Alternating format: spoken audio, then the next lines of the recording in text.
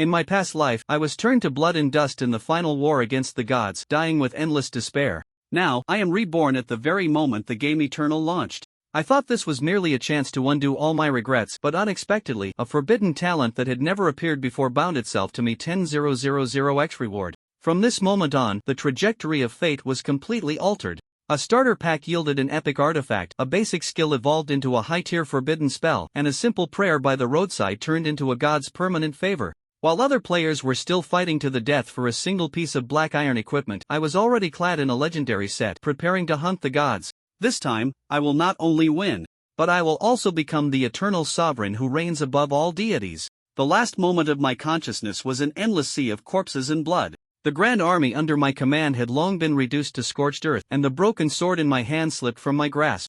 At the edge of the dim sky, only the magnificent silhouettes of gods and unknown beings remained. That was the final despair of my past life. Cough, cough. The choking smell of blood seemed to linger in my throat, and the ceaseless sounds of slaughter still echoed in my mind. Scanning. Identity verification successful. 57 seconds remaining on the game entry countdown. The cold, electronic voice jolted me awake. My pupils contracted as I found myself lying in an eternal gaming pod. That's right, I was reborn. Back to the starting point that changed everything. The countdown continued, and the entire world was boiling with excitement for it. They believed this was a game that could bring status, wealth, and even eternal Lithian unprecedented opportunity. But no one knew the terrible price humanity would pay for Eternal. Calamity descended, the gods launched a world-ending war, and the allied forces of humanity were annihilated due to traitors and corruption, ultimately facing a destruction more terrifying than the gods themselves.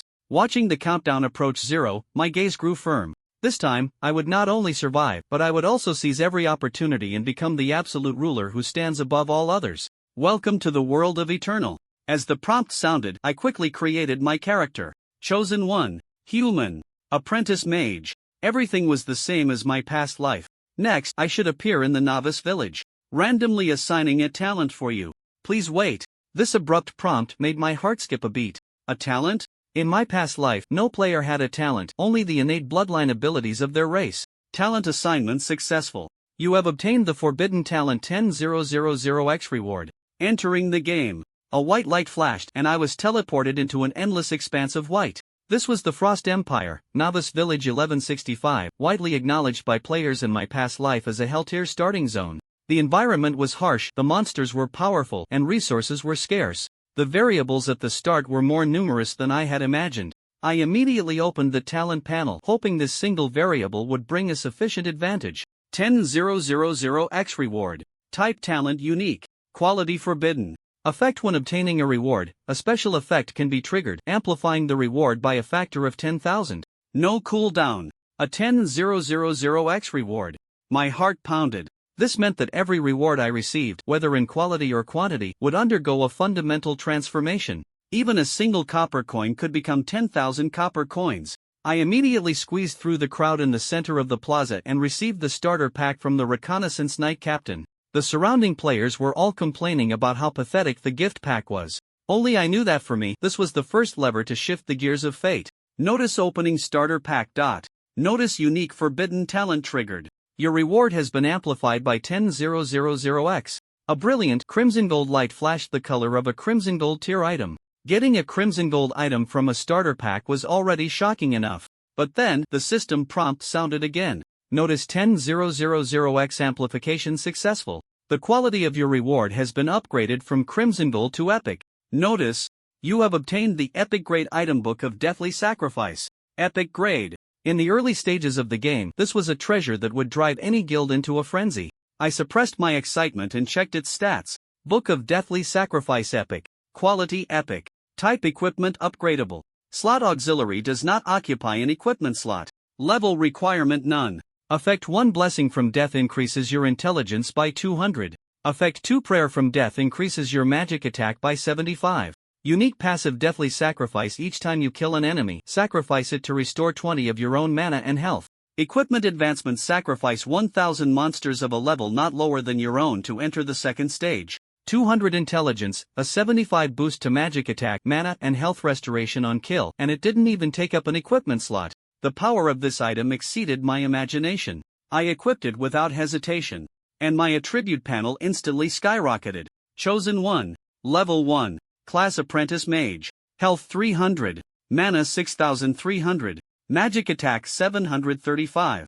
Intelligence 210. 210 Intelligence, 735 Magic Attack. These stats were enough to one-shot any player at this stage. I immediately went to the class instructor to learn my first skill. Notice you have learned the basic class skill book LV1 Iceblade. Notice unique forbidden talent triggered. Your reward has been amplified by 10,000x. Notice you have obtained the high tier skill LV1 Glacial Tempest. A new area effect skill appeared in my skill bar. Glacial Tempest. Level LV1.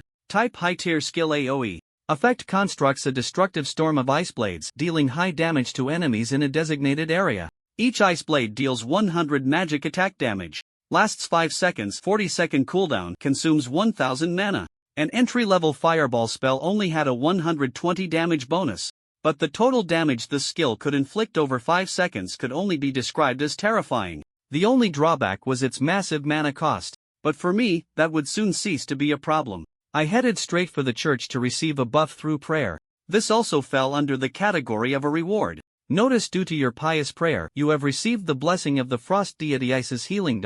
Notice unique forbidden talent triggered. Your reward has been amplified by 10,000x.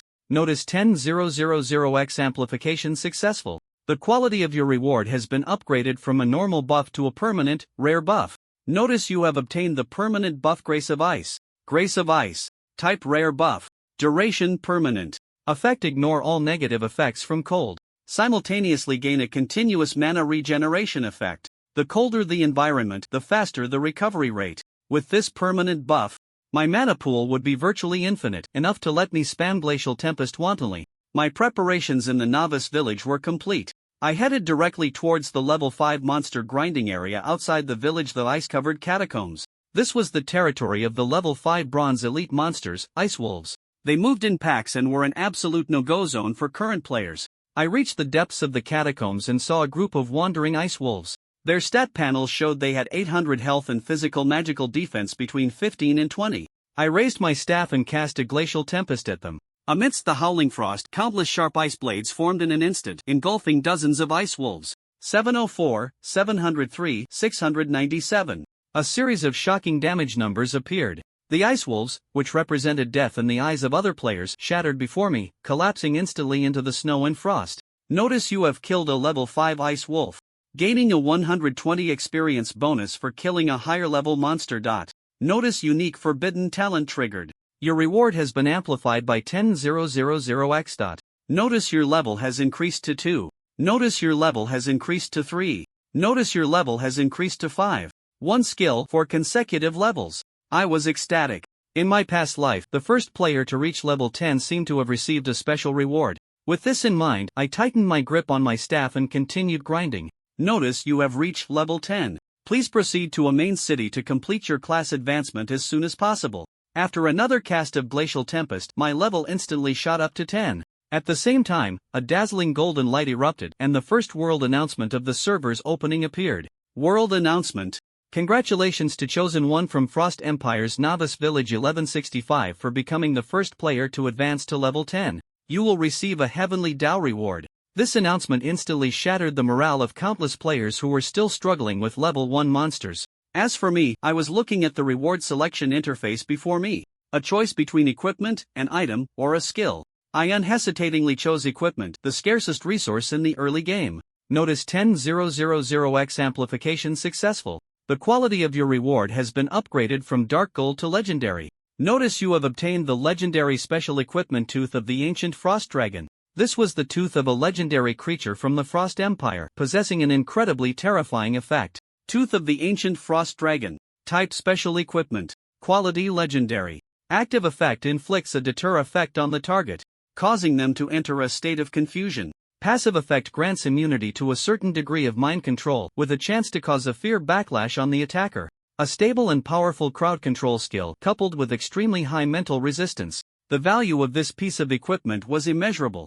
At the same time, the 36 copper coins dropped by the Ice Wolves, under the 10,000x amplification, turned into 36 gold coins, an astronomical sum in the early game. I stepped onto the teleportation array and headed to the main city, Icewind City, to undergo my class advancement trial. The first advancement required clearing a trial dungeon. The higher the difficulty of the dungeon, the better the advancement certificate obtained. Under the astonished gaze of the magic instructor, I directly chose the highest, mythical grade difficulty. Notice, you have opened the class advancement trial dungeon. Current difficulty is mythical. I appeared in a cavern filled with millennia-old solid ice. At the far end lay a humanoid creature several meters tall. Frost Troll Lord Khan. Level 15. Type Legendary Boss. Health 50,000. Attack 1,500. Defense PM 350,400. A level 15 legendary boss was an insurmountable mountain for any player. I gripped my staff and, before it could fully awaken, began channeling Glacial Tempest. The sky-blotting frost swept forth, and countless ice blades slashed into its massive body. 554, 549, 551. A dense stream of damage numbers popped up. After 5 seconds, the boss' 50,000 health had dropped to just over 10,000. The thoroughly enraged boss swung its greatsword at me. I immediately activated the active effect of the Tooth of the Ancient Frost Dragon Deter. The boss instantly fell into confusion. By the time it regained its senses, another glacial tempest was already crashing down. With a thunderous roar, its body collapsed heavily to the ground. Notice you have successfully killed a level 15 legendary boss. You will receive a mythical grade advancement certificate. Notice 10000x amplification successful. The quality of your reward has been upgraded from mythical to eternal unique. Notice you have obtained an eternal unique advancement certificate. Do you wish to advance to the class of eternal mage? Eternal. Unique. I confirmed my choice without a moment's hesitation. Notice advancement successful. You have obtained the eternal unique class eternal mage. After advancing, my stats underwent a world-shaking transformation. Both my health and mana received the exclusive bonus of an eternal class, and the conversion rate of intelligence to magic attack increased from x2 to x4. Chosen 1. Level 10. Class first advancement eternal mage eternal unique. Health 1200. Mana 13. 000. Magic attack 1820. Intelligence 260. Critical rate 20. In addition, I also gained 2 powerful exclusive passive skills. Eternal Arcana cooldown reduction for all skills increased by 40, casting speed increased by 50, and mana recovery increased by 50. Law Affinity greatly increases elemental affinity, allowing skills to ignore a portion of the target's defense when cast. Cooldown reduction and penetration. These 2 attributes were something all players dreamed of but could never attain. Now, I possessed them with ease. My strength had undergone a fundamental change. I immediately headed to the Mercenary Guild in the main city. According to my past lives' memories, an SSS-RANK unique quest was hidden here. I navigated the familiar path and found the quest. Notice, do you wish to accept the unique quest? Investigate the boneyard S-rank? I accepted decisively and headed straight for the high-risk area south of the city, the boneyard. The moment I stepped into this area littered with skeletal remains, the slumbering bones on the ground began to awaken. Demonic Skeletal Warrior Bronzegrade. Level 15. Health 3500. Magic Defense 180. These monsters had high magic resistance and a stun skill, making them a nightmare for early game players. But I was not afraid. I expertly kite 5 skeletal warriors into a group and unleashed a glacial tempest. 1912, 1924, 3868 critical. Under the penetration effect of Law Affinity, their high magic defense was rendered useless. In an instant, all 5 monsters were annihilated. Notice unique forbidden talent triggered. Your reward has been amplified by 10000x. Notice your level has increased to 12. Not only that, but I also obtained a piece of silver grade equipment, which, after the 10000x amplification, transformed into a violet gold grade robe. Shining Robe of Wisdom. Quality violet gold. Intelligence 32. Defense PM 100 or more. Equipment skill Wisdom Spark. Designate 1 skill, increasing its damage by 50 for 3 seconds. The high stats and burst skill provided by this piece of equipment boosted my power once again. Just as I was thinking, a silver grade boss, the demonic skeletal commander, shrouded in a grey mist of death, walked towards me. It had 14,000 health, a desperate number for other players, but for me, it was just another monster to grind. Wisdom Spark activated, Glacial Tempest descended. 3012, 2925, 3060. In one burst, the boss fell unwillingly. Notice unique forbidden talent triggered. Your reward has been amplified by 10000x. Notice your level has increased to 15. Simultaneously, the world announcement resounded across the sky once more, proclaiming that I had secured the first kill of a silver grade boss. From the Heavenly Dao reward, I once again chose equipment. Notice 10000x amplification successful. The quality of your reward has been upgraded from dark gold to legendary. Notice you have obtained the legendary equipment True Eye of Aratoya. This was the eye of a malevolent abyssal demon lord, a treasure even more important than an epic item. True Eye of Aratoya legendary. Slot pendant. Health 30. Active effect: gain the true sight effect, ignoring all camouflage and invisibility of creatures within a 500-meter radius. Passive effect: upon reaching the abyssal sanctum, a trial can be initiated to learn a forbidden spell. A forbidden spell. How terrifying would it become under the amplification of the 10000x reward? My heart surged with battle intent. True Eye, activate. In my vision, all living creatures within a 500-meter radius turned into blood-red shadows. With nowhere to hide, I began a bloody massacre in the boneyard. After my level soared to 17, I completed the kill count requirement for the SSS-RANK quest. Next, using the True Eye and my past lives' memories, I found the guardian boss of the hidden dungeon within the boneyard. Burning Undead Knight Gold Grade. Level 15. Health 18,000. Before it could even rise, my glacial tempest had already fallen. A few seconds later, the snowstorm dissipated, and the gold grade boss health bar was empty as it crashed to the ground. The world announcement rang out once again because of me. From the Heavenly Dao reward, I obtained the enhancement artifact from my past life. Chip of Fate legendary. Type special equipment. Unique effect: when activated, there is a 30 chance to enter the fortune's favor state, greatly increasing luck. Rejecting countless friend requests, I stepped through the dungeon gate before me. Notice, you have entered the hidden dungeon Tomb of the Withered. This was a dungeon for violet gold equipment, but my true goal was the first clear reward: the set advancement stone that could upgrade a violet gold set to legendary. At the dungeon entrance stood two statues holding longbows. Under the True Eye, they emanated a scarlet glow. Withered Guardian. Level 20. Type violet gold elite monster. Health 8,000. Defense PM nearly 400. Their defense was absurdly high, but I knew their weakness. Before they could awaken, I used a glacial tempest to shatter the stone armor on their bodies. The moment their defense was cleared, they awakened. I calmly activated Wisdom's Spark and cast another glacial tempest. 4,612. 4,615. The two violet gold elite monsters died on the spot. I immediately activated the Chip of Fate and successfully triggered Fortune's favor. Notice you have obtained the Withered Gauntlets. Notice 10000x amplification successful. The quality of your reward has been upgraded from violet gold to legendary. Notice you have obtained a legendary set piece Gauntlets of the Elegy. A drop. A piece of a legendary magic user set. I checked its stats. The Elegy's poem set not only had superb attributes, but its 7-piece bonus also had a 30 chance to deal double damage. Suppressing my excitement, I stepped through the palace doors. Inside the grand hall stood 2 rows of 28 statues, all of which were enhanced violet gold elites, the Withered Praetorians. I used the same trick again, a preemptive glacial tempest, to break their defense, and the moment they awakened, I activated the deter effect of the Dragon's Tooth, throwing all the Praetorians into confusion. Frost Shield. Wisdom's Spark. Chip of Fate.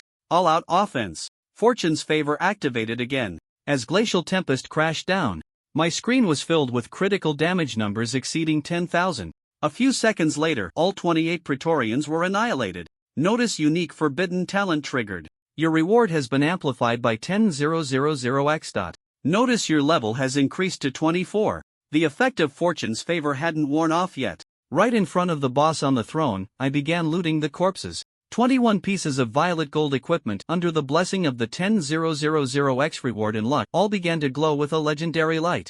Among them, there were a full 5 pieces of the Elegy's poem set. I immediately equipped the new gear, and my stats underwent another earth-shattering change. My health broke through 20,000, and my magic attack soared to 4,452. Insignificant human who dares to disturb the withered, present your neck for slaughter. The figure on the throne finally descended. It was the final target of my trip. The Withered Commander of the Ghost Legion legendary. Level 30. Type legendary boss. Health 58,000. Defense PM over 1,200. Facing these terrifying stats, I chose to stand my ground and fight. The skill of the Gauntlets of the Elegy, Hand of Lament, activated. A giant spectral hand firmly bound the boss, dealing over 10,000 damage. Seizing the opportunity, I activated Wisdom's Spark and the Chip of Fate once more. Notice a 10 chance has been triggered. You have received the special effect Curse of Fate. So what if it's a curse? A slight smile played on my lips as the channeling for Glacial Tempest completed. The boss raged impotently in its bindings, able only to watch as the sky full of ice blades consumed it. 5,892, 5,914, 12014 critical damage. Even with a curse on me, relying on my terrifying raw damage, I still managed to brute force the boss to death. As it fell with an unwilling roar, a massive amount of experience flooded into my body. Notice 10,000x reward triggered. Your level has increased to 25. Notice your level has increased to 26. Notice your level has increased to 30. In an instant, I had directly reached the level cap for the first class advancement. Tip: since your current level has reached the limit, level 30, you cannot gain experience points for the time being. So I've reached level 30 already? That's really outrageous. Despite saying this, a smile of satisfaction still appeared on Suchen's face. After all, this was an equipment dungeon. Under the effect of the talent, tenfold reward, the experience reward alone had caused his level to soar directly to 30. So, how abundant would the other drops be? Gathering his thoughts, Suchen looked at the corpse of the ground boss. Fate chips. Activate. As soon as he finished speaking, the fate chips were gently stirred. The prompt sound arrived as expected.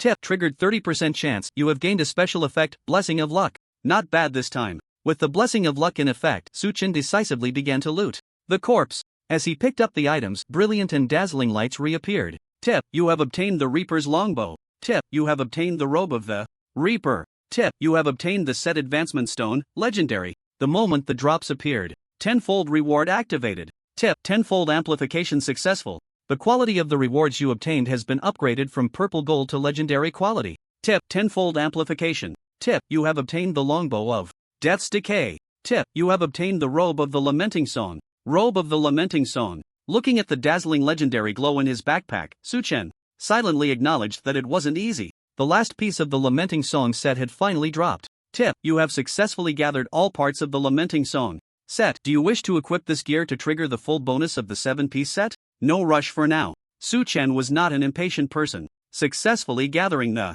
Lamenting Song set was merely an appetizer. What was truly exciting was another prompt. Tip: tenfold amplification successful. The quality of the rewards you obtained has been upgraded from legendary to epic quality. Tip: you have obtained the set advancement stone, epic. As expected, the tenfold reward never disappoints. The first completion reward for defeating the final boss, set advancement stone, legendary. At this moment, it had truly been upgraded to epic quality. This also meant one thing. Once the set advancement stone was activated, the Lamenting Song set would directly advance to epic quality. Moreover, without any cost. Tip: do you wish to use the set advancement stone, epic, to advance the Lamenting Song set? Confirm. Suchen decisively made his choice. Tip: advancement successful. You have obtained the endless Lamenting Song set, epic. In an instant, the brilliant luster that only appeared in legends filled every corner of the empty palace. Advancement successful. The epic has arrived. Suchen suppressed the wild joy in his heart and turned his gaze to the magic robe in his hand.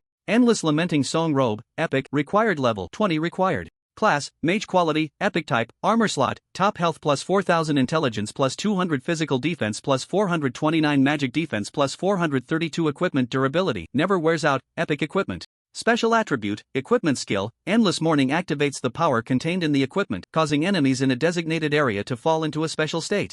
Endless morning, during this time, enemies cannot move, cannot attack, and all attributes are weakened by 30%, lasting for 5 seconds. Equipment skill cooldown time 3 minutes. Description: a poem from life, playing the lament for what is about to pass away.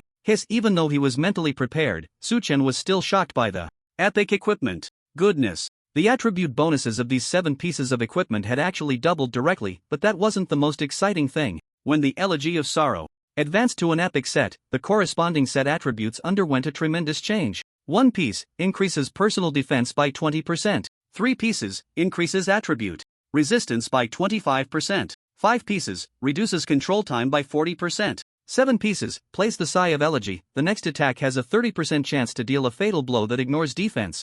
With a cooldown of 5 minutes. Ignore defense. 1-hit kill. This was the attribute of an epic set. Without hesitation, Suchen decisively removed the Shining Wisdom robe and tossed it directly into his backpack. The 50% damage increase provided by the equipment skill Wisdom Inspiration was indeed tempting, but compared to the terrifying bonuses of the epic set, it was simply not enough. Tip: you have equipped the Endless Elegy robe, epic, meeting the set requirements, successfully triggering the 7-piece effect. The moment Suchen completed the equipping, the Silent World announcement unexpectedly rang out again at that moment. World announcement. Congratulations to player chosen 1 for successfully unlocking the epic set, becoming the first player to obtain epic equipment and receiving enhancement rewards. World announcement. Congratulations to player chosen 1 for successfully. A series of 3 world announcements caught all players around the world off guard. Since the server opened, the often overlooked world equipment rankings had suddenly drawn countless players' attention. Upon opening the rankings, they were all astonished. On the leaderboard, there was only Su Chen as a player. Countless other players didn't even qualify to be on the list. For a moment, the entire world channel erupted into chaos. Damn, getting an epic set in the early days of the server is just ridiculous. Haha, are you really that shameless? Turn off the hacks for me. I star you, you star. B, since the server opened, it turns out this guy has monopolized the world announcements, right? The chosen one is a friend of the Night Rain Guild. Those who insult him should be careful. Big shot, did you see the last video I posted? I changed to white this time. Video attachment.mp4. Big shot, take care of the kids. Envy, admiration, anger, and various attempts to curry favor and seek support. For a moment, all players' eyes were on Su Chen. However, unlike before, a few minutes later, many people sent temporary private messages, revealing a heavy piece of news. It was said that among the top 10 large factions, 7 had united to form a special alliance. Some speculated that this was aimed at Su Chen, wanting to crush him during his novice period. Upon hearing this news, Su Chen not only didn't get angry but instead felt like laughing. This alliance, in his previous life, was humorously dubbed the fastest disbanded alliance in history. It lasted only 3 days before the major factions began to distrust each other. Ultimately, they separated and collapsed. Instead, it was the Night Rain Guild that caught his attention. If he remembered correctly, in his previous life, the Night Rain Guild acted low-key. With a large number of players reaching level 10 first, they rapidly leveled up the Mercenary Guild, gradually gaining true power over it. They became the most terrifying first faction, Mercenary Guild. Thinking of this, Su Chen couldn't help but feel a pang of nostalgia. In Eternal, the Mercenary Guild was an irreplaceable existence in the hearts of all players. After registering as a mercenary, players could gain Mercenary Guild experience by completing tasks. This allowed them to level up their mercenary ranks. Mercenaries were divided into Black Iron, Bronze, Silver, and could be promoted all the way to Teleport, Epic, and even Divine Mercenaries. Mercenaries of different ranks could obtain corresponding special equipment. Mercenary Token. As the mercenary rank gradually increases, not only will the attribute bonuses provided by the token rise, but players will also gain the right to establish their own mercenary groups. In the past life, the Night Rain Guild had its players crazily grinding mercenary tasks, secretly establishing dozens of mercenary groups. As a result, they recruited countless players in the early stages of the game to join the mercenary groups. Players who joined the mercenary groups could contribute experience points to the group by completing mercenary tasks. This not only elevated the mercenary group's level but also granted exclusive buff bonuses. One thing was most important: the mercenary group would take 10% of the members' task rewards, enough to make a fortune. 10% rewards? A bold guess flickered in Su Chen's mind. Perhaps this 10% cut could trigger the tenfold reward. If that's the case, then it would be a windfall. Next, Su Chen left the dungeon. Then he looked at the world announcement. If he remembered correctly, he still had an enhancement reward to claim. Tip: would you like to claim the enhancement reward? One will be randomly selected from the following categories as a reward. Enhancement, Amplification, Inlay, and Enchantment. There were 4 categories in total for random selection. Draw. Without a second thought, Su Chen made his choice. Just draw and be done with it. With the tenfold reward in play, any category would be a guaranteed profit. As soon as he finished speaking, the prompt sounded again. Tip: tenfold amplification successful. The quality of the reward you received has been upgraded from dark gold to legendary quality. Tip: you have received a legendary enhancement material, Malden's Family Heirloom, Legendary. In an instant, a dazzling legendary glow appeared in his backpack. Malden's Family Heirloom, Legendary. Type: Inlay. Gem quality: Legendary Inlay. Position: Weapon Inlay effect can imbue the weapon with death magic elements, increasing the active effect Withering Life, causing damage while stacking withering marks on enemies, gradually weakening them. Description: a family heirloom from the undead Archmage Malden, containing endless magical mysteries. Good stuff. With his past life experience, Su Chen immediately recognized the value of this gem. Withering Life. As long as damage is dealt, it can continuously stack a weakening buff on enemies. It was a perfect tool for boss farming. Unfortunately, he currently had no suitable weapon and could only set it aside for now. Not long after, Su Chen arrived at the main city. Tip: you have entered the Frozen City. Just as he stepped through the city gate, the world announcement reappeared. World announcement: congratulations to player Daylight for becoming the second player to reach level 10, receiving a gold level reward. This announcement had not yet faded when several more announcements followed in quick succession. World announcement: congratulations to player Knight Rain for becoming the third player to reach level 10, receiving a silver level reward. World announcement: congratulations to player. A series of world announcements came one after another. As time passed, players began to flood into the main city. Seeing this scene, countless players were moved to tears. Damn, it's finally not just the Chosen One's world announcement anymore. President Daylight is awesome. President Knight Rain is awesome. Stay low-key, don't show off your basics. The major factions in the world channel shook off their past gloom and began to feel proud. But at this moment, Su Chen had already returned to the Mercenary Guild. This Black Iron level mercenary, how can I assist you? Submit a task. Under the astonished gaze of Hill, Su Chen submitted the S-level unique task: investigate the buried bones. In an instant, several beams of light appeared. Tip: you have received a reward: Bard Staff, Crimson Gold. Tip: tenfold amplification successful. The quality of the reward you received has been upgraded from Crimson Gold to Legendary quality. Tip: you have received a reward: Whispers of the World Tree, Legendary. Weapons: a brilliant light suddenly appeared. In Su Chen's hand, a staff with an ancient and artistic design emerged, exuding a heavy and profound aura. Whispers of the World Tree, Legendary, required level, 30 required class, Mage quality, Legendary type, staff slot, weapon intelligence plus 200, physical attack plus 219, magic attack plus 401, health recovery rate plus 50%, critical hit rate plus 20%, movement speed plus 20%, equipment durability, never wears out equipment skill, blessing of the World Tree activates the mysterious power contained within the staff, allowing the user to enter a special state, blessing of the World Tree, which grants immunity to all fatal damage for 10 seconds, with a cooldown of 10 minutes. Special effect: the holder will gain the respect of the Elven race. Description: a branch plucked from the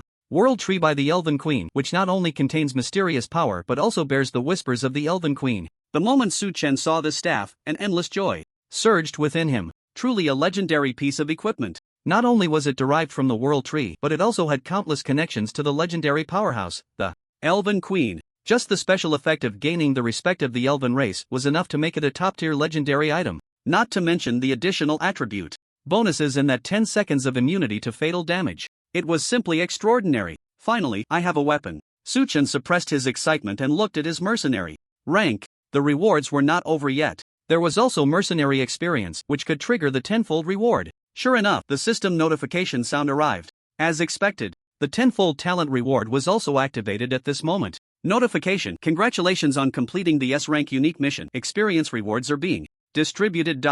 Notification: tenfold amplification successful. Your experience points have been increased. Notification: you have gained 100,000 mercenary experience. Notification: you have gained mercenary experience. In an instant, an unimaginable amount of mercenary guild experience surged towards Su Chen. Notification: your mercenary rank has been upgraded to bronze. Notification: your mercenary rank has been upgraded to silver. Notification: your mercenary golden light poured down generously. As the notification sounds continued to ring out, the mercenary experience from this S-Rank unique mission caused Su Chen's mercenary rank to soar wildly. Notification: your mercenary rank has been upgraded to purple gold. Notification: you have obtained a special equipment, mercenary token, purple gold. As the notification sound gradually faded, Su Chen's dim black iron level mercenary badge was directly replaced by a dazzling one. In his backpack, a token shimmering with purple gold luster appeared. Mercenary token, purple gold, type, special equipment quality, purple gold equipment attributes, increases physical and magical defense by 20%, increases critical hit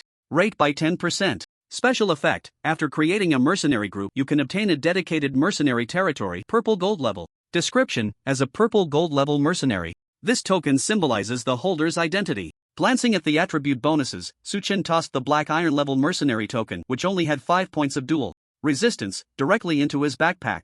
The two were simply incomparable. Notification: do you wish to equip the special equipment, mercenary token, purple gold? Notification: do you wish to equip the weapon, Whispers of the World Tree, Legendary? Confirm. Su Chen directly equipped both the token and the weapon. At present, his level had already risen to 30. The fixed attribute growth from leveling up, combined with all the free attribute points allocated to intelligence, along with the bonus from upgrading to the epic quality elegy set, had raised his current attributes to a terrifying value. Health: 28,600 points. Intelligence: 1,544 points. The magic attack power was outrageous. With a 75% attack bonus, it skyrocketed to 11,509 points. In other words, when he casually cast a fireball, even without a critical hit, he could deal over 10,000 damage. This was simply terrifying in the early stages of the game. Not bad.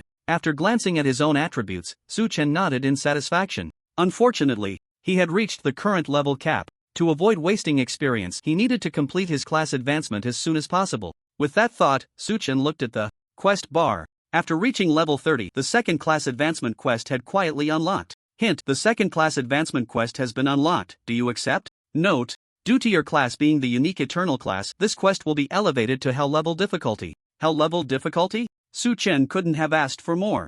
The higher the difficulty, the greater the rewards. Ordinary class change quests had almost no difficulty, but they also didn't yield powerful attribute bonuses. With that in mind, he directly chose to accept. Hint: you have accepted the second class advancement trial quest. The current quest, Lost Eternal Kingdom, has been unlocked. Please check the details. Upon seeing this, Su Chen's pupils suddenly constricted. If he remembered correctly, this Eternal Kingdom, which felt so familiar, was likely related to the main storyline quest of the first phase of the game. Lost Eternal Kingdom type, class change trial quest difficulty, hell level content. Please go to the sleeping forest and collect the quest items Silent Ghost Flower and Skull Dragon Basil's Head. Just as I thought, Su Chen murmured, already having an answer in his heart. The items that activated the main storyline quest in his previous life were indeed the Silent Ghost Flower and Skull Dragon Basil's Head from the Sleeping Forest. It seemed there was a significant connection between the two. Very well. Su Chen had already set his next plan in motion. But before that, there was one important matter. When players advanced to silver level mercenaries, they could establish a mercenary group. However, the recruitment limit was only 1,000 people. As the ranks continued to rise, the number of recruits for the mercenary group would also increase. But Su Chen was not worried at all. The recruitment limit for a purple gold level mercenary group was 50,000. That was more than enough.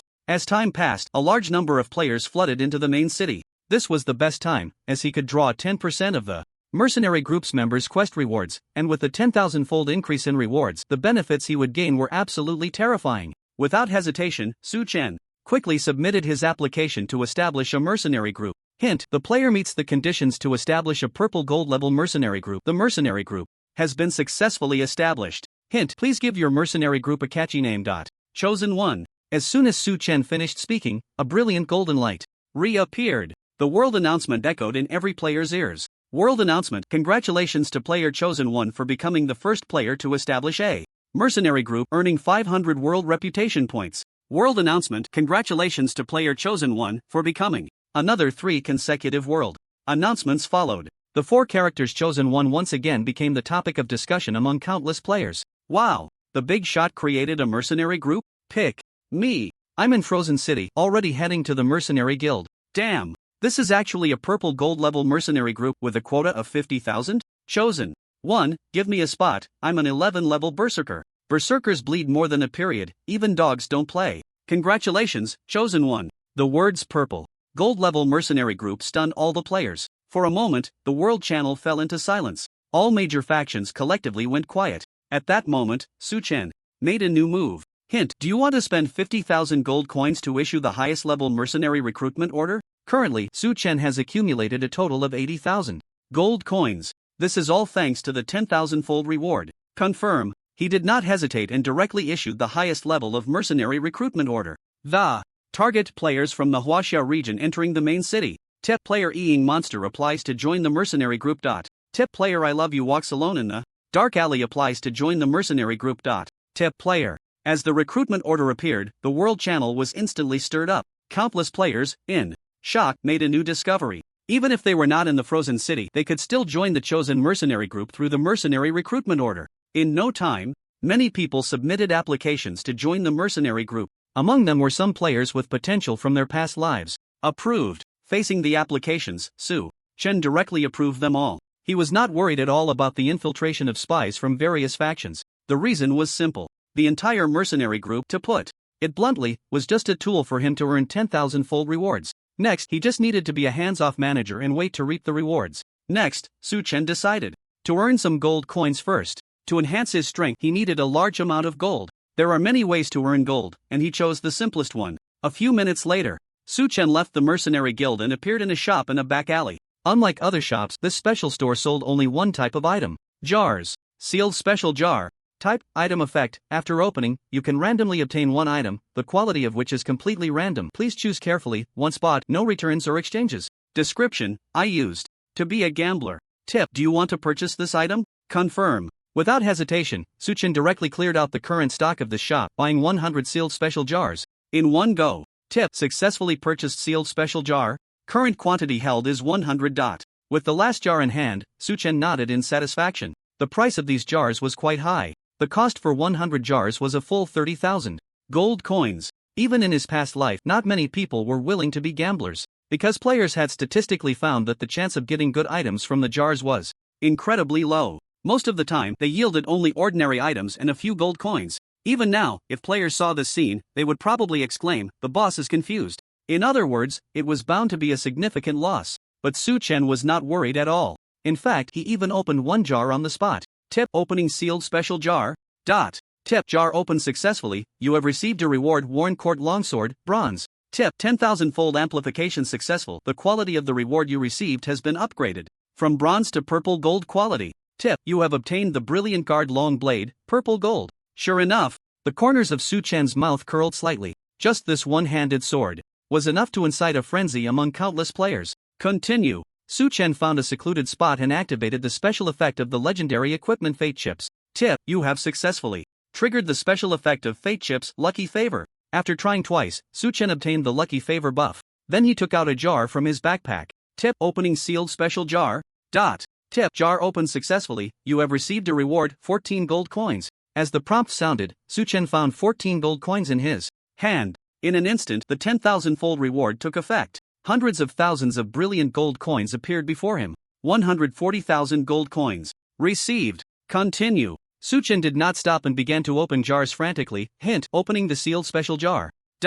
Hint: jar opened successfully, you have received a reward: valiant armor, gold grade. As the jars were continuously opened, brilliant rays of light emerged one after another. With the 10,000-fold reward boost, all the randomly obtained items underwent a qualitative change. Dark gold grade priest boots. One-time item of purple gold quality. Gold grade knight's lance. Legendary. Dark attribute ring. Various rare embedded gems and enhancement stones. As each jar was opened, rewards of unimaginable value appeared before Suchen. Just the amount of gold coins had increased to over 6 million due to the 10,000-fold reward. Moreover, this number was still on the rise. 7 million, 8 million, 10 million, until Suchen opened the 99th jar.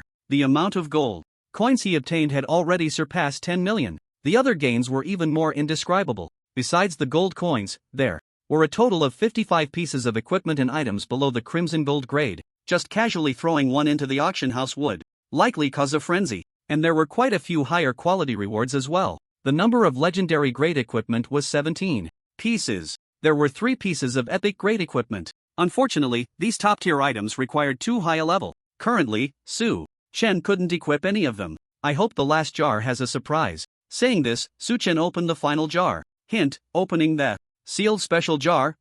Suddenly, a unique glow of epic grade equipment burst forth, illuminating Suchen's face. Hints followed in quick succession. It was exhilarating. Hint: jar opened successfully, you have received a reward: cloak of shadow and light. Epic. Hint: 10,000-fold boost successful, the quality of the reward has been upgraded from epic to divine quality. Hint: you have obtained the cloak of mastery over light and darkness, divine. Suchen's heart skipped a beat, his eyes filled with disbelief. The 10,000-fold reward took effect. The epic equipment was directly enhanced into a divine artifact. Even in his previous life, it seemed he had never truly possessed a divine grade item. One must know that divine grade equipment often belonged to legendary or even mythical beings. The number of divine grade items a player could obtain was extremely limited. Yet now, it was directly in front of him. Suppressing his excitement, Suchen looked directly at this divine grade equipment. Cloak of mastery over light and darkness, divine, required level, none required class, any class can equip quality, legendary type, special armor, can grow, slot, cloak current growth stage 1 effect 1, strength plus 200, intelligence plus 200, stamina plus 200, agility plus 200, effective upon wearing. Effect 2, in a bright environment, increases evasion chance by 60%, in a dark environment, ignores power differences, immune to all biological detection. Equipment skill, mastery over light and darkness, activates the power contained within the equipment,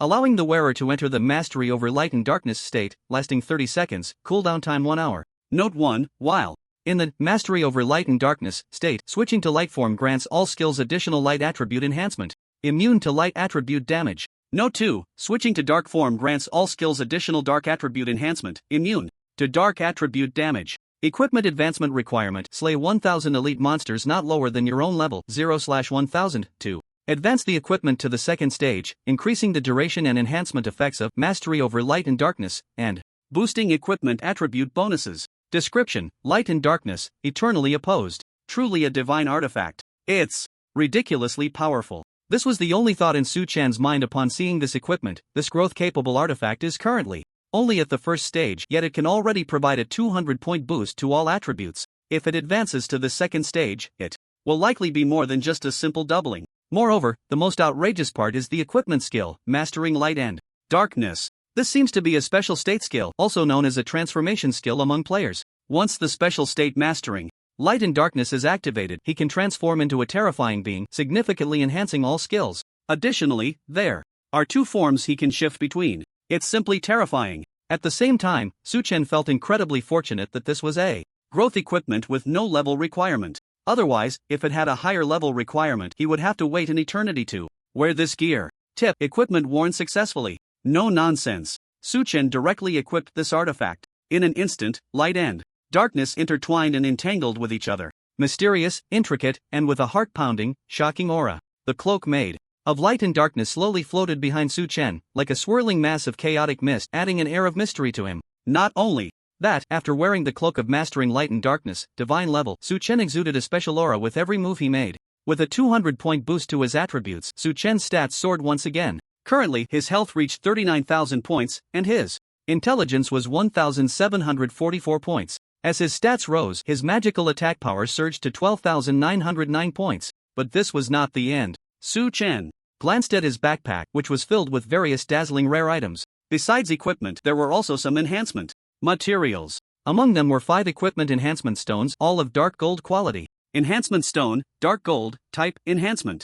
Material quality, silver level effect, can be used to enhance and upgrade equipment. Success rate for levels 1-6 is 60%. Success rate for levels 6-10 is 30%. Success rate for levels 10-13 is 5%. Special effect: during the enhancement process, there is a chance to trigger a special event that increases multiple enhancement levels at once. As expected, dark gold quality enhancement stones can only enhance equipment up to level 13. To continue upgrading, higher quality enhancement stones are often required. But for now, let alone dark gold enhancement stones, even bronze quality ones have skyrocketed to an unimaginable price. Besides that, enhancing equipment also requires a large amount of gold coins. Currently, apart from Su Chen, no one else can afford it. While pondering, he walked towards the blacksmith shop. As time passed, a large number of players flocked into Frozen City. The entire main city was bustling with activity. Even the entrance of the blacksmith shop was crowded with onlookers. Suddenly, a shout came from the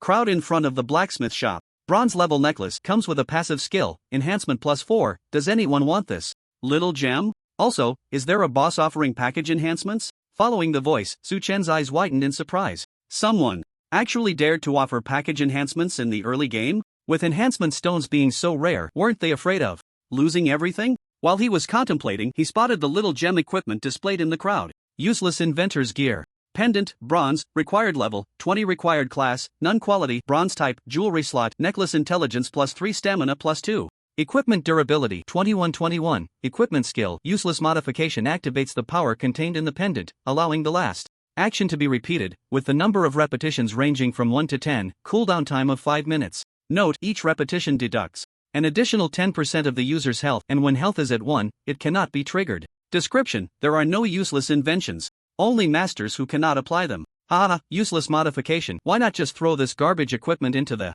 shop? You can't say that. What if some big fool actually buys it? Repeating the last action deducts 10% of health. What if it triggers 10 times? You're worried the buyer might live too long, right? As soon as these words were spoken, laughter erupted around them. The vendor's face grew increasingly awkward. Although the comment was harsh, it seemed to have some truth to it. Repeating the last action could allow for an extra skill release while fighting monsters. It sounded pretty good. But if it triggered 10 times, it was certain that one wouldn't survive. While others continued to mock, excitement flickered in Su Chen's eyes. He was very familiar with this piece of equipment. Although it looked like just a bronze-level piece of junk, it was quite famous in his past life. Repeating the last action? This wasn't just about releasing skills, it included enhancements, amplifications, inlays, and more. Moreover, triggering a special effect didn't require additional materials. It definitely deserved the title of top-notch. Boss, I'll take this equipment. Without hesitation, Su Chen expressed his intention to buy. The players who were mocking frowned upon hearing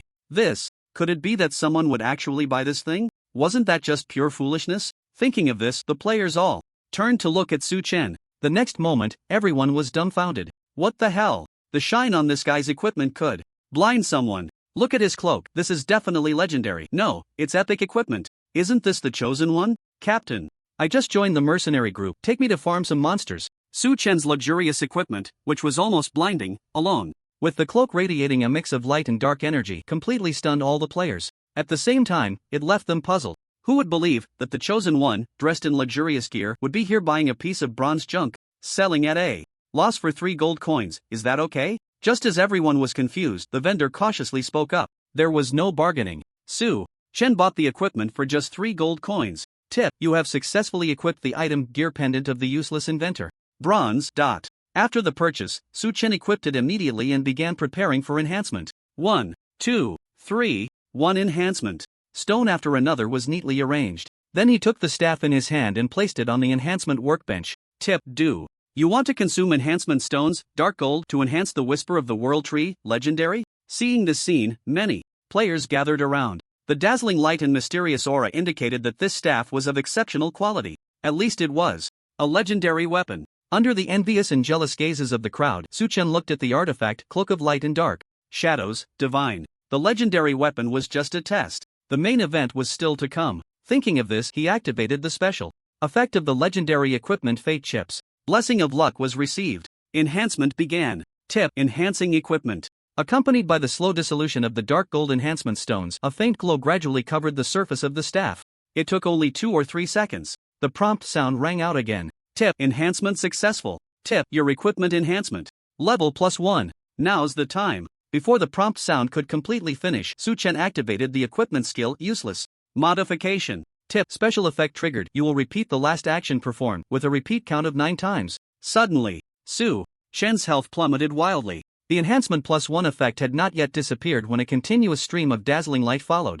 Enhancement +2 successful. Enhancement +3 successful. Enhancement +4. Blessing of Luck continues to take effect. A total of 9 enhancements, all successful. Tip: enhancement successful. Tip: your equipment enhancement level +10. As the prompt echoed in his ears, the Whisper of the World Tree, legendary, emitted a dazzling brilliance, turning the blacksmith shop, which was originally dim in the dusk, into a scene as bright as day. A gasp of astonishment arose from the crowd of onlookers. All the players were stunned. What the hell? He only enhanced it once. Why is his equipment so shiny? Isn't it obvious? We're all wearing bronze and silver trash gear, while he's at least got a legendary weapon. No, wait. At that moment, a sharp-eyed player noticed something was off. To verify their suspicion, they quickly cast a reconnaissance spell. The next second, the results slowly emerged. Although the reconnaissance spell didn't provide specific information about the equipment, the name of the equipment stood out remarkably. Whisper of the World Tree, legendary, enhancement level, +10. Staring blankly at the dazzling glow of enhancement, +10, many players felt a surge of disbelief. That big shot is this, the special effect of that piece of junk equipment. From earlier, after a long silence, someone tentatively asked. Meanwhile, more players turned their gaze to Su Chen's health bar. His health plummeted by 90% in an instant. Definitely the effect of the gear pendant of the useless inventor, bronze. In an instant, all the players present were screaming in their hearts. Why didn't they act sooner? Just 3 gold coins. They could have obtained this life-changing equipment. Soon, news about the special effect of the gear pendant of the useless inventor, bronze, spread throughout the entire world channel. But a regrettable thing happened. This equipment was a reward from a C-level unique quest. Only one piece available. Frustration. Regret. The players present, filled with complex emotions, looked back at Su Chen. At this moment, he took off another piece of equipment. Enhancing the legendary staff was just a preliminary attempt. Next, his target for enhancement was the artifact, Cloak of Light and Shadow, Divine. In eternity, there is one rule that remains unchanged. The enhancement of equipment attributes will continuously increase with the number of enhancements. After the enhancement level of Whisper of the World Tree, legendary, reached +10, its attributes also underwent significant changes. First, the intelligence bonus increased from 200 to 300 points. Secondly, the magic attack power bonus rose from 401 to 602 points. Overall, the total attributes increased by about 50%. Quite impressive. After drinking a few recovery potions, Su Chen's health returned to full. Next, he activated the special effect of Fate Chips, gaining the enhancement buff, Blessing of Luck. Everything was ready. The enhancement began. Again. Tip: enhancing equipment. The prompt sound rang out, and the dark gold quality enhancement stone slowly melted away. Tip: enhancement successful. Tip: your equipment enhancement level +1. The moment the enhancement glow showed signs of dimming, Su Chen activated the equipment skill of Gear Pendant of the Useless Inventor, Bronze, once more. Tip: special effect triggered. You will repeat the last action performed, repeating it 3 times. This time, it was clear he wasn't as lucky as before, but it was also within expectations. As his health dropped by 30%, the surface of the Cloak of Light and Shadow, Divine, revealed a unique sheen of enhancement +4. Seeing this scene, the onlooking players were all stunned. When did enhancing equipment become this easy? The owner selling the Gear Pendant of the Useless Inventor, Bronze, also had a face that shifted between green and purple. But having made the sale, he can only watch Su Chen enhance in silence. Isn't this also a form of NTR? Tip: strengthening equipment. Su Chen consumed another enhancement stone and continued to strengthen his equipment. When he successfully enhanced the Cloak of Light and Shadow, Divine level, to +5, the useless transformation activated again. Tip: triggered special effect. You will repeat the last action performed. Repeat count is 1 time. This time, the repeat count was only 1. Moreover, it failed to enhance. Glancing at the remaining 2 enhancement stones, dark gold, Su Chen felt no ripple in his heart, his hands never stopping. This is enhancement. Having such a success rate is actually quite good. Not to mention, the higher the quality of the equipment, the lower the chance of successful enhancement, especially for the rumored divine artifacts. Tip: strengthening equipment. Next, Su Chen consumed another enhancement stone. Useless transformation took effect, granting him 2 repeat counts. Tip: enhancement successful. Tip: your equipment enhancement level is +7. Finally reached +7.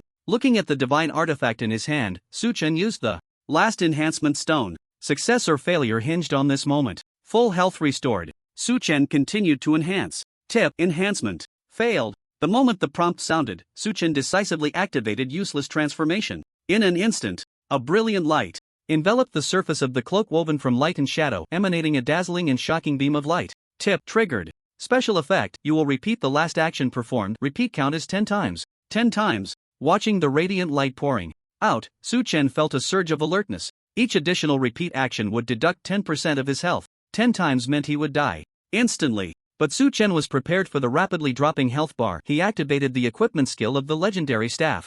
The mysterious power contained in the whisper of the World Tree, legendary, surged forth, quickly spreading to the surroundings. A phantom of the World Tree quietly emerged. Equipment skill: Blessing of the World Tree. Lasts for 10 seconds. During this time, the holder will be immune to all fatal damage. Tip: enhancement successful. Tip: your equipment enhancement level is +8. Tip: enhancement failed. Tip: enhancement successful. Tip: your equipment enhancement level is +9. Tip: without consuming any items, Su Chen initiated a 10-fold enhancement. The enhancement level of the Cloak of Light and Shadow, Divine level, began to soar rapidly. +10, +11, +12, perhaps due to the previous failures. After reaching +10, there were no failures at all the way up. It finally reached an enhancement level of +15. The brilliance from +15 was resplendent and magnificent, enough to make countless people obsessed. Holy crap, is this even possible? Seeing this scene, all the players present were stunned. A few seconds later, the players slowly came to their senses. At this moment, they had only one thought in their minds. They had to see how terrifying the attributes of the rumored +15 equipment would be. Where is he? Just then, the players realized something was off. The chosen one who completed the enhancement to +15 had unknowingly left the blacksmith shop long ago. Tip: you have left the frozen city. Tip: you have discovered the desolate plains. A few minutes later, Su Chen left the main city. To break through the current level cap and complete the second job advancement, he had to go to the Forest of Slumber to collect the quest items Silent Ghost, Flower and Skull Dragon Basil's Head. The area before him, filled with bones and tombstones, was the only path to reach the Forest of Slumber. If he remembered correctly, the legendary creature Bone Dragon Basil should be lurking in the border area between the desolate plains and the sleeping forest. The tiers of monsters and bosses are generally black iron, silver, gold, and so on, but legendary creatures are different. They are more like a title. Moreover, they are not limited to just monsters and bosses. Many renowned NPCs also possess legendary titles. In short, beings that receive the legendary rating often possess an extremely special ability. Basil, Su Chen thought for a moment. According to his memories from his previous life, the special ability of the Bone Dragon Basal should be related to manipulating dark environments. It is an existence that the current player community cannot provoke at all. Not to mention, the Dragon Clan also possesses a terrifying talent, immunity to magical damage. This aspect makes countless mages loathe it. But Su Chen was not worried at all. With the artifact cloak enhanced to plus 15, he already had the means to confront legendary creatures. Thinking of this, he looked at his equipment bar. Su Chen was also a bit curious. Just how astonishing is the attribute enhancement of an artifact at plus 15? Cloak of Light and Shadow, Divine level, Required level, None required. Class, any class quality, Legendary type, Special armor, can grow, slot, cloak current growth stage, Stage 1 enhancement level, plus 15. Effect 1, Strength plus 200, Intelligence plus 200, Stamina plus 200, Agility plus 200, effective upon wearing. Special effect triggered at plus 15. Enhancement, this affix attribute increases by 75%. Effect 2, in a light environment, increases evasion chance by 60% in a dark environment. Ignores power differences, immune to all biological detection. Equipped skill, Mastering Light and Shadow activates the power contained within the equipment, allowing oneself to enter the Mastering Light and Shadow state, lasting 30 seconds, cooldown time 1 hour. Special effect triggered at plus 15 enhancement, this equipment skill effect increases by 75%. Note 1, when in the Mastering Light and Shadow state, switching to light form allows all skills to gain additional light attribute enhancement, immune to light attribute damage. Note 2, switching to dark form allows all skills to gain additional dark attribute enhancement, immune to dark attribute damage. Equipment advancement requirement, slay 1000 elite monsters not lower than one's own level 0/1000 to advance the equipment to the second stage, increasing the duration and enhancement effect of Mastering Light and Shadow and increasing equipment attribute bonuses. Special effect at plus 15 enhancement, Divine Might. After wearing this equipment, one can trigger a contempt effect against monsters up to 15 levels higher than oneself, with a chance to turn attacks into true damage, ignoring defense, ignoring resistance, ignoring damage immunity. Description, light and darkness, eternally opposed. Su Chen? Is this the effect after enhancing the artifact? It's not just powerful, it's simply unimaginable. First, the attributes. Under the enhancement of plus 15, the 4-dimensional attribute bonus has directly risen to 350 points. Su Chen's strength has increased again. Health 46,800 points. Intelligence 1,894 points. Magic attack power has even reached 13,959 points, about to break the 14,000 mark. And this is just part of it. The most outrageous is the special effect brought by the plus 15 enhancement. Divine Might inflicts a contempt effect on enemies, triggering true damage. Countless defenses. Ignoring resistance. Ignoring damage immunity. Legendary creatures often possess despair-inducing defenses, damage immunity, and elemental resistance. Even the Dragon Clan's magical immunity can be directly ignored. This special effect is enough to prove the value of the plus 15 enhancement. Tip: you have disturbed the sleeping dead. Please prepare for battle. Tip: you have disturbed. Just as he was thinking, the battle alert suddenly rang out. Currently, Su Chen is located in the heart of the desolate plain. This area is filled with endless graves and crumbling tombstones. Hidden among them are monsters, all bloodthirsty and violent souls. Painful Plague Wraith level, 28 race, undead type, silver elite monster health, 13,000 attack power, 454 physical defense, 390 magic defense, 518 skills. Pain Drain Wraith summon toxic plague. Description: the wandering souls in the desolate plain have only one thought: to inflict death and suffering on every living being that passes by. Accompanied by a rustling sound, several dark red phantoms appeared ahead. A thick, gray-green mist, painful and hideous faces, an aura of decay emanating from their bodies. This group of undead monsters called Painful Plague Wraith is rushing towards Su Chen at an alarming speed. Strike! Su Chen decisively raised his staff. After a brief channeling, Extreme Ice Storm was unleashed. It landed right at the feet of the monsters. Boom! In an instant, blades of ice composed of endless ice magic elements transformed into a blizzard filled with lethal intent cascading down. At the same time, it brought terrifying damage that made one's heart race. Minus 14,982. Minus 14,997. Minus 15,354. True damage. Minus 15,013. So far, Su Chen's attributes have undergone a tremendous change. Instant kill. Like a withered tree being uprooted. The high damage from Extreme Ice Storm instantly annihilated the wraiths before him. Notification: you have killed the silver elite monster, Painful Plague Wraith. Notification: you have killed. Since Su Chen has not yet broken through the level cap, he cannot temporarily gain the experience points from the 10,000-fold reward bonus. However, he can collect the monster's loot. Under the 10,000-fold reward boost, a dazzling array of gold coins and equipment exploded onto the ground. Very good. Su-chan did not pick it up. He stopped his actions and looked ahead. Not far away, there were still some painful plague wraith attracted by the hatred. There were about 15 of them. At some point, a thick gray-green mist began to swirl around these souls. Upon closer inspection, it was not difficult to see the silhouettes of some monsters hidden within. If I remember correctly, they should start summoning wraiths. With memories from his past life, Su-chan is quite familiar with the abilities of most monsters. As a silver elite monster, the painful plague wraith possesses a rather impressive skill. Wraith summon. It can continuously summon wraiths, making it a true monster C tactic. To break this, he needs to quickly kill the painful plague wraith. But Su-chan is in no hurry. The reason he stopped here to farm monsters is to summon these wraiths. Besides the artifact cloak, he also possesses an epic quality growth equipment, Book of Death Sacrifice, Epic. By sacrificing the souls of 1,000 ordinary monsters, he can break through to the second stage. As time passed, dozens of wraiths began to appear.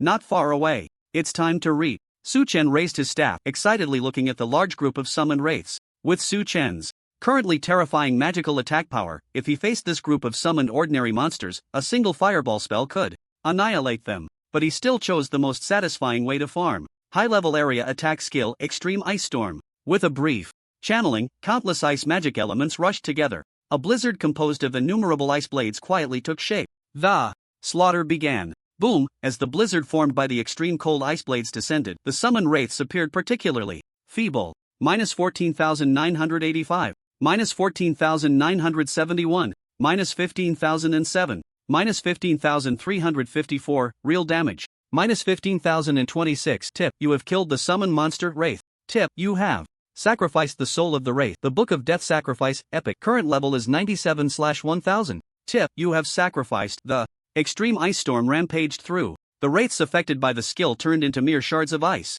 Witnessing this scene, the brutal and bloodthirsty plague of pain were all enraged, launching an assault on Su-chan in unison. A thick fog of plague enveloped the area. This group of elite monsters began to output damage frantically, but regardless of level, health, or defense, Su-chan was more than capable of crushing ordinary monsters. Coupled with the damage reduction bonus from the epic set Endless Elegy, the damage dealt by the Plague of Pain was surprisingly only in double digits. Minus 78, minus 75, minus 82. For a moment, this area staged a comical scene. 1, 2, 3. Under the dense fog of plague, Su-chan ignored the monster's attacks, continuously harvesting the wraiths summoned by the enemies using his skills. The sacrifice levels of the Book of Death Sacrifice were skyrocketing. After a while, just as Su-chan was enjoying the slaughter of the wraiths, a player cautiously approached. This ridiculous quest actually requires going to such a dangerous area. A bit absurd. The player speaking was named Night Rain Ashes. He was an assassin.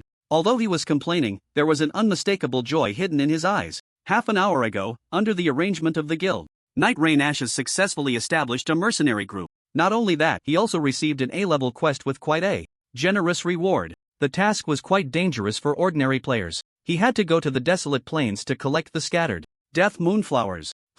After collecting a large circle, Night Rain Ashes finally harvested 20 death moonflowers. That met the task requirements. Retreat. Holding the last collected death moonflower, Night Rain Ashes suddenly stopped. It seemed there was some commotion ahead. Following his line of sight, he saw a player enduring the monster's attacks, frantically farming. This B is a wealthy player. Upon discovering Su-chan's class, Night Rain Ashes froze in place. Since when could a mage withstand monster attacks and farm directly? After observing for a few seconds, Night Rain Ashes became increasingly alarmed. No dodging, no kiting, skills thrown around carelessly. Yet even so, one monster after another fell at his feet. This is ridiculous. While thinking this, Night Rain Ashes used the assassin class exclusive skill, Stealth. Someone's coming. Just as he disappeared from his spot, several figures appeared in the distance. It looked like a player team. People from the Dream of Shadows? Night Rain Ashes couldn't help but feel a bit disheartened. He had originally wanted to sneak over and swipe a few pieces of equipment, but now it seemed very difficult. Unlike the usually low-key Night Rain Guild, the players from the Dream of Shadows only believed in the power of money. The vast majority were wealthy players, so even though they were few in number, they were still among the top 10 forces in the Huaxia region. With the nature of these Dream of Shadows people, they will definitely kill for treasure. What a good opportunity. Seeing this scene, Night Rain Ashes suddenly had a bold idea. Once the two sides started fighting, good loot would surely drop. He could stealthily sneak over first and wait for the right moment to snatch the drops. Without hesitation, he set his plan into action, taking advantage of the time while the dream team approached. Night Rain Ashes followed suit. Sure enough, the appearance of a few members from the Dream Guild immediately caught Su Chen's attention. A whiff of gunpowder gradually spread through the air. Seeing this scene, Night Rain Ashes felt a surge of delight in his heart. Time to reap the rewards. But just as Night Rain Ashes was about to seize the opportunity to snatch the treasure, the next scene left him dumbfounded. As soon as the members of Dream passed by, the mage who had been tanking the monster stopped his attack. Not only did the two sides not engage in battle, but it even looked like they were about to trade. No way. Night Rain Ash's heart skipped a beat. He noticed that Su Chen, who had been facing away from him, suddenly turned around. Raising his hand, he unleashed an extreme ice storm. Boom! As countless ice blades rained down, Night Rain Ashes, still in stealth, didn't even have time to utter a sound. He was instantly sent back to the resurrection point. Tip: you have killed the player Night Rain Ashes, evil value +1. Tip: excessive evil value will attract the siege of the main city guards, please be cautious. Ignoring the prompt, Su Chen cast another extreme ice storm. The blizzard soon enveloped the head of the Plague of Pain. As terrifying damage numbers appeared, this group of silver-level elite monsters turned into white light, perishing in the storm made of countless ice blades. Tip: you have killed the silver-level elite monster, Plague of Pain. Tip: you have sacrificed the soul of Plague of Pain. The Death Sacrifice Book Epic current level is 1000/1000. Finally, the level of the Death Sacrifice Book was filled to 1000 layers. This epic quality growth type equipment finally entered its second stage. Tip: the equipment Death Sacrifice Book Epic meets the conditions for advancement to the second stage. Do you wish to advance? Confirm. Making the decision, Su Chen walked straight towards the corpse on the ground. When Night Rain Ashes appeared nearby, clutching a pale white Night Blooming Sirius, he had already sensed this guy's intentions. Death Night Blooming Sirius. If he remembered correctly, this should be the base synthesis material for the rare material Silent Night Bloom. If he was lucky enough, he might directly upgrade it to Silent Night Bloom under the 10,000-fold reward. Pick up. Su Chen didn't hesitate and directly picked up these Night Blooming Sirius into his backpack. Sure enough, the talent's 10,000-fold reward successfully triggered.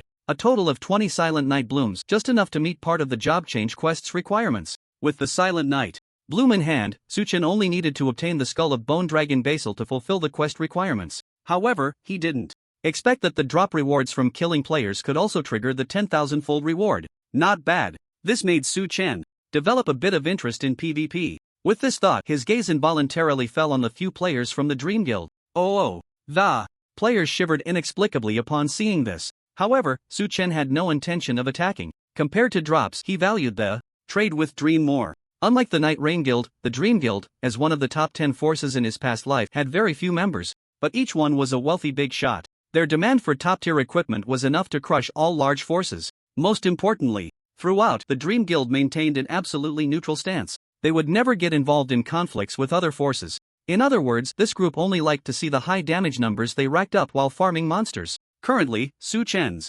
backpack was filled with various equipment. With the effect of the 10,000-fold reward, he would obtain even more equipment in the future. For him, many pieces of equipment were just trash. But in the eyes of other players, each one was a top-tier item. He could casually take out a piece of silver gear and exchange it for plenty of useful resources. Su Chen made up his mind. He decided to take out some junk equipment he had on hand and exchange it for items that could significantly enhance his strength. Additionally, there were currently worthless materials, items, and other resources that would soon skyrocket in price. This way, once the time was right, he would control the auction house and black market prices across the entire server. Thus, he would set the first step towards snowballing his power. With this thought in mind, Su Chen looked at the few players from the Dream Guild. Chosen one. What do you think of our trade? The one who spoke was a warrior girl clad in pure white armor, named Yuyo Luoyu. These girls all used Yuyo as a prefix for their names, indicating they were likely high-ranking members of the Dream Guild. Their equipment was also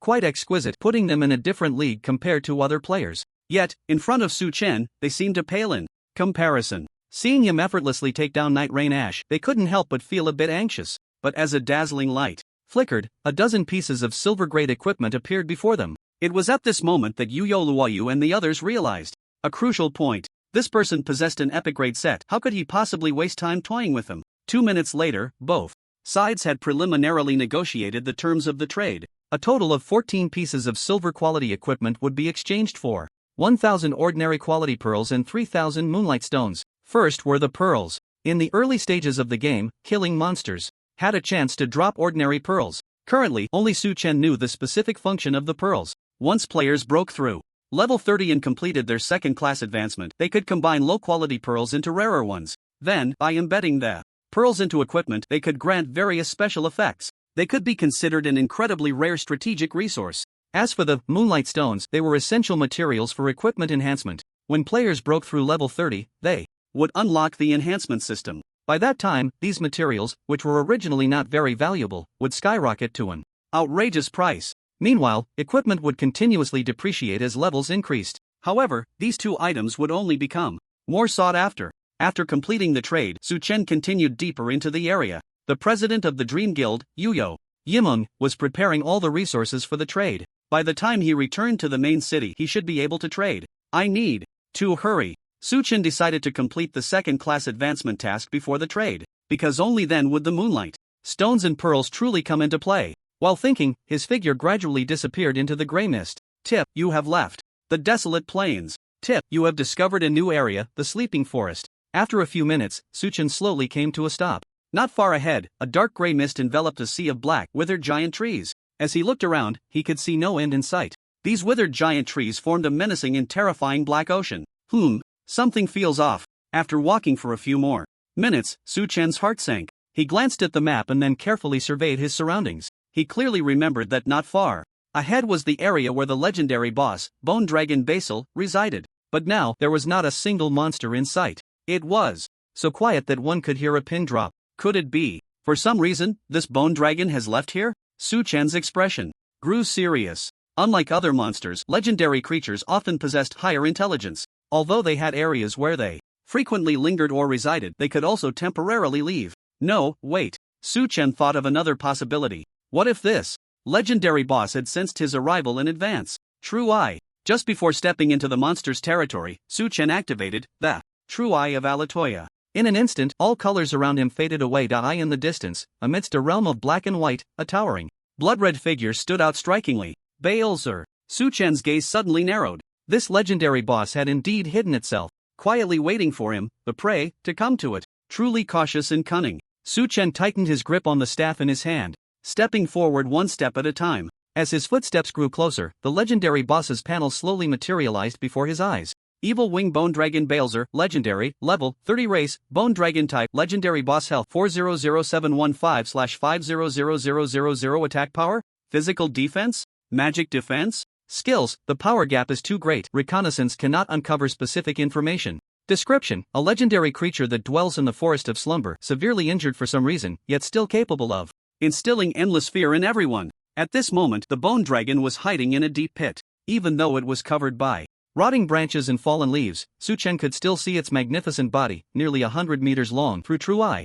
For some unknown reason, this bone dragon seemed to have been attacked. Its health had dropped significantly, currently remaining around 400,000. But for everyone, that was still an astronomical number. Rustle. As Su Chen's footsteps drew nearer, a pair of ghostly green eyes, the size of grinding wheels, slowly opened, looking in his direction. Sensing the gaze of Bone Dragon Baelzer, Su Chen pretended to be unaware. While walking forward, he secretly tightened his grip on the staff. Due to the vast power disparity, on paper, reconnaissance could not probe the boss's skills. However, thanks to his memories from his past life, he still clearly remembered the detailed information about Bone Dragon Baelzer. Bone Dragon Roar. It lets out a furious roar, dealing high damage to surrounding targets indiscriminately and inflicting a stun effect. Dragon Slam. It swings its massive claws, dealing high damage to targets within the selected area. There are also high damage skills like Death Decay, Dragon Breath and Fallen Strike, which are enough to instantly kill all players. The most disgusting aspect is its special ability as a legendary creature.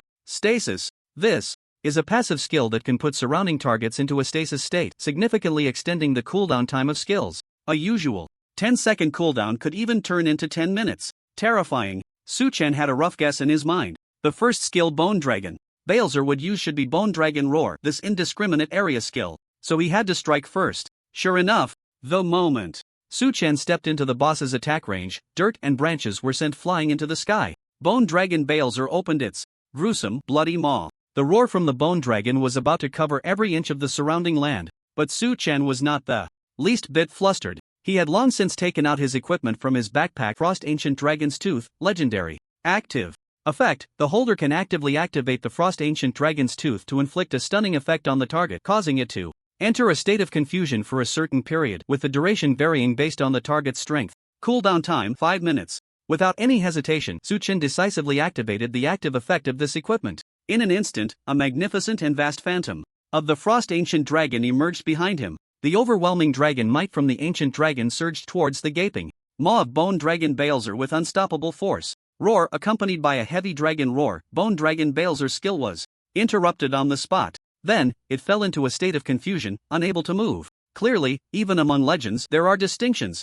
Glancing at the information above the boss's head, the duration of the confusion state was 4 seconds. Enough time to unleash a round of explosive damage. Su-Chen swiftly cast a buff on himself. Frost Shield activated, Fate Chips activated. Then, all firepower unleashed. Countless sharp ice blades from Extreme Ice Storm slowly gathered and took shape in the air. The high release speed brought by the epic set caught this snowstorm off guard. Boom, boom, boom. Waves of ice blades, infused with the essence of extreme ice magic, continuously sliced through the body of the Bone Dragon Basal. Fragments of white bones fell like snowflakes. Minus 7,851. Minus 7,922. Minus 15,844. Critical damage. Minus 15,354. True damage. Minus 7,826. In an instant, massive amounts of damage densely appeared above the Bone Dragon Basal. Legendary creatures are indeed terrifying. With high defense values and damage reduction rates, the overwhelming suppression made it difficult to inflict significant damage. If it were other players, they would probably only deal a meager amount of damage. But Su-Chen was different. With high penetration attributes and a chance to trigger true damage, he still managed to deal a terrifying amount of damage. A few seconds later, the storm subsided. The Bone Dragon Basal had already lost a significant portion of its health. One extreme ice storm brought the boss's health down by over 90,000. Insignificant, ignorant, despicable. Human, the Bone Dragon Basal, breaking free from its chaotic state, let out a deafening roar. When had it ever suffered such humiliation? It was determined to tear this human apart. Whoosh! With a gust of howling wind, the giant claws of the Bone Dragon Basal came crashing down towards Su-Chen's location. Boom! The earth let out a heavy roar, and countless cracks rapidly expanded outward. A deep pit with a diameter of over 10 meters appeared, but Su-Chen seemed to have anticipated it, dodging this terrifying blow in advance with his movement. What a hassle! Glancing at his skills, Su-Chen felt somewhat speechless. The strength of legendary creatures was indeed formidable. Under the effect of the stasis passive, the cooldown for skills like Extreme Ice Storm he had used was an outrageous 8 minutes. Ridiculous. Looks like I need to find a way to get more damage skills. While thinking, Su-Chen began to stall for time. As long as he could hold out until the stasis passive effect wore off, he could unleash all his firepower and forcefully kill this legendary creature with damage. For a moment, a dazzling display of movement unfolded in the forest of slumber, shrouded in thick gray mist. Meanwhile, in the area where Su-Chen had previously been rapidly farming wraiths, a group of uninvited guests appeared. We're here, President, it's right here. Night Rain Ashes, who had been one-shot by Su-Chen earlier, pointed to the footprints on the ground that had yet to disappear. It seems his target is the high-level monster area.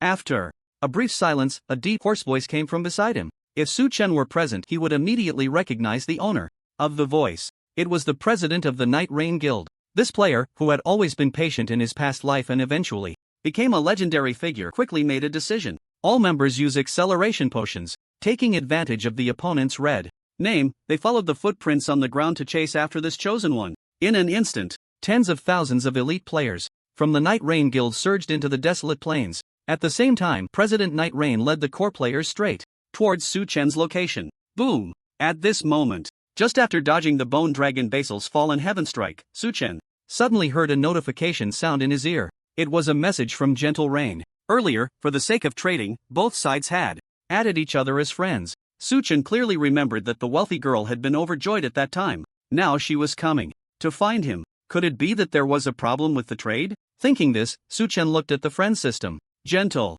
Rain, Chosen One, a large number of elite players from the Night Rain Guild seem to be heading your way. Yuyo Luoyu, our guild leader has brought people to protect you, you must hold on. Night Rain? What the hell do you want from me? Seeing the message, Su-Chen couldn't help but feel a bit puzzled. In this life, it seemed he had no enmity with the Night Rain Guild, right? After a few seconds, he suddenly remembered something. The thief he had casually killed earlier was named Night Rain Ash. Just as he was thinking, Su-Chen looked at his status bar. As time passed, the special effect from the legendary creature, Stasis, had completely disappeared. This time, it was finally his turn to attack. Bang! Bang! Bang! Facing the approaching footsteps of the bone dragon Basil, Su-chen directly threw out an extreme ice storm. Roar! Perhaps sensing the agitated ice elemental energy in the air, the bone dragon Basil immediately raised its wings in alert. Thousands of ice blades were slowly taking shape. The bone dragon Basil seemed to recall something painful and immediately flapped its wings to soar upwards. Boom! The massive shadow blotted out the sun, crashing through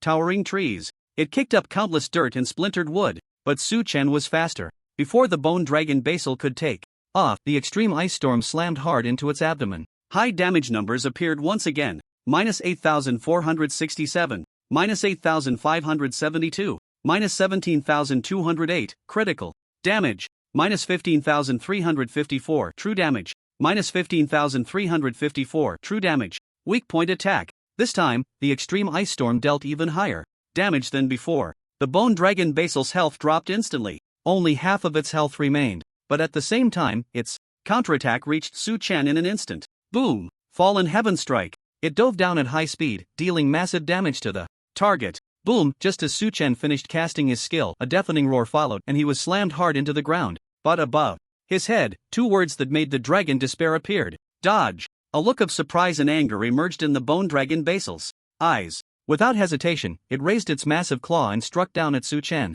Boom! After one hit, the words dodge appeared above Su-chen's head again. Boom! Another strike. Still dodge. This was the special effect triggered by the god-level equipment.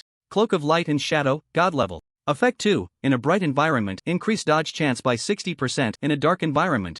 Ignore power differences and become immune to all biological detection. At this moment, it just happened to be daytime. The increased 60% dodge chance allowed Su-chen to withstand 3 massive hits without losing a single drop of health. Rustle. At the same time, a dense sound of footsteps echoed. Thousands of players from the Night Rain Guild appeared not far away. Holy crap! This is just ridiculous. They happened to witness this scene, all staring in shock. Even the guild leader Night Rain was momentarily stunned. 3 consecutive dodges? What kind of special item did he use? Thinking of this, the players of the Night Rain Guild felt a surge of excitement. Epic set. Legendary weapon. This chosen one was the best of the best. Moreover, who knew how many good things he had in his bag? Just one item dropped would be a huge profit. Go! While this guy is red named, let's focus fire and take him down. Who knows, we might be able to loot all his equipment. Steal the boss, grab the gear. Before Night Rain could even speak, his guild members could no longer hold back. With a howl, the players all rushed towards Su-chen's position, their eyes red with excitement.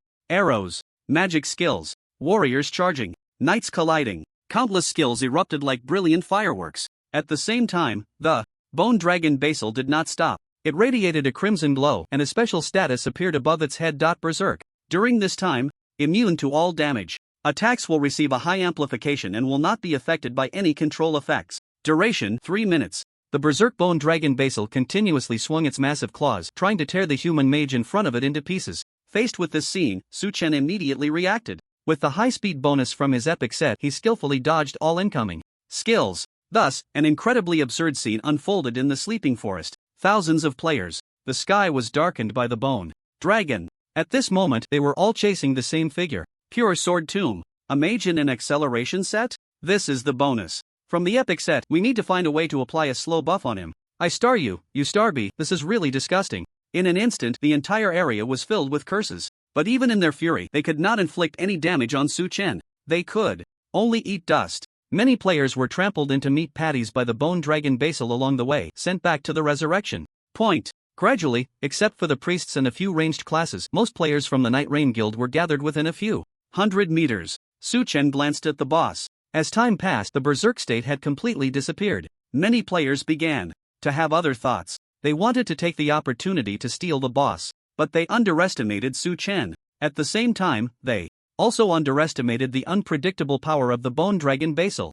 -1, -1, -1, damage immune, -1, -1. Under the effect of high damage immunity and defense values, their damage was almost negligible. Aside from damage immunity and misses, the vast majority of players could only deal 1 point of force damage. Trash. Again with this group of despicable crawlers. The intelligence of the bone dragon Basil far exceeded that of ordinary beings. The human mage who could pose a life threat to it dared to face it directly, but this group of weak humans actually dared to attack? Thinking of this, a wave of irritation surged in its heart. Boom! Without any nonsense, the bone dragon Basil raised its massive claw and slammed it down. The target was precisely the group of players charging the fastest below. Rumble. Accompanied by the crash of Dragon Slam, a continuous stream of damage values erupted. From above the heads of the frontline players, a flash of white light passed. Hundreds of players were all instantly killed. Seeing this scene, many players were left dumbfounded. It turned out, this boss was actually this terrifying?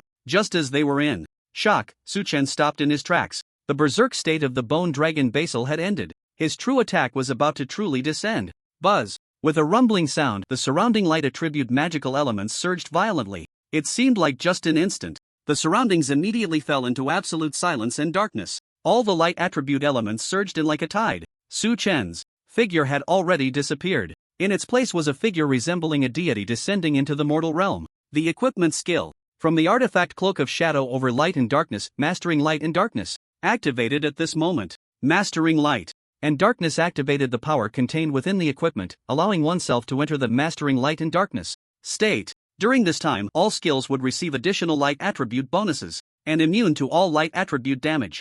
Extreme Ice Storm. A low shout. With a wave of his hand, Su Chen summoned the Extreme Ice Storm. However, this time it was not thousands of ice blades. Instead, it was a massive storm formed by the fusion of endless light and frost. Under the enhancement of Mastering Light and Darkness, the range of Extreme Ice Storm was already enough to cover hundreds of meters. Therefore, Su Chen's target was no longer to kill the bone dragon Basil, but to ensure that no one survived in this area. Just then, Night Rain instinctively glanced at the sky eye. In the midst of darkness, countless ice blades converged into a storm that blotted out the sky. Oh no! Night Rain's heart felt as if it were gripped tightly by a pair of large hands. It raced uncontrollably. Immediately after, he shouted angrily, "All members, retreat! Leave this area! Hurry!" Tip: your skill Extreme Ice Storm has gained a special enhancement. In its light form, capable of causing splash damage. Tip: this casting increases the range by 3 times. Before the players could react, a massive ice blade storm descended in an instant. Minus 15,014,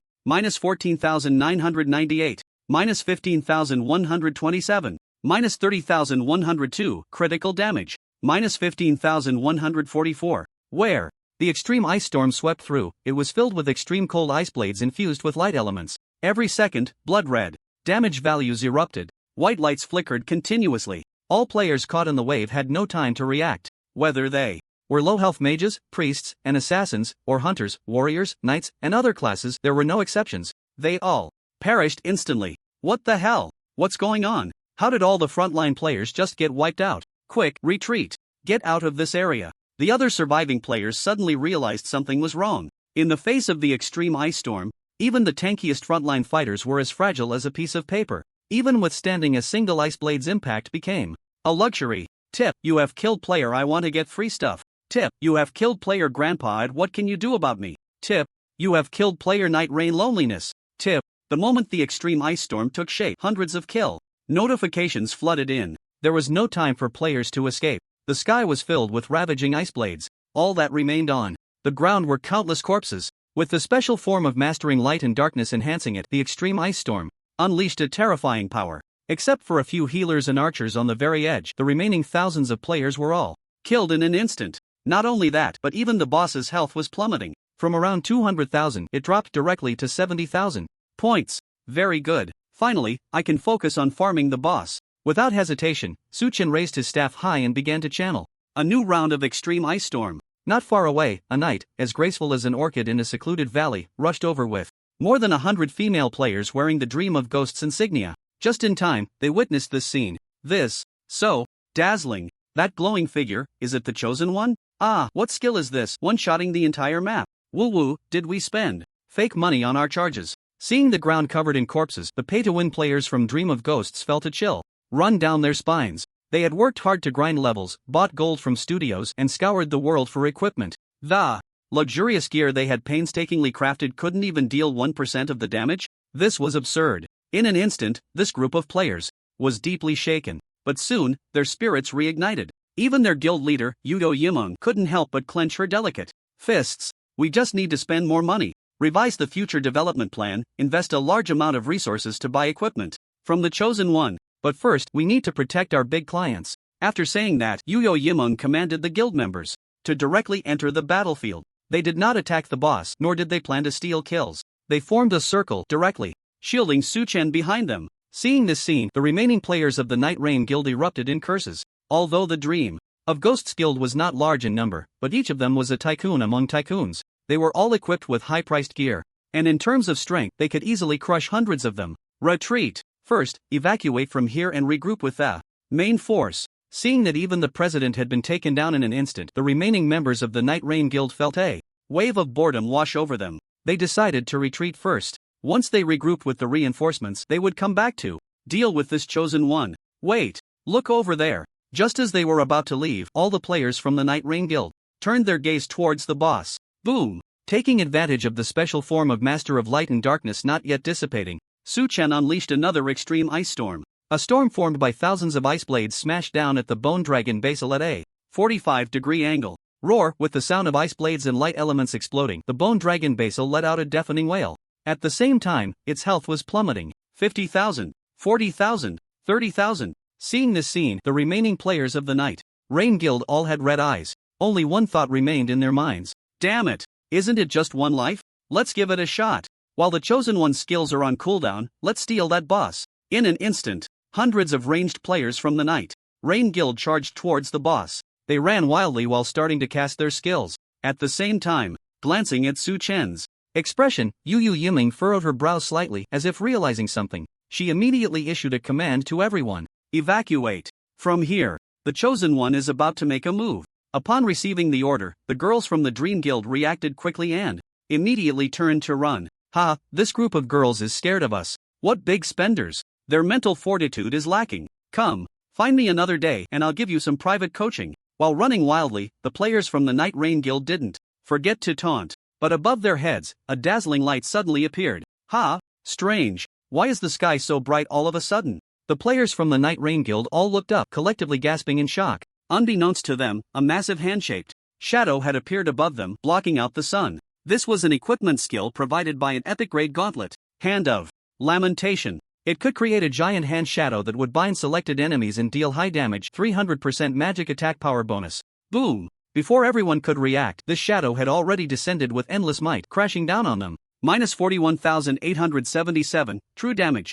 Minus 41,254. Minus 41,058. Minus 41,697. Unlike Extreme Ice Storm, Hand of Lamentation could only deal a single segment of damage. But the bonus was a full 300%. The terrifying damage values meant that no player could withstand this blow. In an instant, they were all killed. At the same time, the extreme ice storm that had struck the bone dragon basal was also slowly dissipating. Boom! Accompanied by a thunderous sound, this legendary creature fell heavily to the ground. Its previously unfathomable health bar was now completely zeroed out. Notification: you have successfully killed the legendary boss, Bone Dragon Basal. Notification: due to your completion of the legendary creature's first kill, you have received the title Legendary Creature Arbiter, Golden Crimson. Notification: the 10,000-fold amplification was successful and the quality of the rewards you received has been upgraded from Golden Crimson to Epic quality. Notification: you have received the title Harbinger of Death's Nightmare, Epic.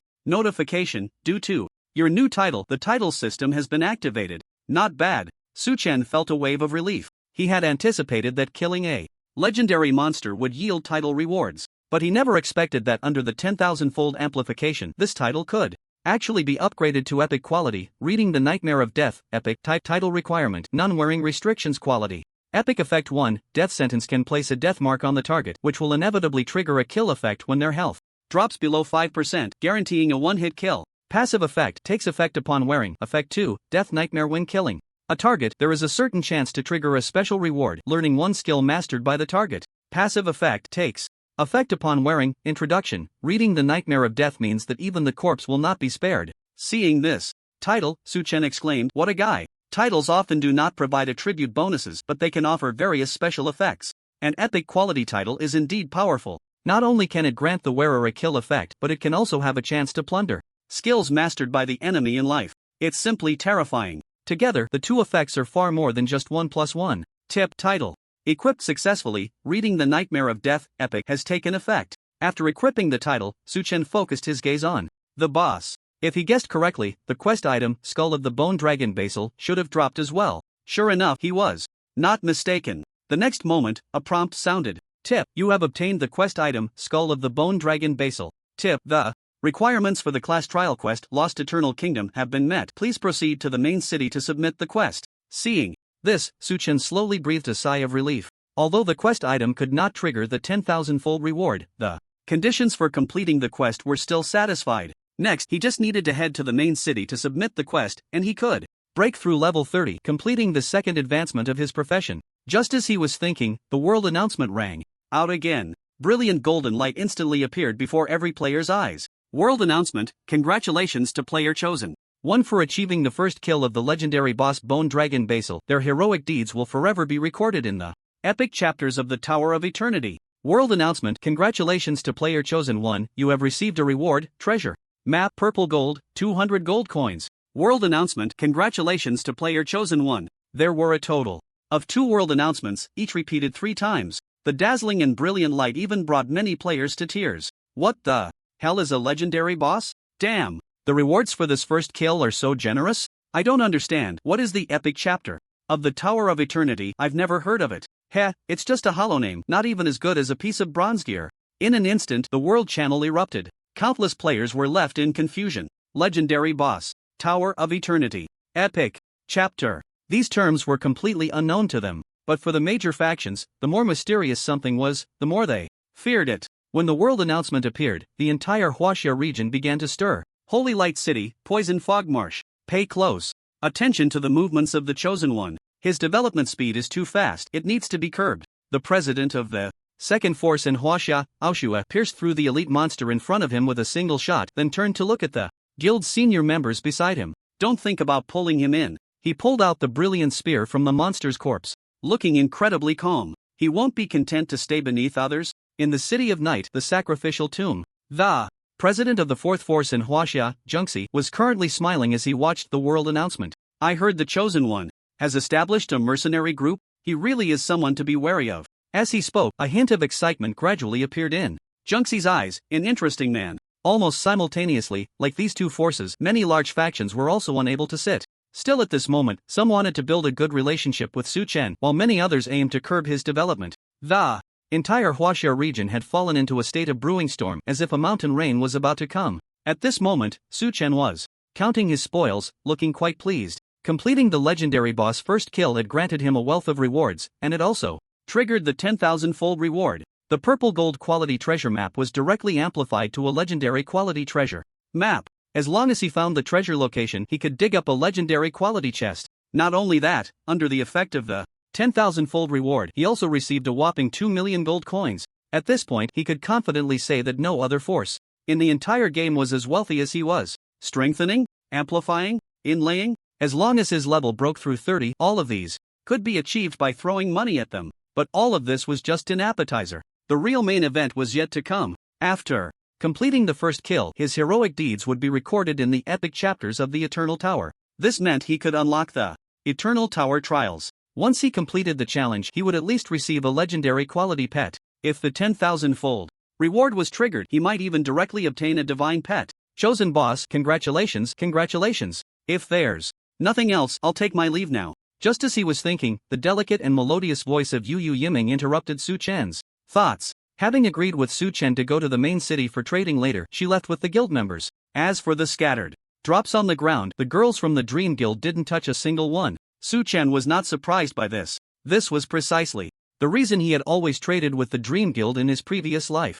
They wouldn't covet others' belongings. If they liked something, they would just buy it. However, before leaving, Yu Yiming specifically reminded Su Chen to wash away his sin value before returning to the main city. Otherwise, he would be besieged by the guards. But she didn't know that Su Chen's sin value had already reached a terrifying level. Tip: your sin value exceeds 2,000 points and has already attracted the attention of the chief enforcer of the main city. Please be prepared to be arrested. Tip: your sin value, due to the high sin value, Su Chen's name was pitch black. In the game Eternal, as the sin value continued to accumulate, the penalties after being killed would also change. A sin value below 100 points would result in a red name status. After being killed, one would drop 3 levels and lose 3 to 6 items. A sin value of 100 to 300 points would result in a wanted status. One would be hunted by the main city's guard team, dropping 5 levels.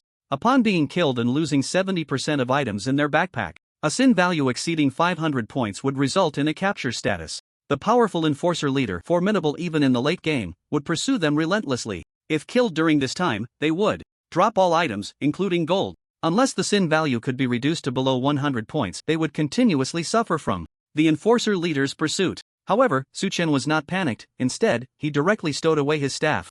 As time passed, the sky had completely darkened without him realizing it. The divine equipment Cloak of Shadow and Light was about to activate another effect. After the players from the Dream Guild left, this area once again fell into silence. At this moment, night had just fallen. The ambiguous dimness filled every inch of this land. Soon, dark glimmers gradually emanated from the Cloak of Shadow and Light. Like a shadow, it quietly concealed Su-chen's figure. At this moment, even if a mysterious and unpredictable myth-level creature appeared, it would probably be unable to perceive Su-chen's existence, because this was the special effect of the artifact, Cloak of Shadow and Light. Effect 2. In a bright environment, increase dodge chance by 60%. In a dark environment, ignore power differences and become immune to all biological detection. Perhaps only gods who have transcended the level of life can exempt themselves from the effects of this ability. Start looting the corpses. Looking at the ground covered in drops, he happily walked towards the boss's corpse. Fate chips. Su-chen directly activated the special effect of this legendary equipment, hoping to draw the favor of luck. Unfortunately, this time nothing happened. Tip: 60% chance triggered. This random result is nothing happened. After waiting a few minutes, the cooldown for fate chips ended. Draw again. This time, the goddess of luck smiled upon Su-chen. Tip: 30% chance triggered. You have gained a special status, Blessing of Luck. Now is the time. He received the luck buff. Su-chen decisively initiated the looting action. Tip: you have obtained purple gold level Mount Crystal Bone Dragon, unhatched. As the prompt sounded, a crystal clear Mount Crystal quietly appeared in Su-chen's palm. A mount? Su-chen was filled with disbelief. He never expected that Blessing of Luck would be this powerful. It directly dropped an extremely rare Mount Crystal. However, even more exciting things were yet to come. The 10,000-fold reward successfully triggered. The quality of this Mount Crystal skyrocketed. Tip: 10,000-fold amplification successful. The quality of the reward you received has been upgraded from purple gold level to legendary level. Tip: you have obtained legendary level Mount Crystal Ancient Phantom Dragon, unidentified. Profitable. Su-chen did not hesitate. He directly looked at the specific information of this Mount Crystal. Legendary level Mount Crystal Ancient Phantom Dragon. Unidentified. Type: Mount Crystal. Status: unidentified. Effect: go to the main city to find a Mount Tamer, and after gathering the identification materials, you can obtain a corresponding quality Mount Cub. Identification materials: 1.2 million gold coins, 30,000. Purification crystals. Note: this mount is a member of the Ancient Phantom Dragon clan, with a chance to exhibit mutated attributes, allowing for hidden types of mounts. Introduction: the legendary Ancient Phantom Dragon clan seems to have long disappeared in the river of time. Su-chen couldn't help but take a deep breath. This quality, this type, this potential, it was enough to move anyone. In eternity, mounts are not only the most loyal companions of players, significantly enhancing combat power, they also provide a high-speed bonus. If lucky enough to obtain a flying mount, players will have the opportunity to traverse terrain and soar through the skies. Su-chen clearly remembered that in his previous life, even a silver-level, Grey Eagle, sold for a staggering 400,000 renminbi. As for higher quality mounts like Griffin or Wyvern, the prices were astronomical. As for dragons, even the most ordinary bone dragon was not for sale. Now, what lay before Su-chen was actually a legendary level ancient dragon mount. Very good. However, I need to quickly gather purification crystals. Different quality mounts require varying identification fees and materials. The materials to identify the ancient phantom dragon are quite expensive. Not only do you need 1.2 million gold coins, but you also need to gather 30,000 purification crystals. The former is not a problem. Right now, Su-chen is not short on money. As for the latter, he would need to make a large-scale purchase. Purification crystals are essential materials for mount identification. They can only be obtained by going to the level 20 monster spawn area, Tamashu Monastery, and killing decayed followers. Currently, players are still unaware of the use of purification crystals, which has led to their pitifully low price. Su-chen immediately made a decision. He planned to secretly buy up all the purification crystals on the market. Once he achieved a monopoly, when others wanted to identify their mounts later, they would have to repurchase them at a high price from him. As for the cost of acquiring the purification crystal, Su-chen looked around. The ground was littered with the death drops of players.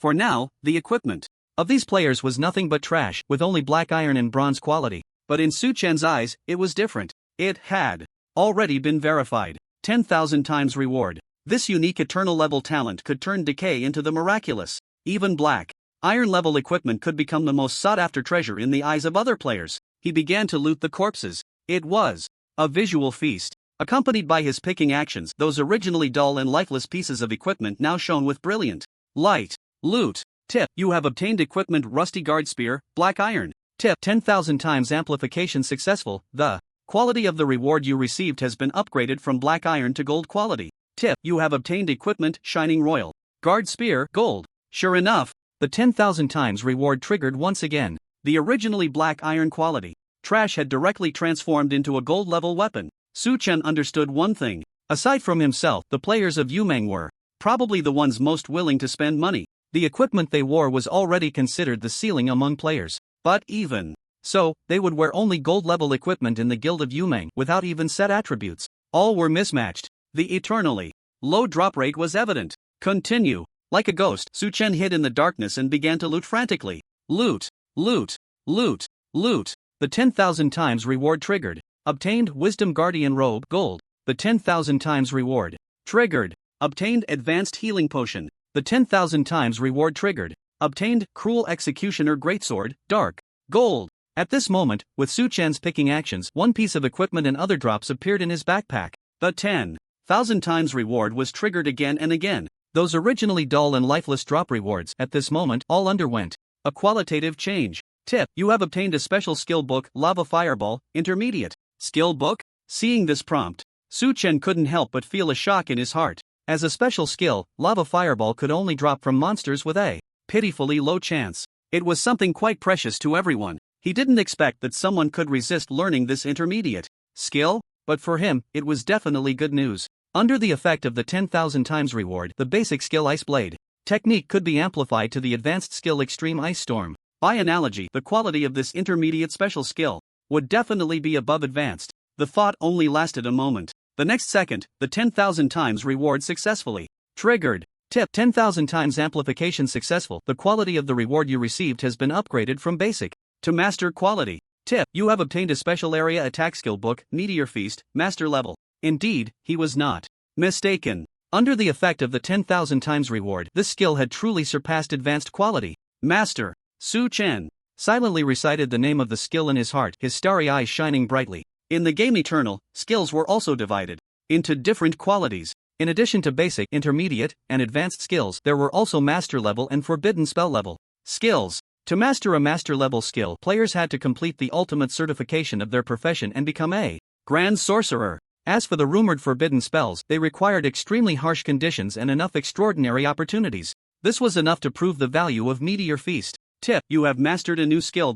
Without hesitation, Su Chen immediately learned this skill. The next second, in his skill bar, a complex and obscure mark appeared. Meteor Feast type, master level skill. Area attack effect by chanting, continuously guiding the magical aura in the surrounding environment to resonate with fire elements, creating a feast formed by gathered meteors, dealing area damage to enemies in a designated area. Each meteor guided can deal 300% magic attack damage, lasting for 10 seconds, with a cooldown of 5 minutes. Note: during the duration, the falling position of the meteors can be adjusted at will. Introduction: when meteors fall, all things perish. Master level skill truly lives up to its name. Within the 10 seconds of duration, each meteor can deal 300% magic attack damage. This also means that as long as his release speed is fast enough, he can guide more meteors. Very good. Su Chen nodded secretly. This skill could even be called a growth-type skill. He found that as his level increased, the rewards from the tenfold increase became increasingly terrifying. In his previous life, to obtain such a level of reward, at least one would have to take down an 80-level legendary boss. Tip: you have obtained equipment, Bone Shatter Necklace, bronze. Tip: tenfold increase successful. The quality of the rewards you obtained has been upgraded from bronze to dark gold. Tip: you have obtained equipment, Bone Wreath Necklace, dark gold. Next, Su Chen took a full 10 minutes to collect all the drops on the ground. Fortunately, with the extra weight capacity provided by the Endless Lamentation Belt, epic, otherwise his backpack would have burst long ago. During the looting, the tenfold reward was continuously in effect, elevating the quality of these drops to a terrifying height. After a rough count, there were a total of 367 pieces of dark gold equipment, 814 pieces of gold equipment, and 965 bottles of high-level recovery potions. In addition, there were some miscellaneous items and junk.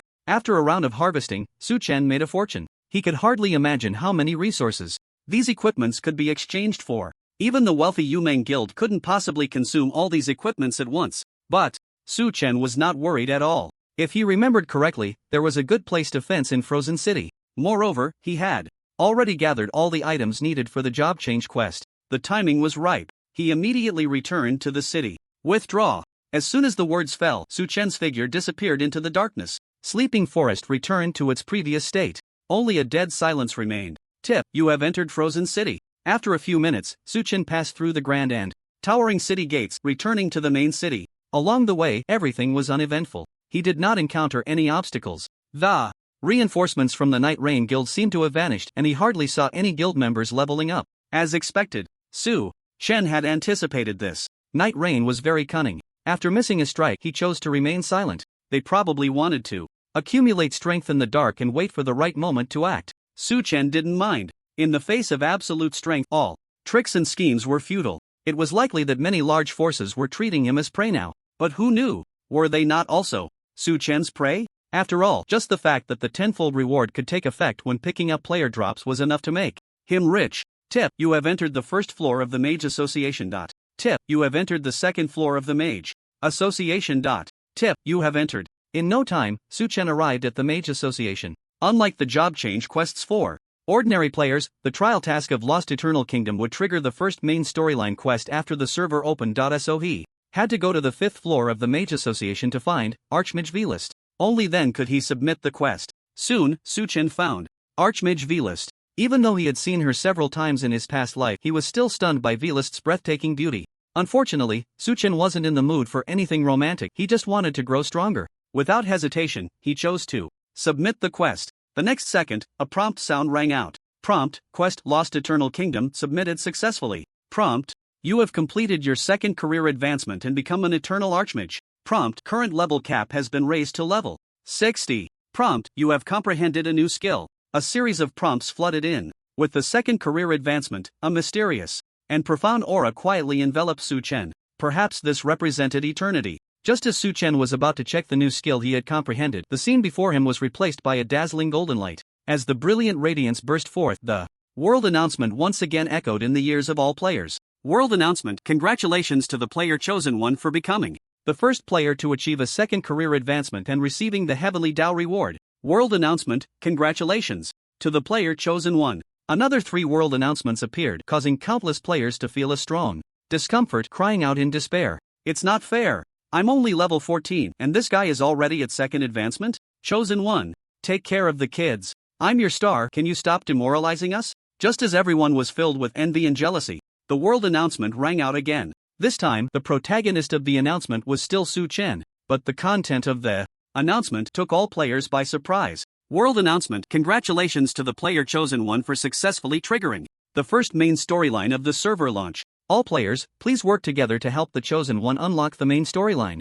Expansion. World announcement: congratulations to the player chosen one. The world announcement continued to repeat. But the entire Huaxia region fell into a dead silence. Even the world channel seemed to have been pressed on pause, with no one speaking for a long time. After about 10 seconds, many players finally reacted. Holy crap, why doesn't heaven have eyes, giving all the benefits to the chosen one? My heart is racing, let me calm down. Second job change triggering the main quest, I admit. I'm jealous. Heh, still helping him unlock the main storyline expansion? Brothers, why not go cause some trouble in Frozen City?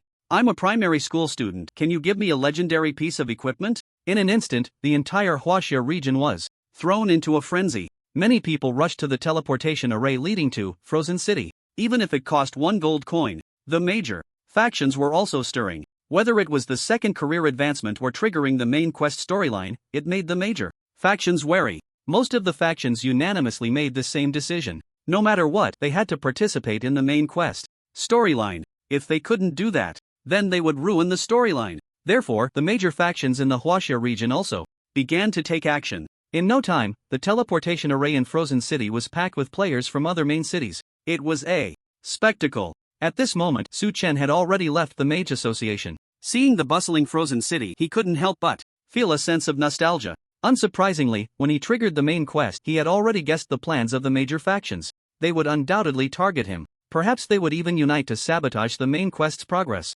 but he was not the least bit anxious. The memories of his past life, combined with the terrifying power brought by the 10,000-fold reward, gave him ample confidence. If he backed down now, he might as well just crash into a wall and die. As he walked towards the southern part of the city, Su Chen glanced at the mission panel. The Lost Kingdom returns type, main quest, unique, difficulty, unknown, current stage.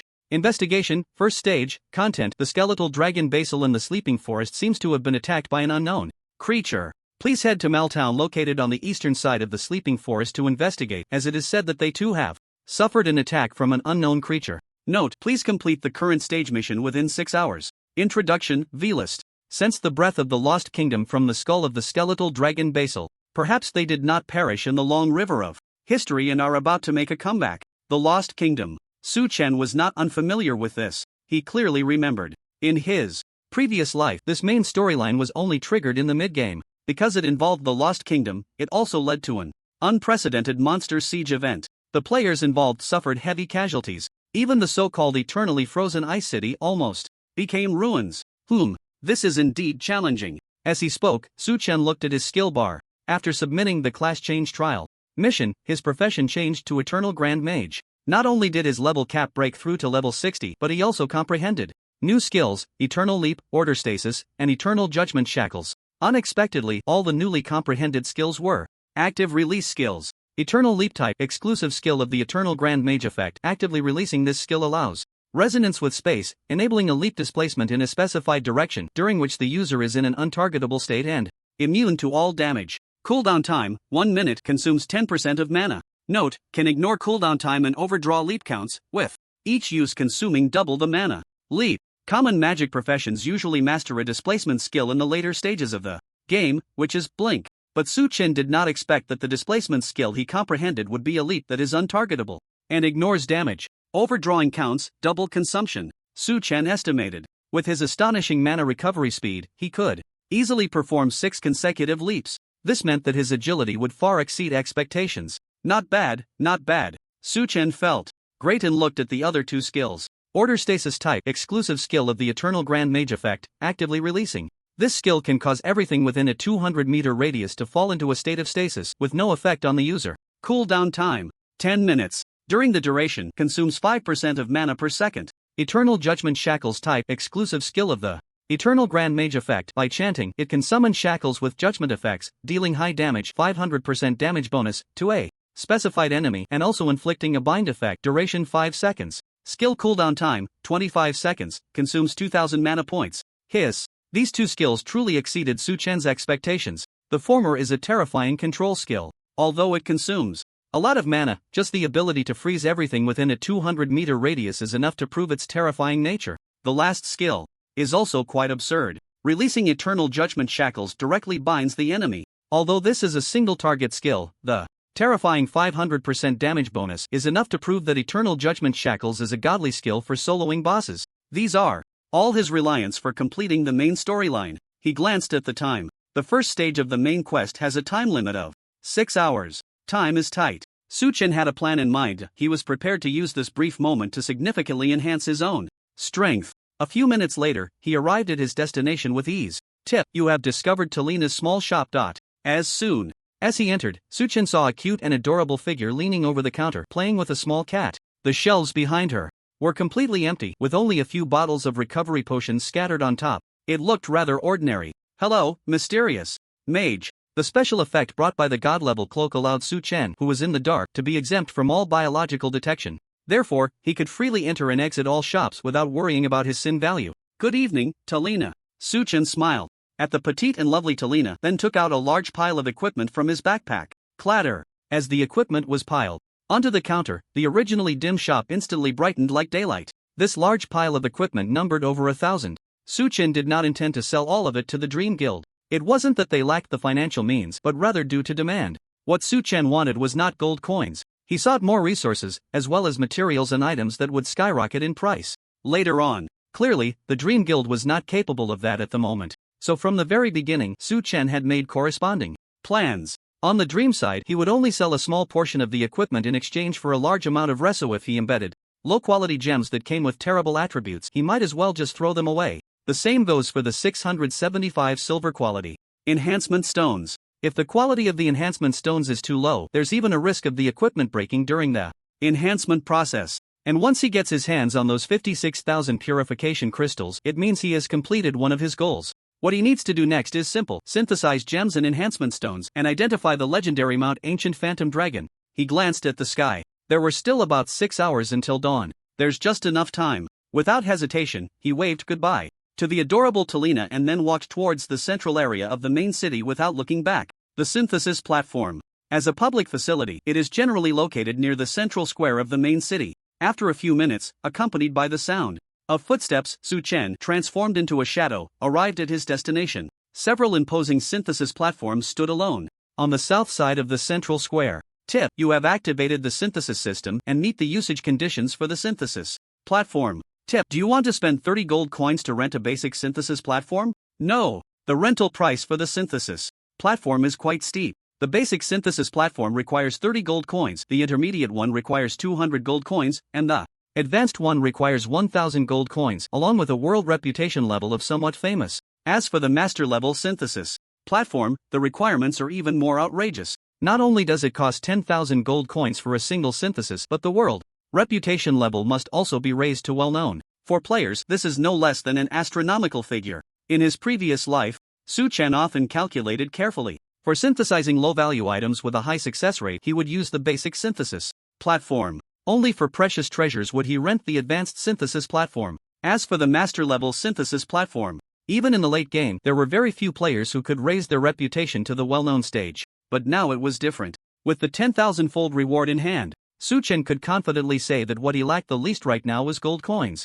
As for reputation, there was no need to worry. Under the effect of the 10,000-fold reward, he had already reached the highest level. Tip: your reputation level is the highest, admired by thousands, meeting the requirements to rent the master level synthesis platform. Do you want to rent it? Confirm. Tip: rental successful. The 20% additional success rate provided by the master level synthesis platform has taken effect. Without hesitation, Su Chen directly chose the most expensive synthesis platform. The 20% success rate bonus was enough to prove that spending 10,000 gold coins was well worth it. Start synthesizing. Everything was ready. Su Chen nodded in satisfaction and then took out 10 ordinary quality gems from his backpack. Before arriving at the synthesis platform, Su Chen had completed a previous transaction with Yu Yimeng. In total, he had acquired 1,000 ordinary quality gems and 3,000 moonlight stones. At this moment, they were all in hand. Tip: do you want to spend 10,000 gold coins to start this synthesis?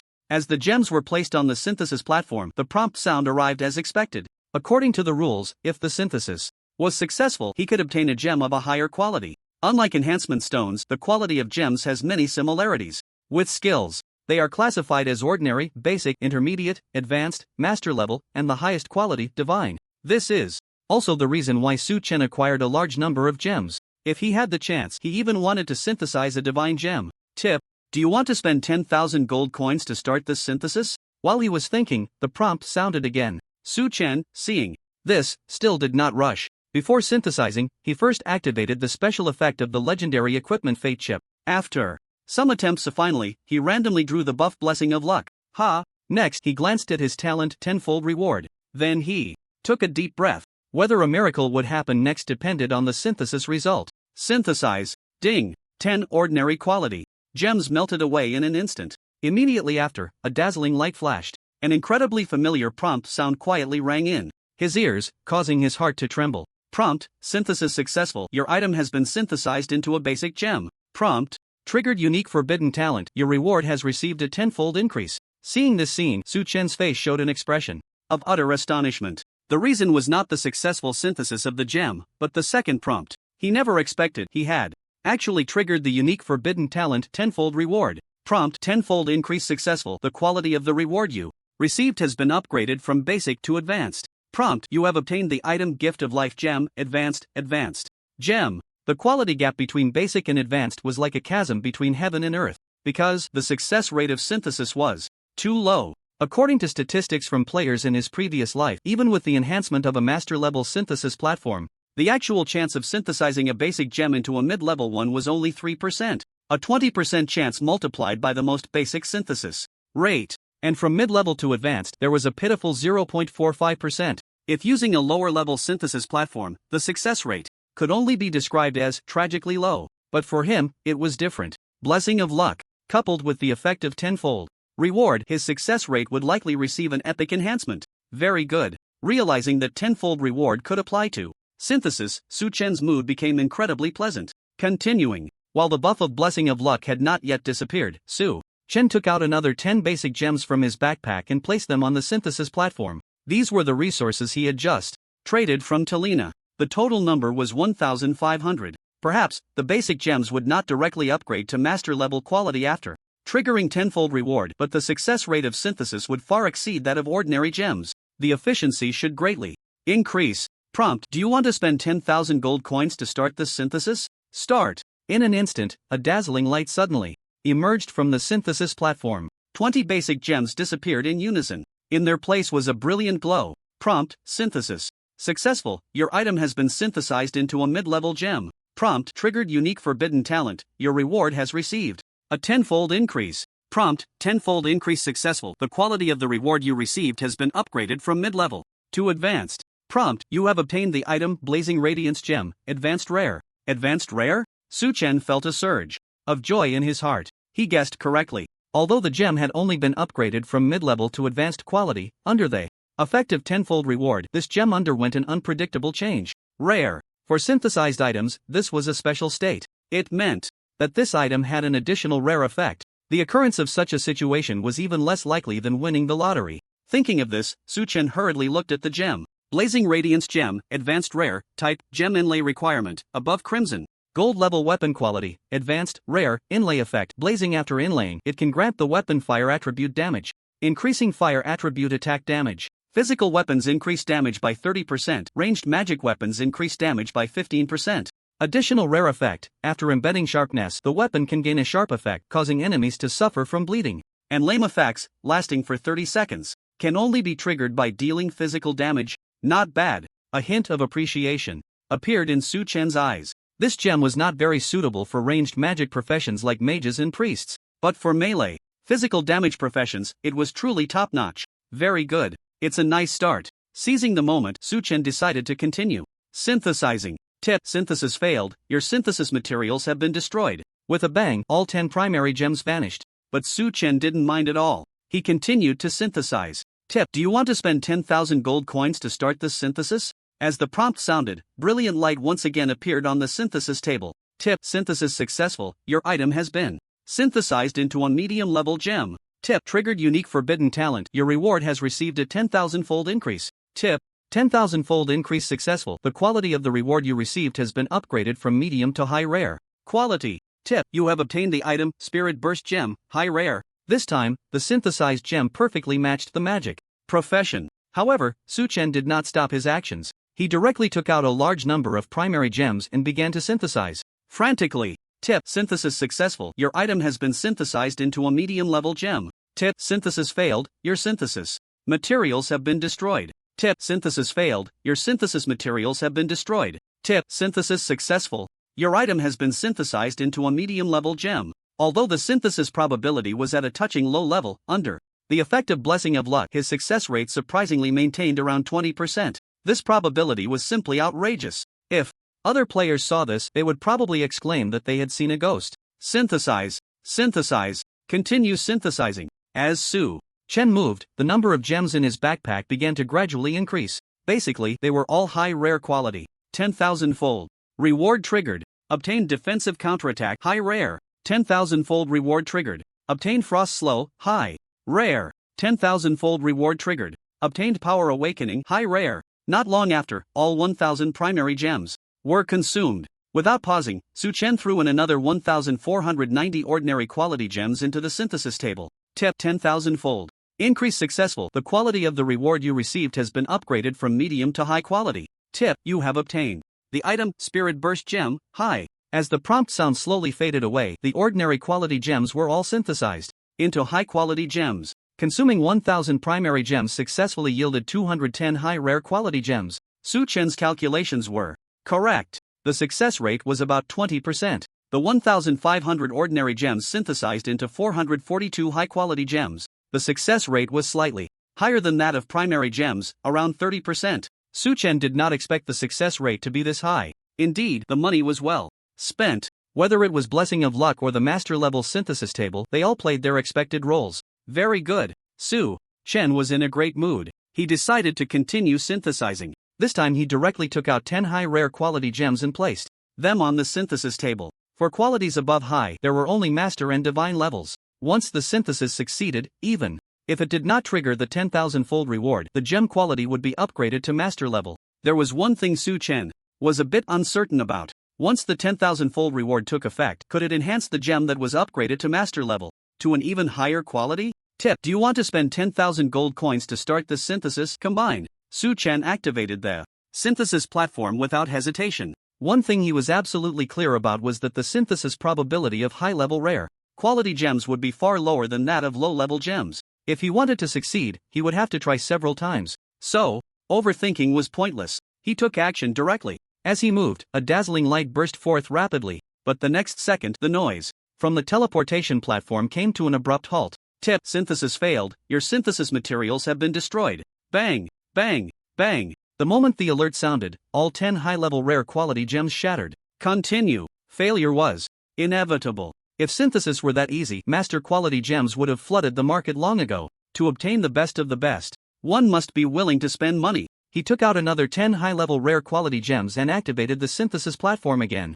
Bang, bang, bang. Sure enough, it failed once more. Without hesitation, Su Chen took out the gems from his backpack one by one and placed them on the synthesis platform. Then he initiated the synthesis ritual. Tip: synthesis failed, your synthesis materials have been destroyed. Tip: synthesis failed, your synthesis materials have been destroyed. Tip: synthesis failed, your synthesis materials have been destroyed. The failure alerts kept ringing, but all of this was within Su Chen's expectations. He continued to place the gems as if he were tireless. At the same time, due to the mention of the main quest in the world announcement, countless players flocked to the frozen city via the teleportation array drawn by the rich rewards of the main quest. In an instant, the entire main city was packed with people. Just as they were searching everywhere for the chosen one, the commotion from the synthesis platform gradually caught the attention of passing players. Damn, who is crazily synthesizing things at the synthesis platform? What does this blinding shine represent in terms of quality? Honestly, this is a bit short-sighted. This unique luster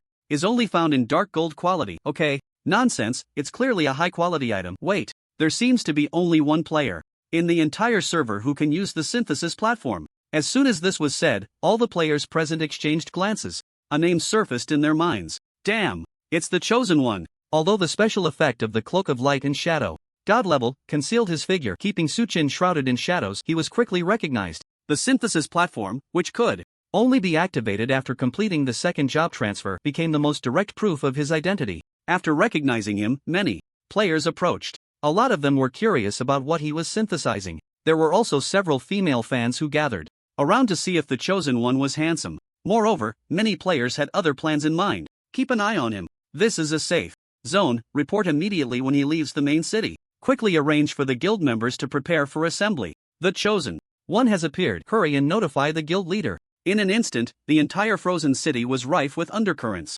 Many factions began to take action. In the central square of the main city, more and more players rushed in. The focus was singular. That was Su Chen, who was synthesizing gems. Tip: do you want to spend 10,000 gold coins to initiate this synthesis? He took out another 10 high-level rare gems. Ignoring the increasing number of players, Su Chen placed the gems on the synthesis platform. In this short time, he had already consumed 240 high-level rare gems. The success rate was still 0%. The chance of upgrading high-level gems to master quality was truly disheartening. But he was not discouraged. Facing the prompt, he activated the special effect of Fate Chips once again. He waited until the status bar displayed the buff Blessing of Luck before he activated the synthesis again. Confirm. Buzz. As his voice fell, a dazzling brilliance erupted explosively. A full 10 high-level rare gems instantly vanished from the synthesis table. In their place was a radiant gem, suffused with a grand and magnificent aura.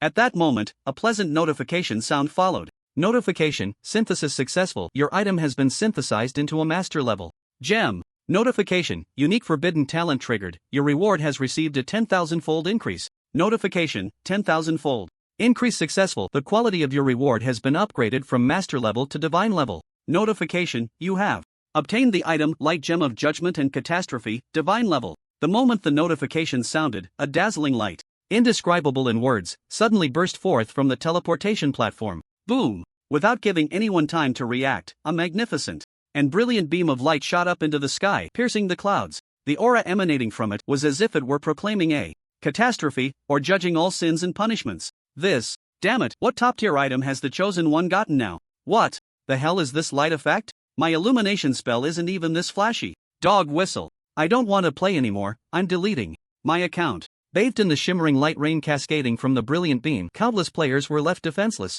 clearly just curious, or wanting to follow Su-Chen to snatch the main quest. Now, they had to watch helplessly as he synthesized the best of the best. The most demoralizing part was, they couldn't even recognize the quality of this item. Seeing countless players left defenseless, Su-Chen had no time to pay them any mind. Even he hadn't expected that a 10,000-fold reward could truly turn decay into wonder, allowing him to successfully synthesize a divine-level gem. With that thought, Su-Chen's gaze fell upon the gem. He wanted to see what attributes this divine-level gem possessed. Light gem of judgment and catastrophe, divine level, type, gem. Inlay requirement, divine level equipment quality, divine level inlay effect 1, judgment. After inlaying, it allows the equipment to carry special effects. When dealing damage to enemies, there is a chance to trigger the judgment effect, putting them in a state of judgment, unable to act, with their defense reduced to 0. Duration varies with the target's strength. Note 1, when the target is from the evil faction or a red-named player, there is a chance to trigger a one-hit kill event. Inlay effect 2, catastrophe. After inlaying, it can actively activate the power contained within the gem, releasing a catastrophe with destructive effects. Cooldown time of 1 hour. Note 2, when triggering catastrophe, it can deal indiscriminate damage to surrounding enemies. Divine level gem, damage bonus to be verified, and has terrain-altering effects. Divine level gem? Even though he had mentally prepared himself, Su-Chen's heart still raced. A divine level gem. The first divine level gem in the entire server appeared at the beginning of the game. Recalling his past life, it seemed that it was only in the late game that a lucky player managed to synthesize this divine level gem. The price at that time left countless factions in despair. That's right, even the top 10 large factions seemed unable to bear the exorbitant price of a divine level gem, because the effects of a divine level gem were simply terrifying. Once inlaid onto a divine artifact, it could bring about earth-shattering changes, and the light gem of judgment and catastrophe that Su-Chen had synthesized was the best among divine level gems. Even among deities, there are distinctions. Judgment, catastrophe. These two special effects represent a part of the law power of the order deities. Once activated, they could even crush the law powers of some ordinary deities. Very good. Su-Chen was quite satisfied at this moment. This divine level gem could add a total of 2 special effects. First is the judgment. Once the embedding is complete, there is a chance to trigger the judgment effect when attacking. The target of the judgment cannot act, and their defense is reduced to 0. When attacking evil factions and red-name players, there is even a chance to trigger a one-hit kill effect. Just this one special effect is enough to crush epic-level equipment. But the most outrageous is the second effect, the embedding effect, cataclysm. After embedding, the power contained within the gem can be actively activated to unleash a cataclysm with destructive effects, with a cooldown of 1 hour. When cataclysm is triggered, it can deal indiscriminate damage to surrounding enemies. Moreover, it can also alter the terrain. Active effect. Even Su-Chen had never seen a gem with an active effect. Once the embedding is complete, it is equivalent to him having an unimaginably powerful skill. The terrifying effect of a divine-level gem is beginning to show. Very good. Su-Chen glanced at his backpack.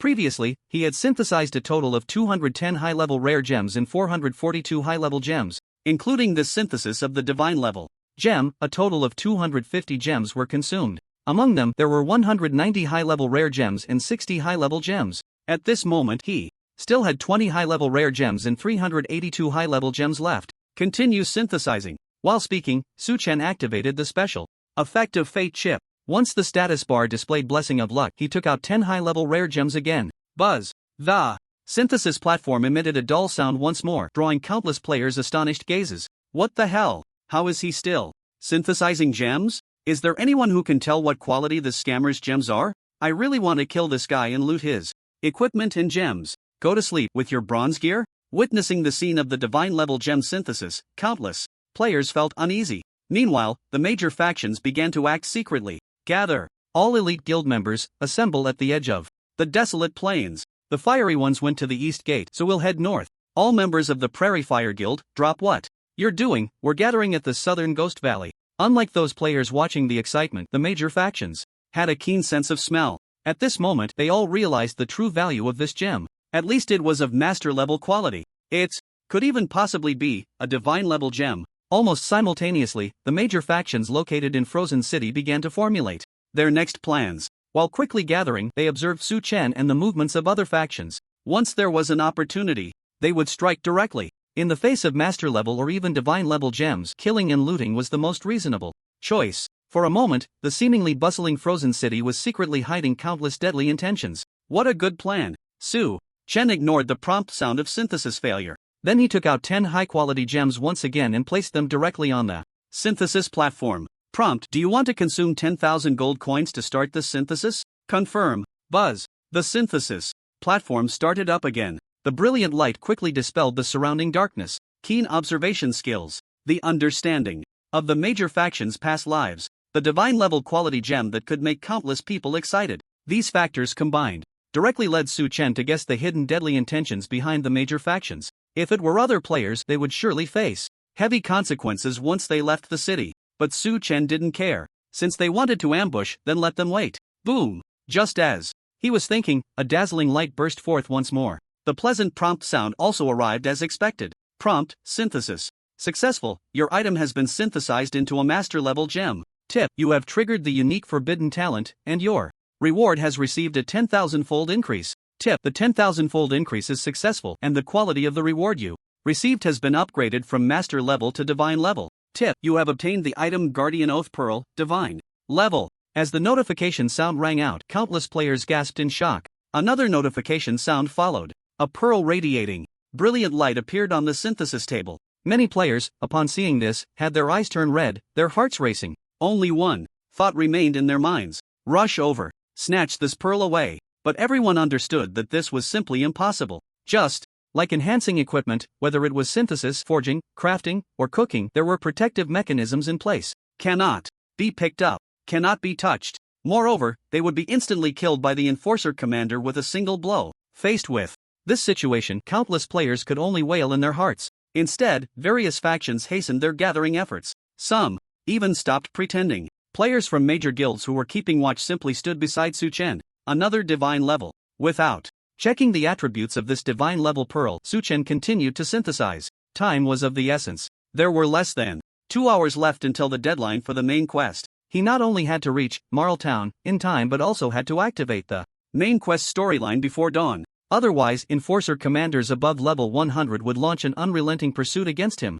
While pondering this, Su Chen took out 10 high-quality pearls and placed them on the synthesis table. Tip: do you want to spend 10,000 gold coins to start this synthesis? Confirm. Su Chen's speed reached its peak. One by one, pearls were taken out by him. With the thunderous roar of the synthesis table, dazzling lights flashed continuously. At this moment, Su Chen still had 234 high-quality pearls left in his backpack. He decided to leave none behind and synthesize them all. According to the synthesis system's rules, each time a synthesis ritual was initiated, players needed to place 10 synthesis items. This meant one thing: Su Chen's remaining 234 pearls could be synthesized 23 more times. Without hesitation, Su Chen skillfully took out the pearls and placed them on the synthesis table. His movements were as smooth as flowing water, highly enjoyable to watch. As he moved, a series of notification sounds rang out. Tip: synthesis failed, your synthesis materials have been destroyed. Tip: synthesis failed, your synthesis materials have been destroyed. Tip: synthesis failed, your synthesis materials have been destroyed.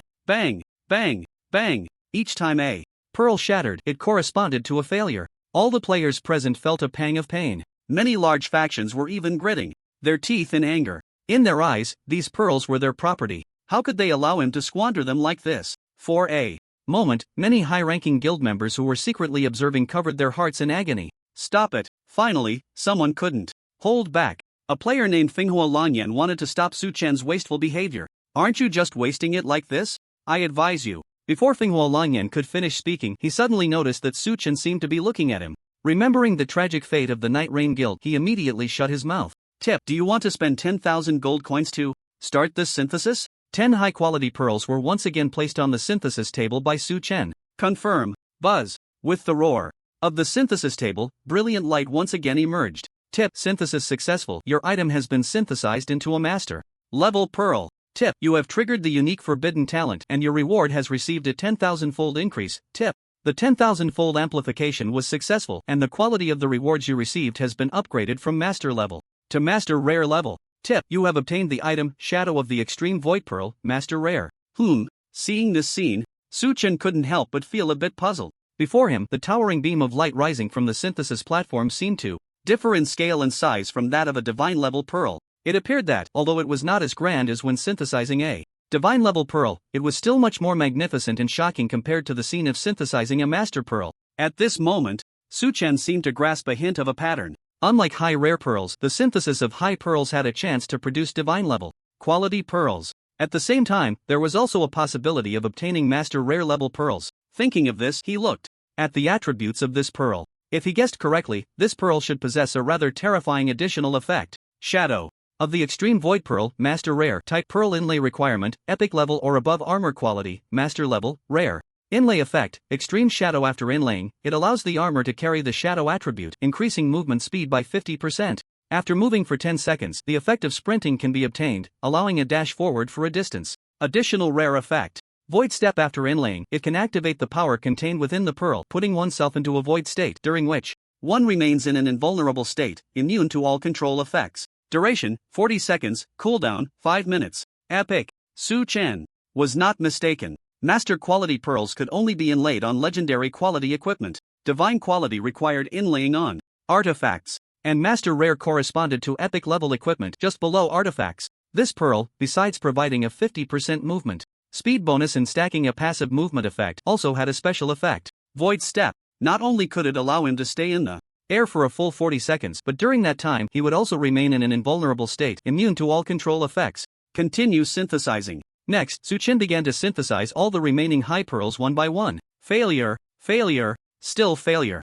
Until the last 10 pearls were slowly placed on the synthesis platform, a brilliant light finally reappeared. Grand, mysterious. It made one want to immerse oneself in it. A vast beam of light, continuously radiating a divine aura, suddenly shot up into the sky, piercing through the clouds. Tip: synthesis successful. Your item has been synthesized into a master level pearl. Tip triggered. Unique forbidden talent. Your reward has received a 10,000-fold amplification. Tip: the 10,000-fold amplification was successful, and the quality of the rewards you received has been upgraded from master level to divine level. Tip: you have obtained the item Toxic Corrosive Mist Pearl, Divine. Finally, once again, it was successful. Su-Chen never expected that the last synthesis would actually succeed. Not only that, but he also obtained a divine quality pearl. Judgment of Catastrophe Light Pearl, Divine. Oath of Guardian Words Pearl, Divine. Toxic Corrosive Mist Pearl, Divine. Shadow of the Extreme Void Pearl, Master Rare. 3 divine pearls and 1 master rare quality pearl, along with 4 high quality pearls.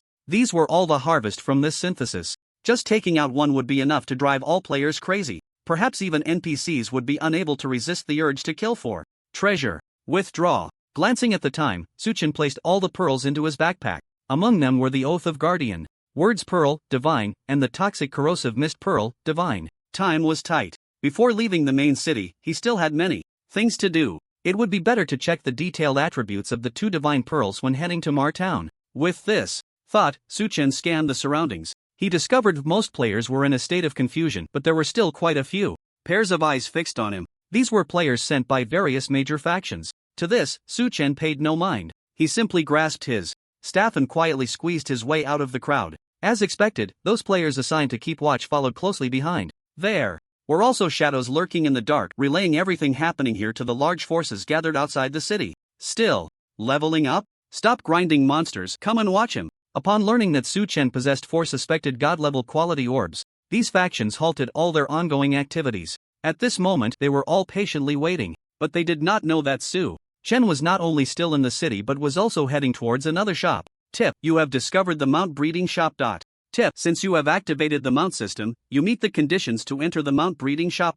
Su-Chen stepped forward. His figure vanished right at the entrance of the Mount Breeding Shop, leaving behind a group of players who were keeping watch. Tip: level insufficient, mount system not activated, cannot enter the Mount Breeding Shop. Warning: please do not forcefully enter an area that is not open, or you will bear the consequences. Looking at the system prompt, these players were left dumbfounded. What's going on? Damn, not enough level. The second transfer only opens the mount system. Is this considered losing track?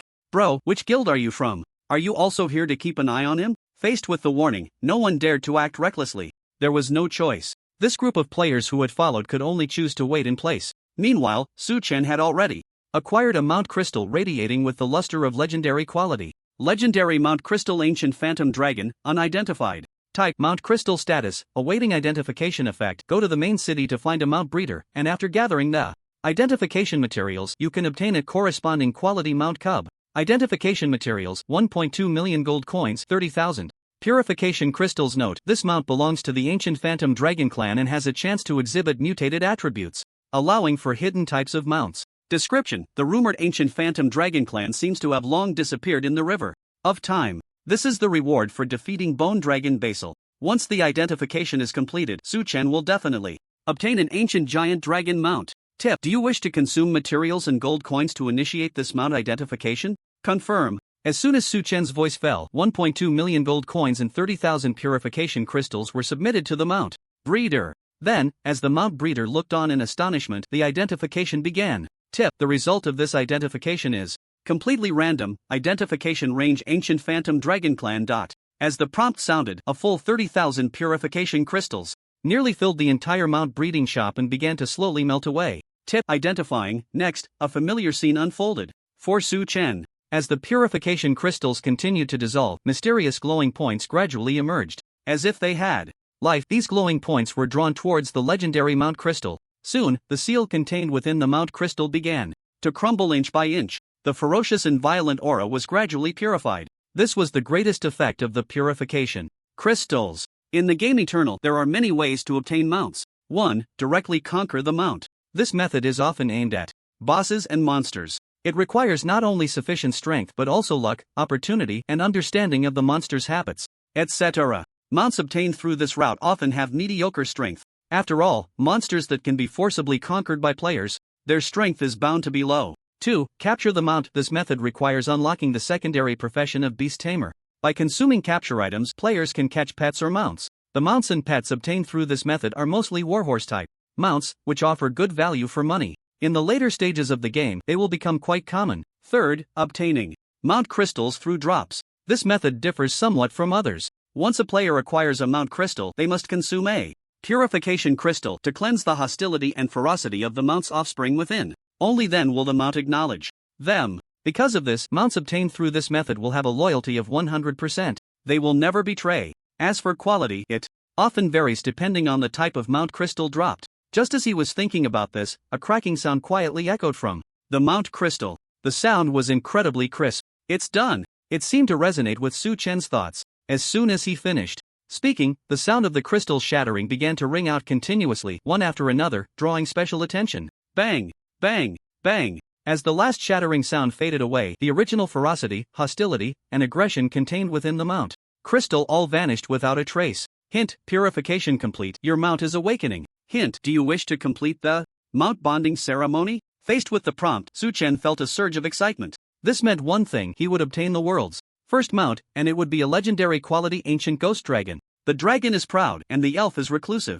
These two races correspond to the rarest and most exquisite mounts and pets. In his previous life, it might have been possible to obtain an elf's contract through sheer luck. However, without strength, it would be impossible to tame the dragon race and make it his mount. Even Su-Chen had only acquired this Mount Crystal after defeating the legendary creature, Bone Dragon Basil. This was all thanks to the 10,000-fold reward. Without this eternal level 1 talent, he would likely have only obtained a normal panel Bone Dragon. Thinking of this, he activated the Fate chip. He waited until the Blessing of Luck buff appeared before making his choice. Confirm. As soon as Su-Chen's voice fell, the already shattered Mount Crystal completely crumbled. Amidst the falling debris, a figure no larger than a palm quietly lay in his hand. Hint: identification successful. Hint: special event triggered. Your mount has gained a mutation attribute. Hint: you have randomly drawn a hidden legendary quality mount offspring Ashen Wings Ancient Ghost Dragon.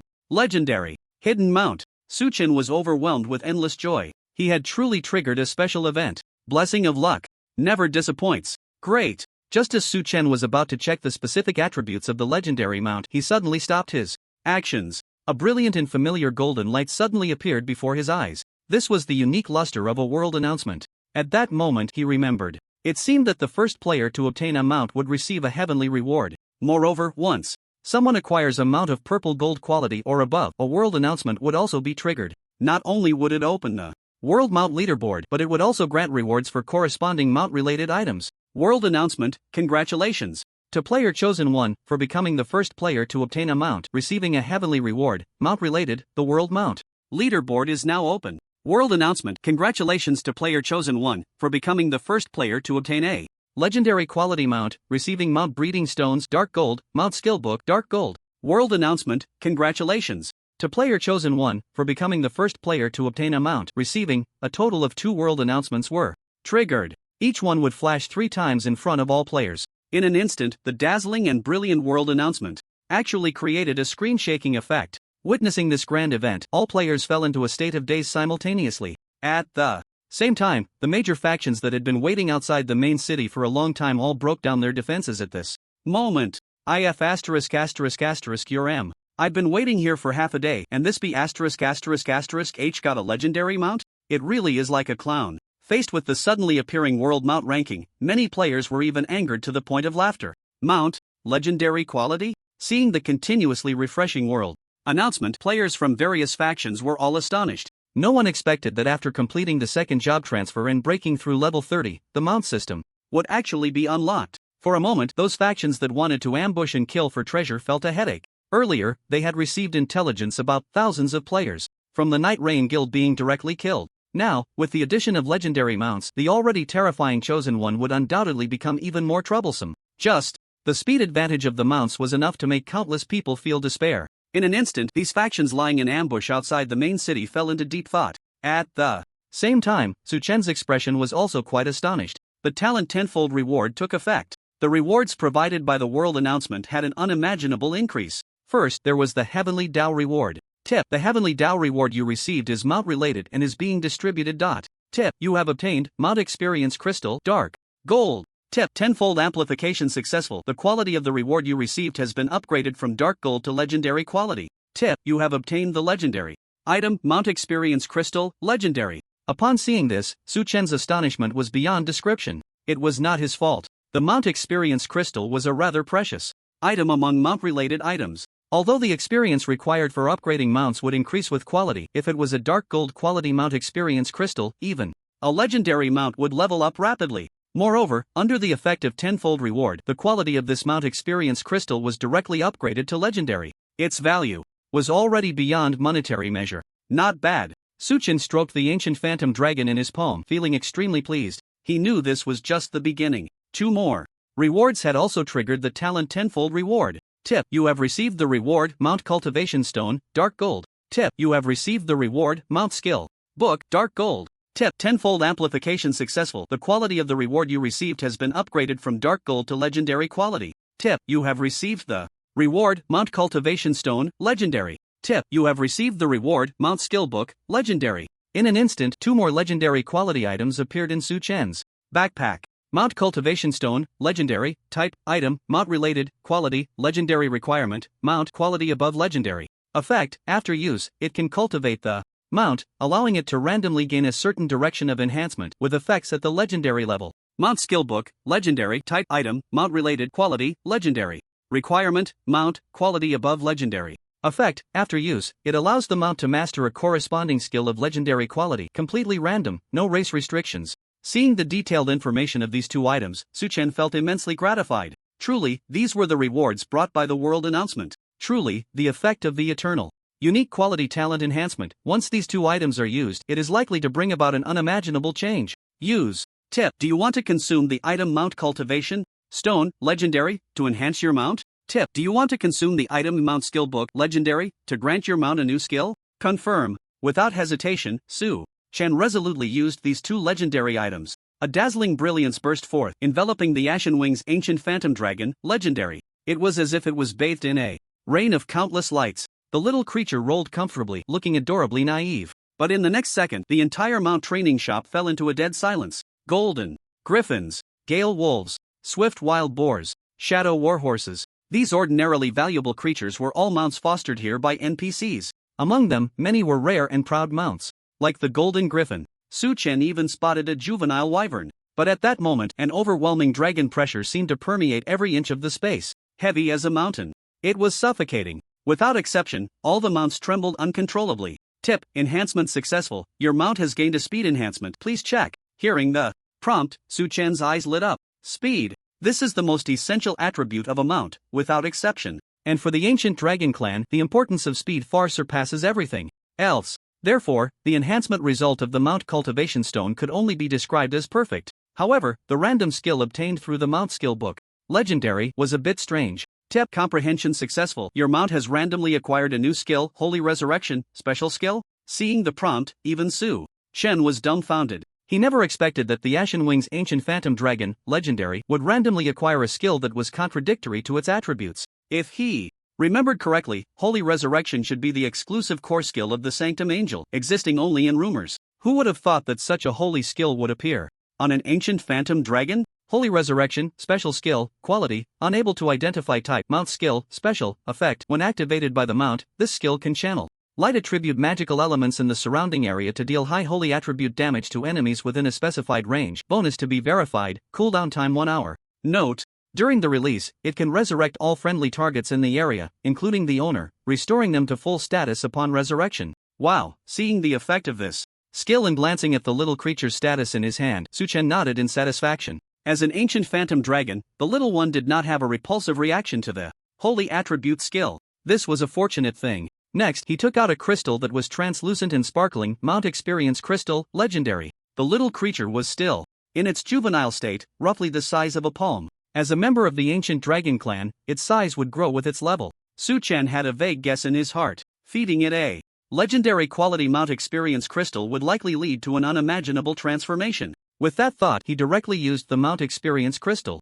As the translucent crystal gradually dissolved, the little creature's size began to expand at a terrifying speed. Meanwhile, among the major factions waiting outside the main city all night, a player's face suddenly lit up with realization. Holy crap! I finally know how to take down the Chosen One. The player speaking is called a strategist for the guild, specifically responsible for devising plans for the guild's upper management. If Su Chen were present, he would definitely recognize this person's identity at a glance. In his previous life, it wasn't until the mid-game that the main quest expansion was unlocked by players. In that battle, humanity suffered a crushing defeat. It was precisely because of this person's reckless command that the so-called eternally unmelting frozen city nearly fell. As a result, became the target of countless players. I've heard from the brothers of Night Rain that the Chosen One used a group attack skill to wipe out thousands of them. Now, as if recalling something, put down his longbow and began to analyze seriously. That means his current evil value must exceed 1,000 points. The movement speed of a legendary mount is indeed very fast, there's no doubt about that, but we can completely use a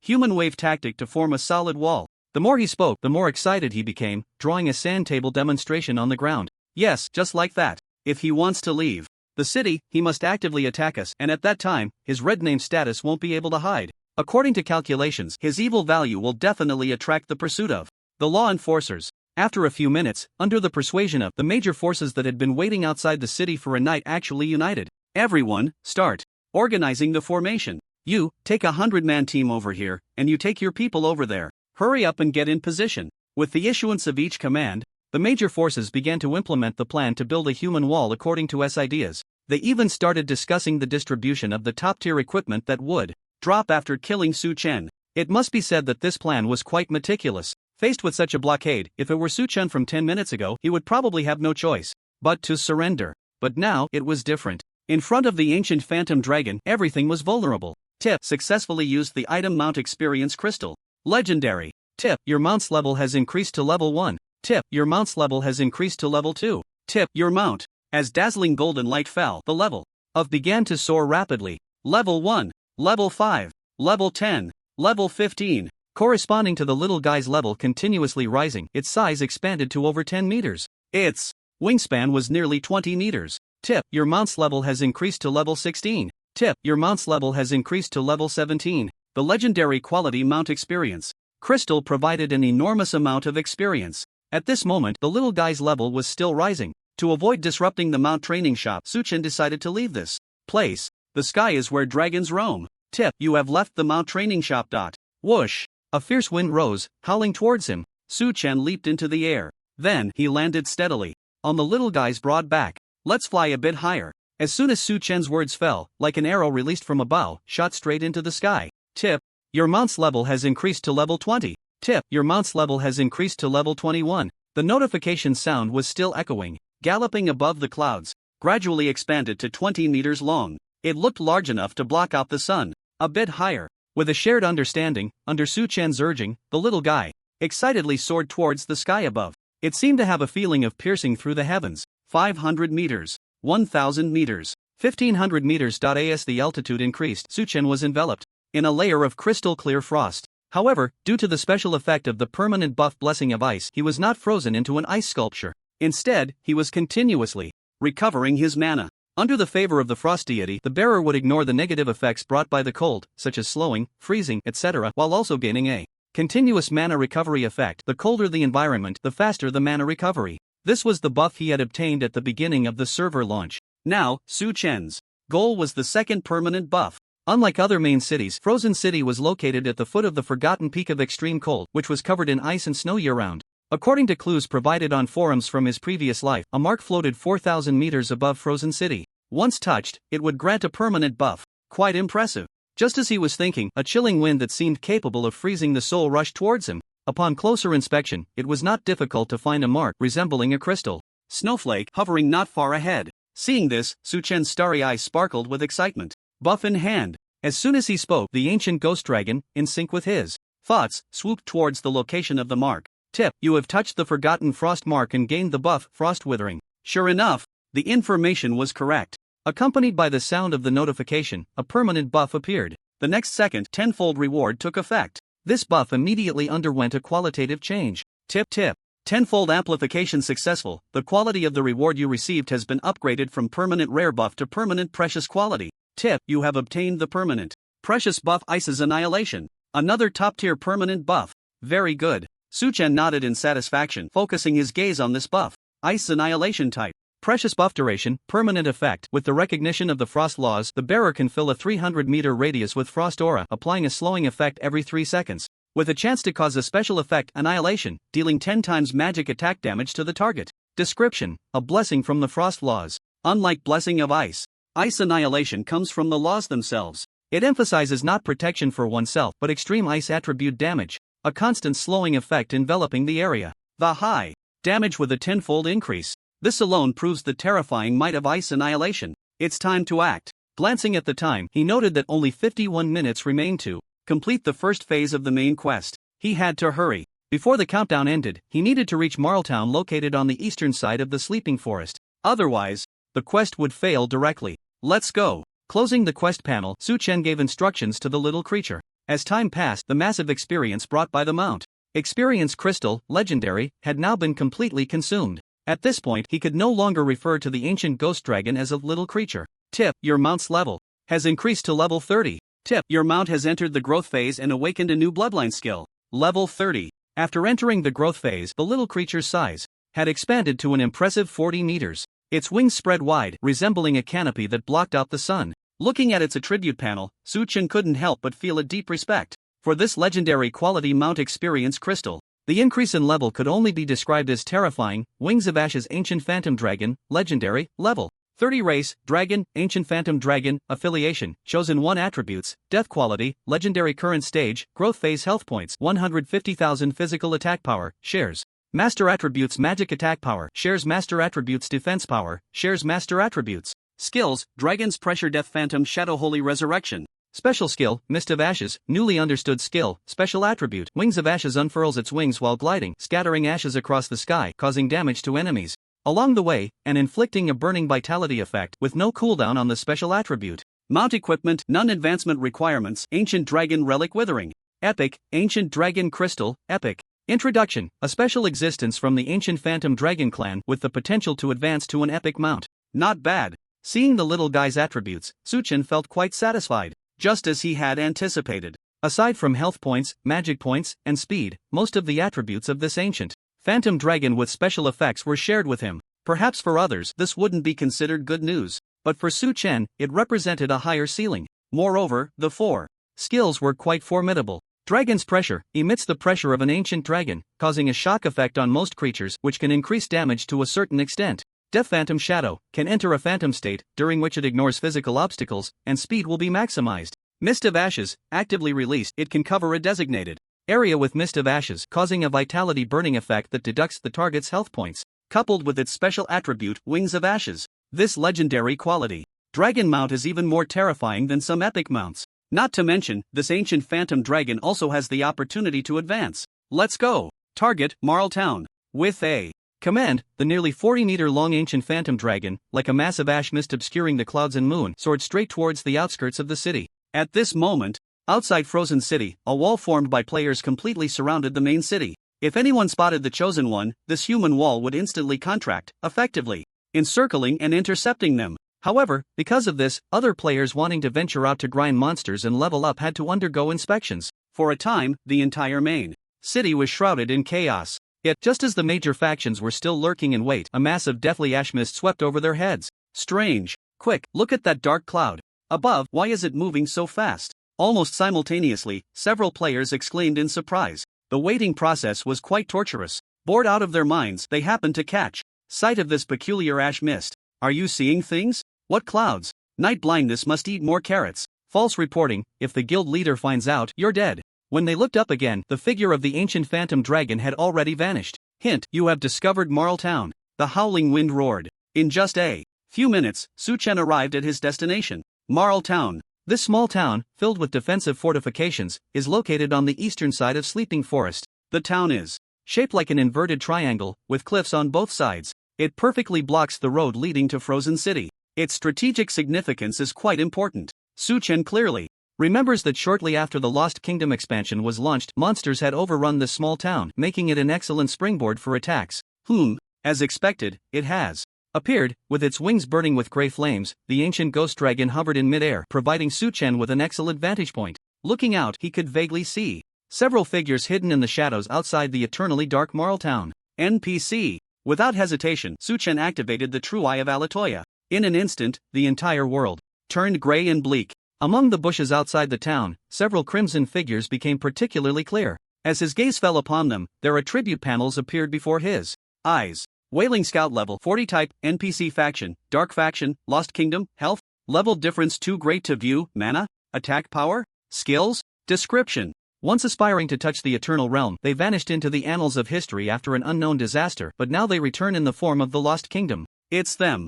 Wailing Scout is a common scout NPC of the Dark faction. Their strength is quite terrifying, enough to crush ordinary second transformation players. Typically, Wailing Scouts only follow the orders of various city lords, often serving as scouts or sentinels. But now, they are actually gathering intelligence for the Lost Kingdom. Quite suspicious. Seeing these figures, Su Chen's expression turns serious. Regardless, the appearance of the Wailing Scouts proved one thing: the army from the Lost Kingdom would soon arrive at this town. Then, let's take them out first. Su Chen made a decision. By killing monsters and completing tasks, he could trigger the talent effect of tenfold rewards. Even killing players could trigger the tenfold reward. Glancing at the NPC figures below, Su Chen couldn't help but fall into thought. Based on his past life experience, killing NPCs could also yield items from them. It would also determine whether to increase merit points or evil points based on whether the two parties were in a hostile relationship. Su Chen was eager to see if killing hostile NPCs could also trigger tenfold rewards. If even killing NPCs could trigger tenfold rewards, it would mean he had another way to farm rewards. Let's go, we'll head down. Gently patting the scales of the ancient ghost dragon, Su Chen locked onto the figures hiding in the grass. Without making a sound, the ancient ghost dragon flapped its wings and slowly descended. 200 meters, 100 meters, 50 meters. As the height decreased, prompt sounds followed one after another. Prompt: you have completed the first phase of the main quest, The Lost Kingdom Returns, and the current task progress has changed. Please check. The content of the first phase of the task was very simple for Su Chen. He just needed to reach Marl Town and then scout the enemy's whereabouts. But for other players, it was different. Without a flying mount, they would have to go through the processes of reaching, infiltrating, scouting, and discovering to complete the first phase of the task. This difficulty could be described as hellish. The first phase of the main quest is complete? Seeing this, Su Chen immediately issued a command to the ancient ghost dragon to stop descending. In an instant, the grand and massive dragon silently hovered in the air, suspended in place. This was the unique advantage of the ancient ghost dragon.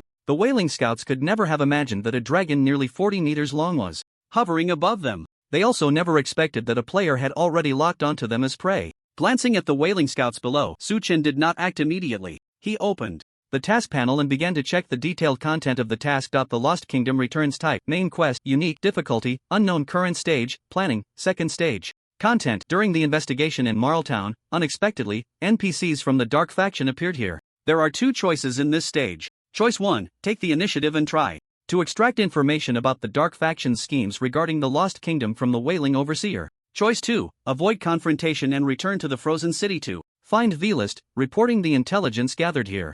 Note, different choices made in this stage will alter the subsequent plot direction, so choose wisely. Introduction, V-list. Sense the aura of the Lost Kingdom from the skull of the bone dragon Basil. Perhaps they did not perish in the river of history and are about to make a comeback. Avoid confrontation. The choice made by that player in the previous life was indeed to avoid confrontation. Because of this, the Frozen City faced an unprecedented crisis. Although that player successfully unlocked the main quest expansion, it also meant that he was destined to have no connection with the subsequent plot. If I remember correctly, the player from the previous life had just left here when Marltown fell, which caused him to lose the subsequent rewards. While thinking, Su Chen's gaze fell into the distance. It looked quiet all around. It seemed like a beautiful summer night with dawn about to break, but only Su Chen knew. The undead from the Eternal Kingdom had already awakened. They crawled out from the dark, damp abyss, spreading towards this side like a tide, silent and unstoppable. In the previous life, that player made the wrong choice. Su Chen would never repeat the same mistake.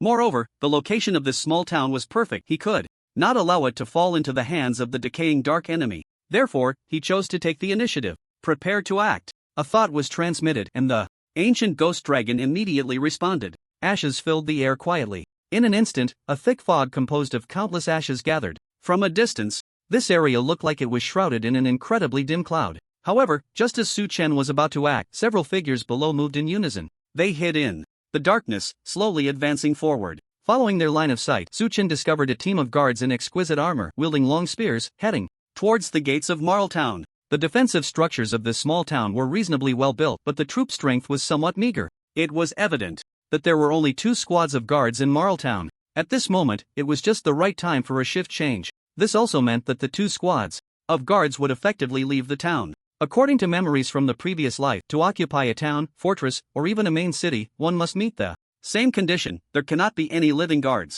Only in this way could the attackers have a chance to seize the core of the territory. Su Chen halted his actions at the sight before him. It seems the plot direction has really changed. He clearly remembered that in the previous life, Marltown should have been subjected to a massacre at this time. Whether it was the NPCs, the guards, or the leveling players, all were slaughtered by the army of the Lost Kingdom. But now, things were somewhat different. Clearly, these wailing overseers wanted to take the opportunity to seize the core of the territory and directly control Marltown. Just as he was thinking, with a sound of footsteps, the team of guards stepped out of the gates of Marltown. They were about to begin their shift change. In an instant, several wailing overseers hidden in the shadows sprang into action. Stepping on the moonlight, they moved like blurred shadows, advancing at an incredible speed. So fast. Even Su Chen was somewhat astonished. Something was off. This was definitely not the speed that the wailing overseers should possess. In almost an instant, they had infiltrated Marltown. Familiar territory. 1 second, 2 seconds, 3 seconds, straight to the heart. The wailing overseer took only 7 seconds to lock onto the core location of the territory. However, Su Chen still did not act. He remained calm, watching everything unfold in the small town. Enemy attack. At this moment, the guards finally noticed the enemy's infiltration. They hurriedly ran towards the town. But it was too late. With a crisp sound, the core of Marltown was shattered. At the same time, a hand made of grotesque bones tightly grasped the territory. Core area announcement: Marltown. Due to the attack on Marltown, the territory status has changed and is now out of the jurisdiction of Frozen City, becoming a hostile area.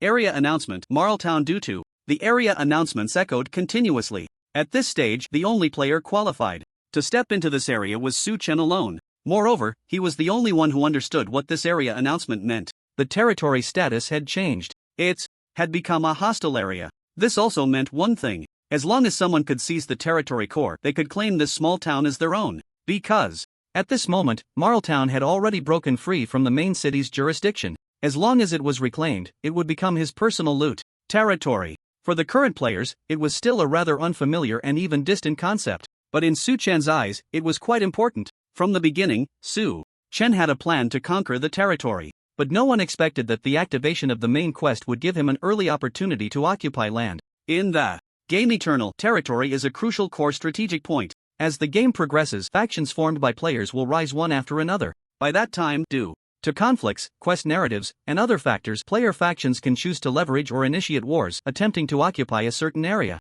Thus, they can possess a piece of territory of their own. Once the territory construction is completed, functions such as taxation, trade, leasing, and merchant running will also be unlocked. These can allow players to gain unimaginable wealth. Of course, territories also have levels, from outposts, villages, towns, fortresses, cities, to the highest level of main cities. The higher the territory level, the more functions are unlocked. Similarly, the area covered by the territory will expand accordingly. Of course, geographical location is also quite important. For example, a town like Marltown, which grips the main city's throat, far exceeds other remote towns in both value and the substantial benefits it brings. This is somewhat akin to the difference between school district housing and suburban housing. Therefore, when the territory core appeared, Suchen was already prepared for battle. He must take this small town. Area announcement, Marltown due to the attack on Marltown, the territory status has changed and is now out of the jurisdiction of Frozen City, becoming a hostile area. The notification sound was still echoing. Marltown was currently still in a state of being occupied. 4, 3, 2, 1. As the countdown ended, the notification sound rang out. Area announcement, Marltown has been completely occupied. As a hostile entity, you will be expelled and hunted down. Please respond promptly. Now is the time. The moment the countdown ended, the already dim sky turned pitch black. The ancient ghost dragon spread its wings, transforming into a cloud that blocked out the sun, rapidly dying down. At the same time, the wailing overseer in the town was carefully cradling the territory core. However, at that moment, a flurry of ashes fell onto its skull, sparking a few embers.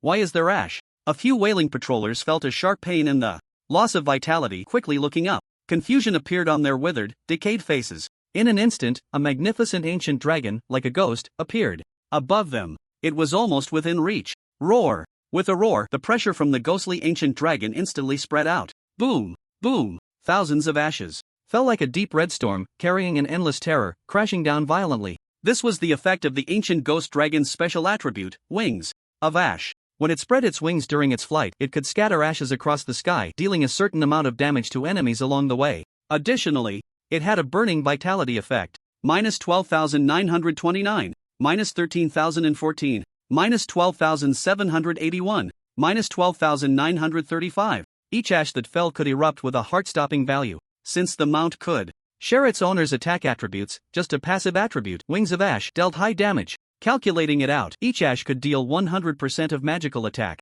damage. In an instant, the health of these wailing patrollers dropped significantly. Enemy attack. The wailing patrollers acted out of character. They did not wail or attempt to mentally strike Su Chen. Instead, they leaped high, trying to jump onto the dragon's back. Roar! The ancient ghost dragon only submitted to Su Chen. How could it allow these pests to climb on it? It raised its fierce claws and struck down hard. With a bang, the few wailing patrollers were immediately smashed to the ground. Minus 874, minus 862, minus 857. As a magic-based profession, Su Chen had almost no physical attack power. Therefore, the ancient ghost dragon, sharing its owner's attributes, only dealt impressive 3-digit damage. But that didn't matter. Control and interruption were Su Chen's true goals. Unbeknownst to him, he had completed a complex chant. Boom, boom, boom. Several chains, engraved with mysterious and intricate magical runes, quietly appeared in the sky. It seemed that in an instant, these chains, each half a meter thick, vanished from sight.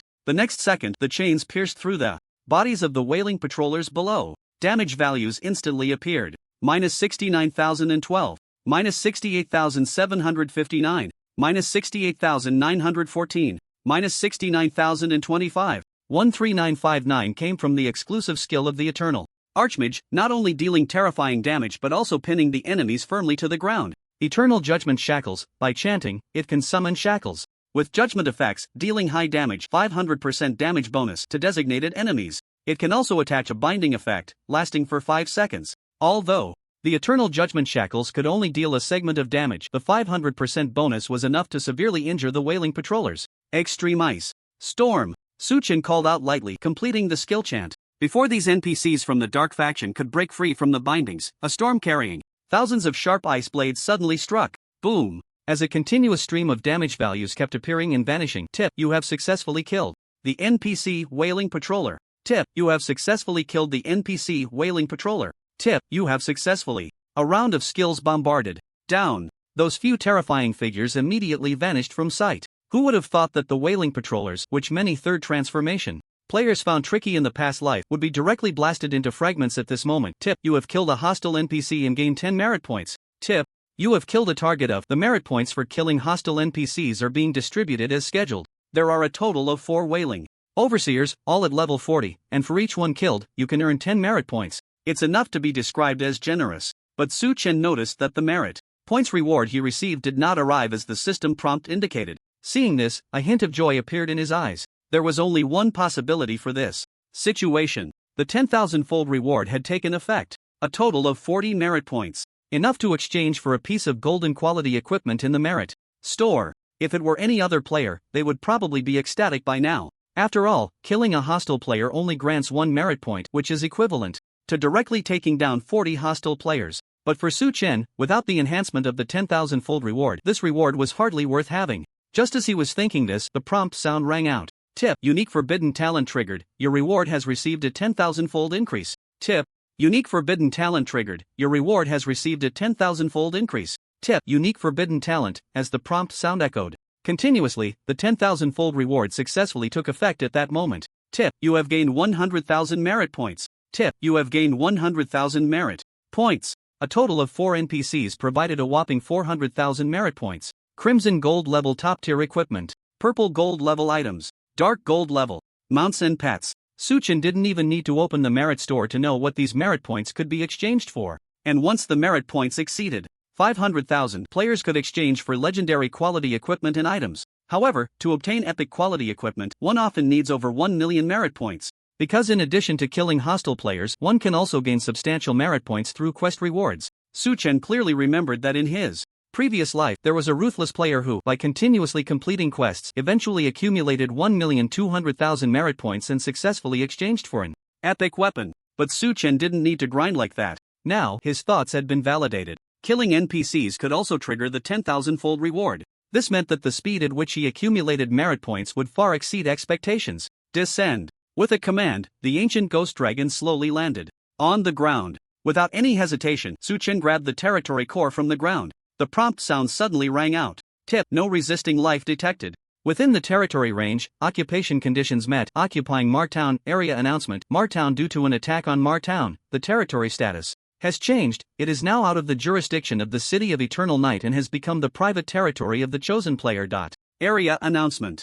Martown due to City of Eternal Night? Seeing the area announcement, Su Chen frowned. The resurgence of the Lost Kingdom was indeed related to the Dark Faction's covert schemes. However, a puzzling situation arose. He waited until these wailing overseers were taken down, but the prompt for the main quest never sounded. This meant that the second phase of the main quest was not as simple as he had imagined. The real crisis he had to face seemed to still be ahead. But overthinking was futile. It was better to take advantage of the merit points he had just received to enhance his own strength. Familiar with the process, Su Chen opened the merit store.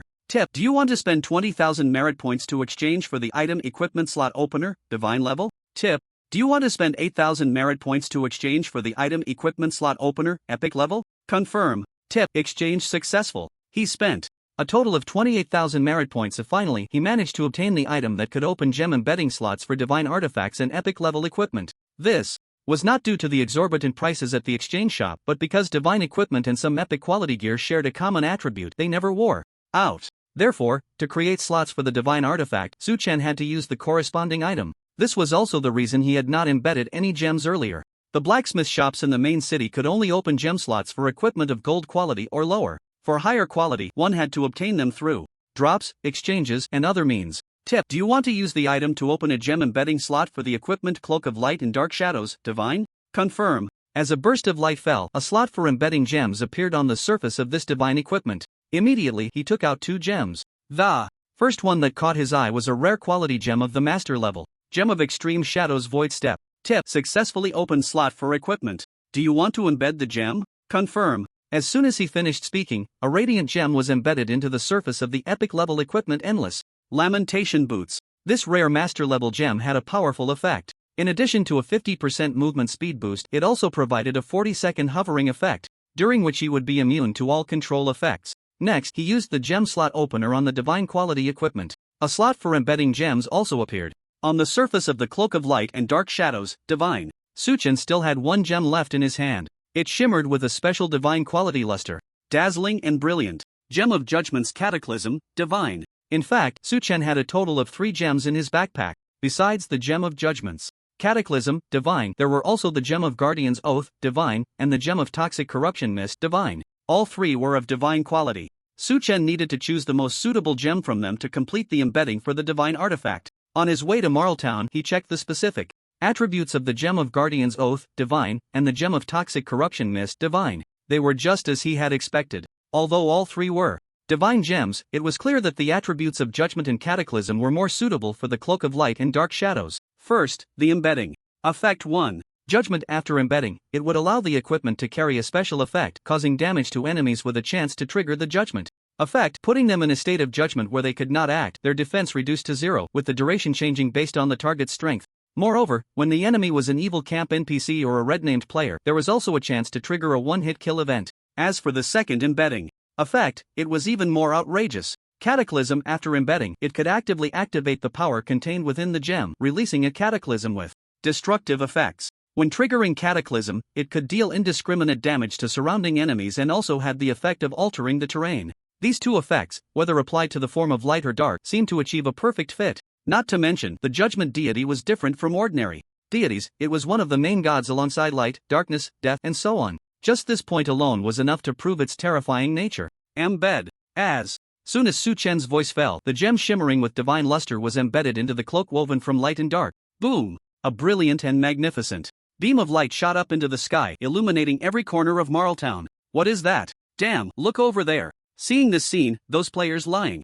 in ambush outside the main city, intending to kill Su Chen and seize his treasures, were all taken aback. They gazed into the distance across the desolate plains. On the eastern side of the sleeping forest, a magnificent and vast pillar of light suddenly shot up into the sky. Seeing this scene, the players from various major factions who had been waiting all night rubbed their eyes in unison. Confusion filled their expressions. This is strange. Why does this pillar of light seem familiar? Yeah, I feel like I've seen this scene before. Many players fell into deep thought. Suddenly, someone jolted awake. A chill ran down their spines. Don't tell me, this is the Chosen One. Before the player could finish speaking, the sound of the world announcement echoed in everyone's ears. Caught off guard, the dazzling effect of the world announcement nearly blinded some players. World announcement. Congratulations to player Chosen One for completing the embedding of the artifact, receiving the reward Equipment Enhancement Stone, Legendary. World announcement. Congratulations to player Chosen One for completing. Another 3 announcements followed. The entire Huaxia region erupted in chaos.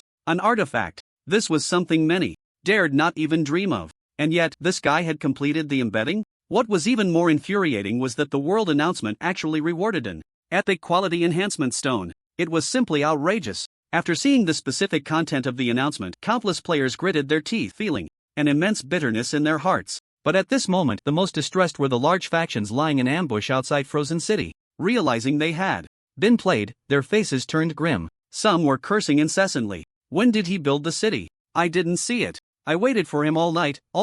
In an instant, the meticulously planned human wall tactic was declared a failure. Keep chasing. Embracing the mindset of since we're here, we might as well go for it. The players who had been waiting all night sprang into action once more. However, the number of players involved was significantly less than before. Meanwhile, in Marltown, Su Chen had already completed the embedding of the gem. Tip. Successfully embedded the divine level gem. Bathed in the brilliant and dazzling light rain, Su Chen looked at the rewards brought by the world announcement. Tip. You have received the reward Equipment Enhancement Stone, Epic. Tip. Tenfold enhancement successful. The quality of the reward has been upgraded from epic to divine quality. Tip. You have received the reward Equipment Enhancement Stone, Divine. Divine level. With the enhancement stone in hand, Su Chen was astonished. He hadn't expected that the world announcement would actually provide an epic quality enhancement stone. Even more surprising was that the tenfold reward had upgraded its quality to divine level. This meant that his divine level equipment still had greater potential for enhancement. However, he would need to wait until he returned to the main city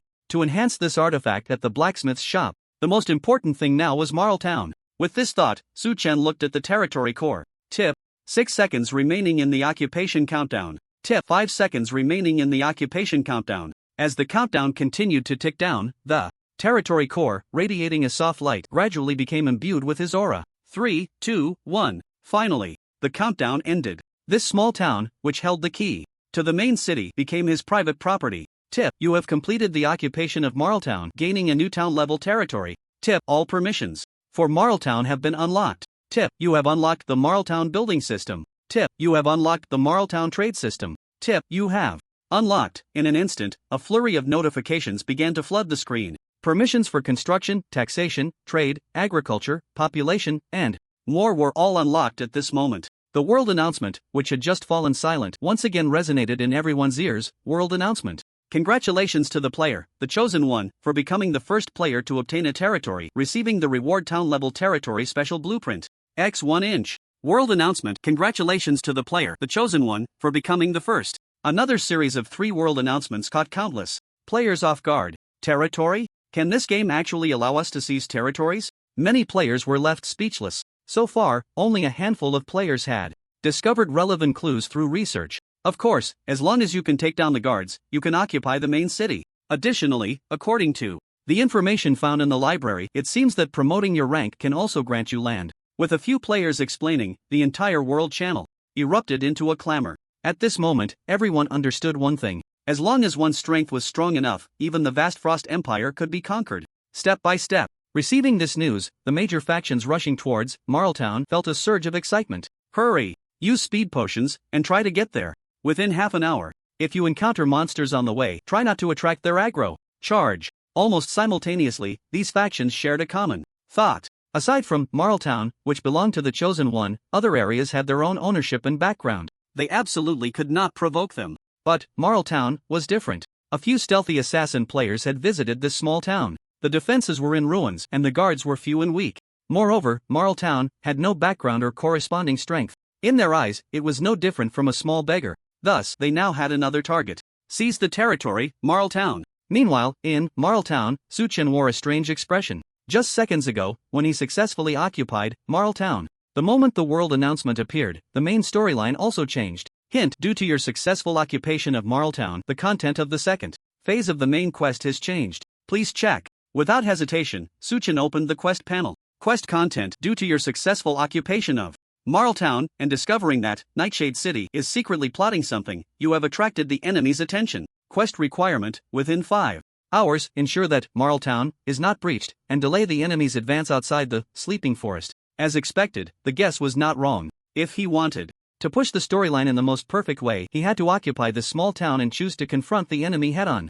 Delaying for 5 hours, don't underestimate me. As he spoke, Suchen claimed the reward provided by the world announcement. Town-level territory special blueprint. The unique eternal level talent, tenfold reward, seemed to be unable to hold back any longer, eager to take effect. Hint: you have received the reward town-level territory special blueprint. Dark gold. Hint: tenfold amplification successful. The quality of the reward you received has been upgraded from dark gold to legendary quality. Hint: you have received the reward town-level territory special blueprint, legendary. Upon seeing this, Suchen's heart skipped a beat. Who would have thought that the rewards from the world announcement would be so generous? And under the effect of tenfold reward, the dark gold quality special blueprint underwent a qualitative transformation. Town-level territory special blueprint, legendary, type template blueprint quality, legendary usage condition, town-level territory.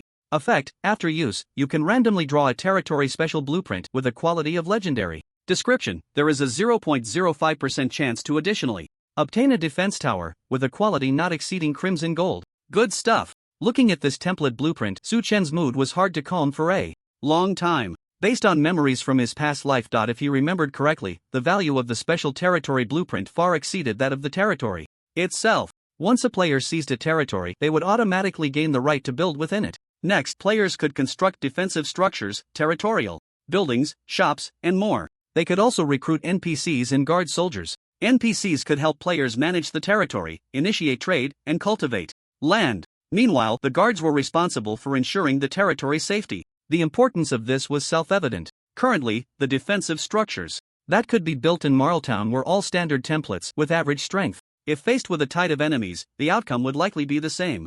They would shatter upon contact. Similarly, whether it was guards, buildings, or NPCs, all were of the ordinary type. Just like the previous Marltown, it only took sending out 4 whaling patrollers to directly occupy the place. However, the special territory blueprint could provide special guards, buildings, defensive structures, and NPCs, among other things. Suchen had researched related materials in his past life. The blueprint used to construct Frozen City was of legendary quality. Moreover, it was the lowest tier of legendary quality. Even so, Frozen City was known as the city that never melts. Thinking of this, Suchen immediately began to take action. As a series of mysterious and profound inscriptions appeared, the special effect of the fate chips was activated. Soon, the buff Blessing of Luck emerged. Everything was ready, they just needed the right moment. Suchen directly used the town-level special. Territory Blueprint, Legendary. Tip: do you want to use the item to randomly draw a legendary quality template blueprint? Confirm. As soon as he spoke, the blueprint in his hand changed dramatically.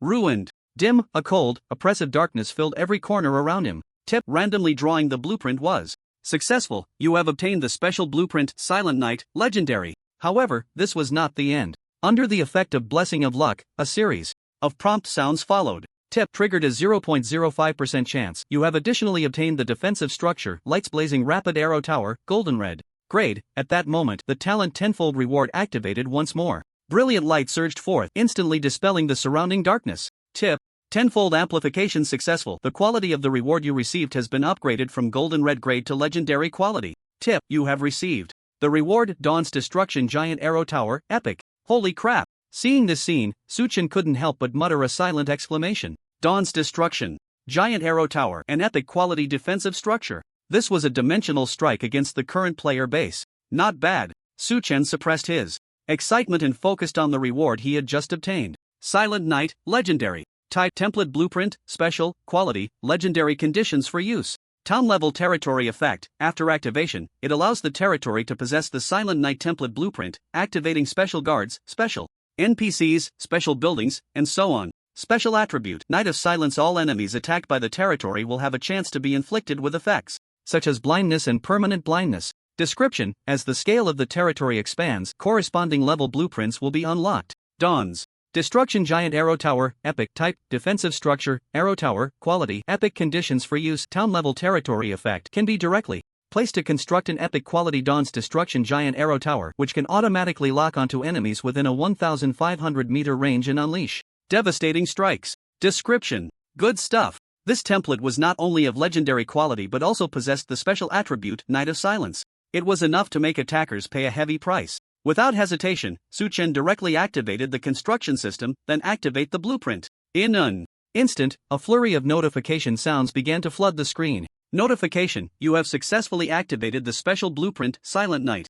Legendary. Notification: you have unlocked a special guard. Notification: you have unlocked a special building. Notification: you have unlocked. As the notifications rang out, a dark aura surged forth from the blueprint like a tide of darkness pouring in from an endless night. In the blink of an eye, the entire Marltown was completely shrouded in darkness. Deep black foundations began to extend outward from the area where Suchen stood. Notification: residual buildings and defensive structures detected, currently being dismantled.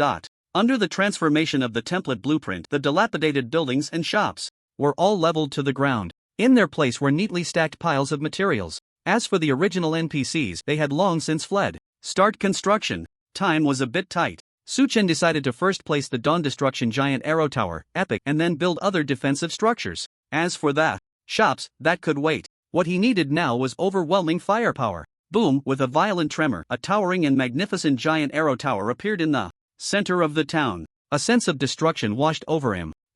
Something's not right. At that moment, Suchen felt that something was off. Looking around, he quickly made a discovery. As the shops, buildings, and defensive structures were continuously dismantled, the number of materials piled on the ground was actually increasing at a terrifying speed. Notification: through dismantling, you have obtained building materials, wood. Notification: through dismantling, you have obtained construction materials, stone. Notification: 10,000-fold amplification successful. The quantity of materials you obtained has increased to 10,000 times. Seeing the mountain of materials on the ground, Suchen was momentarily stunned. He never expected that dismantling the original buildings could also trigger the 10,000-fold reward. Soon, the dismantling was complete. Under the effect of the 10,000-fold reward, the construction materials nearly filled half of Marltown. Originally, Suchen had planned to contact some players to purchase a batch of materials, but now it was different.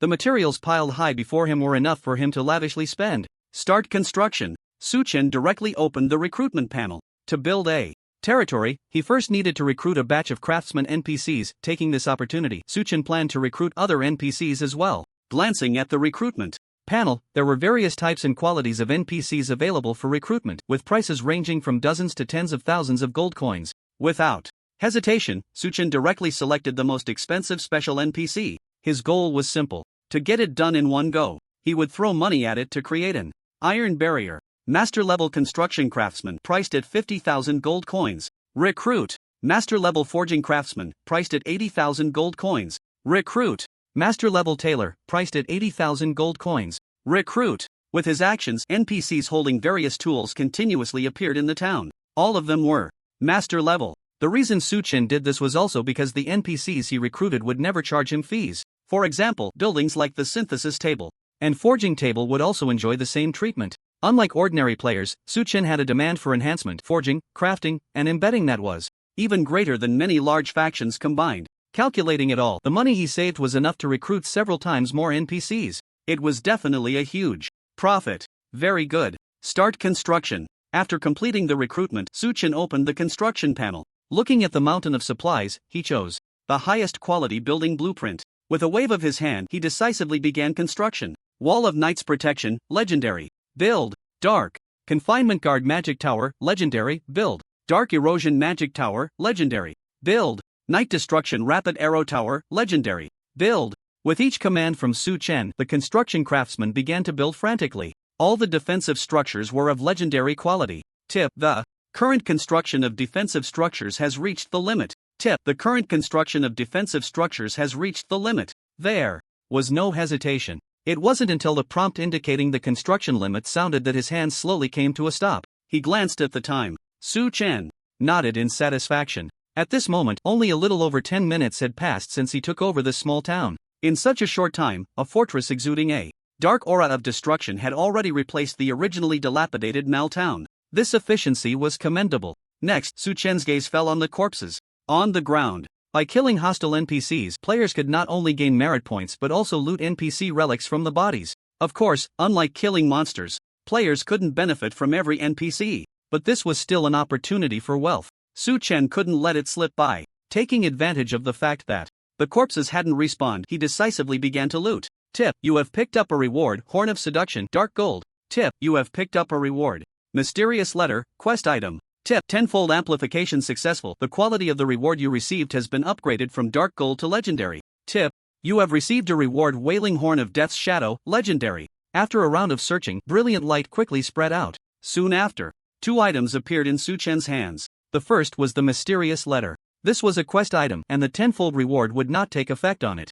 However, the Horn of Seduction was different. Under the effect of the tenfold reward, it was directly upgraded to legendary quality. Wailing Horn of Death's Shadow, legendary. Type: item quality, legendary. Usage requirement, non-special effect. Activating the effect of Wailing Shadow of Death can temporarily awaken all dead bodies in the vicinity, turning them into controlled shadows of the dead, lasting for 5 minutes, with a cooldown of 1 hour. Description: command the dead, harness the shadows. So it's this item. Su Chen was somewhat moved. This item was a renowned weapon of war in his previous life. It had only one special effect: to awaken corpses and command the deceased. Although the duration was only a brief 5 minutes, if used at the right moment, it could even turn the tide of battle. Not bad. After putting away the item, Su Chen looked around once more. As time passed, defensive structures began to rise throughout the town. A chilling sense of oppression gradually spread. Next, it's time to recruit guards. The undead legion from Eternal Kingdom had already revived. They crawled out from the dark, damp abyss, spreading towards this side like a tide.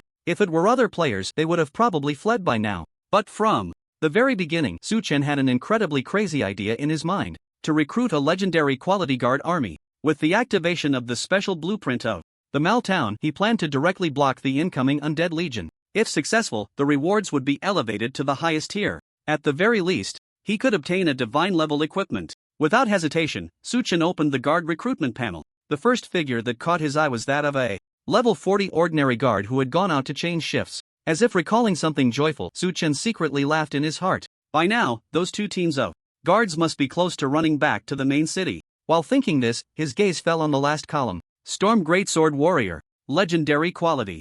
Growth NPC, currently at level 45. Whether it's growth potential or combat power, they can all be considered the ceiling for the city guards. Start recruiting. Generally speaking, a territory the size of a small town can recruit a maximum of 50 guards. However, with the special template blueprint of Marltown, the recruitment limit is directly doubled. Therefore, Su Chen decided to go all out and recruit 100 Storm Greatswordsmen at once. When Su Chen began recruiting guards, the major factions finally arrived near Marltown. Holy crap! Look over there! Following the gaze of the speaking player, all the players present fell into a daze. In the seemingly endless darkness enveloping Marltown, stood menacing and terrifying defensive towers. Every inch of this small town exuded a chilling sense of oppression. As if sensing the arrival of the players, in almost an instant, the Dark Confinement Guard Magic Tower, Legendary. Dark Erosion Magic Tower, Legendary. Night Destruction Rapid Arrow Tower, Legendary. All the defensive towers standing in Marltown automatically locked onto the players' figures at that moment. Tip: since Marltown belongs to a player's private territory, your intrusion will be met with the territory's attack. In perfect unison, at this moment, all players who stepped into the range of Marltown heard the alert sound in their ears. Tip: you have been locked on by the Dark Confinement Guard Magic Tower, Legendary. Please prepare for battle. Tip: you have been locked on by the Dark Erosion Magic Tower, Legendary. Please prepare for battle. Tip: you have been. When a whole series of crimson alerts appeared, the players were somewhat bewildered. What the hell is going on? Before they could finish their sentence, in the blink of an eye, the towering defensive towers shrouded in darkness unleashed a roar that symbolized death. Boom, boom, boom. The almost tangible aura of dark magic carrying endless might crashed into the crowd of players. -5,000, -5,000, -5,000. Each hit dealt 5,000 points of damage coming from the Night Destruction Rapid Arrow Tower, Legendary. The attack speed was off the charts. The long, spear-like arrows, infused with the aura of dark destruction, could fire 10 shots in a second. Each arrow could deal 5,000 points of damage and also had a piercing effect. One arrow was enough to inflict fatal damage on several players. Players from the Blazing Wildfire Guild were at the forefront, taking the brunt of the attack. They suffered the first round of bombardment. All the players hit had no chance to even grunt before turning into white light sent back to the resurrection point. The previously dense crowd was now as if it had been plowed through, leaving only a few who were fleeing in panic. Retreat! All members, leave the town area. What the hell is this damage? In an instant, the countless players who had rushed in with great momentum all softened. Under the retreat orders, they receded like a tide. But evidently, the other defensive towers would not stand by idly. In the blink of an eye, waves of magic skills infused with rich dark elements rained down, crashing heavily into the crowd behind. -8,000, -8,000, -8,000, -8,000, -8,000. These damage values were dealt by the Dark Confinement Guard Magic Tower, Legendary. They came in waves, unending. Moreover, they also carried a full 6 seconds of confinement effect. Once hit, players would become live targets. Next, they would not only face a barrage of arrows but also the terrifying area damage brought by the Dark Erosion Magic Tower, Legendary. But regrettably, with the current players' equipment and levels, they wouldn't even last to see the confinement effect. It's important to note that this was just a small town's defensive tower. Moreover, every defensive structure is only level 1. Boom, boom, boom. They didn't even have time to react. The Dark Confinement Guardian Magic Tower, Legendary, unleashed a barrage, creating vast swaths of vacuum zones. Witnessing this scene, the remaining players from various factions were left stunned. At this moment, only one thought remained in their minds: retreat. They must preserve their strength. They couldn't face it head-on. Otherwise, not only would they gain nothing, but they would also suffer severe losses. While they frantically fled, many players still held on to a glimmer of hope. As long as they could escape the enemy's attack range, surely they wouldn't be completely wiped out. But just then, a commotion arose from behind. The players who had originally retreated like a tide suddenly came to a halt. What the hell is going on? Keep running, why block the way? What are you doing at a time like this? The players who had charged ahead were now in a panic. As they heard the roar of the defense tower once more, they cursed out of fear. But they didn't know. Behind them, at some point, a group of figures clad in deep dark armor had quietly appeared, forming a neat array, like a wall of elite troops. Uncrossable. This scene was particularly familiar to many players. Wasn't this the human wall tactic they had employed earlier? Despicable chosen ones. The remaining players from various factions gritted their teeth. For them, this was undoubtedly a mockery. But in reality, the reason Su Chen did this was simply to inflict greater casualties on them. Storm Greatsword Warrior. Legendary NPC template. Although they were all level 45. For the current players, each Storm Greatsword Warrior represented terror and death. Attack! With Su Chen's command, all the Storm Greatsword Warriors, wielding dark giant swords, launched their assault in unison. In an instant, the fragile mages and priests in the back row couldn't even cast their skills before being mercilessly slaughtered. Wherever the sword's edge reached, only streaks of white light remained, rising and falling. A one-sided massacre had already begun. From the beginning until now, Su Chen had not made a move. After issuing the attack order, his gaze fell upon the front of the town. Through the vision provided by the true eye of Alatoya, a series of blood-red figures could be faintly seen. Fierce, terrifying. The deathly aura that induced strong Discomfort had even coalesced into a thick fog. The army of the dead from the Lost Kingdom was about to arrive. Ascend! As the storm approached facing the tide of enemies, Su-Chen leaped onto the back of the ancient ghost dragon. As he gained altitude, some enemy information gradually appeared before his eyes. Decayed Undead Warrior level, 35 race, Undead, Lost Kingdom, type, Silver Elite Monster Health, 28,000 attack power, 714 physical defense, 893 magic defense. 907 skill, heavy slash description. Once the most loyal guards of the Lost Kingdom, they have become mere skeletons that only know how to advance under the erosion of decay and death. Just like the scenes he had seen in his previous life, the Undead Legion from the Lost Kingdom employed a formation that was even more sophisticated than the current players. The decayed Undead Warriors, who never retreat and only know how to slash, were the best candidates for frontline cannon fodder. The flanks were composed of highly mobile Death Knight legions. As the distance between the two sides continued to shrink, their attribute panels gradually came into view. Decayed Death Knight level, 40 race, Undead, Lost Kingdom, type, Silver Elite Monster Health, 31,000 attack power, 751 physical defense, 985 magic defense, 1003 skills. Fearless Charge Soul Burn description. Once the most loyal knight of the Lost Kingdom, now eroded by decay and death, he has become a skeleton that only knows how to advance. The sound of hooves can be faintly heard. These Death Knights, reduced to nothing but decayed bones, are now rushing towards this side like arrows released from a bow. Along the way, a ground of pale flames is scattered. The decayed Undead Knight is different from the decayed Death Warrior, who is treated as frontline cannon fodder. This group of fearsome knights possesses an extremely special ability, Soul Burn. Once war breaks out, they often charge relentlessly towards their target. During the charge, the decayed Undead Knight will directly burn its own soul to gain even more terrifying power, thus delivering a devastating blow to the target. Not bad. The meticulous and effective formation arrangement. Even Su-Chen couldn't help but silently praise in his heart. Given the current game progress, an invasion of this scale of Monster Legion is a dimensional strike against all players. If they were to collide head-on, even if all players in Frozen City join forces, it would be difficult to withstand such an assault. But Su-Chen remained completely unperturbed. In his previous life, as the game progressed, war swept through every corner of the Eternal Continent. In the endless struggles, Su-Chen experienced countless larger-scale battles. For this, he had other clever plans. Booming. As the footsteps and hoofbeats gradually became clearer, the monsters in the enemy's rear appeared in Su-Chen's sight.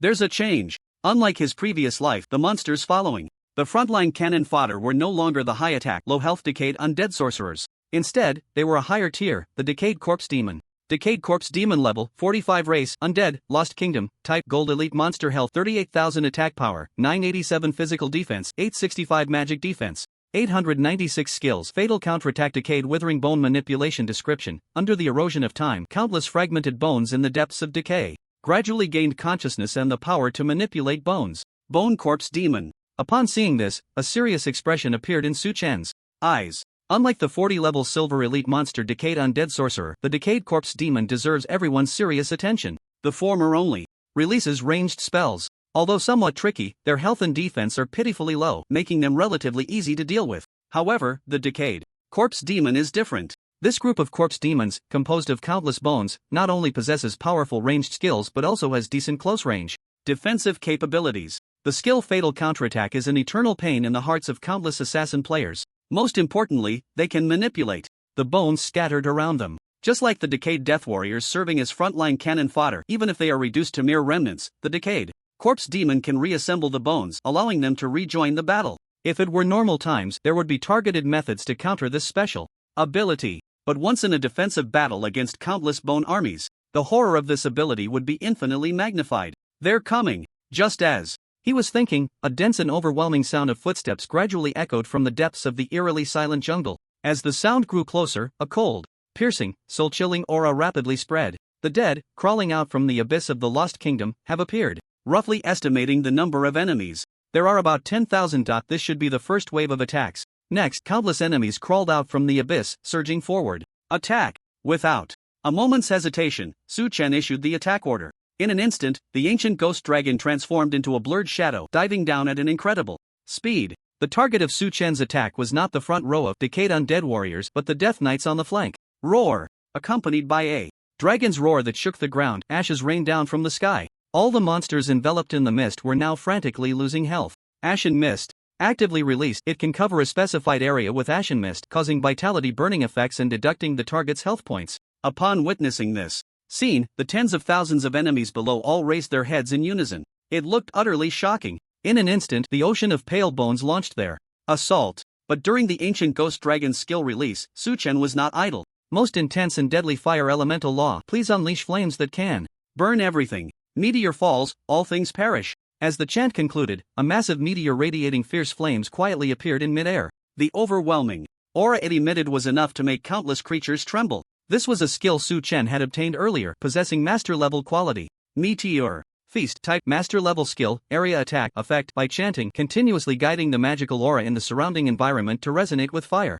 Elements, creating a feast formed by gathered meteors, dealing area damage to enemies in a specified region. Each meteor guided can deal 300% magic attack damage, lasting for 10 seconds with a cooldown of 5 minutes. Note, during the duration, the falling position of the meteor can be adjusted at will. Description: meteor falls, all things perish. Boom! The howling winds suddenly erupted. The first meteor guided out firmly locked onto the flanks, decayed Death Knight, crashing down at a 45-degree angle. At this moment, the pale bones were still desperately charging forward. The burning soul fire continued to rise from the Death Knight, but everything came too late. Boom! As the first meteor fell, the ground began to tremble violently. Astonishing damage numbers floated up. Minus 41,877. Real damage. Minus 40,425. Minus 40,614. Minus 81,418, critical damage. Minus 40,358. Based on Su Chen's currently terrifying magic attack power, the Meteor Feast with a 300% attack bonus dealt tons of damage. Faced with this master level skill, these level 40 silver elite monsters had no chance to resist at all. They were directly smashed into a vacuum zone. Tip: you have successfully killed a level 40 silver elite monster, Decayed Death Knight. Tip: you have successfully killed a level 40. Tip: triggered 10,000-fold reward. Your level has risen to level 31, gaining 10 free attribute points. Tip: triggered 10,000-fold reward. Your level has risen to level 32, gaining 10 free attribute points. After players completed the level 30 breakthrough, the experience required for leveling up increased at a geometric rate. But even so, the first meteor still brought abundant experience. Under the effect of the talent, 10,000-fold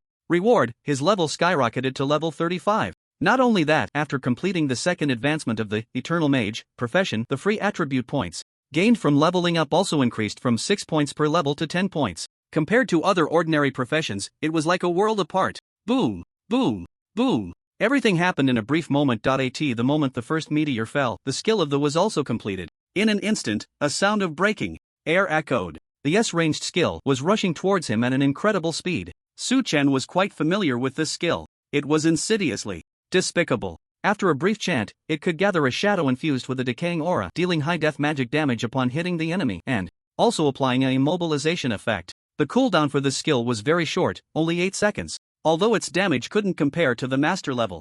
Just the immobilization control effect was enough to be nauseating. Calculating it out, even if he was hit once, countless would follow. Even Su Chen, with his thick health, would suffer greatly. Run! In an instant, the ancient ghost dragon understood Su Chen's intent through their mental connection. Without a second thought, it transformed into its ghostly form. In an instant, its speed surged to the extreme, charging downwards. Boom! With an unimaginable speed, the ancient ghost dragon appeared among the group of monsters as if it had teleported. The skills released by the wall missed. During this process, Su Chen's chanting of spells did not cease. Facing the tide of around him, he completed the guidance for the second meteor. With a wave of scorching heat, a meteor engulfed in flames appeared in midair. It fell. Boom! Another earth-shattering sound erupted. Large swathes of enemies turned to ashes the moment the meteor struck. Tip: you have successfully killed a level 40 silver elite monster. Tip: you have successfully killed a level 40. The kill notifications flooded the screen again. Su Chen's level began to soar once more.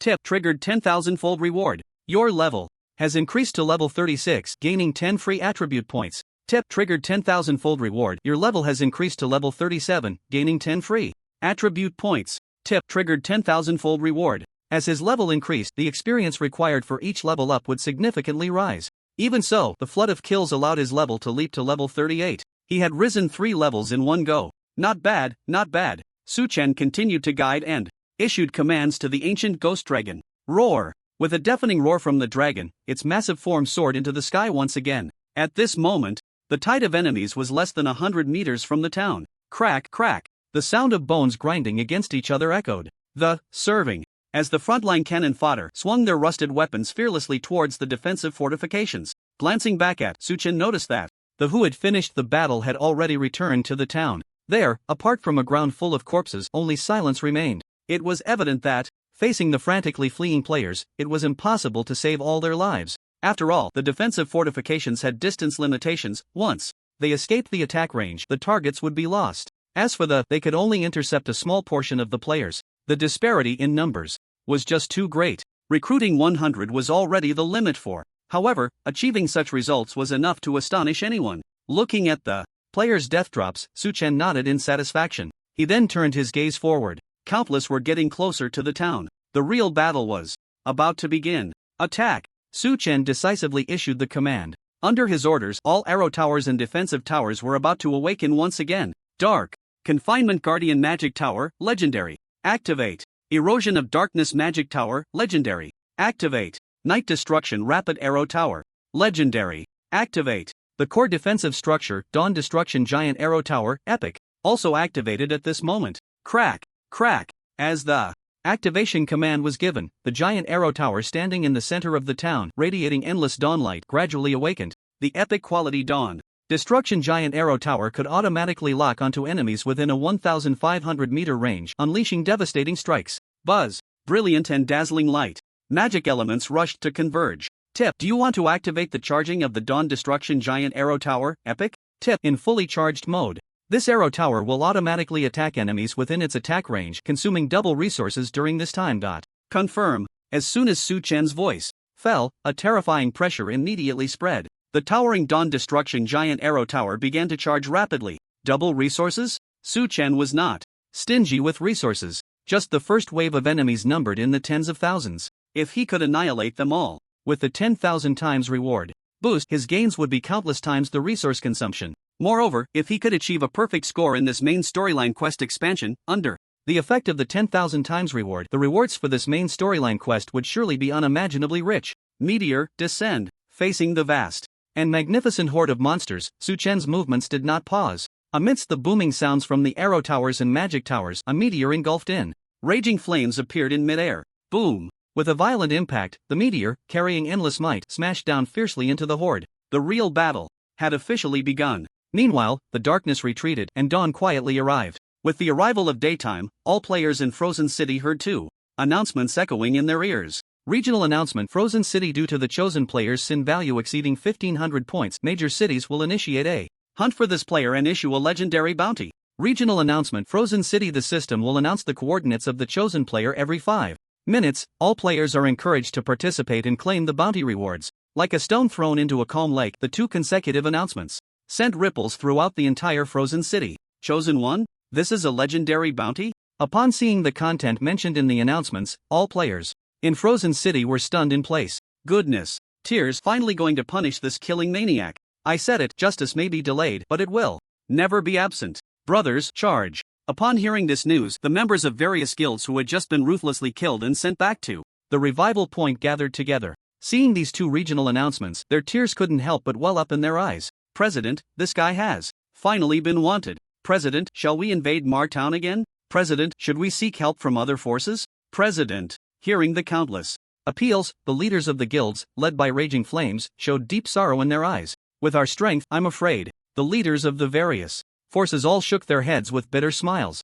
They were still too anxious. They shouldn't have invaded Mar Town prematurely. Instead, they should wait for the bounty notice to appear and then launch a surprise attack on that damned little town alongside numerous players and the enforcers of. Otherwise, it wouldn't be like this now. Thousands of guild members have all lost a level. Thinking of this, the major guilds glared in anger. They agreed to the joint plan of the guild and unified their front once again. From now on, second assault on. Making the decision, the major factions set off once more towards. This time, they even invested heavily. Basic acceleration potions, basic strength enhancement potions, basic intelligence enhancement potions, basic frenzy potions. The major factions painfully acquired a large number of potions to prepare adequately for the upcoming battle. For them, if they could obtain even one piece of epic equipment, it would be enough to offset all their losses. In addition, a large number of casual players also flocked to. Thud, thud, thud. Heavy and powerful footsteps echoed in front of. The brutal battle had already begun. Crack, crack. As the frontline cannon fodder, they began to attack the thick walls frantically. But under the bombardment of the legendary defense tower, countless remnants and bones were flying everywhere, like a rain of gray-white bones. Clop clop clop, clop clop clop. Amidst the dense sound of hooves, the flanking also launched a fearless charge. During the charge, they burned their own souls for greater destructive power. However, due to Su Chen's previous special care, their numbers were already less than half. At the current scale, it was basically impossible to break through the legendary walls. At this moment, the always positioned behind the enemy raised their staves high. From their shriveled throats came hoarse roars, as if they were reciting mysterious and complex incantations. This scene was all too familiar to Su Chen. They wanted to awaken the bones on the ground, bringing them back to life. But he was not flustered, because the moment they appeared in his line of sight, Su Chen had already prepared a counterplan. In the grand battlefield, the role of individual players is often diminished. But if one is a true powerhouse, they can crush the enemy with their strength and even change the course of the entire war. Clearly, in the first wave of attacks from the Lost Kingdom, there was no powerhouse comparable to Su Chen. Therefore, he could implement his plan without restraint. Leap. As soon as the words left his mouth, Su Chen's figure suddenly vanished from the broad back of the ancient ghost dragon, leaving only a lingering breath of eternity. The next moment, he appeared amidst the tide of monsters, surrounded by the chanting. With their guidance, the bones shattered by the legendary defense tower and were now reassembling. Soon, they would awaken again and rejoin the battle. However, Su Chen's appearance startled this group of. For a moment, confusion appeared in their eyes. With their limited brain capacity, they could not fathom how this human's displacement skill could reach such a distance, a full several hundred meters. And yet he arrived in an instant? The reason Su Chen could displace so far was thanks to the exclusive skill of the Eternal Archmage, Eternal Leap. Actively releasing this skill allows one to resonate with space and leap a certain distance in a specified direction. During this time, one is in an undetectable state, immune to all damage, and can ignore cooldown times, preemptively overdrawing leap counts. Of course, the cost is that it requires double the mana. After completing the second job advancement, Su Chen also gained 3 new skills: Eternal Leap, Order Stasis, and Eternal Judgment Shackles. As he recited the incantation, the aura of the laws of order suddenly descended around him. Buzz. With a muffled sound, everything around seemed to be forcibly imprisoned. Even time was frozen in place. Order Stasis type, exclusive skill of the Eternal Archmage effect, actively releasing. This skill can cause everything within a 200-meter radius to fall into a state of stasis, with no effect on oneself. Cooldown 10 minutes. During the duration, it consumes 5% mana per second. Now is the time. Opportunities are fleeting. The moment the imprisonment took effect, Su Chen began to channel another eternal skill, Eternal Judgment Shackles. With an extremely terrifying release speed, Su Chen quickly completed the chant. Several chains, inscribed with mysterious and intricate magical runes, quietly appeared in the sky. In the blink of an eye, 1, 2, these eternal judgment chains vanished in place. Boom! Accompanied by a violent tremor, a shocking scene unfolded. Countless chains pierced through the bodies of the decayed corpse demons below, nailing them directly to the ground. Waves of damage values suddenly emerged, continuous and eye-catching. Minus 69,187. Minus 68,962. Minus 68,991. Minus 69,042. This exclusive skill from the Eternal Archmage has an attack bonus of up to 500%. Coupled with the effect of Order Stasis, the health of those decayed corpse demons instantly plummeted to the lowest point. They were killed in an instant. In an instant, centered around Su Chen, there were very few living decayed corpse demons within a 200-meter radius. Notification: you have successfully killed a level 45 golden elite monster, decayed corpse demon. Notification: you have successfully killed a level 40. The kill notifications flooded the screen again. Following that, Su Chen's level began to soar once more. Notification triggered 10,000-fold. Reward: your level has increased to level 39, gaining 10 free attribute points. Notification triggered 10,000-fold reward. Your level has increased to level 40, gaining 10 free attribute points. Notification triggered 10,000-fold reward. The notification sounds kept popping up. Bathed in the golden light beams brought by the level up, Su Chen looked around. With the death of the decayed corpse demons, the skeletons that were piecing themselves together, attempting to resurrect, fell silent once again. Not bad. Glancing at the surrounding enemies, Su Chen did not pause. Although all the decayed corpse demons within a 200-meter radius had been wiped out by his burst, there were still many corpse demons chanting bone manipulation. It seemed that in just a few seconds, all the slain skeletal creatures, including the decayed corpse demons that Su Chen had taken down, would be resurrected again. They would become killing machines. Extreme Ice Storm. Faced with this situation, Su Chen calmly unleashed an extreme ice storm. As the howling wind approached, a storm composed of countless sharp ice blades surged forth, smashing violently into the decayed corpse demons ahead. During this process, Su Chen also activated the epic title Nightmare of Death's Recital. In an instant, a withering eyeball appeared above the heads of the nearby enemies. Death sentence. Can place a death mark on the target, which will trigger an execution effect when their health drops below 5%, guaranteeing a one-hit kill. The appearance of this eyeball meant that all the decayed corpse demons had been marked for death. Under the ravages of the extreme ice storm, their health should soon be reduced to 5%. By that time, all the decayed corpse demons still chanting will be directly slain. But that is not Su Chen's true goal. The epic title has a special effect, Death Nightmare. When killing a target, there is a certain chance to trigger a special reward, learning one skill mastered by the target. That's right. He wants to take this opportunity to directly master the opponent's skill. Bang, bang, bang. As the sharp ice blades brought by the extreme ice storm erupted, the bodies of the decayed corpse demons were all sliced into countless fragments. The notification sound arrived as expected. Notification. You have successfully killed a level 45 golden elite monster, decayed corpse demon. Notification. You have successfully killed a level 45 golden elite monster, decayed corpse demon. Notification. You have successfully killed a level 40. Notification. Triggered 10,000-fold reward. Your level has increased to level 42 and you have gained 10 free attribute points. Notification. Triggered 10,000-fold reward. Your level has increased to level 43 and you have gained 10 free attribute points. Notification. Triggered 10,000-fold reward. As the level difference between both sides became closer, Su Chen also lost the experience bonus for killing monsters above his level. Moreover, as his level increased, the experience required for each upgrade also became higher and higher. But even so, after successfully triggering the 10,000-fold reward, Su Chen's level astonishingly rose to the terrifying height of level 44. What a pity. However, Su Chen did not seem very happy. Although he had mastered one skill of the decayed corpse demon, it was not bone manipulation. Notification. Triggered special effect Death Nightmare. You have mastered a new skill, Fatal Counterattack. Intermediate. Notification. 10,000-fold amplification successful. The quality of the reward you received has been upgraded from intermediate to master level quality. Notification. You have obtained a master level skill, Endless Counterattack. Master. Endless Counterattack. Master. Release the skill to enter a special state, Endless Counterattack. During the rebound period, attacks received have a chance to trigger double damage, lasting 10 seconds, cooldown time 5 minutes. As a master level quality, Endless Counterattack is enough to crush most skills of the same level. For magic professions, it is almost a divine skill. But Su Chen wanted bone manipulation even more, because he wanted to take this opportunity to gather the Legion of the Dead from the Lost Kingdom under his command. Absolute loyalty, never betray, fearless. Just these characteristics are enough to prove their value. It seems I can only use this method.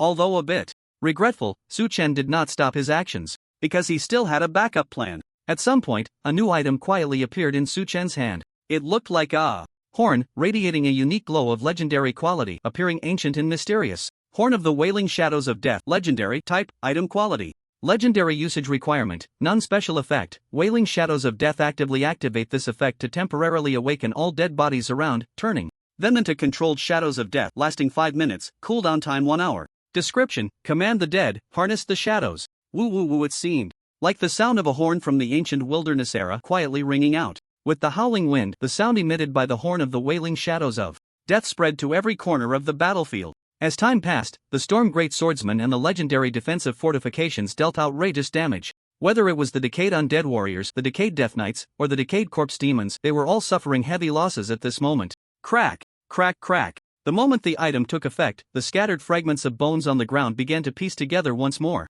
Tip. The Wail of the Death Shadow takes effect. You have gained the loyalty of the Death Shadow minions. Tip. The Wail of the Death Shadow takes effect. You have gained the loyalty of the Death Shadow minions. In the blink of an eye, all the monsters that had been killed transformed into dark, somber shadows, all turning to look in the direction of Su Chen. However, this was far from over. The next scene left Su Chen in a daze. The only eternal talent, tenfold reward, had actually activated. Tip. Tenfold amplification successful. The quality of the Death Shadow minions you gained has been upgraded from Silver Elite to Purple Gold Elite. Tip. You have obtained Death Shadow Minion, Purple Gold Elite. Tip. You have obtained Death Shadow Minion, Purple Gold Elite. Accompanied by a series of notification sounds. The Death Shadow minions, originally of silver quality, now all possessed the Purple Gold Elite template. Corpses of Golden Elite monsters like the Decayed Corpse Demon directly acquired the Dark Gold Elite template. Their strength skyrocketed countless times in an instant. Attack! At Su Chen's command, all the Death Shadow minions hesitated not, transforming into blurred shadows, fearlessly pouncing towards the enemy's figures. Tip. The remaining existence time of the Death Shadow minions is 4 minutes and 53 seconds. Tip: the remaining existence time of the Death Shadow minions is 4 minutes and 52 seconds. Tip: the Death Shadow. Seizing this opportunity, Su-Chen called out to the ancient phantom dragon through mental induction. 5 minutes of existence time is already a precious thing for many players, but Su-Chen was not satisfied. What he wanted was a loyal legion that would never disappear. The legion. The gap in combat power is too obvious. The purple gold and red gold quality Death Shadow minions are enough to harvest the battlefield, one against many. For Su-Chen, having such a Shadow Minion Legion is crucial. In Eternal, as the game progresses, large-scale battles will become increasingly frequent. While a player's combat power is certainly important, having an invincible and loyal legion can bring even greater rewards. Moreover, it allows him to disregard various rules and develop without restraint. In other words, as long as Su-Chen's strength is powerful enough, he could even become the one who sets the rules. Before him was the first step in developing his power. Roar! Just as he was thinking, the ancient phantom dragon descended from the sky, slowly landing on the ground, stirring up a cloud of dust. Let's begin. Su-Chen gently patted the scales of the ancient phantom dragon, issuing the attack command. In an instant, the surrounding light attribute magical elements surged forth. The holy light from the sanctuary quietly fell upon this dim and desolate land. This was a special skill mastered by the ancient phantom dragon, Holy Resurrection. However, Su-Chen was not aiming to deal damage. His true purpose was to utilize the special effect of this skill. Holy Resurrection, special skill, quality, undetectable type, mount skill, special, effect, activated by the mount. This skill can guide the light attribute magical elements in the surrounding area to deal high holy attribute damage to enemies within a specified range. Bonus to be verified, cooldown time 1 hour. Note, during the release, it can resurrect all friendly targets in the area, including the master, restoring them to full status upon resurrection. Now is the time. 5 minutes passed in the blink of an eye. All the Death Shadow minions quickly dimmed. Dust to dust, earth to earth. They returned to their original state. Only silence and desolation remained. But at that moment, the special skill Holy Resurrection has taken effect. Buzz. As the endless light attribute was ignited, dealing tons of high damage, the notification sound quietly rang out. Notification: the special effect of the skill Holy Resurrection has been triggered, reviving all friendly units. Notification: Death Shadow Minion, Purple Gold, has been revived. Would you like to recruit it as part of your army? Notification: Death Shadow Minion, Purple Gold, has been revived. Would you like to recruit it as part of your army? Notification: Death Shadow. With the sound of notifications, all friendly units were revived at that moment. I was right after all. Seeing this scene, Su-Chen showed no hesitation. Confirmed. From the very beginning until now, his ultimate goal was to use the Wail of the Death Shadow, legendary, to transform all the deceased into loyal Death Shadow minions. Although the duration was only a brief 5 minutes, it was enough for them to be classified as friendly units. Next, everything followed suit. Notification: recruitment successful, you have gained the loyalty of the Death Shadow minion, Purple Gold. Notification: recruitment successful, under the special skill of the ancient ghost dragon, all the Death Shadow minions awakened once again. They completely became part of his army. In terms of numbers, there were about 6,000 in total. Among them, the Purple Gold quality Death Shadow minions numbered around 4,500. The remaining 1,500 Death Shadow minions were all of the Red Gold quality. Although there was still a significant gap compared to the legendary quality Storm Greatsword Warrior, there was no need for concern. Su-Chen discovered that all the Death Shadow minions possessed the ability to grow. With each battle they survived, they could even potentially break through to legendary and epic quality. They might even touch the threshold of divine quality. But this required a sufficient number. It was like raising a goo. Only by surviving each battle could there be a glimmer of possibility for advancement. According to Su-Chen's estimation, setting aside epic and divine quality for now, to obtain a similarly scaled legendary quality legion, he would need to have an army size exceeding 100 times. Only by eliminating 99% of them could he achieve this. But Su-Chen didn't mind at all. Whether it was gold coins or resources, he was not lacking at the moment. The most important thing was that the undead legion from the Lost Kingdom was continuously pouring in waves towards him. Su-Chen decided to adopt a strategy of fighting to sustain fighting. With the Wail of the Death Shadow, legendary, and Holy Resurrection, he would turn all enemies into his most loyal legion. Then step by step, gradually forge a legendary, epic, and even divine legion. Exterminate the enemies. Leave none alive. Glancing at the sea of Death Shadow minions, Su-Chen issued the final attack order. The first wave of the enemy's assault was about to dissipate into nothingness. Next, he only needed to eliminate the remaining enemies and pick up the dazzling loot scattered on the ground one by one. Then, he would quietly wait for the next wave of enemies to arrive, initiating his snowball plan of fighting to sustain fighting. After about 10 minutes, the entire Marl town returned to its former silence. Notification: Death Shadow Minion, red gold, has successfully killed the monster Decayed Corpse Demon. You have gained 1% experience. Notification: your level has increased to level 47. You have gained 10 free attribute points. Accompanied by the notification sound, the last Decayed Corpse Demon, in its final wail of life, shattered into pieces, leveled up again. Su Chen glanced at his own level and nodded with satisfaction. Unlike the experience gained from personally killing monsters, all the armies commanded by players could only provide 1% experience after killing enemies. Moreover, they could not trigger the 10,000 times reward. It seemed that this value was pitifully low, but Su Chen was not convinced. The scope was too small. The number of death shadow servants he currently possessed was only a pitiful 6,000. Once the game reached its later stages, each war would involve millions or even tens of millions of troops. By that time, this 1% experience boost would be enough for him to gain unimaginable rewards. The thought crossed his mind in an instant. As the last enemy fell, a notification sound quietly rang out. Notification: you have successfully withstood the enemy's first wave of attacks, earning 1,000 military merit points from the Frost Empire. Notification: the main quest The Lost Kingdom Returns Phase 2 has been completed, and due to a perfect score, exceptional, you receive an additional reward, Knight Title of Frozen City. Notification: other rewards will be distributed after the series of quests is completed, excluding special rewards. 3 consecutive notification sounds ignited a flame in Su Chen's heart. Military merit points. A title? Both were incredibly important to everyone. But what concerned him the most was not this. With the notifications ringing out, the rewards were not issued in time. Instead, the only eternal level talent tenfold reward was successfully activated at that moment. Tenfold reward. This delay in issuing rewards directly indicated one thing: his gains would be increased by a full 10,000 times. As soon as this thought emerged, the notification sound echoed in his ears. Notification: tenfold.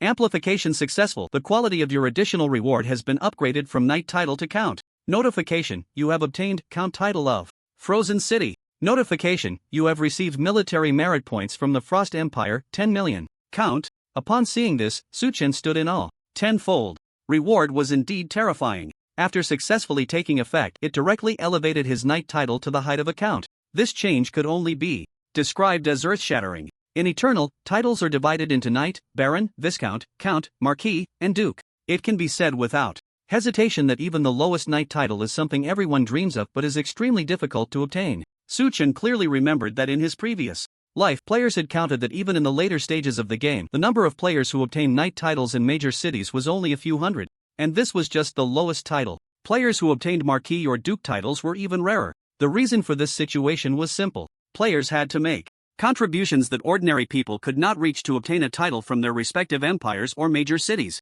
Moreover, they had to spend massive amounts of gold coins. Only then could they silence the mouths of the old nobles in the main city. Finally, they would successfully obtain a title. For Su Chen, the weight of a title in his heart was also quite significant. Obtaining a fief, recruiting legions, and enjoying various privileges of the Frost Empire, all of these were special rights that a title could provide. What interested Su Chen the most was obtaining a fief and recruiting legions. Once he returned to the main city and accepted the title, as a count, he would be able to acquire a fortress-level territory and recruit a legion with a maximum limit of 100,000. Of course, this recruitment limit also had ways to be increased. Once the military rank system was activated, he could consume military merit points to elevate his rank, thereby gradually expanding the scale of his legion. This meant that as long as he had enough military merit points, he could continuously raise the recruitment limit. However, for many players, wanting to amass a vast amount of military merit points was an extremely difficult task. But Su Chen was different. Under the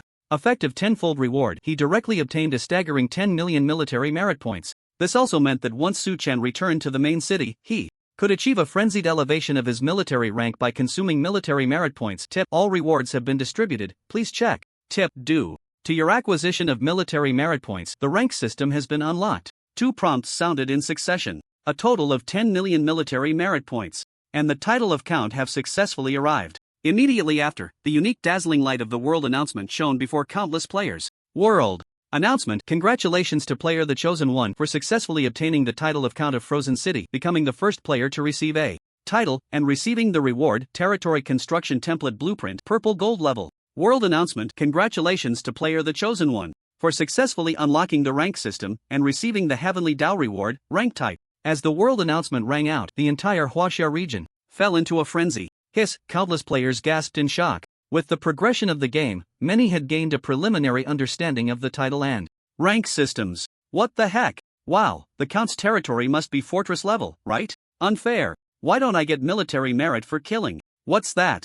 Noise upstairs? Their military merit is earned through external wars. Killing your own will only increase your sin value. Damn, what's this title nonsense?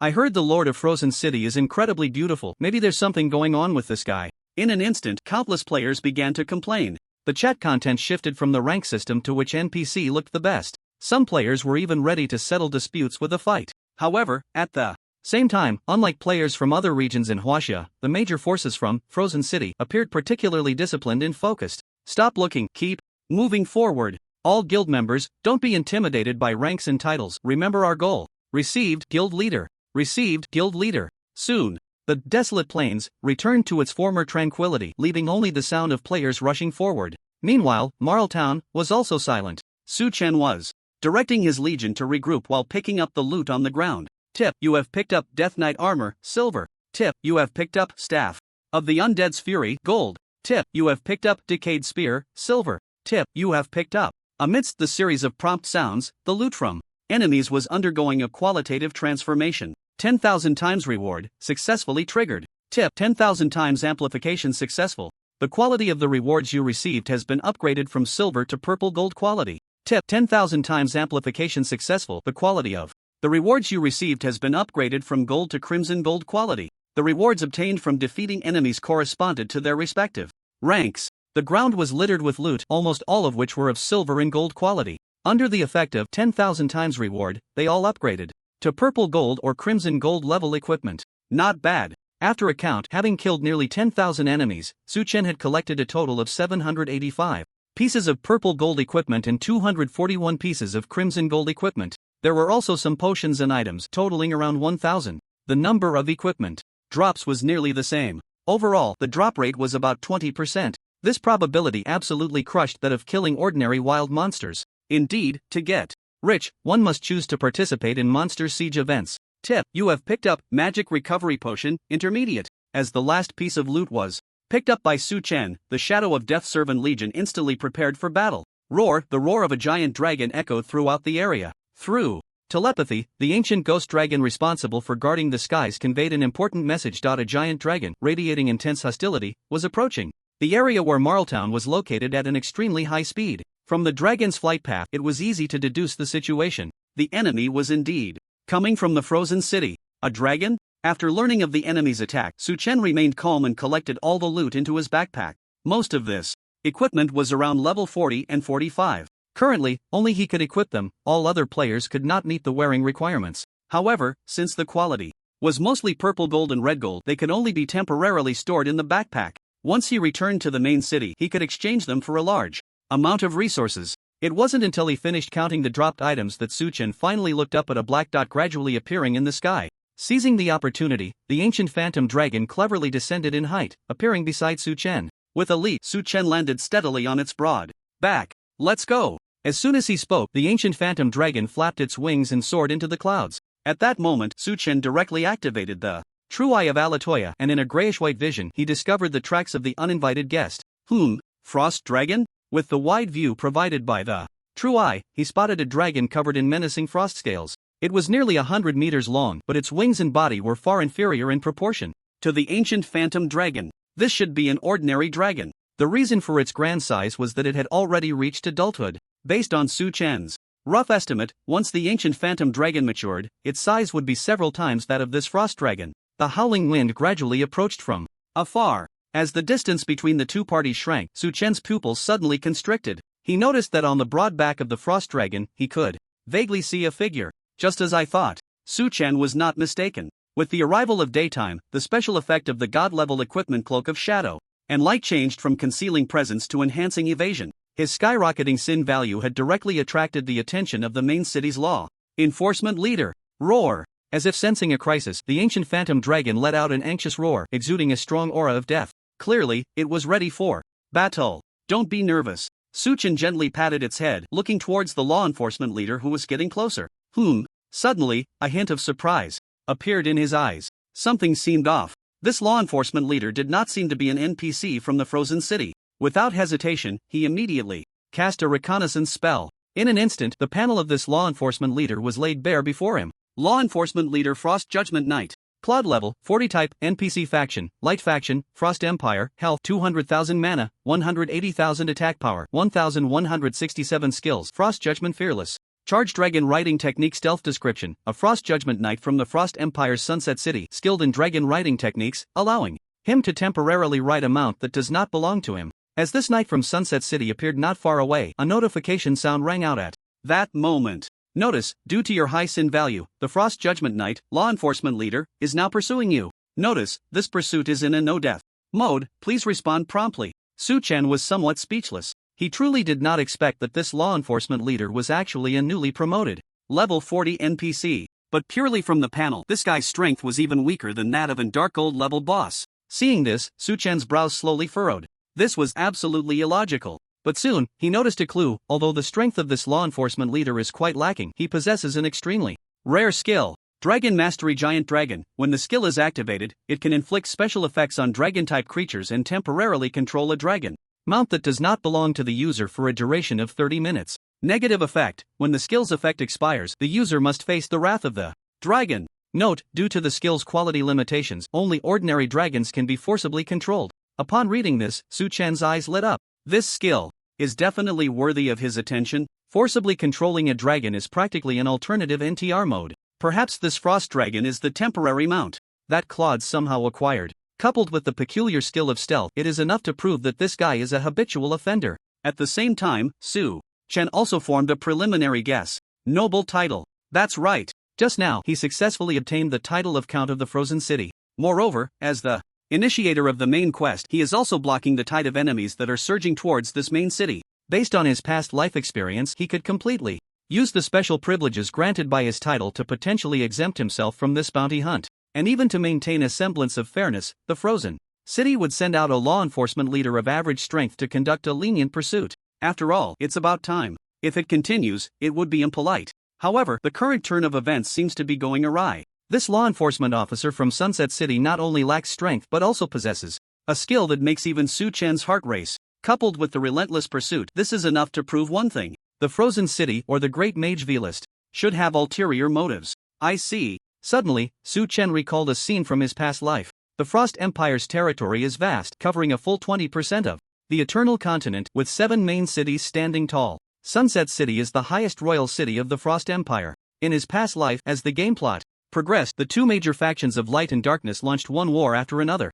During this process, the Frost Empire not only did not suffer repeated defeats like other empires but instead continuously reported victories. However, the casualties inflicted on the Dark faction by the Frost Empire were not severe. But this did not affect the Frost Empire's grand image in the players' minds. Time can prove everything. As the war intensified, overnight, the Frost Empire's Sunset City betrayed, launching a surprise attack against the Light faction. It was only at this moment that players realized the seriousness of the situation. It turned out that the upper echelons of the Frost Empire had long been infiltrated and controlled by the Dark faction, becoming true puppets. Perhaps, Great Mage V-List had already sensed this and wanted to prevent it from happening. If he guessed correctly, this adult frost dragon should be the additional reward. With this thought, Su Chen quickly looked at the quest panel. Sure enough, he was not mistaken. With the completion of the second phase of the main quest, the content of the next phase quietly appeared on the quest panel. After glancing at the quest details, Su Chen couldn't help but nod secretly. As expected, this law enforcement leader is not only related to the next phase of the main quest but is also entangled with the hidden Dark faction behind the scenes.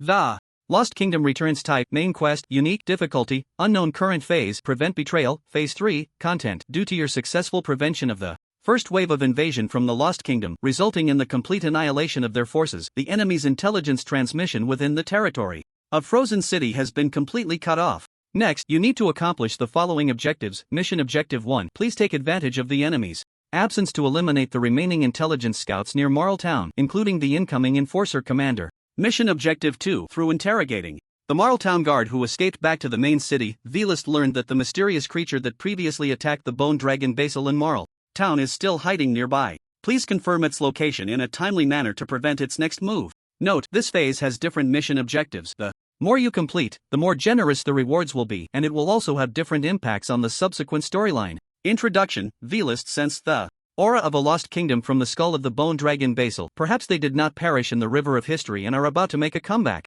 The main storyline tasks of the third phase are so complex that they are almost headache-inducing. However, Su-Chen analyzed them with ease. After all, in his previous life he had encountered even more mind-bending plots, so he was not surprised. Next, he needed to complete 2 objectives. The first step was to kill the intelligence scouts, including the enforcer commander. That's right. This NPC named Claude is actually a spy from Sunset City who volunteered to come and hunt Su-Chen down. The real purpose is to convey important information about the frozen city. As for the second step, it requires determining the location of the mysterious creature. Just thinking about it made Su-Chen furrow his brows. Whether before or during the battle he had activated the true eye of Alatoya. Even though he had carefully observed every blade of grass and tree around him, he still had not discovered the presence of any other creatures. This was somewhat perplexing. Where could that mysterious creature that attacked the bone dragon Basil in Marltown possibly be hiding? While he was pondering, the sound of a spear piercing the air suddenly rang out. With the extreme speed of the frost giant dragon, Claude had already appeared in front of Su-Chen. Sin will ultimately be judged. The judgment spear will pierce through all evil. This enforcer commander, who often steals others' mounts, was sternly reprimanding Su-Chen. The sharp spear in his hand exuded a bone-chilling cold. Accept your punishment, you deeply sinful one. Only death will be your final. Before Claude could finish the last word destination, Su-Chen's figure vanished from the spot. In the next moment, a cold voice quietly rang in Claude's ear. Noisy. Before the words fell, Su-Chen raised his hand and unleashed a chain that violently pierced through Claude's chest at a 45-degree angle. Whoosh! A shocking damage value instantly erupted from this enforcer commander's body. Minus 68,991. Claude was momentarily stunned. He hadn't even touched the opponent yet. How could his health drop by a full third? But Su-Chen would not give him any time to react. Extreme ice storm rise. Boom! As an extreme chill erupted, thousands of ice blades immediately engulfed Claude's body. Death sentence. Following that, through the thousands of sharp ice blades, Su-Chen quickly marked Claude with the death mark. Once the opponent's health fell below 5%, it would trigger a killing effect. One-hit kill. But this was not his ultimate goal. Faced with Claude's special skill Dragon Mastery, anyone would be tempted. So from the very beginning, Su-Chen had been plotting how to master this skill. After thinking it over, he could only replicate his previous operation. Mark the enemy with the death mark, then trigger the special reward of Death Nightmare to directly master one of the opponent's skills. After previous verification, Su-Chen reached a clear conclusion. Any skill mastered through Death Nightmare would definitely trigger the 10,000 times reward. Just as he was thinking, countless extreme cold ice blades completely took away Claude's remaining life. Everything happened in the blink of an eye. The extreme ice storm had yet to dissipate. The prompt for triggering a special effect had already appeared in Su-Chen's ears. Prompt: you have triggered the special effect of the title Death Nightmare. By killing the target, you have learned Claude's skill, Mastery of the Dragon. Intermediate. The moment the prompt sounded, the tenfold reward immediately took effect. Prompt: tenfold amplification successful. The quality of the reward you received has been upgraded from intermediate skill to master level skill. Prompt: you have obtained the skill, Conquest Technique of the War Laws. Legendary. Legendary. Even though he had anticipated it, Su-Chen was still deeply shocked by the amplification effect brought by the tenfold reward. He never expected that he would actually obtain the skill he desired. Moreover, through the tenfold reward, it had been upgraded to legendary quality. Check. The skill. Su-Chen was about to see just how terrifying this legendary skill was when suddenly, several prompts rang in his ears. Prompt: you have killed a friendly NPC, gaining 100 points of sin value. Prompt: since the NPC you killed has been deemed a rebel, it is considered a hostile NPC of the traitorous faction, thus you have received an additional reward, 500 military points. Prompt: triggered unique forbidden talent, your reward has received a tenfold amplification. Prompt: you have obtained Frost Empire military points, 5 million. This time, he was rewarded with a whopping 5 million military points. Su-Chen was ecstatic. However, with the 5 million military points credited to his account, he also remembered something. It seemed he had not yet extracted the Heavenly Dao reward he obtained from the world announcement earlier. With that thought, Su-Chen's hands did not stop moving. Extract Heavenly Dao reward, rank related. Direct extraction. Prompt: extracting Heavenly Dao reward, rank related. Please wait. Just as Su-Chen was happily receiving the Heavenly Dao reward, countless players from Frozen City began cursing loudly. At the moment Claude was defeated, a shocking scene unfolded. The legendary bounty on Su-Chen had vanished without a trace. Prompt: due to your perfect performance, your sin value has been reset to 0. Not bad. Su-Chen was indeed correct. With Claude's defeat, all the sin value he had accumulated was now completely cleared. In the game Eternal, there are 3 ways to eliminate sin value. The first is to log off and let it dissipate over time until it reaches 0. However, combat often brings unknown risks. For safety, many players choose to log off to slowly reduce their sin value, but this requires a considerable amount of time. The second method is to kill monsters. Players can speed up the elimination of sin value by defeating hostile monsters, but the efficiency is not very high. Based on Su Chen's estimation, to eliminate the sin value he had previously accumulated, he would need to grind monsters for at least 12 hours. As for the third method, the speed of elimination is unimaginably fast, but the risks are enough to deter countless people. One must make a certain contribution to the main city and successfully deal with the pursuit from the law enforcer commander. For other players, this is an almost insurmountable task. It would be better to just die. Therefore, this completely confirmed Su Chen's suspicion. This level 40 law enforcer commander was clearly a heavy gift from Frozen City. Very good. Su Chen nodded in satisfaction. Now, his sin value had been completely cleared. But the heavy gift from Frozen City was far from over. With that thought, Su Chen turned his gaze to the sky. With Claude's death, the frost giant dragon he had temporarily controlled was now soaring rapidly into the sky. Chase! Su Chen commanded. The ancient ghost dragon's eyes glimmered with intense battle intent, and it swiftly took off in pursuit. Meanwhile, in the Frozen City, countless players erupted in curses. Regional announcement: Frozen City due to the chosen player's sin value being reset to 0. The major cities have ceased their pursuit of this player and cancelled the legendary bounty on them. Regional announcement: Frozen City due to the chosen player's sin value being reset to 0. 3 consecutive regional announcements echoed in the ears of countless players. After reading the announcement, the fury of many players could no longer be contained. This is a conspiracy. It's definitely a conspiracy. The Frozen City has lost its way. How could they let a murderer off the hook? Damn! So much sin value, how can it just disappear? Heh, after all, he's a noble with a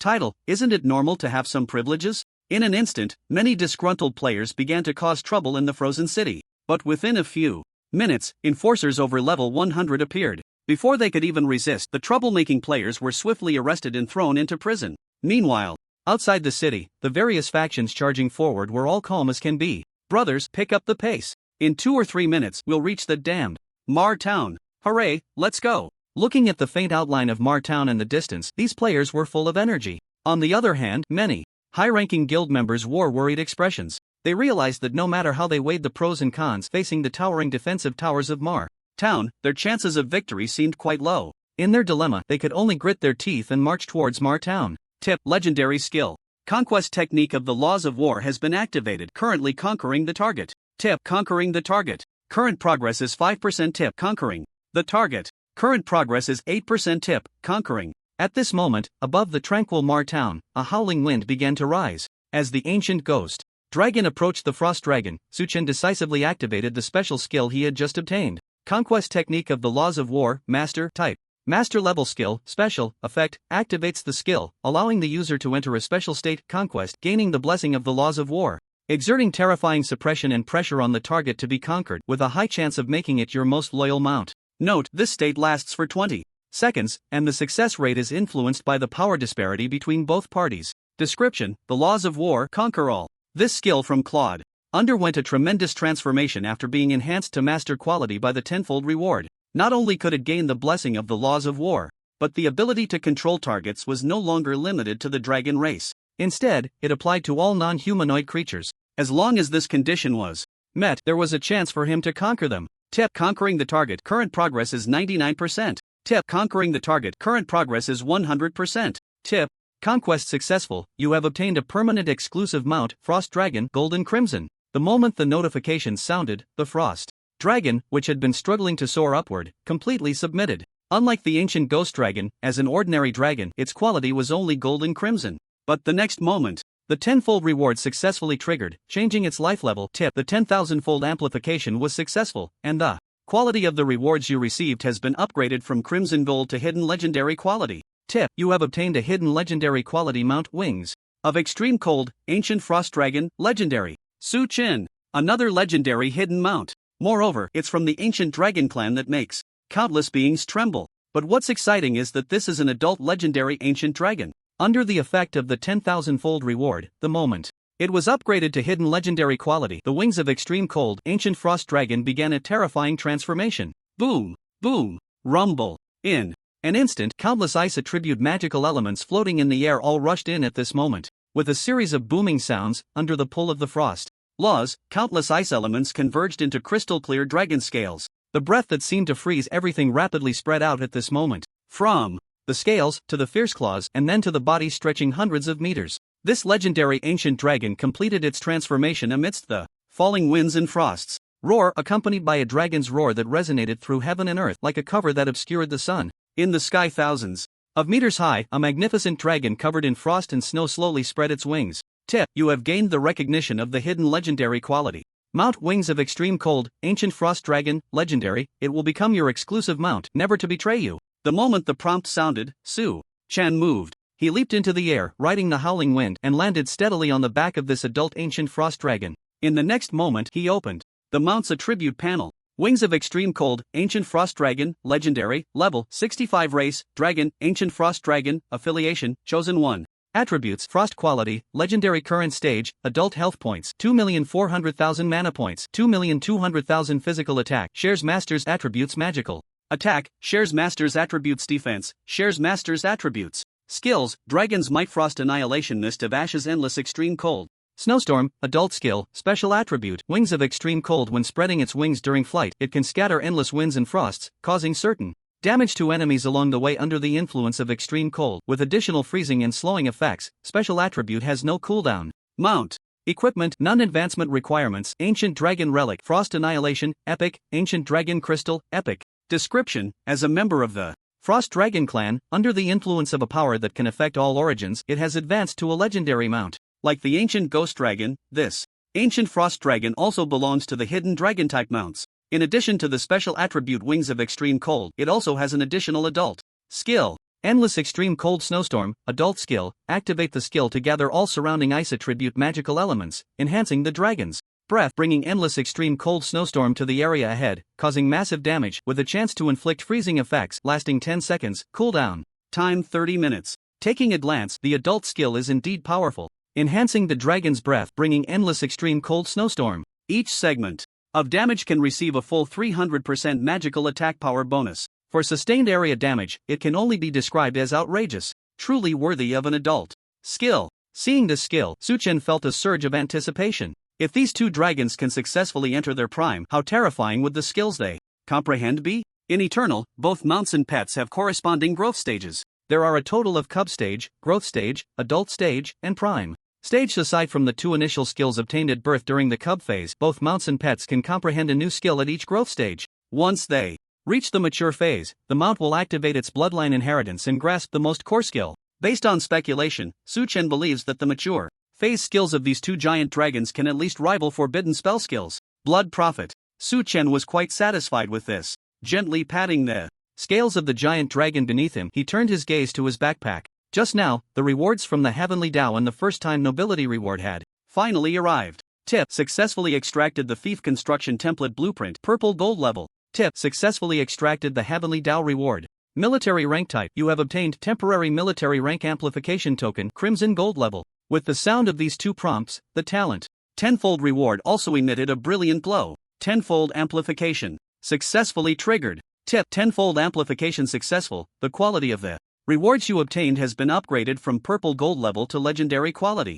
Tip: tenfold amplification successful. The quality of the rewards you obtained has been upgraded from Crimson Gold Level to Legendary Rare Quality. Tip: you have obtained the reward Thief Construction Template Blueprint, Legendary. Tip: you have obtained the Heavenly Dao reward Temporary Military Rank Amplification Token, Legendary Rare. With the successful effect of tenfold reward, 2 legendary level items fell into Su Chen's possession. Legendary Rare. Seeing the prompt, his mood was incredibly joyful. Who would have thought that he would actually obtain 2 legendary quality items through tenfold reward, one of which was even legendary rare? View items. Suppressing his excitement, Su Chen focused on these 2 items. Thief Construction Template Blueprint, Legendary, Type, Item, One-Time Consumable, Quality, Legendary Effect. After obtaining the Thief, this item can be used to randomly draw a Thief Construction Template Blueprint with a quality of Legendary. Temporary Military Rank Amplification Token, Legendary Rare, Type, Item, One-Time Consumable, Quality, Legendary, Rare. Effect: after consuming this item, you can temporarily increase your military rank by 4 levels based on your current rank, lasting for 24 hours. These 2 items, like the previously obtained template blueprints and other items, are all one-time consumable items. In the game Eternal, items are often divided into 3 types: one-time consumable items, permanent items, and various task items. In reality, players mostly obtain one-time consumable items and task items. As for permanent items, even in the later stages of the game, they are quite rare. For Su-chan, having a permanent item like the ancient frost dragon's tooth is also thanks to the effect of tenfold reward. However, even though the temporary military rank amplification token, legendary rare, and fief construction template blueprint, legendary, are both one-time consumable items, their value is enough to move Su-chan. Very good, Su-chan exclaimed. Then, he tossed both items into his backpack. Everything was ready, only lacking the east wind. To use these two items, he must return to the main city to receive the fief and complete the military rank promotion. The most important thing at the moment is to complete the main quest. Begin searching. Su-chan quietly issued the command. The next moment, all the Death Shadow servants gathered in. Marltown surged out. They moved like terrifying souls wandering in the midnight, beginning to search the surrounding area at an extremely terrifying speed. The third phase of the main quest has two objectives. The first objective is to eliminate the information scouts around Marltown. This is very simple for Su-chan. The army of the Death Shadow servants will initiate a carpet search. This target should be achieved soon. It is worth noting the second mission objective. The mysterious creature that previously attacked the Bone Dragon Basil in Marltown is still hiding nearby. According to Su-chan's deduction, it should be concealed in a place invisible to the true eye. With this thought, Su-chan already had an answer in his heart. The sky. As he gave the command, the ancient ghost dragon immediately spread its wings, blocking out the sun. With terrifying speed, it transformed into a blurred shadow, soaring higher above. Let's go.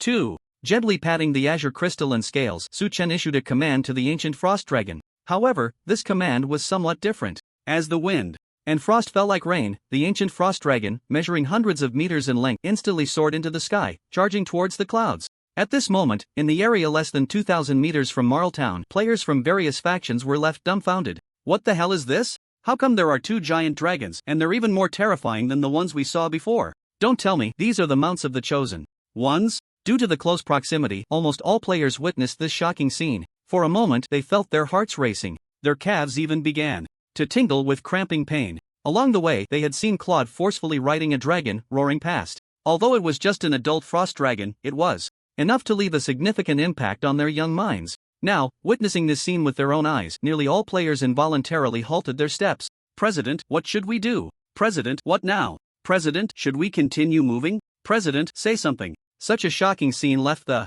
leaders of various factions in a daze. After a while, they finally regained their senses. Meanwhile, countless guild members were still shouting, President, what should we do? President, should we retreat? President, President. Hearing the calls, the high-ranking members of various factions felt their heads about to explode. Yet, they found themselves in a dilemma. Attack? As they got closer, the towering defenses of Marltown and the shadow-blocking ancient dragons came into view. It was utterly despairing. Perhaps, at this moment, the chosen ones were secretly waiting on the broad backs of the ancient dragons for them to launch an attack. Retreat? The cost of acceleration potions, the expenses for teleporting to Frozen City, and the time cost of waiting all night. They had already paid too much. Without sufficient returns, it would be a total loss. Stop. Everyone, stop. Prepare for battle, all members wait for orders. After a brief discussion, the high-ranking members of various factions made their decisions. They wanted to wait a little longer. Once Marltown showed a flaw, they would immediately take advantage of it and catch them off guard. However, they did not know that Su-chan had already left Marltown. Unlike the ancient ghost dragon, the command he gave to the ancient frost dragon was to head to Frozen City. Whoosh! As the howling wind rushed past his ears, the adult ancient ghost dragon erupted with astonishing speed. In an instant, it could cover hundreds of meters. In less than a few minutes, the shadow-blocking dragon appeared above Frozen City. Tip: as you hold the title of Count of Frozen City, you have the privilege of Mount Flight and can directly enter the main city. Tip: you have entered Frozen City. This is the benefit of having a noble title. Every time one enters or exits the main city, they can ride their flying mount freely, just like ordinary players. Without a title, even if one possesses the rarest mount, they must obediently walk into the city. Boom! As the ground trembled, the ancient frost dragon slowly descended on the west side of the main city square. Although a large number of players flocked to Marltown, many players still lingered in the main city. Witnessing this astonishing scene, many were left speechless. Holy crap, holy crap, holy crap! My goodness, is that a dragon? How did this be? No, how did the chosen one come to the main city? Yeah, and he brought such a flashy mount. If only I had a dragon too. Big shot, can I ride your dragon for a bit? In an instant, many players exchanged glances. They were all puzzled as to why the chosen one appeared here. But Su-chan showed no hesitation. Ignoring all the players present, his figure vanished at the entrance of the main city hall. Seeing this, many players quickly relayed this information to the various factions waiting outside Marltown. Tip: you have entered the first floor of the main city hall. Tip: you have entered the second floor of the main city hall. Players wanting to exchange military merit points for ranks must go to the second floor of the main city hall and find the acting governor. Su Chen was quite familiar with the route. Soon, he met the acting governor of Frozen City. Hello, esteemed Count. As soon as the acting governor saw Su Chen, he quickly stood up and said, "How can I assist you?" Su Chen smiled and explained his purpose. Soon, a rank and position exchange panel appeared before him. Among them, the rank often determined the quality and level of soldiers a player could recruit. Different positions corresponded to the scale of the player's legion. All of these required military merit points to exchange. First rank requires 500,000 military merit points, can recruit soldiers of black iron quality. Second rank requires 1.2 million military merit points, can recruit soldiers of bronze quality. Third rank requires 2.4 million military merit points, can recruit soldiers of silver quality. Fourth rank requires 5 million military merit points, can recruit soldiers of gold quality. Eighth rank requires 120 million military merit points, can recruit soldiers of legendary quality. Ninth rank requires 240 million military merit points, can recruit soldiers of epic quality. As for the 10th rank, it has not yet been opened. Su Chen clearly remembered that even in his previous life, no player could elevate their rank beyond the 8th rank, let alone reach the 10th rank. Su Chen glanced at his military merit points. With a wave of his hand, he directly consumed 2.4 million military merit points to exchange for the 3rd rank. Next, he consumed another 2.6 million military merit points to exchange for the position of commander of the main city. A commander at the main city level could recruit up to 200,000 legion members, which Su Chen was quite satisfied with. Next came the most exciting moment: recruitment. Tip: you are currently at the 3rd rank and can recruit soldiers of silver quality. Would you like to recruit? Faced with the prompt, Su Chen temporarily chose not to recruit. Instead, he took out a legendary great item from his backpack: temporary rank amplification token, legendary rare. Tip: would you like to consume this item to temporarily increase your rank by 4 levels? Raising his rank by 4 levels meant he would temporarily possess a 7th rank. Glancing at the recruitment panel, the 7th rank corresponded perfectly to an army of crimson gold quality. If he could trigger the 10,000 times reward eternal talent, perhaps he would obtain a legion of legendary quality or above. In reality, everything was precisely calculated by Su Chen. This was also the reason he chose to come at this moment to elevate his rank, based on his memories from his previous life. 0.5 million military merit points, plus the temporary military rank enhancement token, legendary rare. If the 10-fold reward successfully takes effect, it will allow him to obtain a legendary level legion. Because recruiting soldiers does not require military merit points but a large amount of gold coins. With this thought in mind, Su Chen directly left the 2nd floor of the main city hall. Before long, with the terrifying flying speed of the ancient frost dragon, Su Chen's figure appeared at the door of a remote shop. Tip: you have entered Talina's small shop. Hello, esteemed Grand Mage. Upon seeing Su Chen, Talina, who was secretly eating an apple pie, immediately lit up with excitement and got up to greet him. Talina seemed to have discovered something, carefully scrutinizing Su Chen from head to toe. Then she tentatively spoke. Grand Mage, how come you have obtained the title of Count after just a few days? As a Count, you can enjoy a 20% discount or an additional 120% selling price for gold coins. Hearing Talina's words, Su Chen nodded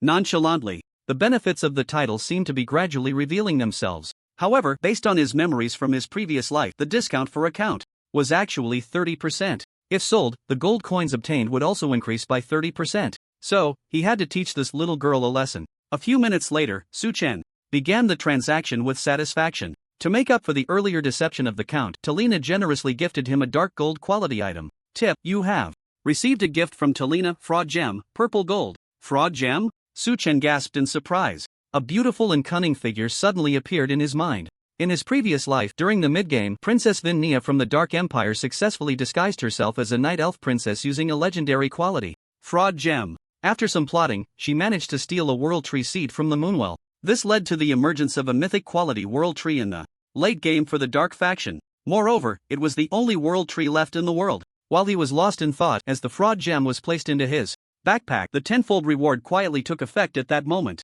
Tip: 10-fold enhancement successful. The quality of the reward you received has been upgraded from purple gold to legendary quality. Tip: you have obtained fraud gem, legendary quality. Su Chen appeared calm on the surface, but his heart was filled with astonishment. He saw a gem radiating brilliant light quietly lying in his backpack. Here, this is the content of this transaction.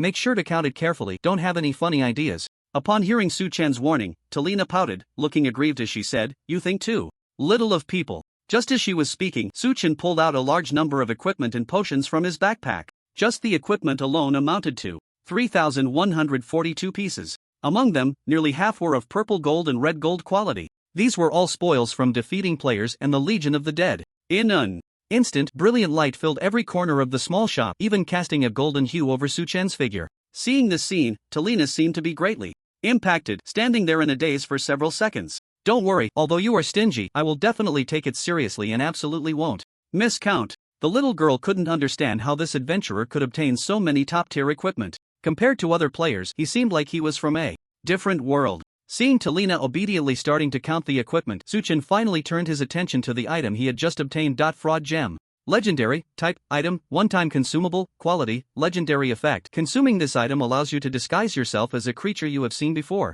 copying a portion of its abilities, with a 5% chance of perfect replication, lasting for 10 days, during which you can actively cancel the disguise. Note, due to the quality of this item, creatures of epic quality and below cannot see through your disguise. Not bad, really not bad. A look of appreciation appeared in Su Chen's eyes. He could say without hesitation that this legendary fraud gem was enough to deceive all creatures. After all, above epic, there are only mythical beings. Based on memories from his past life, Su Chen made a reasonable deduction. Even in the later stages of the game, he estimated he would encounter very few divine creatures. Alright, this time, do you want to exchange for resources or sell directly? Just as he was thinking, Talina's voice interrupted Su Chen's thoughts. The little lowly was very efficient. In less than a minute, she accurately counted all the equipment. Without hesitation, Su Chen decisively chose to sell. What he wanted now was a massive amount of gold. A few minutes later, Su Chen left Talina's small shop. By selling these equipment and potions, he obtained a total of 530 million gold.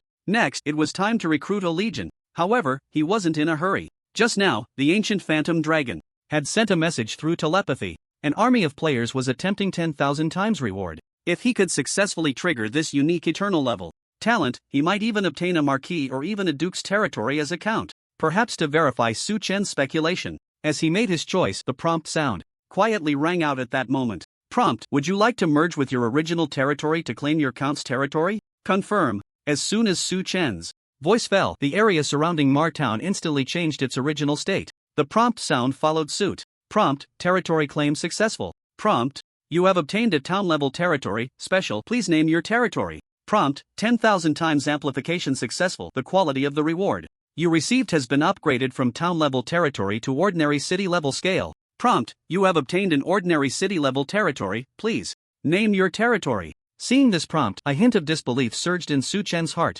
10,000 times reward, it actually worked. Not only that, but upgrading the territory on the original basis combined with the special effect of 10,000 times reward allowed Su Chen to directly obtain a territory of ordinary city scale. This corresponded exactly to a duke's territory. This once again proved the terrifying nature of 10,000 times reward. In the game Eternal, different territories also have levels. From outposts, villages, towns, fortresses, cities, to the highest level of main cities. As the level of the territory increases, the functions unlocked will also increase. For example, defensive structures. Even if both are legendary level template blueprints, comparing a fortress and a town is not on the same level. There are obvious differences in both quantity and attack range, etc. Prompt: please name your territory within 30 seconds, or it will retain the previous name. Eternal. Faced with the prompt, Su Chen directly chose the name Eternal. After all, he didn't want his territory to be named Mar City by the system. That would be something to talk about for a lifetime. Prompt: naming successful, you now own a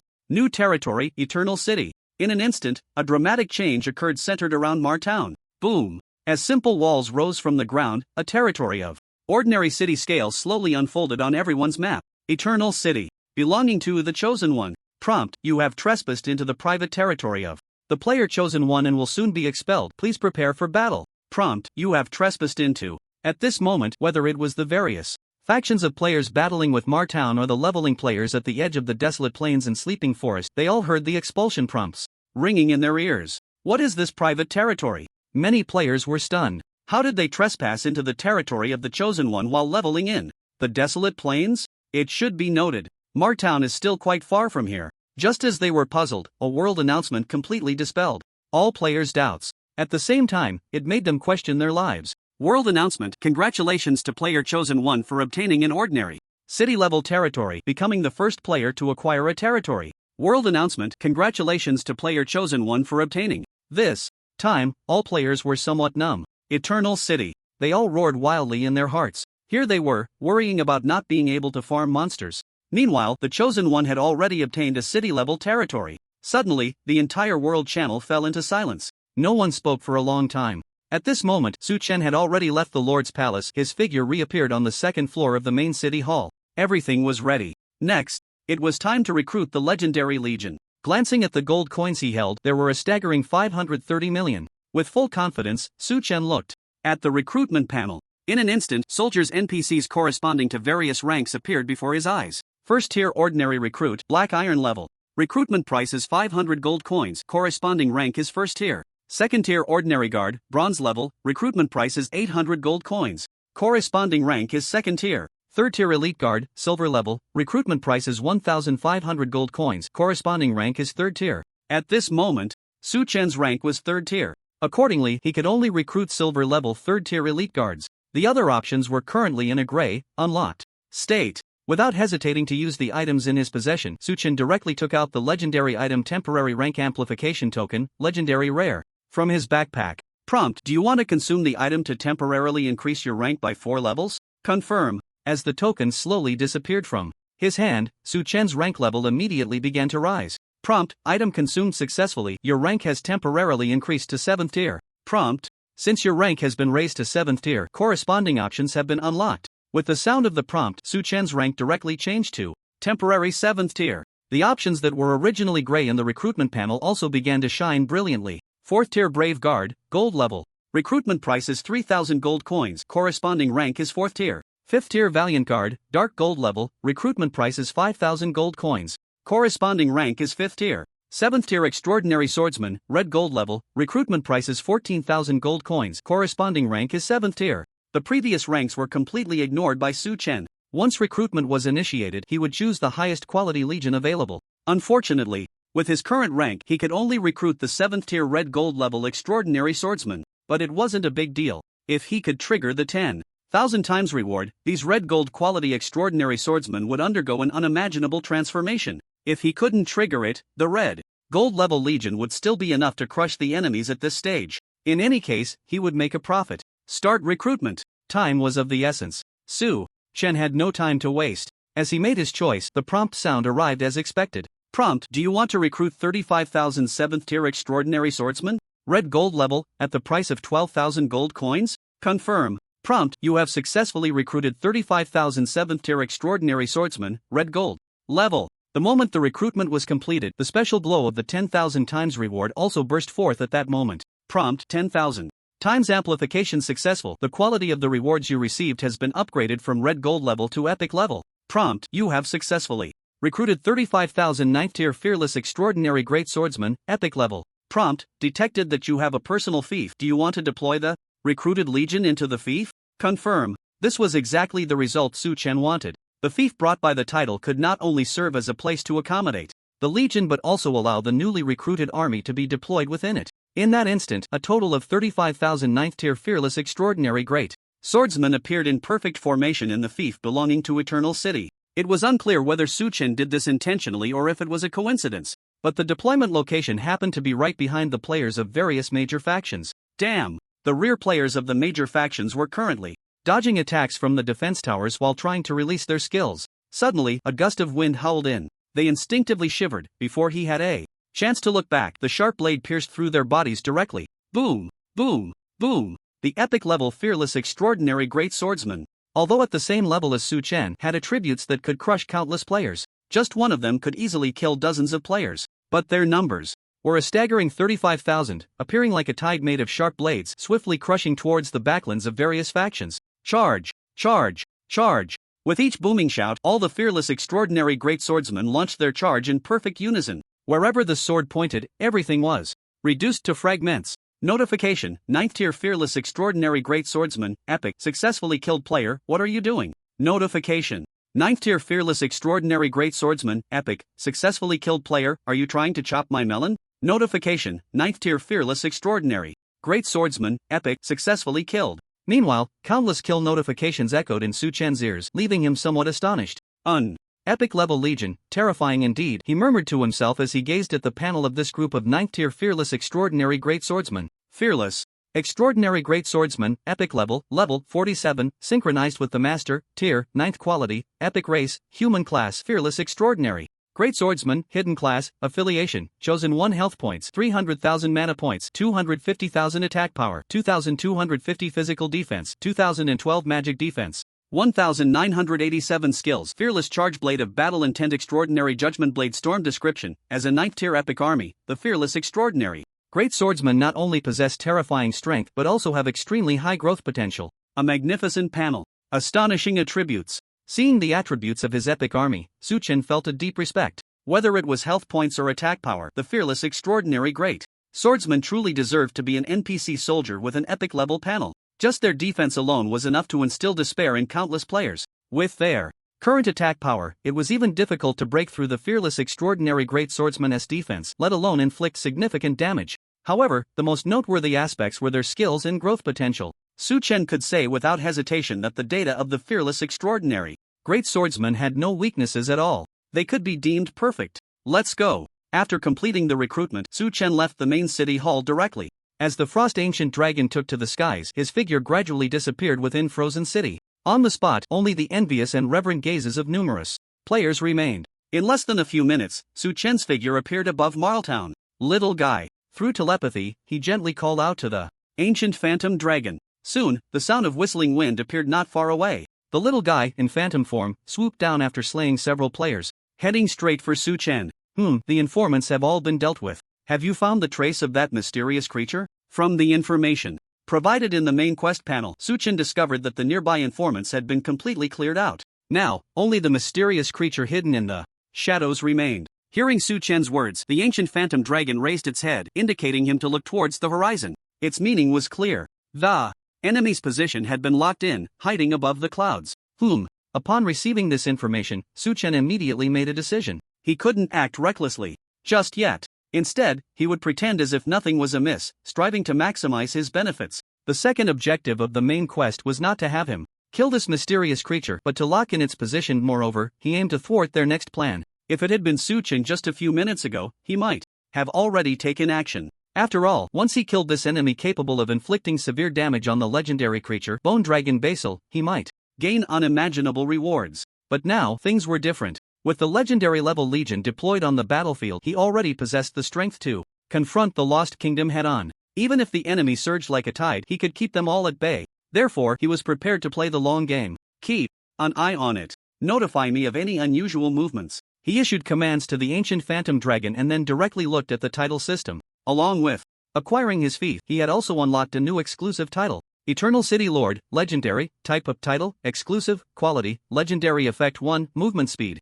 Increased by 50%. Effect 2, using all teleportation arrays, including those in major cities, will waive teleportation fees. Effect 3, purchasing items within. The fief will enjoy the lowest discount, and buying/selling items in other major cities of the same faction will receive an additional 30% discount, which can stack with noble title effects. Effect 4, after declaring war, all commanded armies will receive a 50% marching speed boost and a 20% combat power boost. Description: as the first player to acquire a city, this honor is well deserved. Goodness. Is this the special treatment for the first city lord? Su Chen couldn't help but click his tongue in amazement. Each of these special effects was incredibly enticing. This was the treatment of the first player's city lord, outrageously generous. While pondering this, he shifted his gaze to the fief information. Eternal City, Type Player Exclusive Fief Scale, Ordinary City. Level Status, Not Yet Constructed Existing Template Blueprint, None Description, This area is privately owned by the Chosen One, as is fitting for their title. As Count. Template Blueprint.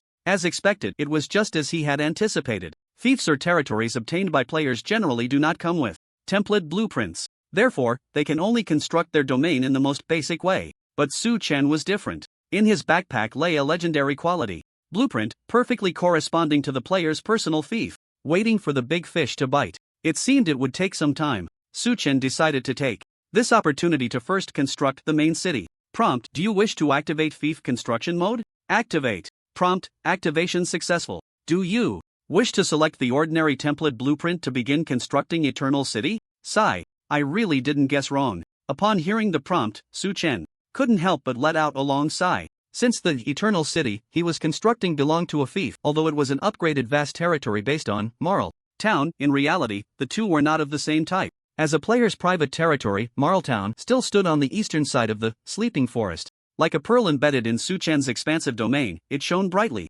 But this also represented a cruel reality. The legendary quality template blueprint from Marl Town would not take effect in the construction system of Eternal City. The template blueprint that came with Eternal City was merely of ordinary quality. Compared to Marl Town, it could only be described as meager. But Su Chen was not worried at all. He had another clever plan. At the moment the prompt sounded, he temporarily did not activate the construction but instead took out an item from his backpack. The surface of the item radiated a unique legendary glow. Fief Construction Template Blueprint, Legendary, Type, Item, One-Time Consumable, Quality, Legendary Effect. After obtaining a fief, this item can be used to randomly draw a fief construction template blueprint of legendary quality. According to his understanding, once this legendary quality item was used, he would randomly draw a fief construction template blueprint. This blueprint is different from the town-level template blueprints. It often adapts to the scale of the territory, constructing buildings, defensive structures, and territory cores of the same size. To put it simply, if a player owns a small town, they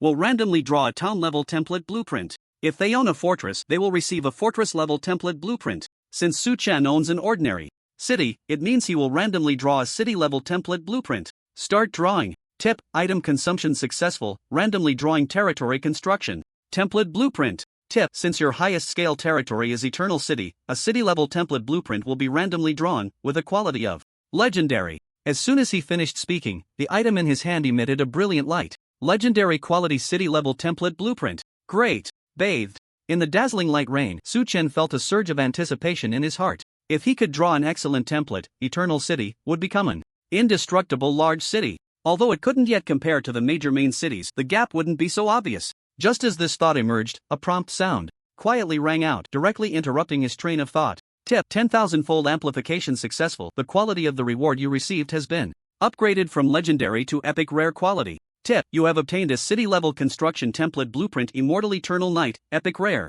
Damn! Even someone as calm as Su Chen couldn't help but mutter a curse. The expression on his face was filled with disbelief. Who would have thought? The only Eternal level talent 10,000-fold reward actually activated at this moment. It should be noted that this legendary quality item had already been enhanced once by 10,000-fold reward. And what was happening before him seemed to prove one thing: as long as certain conditions were met, he could even trigger the talent 10,000-fold reward multiple times. Thus, he could directly enhance an otherwise average quality item to a terrifying level. Wow! Su Chen suppressed the excitement in his heart. He then looked at this epic rare quality template blueprint. Immortal Eternal Night, epic rare, type template blueprint. Territory, quality, epic rare usage conditions, city level territory, adaptive scale, effect. After activation, it allows the territory to unlock the Immortal Eternal Night template blueprint, activating special guards, special NPCs, special buildings, and so on. Special attribute 1, Immortal, all defensive structures, buildings within the city, and territory cores will receive an additional 80% damage reduction rate as well as double durability.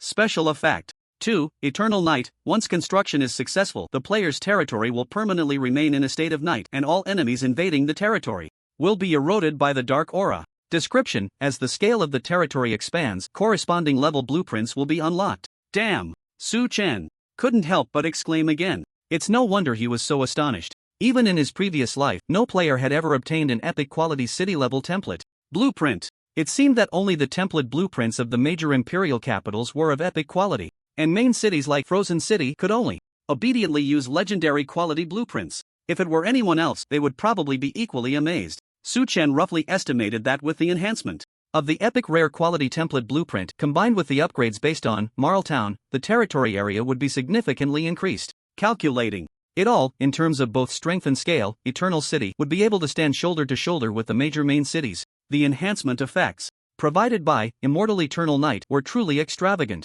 First of all, the buildings. Whether it was the buildings within the city, the defensive structures, or the territory core, all had their maximum limits set to epic rare quality, and the special attributes also granted these buildings an absurd enhancement. 80% damage reduction rate, double durability. All of these provide additional enhancements based on epic rare quality. Moreover, it will put Eternal City in a state of eternal night. Once invaded, it will inflict a dark erosion effect on enemies. Tip: construction successful. Do you choose the template blueprint?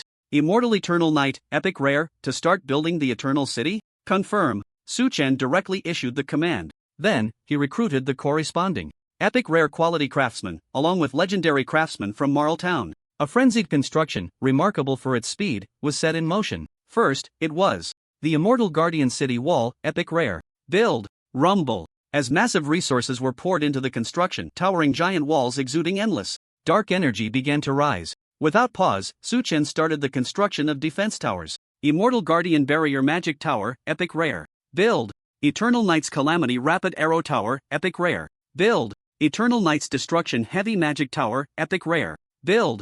Under Su Chen's command, one epic rare quality defense tower after another slowly stood up. Before long, a magnificent eternal city gradually rose in this vast territory. Shrouded in endless darkness, it seemed to have taken shape. Tip: building Eternal Knight's Destruction Heavy Magic Tower, epic rare. Construction time is 5 minutes. Tip: building Eternal Knight's Calamity Rapid Arrow Tower, epic rare. Construction time is 5 minutes. Tip: building. Meanwhile, taking advantage of the construction time, Su Chen directly opened the recruitment panel. With his action, all recruitment options appeared. Damn! The moment he opened the recruitment panel, Su Chen was once again shocked. City-level Guard Legion. City-level Law Enforcer Commander. Various functional NPCs, various production, profession NPCs and mentors of all professions. Almost all the NPCs that should be in the main city appeared in the recruitment list at this moment. Moreover, they were all of epic rare quality. But this was not enough to move Su Chen. What truly made him exclaim damn was a temporary buff. Initial construction. A fief type, temporary buff status remaining time, 1 hour special effect. During the duration of the status, enjoy the special effect of free recruitment of all NPCs, cannot exceed recruitment limit. Note, subsequent NPC rewards will be paid by the player. Introduction: to allow players with titles to quickly improve the construction of their fief. All NPC recruitment costs are covered by Frozen City and the Light Faction. I see. Su Chen almost forgot about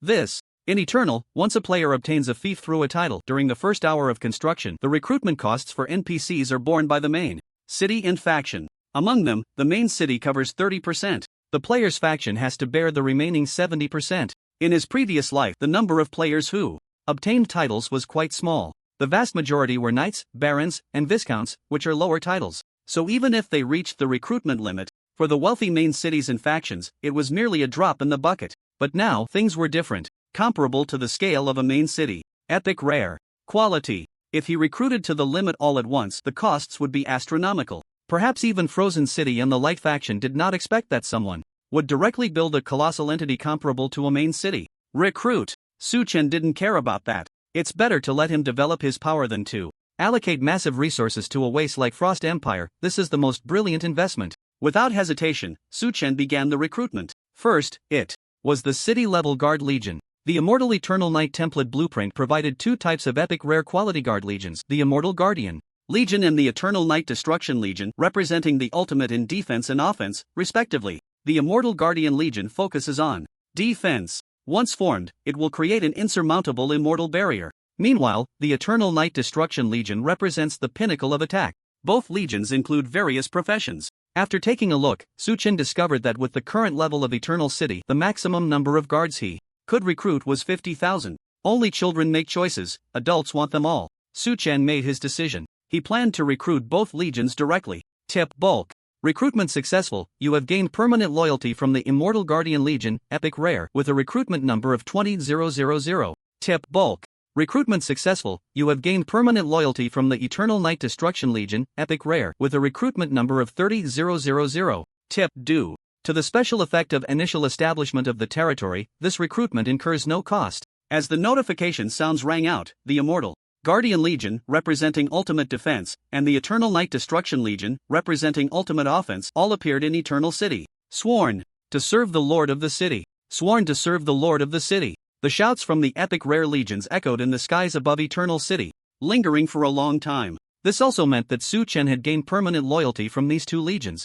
Throughout this process, he did not expend any resources. It was a tremendous profit. Glancing at the time, Su Chen noted that there were still over 50 minutes left before the buff of initial establishment of the territory would disappear. Seizing the moment, Su Chen looked at other recruitment options. Enforcer Commander. As he murmured to himself, his eyes lit up. Based on his past experience, once a player possesses a territory, it signifies that their power will develop rapidly. To achieve this goal, players must transform the territory into a prosperous megacity. Only then can they realize rapid accumulation of resources and wealth. Otherwise, an empty city would be meaningless. During this process, the enforcer commander, responsible for maintaining the safety and order of the territory, would play a crucial role. Most people would find it hard to think of this. Su Chen remembered that in his previous life, the Blazing Dawn Guild suffered greatly because they recruited an underpowered enforcer commander, leading many players to ignore the territory rules and become increasingly reckless. In the end, the Blazing Dawn Guild paid an extremely heavy price.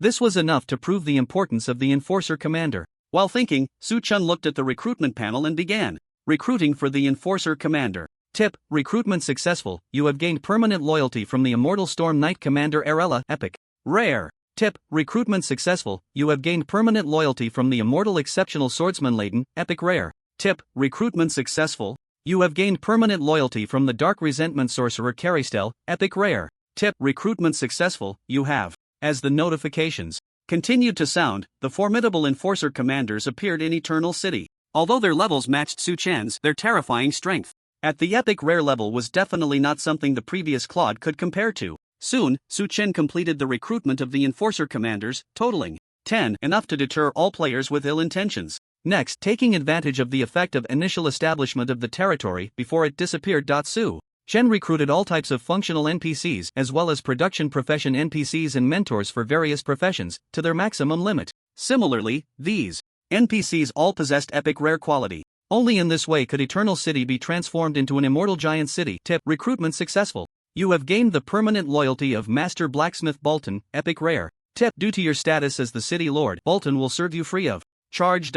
As the last prompt sound slowly faded away, Su Chen had recruited all types of NPCs to their limit. Very good. With the influx of numerous NPCs, the originally empty and desolate Eternal City immediately became lively. Under Su Chen's command, all NPCs performed their duties, methodically operating the colossal Eternal City. At this moment, with the successful establishment of Eternal City, Su Chen also unlocked all permissions. Eternal City Lord. Permissions. Permission 1. Collect taxes. All transactions within Eternal City will automatically pay 5% tax to the City Lord. Permission 2. City Renovation. The City Lord has the renovation rights for all buildings in Eternal City and can sell or rent properties, price set at their discretion. Permission 3. Issue quests. The City Lord can issue quests, bounties, and commissions to players or NPCs. If the quest is issued by the City Lord, the reward will be determined by the City Lord. If issued by others, the reward will be borne by the issuer. In either case, 70% of the quest rewards will go to the City Lord, while the player or NPC completing the quest will receive the remaining 30%.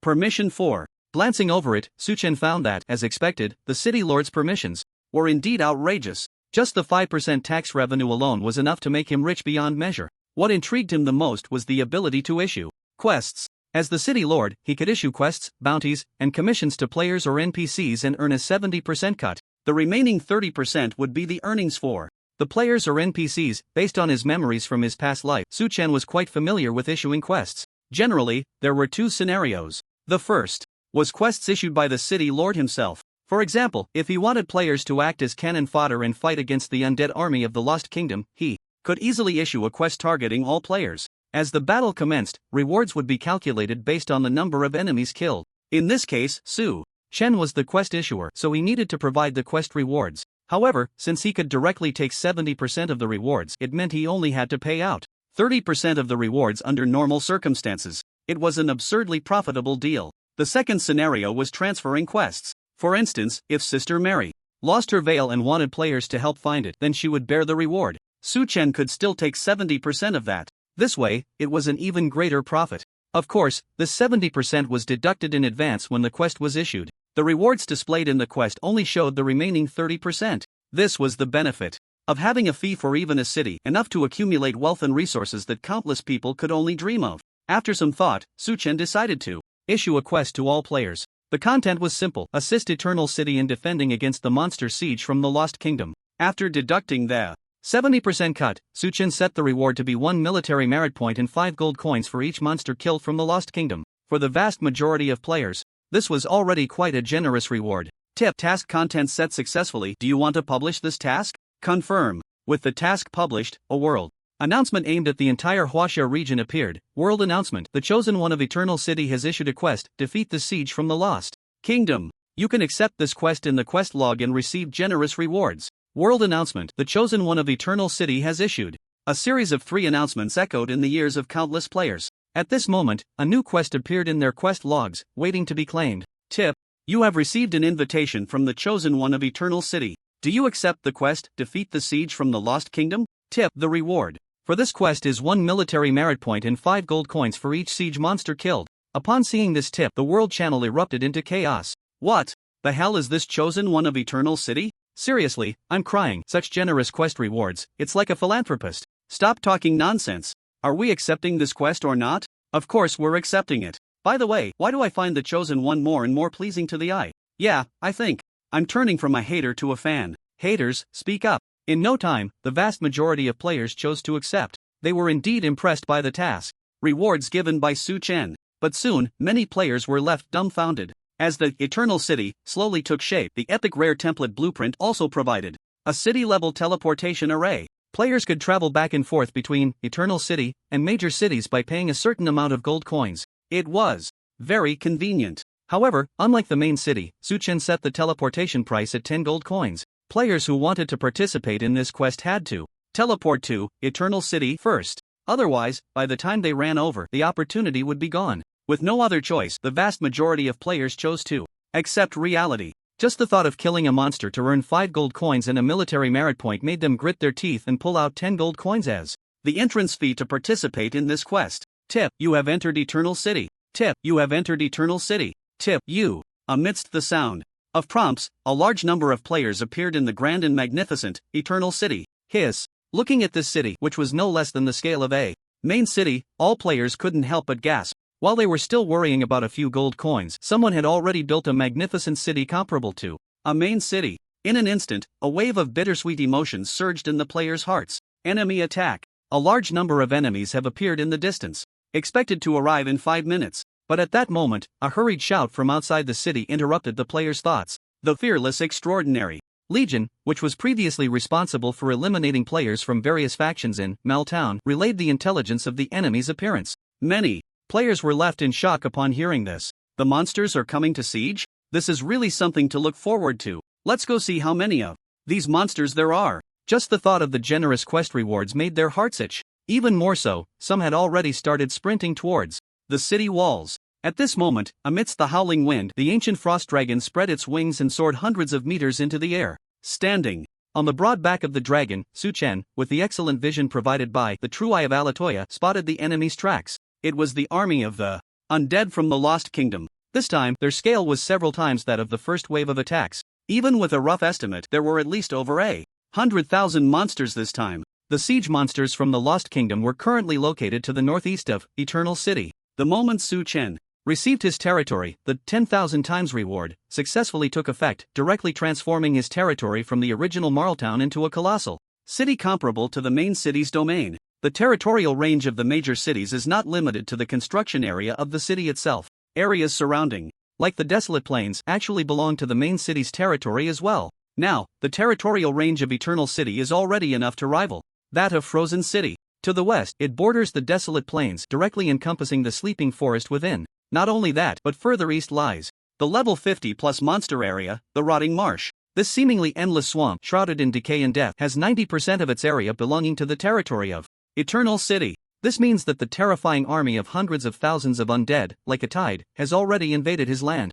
Tip: enemy invasion detected. Tip: enemy invasion detected. Tip: triggered monster siege event. Would you like to activate the special effect of the epic rare template blueprint Eternal Night? Tip: due to this monster siege, a legendary level boss has appeared. Once defeated, you can gain a large amount of military merit points, resources, experience, and rare drops. Boss? Hearing these prompts, Su Chen immediately became interested. Not to mention, with his second job advancement completed, his level cap has also risen to level 60. During this time, although he has greatly expanded his territory, legion, and other strengths, he also needs to level up and improve his equipment. Although the epic level set is still ridiculously powerful, with the level increase he should switch to a higher level epic set. Coincidentally, the enemies in this monster siege might drop epic level sets. Thinking of this, he decisively made his choice. Eternal Night Special State activated. Tip: successfully activated special state Eternal Night. The territory of Eternal City will permanently remain in a state of night. Tip: you can freely activate this state.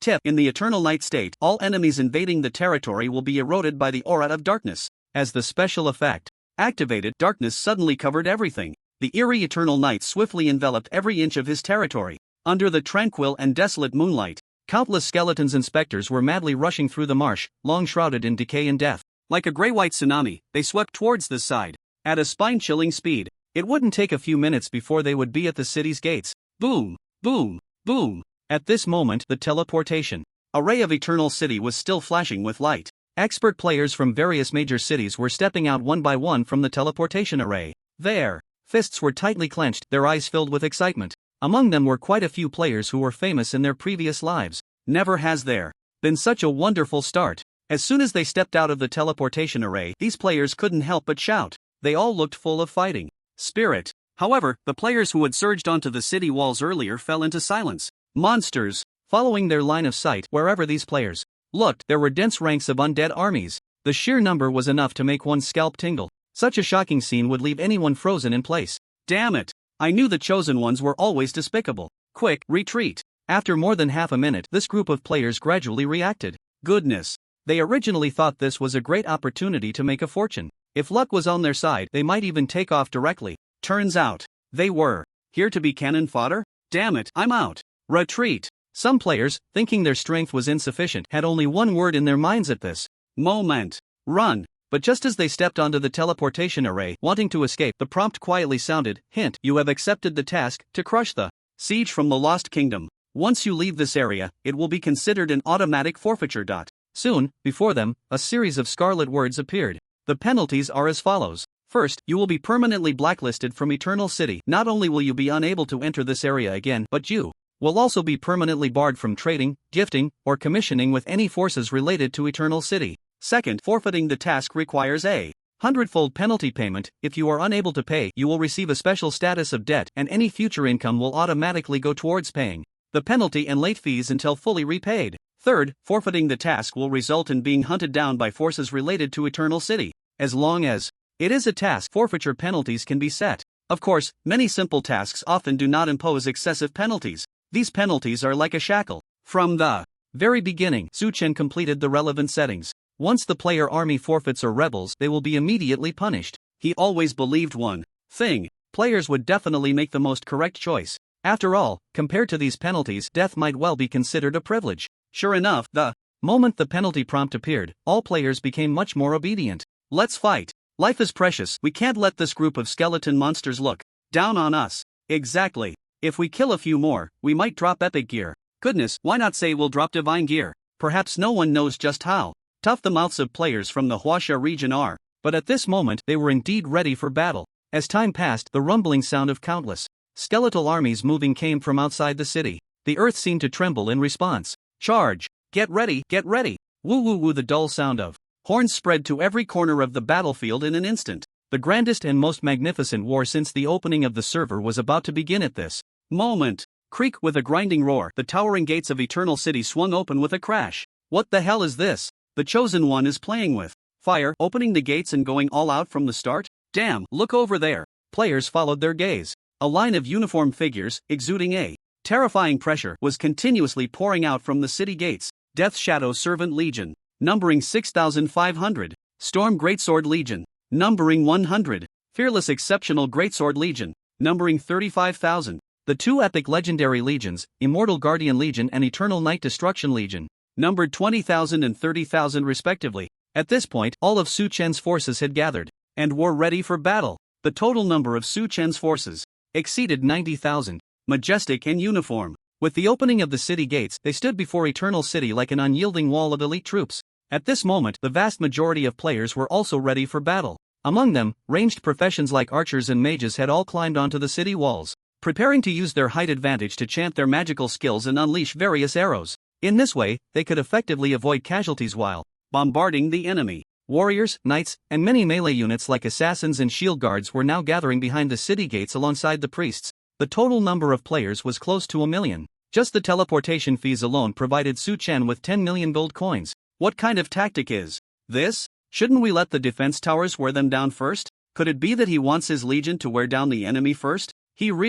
I'm crying to death. In an instant, players were moved to tears. They had ultimately misunderstood. Who would have thought that the Chosen One would rather let his legion serve as cannon fodder than allow players to complete their mission objectives, thus earning more rewards? This is the vision. This is the vision. At this moment, the vast majority of players felt particularly uncomfortable. In their eyes, the various legions outside the city seemed to carry an inexplicable sense of tragic grandeur. Thud, thud, thud. The deafening sound of footsteps grew closer. The army of the dead, crawling out from the Lost Kingdom and the endless abyss, had already arrived outside the city. This time, the siege monsters were no longer the weaklings of before. Just looking at them was enough to instill fear in countless players. Forgotten Bone Knight, Dark Gold, level 45 race, Undead, Lost Kingdom, type Dark Gold Elite Monster Health, 68,000 attack power, 1,128 physical defense, 1,247 magic defense, 2,304 skills, Fearless Charge War Trample Bone Shield. Description: eroded by time, the Bone Knights in the decaying abyss, though forgotten by many, still bring endless fear when they crawl out of the abyss. Suchen discovered that even the frontline tanks were riding on burning, ghostly bone fires of the Bone Knights. Their quality had even risen to dark gold. This group of forgotten Bone Knights not only possessed extremely high defense and attack but also had an absurd buff skill, Bone Shield. After using the skill, a layer of Bone Shield can be gathered on the surface of the body, absorbing 30% of its own health damage for a duration of 1 minute. A shield that adds 30% health. For many players, it was like a nightmare. They would probably be torn to shreds by this group of Bone Knights before they could even break through the shield. But for Su Chen, this was not a problem at all. The epic rare quality defensive structures were enough to deal terrifying damage to this group of monsters. All defensive towers, attack! Su Chen commanded. The roar instantly spread throughout Eternal City. Immortal's Blessing Barrier Magic Tower, epic rare. Activate. Eternal Knight's Calamity Rapid Arrow Tower, epic rare. Activate. Eternal Knight's Destruction Heavy Magic Tower, epic rare. Activate. In almost an instant, this massive city, towering like a majestic mountain peak, slowly awakened in the night. Whoosh! Whoosh, whoosh. The defensive arrow towers from Eternal City roared in unison. Countless arrows were shot from above the city walls, transforming into a storm of sharpness, racing towards the enemy's front line at an extremely terrifying speed. The battle had begun. Boom, boom, boom. Countless magical elements converged into magical skills, bursting forth like brilliant fireworks. The magical skills from Eternal Knight's Destruction Heavy Magic Tower exploded in the pitch-black night. In the next moment, on the battlefield, the sounds of bones being crushed and rotting flesh being burned echoed continuously. Tip: your defensive tower has killed the siege monster, Forgotten Bone Knight, Dark Gold. Tip: your defensive tower has killed the siege monster, Forgotten Bone Knight, Dark Gold. As the prompts sounded one after another, a rain of arrows was unleashed. Magic roared. Countless chilling Bone Knights fell on the path of the charge. Holy crap! What kind of arrow tower is this? The damage is outrageous. Don't mention it. My skills got interrupted, almost killed by a skill backlash. This scene left countless players utterly bewildered. Many players even had their chanting skills interrupted and failed because of it. Don't just stand there. Brothers, prepare to attack. The number of monsters is too high. If the Chosen One's legion can't hold on, they'll soon have to rush to the base of the city walls. Just as the players whispered among themselves, the various legions outside the city, which had remained still, suddenly moved. Boom! They stepped forward, producing a synchronized sound of footsteps. But in front of the hundreds of thousands of siege monsters, this commotion seemed a bit lacking. Moreover, some sharp-eyed players let out exclamations. Taking advantage of the height of the city walls, they noticed that more enemies were surging in the distance. The numbers appeared to be several times greater than the hundreds of thousands of siege monsters, estimating there might even be 1 million troops about to reach Eternal City. This is bad. We're in trouble. God help us. I hope the NPC legions down there can hold on a bit longer. If so, we can still get a few more kills and earn quite a bit of rewards. Just as many players were at a loss, even preparing for death. A sudden sound of wind breaking echoed from outside the city. Leading the charge was the Immortal Guardian Legion, known for its impenetrable defense, followed closely by the Eternal Knight Destruction Legion and the fearless Exceptional Great Swordsman Legion. Faced with the tide of siege monsters, Su Chen's various legions launched a countercharge at an astonishing speed. Charge! Quickly change formations on the flanks, prepare to encircle the rear, start channeling skills, bombard them. Amidst the booming sounds of epic rare-level magic towers and arrow towers, the enforcers recruited by Su Chen provided the most perfect strategy. Under their command, the various legions moved as if they were a single entity, launching the sharpest attack against the enemy with an unstoppable force. The battle was about to erupt. As the distance between the two sides closed, countless players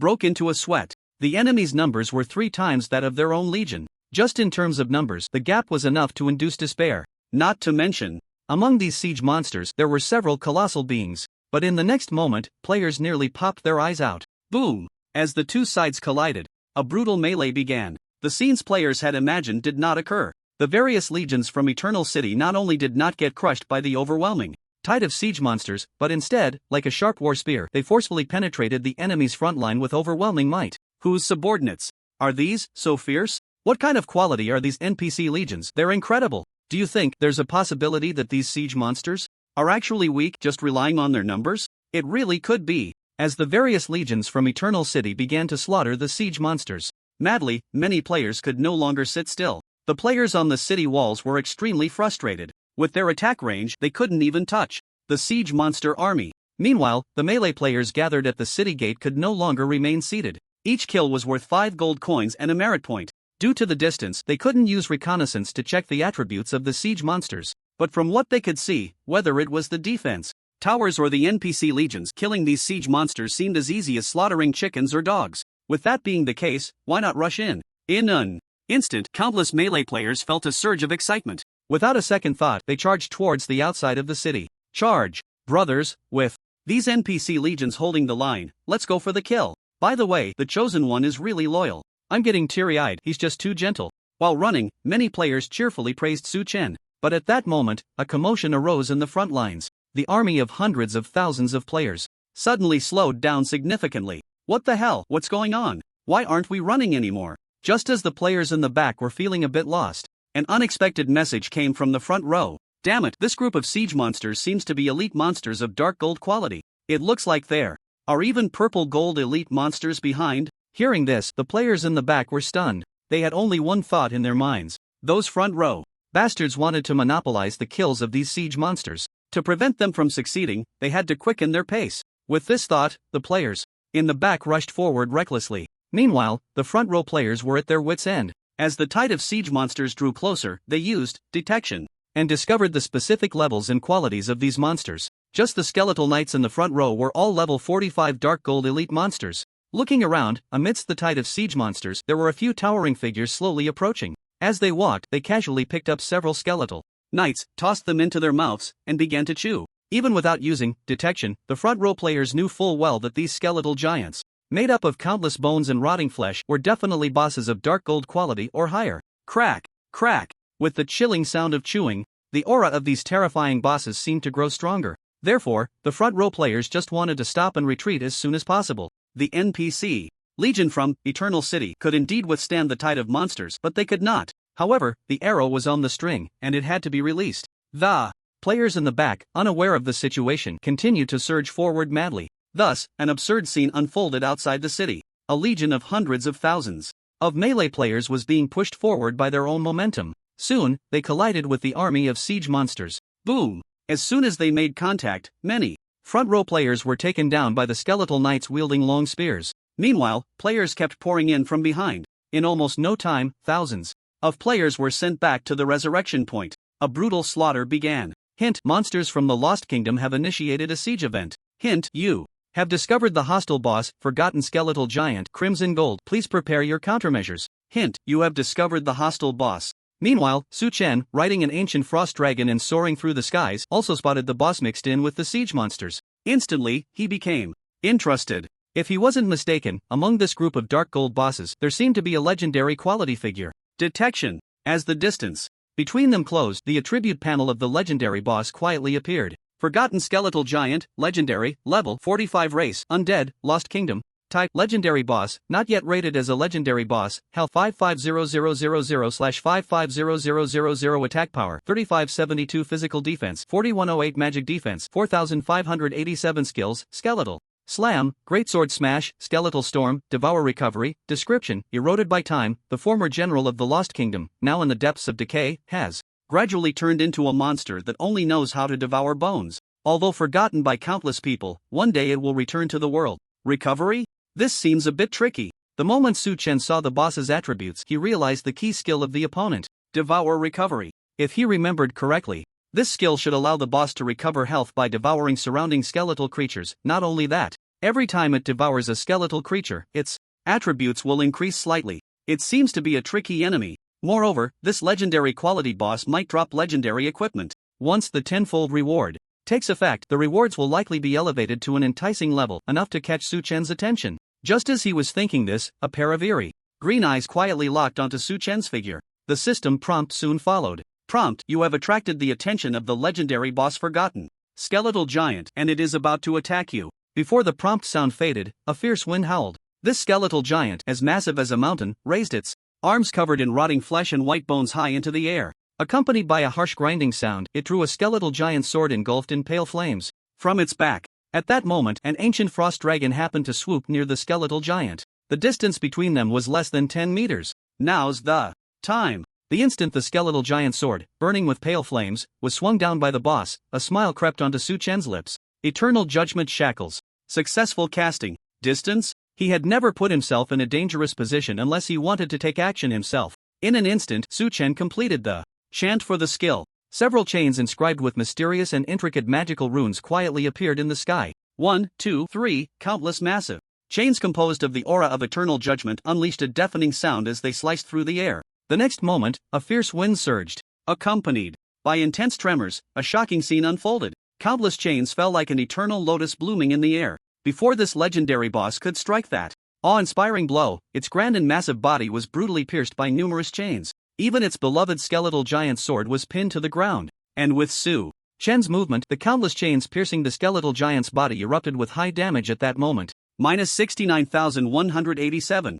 Minus 68,962. Minus 68,991. Minus 69,042. Waves of damage numbers erupted from above the boss's head, continuous and eye-catching. Seeing this scene, even Su-chen himself couldn't help but feel a bit astonished. Something's not right. The number of these chains is a bit too much. He clearly remembered that Eternal Judgment Shackles would only deal damage to a single enemy once. In other words, the boss only needed to endure the damage from one chain. Now it was as if it had been pierced by countless Eternal Judgment chains, like a hedgehog. I understand. The thought crossed his mind in an instant. The next second, a dense array of damage numbers also appeared beneath the boss's massive body. The enemies corresponding to those damages were all siege monsters within the skill's effective range. Of course, it could only blame itself. This skeletal giant's size was simply too enormous. Prompt: you have successfully killed the siege monster, Forgotten Skeletal Knight, Dark Gold. Prompt: you have successfully killed the siege monster, Forgotten Skeletal Knight, Dark Gold. Prompt: triggered the special effect of the title Death Nightmare. You have learned the skill of the Forgotten Skeletal Knight, Skeletal Shield, Intermediate, by killing the target. The moment the prompt sounded, the eternal quality tenfold reward immediately took effect. Prompt: tenfold amplification successful. The quality of the rewards you received has been upgraded from intermediate skill to master level skill. Prompt: you have obtained the skill Withering Skeletal Guardian Shield, Master. It actually succeeded? Seeing the prompt, Su-chen felt a wave of astonishment in his heart. Unintentionally planting willows grow into shade. Previously, he had activated the special effect of the title Death Nightmare and had to exert a tremendous effort to master 2 skills. All of them had been upgraded to master level quality under the effect of tenfold rewards. As a result, he had developed a habit. Before every action, he would activate Death Nightmare. Whether it was a sure thing or not, he would strike first and ask questions later. But he never expected to obtain a master level skill so easily. Moreover, it was the core skill of the Bone Knight. Seizing this opportunity, Su-chen quickly glanced at the skill bar. In the next moment, this master-level skill came into view. Withering Bone Guardian Shield, Master Type Master-level skill effect. After activating the skill, you can gain the blessing of Withering Aura, allowing you to condense a large amount of bones on the surface of your body as a guardian shield, which can absorb 300% of your own life value and damage, and can also increase the shield value and duration through the withering of surrounding creatures. Note: the shield lasts for 5 minutes and is immune to control effects from creatures below epic level. Description: draws on the withering aura, gathering endless bones to form a shield. Very good. Su-chen's lips curled slightly. After seeing the detailed attributes of this master-level skill, a bold and effective idea had already formed in his mind. A shield with 3 times the life value. With Su-chen's current health, it was enough to instill despair in countless monsters. And as the surrounding creatures continued to wither, the shield value and duration would keep increasing. If he could plan the release of the skill wisely, perhaps this withering Bone Guardian Shield would not only become a nightmare for countless siege monsters but also his greatest reliance for quickly killing the boss, the Bone Giant. Otherwise, once it turned into a prolonged battle, The boss, which could recover by devouring bones, would become an immortal monster. Release skill. Withering Bone Guardian Shield. Without any hesitation, taking advantage of the moment when the boss's body was pierced by countless eternal judgment chains and unable to move, Su-Chen began to chant the skill. With an extremely terrifying release speed boost, he completed the skill's guidance in just a few seconds. As the incomprehensible incantation slowly faded, a suffocating withering aura surged forth. Swish, swish, swish, swish. At the same time, countless fragmented bones began to float up from the ground. At a glance, it looked like a storm of bones was gathering in the air. These floating bones transformed into shields with unstoppable momentum, swirling around Su-Chen like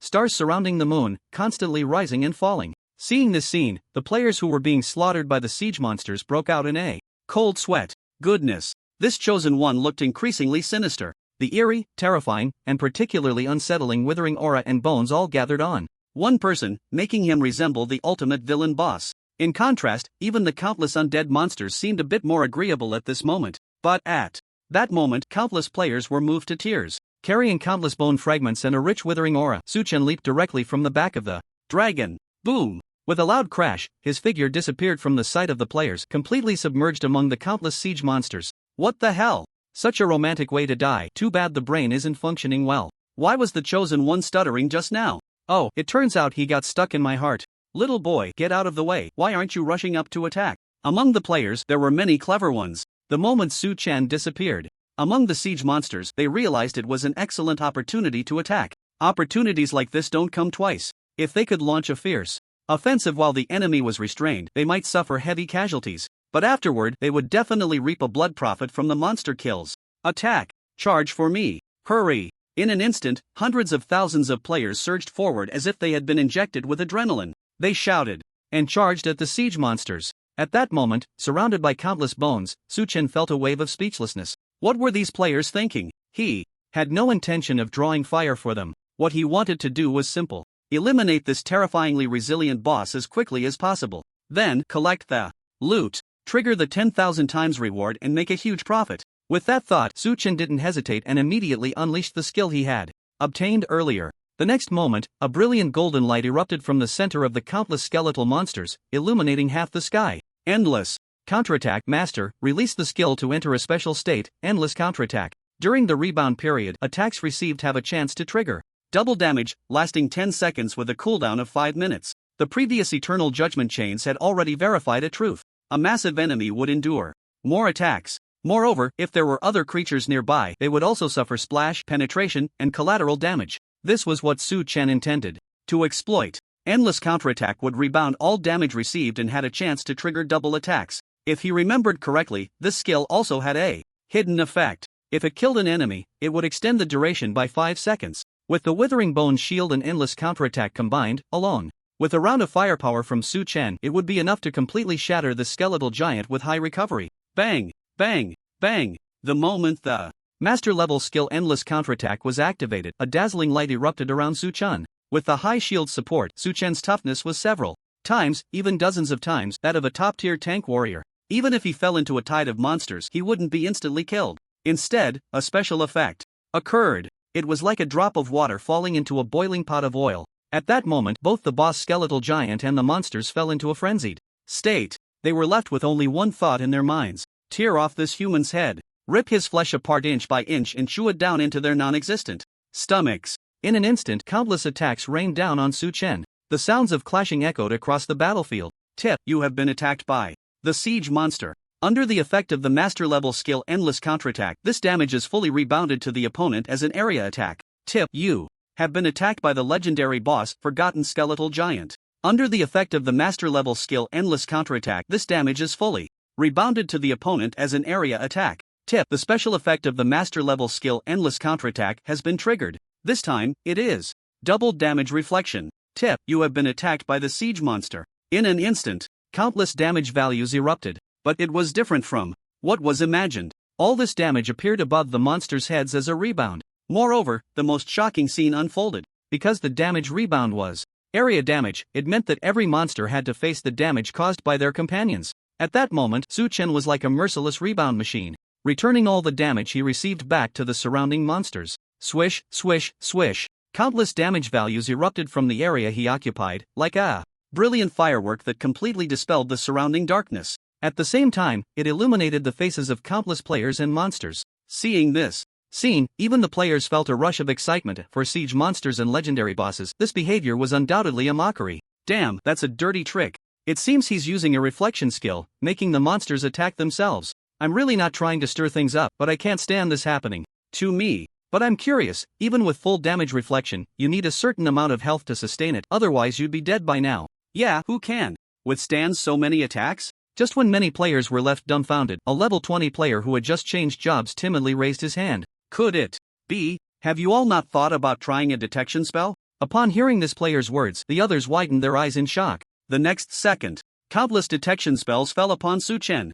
Tip: the player barrel plays like shit has used detection spell on you. Tip: player old thing explodes gold coins has used detection spell on you. Tip: player seeking thunder science has used you. Looking at the stream of notifications, Su-chen remained unfazed. Under the effect of 10,000 times reward, his level had already skyrocketed to level 50. Meanwhile, the second place on the leaderboard was still at level 29 with 42% experience. This meant that all players present were at least 20 levels lower than Su-chen. Such a terrifying level gap. Even using detection spell 1,000 times would yield nothing but question marks. In fact, that was indeed the case. Countless detection spells were cast, and all the players saw were question marks. But one thing was certain. Su-chen absolutely possessed a terrifying health cap, because the monsters couldn't even break his shield. This was undoubtedly a cruel blow to the fragile hearts of countless players. However, just as many began to feel despondent, a sharp-eyed player exclaimed, "Look, the boss's health." Following the gaze, all players' brains momentarily crashed.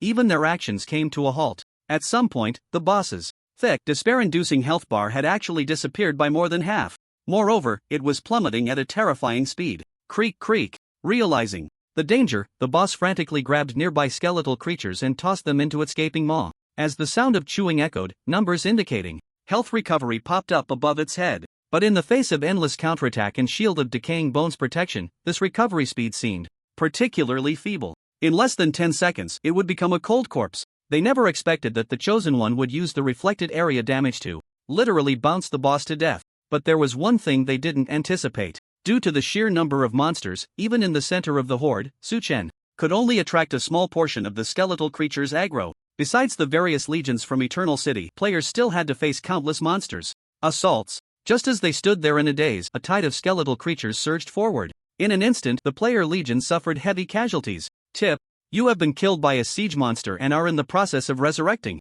Tip: you have been killed by a siege monster and are in the process of resurrecting. Tip: you have been. In just a short while, thousands of players appeared at the resurrection point in Eternal City. What a damn misfortune. A pure-blooded tank warrior, couldn't even last 3 seconds? Ha, I got one shot. So damn unlucky. As they spoke, they hurried back to the battlefield outside the city, wanting to minimize their losses. They needed to secure a few more kills. Just as this group of players was cursing and just stepping out from the resurrection point, a world announcement echoed in everyone's ears. World announcement: congratulations to the Chosen One of Eternal City, who has successfully killed the legendary siege boss, Forgotten Bone Giant, and has received the title Bone Mercenary. World announcement: congratulations to the Chosen One of Eternal City. Another 3 announcements followed. Once again, it was the Chosen One. At this moment, a huge wave swept through the entire Huaxia region. Monster Siege. Legendary boss. They suddenly realized that they seemed to have underestimated this main quest. Soon, the teleportation array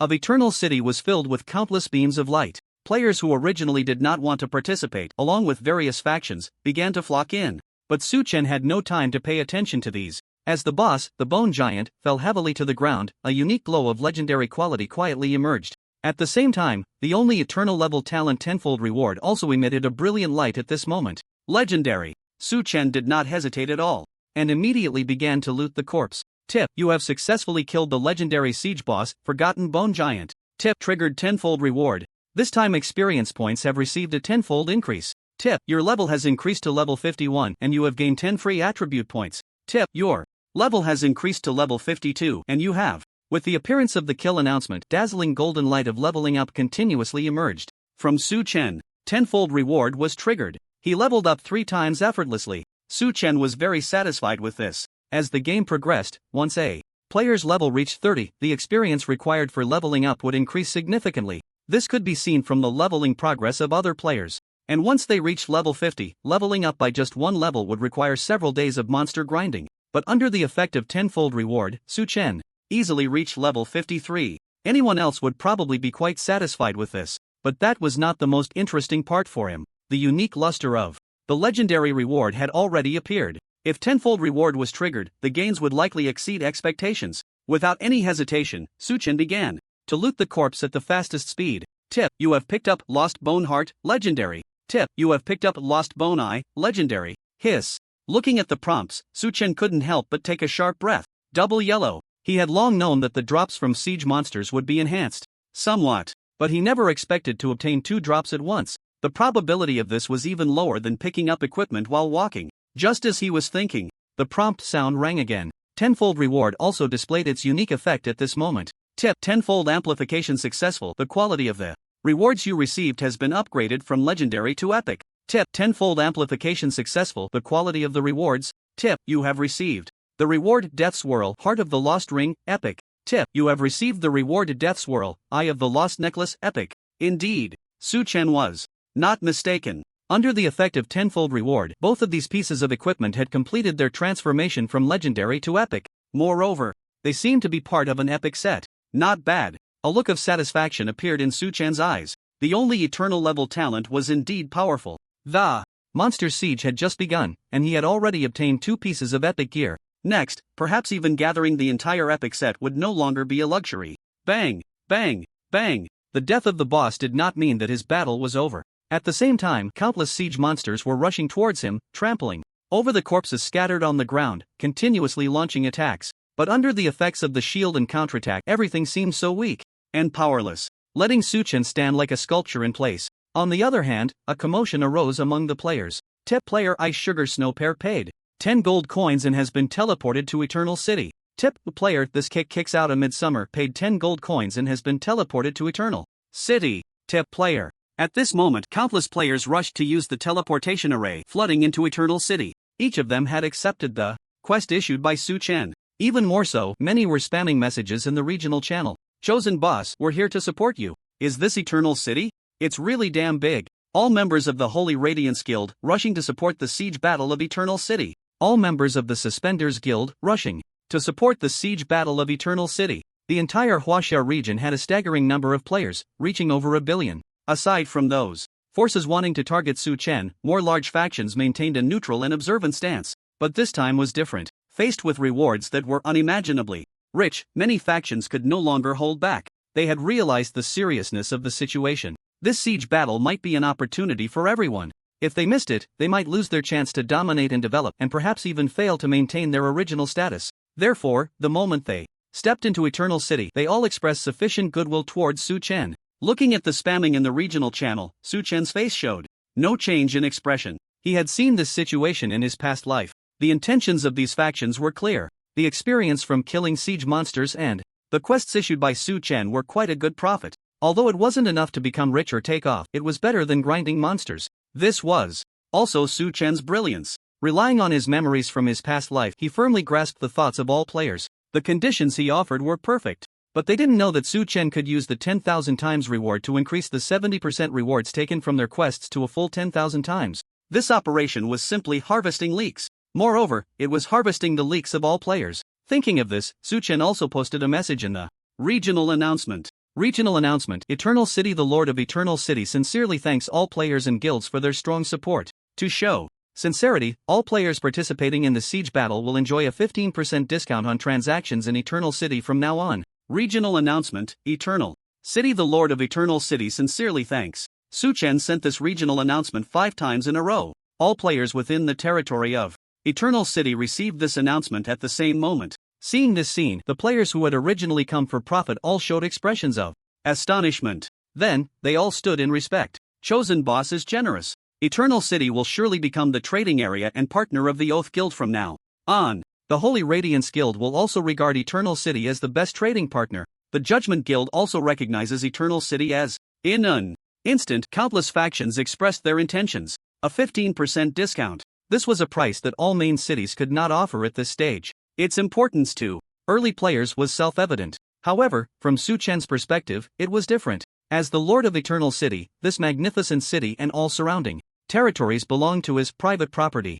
Although he offered a uniform 15% discount to all participating players, the taxes and profits generated from sales were astronomical figures for all players. Moreover, only Su Chen knew that as the game's storyline continued to progress, it won't be long before the major cities open up trading discounts. If he doesn't seize this opportunity to make Eternal City the city of trade in the hearts of countless players, he will lose a fantastic chance to amass wealth at lightning speed. After finishing all this, Su Chen turned his attention to his backpack. 2 pieces of epic equipment lay quietly inside, emitting a brilliant yet soft glow. The moment he saw the set attributes, Su Chen's heart skipped a beat. The number of pieces in this epic equipment set was an unprecedented 10 pieces. Now that's truly one of a kind. Even someone as composed as Su Chen was deeply shocked by this 10-piece set. The reason was simple. A 10-piece set was incredibly rare. Reflecting on his past life, Su Chen clearly remembered that it wasn't until the late stages of the game that a 10-piece set appeared, and it was a purple gold quality set. In the game Eternal, just like the elegy of the poem set,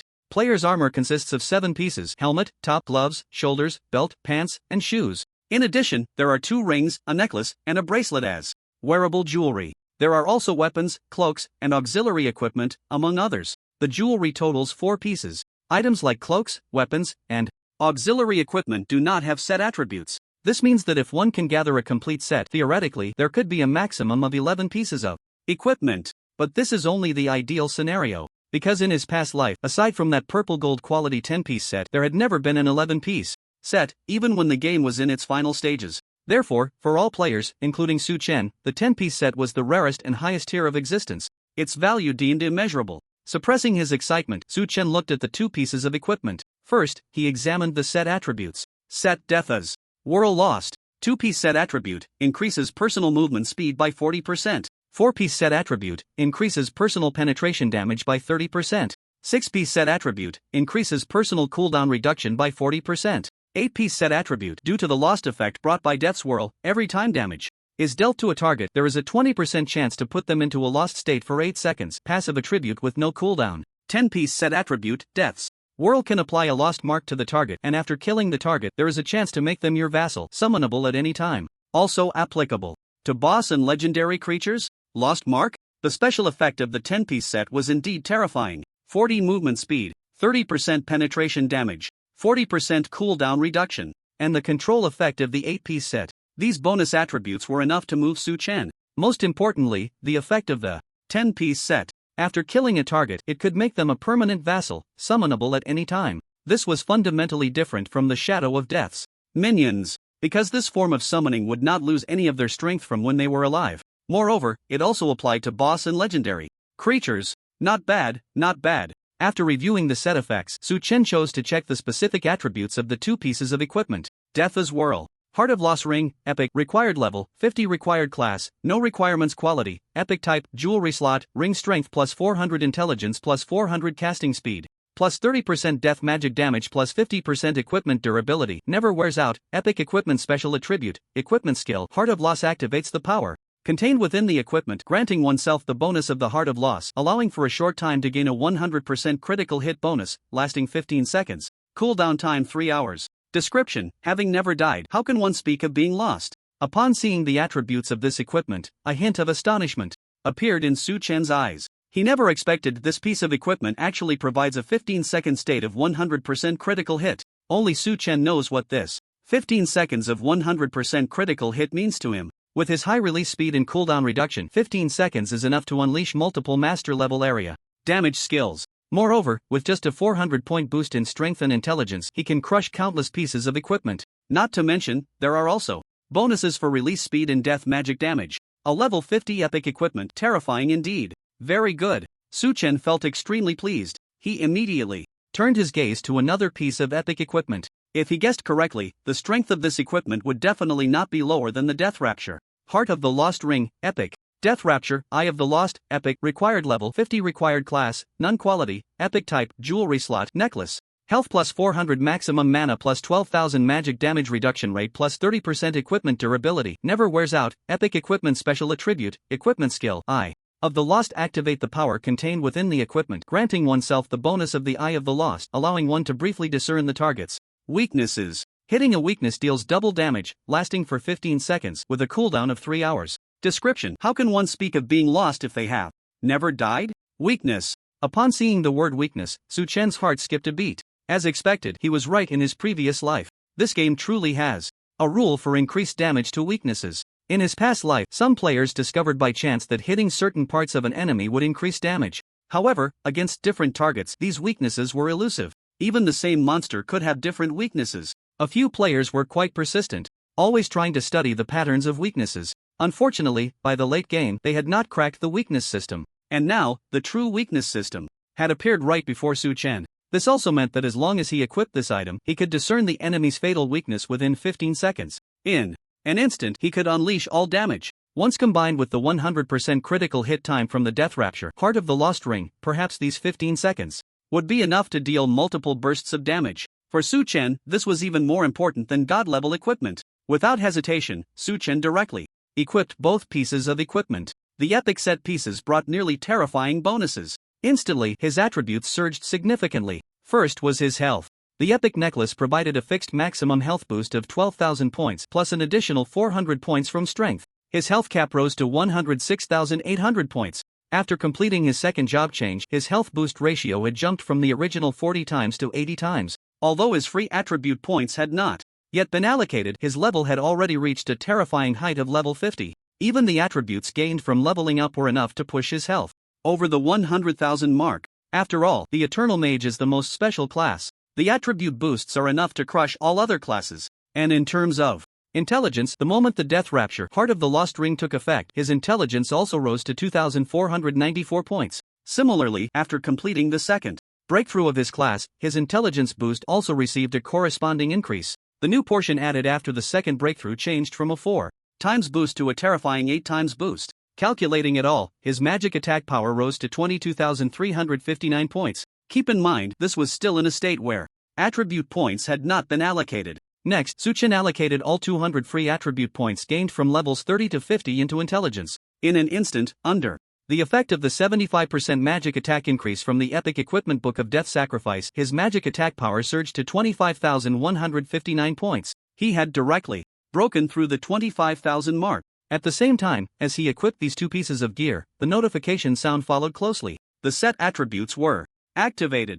Notification: you have triggered the two-piece effect of the epic set, gaining a 40% movement speed bonus. In an instant, Su Chen felt a lightness all around him. His speed seemed to have increased significantly. A 40% movement speed boost was enough to create a terrifying distance from other players. Coupled with the movement speed bonuses from other equipment, even players with mounts would probably struggle to keep up with Su Chen's pace. Looking at his skyrocketing attributes and the two additional equipment skills, Su Chen became increasingly excited about the legendary siege boss that was about to appear. If he could obtain a few more pieces of epic gear, perhaps he could use the siege event to complete his plan for upgrading to a level 50 epic set.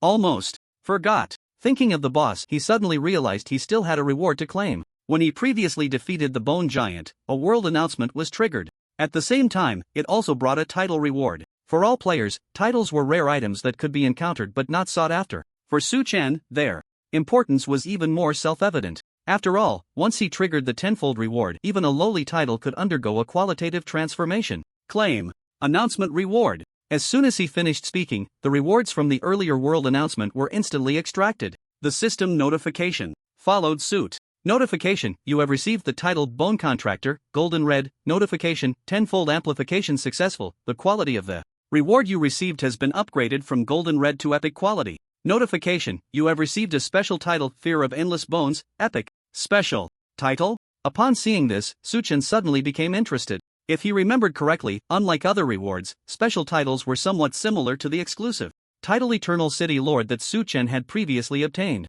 They could take effect alongside other titles without needing to be equipped, eliminating the need to switch titles. This was incredibly convenient. Just this point alone meant that once a player obtained a special title, it would be enough to boast about for a long time. Moreover, the quality of this special title seemed to be epic. Fear of Endless Bones, Epic type title, Special quality, Epic special. Effect: this title can stack and take effect with other titles. Effect 1, damage dealt to you by bone-type creatures is reduced by 50%. Effect 2, when attacking bone-type creatures or being near them, there is a chance to trigger the special effect Fear of Endless Bones, during which bone creatures cannot move.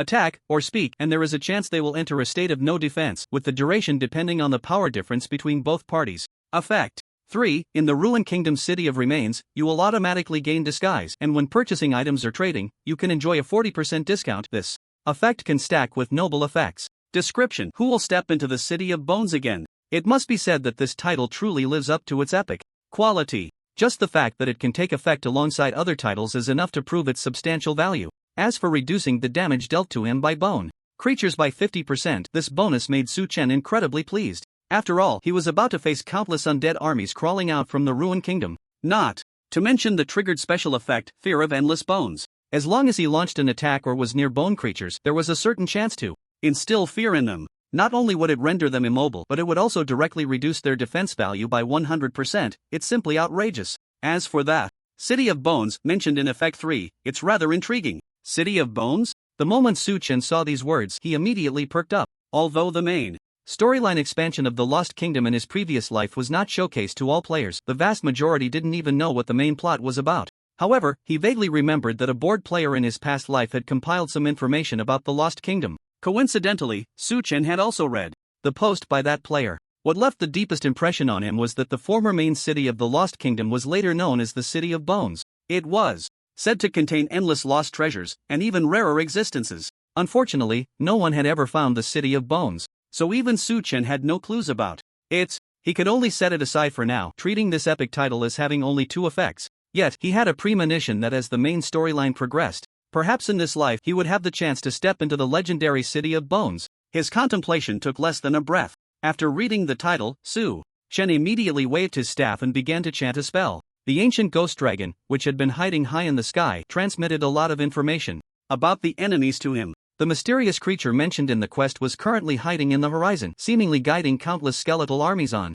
their path. This was also the reason why Su Chen had not taken it down yet. Only by casting a long line could he catch the big fish. The next wave of siege monsters was about to arrive at the Eternal City, with numbers far exceeding before. With such a vast number of enemies, it was estimated that there would be more than one legendary siege boss. Just thinking about the epic set made Su Chen feel that the skeletal creatures before him had become much more endearing. Meanwhile, on the battlefield in front of the Eternal City, countless players were continuously pouring out from the city gates, eager to join the fierce battle. Old too? Why have you suddenly become so fierce? A player sporting the chosen mercenary group insignia looked curiously at his buddy. The buddy didn't respond at all. His eyes were bloodshot, and the silver-grade longsword in his hand never paused. With his movements, the monsters, which originally had attributes enough to crush ordinary players, suddenly seemed to weaken significantly. Not only did their movements slow down, but their attacks and defenses also appeared feeble and powerless. After a few seconds, many players reacted. They realized this was definitely an opportunity not to be missed.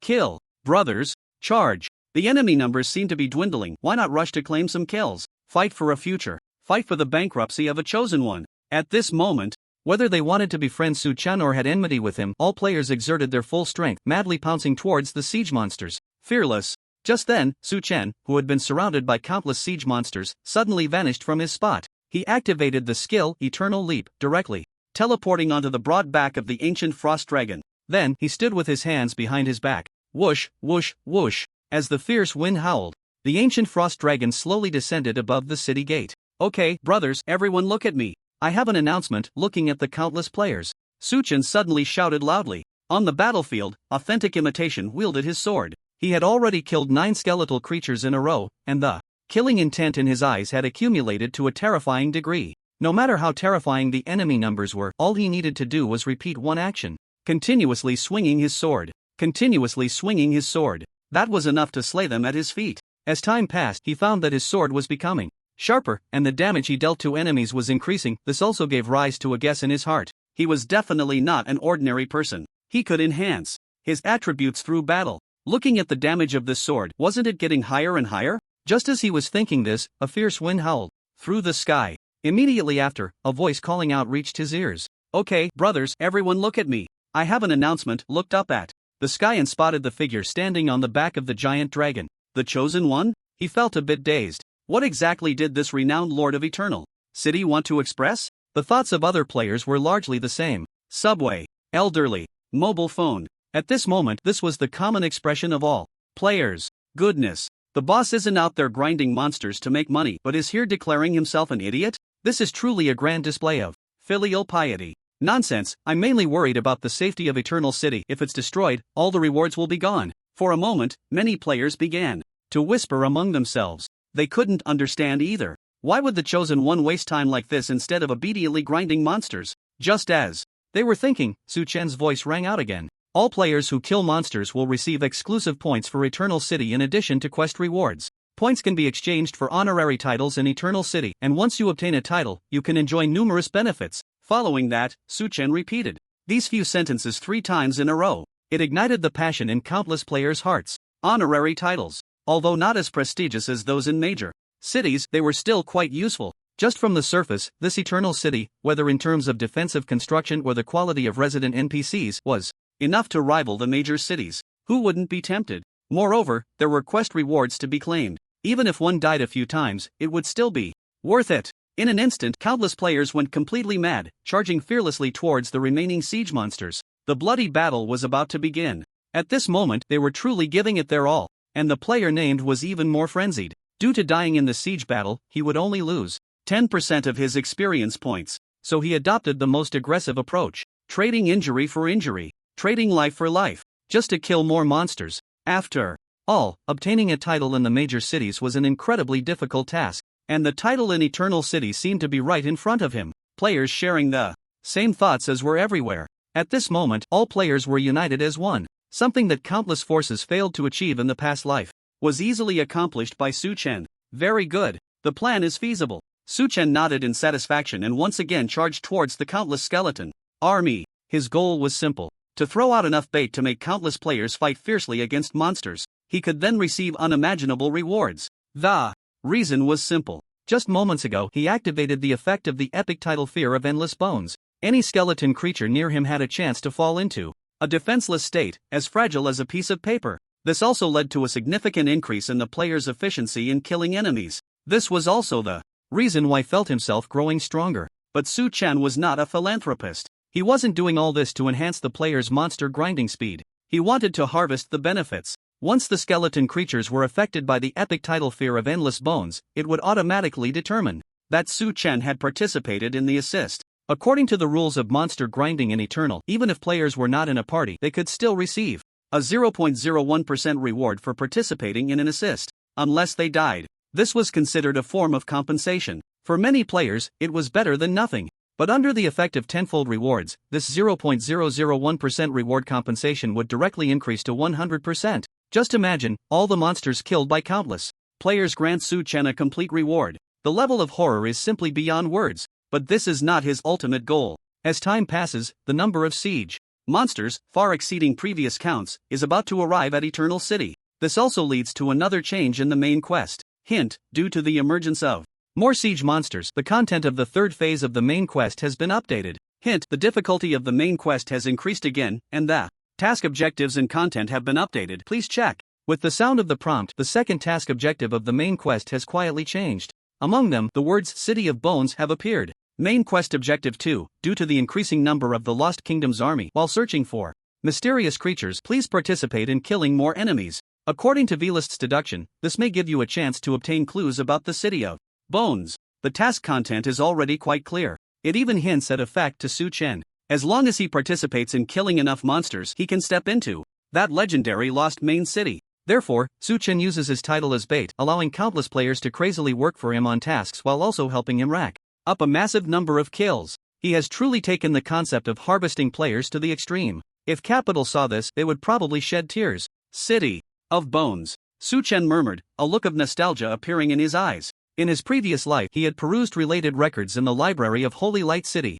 400 years ago. To be precise, it should be the year 3987 of the Eternal Calendar. At that time, there was no distinction between the dark and light factions. All forces had joined the two major factions, Order and Chaos. The conflicts were endless. However, at that moment, the two major factions unexpectedly joined forces to launch the most ferocious assault on a neutral force, the Eternal Kingdom. This was a realm so powerful that it instilled fear, not only filled with numerous legendary strong beings but also said to have deities. But under the onslaught of countless beings from the two major factions, this so-called Eternal Kingdom was completely erased from the annals of history. Later, it became the Lost Kingdom. Even though the surviving texts are not complete and can even be described as fragmented, Suchen still remembers one scene recorded within. At the moment of about to fall into the endless abyss, a deity, decayed to the point of being nothing but bones, raised a staff containing an overwhelming pressure, unleashing a terrifying forbidden spell that swept across the entire Frost Empire. It turned this originally fertile vast land into a realm covered in eternal frost,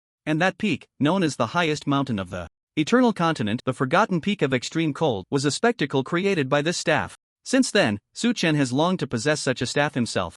To fulfill this desire, in his previous life, Suchen searched through all texts about the Lost Kingdom, but whether it was the staff or the deities, they seemed to have been buried in the endless abyss along with the City of Bones. In other words, as long as he can find the City of Bones, there might be a chance to find this staff. This is why Suchen devised the insane plan of harvesting all players. I just don't know, Suchen murmured, tightening his grip on the staff in his hand. Once he finds the City of Bones, the crisis he faces will probably be far beyond what the siege monsters can compare to. After all, that is the lair of the monsters. Who knows how many beings that died in the Lost Kingdom have turned into decayed undead monsters. Therefore, before that he must obtain a level 50 epic quality set. With this thought, Suchen looked around. In the time of contemplation, the ancient frost dragon had already brought him to hover above the siege monsters. Roar! The roar of the giant dragon echoed. The ancient dragon's breath, carrying an endless chill, fell upon the heads of the monsters. Tip: the siege monster, the forgotten bone knight, has been frozen. Tip: the siege monster, the forgotten bone knight, has been slowed.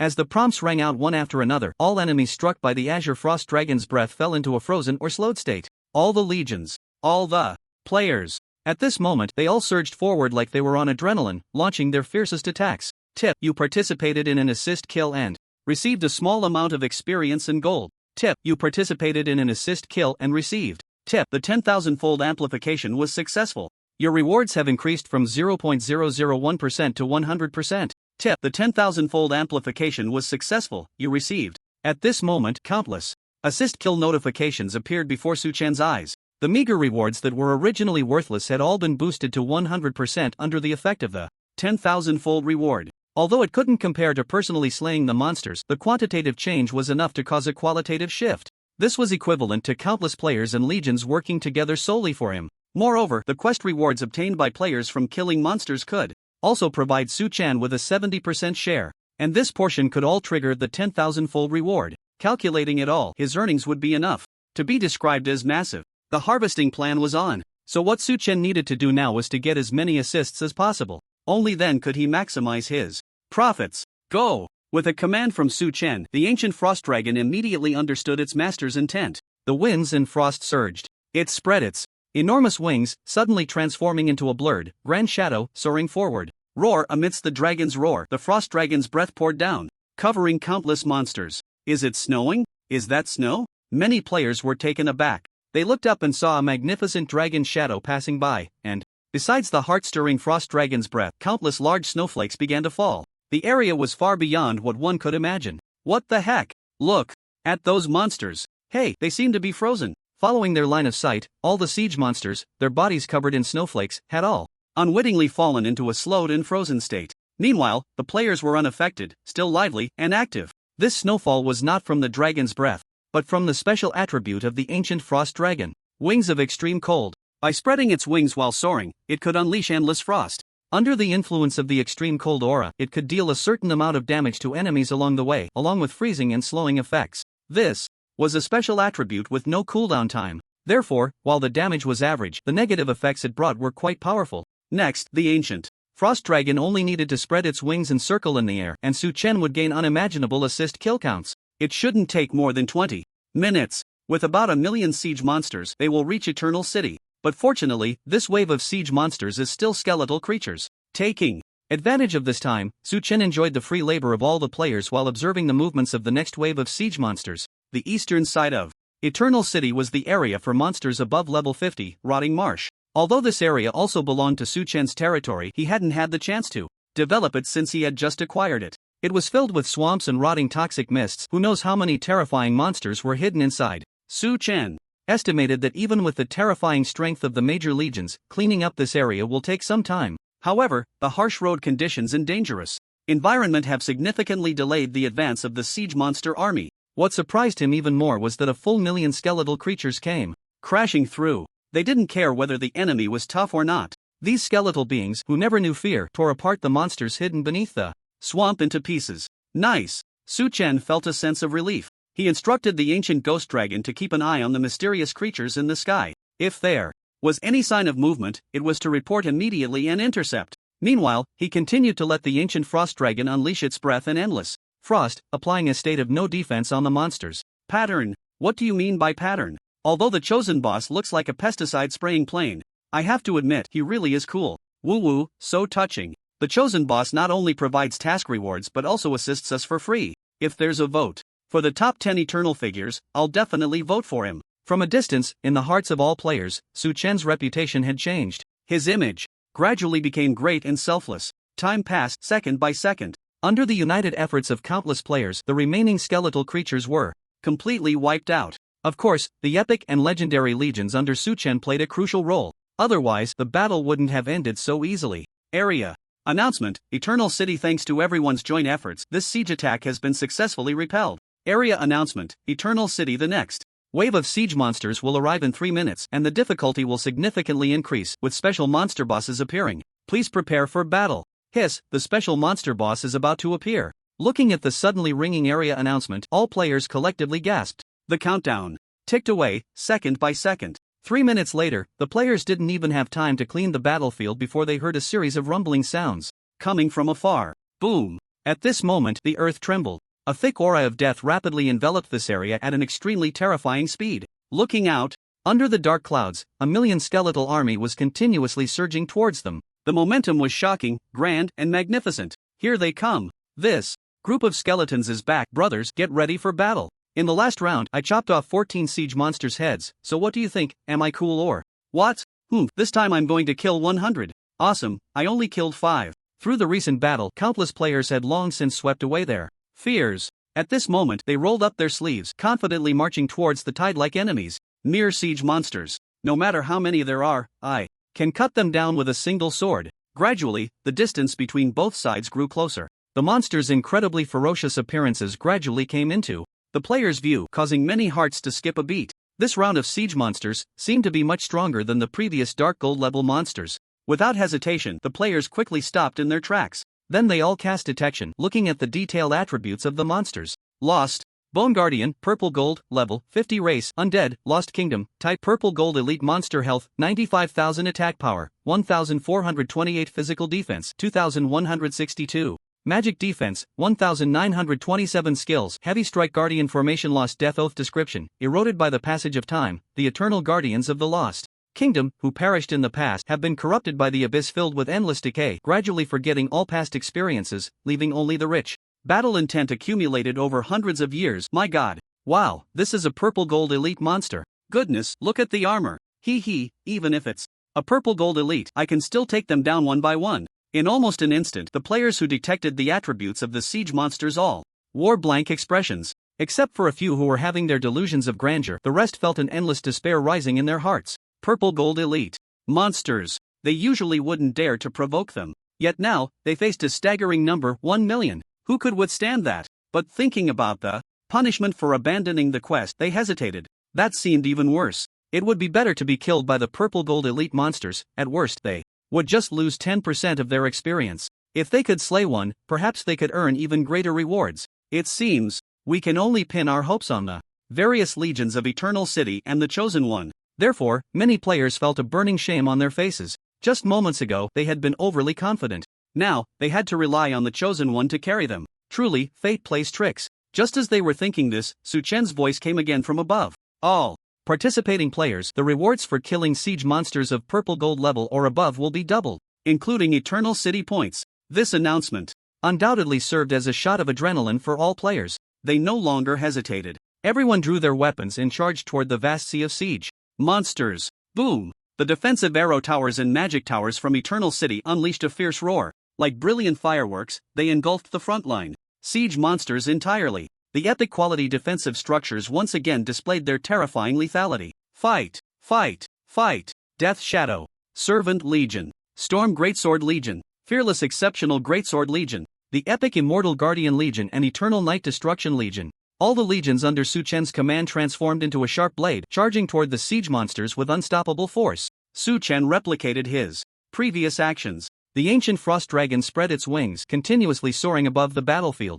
Countless siege monsters were now afflicted with freezing or slowing effects. Moreover, since they belonged to the skeletal type, they triggered the epic tidal effect of Endless Fear of the Undead, reducing their defense by 100%. As the battle was about to erupt, the kill assist messages from players and various legions began to flood the screen. His participation in kills surged once again, 35,000, 42,000, 50,000. Adding to the participation kills from the previous round of monster sieges, Suchen quickly raised his total participation kills to 50,000. At that moment, a shocking scene unfolded. He noticed that looking in the direction from which the monsters were pouring in, a dark and deep shadowy figure emerged on the distant horizon. Is this the Endless Abyss? As the participation kills continued to accumulate, Suchen could vaguely see the general outline of this shadowy figure. A thick aura of death, an endless sense of decay, a grand and vast scale. These appearances were enough to prove one thing: this shadowy figure should be the forgotten Endless Abyss, and the city of bones that buried all the deceased of the Lost Kingdom was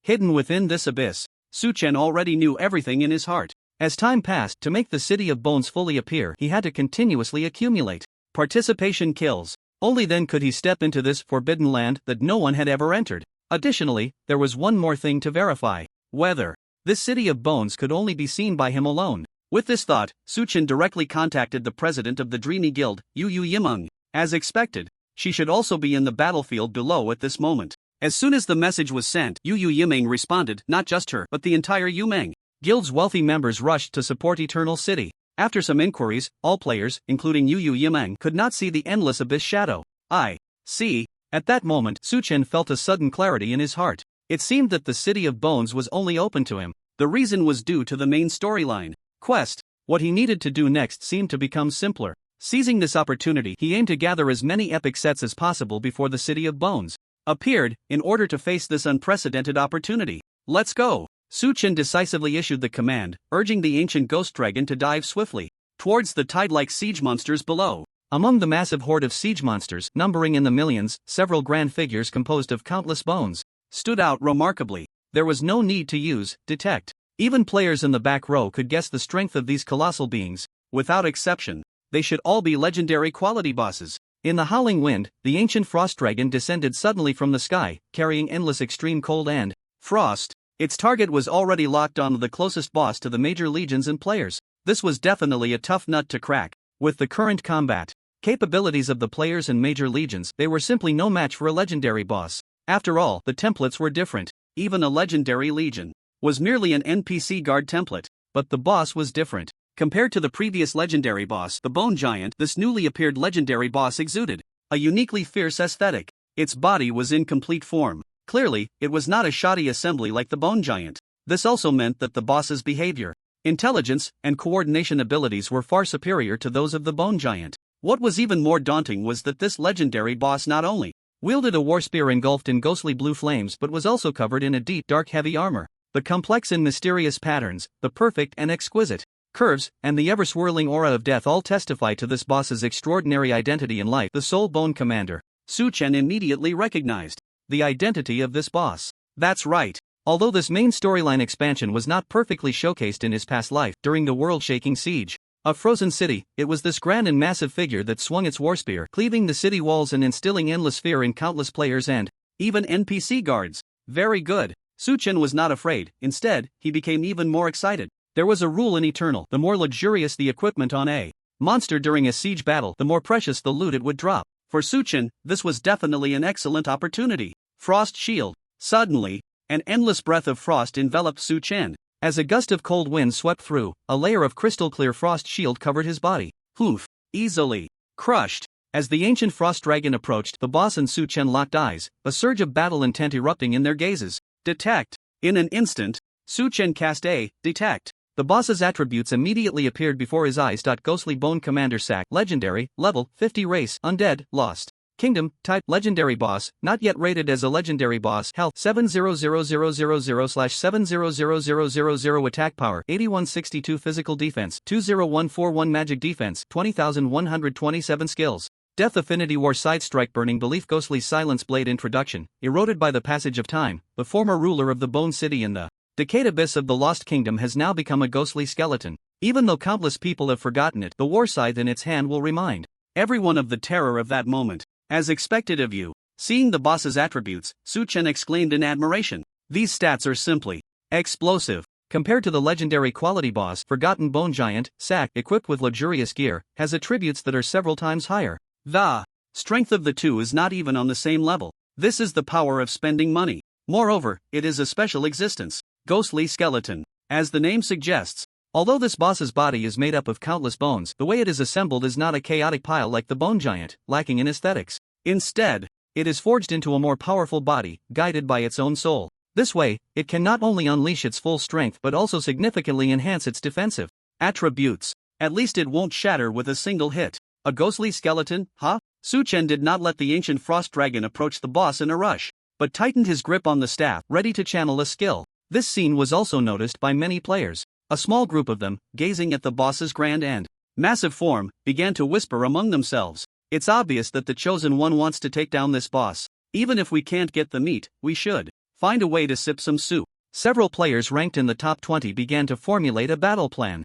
If observed closely, it was easy to see that they all wore the same Mercenary Guild badge. Chosen Mercenary Guild. These players were the veterans Su-chen had previously recruited. They were all on the same side. Their goal was simple. With the boss's strength, there might be a chance to kill this boss, but it would undoubtedly consume a lot of time. So, they could take the opportunity to grab an assist. Even if it was only a 0.001% extra reward, with the generous rewards from a legendary boss, it would still be a decent gain for them. Moreover, the assist reward would not affect the boss's earnings. Even if 100 million people assisted, the killer would still receive the same reward. They were not wrong in their thinking. Su-chen didn't mind the players grabbing an assist. Moreover, this group of bold players were from his own Mercenary Guild. But everything needed to be fought for by themselves. The first issue they faced was being able to deal damage to the boss. Otherwise, not only would they fail to get an assist, but they might also lose their lives in the process. Just as he was thinking, that small group of players finalized their battle plan. This boss is really sneaky. Although it's very close to us, there are purple gold level siege monsters all around. Those skeletons are not to be trifled with. Several players wearing the chosen Mercenary Guild badge frowned. Should we try a ranged attack? No way. Look at that exquisite armor on the boss, you can't even break its defense. In an instant, these players fell into deep contemplation. Meanwhile, this thought also surfaced in the minds of other players. Should we grab an assist? The reward is pitifully small, but it's better than nothing. Let's go for it. Most players were still discussing, but a portion had already begun to take action. However, just as they rushed out a few steps, an unexpected incident occurred. The player from the Oath Guild at the front was just about to feel relieved for successfully dodging a monster attack when he saw a deep, dark shadow enveloping him. Before he could react, several players from the Oath Guild were instantly turned to ashes, their flesh and blood blown away, their bones shattered and exploded apart. The players following behind didn't even have time to scream before countless fragments of their comrades' bones pierced through them. Along with the siege monsters they were fighting, entire bodies were turned into a sieve, collapsing to the ground like cut wheat. Only the various legions under Su-chen stood firm in place, protected by their own defenses and armor. The decay of life was happening in an instant. Players in the back who were not affected were still rubbing their fists together, eager to join the fray. Who could resist facing the boss? After all, this was a legendary quality siege boss. What a good idea, that skeleton baby. You summon won't last long before it gets smashed to bits. I suggest we charge in. I can hardly hold back. Let's swarm in, as long as we can get an assist. That's our goal, then we can retreat. That way the losses will be much smaller. I think it's doable. Then it's settled. Just as the players in the back finalized their plan, the commotion ahead left them completely disoriented. They saw the boss raise its war spear, engulfed in ghostly blue flames, and, with a gentle wave, a thick aura of death surged forth. The front row of players, who had charged in the fastest, were all blown to ashes. Even the siege monsters, caught in the blast, were turned into a sieve. What do we do? Our plan wasn't mature enough, otherwise, we should just stick to grinding. Monsters. Right, that little assist isn't worth losing a life over. Seeing their comrades turn to ash on the spot, the players in the back stood frozen. Their fighting spirit dissipated in an instant, cold sweat soaking their clothes. However, at that moment, the brothers wearing the chosen mercenary group insignia suddenly had a bright idea. They had come up with a perfect plan. While getting assists, they could also serve as footmen for their leader. Now's the time. Shine bright. With a shout, Su-chen noticed countless messages flooding into the mercenary group channel. He had set up the mercenary group earlier, but hadn't managed it much since. Everything relied on this group of players to fend for themselves. Unbeknownst to him, the number of players in the chosen mercenary group had already risen to 50,000. So far, not a single person had quit. The cohesion seemed to exceed Su Chen's expectations. At that moment, the members of the mercenary group informed each other of the method to get assists. That was to apply buffs to their leader. Seeing this scene, Su Chen was taken aback. The plan they devised for assists was surprisingly the same as his earlier one. Just as he was thinking, countless notification sounds echoed in his ears. Notification: your mercenary group member Hold the Big Thigh has applied a buff to you, slow healing. Notification: your mercenary group member Storm Greatsword has applied a buff to you, basic critical hit enhancement. Notification: your mercenary group member How Much Ek Can Come Again has applied a buff to you, quick release. Notification: your mercenary group member I'm Stuck Here with Sha has applied a buff. Just as Su Chen was still guiding his skills, over 10,000 buffs were applied to him. In almost an instant, while still suspended in mid-air, Su Chen was enveloped in countless dazzling colors. It was extraordinarily brilliant, beyond description. All the players present were left dumbfounded. They had never witnessed such a shocking scene. Over 10,000 enhancement buffs were all applied to a single player. Moreover, this number was still increasing. At this moment, no one could imagine how terrifying the resulting enhancement effects would be. Countless players cast envious glances at Su Chen. Even the boss, with eyes as cold as ancient ice, showed a hint of surprise. But Su Chen's mood was particularly complex at this moment. What the hell is this? He had been too busy managing the mercenary group to pay attention to many details. Now, looking at it, good grief. What are these nicknames? My bright moon smells even better. A little more green on her face? Lu Wan remembers to use a tin hand? These few particularly special nicknames seem to have made it into the top 20 of the Huaxia region's level leaderboard.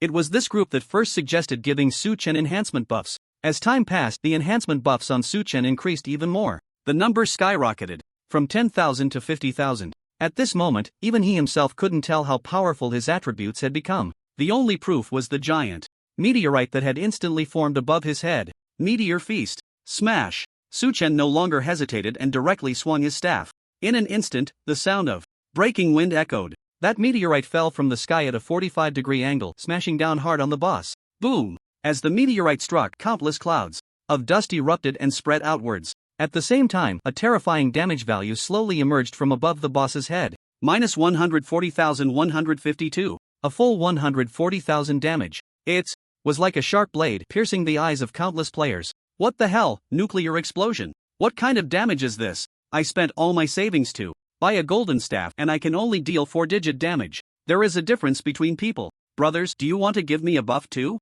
I also want to deal nuclear explosion damage. Amidst the astonished gazes of countless players, Su Chen nodded in satisfaction. With his current 25,159 magic attack power, a meteorite could deal 300% magic attack bonus damage. With so many enhancement buffs all applied to him, the damage indeed exceeded his imagination. Calculating it out, it directly increased the damage by over 70,000. And that wasn't even the main point. Release and cooldown were the main focus of the enhancement buffs. Continue to guide. Su Chen attempted to guide Meteor Feast once again. He clearly remembered that the duration of this skill was 10 seconds. During this time, each meteorite guided could deal 300% magic attack damage. In other words, as long as he released it quickly enough, he could push the output limit to the extreme. Suddenly, a massive meteorite, burning with raging flames, appeared in the sky. Instant guidance? This time, it was Su Chen's turn to be surprised. Clearly, he had severely underestimated the enhancement buffs provided by the players. Release. There was no time to waste.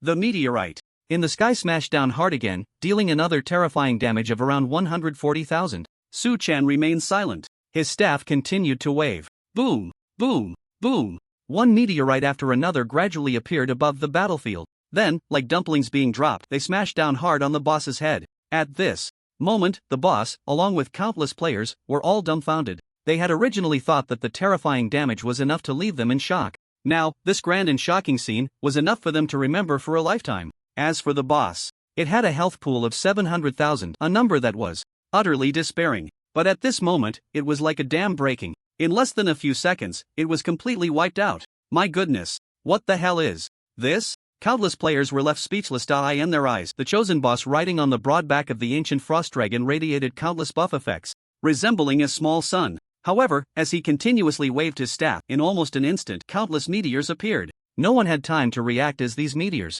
burning with raging flames, fell like dumplings, directly smashing the boss down to a sliver of health. Boom! With the last meteor falling, endless dust enveloped the entire area where the boss was located. Immediately after, the boss could no longer support his heavy body. Countless bones shattered and scattered across the blood-soaked earth. Kill. Tip: you have successfully killed the legendary siege boss, Soulbone Commander Sok. Legendary. Tip: triggered. 10,000-fold reward. This experience has received a 10,000-fold increase. Tip: your level has increased to level 57 and you have gained 10 free attribute points. Tip: your level has increased to level 58 and you have. Tip: your level has increased to. Amidst the series of notification sounds, Su Chen burst forth with a brilliant upgrade light column. Previously, he had benefited from countless players' assists. Under the effect of the 10,000-fold reward, the experience gain ratio reached 100%. Even though his level exceeded the monsters by a full 10 levels, there was an experience penalty. But, in the face of quantity, even the smallest amount can accumulate. Tens of thousands of assists allowed his level to soar directly from level 53 to level 56. And now, it was the same. Even though his level had already surpassed the boss's own level 50, the experience provided by the legendary boss was still quite substantial. Moreover, the 10,000-fold reward had successfully taken effect. The massive experience from the 10,000-fold increase hit his account, allowing him to level up 3 times instantly. Level 59. Seeing his own level, Su Chen couldn't help but feel a sense of amazement. Even he hadn't expected that, unknowingly, his level had approached 60. Under normal circumstances, with his strength, he would have just completed the second job advancement. Now he only needed to level up once more to unlock the third job transfer and the related trials for breaking through level 60. However, as his level increased, the required experience points would also rise steeply. For other players, leveling up to this point would take several days of grinding monsters. But Su Chen was not worried at all. He looked around, as the tide of siege monsters continued to surge towards him tirelessly. Among them, Su Chen could vaguely see several figures of legendary bosses. Just the experience from killing them would be enough for Su Chen to break through the level 60 barrier. Thinking of this, he turned his gaze to the remains of Soulbone Commander Sok. The most important thing right now was not leveling up, but looting the corpse. As a special soulbone creature, Sokka's body was entirely maintained by souls. With its complete demise, all the bones scattered on the ground. The kill rewards lay quietly among them, emitting a soft glow. Legendary luster. Sok was indeed generous. Su Chen discovered that in the pile of bones resembling a small mountain, there were actually 2 unique legendary glows. This meant that his luck had once again experienced a major explosion. This scene was also witnessed by many frontline players. Holy crap! Golden legend, a double yellow. What kind of luck is this? If I could get a legendary item, my life would be complete. The scene unfolding before them was simply too shocking. The vast majority of players were first left dumbfounded, then tears gradually filled their eyes, and they muttered to themselves incessantly. Some players even stood frozen in place as if the color had been drained from their eyes. However, this player can be considered quite orderly. There are still many who have been completely overwhelmed by the 2 legendary glows. Legendary. Get him. Go. They all stopped their attacks and recklessly charged over. Swish. Swish. For these irrational players, before Su Chen could issue any commands, the major legions and the ancient frost dragons had already fulfilled their duties. As blades and dragon breaths fell, most players who couldn't suppress their greed were swiftly sent back to the resurrection point by the loyal NPC guards, as if they were cutting vegetables. Clearly, this turmoil had not even begun before it was stillborn. Seeing the bloodshed on the ground and the scattered fallen players, those who followed behind gradually calmed down. They finally realized that they seemed to have danced on the edge of death. Perhaps if they had been just a second faster, they would have enjoyed the free resurrection point package like the players ahead. Thinking of this, they felt a wave of fear wash over them, cold sweat pouring down their backs. However, Su Chen didn't dwell on it too much. Such things were quite normal. In fact, he had anticipated that this situation would occur from the very beginning. After all, the legendary and even epic drops he had obtained earlier had not truly been revealed to the players. Even with a world announcement, it was far less impactful than witnessing it firsthand. Rather than wasting time with the players, it was better to check his own gains. Tip: you have picked up a reward, Death's Whale Greatsword, Legendary. Tip: you have picked up a reward, Death's Whale Gauntlets, Legendary. As the notification sounded, a unique special glow appeared in the talents section of Su Chen's interface. 10-fold reward activated. Tip: 10-fold amplification successful. The quality of the rewards you received has been upgraded from legendary to epic. Tip: you have obtained an epic weapon, Death's Whale Greatsword, Epic. Tip: you have obtained an epic set piece, Death's Whale Gauntlets, Epic. Everything was as expected. The moment the legendary glow appeared, Su Chen knew he would definitely receive 2 pieces of epic equipment. But when it all happened before his eyes, he still felt a bit excited. However, when he clearly read the notification, a hint of disappointment suddenly appeared in his eyes.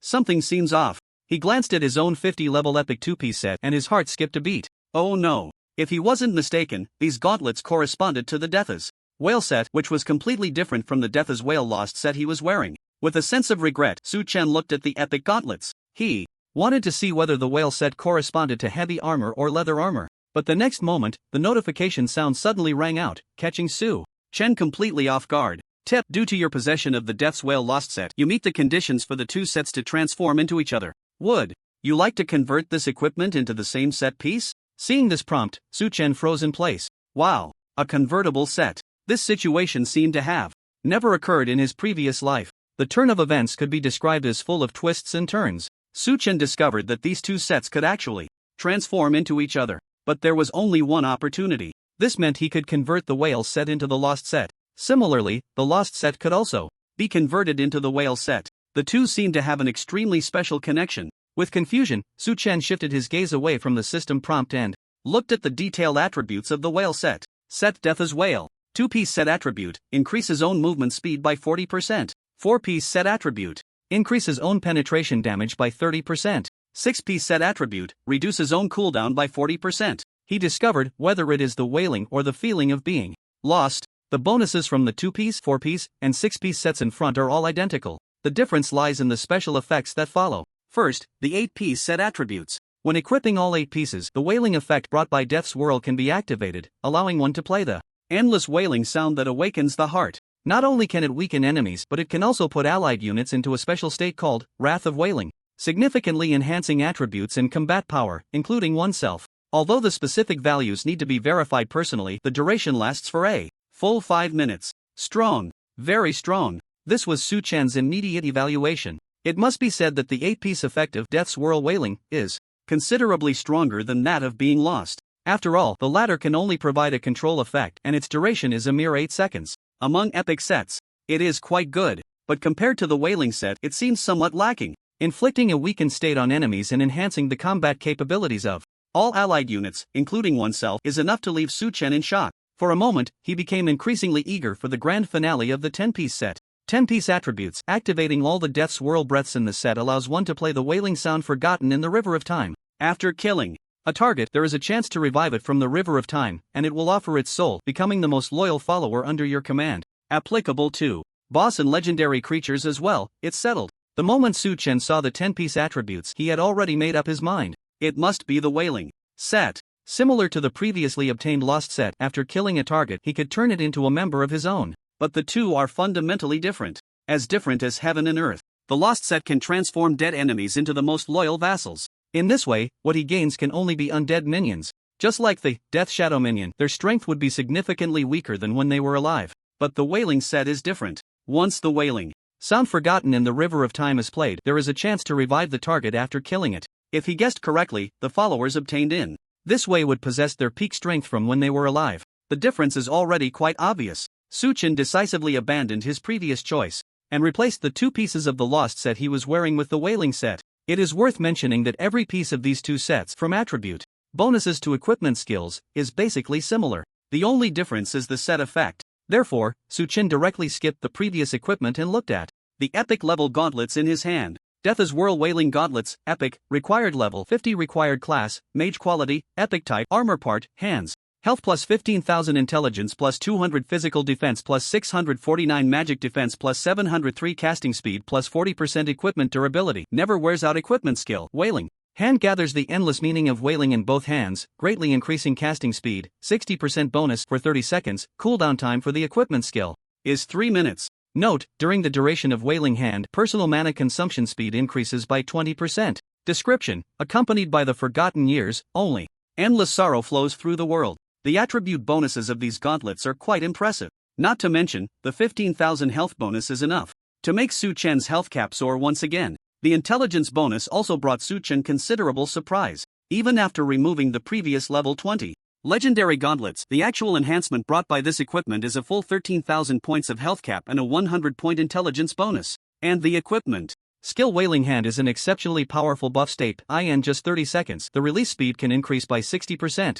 Coupled with the relevant bonuses from Su Chen's other equipment, he could even unleash countless skills in the blink of an eye. As for the 20% additional mana cost with his astonishing intelligence cap, these costs could basically be ignored. Equip. Everything happened in the blink of an eye. It took less than 3 seconds from acquiring the epic equipment to completing the donning. But in that short span of time, Su Chen's attributes surged significantly. Taking into account the fixed attribute growth from leveling up, his health directly increased from 110,000 to 127,000. His magical attack power also rose by 1,400 points, jumping from 26,419 points, with the fixed attribute growth from leveling included, to 27,819 points. Of course, the 75% additional magical attack power boost from the epic auxiliary equipment, the Book of Death Sacrifice, played a crucial role in this. After checking his attributes, Su Chen glanced at the remaining epic weapon. In appearance, it was identical to the giant sword held by the previous boss, which burned with ghostly blue flames.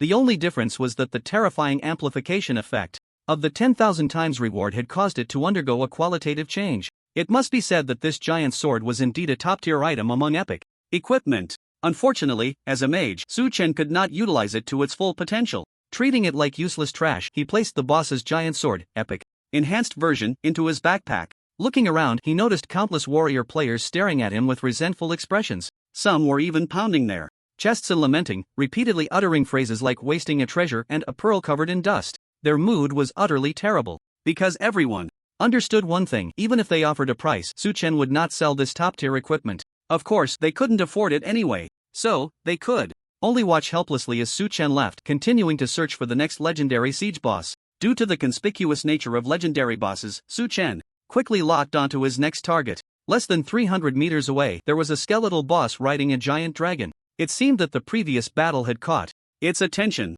Whoosh, like the sound of air being sliced, or perhaps the sound of space being pierced. The magnificent figure riding the giant dragon erupted with terrifying speed, as if it had vanished from its original spot, rushing towards him. It had set its sights on him. Almost in an instant, Su Chen took action. While calming the increasingly fierce ancient frost dragon, he cast a detection spell. Soon, the boss's attribute panel appeared before his eyes. Corrupted. Eternal Gravekeeper Carol, Legendary, Level, 50 Race, Undead, Lost Kingdom, Type, Legendary Boss, once rated as a Legendary Boss in Life, Health, 1000,000,000,000 Attack Power, 11,162 Physical Defense, 18,141 Magical Defense, 17,127 Skills, Death Affinity Curse Arrow Decaying Mist Rain of Death Prayer. Forbidden Spell, Description, eroded by time, the former Order Guardian of the Lost Kingdom now bears the duty of guarding the Endless Abyss grave. However, for some reason, she has emerged from the Sunless Abyss and returned to the world. Gravekeeper? The moment Su Chen saw Carol's panel, he became intrigued.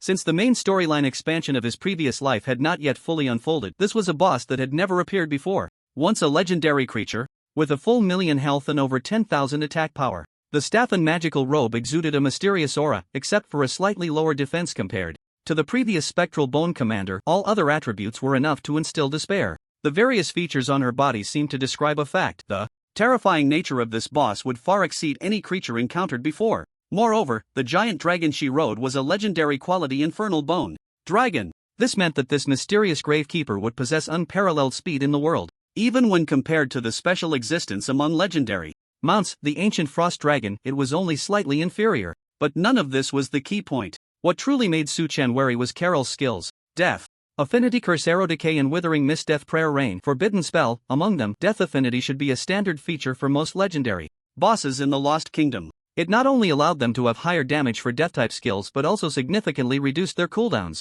Curse Arrow was a common skill for death-type professions. It fired a magical arrow composed of death energy, dealing high damage to enemies while also applying a curse effect.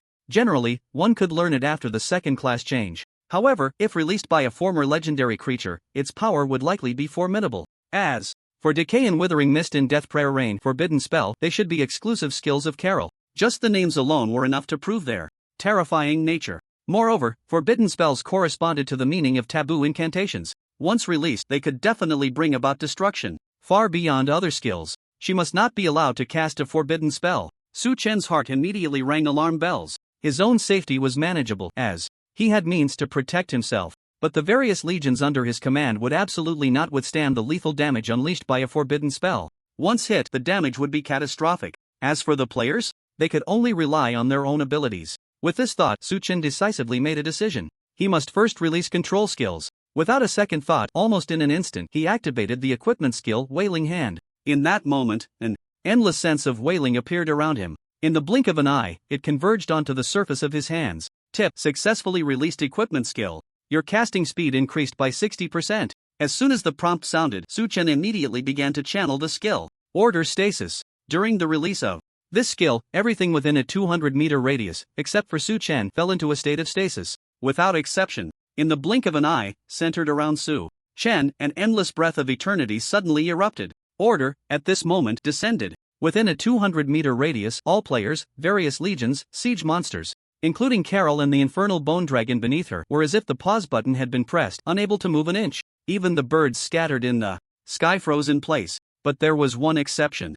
The death energy manifested as a dark mist that blotted out the sun, an intensely rich aura of decay erupted. At this moment. Tip: affected by the enemy skilled decay and withering mist, your mercenary members have been transformed into decay undead creatures. Tip: affected by the enemy skilled decay and withering mist, your allies have been transformed into decay undead creatures. Tip: due to your high quality and resistance, your epic level legion has temporarily resisted the effects of decay and withering mist. One prompt after another appeared as if flooding the screen. Su-chen's speed in releasing skills had become absurdly fast, but Carol, the gravekeeper of the endless abyss, still managed to release a skill just a moment before. Decay and withering mist. Su-chen finally understood the effect of this skill. As the black mist continued to expand, all the affected creatures underwent shocking transformations. Life was withering, flesh was continuously lost. Before the players could react, their bodies turned into mere skeletons. Tip: affected by monster skills, you have been transformed into an undead creature. Tip: affected by monster skills, hero, you have been transformed into. With the sound of the prompts, all the players who had turned into skeletal beings discovered that those who had not been affected had become hostile. This meant they had also turned into monsters. At the same time, a temporary quest appeared in their taskbars. Carol's Blessing, temporary quest, as 1. Transformed into a skeletal being by Carol, she promised that as long as you kill a former kindred, you can restore your previous state. Time limit: 20 minutes. Upon seeing the newly appeared quest, all the players were stunned. In an instant, chaos erupted. What's going on? Damn it, I'm about to vomit from my own corpse smell. What happened to my vertical grip? What the hell? It's not the time to worry about your golden needle mushrooms. I can't accept this. Should we take on this temporary quest? It was like a sudden nightmare, or the decaying night had abruptly descended upon the world. As the black mist spread, at that moment, hundreds of thousands of players transformed into terrifying skeletal beings. Damn it! What's happening? Players in the back who had not been affected by the decaying mist of withering felt a chill run down their spines. Many even shivered involuntarily. They never expected that their teammates, who had been laughing and chatting just a second ago, had turned into skeletal beings at this moment. If they had rushed a bit faster, they too might have met the same fate. Fall back. Before they could fully grasp the shocking scene, the high-ranking members of various factions in the back sensed something was wrong. Although those who had been corrupted into skeletal beings could not make sounds with their vocal cords, they could still use the regional channel. Countless players, now skeletal beings, were continuously sending out warnings. Fall back. I can't seem to control myself. It feels like I'm moving on my own. We're doomed. You all retreat. As messages flooded the regional channel, the players who had turned into skeletal beings turned their heads and lunged towards the players in the back, especially the priests. The holy aura emanating from them was like bright lamps, attracting countless skeletal players. Damn it, this is so disgusting. Everyone, prepare to retreat. Realizing the severity of the situation, all players felt a strong sense of crisis. Almost. In an instant, the players in the back retreated several hundred meters. But there were simply too many players involved in the battle. Not everyone would obey orders unconditionally. A small number of players remained in place. Fight! Die for me! While shouting angrily, this group of players drew their weapons and charged recklessly towards the countless skeletal beings. Bang! Bang! Bang! With each sword strike, they quickly slashed down. Faced with the exceptionally sturdy skeletons, these players only managed to cut air. Not only that, it seemed to provoke the ferocity of the corrupted players. Amidst the sounds of brutal fighting, the front line began to be pushed towards the city walls. Hurry up! Damn it, these idiots are really stubborn. The regional announcements were still flooding in. But at that moment, before the players could react, the tide formed by the players transformed into skeletal beings suddenly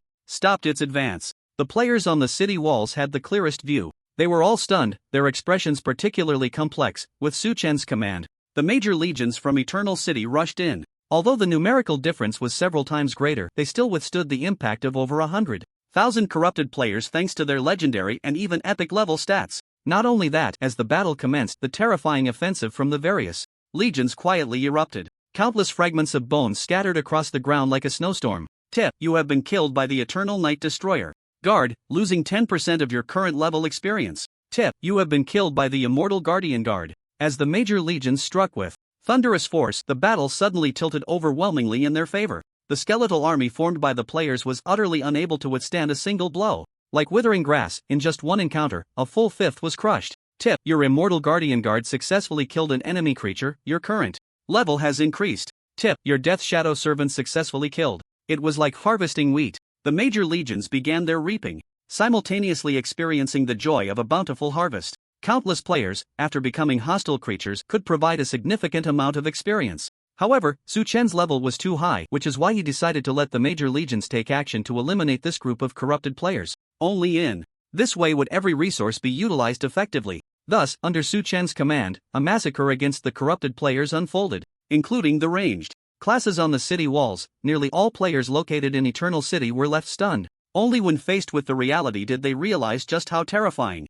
the Chosen One and his legions truly were. The previous unstoppable offensive had led them to believe they were growing stronger in battle, but at this moment, they fully recognized the gap between the two sides. For a time, aside from the sounds of slaughter, the entire battlefield was left in a deathly silence. But, for Su Chen, all of this was insignificant. He never cared about the players' thoughts of him, nor did he fear their schemes against him. After all, in the face of absolute power, everything the weak do is futile. The moment the battle began, his gaze fell upon Carol. Including this legendary boss, all creatures within a 200-meter radius around him fell into a state of stagnation. However, to maintain the control effect, he had to consume 5% of his mana per second. Time passed second by second. Even with a terrifying mana recovery speed, Su Chen's mana had already dropped to about 50%. Therefore, he decided to take advantage of the boss's controlled state to directly deal lethal damage. He couldn't give even the slightest chance. In an instant, endless light magic elements surged forth. Centered around Su Chen, all the light elements on the battlefield seemed to converge together. In other areas, only darkness and deathly silence remained. Master of Light and Darkness state. Since Carol belonged to the death-type creatures and had a full 1,000,000 health points, only the light form could deal the highest damage. Moreover, as he killed countless siege monsters, he met the conditions for the Cloak of Mastering Light and Darkness artifact to enter its second phase, killing 1,000 elite monsters not lower than his own level. Once advanced, he could not only increase the duration of the Master of Light and Darkness state but also significantly enhance its strengthening effects. Not only that, this artifact also had an additional enhancement plus 15 special effect.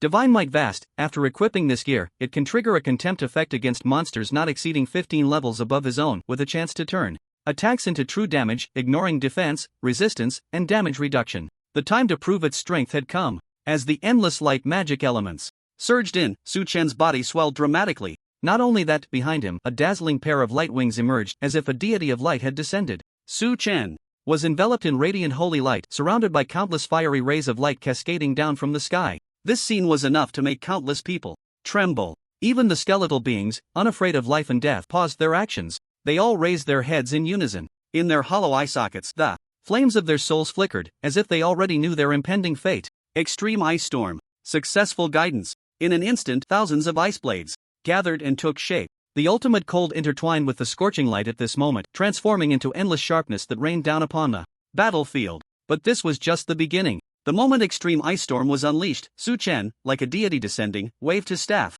Chains representing judgment and eternity suddenly appeared from the sky, bringing with them an overwhelming sense of power and oppression.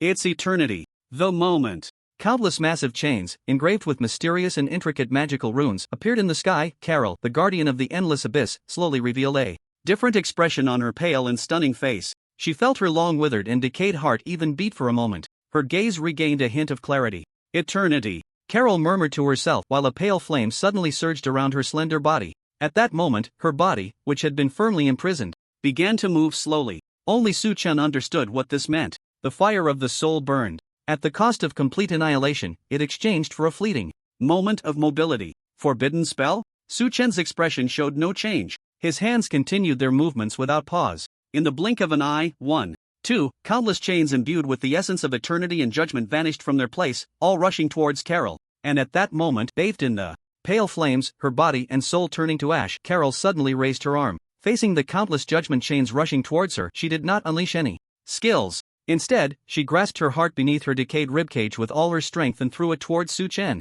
Roar! The roar of the giant dragon echoed across the battlefield. The ancient frost dragon, eager to protect its master, instantly flapped its wings to evade the blow. But Su Chen patted its scales, signaling it to stay put. With a swift motion, as a decayed heart fell into his palm, countless chains and thousands of ice blades completely engulfed Carol's body. The heart-stopping damage values erupted forth. But at that moment, Su Chen did not look at the damage values. Through the grand and massive chains, he gazed at Carol, who was gradually turning to ash. It seemed he had misjudged. He discovered that the guardian of the endless abyss had a look of relief and hope in her eyes. She did not seem like an enemy, but rather more like an old friend long missed. Hint: you have successfully killed the legendary boss, Corrupted. Eternal Guardian Carol, Legendary. Hint: triggered 10,000-fold reward. This experience has received a 10,000-fold increase. Hint: your level has risen to level 60 and you have gained 10 free attribute points. Hint: due to your level reaching the current limit, you cannot gain any experience for the time being. Amid the continuous sound of notifications, Su Chen's level also rose to level 60.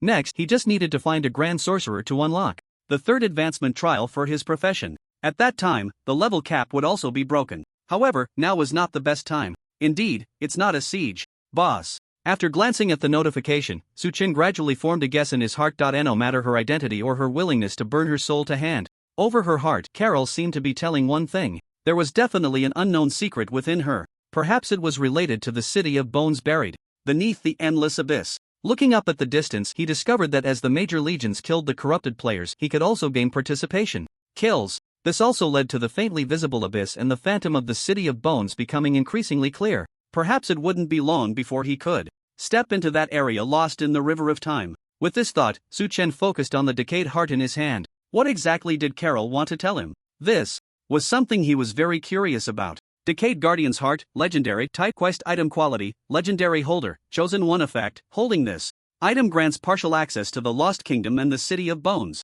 When certain conditions are met, a hidden quest can be triggered. Description: in the long years, the deity guarding the endless abyss and the Lost Kingdom has only the eternal solitude that never disappears to keep it company. Su Chen did not expect this to be a legendary quality quest item. However, in the game Eternal, many items cannot trigger the 10,000 times reward special effect. For example, quest items and fixed attributes for leveling up, as well as free attribute points, etc. If one had a wild enough imagination, Su Chen would wish that leveling up could also trigger the 10,000 times reward. For instance, if he leveled up once, he would directly become level 10,000. And as for job change counts, it couldn't be said that after completing one job advancement he would have 10,000 job changes. This was clearly unrealistic, because the goal of the 10,000 times reward ultimately has to be a reward. Like quest items, whether it's leveling fixed attributes or free attribute points, they belong to fixed enhancements and are only influenced by one's job change count. They do not count as a type of reward at all, unless attribute point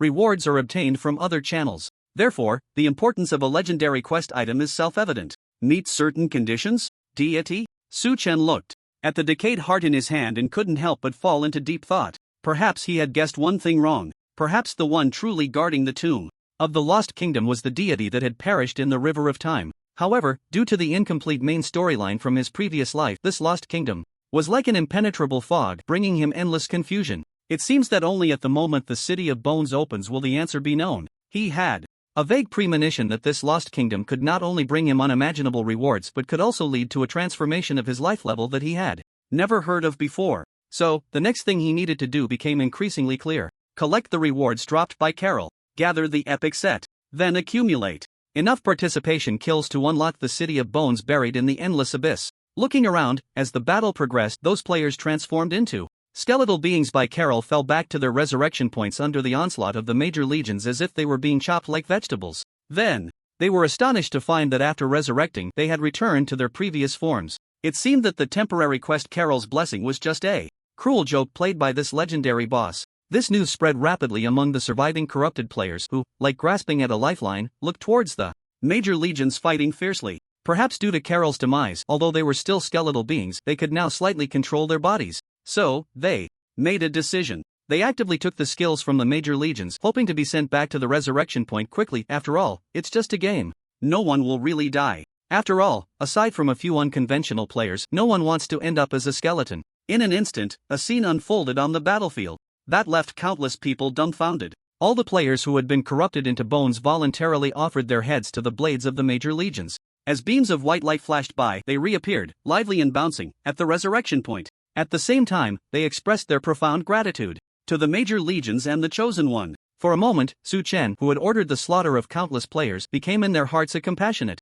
living bodhisattva. And with the complete demise of Carol, two brilliant lights emerged from the area where she had fallen, instantly dispelling the surrounding darkness. It was yet another unique glow of legendary quality. The players who witnessed this scene were all stunned. They couldn't comprehend it. They had worked hard to obtain a single piece of golden equipment, which was enough to cause a stir in the entire community. Yet here, it was as if they were being handed out wholesale, each one of legendary quality. Just pulling one out was enough to incite a frenzy among countless people. But envy aside, Su Chen's single-handedly slaying of two legendary bosses, combined with that divine-like form of light, directly intimidated all the players. So far, no player dared to come and snatch his drops. They didn't even have the courage to steal a glance. Su Chen didn't need to think twice. From now on, any player who participated in the siege of Eternal City would undoubtedly regard Su Chen as the most untouchable existence. This was the oppressive feeling brought about by absolute strength, enough to be remembered for a lifetime. To give a slap and then a sweet date. Su Chen still hoped that the players would put in effort, allowing him to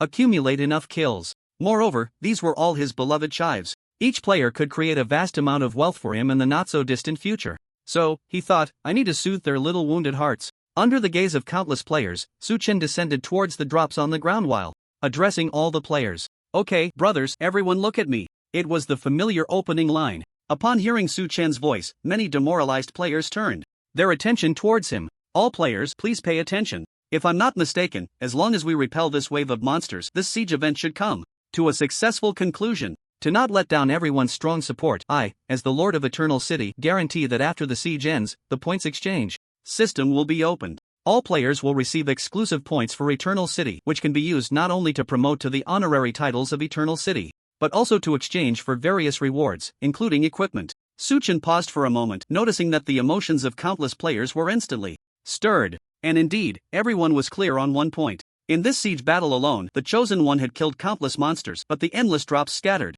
across the ground were enough to drive people crazy. Moreover, with the foundation of building a city, not to mention anything else, just one piece of equipment he didn't need could incite a frenzy among countless players, not to mention the titles and other exchange items. Just as the players were still speculating about what the highest quality of exchangeable equipment would be, Su Chen's voice resonated across the entire battlefield once more. What you are most concerned about should be the quality of the exchangeable equipment. To show my sincerity, I announced that the highest quality for this exchange is legendary level. As soon as these words were spoken, countless players were instantly frozen in place. What the heck, legendary? By the way, how many legendary pieces does he have to be able to exchange so many? Too small-minded, too small-minded. Did you not see the equipment leaderboard? The chosen boss has all epic sets on it. At this moment, countless players reignited their fighting spirit. What demons and monsters, what siege monsters? In the face of top-tier equipment, they are nothing. In an instant, the players immediately got energized, crazily charging towards the seemingly endless tide of enemies.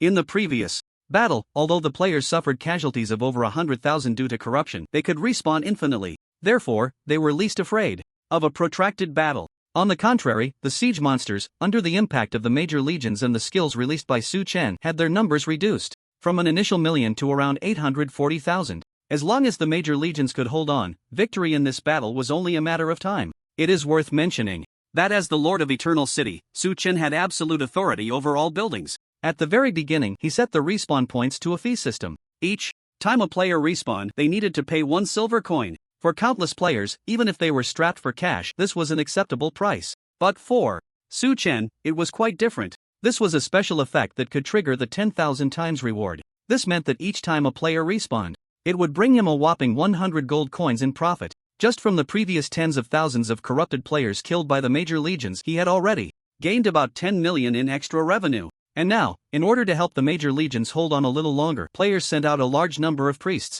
specifically to provide healing and restoration magic for the NPCs. They could respawn after dying themselves, so it wasn't a big deal. Calculating this wave, Su Chen had effectively earned 3 times. Seeing this scene, even he, whose heart was as hard as stone, couldn't help but feel teary-eyed. It was simply too moving. But being moved aside, his actions did not pause. Boom! As the ancient frost dragon landed, it unleashed its icy breath, freezing the surrounding enemies into ice sculptures. Su Chen also leaped and landed steadily at the spot where Carol had died. Another 2 legends. However, this time there is a fundamental difference. As the guardian of the Lost Kingdom, Carol not only had a legendary boss panel but also a legendary mount. Although its potential was slightly lower than Su Chen's mount, it appeared to be in its prime. Unfortunately, as Carol burned out her soul, that infernal bone dragon was reduced to ashes. Thus, the 2 legendary drops on the ground corresponded to 1 person and 1 dragon. Pick up. Su Chen did not hesitate at all. He bent down and scooped up the 2 pieces of legendary equipment, which fell into his backpack with a thud. Tip: you have picked up the reward Essence of Dragon Breath, legendary. Tip: you have picked up the reward Boots of Death's Whale, legendary. Almost at the same moment, the special prompt from the only talent in eternity, 10,000 times reward, echoed in his ears. Tip: 10,000 times amplification successful. The quality of the rewards you received has been upgraded from legendary to epic quality. Tip: you have received an epic reward Essence of Dragon Breath, epic. Tip: you have received an epic set piece Death's Lament, Wailing Boots, epic. Under the effect of 10,000 times reward, these 2 legendary drops were all upgraded to epic quality. If Su Chen remembered correctly, the epic quality Essence of Dragon Breath was definitely far more precious than imagined. In his previous life, he seemed to have consulted some materials. Whether it was a dragon mount or a pet, there was a possibility of advancing to a higher level. According to relevant texts, the Essence of Dragon Breath was the key item among them. In Su Chen's impression, even in the late stages of the game in his previous life, the Essence of Dragon Breath was a rather precious item. Of course, this was limited to dark gold quality and above.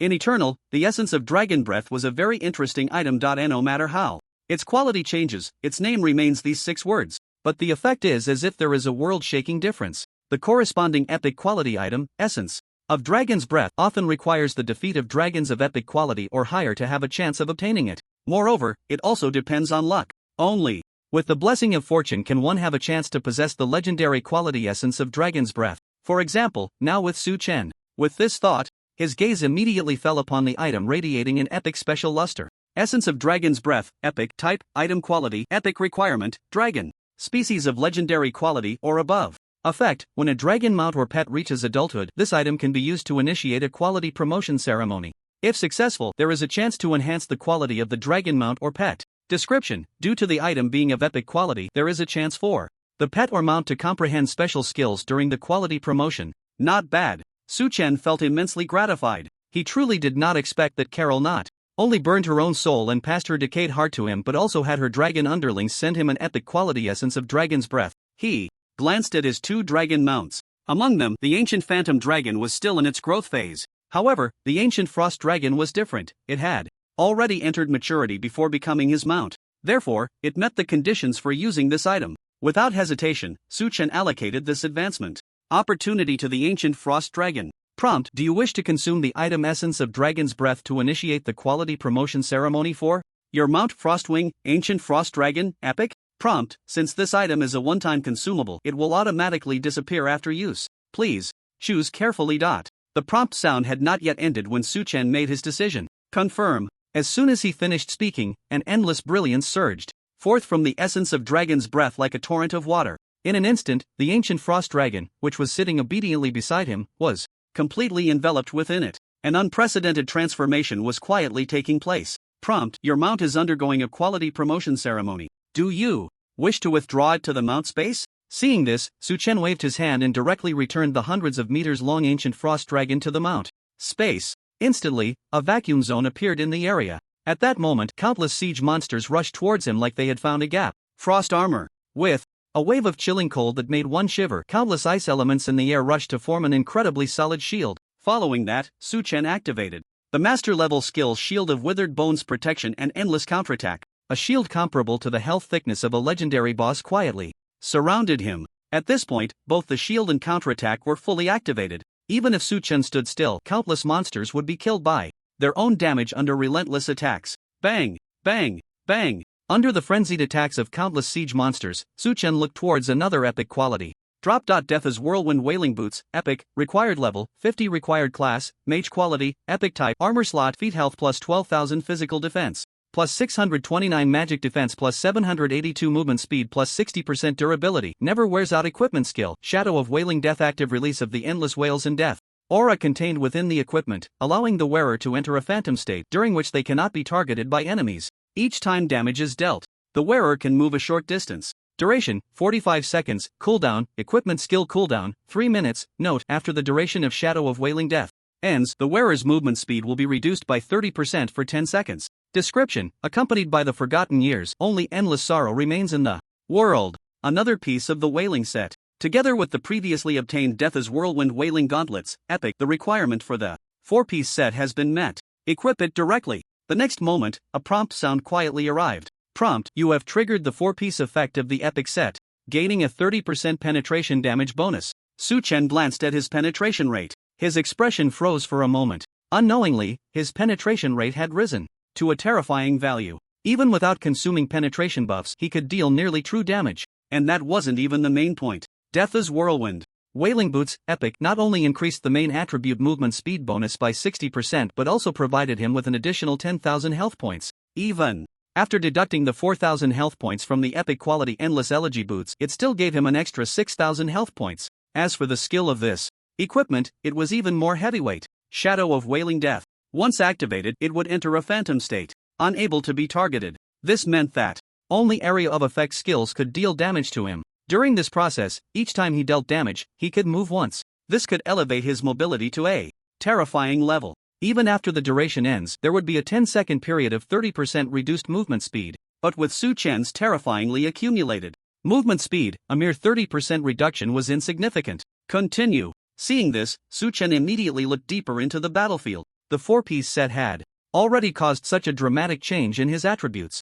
Once he gathered 10 pieces, his strength would likely receive an indescribable boost. Booming. The flames of war still spread across every inch of the area in front of Eternal City. Shouts, sounds of battle, the clashing of bones against blades, and the explosive sounds of magic all blended together. In this grand and vast battlefield, the figure of the boss stood out remarkably. In just a second or two, Su Chen locked onto the next skeletal giant, as massive as a mountain, letting out a deafening battle roar. Its body was covered in menacing bone spikes, like a war chariot, rampaging and tearing apart all living beings in its path. Slaughter seemed to be its only thought. Legendary boss. Seeing this, Su Chen directly locked onto the target. If luck was on his side, this legendary boss should drop an epic piece of the wailing set. Soon, using Eternal Leap as a means of displacement, Su Chen approached the terrifying boss. With his attributes growing, this level 50 boss was clearly no longer his opponent. Although the process was slightly perilous, in the end, he successfully killed it. In an explosive display of firepower, Su Chen performed a precise and violently aesthetic slaughter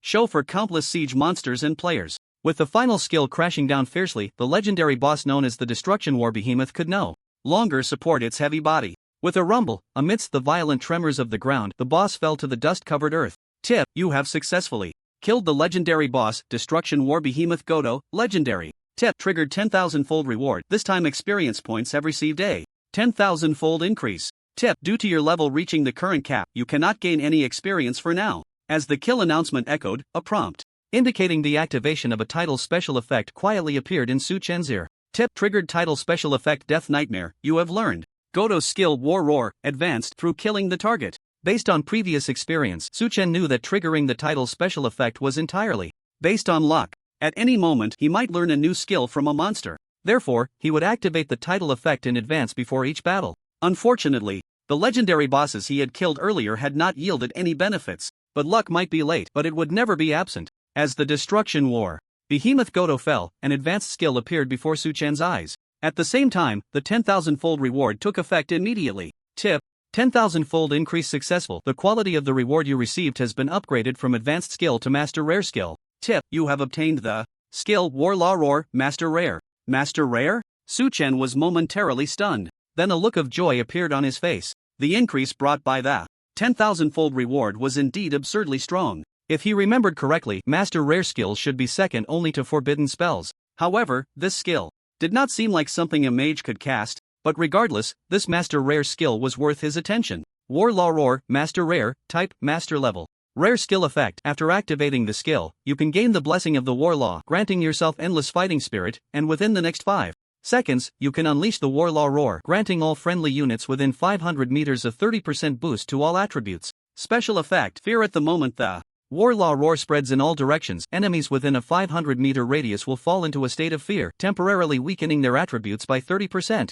with a chance of triggering a special event of self-inflicted harm. Duration 3 minutes, cooldown 1 hour. It's actually a group buff skill? Su Chen couldn't help but feel a sense of respect. Not only could he use this skill, but it also fit his situation quite well. Just imagine, when the roar of the War Law spreads across the battlefield, all major legions would receive a 30% boost to all attributes, while the enemies would be weakened by 30% in attributes. This mutual reduction, according to a player from his past life known as K-God, equated to a direct 60% increase in all attributes for allies. Terrifying. The chance of triggering self-inflicted harm as a special effect was even more of a weapon of war. This was enough to prove the might of a master rare skill. After reviewing this skill, Su-Chen satisfactorily stowed away his staff.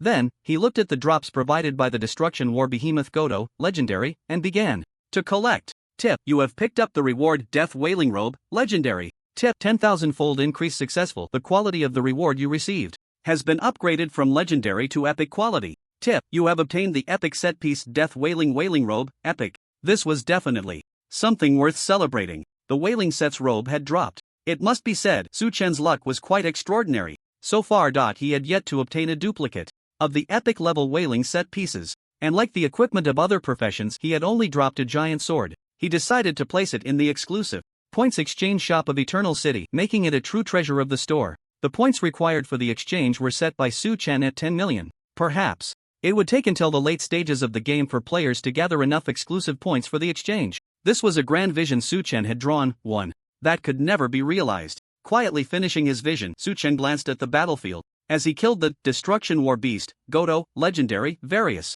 legions showcased the epic level strength expected of their guardians. The players, too, were incredibly frenzied. They disregarded everything, using their lives to trade blows, attempting to frantically farm exclusive points and kill counts in Eternal City, while contributing a massive amount of gold to Su-Chen. They had also reduced the number of siege monsters to less than 700,000. It seemed that the end of this war should be within expectations, and in the distance, only Su-Chen could see the endless abyss, which was becoming increasingly clear. So next, he needed to speed up. He had to gather the remaining 5 pieces of the set before the City of Bones opened. Thus, he made a decision to accelerate this war. Roar of the War Law, Master Rare. Activate. In an instant, an endless battle intent enveloped Su-Chen's body. Under the enhancement of the War Law, it seemed as if a battle cry from ancient times resonated from Su-Chen's area. Like ripples, it spread outward at a speed difficult to capture with the naked eye. Within a radius of 500 meters, all players and legions experienced a surge in attributes by a full 30%. The siege monsters affected by the wave fell into a state of lethargy and fear, appearing significantly weakened. Fight! Su-Chen's battle cry echoed in every player's ears. At that moment, they couldn't help but let out roars of anger. Fight! Fight! Fight! With the rising chorus of shouts, the intensity of the battle increased dramatically. Su-Chen's kill count was also skyrocketing at a terrifying pace. Gradually, he noticed that the shadow of the endless abyss in the distance seemed to be moving toward him. Just as Su-Chen locked onto a legendary siege boss, he could even see the majestic walls of the City of Bones clearly. It seems, he thought, that time is indeed running short. Su-Chen raised his staff high. While guiding his skills, he launched an attack on the legendary siege boss he had locked onto. Then he looked up toward the horizon. The time to net the catch is coming. Soon. Above the clouds, the mysterious creature that had been lurking in the shadows had now lost its intended purpose. Its remaining value was to provide Su-Chen with rich drops and clues to unlock the next phase of the main storyline. Boom! As countless frost elements erupted in the air, the extreme ice storm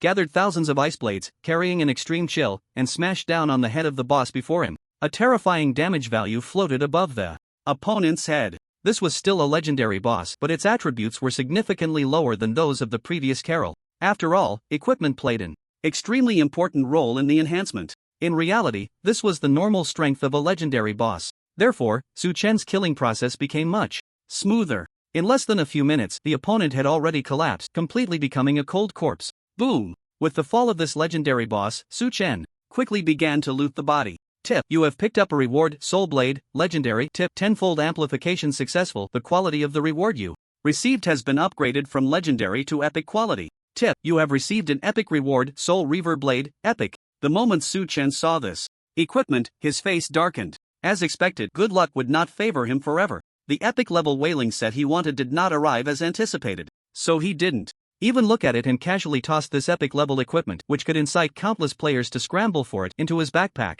Immediately after, he turned his gaze towards the tide of siege monsters. 1,000,000 enemies, among them, there were about 7 or 8 legendary level bosses. Counting the previous kills, only 3 massive figures radiating legendary level aura remained on the battlefield. Prepare to attack. Su-Chen glanced at the distant phantom of the Bone City. At this moment, it was just a step away from fully materializing. He never expected that one day he would find himself in a passive situation. Because the players were working too quickly. This was, for him, a complete insult. In that case, let's just kill them all. As soon as the words left his mouth, Su Chen's figure instantly vanished from the spot. An aura of eternity suddenly manifested on the battlefield. Eternal Leap. Activate. In an instant, Su Chen's figure reappeared. But this time, he was like the only light dancing in the vast galaxy, quietly materializing hundreds of meters away. A figure, made of countless bones, was staring at him in surprise. The Bone Giant. This boss's name was particularly familiar to Su Chen. It was indeed the Forgotten Bone Giant. As a creature violently constructed from bones, the Bone Giant was the most numerous legendary level boss in the Endless Abyss. At the same time, it was the main force in this siege battle. So, apart from the mysterious beings in the clouds, the remaining 3 legendary level siege bosses were all bone giants. Die! With a heavy roar, the Forgotten Bone Giant swung its weapon fiercely at Su Chen. But the next moment, its figure vanished in an instant. Under the spread of the eternal aura, Su Chen appeared again, several hundred meters away. And beside him was another terrifying bone giant. Boom! A frost storm was thrown out by him. Thousands of ice blades fell violently upon the head of this bone giant. Die! Another earth-shattering roar erupted. This Forgotten Bone Giant also regarded Su Chen as its target. In the game Eternal, both monsters and bosses have priority in terms of aggro. Clearly, Su Chen, who had delved deep into the siege monsters, was the first enemy the Bone Giant encountered. He could say without exaggeration that whether it was an archer class or a magic class, their attack range was still far behind.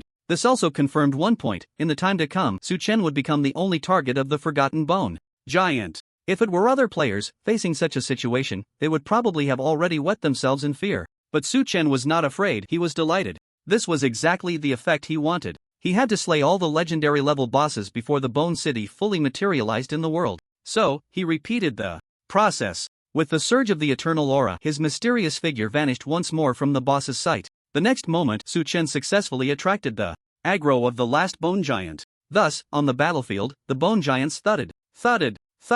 As the ground trembled, all 3 legendary level Bone Giants moved towards Su Chen with endless rage. Witnessing this scene, all players couldn't help but feel a jolt in their hearts. How did he attract the aggro of 3 legendary level bosses at once? Has the chosen boss become arrogant? Perhaps, this is the world of the big shots, a scene I could never imagine. Don't kill me, Tian Bao. Mommy is scared. Another male mommy, get lost. Earlier, they could still anticipate what Su Chen would do next. But now, the players were completely confused. They all knew that Su Chen absolutely had the strength to defeat a legendary level boss of the same level, but facing 3 legends at once was no different from seeking death. After a moment of contemplation, the players still chose to continue attacking the monsters in front of them. Even if Su Chen were to die because of it, he could still respawn. They were already tired. They didn't want to worry about blindly following along anymore. They just hoped that the chosen one wouldn't choose to give up due to a tragic death. Otherwise, where would they exchange their rewards? Just as they were thinking this, a dragon's roar echoed from the distant clouds. This sound, the players seemed to have never heard it before. Whether it was the ancient ghost dragon or the ancient frost dragon, the roars they brought were filled with a strong sense of intimidation. But this dragon's roar was filled with brutality and gloom. Many players, upon hearing this dragon's roar, inexplicably felt a surge of irritation in their hearts. Soon, the mystery was revealed. As countless clouds surged restlessly, a magnificent figure, covered in scales forged like black glass and exuding an almost tangible dark aura, appeared before the players. It was only at this moment that they realized the seriousness of the situation. It turned out that from the very beginning, a peak legendary dragon had been hiding in the shadows, quietly waiting for the right moment to unleash a fatal strike. In an instant, Su Chen became the focus of countless players' attention. Many had even turned into starry-eyed admirers. Facing 3 forgotten skeletal giants, along with a suspected legendary quality dark dragon, the chosen one's courage was truly remarkable. But soon, many observant players noticed something was off. Wait, it seems that the boss in the clouds isn't that suspected. Legendary dragon. As soon as these words were spoken, a large number of players looked up at the sky. Then they immediately gasped. Hiss, Ed, it seems I guessed wrong. Am I seeing things? How is there a figure on the back of that dragon? I think I saw it too. Amidst the players' whispers, Su Chen remained unfazed. He had already guessed that the mysterious creature was not as simple as this dragon. Although this legendary dark dragon, like the hellish bone dragon that Carol had previously controlled, was also in its prime, Su Chen thought of this and used mental communication to summon the ancient ghost dragon that had been hidden in the sky. With the sound of the wind howling, the ancient ghost dragon, transformed into a translucent shadow, appeared beside Su Chen. Its speed far surpassed that of dragons of the same level. Even that dark dragon in its prime could not compare. Next, he leaped and landed steadily on the broad back of the ancient ghost dragon. Then, his figure suddenly vanished from the spot. The sound of the wind, the shouts, and battle cries of countless players below, and the high-pitched dragon roars above his head, all of these sounds seemed to be paused as the height of the ancient ghost dragon's flight increased, instantly disappearing from Su Chen's ears. Because as he got closer to the mysterious creature, a familiar figure that surprised him was sitting on the back of the dark dragon. Carol? Su Chen almost shouted out. This was truly bizarre. He discovered that the mysterious creature riding the dark dragon looked exactly like Carol. Clearly, just earlier, this mysterious and powerful Toon Guardian had just burned out her own soul. According to common sense, once the soul was burned, even if she is an NPC or a boss, it is impossible for her to resurrect in this world, unless there is more than one Carol. With this thought in mind, Su Chen directly cast a detection spell. Soon, the attributes of this mysterious creature, suspected to be Carol, were laid bare. Corrupted Eternal Awakener Carol, Legendary, Level, 60 Race, Undead, Lost Kingdom, Type, Legendary Boss, once rated as a Legendary Boss in Life, Health, 1-400-000/1, 400-000. Attack Power, 11,852 Physical Defense, 15,297 Magic Defense, 16,054 Skills, Death Affinity Curse Arrow Decay Mist Death Prayer Rain, Forbidden Spell. Introduction. Under the erosion of time, the former Order Guardian of the Lost Kingdom, now in the depths of decay, has taken on a mysterious duty, which is to reopen the Endless Abyss, a grave buried in the river of time. Is it really Carol? Upon seeing the boss's attribute panel, a hint of surprise appeared in Su Chen's eyes. He did not expect that this legendary boss before him was also named Carol, but the prefix had changed somewhat. This Carol was no longer the Toon Guardian but had become the Awakener. Moreover, the introduction was slightly different from before. Now has taken on a mysterious duty. That is to reopen the Endless Abyss, a grave buried in the river of time. Su Chen murmured, repeating the key sentence mentioned in the introduction. Upon reaching this point, his pupils constricted. Reopening the Endless Abyss? Suddenly, a guess arose in Su Chen's mind. Perhaps, whether as a Toon Guardian or an Awakener, neither is the true Carol. This former Order Guardian of the Lost Kingdom perhaps is still quietly gazing at the original direction of the sky in that dark, lightless Endless Abyss. Su Chen clearly remembered that in his previous life, while researching some materials about the Lost Kingdom, he had come across a rather absurd record. Of course, rather than a record, it was more of a bold speculation. The demise of the Lost Kingdom seemed like a war between powers. The protagonists were the light and dark factions cooperating with each other and the besieged Eternal Kingdom. But in reality, it was a game of chess among the deities behind the major factions. Ultimately, this war ended with the complete annihilation of the Eternal Kingdom. The unknown deities from the Eternal Kingdom were thus buried in the Endless Abyss, perhaps never to return to the world again. This speculation had once trended for a while in his previous life. However, the vast majority of players remained skeptical. It was too absurd. Moreover, under the relentless passage of time, memories were the least valuable things. But for Su Chen, it was different. Because the NPC that left this speculation in his previous life was none other than the Archmage who issued the main storyline quest, Villas. Without any hesitation, Su Chen directly waved his staff and began to chant the obscure and difficult spell. He wanted to take advantage of the opportunity of the Bone City about to open to slay this Carol here. This was the only way to verify his guess. Just as Su Chen released his skill and prepared to fight against a group of terrifying legendary bosses, in the Endless Abyss, a flawless white figure touched her cracked face. Ignoring the debris falling from the surface, she continued to gaze calmly at the dim sky above. It seemed that in that unreachable area there was something of immense importance. Sigh. In the endless silence and darkness, the owner of this figure slowly sighed. Her eyes were filled with endless desolation. There was also a weariness of living.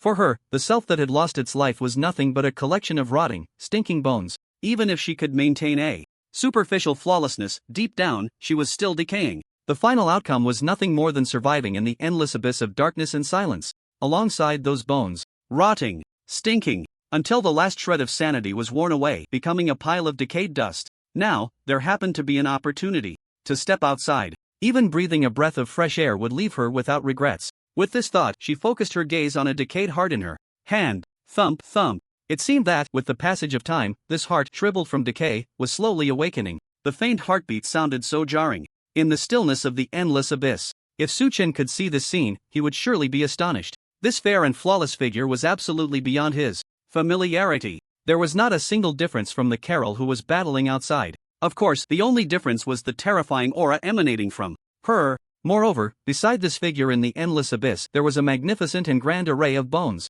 These bones were arranged in an exceptionally orderly manner. From a distance, they resembled a sleeping giant dragon, but its body was perfectly pieced together from countless bones. If the ancient ghost dragon, measuring hundreds of meters, was a colossal entity for countless players, then this dragon formed from innumerable bones could be described as obscuring the sky. However, in the seemingly eternal darkness, the NPC that looked almost identical to Carol seemed to sense the commotion from the distant battlefield. It was as if her mind was tethered by some kind of aura. She lowered her hand that had been caressing the dragon's bones and looked up at the darkness above. In that pitch-black expanse, a glimmer of light faintly emerged. Though it was so weak it was nearly imperceptible, it felt so real. Meanwhile, on the battlefield of Eternal City, the aura of eternity enveloped Su Chen, and countless grand and mysterious chains appeared in the sky. Boom! As the chains of order descended, all the siege monsters that had been locked onto were pierced into the ground. This included the 3 skeletal giants and Carol. However, at that moment, around 500,000 siege monsters began to exude a restless aura.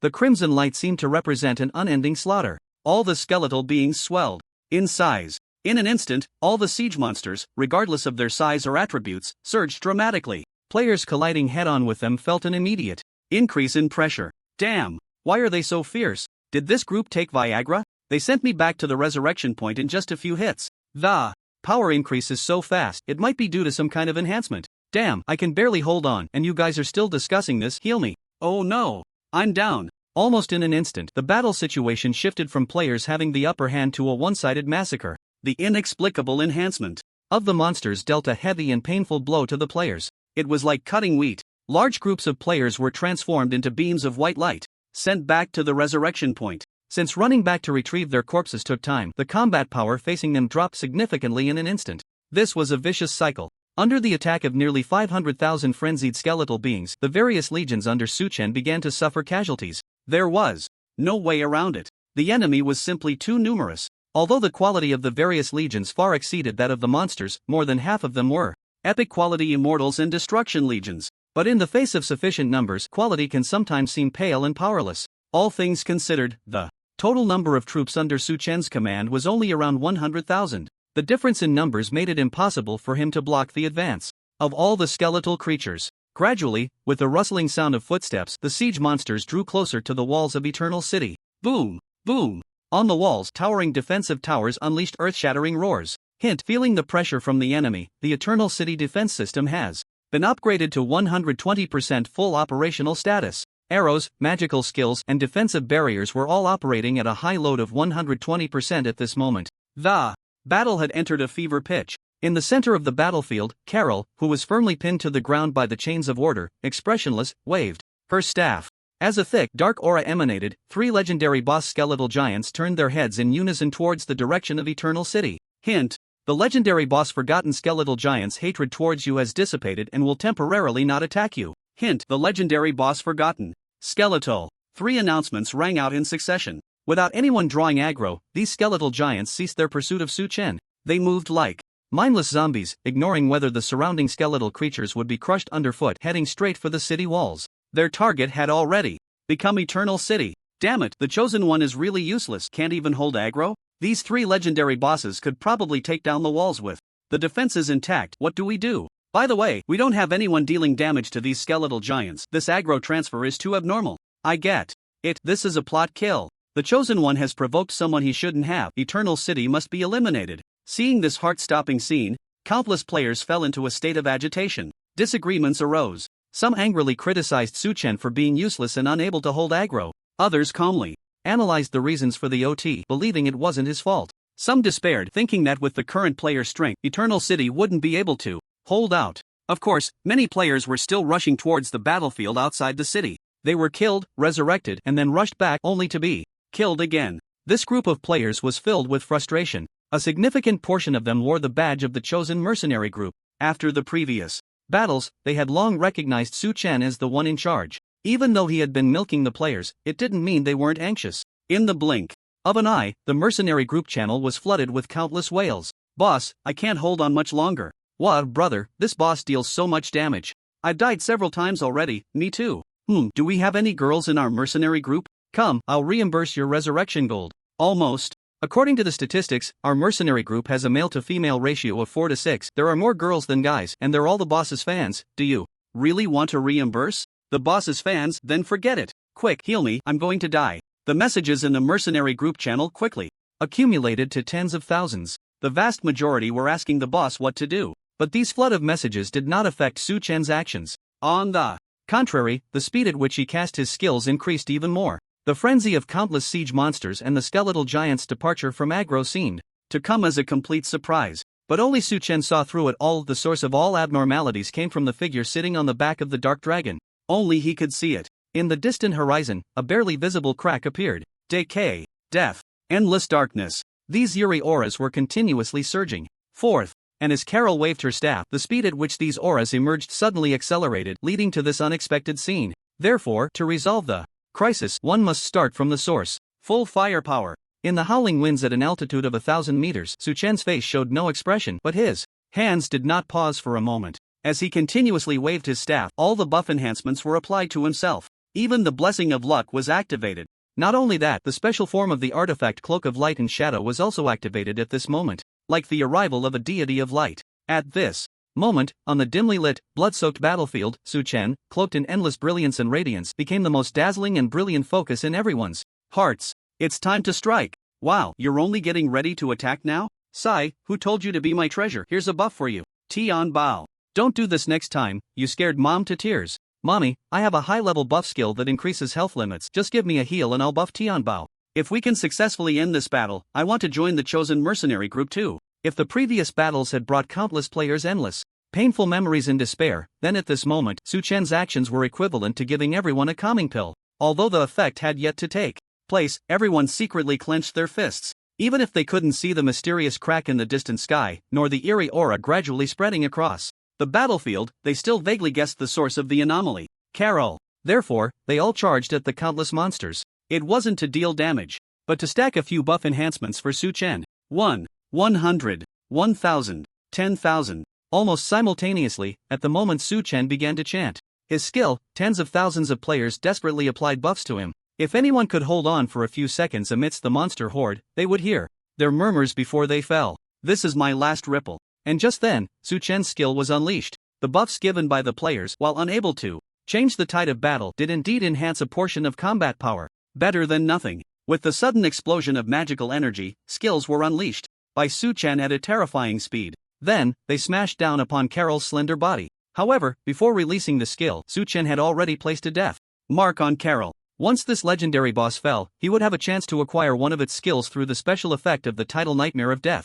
Although the chance was small, no one knew when luck would smile upon them. Boom! Rumble! Under Su Chen's full eruption, the skills enhanced by the form of light burst forth with the most brilliant and deadly radiance. In an instant. In that moment, the position of Carol and the dark dragon was completely enveloped by surging elemental waves. Before Carol could react, her body was submerged in this tidal wave of skills. The terrifying damage values didn't even have time to manifest. Her health bar was directly emptied. Under the scorching and dazzling light, all the players looked on eagerly. They discovered that the legendary boss, which had brought heavy pressure to countless people, seemed unable to hold on any longer. With a muffled groan, her pale, flawless skin cracked like porcelain, inch by inch. The rich, suffocating aura within her surged forth in an instant. Tip: you have successfully killed the legendary boss, Corrupted Eternal. Awakener Carol, legendary. Tip: triggered 10,000-fold reward. This experience has received a 10,000-fold increase. Tip: since your level has reached the current cap, you cannot gain any experience for now.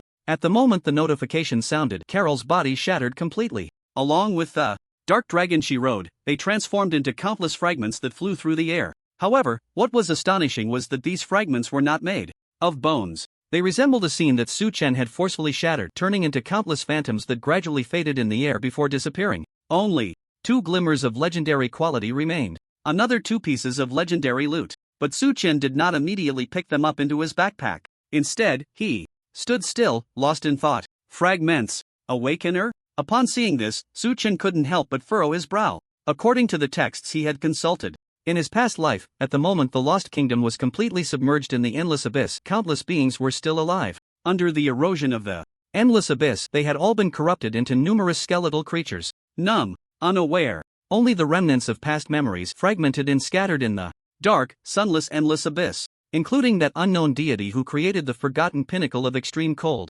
Perhaps, over the long years, she too had been eroded into a skeletal creature? Su Chen had a vague suspicion in his heart. He had seen Carol twice. The first time, she was called Corrupted Eternal, Guardian Carol. At that time, her entire body had already turned into bones, her skin corrupted into a pale and decayed state. And this time, her name had changed to Corrupted Eternal Awakener. It seemed as if she was shrouded in darkness and death, yet her state did not show many signs of corruption. Only at the moment of her complete demise could one see the traces of erosion among the vanishing fragments. This meant that the two states of Carol were not the same. It was as if they were in different stages of erosion. Awaken. Although Su Chen did not know the specific reason, his intuition told him that perhaps his suspicion had a high chance of being the truth. With this thought, the main quest, which had been in a dormant state for a long time, finally rang out with a notification sound once again. Tip: due to your successful kill of the mysterious creature and uncovering the hidden informants nearby, you have perfectly completed this mission objective, earning 1,500 military merit points from the Frost Empire.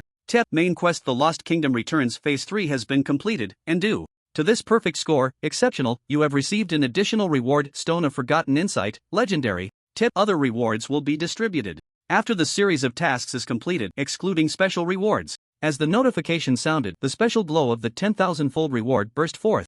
At that moment, first, it was the contribution to the entire faction and the Frost Empire, earning 1,500 military merit points. And with the sound of the notification, the qualitative change of the reward began. Tip: triggered 10,000-fold reward. This reward has received a 10,000-fold increase. Tip: you have gained military merit points from the Frost Empire, 15 million. A full 15 million military merit points were successfully credited. Although he had been prepared, Su Chen was still shocked by this substantial amount. Previously, he had received 2 rewards of military merit points, which were 10 million and 5 million points respectively. Exchanging for ranks and activating the Legion consumed a total of 5 million points. The remaining 10 million points combined with this 15 million military merit points amounted to a staggering 25 million points. In his past life, this was absolutely something he wouldn't have dared to imagine. Of course, in his previous life, by the late game, he had once possessed over 100 million military merit points, but now it was just the early stage of the game. Moreover, he had obtained a staggering 15 million military merit points all at once.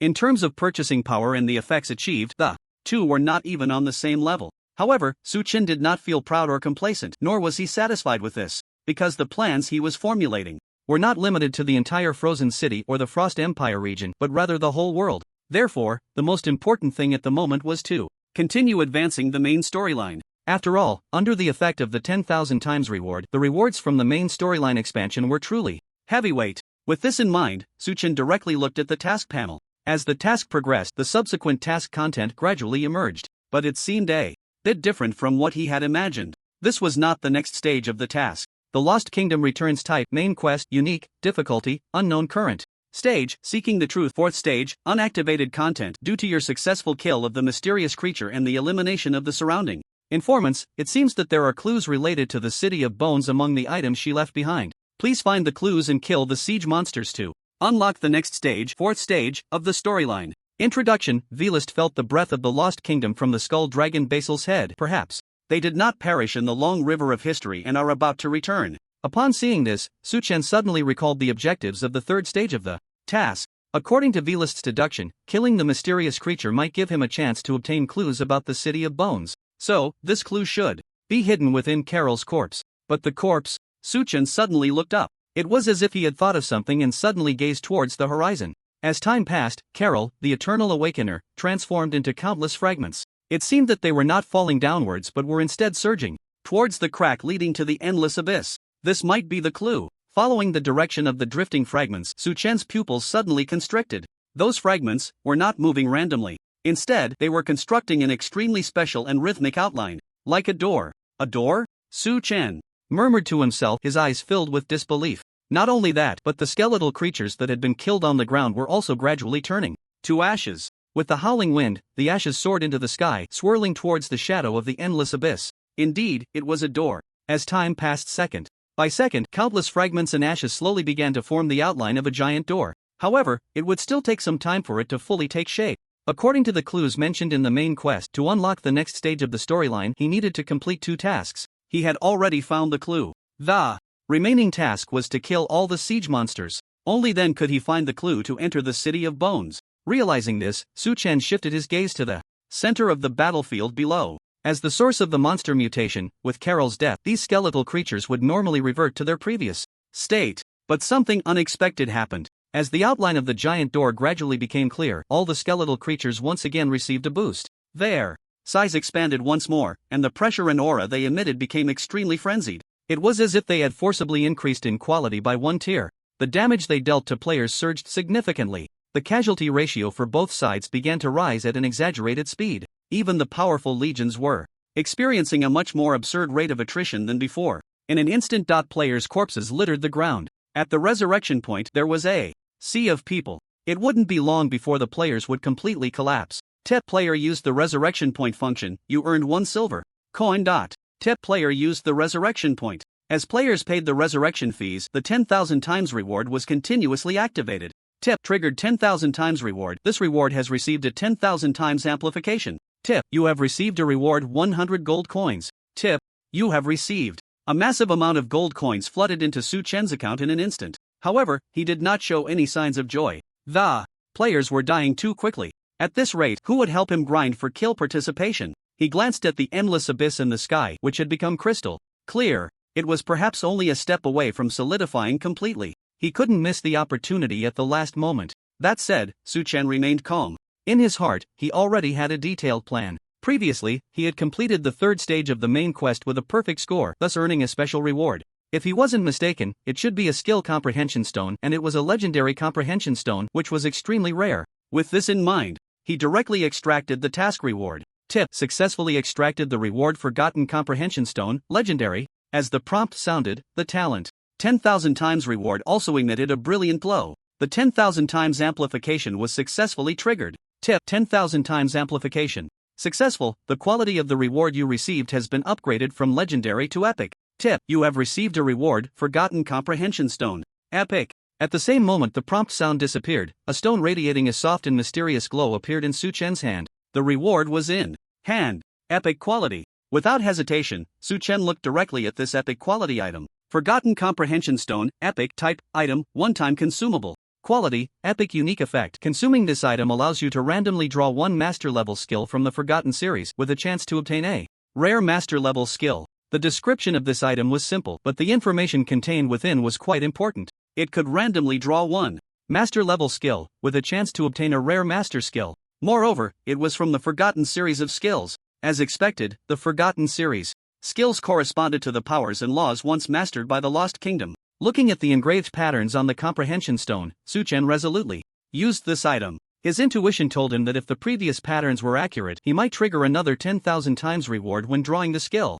Tip, do you wish to consume the item to randomly draw 1 master level skill from the Forgotten series? Now was the time. Su Chen did not hesitate to use this legendary quality item. He directly began the draw. As a brilliant light emerged, the draw result followed. Tip, draw successful, you randomly drew from the Forgotten series skills Eternal Sai, Master. Tip, 10,000 times amplification successful. The quality of the skill reward you received has been upgraded from Master to Forbidden Spell quality. Tip, you have obtained the Forbidden Skill Eternal Annihilation Sai, Forbidden Spell. Looking at the prompt, Su Chen was momentarily stunned. Eternal? Although he had anticipated it, he didn't expect that the skills from the Forgotten series would indeed be related to eternity. It was important to note that his profession was the Eternal Mage. What shocked him the most was that the 10,000 times reward had truly taken effect. The master level Eternal Sai had transformed into a Forbidden Spell, Sai of Eternal Annihilation, Forbidden Spell, type, skill. Quality, Forbidden Spell effect. By comprehending the laws of eternity, one can awaken sufficient eternal essence and gather it within a staff.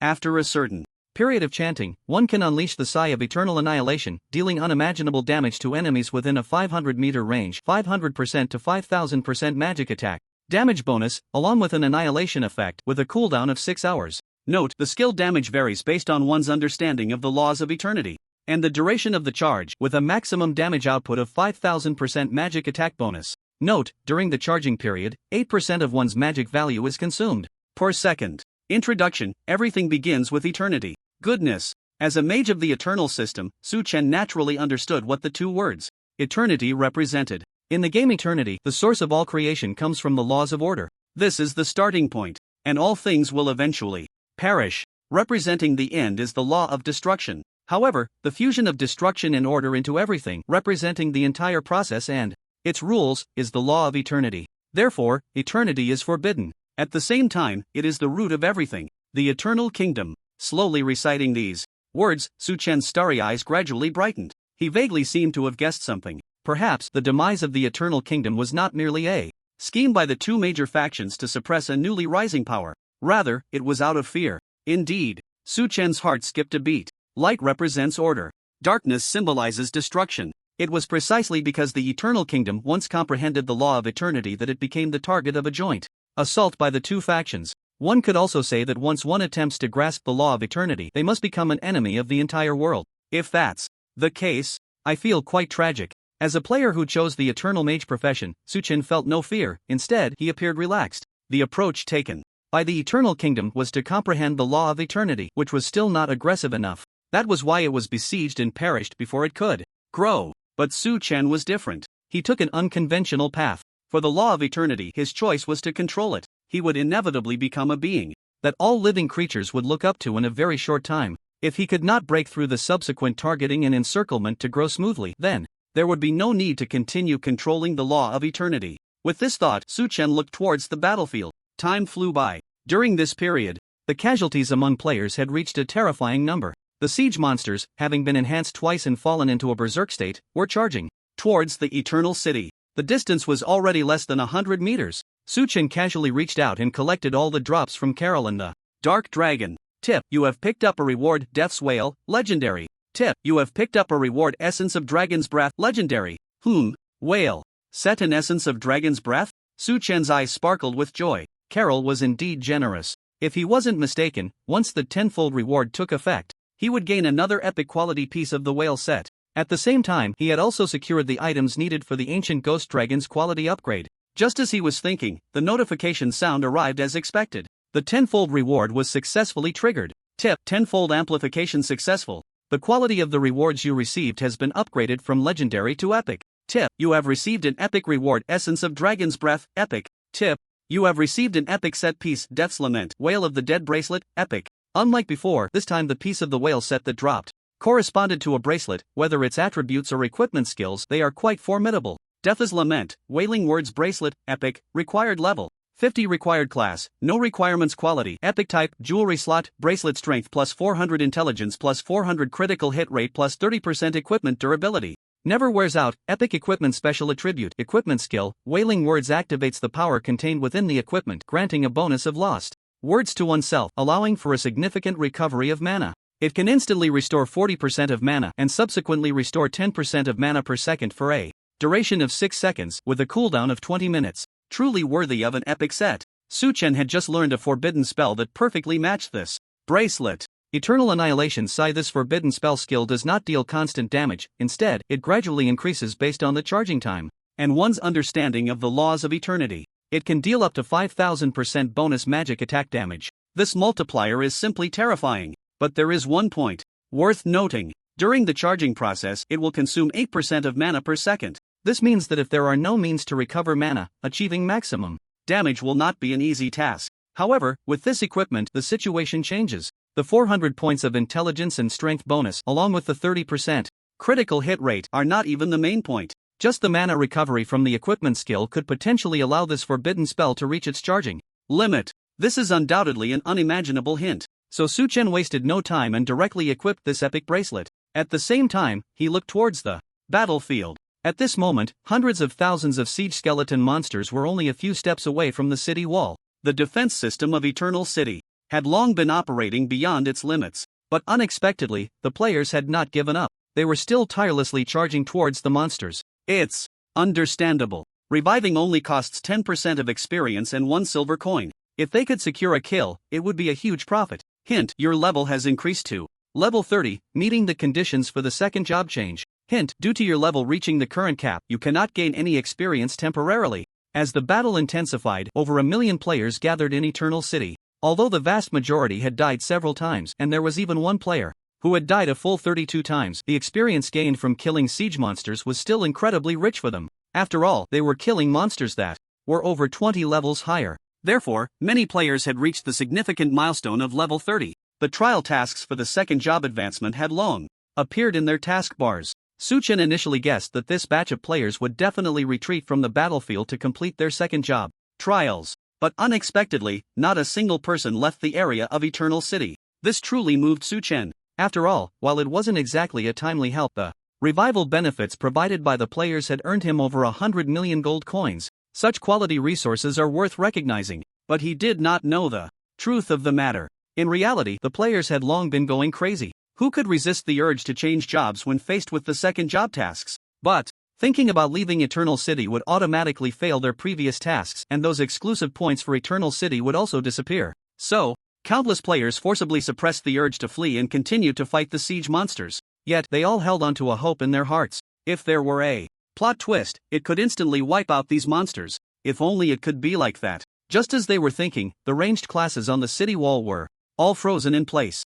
Wait, where did that wave of laws come from? The blazing light seems to be blinding me. Damn, a plot twist. Countless players were stunned. Looking around, there were at least 300,000 to 400,000 siege monsters surging like a tide beneath the walls of Eternal City. With a cacophony of sounds, their relentless attacks began to leave some minor marks on the grand city walls. Although it seemed that it would take some time to destroy them, everyone felt an unusual sense of panic. But at that moment, above the dim battlefield, an incredibly dense surge of magical elements began to swirl. The aura of the laws emanated from the horde of monsters. Without needing to think, any player with a brain could clearly discern that this aura of laws had once appeared on the Chosen One. In an instant, players tightened their grips on their weapons, their eyes filled with hope. The Chosen One, the Lord of Eternal City. He was about to unleash his ultimate move. It really brings tears to my eyes, knowing that players were willing to continue fighting even in the face of a second-class change. Su-Chen felt particularly moved. He raised his staff and began to chant an obscure and mysterious incantation.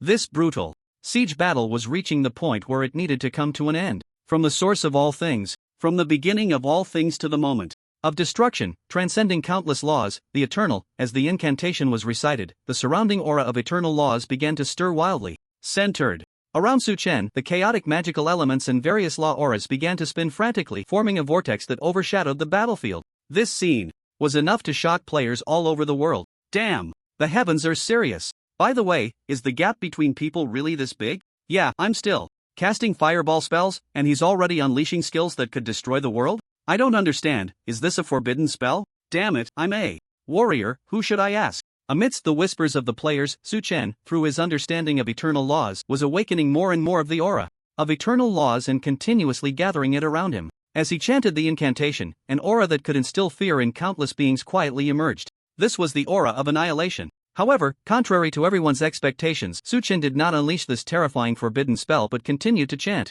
the obscure incantation. He was still gathering power. According to the introduction of the forbidden spell Sigh of Eternal Annihilation, the damage caused by the skill was influenced by his understanding of eternal laws and the duration of the charge. It could deal up to 5000% magic attack bonus damage. Now, Su-Chen estimated that with his current charging stage and his understanding of eternal laws, once this forbidden spell was unleashed, it should be able to annihilate countless skeletal creatures below. After all, under the effect of the tidal endless fear of the undead, the hundreds of thousands of skeletal creatures below had all their defenses stripped away. Yet he still hesitated to act. The reason was simple. During the chanting of the incantation, he discovered a hidden effect. Charging not only increased the damage of the forbidden spell but also continuously enhanced its scale and coverage. This meant that as long as he kept charging without being interrupted by enemies, there might be a chance to unleash a forbidden skill that could cover the entire battlefield. At the same time Su-Chen was chanting the skill, countless skeletal creatures raised their grotesque heads. In their eye sockets, stained with decayed flesh and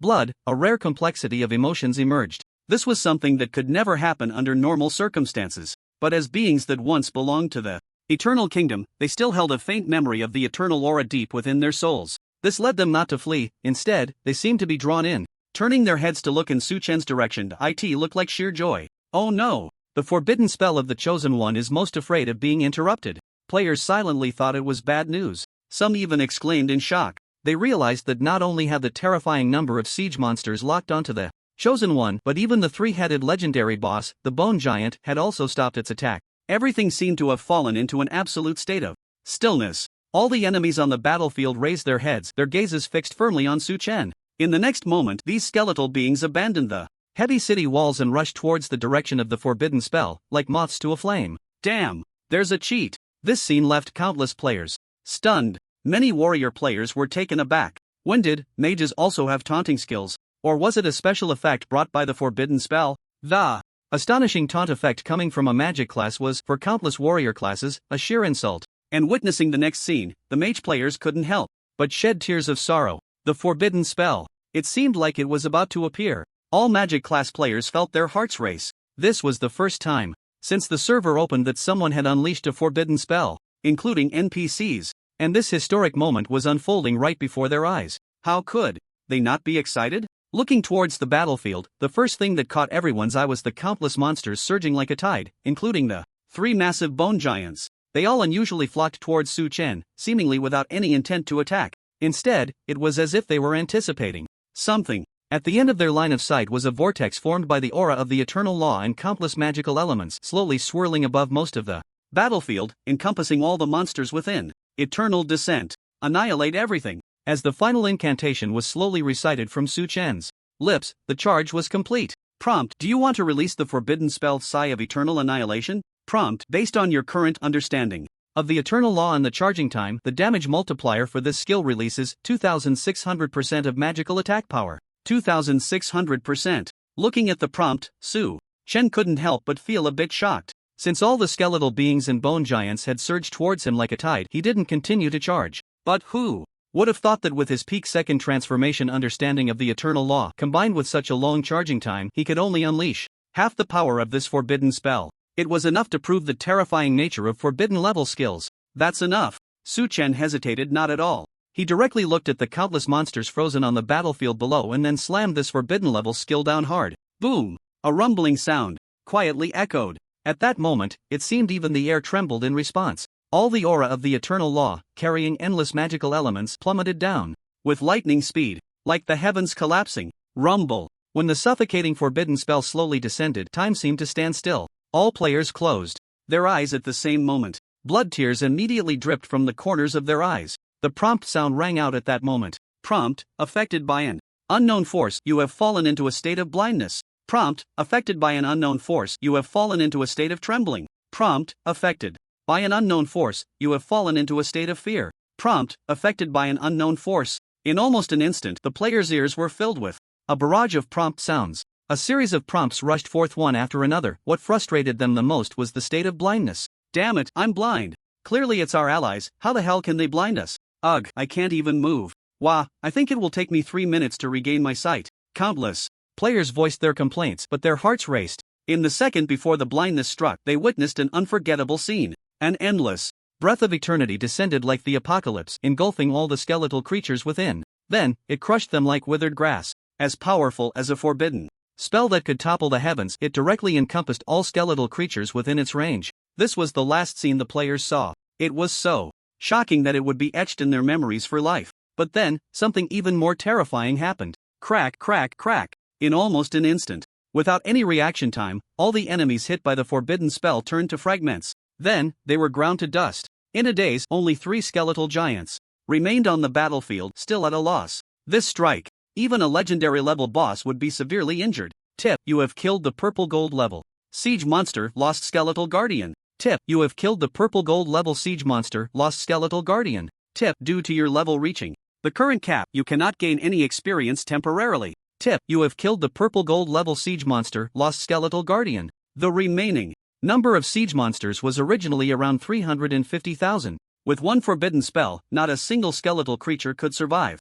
At this moment, no one had ever experienced such a thing. A sudden appearance of 350,000 kill notifications. To this, Su Chen could only say, very annoying. But annoyance aside, the rewards brought by the monsters were enough to shock countless people, especially the prompt sound triggering the Title Death Nightmare special effect, which instantly lifted Su Chen's spirits. Tip: triggered title special effect Death Nightmare. You learned the skill of the Lost Skeletal Guardian Heavy Halberd / Intermediate by killing the target. Tip: triggered title special effect Death Nightmare. You learned the skill of the Lost Skeletal Guardian Lost Death Oath Intermediate by killing the target. Based on previous experience, Su Chen had developed a good habit. Since the special effect of triggering the title Death Nightmare was entirely based on luck, he would activate the title effect in advance before each battle. This time, no regrets. With such a large army killed, how could he miss the opportunity to loot skills? 2 skills appeared in the system prompt, and the 10,000 times reward was ready at this moment. Tip: 10,000 times amplification successful. The quality of the rewards you received has been upgraded from intermediate skill to master level skill. Tip: you have obtained the skill Heavy Halberd Storm / Master. Tip: you have obtained the skill Lost Decay Oath, Master. The rewards were successfully credited. With 2 master-level skills, Su Chen exclaimed that he had made a killing. He originally thought that the Heavy Halberd Storm Slash among these 2 skills was a physical class exclusive skill, and as a magic class he wouldn't be able to utilize it effectively. Forcing its use would probably only yield one result: scraping. But he didn't expect that under the effect of 10,000 times reward, this skill was adjusted to a nearly perfect fit for himself. Heavy Halberd Storm Slash, Master, Type, Skill Quality, Master Level Effect. Wielding the staff in hand, it gathers surrounding magical elements to construct a magical heavy halberd containing random attributes. Continuously slashing can deal high damage to enemies, 200% magic attack power bonus, along with additional elemental attribute effects, lasting for 5 minutes, cooldown time 20 minutes. Note: during the swing of the heavy spear, the additional effects caused will be influenced by elemental attributes. Introduction: originally an exclusive skill of the Lost Bone Guardian, it will be perfectly adapted to its owner under the transformation of mysterious powers. Seeing this skill, Su Chen could only say, is there such a mechanism? It seemed he had unearthed a hidden effect of 10,000 times reward. This is a melee skill, but the damage dealt will be influenced by his own magical attack power. Not only that, the random elemental attributes will greatly enhance the fun and potential of this skill. For example, the fire element might bring a burning effect, the death element could bring a special effect that deprives life, and the ice element would produce a freezing effect. Su Chen even had a vague suspicion. If he could combine skills, could he trigger elemental reactions, such as evaporation, freezing, electrification, and melting, etc.? But this was just a hypothesis. After all, this skill itself was already quite formidable. Perhaps only during actual combat could he continue to explore its hidden potential. With a strong interest, Su Chen shifted his gaze to another skill. If he wasn't mistaken, although the Lost Death Oath was an intermediate skill, it was the core skill of the Lost Bone Guardian. Although this was also a physical skill, under the effect of 10,000 times reward, it might bring unexpected surprises. Lost Decay Oath, Master, Type, Skill Quality, Master Level Effect. Through a brief chant, it can guide the surrounding aura of death to construct a powerful protective barrier covering an area of 100 meters, capable of blocking damage equal to 500% of the user's health for a duration of 3 minutes, with a cooldown of 15 minutes. Note: during the duration of the protective barrier, any creatures encompassed within it will be unable to leave, including friendly units. Introduction: originally an exclusive core skill of the Lost Bone Guardian, it will be perfectly adapted to its owner under the transformation of mysterious powers. This skill is also heavyweight. A shield barrier? Just thinking about it made Su Chen sigh in amazement. In the game Eternal, there are some types of skills that are quite rare. The shield barrier is one of them. He remembered that in his previous life there was a player who obtained a shield barrier that absorbed damage equal to 20% of their health, which was enough to allow them to challenge higher level bosses. It caused quite a stir at the time. The reason was simple. Shield barrier skills have a special characteristic. No matter how high the damage dealt by the enemy, even if it far exceeded the damage absorption amount, it could only shatter the shield barrier with a single hit. To kill the player within, another attack would be required. This rule even applied to deities. The player from his previous life who obtained the shield barrier skill had withstood a blow from a god thanks to the 20% health bonus from the shield. Of course, he was done for with the next attack. But for Su Chen, this was definitely of strategic significance. After all, he wouldn't just stand there and take hits. With his strength, he had enough time to launch a deadly strike. Very good. Looking at these two skills, Su Chen felt particularly gratified. This certainly did not betray his persistent efforts to stack death marks on his enemies. The rewards were quite generous. However, this was not the time to think about that. He looked up. At this moment, with the death of all the siege monsters, all the bone fragments turned to ashes and surged into the sky. From a distance, the mysterious giant gate was just a step away from taking shape. Thinking of this, Su Chen turned his gaze to the 3 legendary level bosses on the battlefield. The Forgotten Bone Giant. After enduring the devastating blow of the forbidden spell, even though the bone giant had a health pool that was despairingly thick, it now only had a sliver of health left. It looked like it only needed one more strike to be killed. At that time, not only could he chance upon obtaining epic level morning set pieces, but he would also completely construct that mysterious giant gate, thus opening the path to the endless abyss. So he hesitated not. As the staff emitted a dazzling and brilliant light, Su Chen's skills were once again unleashed. At that moment, as time passed, the players gradually recovered from their blindness. Just as they began to see the battlefield clearly, a chill ran down their spines. Cold sweat trickled down in an instant. It was eerie, terrifying. No one had anticipated it. Across the vast battlefield, all the skeletal creatures had vanished without a trace. Only 3 legendary level bosses remained, along with the ground covered in dazzling equipment and gold coins. This scene was unprecedented. Suddenly, All the players involved in the battle were left dumbfounded, staring at the brilliant loot on the ground. They couldn't help but swallow hard. How much equipment was this? Even if it were just 1%, or even 1/10,000, it would be enough to skyrocket their wealth to a terrifying level. Many factions felt their heads buzzing. On their side, they had to scrape together equipment, and even the DKP rewards were only silver and gold level gear. But now, this ground full of loot was guaranteed to be at least purple gold quality. In an instant, greed emerged like a demon, quietly surfacing in everyone's hearts. They couldn't even imagine the ripples that would ensue if this immense wealth fell into Su Chen's hands. Perhaps it would grant this terrifyingly powerful player, who possessed a giant city, the ability to change the entire world. Thinking of this, many high-ranking members of various factions felt their hearts sink to the lowest point. But no matter who it was, everyone remained silent at this moment. They dared not provoke Su Chen, let alone think about competing for this loot. They all understood one thing. Even if they could snatch a portion, it would be enough to transform their faction into a colossal entity.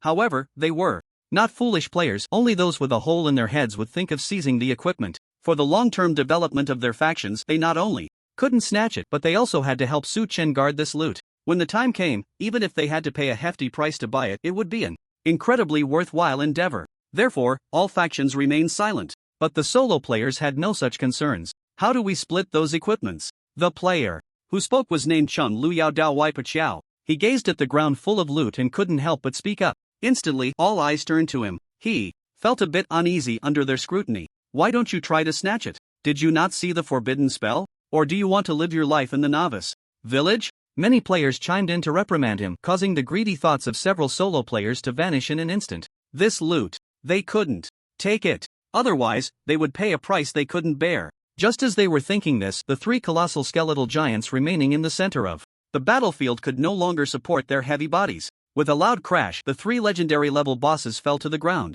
Aside from a scattering of skeletal fragments splattering and rolling everywhere, the entire Eternal City was left in silence. Tip: you have successfully killed the legendary boss. The Forgotten Skeletal Giant, Legendary. Tip: you have successfully killed the legendary boss, the Forgotten Skeletal Giant, Legendary. Tip: you have successfully killed the legendary boss, the Forgotten Skeletal Giant, Legendary. Tip: triggered 10,000-fold reward. This time experience points have received a 10,000-fold increase. Tip: due to your level reaching the current cap, you cannot gain any experience for the time being. A series of prompts rang out, symbolizing the three-headed skeletal giant. They all reached the end of their lives. At the moment they fell, all the scattered fragments of corpses on the ground were continuously burning, turning into a vast sea of ashes that surged towards the sky, like a tumultuous river of ashes. The skeletal beings. Legendary boss. From the lost kingdom of the endless abyss, all the siege monsters that had been killed gradually disappeared from this world. Su Chen did not know what the final outcome of the ashes they transformed into would be, but he understood one thing. As the grand and mysterious giant gate continued to become complete, a breath emanating from it gave him an exceptionally familiar feeling. Eternal? Su Chen felt a shock in his heart. Perhaps everything he had guessed was true. The downfall of the once eternal kingdom might indeed have been due to contact with the principle of eternal, and it just so happened that he was the eternal mage who controlled the principle of eternity. That was why the main quest proceeded so smoothly. Looking at the shocking scene above him, Su Chen remained calm. The die was cast. The City of Bones would eventually open to him. Moreover, this lost kingdom, exiled to the river of history, could only be perceived by him, so there was no need to worry about players coming to seize the opportunity, because the system prompt from the main quest had already sounded in his ears. Prompt: you have successfully killed all siege creatures and activated the Gate of the Endless Abyss. The prerequisite for the fourth phase of the main quest has been completed. Prompt: the content of the main quest has been updated. Please check it in a timely manner. As the prompt sound continued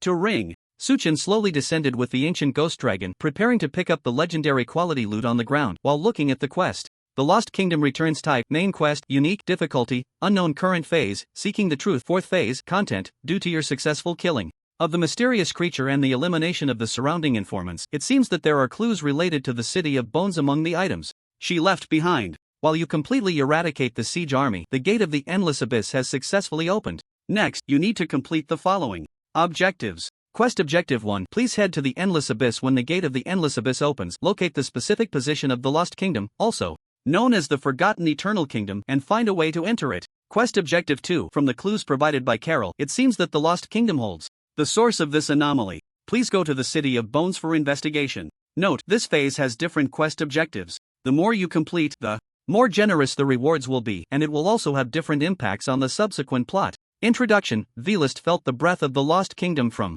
the skull of the bone dragon Basil. Perhaps they did not perish in the river of history and are about to return, just as I thought. Su Chen found that his speculation had once again been validated. Next, he only needed to wait for the gate of the endless abyss to fully open, then step inside. While determining the specific location of the Lost Kingdom, he also needed to investigate the City of Bones. With this thought, a sense of vigilance rose in Su Chen's heart. All of this, although for other players was absolutely something they could never accomplish in their dreams, seemed to be progressing a bit too smoothly.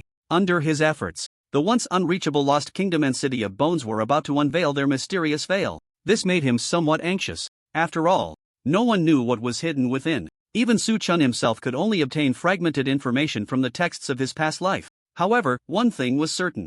In this mysterious City of Bones, there was at least one ancient deity. I wonder if she is still alive. So, everything must be approached with caution.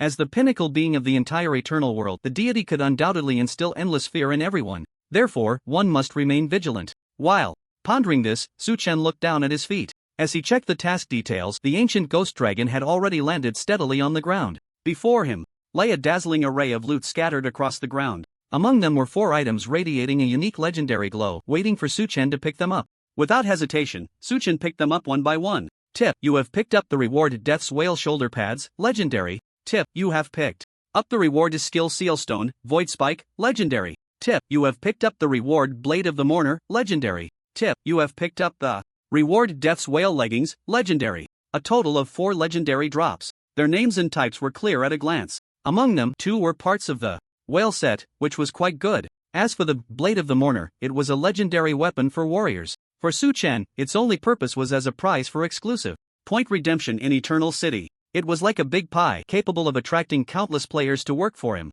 The remaining Skill Seal Stone, however, was much more precious. This was an item, a one-time consumable. It sealed a skill left by a powerful being, and once released, it would be equivalent to that being personally descending. Such items were often quite rare. But all of this was just the beginning. The 10,000 times reward had already begun to stir. Tip: 10,000 times amplification successful. The quality of the rewards you received has been upgraded from legendary to epic. Tip: you have received the reward Death's Whale, epic shoulder pads. Tip: you have picked up the reward Skill Seal Stone, Void Rift, epic. Tip: you have picked up the reward Blade of the Mourner's Whale, epic. Tip: you have received the reward Death's Whale, epic leggings. A total of 4 pieces of equipment. Under the effect of the unique talent 10,000 times reward, they were instantly upgraded to epic quality, including the previous Death's Whale, epic robe, alone. With the corresponding shoulder and leg pieces, Su Chen had already gathered 7 pieces. He only needed 3 more to complete the entire 10-piece whale set.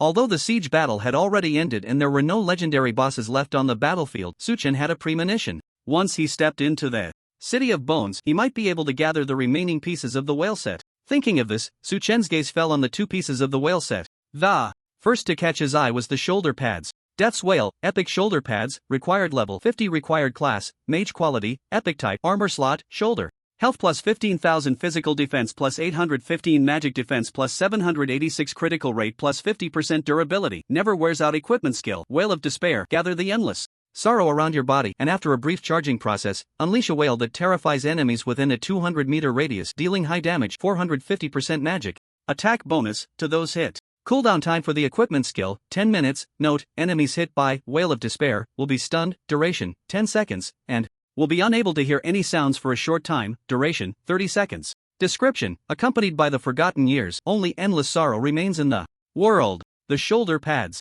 The corresponding main attribute bonus, the best would be critical rate or critical damage. Currently, Su Chen had not yet obtained critical damage shoulder pads. After all, this type of equipment only appears in the later stages of the game. So, the critical hit rate is the main attribute of the Death Rapture, Wailing Pauldrons, epic, which is currently the most exceptional shoulder piece. There is no comparison. Moreover, the skill of this equipment is different from other pieces. It is an active damage type skill. Not only can it deal impressive damage, but it also provides a stable control effect. Quite extraordinary. Su Chen equipped it directly. Soon, the system notification sound arrived as expected. Notification: you have triggered the epic 4-piece set effect, gaining a 40% cooldown reduction bonus. As soon as this 40% cooldown reduction took effect, Su Chen found that his cooldown reduction was nearly maxed out. Many skills with short cooldowns could almost be released rapidly in a short time. However, skills with cooldowns of 10 hours or more, as well as equipment skills, still required some waiting. But he was already satisfied.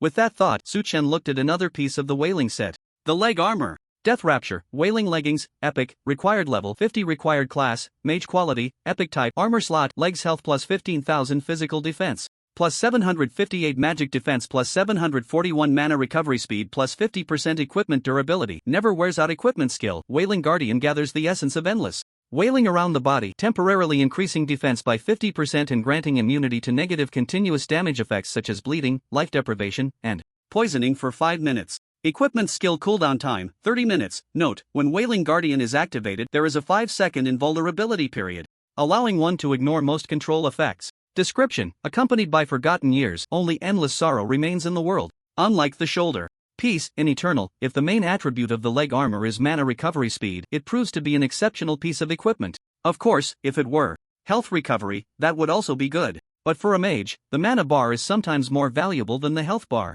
Soon, Su-Chen donned this piece of equipment. Then, he pulled out the previous drop from Destruction War Beast, Godo, Legendary. Death Rapture, Wailing Robe, Epic. This equipment's attribute bonus is a 20,000 point increase in health limit, along with approximately 1,000 in dual defense bonuses. The main attribute is a rare 60% reflect damage. It can be considered the best of the best. He had hastily equipped this piece when he defeated Godo without carefully browsing it. Now, upon looking, it was also a standout among epic quality equipment. Very good. Su-Chen realized that if he obtained just one more piece of the whaling set, he would unlock the special effect of the 8-piece set. At that time, his strength would receive a terrifying boost. Therefore, he decided to head to City of Bones. He looked up at the sky again and found that the grand and mysterious gate of the Endless Abyss had been completely constructed. At this moment, it seemed to be activating. Taking advantage of this time, Su-Chen looked at other drops. Skill Seal Stone, Void Rift, Epic. Type, Item, One-time Consumable, Usage Requirement, None Quality.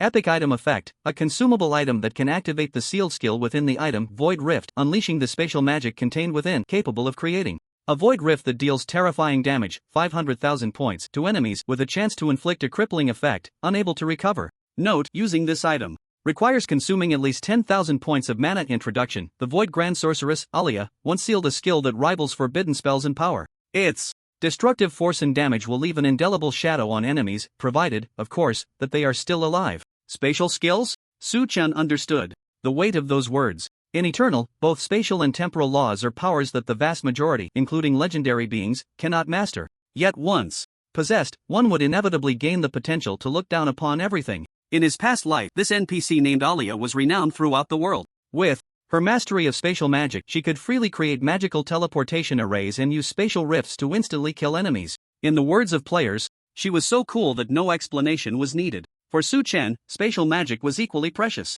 Just like the Eternal Leap he had previously comprehended. As a law that transcends countless others, it contained powers related to both spatial and temporal laws. The effect was incredibly formidable. So this disposable item was undoubtedly a priceless treasure. Just as he was thinking this, a series of gasps suddenly erupted from atop the city walls. In the regional channel, players were spamming the chat. Brothers, look up. Something seems off. What's going on? Let me take a look. Holy crap, why is there a hole in the sky? An ominous sign from the heavens, disaster is coming. Female players, quickly add me as a friend, I'll help you avoid misfortune. By the way, could this be the grand scene created by the Chosen One? Following the players' gazes, Su-Chen's pupils suddenly constricted. Unlike the other players who only saw a hole, Su-Chen could see the endless abyss within and the lost kingdoms floating in it. He discovered that above the towering eternal city, a mysterious and magnificent giant door was slowly opening. As this process unfolded, endless darkness and silence began to seep out. The boundary between yin and yang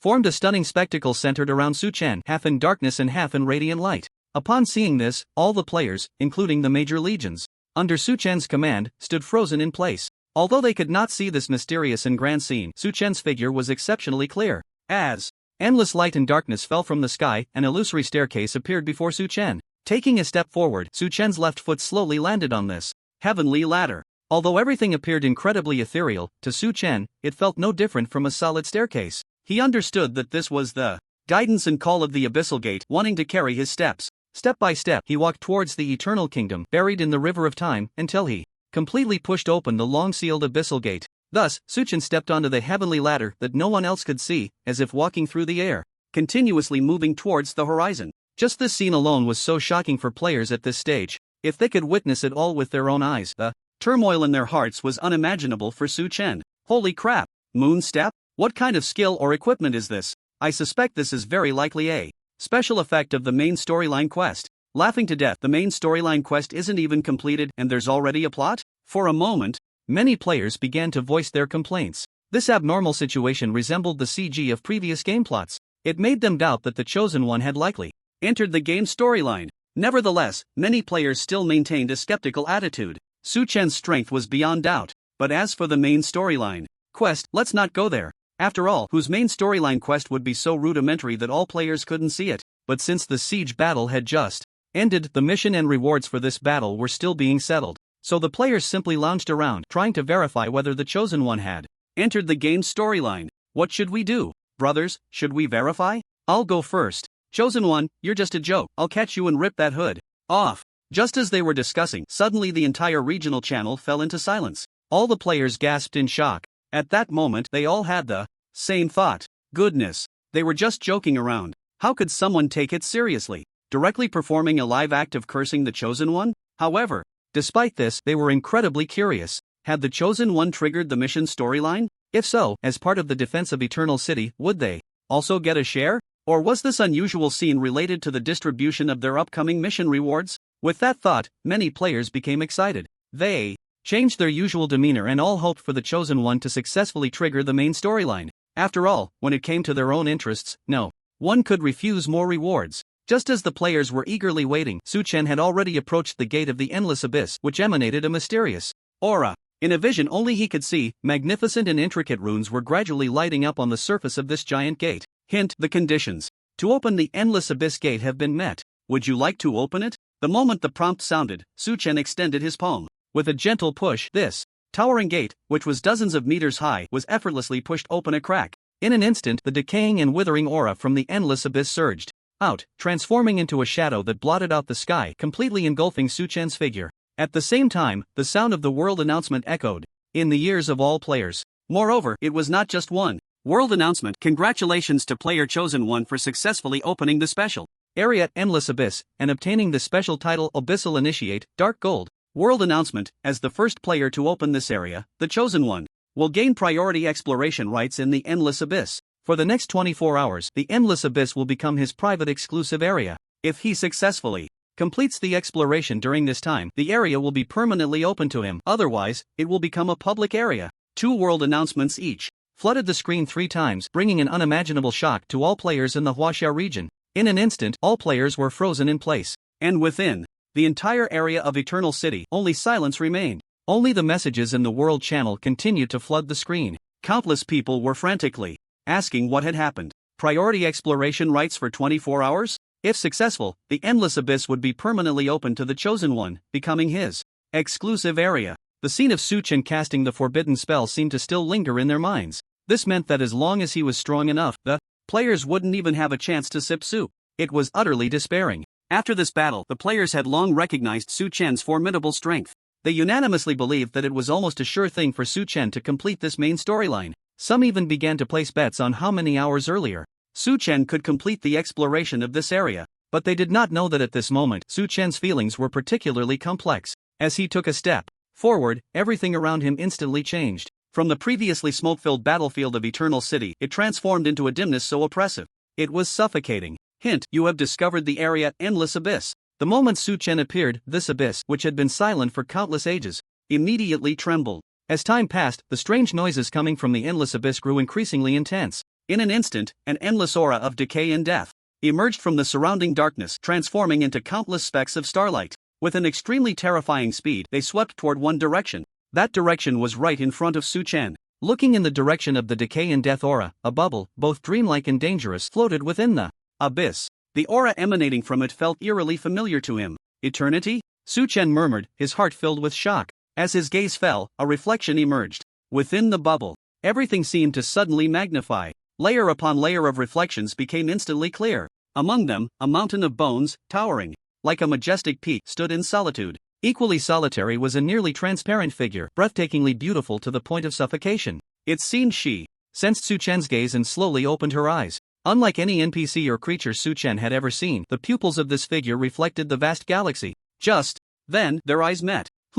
Seeing this nearly perfect face, Su Chen's heart stirred with endless waves. It was too familiar. This scene felt as if he had just witnessed it not long ago. The Gravekeeper Carol. The Awakener Carol. What identity did this mysterious Carol possess? Su Chen was puzzled. Despite having mentally prepared himself, everything before him was too shocking. If it were another player, they would either be terrified to the point of wetting themselves by this supernatural sight or fall into endless existential doubt. Carol. What was her true identity? This question, including Su Chen's, remained a mystery. But unlike others, Su Chen appeared remarkably calm. Not only that, he carefully observed the figure that resembled Carol, hoping to uncover more clues. But unexpectedly, the illusory bubble only lasted a moment. With a soft pop, everything returned to silence and void. In the seemingly endless abyss, only the distant, slowly flowing bubbles and waves remained. Tip: you have discovered the endless abyss. Tip: due to your current location being at the very edge of the endless abyss, would you like to consume an eternal mark to achieve cross-regional movement within the endless abyss?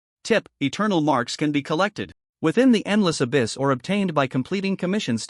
Tip: you currently possess 31,764 eternal marks. A series of prompts left Su Chen somewhat bewildered. He never imagined that the rumored endless abyss was truly a river of time forged by the ages. The countless waves represented every passing second, while the light and shadows reflected within told the stories that occurred at that moment. And those dreamlike bubbles Su Chen had seen earlier were not scenes from a specific moment but represented a world frozen in that time. It was as if the appearance of the bubbles and their quiet shattering both symbolized a world at a certain moment. One by one, these countless waves and bubbles, impossible to count, formed the historical river that spanned the ages. With this thought, Su Chen's gaze shifted to the other side. There, a bubble that seemed to have just been born appeared before him. Without a second thought, Su Chen immediately guessed that the scene within the bubble should be what was happening in the Eternal City at that moment or just a second ago. With this in mind, Su Chen genuinely felt a spark of interest. He was eager to see. During the time I stepped into the endless abyss, what were the players waiting for the war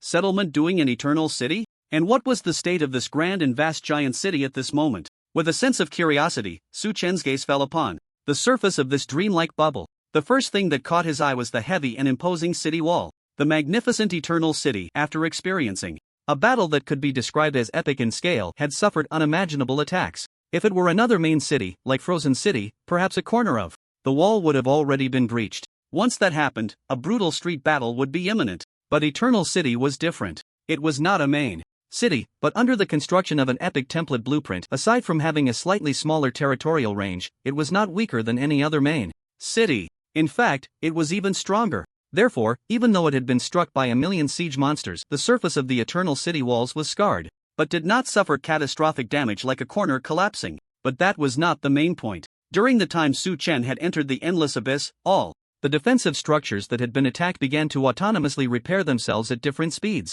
Moreover, under the leadership and special command abilities of the recruited epic NPCs, the vacancies left by the fallen troops of various legions were all filled by new recruits from the barracks. Although their combat power was significantly weaker, it was enough to crush the attribute panels of many players, especially since the opponents had not yet undergone their second-class change. Su Chen believed that given time, these newly recruited soldiers would surely grow and become nightmares in the hearts of countless enemies. However, Su Chen noticed that with the deaths of the two Carols, along with the appearance of the figure that seemed to be another Carol, a bold hypothesis formed in his mind. If the Gravekeeper symbolized everything returning to decay and extinction, then the previous form of Carol as the Gravekeeper perfectly met this condition. Decay, death, the body transforming into bones. All proved one fact: this Gravekeeper Carol seemed to have reached the end of her life. Either she would become a mindless skeletal creature, or she would place all her hopes in the ethereal realm of dreams. In contrast, the Awakener Carol was different. Her skin, though devoid of color, even pale to a sickly degree, maintained a state of existence and a desire for life that seemed to be on entirely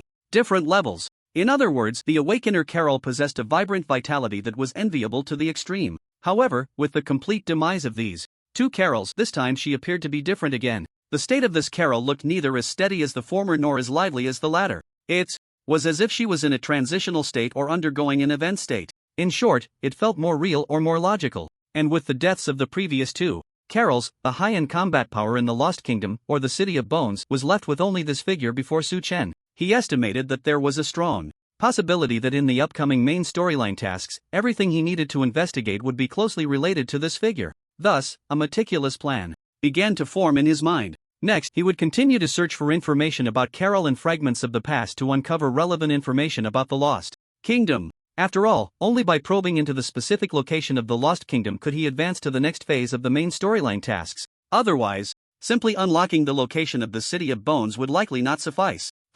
Just as he was thinking, Su Chen suddenly froze in place. City of Bones? It was as if he had thought of something. A pair of tightly furrowed brows suddenly relaxed. An unexpected event had occurred. It seemed he had realized how to smoothly find and lock onto the current location of the Lost Kingdom amidst countless bubbles and waves. In the main quest, there were two objectives for the next phase. The first task required him to head to the Endless Abyss when its gate opened, and after locking onto the specific location of the Lost Kingdom, also known as the Forgotten Eternal Kingdom, he also needed to find a way to step inside. Only then could he continue to complete the second task objective. According to the clues provided by Carol, it seemed that within the Lost Kingdom lay the source of the current anomaly. Similarly, these two objectives were fundamentally intertwined. Picking either one would clearly reveal their intent to find the Eternal Kingdom that had been lost in the endless ages and embark on a mysterious and unknown exploration. After all, at this stage, there were two different task objectives. The more he completed and the more perfectly he did so, the richer the rewards he would receive. Moreover, it would also have different impacts on the subsequent main storyline expansions. In the previous main quest, he had the support of various legions and players, but now he estimated it was time for him to act alone. Otherwise, he wouldn't need to consume a certain amount of eternal marks to attempt to locate the specific position of the Lost Kingdom and the River of Time. Eternal marks. Su Chen seemed to have thought of something. His eyes suddenly brightened. His heart raced. If he wasn't mistaken, it seemed he had inadvertently stumbled upon great fortune. Marks. In the game Eternal, there were various types of marks, badges, and symbols. Among them, badges were like the emblem of the chosen Mercenary Corps that Su Chen had created, representing a symbol of identity. Of course, only with the badge could one utilize permissions to perform actions that ordinary people could not. For instance, mercenary tasks. After all, those without the chosen Mercenary Corps badge could not accept the mercenary tasks issued by Su Chen, nor could they become his pawns. As for the marks, they were quite simple. As the name suggests, they were a type of mark applied to a target. In life and death battlefields, they could even play a crucial role. For example, help me or don't be reckless, just develop steadily. But these were not the main point. The marks were what excited players the most. Every hidden area or map would have corresponding shops. By collecting a certain number of marks, one could exchange them for incredibly rare top-tier items and equipment. Of course, the marks needed to be exclusive to that area. Marks from other areas wouldn't work at all. This was also something that puzzled Su Chen. So far, although he had entered the Endless Abyss, he hadn't killed any monsters or collected any marks. Yet now, he had amassed a total of 31,764 marks. Thinking of this, Su Chen directly opened the Eternal Marks Exchange Shop. Tip: you have successfully opened the Eternal Marks Exchange Shop. Due to the current exploration level being 0, only the most basic exchange item types are available.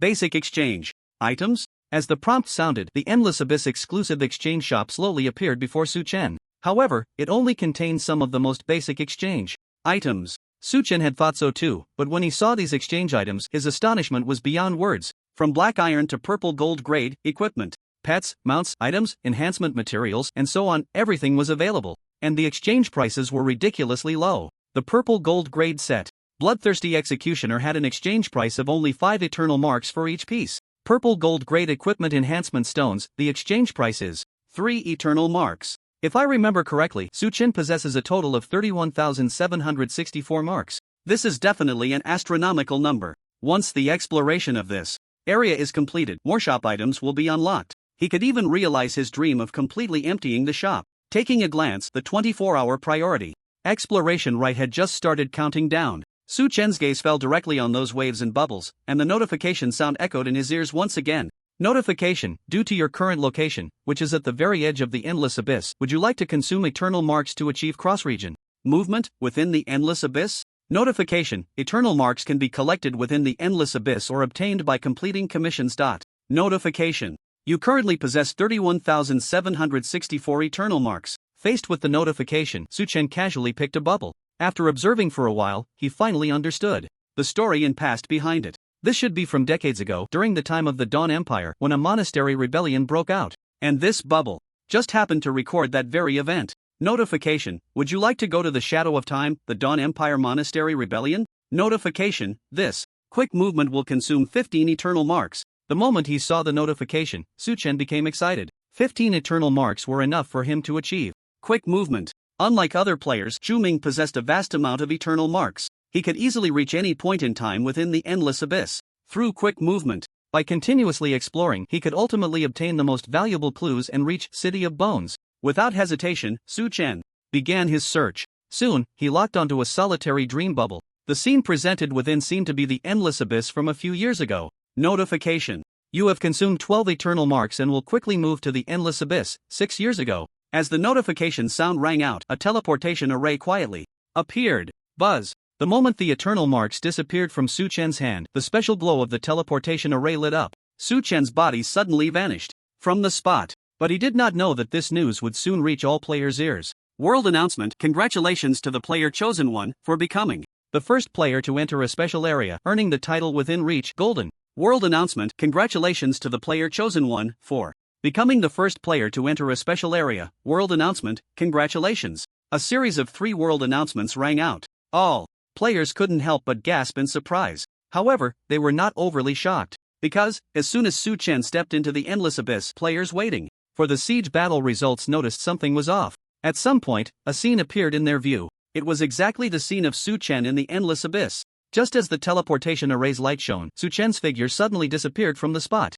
This news quickly spread throughout the Huaxia region. Teleportation arrays are quite normal. Players can achieve quick movement in non-hostile areas as long as they pay the teleportation fee. Usually, such matters wouldn't even be mentioned. But now, it was entirely different. After all, this was a hidden special area. Who knows how many adventures this chosen one would gain from it? Therefore, almost instantly, major forces from other regions couldn't sit still. Just by looking at the frequency of the world announcements mentioning the chosen one, they could tell that this person was definitely not simple. As a result, many players became vigilant. What does it mean that he disappeared using the teleportation array? It seems he should be going to the endless abyss from a few years ago. What's going on? By the way, I just thought of something. Are you saying, where is the main quest at? During the conversation, the players seemed to realize that something was off. Yes, the main quest storyline? They despairingly discovered that they didn't even know the progress of Su Chen's main quest. All they could see was his vanishing figure. Thinking of this, all the players exchanged glances and silence fell over them. Undoubtedly, they had not only lost Su Chen's trace but also had not received any updates on the siege battle's outcome. All they could do was wait in silence. Tip: you have entered the Eternal Kingdom 6 years ago. Tip: you have discovered the City of Bones 6 years ago. As Su Chen made his decision, the scene before him changed instantly. With a slight blur, it transformed into its current state. Desolate, lonely, dark as night. The entire endless abyss seemed like a product eroded by time, akin to the most decayed and filthy dump. Compared to before, it exuded an even more oppressive aura. But it is worth mentioning that with the sound of the prompt, Su Chen also appeared as expected in the Lost Kingdom. What a magnificent world this was. Crackle. As soon as he entered the Lost Kingdom, Su Chen was deeply shocked by everything before him. Bones.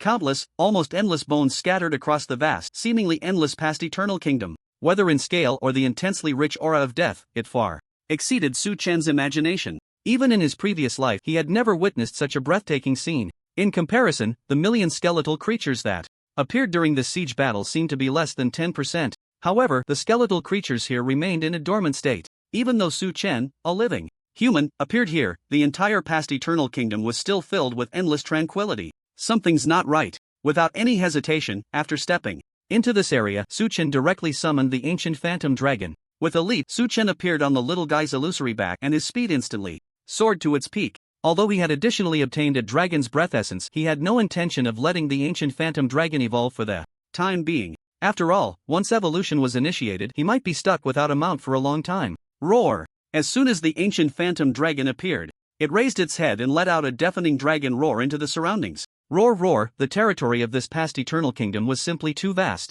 With the commotion caused by the ancient phantom dragon, Su Chen immediately urged it to unleash its maximum speed, like a shadow blocking the sun, rushing deep into the front. He knew that these countless bones were not something he could crush at the moment. If there were even fewer, it might be manageable.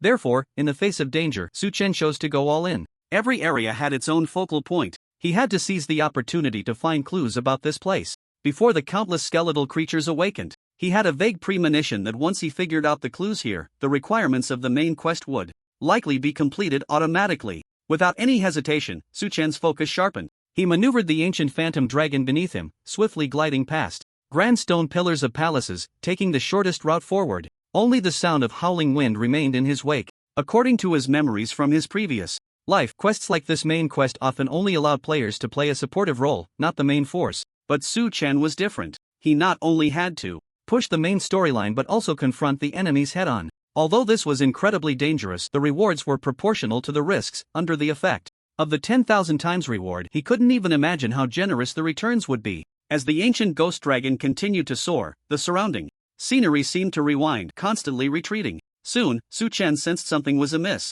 Silence. It was too quiet here. There were no creatures, nor any sounds emanating. It felt as if he was the only living person in the entire Lost Kingdom. He didn't know what had happened here 6 years ago, but one thing was crystal clear. At this point in time, the Lost Kingdom might no longer be worth exploring. With that thought, Su Chen hesitated not at all and turned to leave. Boom! Just then, a loud noise suddenly erupted. Following that, the entire Lost Kingdom seemed to tremble. Countless skeletons began to float into the air. Even those that had been deeply buried in the soil, eroded by decay, still rose up. This was the reason for the tremor. What is this? Su Chen was filled with confusion. He couldn't understand the cause of this abnormal change. But he didn't sit idly by. Let's go up. Su Chen gently patted the scales of the ancient ghost dragon, signaling it to fly into the sky. The countless skeletons below were too bizarre for anyone. It was better to observe for a while and decide once the commotion subsided. But just then, the entire Lost Kingdom fell into a tremor. All the skeletons seemed to have heard the call to gather,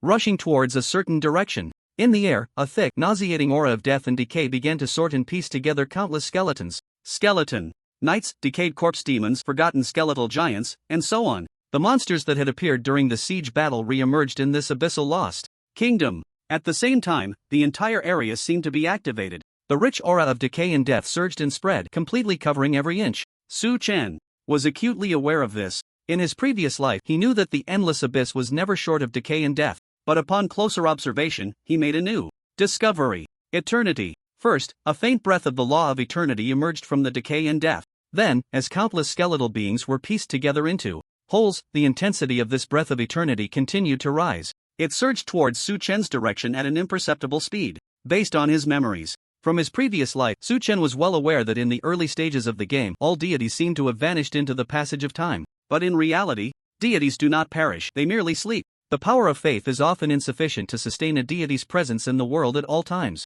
Once the time is right, the deities will awaken from their endless slumber and reclaim their authority in the mortal realm. That battle of ultimate extinction was less a war between races and more a decisive battle between deities and beings attempting to grasp the laws. Indeed, in eternity, there is a hidden rule. After the third job change, whether players, NPCs, or even bosses and legendary beings, all would be able to perceive the corresponding law's aura with the advancement of their profession. Of course, this is just a small part. However, once one perceives a hint of the law, their strength undergoes a qualitative transformation. Thus, this third job change is a crucial turning point. Because of this, as the understanding of the laws deepens, not only does one's strength achieve a soaring enhancement, but the corresponding life level also gradually changes. Once one touches the power of the realm of laws, they will ascend to the legendary tier. At this stage, it was like a magic profession, which would receive the certification of a Grand Magus. Meanwhile, warrior and knight classes would have corresponding certifications of great swordsman and knight commander. As one progressed further, with a deeper understanding of the laws, they would eventually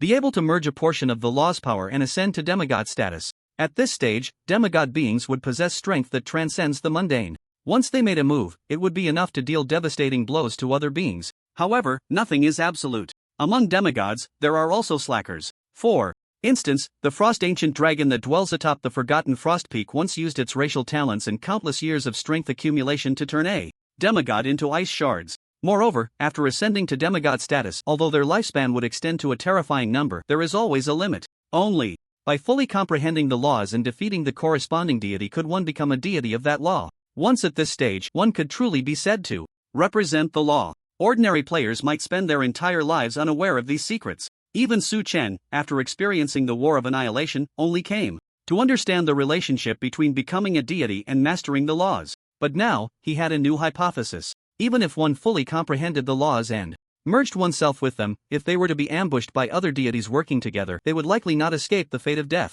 Therefore, only by truly mastering the laws and placing oneself above all laws could one be considered truly immortal. This time, Su Chen was walking such a path. Eternity. Su Chen took a deep breath. Suddenly, a bold plan sprouted in his heart. Just moments ago, at the instant when endless bones surged and the aura of eternity rapidly spread, he seemed to catch a glimpse of a familiar figure buried deep beneath the bones. It was the NPC named Carol. Perhaps her true identity was that of a deity. However, during the Lost War, she was killed by the combined forces of the Dark and Light factions' deities. In the end, she was buried in this abyss, never to see the light of day, along with countless bones. Thus, the identity of the early gravekeeper corresponded to the end of life, while the awakener corresponded to the beginning. As for now, the body buried beneath countless bones corresponds to the present. She was caught between life and death. Maybe this deity corresponds to the law of eternity, which is why she was ambushed. With this speculation in mind, Su Chen immediately made a decision. Even to complete this phase of the main quest, he had to uncover the truth hidden among the endless bones.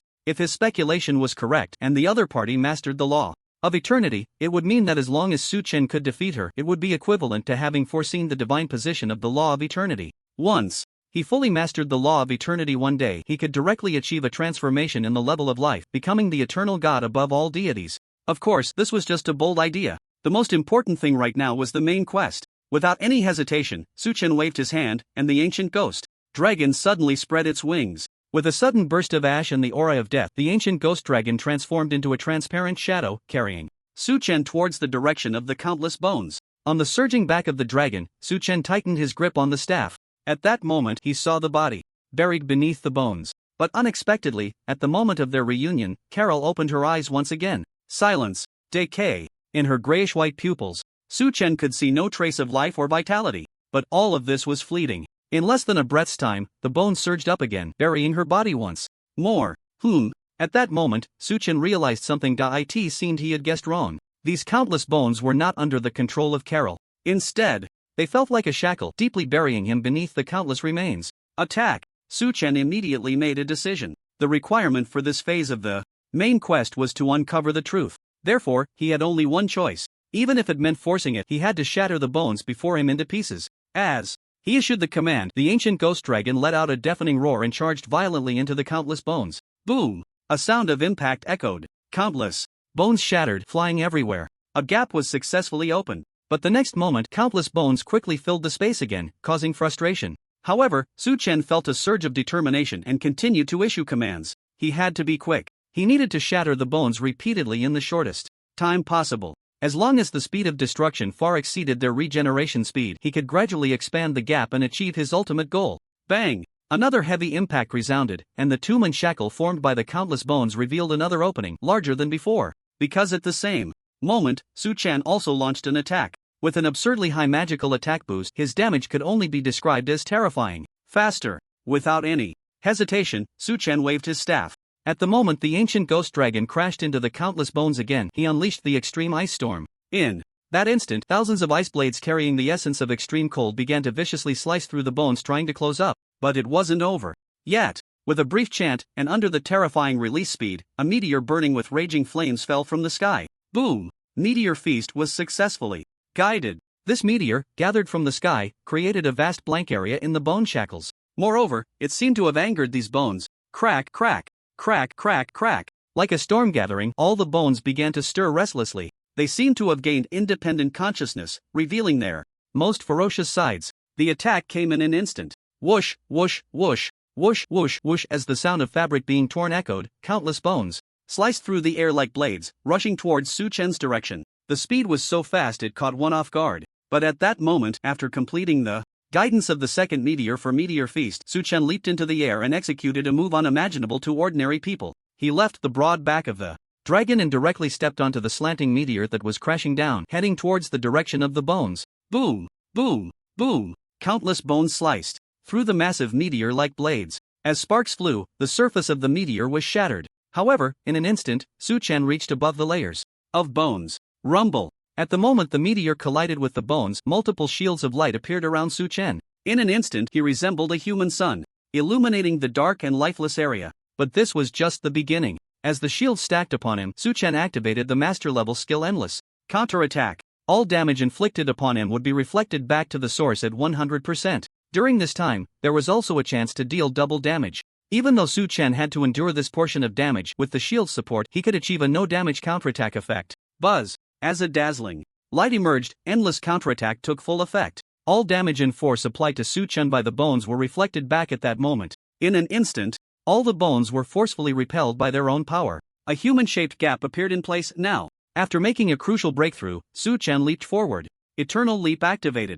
In an instant, his figure abruptly vanished from the spot. Moments later, when he reappeared in the air, he had already reached the very bottom of the layers of bones. Boom! Accompanied by a violent tremor, light burst forth into the space beneath the bones. This was the unique glow of Su Chen's shield and endless counterattack, instantly dispelling the darkness that had shrouded this place for centuries. At the same time, it allowed Su Chen to see clearly the figure that was shackled here. As expected. I guessed right. Su Chen nodded to himself. His speculation had been confirmed. Following his line of sight, he saw a stunning figure, sealed in endless darkness. Chains made of pale bones were tightly pinning her in place, and at her heart's location, there was nothing but emptiness. Looking at this scene before him, Su Chen directly turned to his backpack. Inside, a shriveled, decayed heart lay quietly. Although it appeared lifeless, it was still faintly beating. While it seemed that Su Chen's heart was calm, in reality, he had vaguely come to another conclusion. Based on the timeline, this scene was set 6 years ago. At this point in time, Carol had not yet awakened and was even missing her most vital part, the decayed heart. However, later on, during the siege battle, Carol had already awakened. This indicated that her heart had seemingly been restored at some point afterward. Thus, the subsequent siege battle occurred. Su Chen took a deep breath and slowly retrieved the decayed heart from his backpack. In an instant, brilliant lights began to emerge. Perhaps influenced by some factor, the heartbeat of this heart seemed to gradually increase in frequency. Gradually, the decayed heart's rhythm approached that of a normal human heartbeat. A sudden wave of nausea and fear surged in Su Chen's heart. Along with it came an icy magical element that seemed capable of freezing the soul. But immediately after, the eternal aura that had been swirling around Su Chen surged forth. In less than a breath's time, under the influence of the eternal aura, the effects of the decayed heart on Su Chen were completely shielded. It didn't give him a moment to react. And that coldness, which seemed capable of freezing the soul, was not painful for Su Chen at all. Instead, he felt as if he were basking in a spring breeze. When the game first launched, he had received a permanent buff. The colder the environment, the faster his mana would recover. Moreover, he was immune to the negative effects it brought. Coupled with the ice resistance granted by the subsequent epic set, ice-based skills were nothing more than a light scraping for Su Chen. Some might not even deal any damage, let alone control effects. Ignoring the negative impact brought by this heart and the corresponding body of Carol, Su Chen directly placed the decayed heart into the gap of that body. Boom! In an instant, countless breaths of death and decay surged forth like a tide. The moment the heart touched the gap, bones, muscles, textures, blood vessels, and more sprang to life in an instant. Although there was no sign of vitality, this heart was merging with Carol's body at an unimaginable speed. Not only that, but in the blink of an eye, the ground shook violently. As the earth trembled, bones surged forth once again, as if threading a needle. Those bones began to fill the initial gap once more. Go! Su Chen would never sit idly by, being sealed at the bottom by countless bones, with shackles that even deities could not break free from. It would be difficult for him to break through from the inside with his current strength. So must leave here at the fastest speed, before the countless bones close in. With Su Chen's command, the ancient ghost dragon transformed into a gray-white shadow, swiftly darting towards the gap. At the same time, countless enormous skeletal hands surged from the sea of bones. It seemed they wanted to directly pull the ancient ghost dragon down from the sky. But no one expected that the ancient ghost dragon would burst forth with astonishing speed, reaching the gap in an instant. At this moment, as time passed, the size of the gap had shrunk to the point where it could only accommodate 2 people. This hundreds of meters long dragon probably couldn't even fit a single claw inside. But at that moment, Su Chen issued a command. Ghostify. As his words fell, the ancient ghost dragon suddenly entered its ghost form. During this time, it could ignore all obstacles, greatly enhancing its flying and moving speed. This was undoubtedly the core ability of the ancient ghost dragon. After all, it meant that all barriers were rendered meaningless in the face of its ghost form. However, ghostification had a drawback. Although during this time, the mount's owner would not fall off due to the ancient ghost dragon, it did not mean that Su Chen could also enter ghost state like his mount. If he forced it, it would likely result in a situation where the dragon passed through, but he remained in place. But now was different. There was no time to hesitate. Taking advantage of the gap not yet disappearing after completing the placement of the decayed heart, Su Chen had no reason to stay in place and court death. With a whoosh of wind, he leaped and landed steadily on the back of the ancient ghost dragon, which resembled a transparent shadow. Then, this ghostified dragon suddenly accelerated, carrying Su Chen out through the gap that was only large enough for one person at a very clever angle. Bang! The moment Su Chen burst through the gap, a muffled sound came from behind. Countless bones, along with the giant skeletal hands, slammed against the gap. Originally, they had intended to try to bind Su Chen inside forever, but they did not expect him to burst out.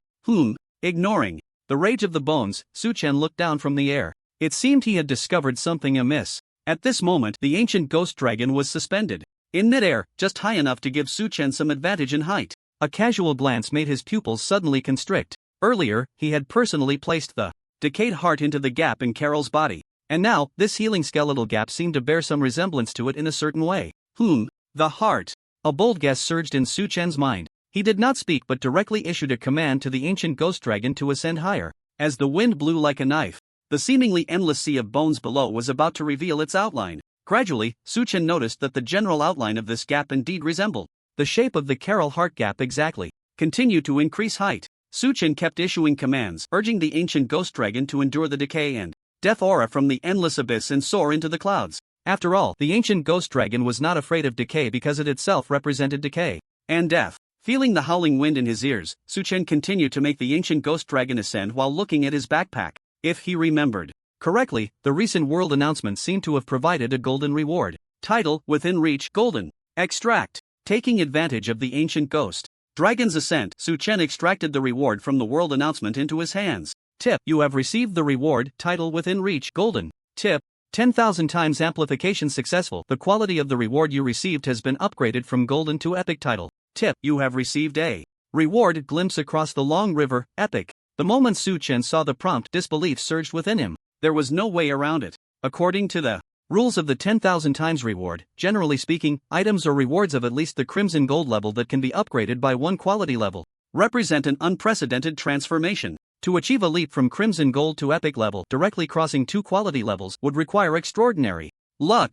Now, this scene lay before Su Chen. View title. Su Chen silently called out in his heart, and immediately, the unique luster of the epic title appeared before him. The specific information of the title was laid bare. Glimpse Across the Long River, Epic type, title quality, Epic special effect. This title cannot stack with other titles for effect. Active effect 1. Crossing the River of Time fully activates the time law aura contained within the title, allowing oneself to enter a state of resonance with time, during which one can briefly cross the river of time and witness events occurring at a specified point in time. Cooldown 2 hours. Active effect 2. Glimpse of Time. When invoking the time law aura contained within the title, one can apply Glimpse of Time to a target, revealing their greatest weakness in the endless river of time. Cooldown 10 hours. Introduction. Is time the fairest thing? Upon seeing the specific effects of this epic title, Su Chen felt a deep respect in his heart. Time, apart from eternity, order, and destruction, is the rarest and most mysterious law. As long as one can master time, perhaps it would be enough to possess the power to change everything.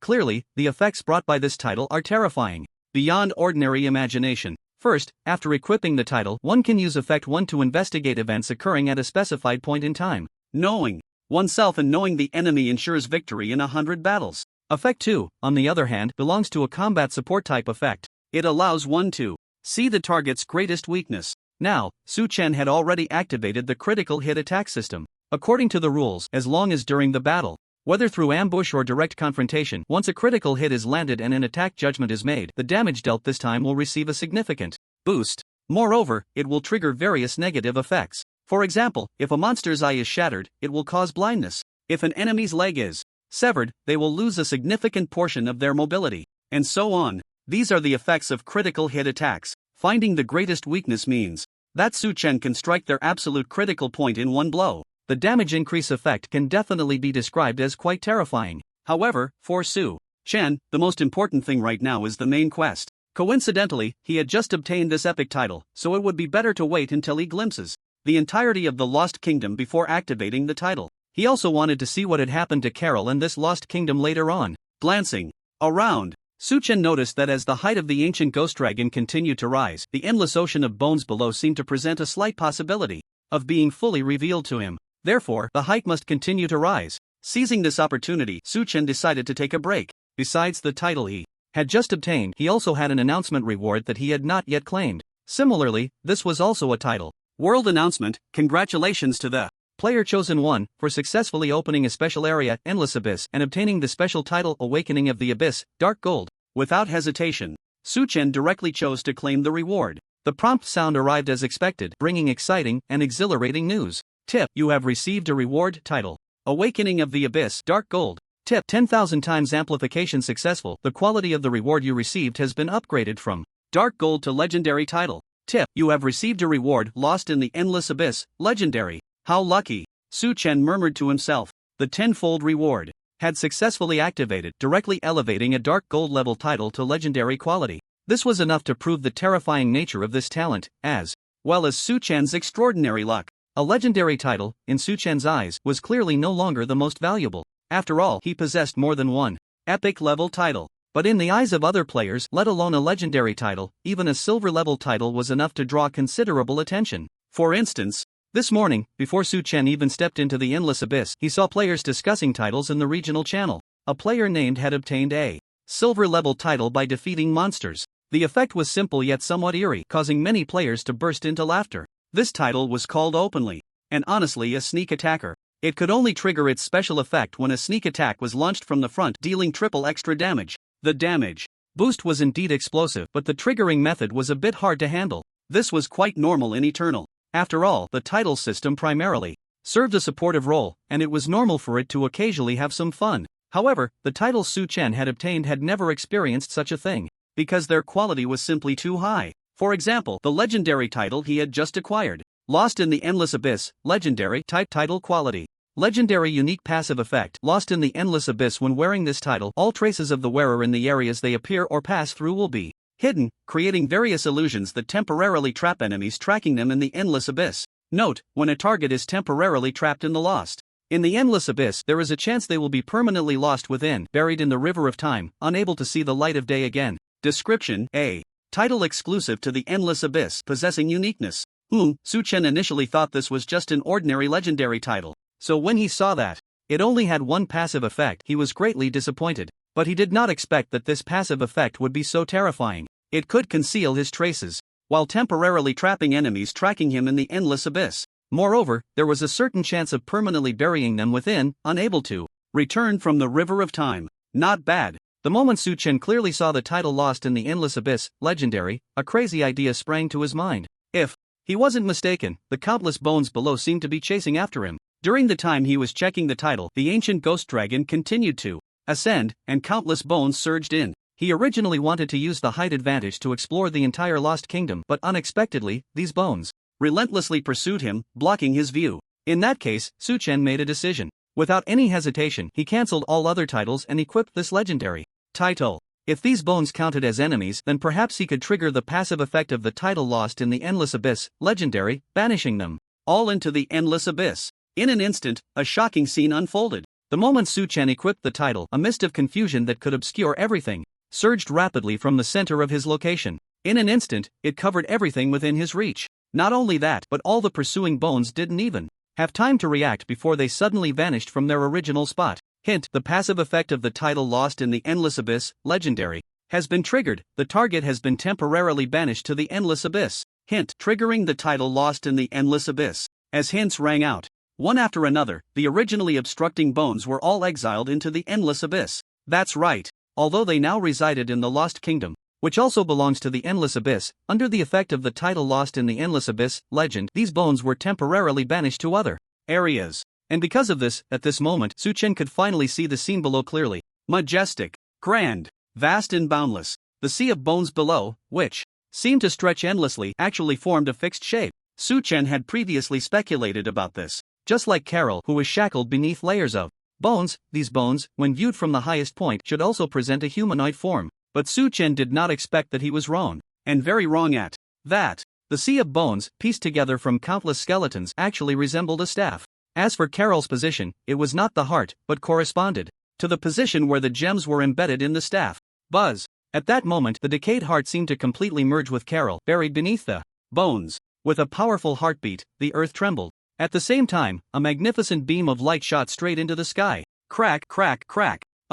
Unexpected event occurred. Centered around the spot where Carol was buried, a chill that seemed capable of freezing everything suddenly erupted. As the heart continued to beat, an endless coldness carrying the breath to freeze everything rapidly spread outward. Wherever it reached, whether bones or anything else, everything was instantly frozen. Even the air was sprinkled with sharp frost and snow. A blizzard is coming, Su Chen said with a smile, patting the scales of the ancient ghost dragon. Following his gaze, it was not hard to see that as countless bones were frozen, a magnificent ice blue staff was quietly taking shape. Like a signal. When this staff, covering most of the territory of the Lost Kingdom, began to become complete, the surrounding aura of eternity also started to thicken. It was as if something within that staff was attracting them. All the auras of eternal laws surged toward it. Seeing this scene, Suchen couldn't help but furrow his brows. Could it be that his initial guess was wrong from the very beginning? Carol was not the deity buried in the endless abyss, but rather, the staff in her hand? This was simply absurd. But upon careful thought, it seemed quite possible. According to memories from his past life, Suchen clearly remembered that in the War of Annihilation, there were unknown beings fighting alongside the deities, some of which seemed to possess equipment-like characteristics. With this in mind, Suchen immediately issued a command. Dash downward. Now is the time. The ancient frost dragon instantly understood its master's intent, entering ghostly form and plummeting downward at a terrifying speed. Soon, Suchen was less than a few hundred meters from the ground. At this moment, looking around, all that remained was a sea of white. The breath capable of freezing everything spread at an astonishing speed. Even Suchen did not expect that in such a short time, the previously fierce and active bones had all fallen into a frozen state. It seemed that they could not return to their previous state for the time being. Very strong. But the state seems a bit off. However, with rich experience, Suchen almost instantly discerned the true nature of this staff. Although it appeared to be regaining its former power, it gave Suchen a feeling of being strong on the outside but weak on the inside. If he had to use a term to describe it, it would be called a desperate struggle for survival. No big deal. Suchen's gaze was firm as he continued to direct the ancient ghost dragon to swoop downward. Next, he had already made plans. No matter what, he had to get his hands on this staff that could overturn everything. Even if its power was less than 1/10,000th of its peak, he was not the least bit anxious, because the only eternal level talent, tenfold reward, had long since been unable to contain itself. Of course, even if it was a divine artifact, its strength would still be determined by the user's own power. Therefore, for Suchen, obtaining this staff should not be the end of acquiring a weapon, but rather the beginning. He would use the advantages brought by this staff to continue rolling the snowball until he gradually reached his initial expectations. At this moment, Suchen was less than 100 meters from the ground where the staff was located. Looking at the staff that stretched for thousands of miles, he couldn't help but furrow his brow. What was the method of acquisition? Or was this part of the plot, meaning players couldn't obtain it at all? As soon as this thought arose, Suchen dismissed it. For him, whatever he set his sights on, even if it meant snatching a piece of meat from the mouth of a deity, he would do it. Without any hesitation, Suchen commanded the ancient ghost dragon to no longer restrain its descent speed but instead to dive down at full speed. Everything happened in the blink of an eye. Boom! With a loud crash, the ancient ghost dragon slammed into the staff and was instantly frozen into an ice sculpture. Meanwhile, Suchen had already disembarked. He landed gracefully and steadily on the frozen bones. Under the buff effect of the frost goddess's blessing, his consumed mana was continuously recovering. He appeared completely indifferent to the surrounding cold, showing no signs of being affected at all. After landing, Suchen first surveyed his surroundings, then his pupils suddenly constricted. He discovered that as the freezing rapidly spread, a figure buried beneath countless bones was gradually coming into view. It's out. Suchen immediately realized. This was an excellent opportunity. The time to act had come. He had to be decisive. Suchen was very clear about what he was doing. Once, there was a deity whose remains had decayed to nothing but bones. She raised a staff imbued with terrifying pressure and used all her strength to unleash a dreadful forbidden spell that swept across the entire Frost Empire. It directly transformed this originally fertile expanse of land into a realm covered in eternal frost. That scene was no less impressive than the countless frozen bones before him. Most absurdly, the peak known as the highest mountain of the eternal continent, the forgotten peak of extreme cold, was precisely a spectacle created by this staff. All along, Suchen had yearned for such a staff. The bones before him were likely those of the skeletal creatures that later attacked the city, and Carol, as expected, should represent that staff. Now, the opportunity lay right before him, so he had to seize it firmly. It's time to act. Suchen took a deep breath. Then, he looked at a special mark in his skill bar. Forbidden spell. Sigh of Eternal Annihilation. Type, skill quality, forbidden spell effect. By comprehending the eternal laws, one can awaken enough eternal aura and gather it within the staff. After a certain chant duration, it can release the Sigh of Eternal Annihilation, dealing unimaginable damage 500% to 5000% magic attack damage bonus to enemies within a 500-meter range, and it comes with an annihilation effect with a cooldown of 6 hours. Note, skill damage varies based on one's comprehension of the eternal laws and the duration of the charge, with a maximum damage output of 5000% magic attack bonus. Note, during the charging period, 8% of one's mana is consumed per second. Introduction. Everything begins from eternity. This forbidden spell skill is considered special even among skills of the same level because the damage bonus is not fixed. It is influenced by one's comprehension of the eternal laws and the charging time. The issue of charging. Su Chen didn't need to worry for the time being. According to estimates, Carol would need some time to fully awaken. The problem shouldn't be significant. As for the comprehension of the eternal laws, Su Chen slowly raised his head. He gazed towards the horizon and the deeper shadows. His gaze seemed capable of piercing through everything, reaching the deepest part of this endless abyss. The position he occupied was but a bubble in the river of time. Similarly, countless bubbles and waves floated in this ever-flowing river of time. What connected them was the mysterious and vast eternal laws. Therefore, perhaps there was no place in this world where the aura of the eternal laws was more intense than in the endless abyss. Thus, this forbidden spell must be unleashed, and now was the best time to release it. Once missed, it would be a lifelong regret. From the source of all things, from the beginning of all things to the moment of destruction, transcending countless laws, the eternal. As the incantation was recited, the aura of the eternal laws swirling around began to stir wildly. Su Chen remained expressionless. He continued to calmly watch as Carol was about to emerge. Target locked. In an instant, centered around Su Chen, the chaotic magical elements and various law auras began to spin wildly. Suddenly, they transformed into a vortex capable of obscuring everything. If the scene of that staff freezing, countless bones could leave players in shock, then this moment would dislocate their jaws once more. Whoosh whoosh whoosh as the howling wind rose, countless auras of the eternal laws surged in from the air. However, this was just the beginning. As if responding to Su Chen's call, in this sunless region of the endless abyss, the ever-flowing river of time began to rustle. The mysterious aura permeating every moment and every scene was spreading out at an almost terrifying speed. Then, it surged into the bubble where Su Chen was located. This was an incredibly shocking scene. It was also something that no one could imagine. For all living beings and forces, including NPCs, the rare and indescribable aura of the eternal laws was now surging towards a certain point like a tide.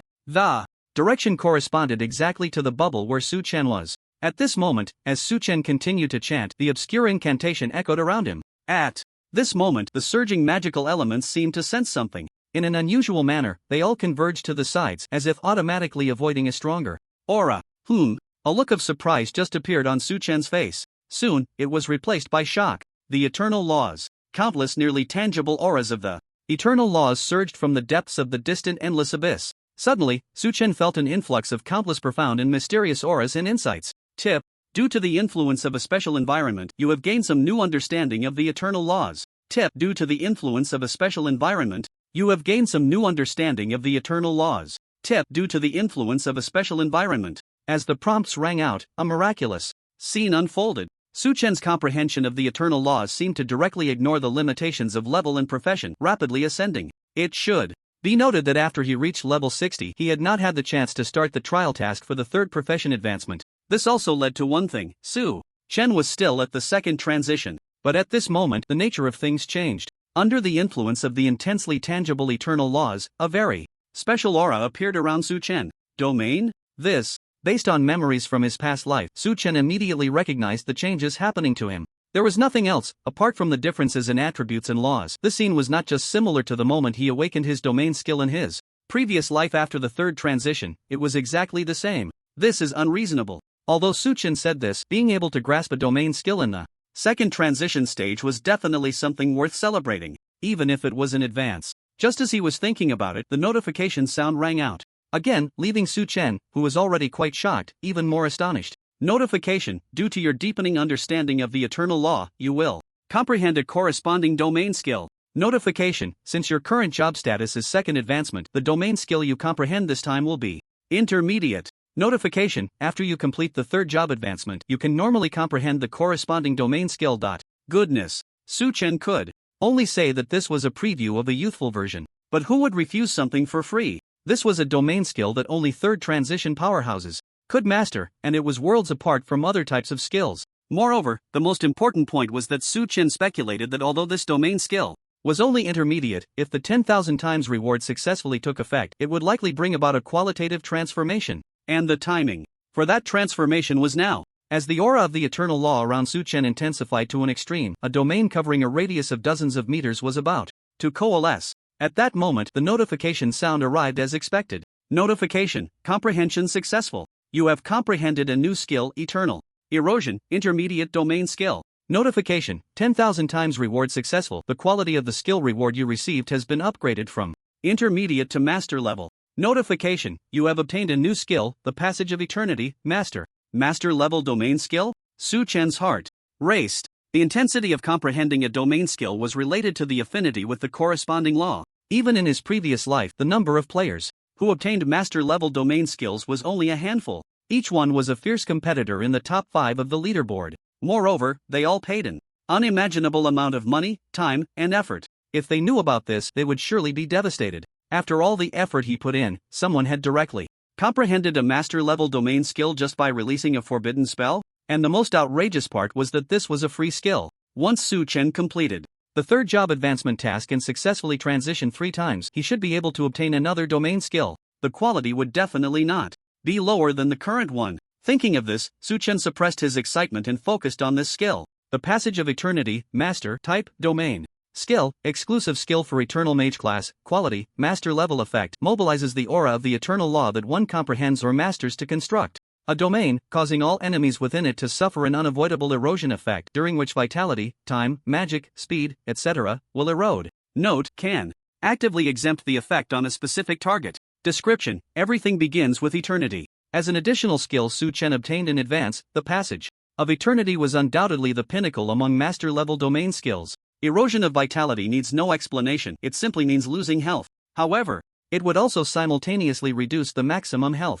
It could be considered disgusting. Erosion of time was terrifying. Once trapped in this state, the speed of one's time flow would significantly accelerate. In other words, the time available to oneself would decrease. Thus, it would feel like time was slowing down. As for the erosion of magic and speed, they were somewhat similar. One continuously drained mana, and the maximum mana would also drop. The other meant a constant reduction in speed. If Su Chen was not mistaken, based on the skill's description, all these negative states can stack on the same person. In other words, once a poor soul is hit by all the effects of decay, there's no need for Su Chen to take action. That person would already be dead. Thinking of this, Su Chen felt a surge of joy. Even the sound of his incantation became a bit more cheerful. The sky above, now a sea of crimson and the aura of annihilation, was proof enough of this. A vortex formed from the essence of eternal laws and countless magical elements slowly spiraled above a frozen sea of bones, perfectly encompassing all the encased skeletons within. Eternal descent, annihilate everything. As the final line of the incantation was slowly uttered from Su Chen's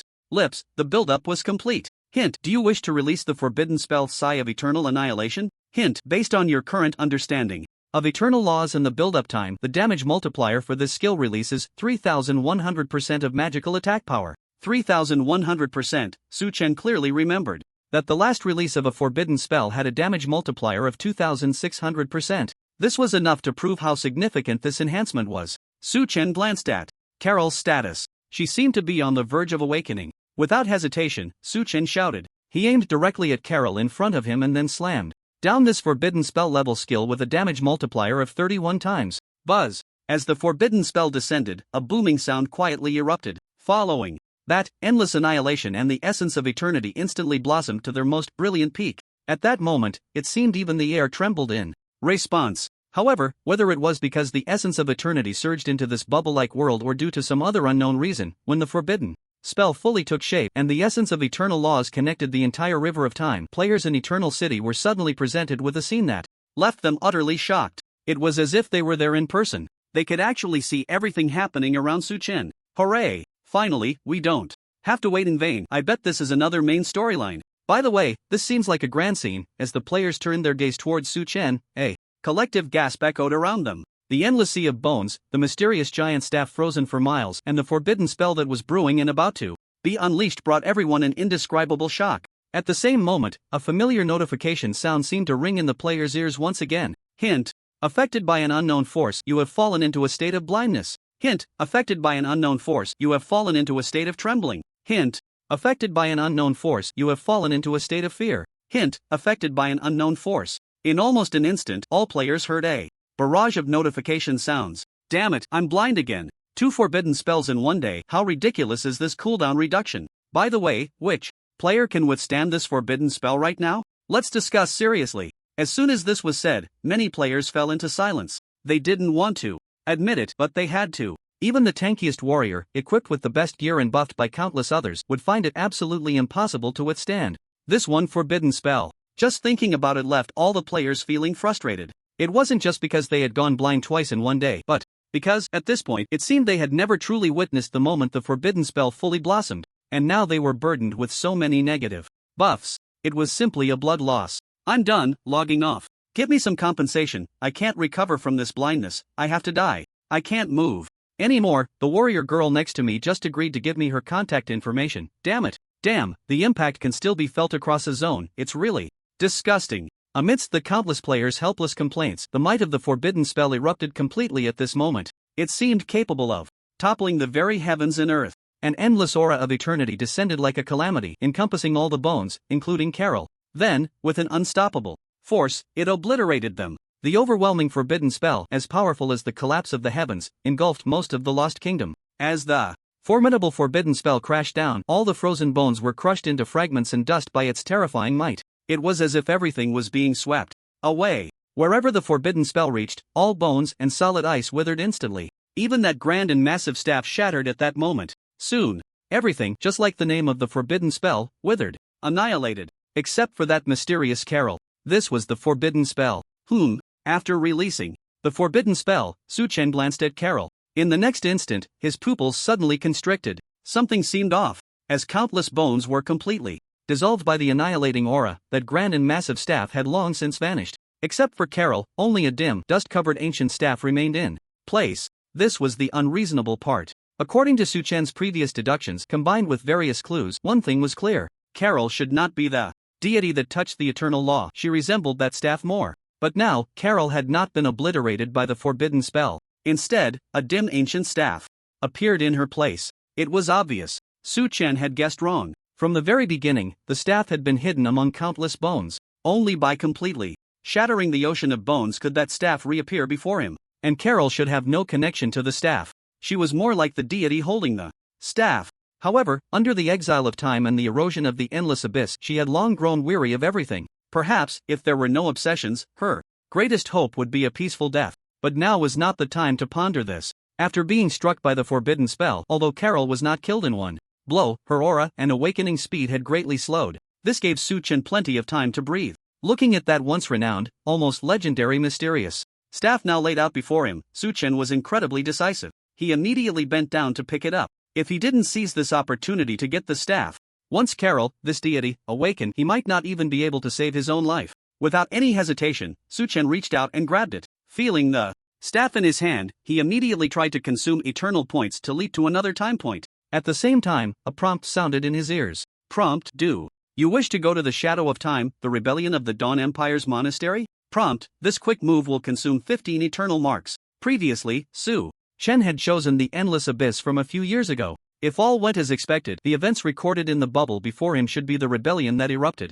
in the Dawn Empire monastery, which even had traces of legendary-level powerhouses. The event's time should have occurred several decades ago. Thinking of this, Su Chen's eyes brightened. The Dawn Empire Monastery Rebellion? If he could track down that legendary boss, perhaps he would be one step closer to gathering the wailing epic set. With unwavering determination, Su Chen made his decision. Confirm entry. As soon as he finished speaking, countless eternal breaths instantly enveloped his entire body. It was about to take him to the next world. This time, from picking up to getting up and then to moving quickly within the area, his movements flowed like clouds in water, reaching an extreme speed. In less than the blink of an eye, it was already completed. Only then did the prompt sound regarding the successful pickup. Prompt: you have picked up the reward Endless Disaster Silence Freezing Staff, Divine Level, Divine Artifact? The moment Su Chen saw this prompt, his heart suddenly skipped a beat. Faced with a divine artifact, anyone would likely change color on the spot. But something strange happened to Su Chen. He waited until this item was in his hands, yet the unique eternal level talent tenfold reward showed no reaction at all. This staff still looked ancient and dim as before. Su Chen noticed this and felt a jolt in his heart. He had a vague suspicion that perhaps it had nothing to do with tenfold reward, rather, there was a problem with the staff itself. With this thought, Su Chen simply focused his gaze on the staff. Endless Disaster Silence Freezing Staff, Divine Level, None Required Profession, Magic Profession Quality, Divine Type, Staff Can Grow, Slot, Weapon. Sealed, Current Growth Stage, Level 1 Durability, Never Wears Out. Effect 1, after unsealing the staff, this effect can be activated. Effect 2, after unsealing the staff, this effect can be activated. Equipment skill, Unique Disaster Silence Freezing, after unsealing the staff, this effect can be activated. Equipment advancement requirement: freeze 1000 legendary level boss monsters not lower than your own level to enter the second growth stage. Description: can bring endless disaster, silence and freezing, but requires a certain price to be paid. After seeing the specific information about this staff, Su-chen finally understood everything. It turned out that it was indeed not the fault of tenfold reward for not taking effect. Instead, the staff itself had not been unsealed. In Eternal, equipment can have many states. For example, the commonly seen equipment is often of the tradable type. There are also quest rewards or equipment given by NPCs, which fall into the category of non-tradable. At the same time, there are other types, such as sealed equipment, also known as encapsulated. These are often non-tradable types. However, after paying a hefty price, one can convert this equipment into sealed equipment. At that point, it can be freely picked up and traded. This endless disaster silence freezing staff is clearly a piece of encapsulated equipment. Who on earth is so extravagant? Su-chen knew very well that the price to be paid for sealed equipment was incredibly high. Even an ordinary golden level piece of equipment could empty the pockets of an average player. And encapsulating a divine artifact, it seemed that no one in his past life had made such a crazy move. The most memorable was a wealthy player who encapsulated a legendary level ring for a girl.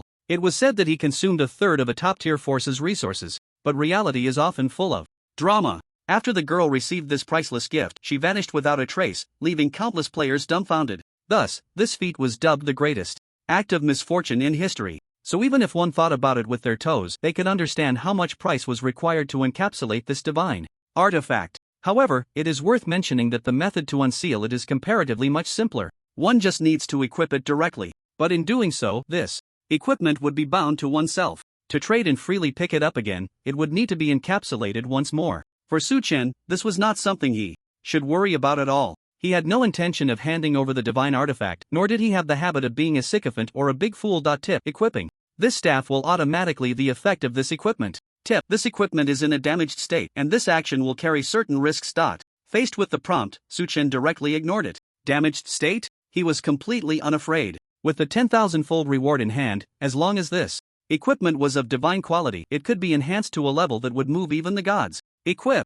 As soon as Su-chen's voice fell, the seal on the staff was slowly lifted. In an instant, a dazzling and blinding light illuminated his entire being. Even the surrounding darkness retreated to the farthest distance. Tip: rapidly moving to the shadow of time, rebellion of the Dawn Empire Monastery. As the prompt sounded, just a second before Su-chen's figure slowly disappeared, he noticed that Carol had already awakened. To his surprise, this stunning figure made no move at all. Instead, she calmly watched Su-chen leave. Tip: you have discovered the Dawn Empire Monastery. Tip: you have entered the Blood Monastery. The moment the prompt rang out, the staff in Su-chen's hand regained its original luster. Under the brilliant and shining light, a staff so clear it was almost transparent lay quietly in his hand. However, a sinister crack ran from one end to the other, directly ruining its beauty. Tip: successfully equipped the endless disaster freeze staff, divine level. You have the seal on this equipment. Tip: 10,000-fold amplification successful. The quality of the rewards you receive has been from divine level to mythical level. Upon seeing this, Su-chen was taken aback. Mythical? He was astonished. In his previous life, he had never heard of equipment at the mythical level. This turn of events led Su-chen to have a vague suspicion. It was very likely that above the divine level, there not only existed the mythical quality but even higher existences. Regardless of whether this suspicion was accurate, one thing was undeniable: mythical quality equipment would definitely crush artifacts. Without any hesitation, Su-chen's gaze fell directly on this staff. Endless disaster freeze staff, mythical level, required level, none required profession. Magic profession quality, mythical level type, staff can grow, slot, weapon, bound, current growth stage, stage 1 durability, never wears out effect 1. Intelligence plus 1999, maximum magic value plus 99,999, effective upon wearing. Effect 2, in the surrounding environment, the denser the ice attribute elements, the more attributes such as magic penetration, magic recovery speed, and magic critical hit rate will increase with a maximum limit of 80%. Equipment skill, disaster freeze activates the power contained within the staff, allowing the burning of one's own health and magic value. By continuously unleashing extreme cold ice, it can mobilize endless frost laws, bringing a rain of disaster freeze to a designated area, resulting in endless freezing effects with a cooldown time of 12 hours. Note 1, while in the disaster freeze state, burning health can enhance the freezing effect and range, while burning magic value can extend the duration of the freezing effect, with a maximum limit of permanent. Note 2, when holding this equipment, one is immune to all ice attribute magic damage and can transform one ice attribute skill they possess into a domain type skill. Equipment advancement requirement: freeze 1000 legendary level bosses not lower than one's Own level to enter the second growth stage.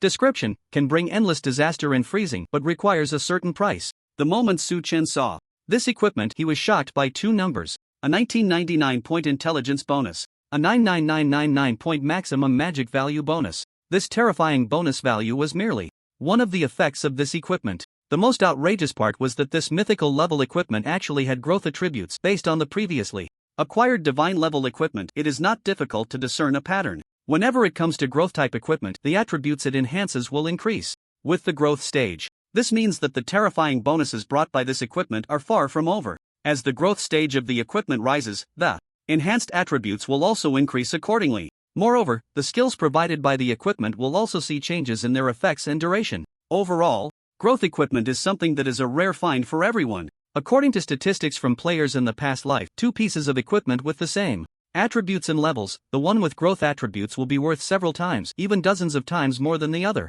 This is the gap between the two. Upon seeing this, Su Chen couldn't help but click his tongue in amazement. This is just the first effect, and it is already so terrifying. Adding in the subsequent effects and equipment skills, the attributes of mythic level equipment will definitely far exceed those of divine level equipment. First, let's look at effect 2. The colder the environment one is in, the more various buffs one will receive. For example, magic penetration, magic recovery speed, magic critical hit, and so on, will all see improvements. This seems somewhat similar to the buff granted by the Frost Goddess's favor, but the core is different. It should be noted that the enhancement cap of this mythic level staff is a full 80%. What does that mean? With his own cooldown reduction, magic recovery speed, and critical hit data, he doesn't even need to stack the cold buff to directly reach 100% full value. As for the equipment skill, Disaster Silence Freeze, it is even more significant. Undoubtedly, this should be the skill that the previous deity used to create the ice-encased empire spanning thousands of miles. Of course, with Su Chen's current strength, he cannot be compared to a deity at all. But under the effect of tenfold reward, the skill is definitely much stronger than before. It is even comparable to a forbidden spell. Because, whether it is magic points or health points, very few can compare to Su Chen at this current stage. This means that although this equipment is primarily ice attribute, both its attributes and equipment skills are perfectly suited to Su Chen. Moreover, if Su Chen is not mistaken, this equipment has an extremely special effect. When holding this equipment, one can be immune to all ice attribute magic damage and can transform one ice attribute skill they possess into a domain type skill. This effect ensures that in the future, ice type damage will have no effect on Su Chen. Additionally, it allows one of his ice type skills to be unconditionally converted into a domain type skill. Tip: please select one of your ice attribute skills to transform it into a domain type skill. Tip: the quality of the transformed skill will follow the original skill's quality. Looking at the prompt, Su Chen fell into deep thought. He doesn't have many ice type skills, but without a doubt he has been using them consistently. For example, a high level area attack skill, Extreme Ice Storm, can deal explosive multi-hit damage all at once. Of course, with level increases and continuous job changes, this skill has become somewhat less effective. But for Su Chen, it still holds significant meaning, because this skill is incredibly useful. Just throwing one out can deal heart-stopping multi-hit damage, whether against groups or single targets. On the other hand, another ice-type skill, Frost Shield, is somewhat less useful for Su Chen. In terms of the types of the two skills, it is clear that Frost Shield is more suitable to be changed into a domain skill. However, for Su Chen, it is a bit different. Although both are high-level skills, he possesses too many shield skills. While Frost Shield can provide a shield and also deal a burst of damage, overall, its cost-effectiveness is not very high. Therefore, after a moment of contemplation, Su Chen made his decision. No matter what, he was going to choose Extreme Ice Storm. Tip: you have chosen Extreme Ice Storm, Advanced, as the skill for this enhancement. This process is irreversible. Do you wish to continue? Faced with the prompt, Su Chen did not hesitate and made his decision immediately. Continue. For everyone, domain skills were incredibly precious. Except for Su Chen. Countless people might only obtain one domain skill in their lifetime, so its importance was beyond doubt. As soon as Su Chen's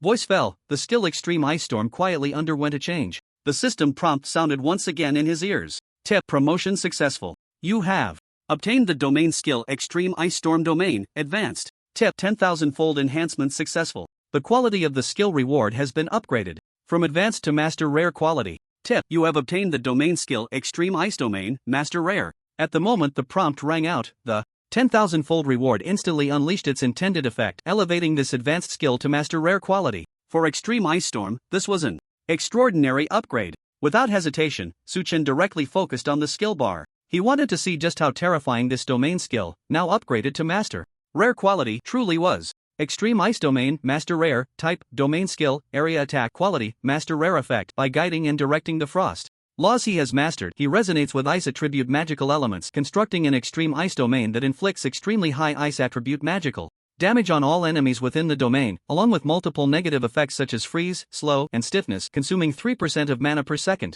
Note: the countless ice blades constructed within the extreme ice domain can be enchanted with other magical elements, triggering various elemental reactions, and can autonomously seek out enemies without guidance. Seeing the specific details of this skill, Suchen couldn't help but gasp. If he wasn't mistaken, this should allow the original extreme ice storm to transform into a storm that followed his movements at all times. Although it required a 3% mana consumption per second, given Suchen's current mana recovery speed, this amount of consumption was hardly a problem. His endurance had long surpassed everyone's imagination. Just as he was thinking, a rustling sound came from a distance. At that moment, Suchen realized he had arrived at the Dawn Empire's monastery, a scene from the past. Looking ahead, there was an endless and desolate expanse of grass. Tall weeds obscured everything in front of him. Only the outline of a group of buildings was faintly visible. If he guessed correctly, that should be the monastery. It was likely hiding a large number of monsters, as well as a legendary quality boss. However, Suchen did not know their levels or whether they could provide sufficient rewards.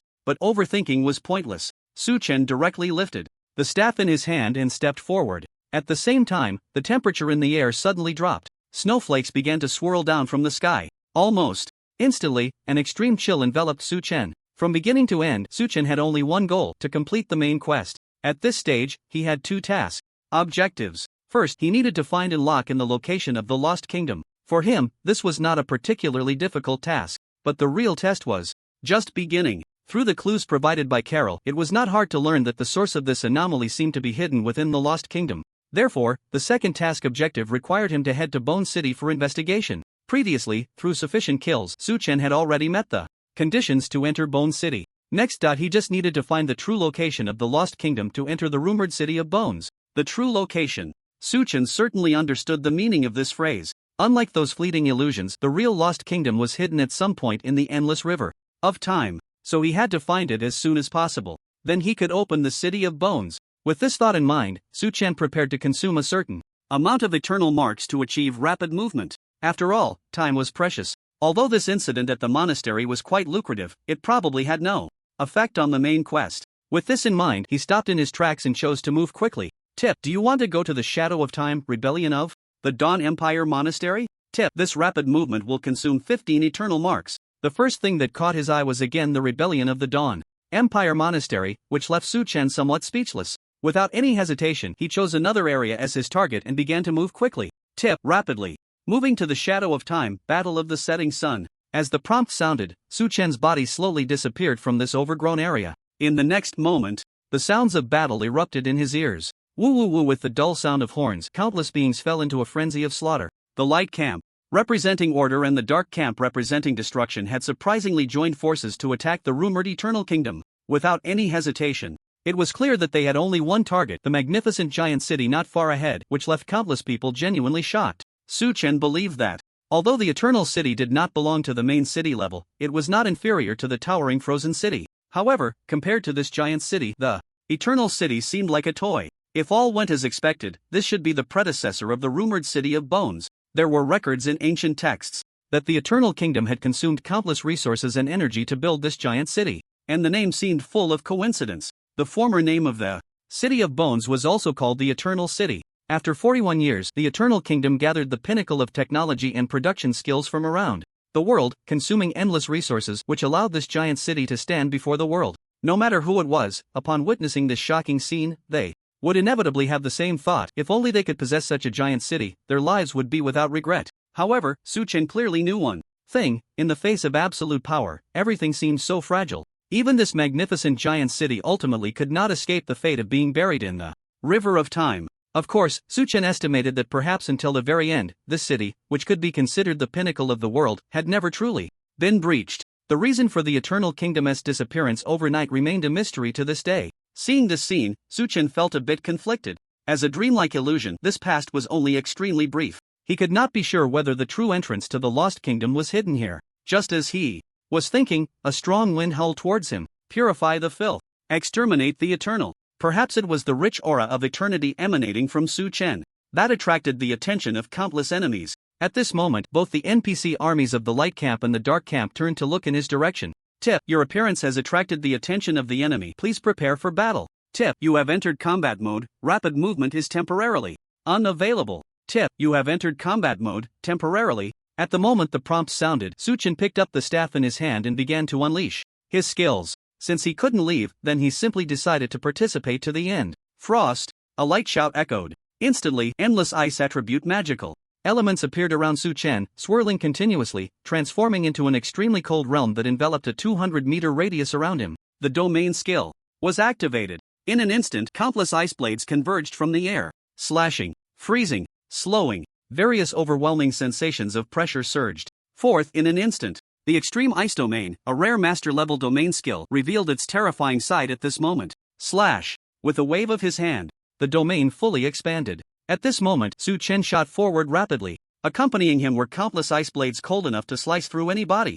Swish! Swish swish swish! On the battlefield filled with slaughter and bloody wails, a faint yet airy sound suddenly rang out. Following that were the sounds of countless bodies being sliced apart, crashing to the ground. As Su Chen moved, all the enemies enveloped by the Extreme Ice Domain were shattered like cut chives. At the same time, shocking damage values appeared above their heads. In the blink of an eye, with the abrupt cessation of wails, NPC soldiers from both factions fell in droves. This scene left the NPC soldiers of both factions feeling deeply humiliated. As ordinary soldiers of the Dark and Light factions, their status was not high and their combat power was not impressive either. But absurdly, a single enemy who seemed to have mastered a domain was enough to threaten their lives. This was simply unfathomable. In an instant, these NPCs began to counterattack. Waves of magical skills radiating with the aura of death and darkness were gathered together, transforming into a rain of black light that surged towards Su Chen, who shone like a beacon in the night. Countless skills and arrows imbued with holy light and judgment followed closely behind, rushing towards Su Chen.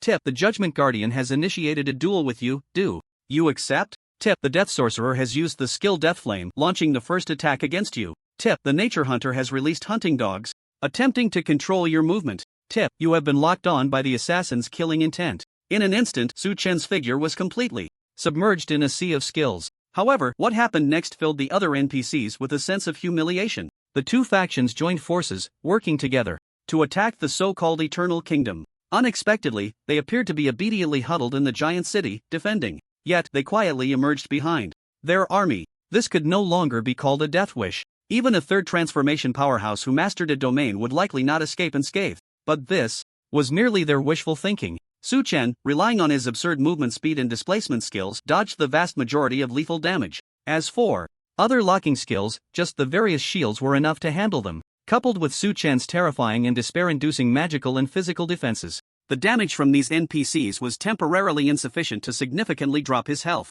However, there was one thing that was somewhat annoying. Bathed in skills of Dark Death and Light Judgment, the notification sounds in his ears were incessant, as if they were flooding the screen. They never ceased for a moment.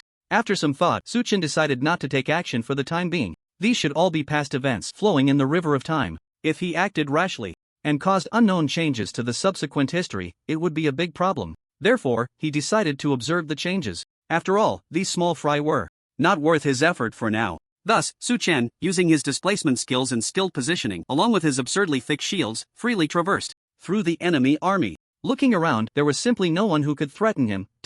Every second passed. About half a minute later, a stir arose deep within the Dark Faction's army. Immediately after, a barely perceptible ghostly light shot straight towards Su Chen. An attack? In an instant, Su Chen, whose battle experience was beyond what anyone could imagine, sensed the sudden crisis. Without any hesitation, he activated the skill, Eternal Leap. His figure abruptly vanished from the spot. Whoosh! Only then did the sound reach him. An arrow, exuding an endless dark aura, had fiercely pierced the ground where Su Chen had just stood. In an instant, the soil and debris were all dissolved into nothingness. The terrifying damage was evident. Su Chen was also startled by this sudden attack. The speed was too fast. So fast that he almost couldn't react in time. Moreover, looking in the direction of the arrow, he found no trace of any boss. Only the Dark Faction NPC soldiers surged like a tide. Here it comes again. Just as he thought this, Su Chen's heart raced. A sense of crisis enveloped his entire being. The arrow. It was coming again. Without a second thought, Su Chen activated the second phase of Eternal Leap. As his figure slowly disappeared, another arrow pierced the ground beneath him. True eye. After activating the second phase of Eternal Leap, Su Chen's expression turned serious. Whether it was the power of the arrow, the bizarre speed of its flight, or the undetectable traces in figures, all proved one thing: this boss was definitely a big fish. Therefore, the most important thing right now was to quickly lock onto the position of the attacking boss. Moreover, he had to do it before the uses of Eternal Leap ran out. Otherwise, with his other displacement skills, it would be difficult to dodge this strike. Of course, with Su Chen's health cap of over 100,000, he didn't need to worry about being killed in one hit by the boss. He just didn't want to find himself in a passive situation. Just as he was thinking, Su Chen's figure appeared in the distance. He tried to search for the boss's trace from different angles. 2 seconds. The boss's release speed is very fast, so there's only 2 seconds of observation time each time. Su Chen remained incredibly calm. His brain began to analyze quickly. The boss needed only a brief 2 seconds to release the arrow. Once the skill was released, the time left for him to displace was compressed to an instant. This meant one thing: this hidden boss would definitely dart around within a very small range. The thought process lasted only a moment. The moment the next arrow came hurtling towards him, Su Chen had already found a way to respond. By continuously adjusting angles with Eternal Leap, he located the general position of the boss. Then, he could unleash skills like crazy. Whoosh! As the arrow struck the ground fiercely, Su Chen's figure appeared in the distance from different directions. He glanced at his skill bar. Eternal Leap still had one use left, but that was enough. Through this period of observation, he had locked onto the boss's approximate location. He had even prepared the skill in his hand. Boom! With a brief chant, under Su Chen's terrifying release speed, at the moment the next arrow was about to strike, a massive meteor, engulfed in raging flames, had already appeared from the sky. With a piercing sound of wind, the first meteor of Meteor Feast smashed down towards the boss's location. Instantly, a flurry of damage numbers erupted. But that wasn't the most important point. With Su Chen's attack, the system prompt regarding the triggering of battle arrived right on cue. Prompt: your actions have attracted the attention of the legendary boss, Nightwatch. Commander Renyul, please prepare for battle. Tip: your actions have attracted the legendary boss, Dark Knight Guardian. Su Chen repeated these 4 words, a profound expression appearing in his eyes. Whether representing the destructive Dark faction or the orderly Light faction, both had an extremely terrifying army in their royal cities. Among them, the Dark Knight Guardians belonged to the Dark faction, and this legendary boss named Lanier was one of its commanders. Its strength was absolutely beyond ordinary imagination. Buzz! Just as Su Chen summoned the second meteor, another arrow vanished into the air. The next moment, an arrow carrying endless might and dark aura pierced through the meteor still suspended in the air. With a buzzing sound, under the influence of its dark annihilation aura, the second meteor was directly reduced to nothingness. Not only that, Su Chen noticed that the boss, which had just been in his line of sight, had once again disappeared into the crowd. This strange displacement hidden skill sparked a desire in Su Chen's heart. If he could also acquire this skill, the boost to his strength would be significant. With this thought, Su Chen marked the boss with a death mark. Despite the influence of its strange skill causing him to sometimes lose sight of the boss, once he defeated it, he might be able to grasp one of its skills. And now, it was time for the two factions and the Eternal Kingdom to engage in a true showdown. The sounds of battle, the blaring of horns, the wails, and the sounds of flesh being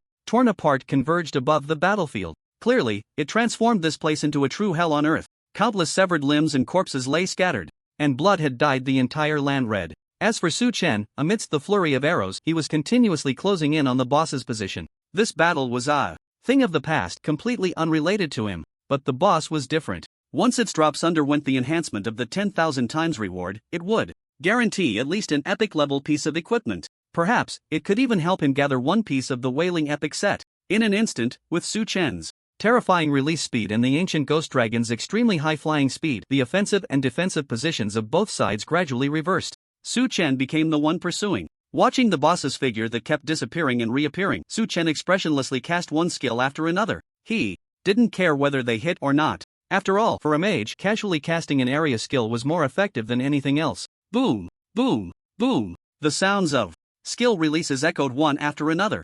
Unbeknownst to him, Su Chen had already approached the city wall. Looking at the towering city wall and the despairing defensive structures, perhaps annihilating both factions was impossible. But holding the line was quite easy. He couldn't understand what had caused the former city of bones to fall so easily. He speculated that there might have been internal issues. Otherwise, it would be impossible to achieve all this in such a short time solely through battle. While he was pondering, Su Chen felt a gust of wind and commotion above his head. As he looked up, he saw thousands of giant dragons appearing on the city wall, and he could vaguely see figures corresponding to the number of dragons on their backs. Goodness. Suchen sighed softly. It was at that moment. Now, seeing such a number of dragons was almost impossible. If he was not mistaken, these dragons should have also vanished with the Eternal Kingdom over the years. Wait. No way. Looking at the thousands of dragons, a bold guess suddenly surged in Suchen's heart. The fall of this magnificent giant city might be closely related to the dragons. In his previous life, Suchen had heard a rumor: the giant dragons not only far exceed other creatures in terms of magical damage resistance, but they also possess a hidden characteristic. When they reach a certain number, their magical damage resistance can stack with one another. Now, with thousands of these dragons, even a forbidden spell from the magic system might not be able to inflict any damage. Suchen had long been observing his surroundings. He discovered that in this grand city, the magical bombardment towers accounted for about 80% of the defensive towers. This meant that although their firepower coverage was unparalleled, if faced with the group damage resistance brought by the dragons, they would indeed suffer greatly. It seemed to confirm Suchen's inner thoughts. At that moment, all the dragon army belonging to the Eternal Kingdom suddenly surged towards the city walls. The names above their heads instantly changed to the same color as the two major factions. This meant that they had already transformed from the defensive side into the attacking enemies. Enemy attack. Quick, stop them. Standing at the foot of the city, Suchen could hear the roars of the NPC guards on the city walls. But it was too late. The intimidation and destructive power brought by thousands of dragons were unimaginable to everyone. And this mistake, perhaps, should not be blamed on the Eternal Kingdom. In reality, it was the scheme of the two major factions. No one would pay for this. Soon, as the surrounding battles gradually calmed down, the city walls became an alternative and tragic main battlefield. At this time, Suchen had also successfully reduced that legendary boss to a critical state. However, just as he was about to slay the boss, the grand city began to slowly descend. It seemed that it would soon sink underground, into that endless abyss that would never see the light of day. I found it. Suchen's heart skipped a beat. It seemed he had found the true entrance to the Lost Kingdom. With this thought, Suchen looked at the quest log. Sure enough, in the fourth phase of the main quest, the first objective had been completed. Only the goal of entering the City of Bones remained. Without any hesitation, Suchen issued the command for the ancient ghost dragon to transform into its ghostly form and rush forward at the fastest speed. The speed at which the City of Bones was collapsing was truly alarming. He needed to enter this rumored City of Bones before it fell, taking advantage of the moment when its defenses were temporarily breached by countless dragons. However, before that, Suchen waved his staff.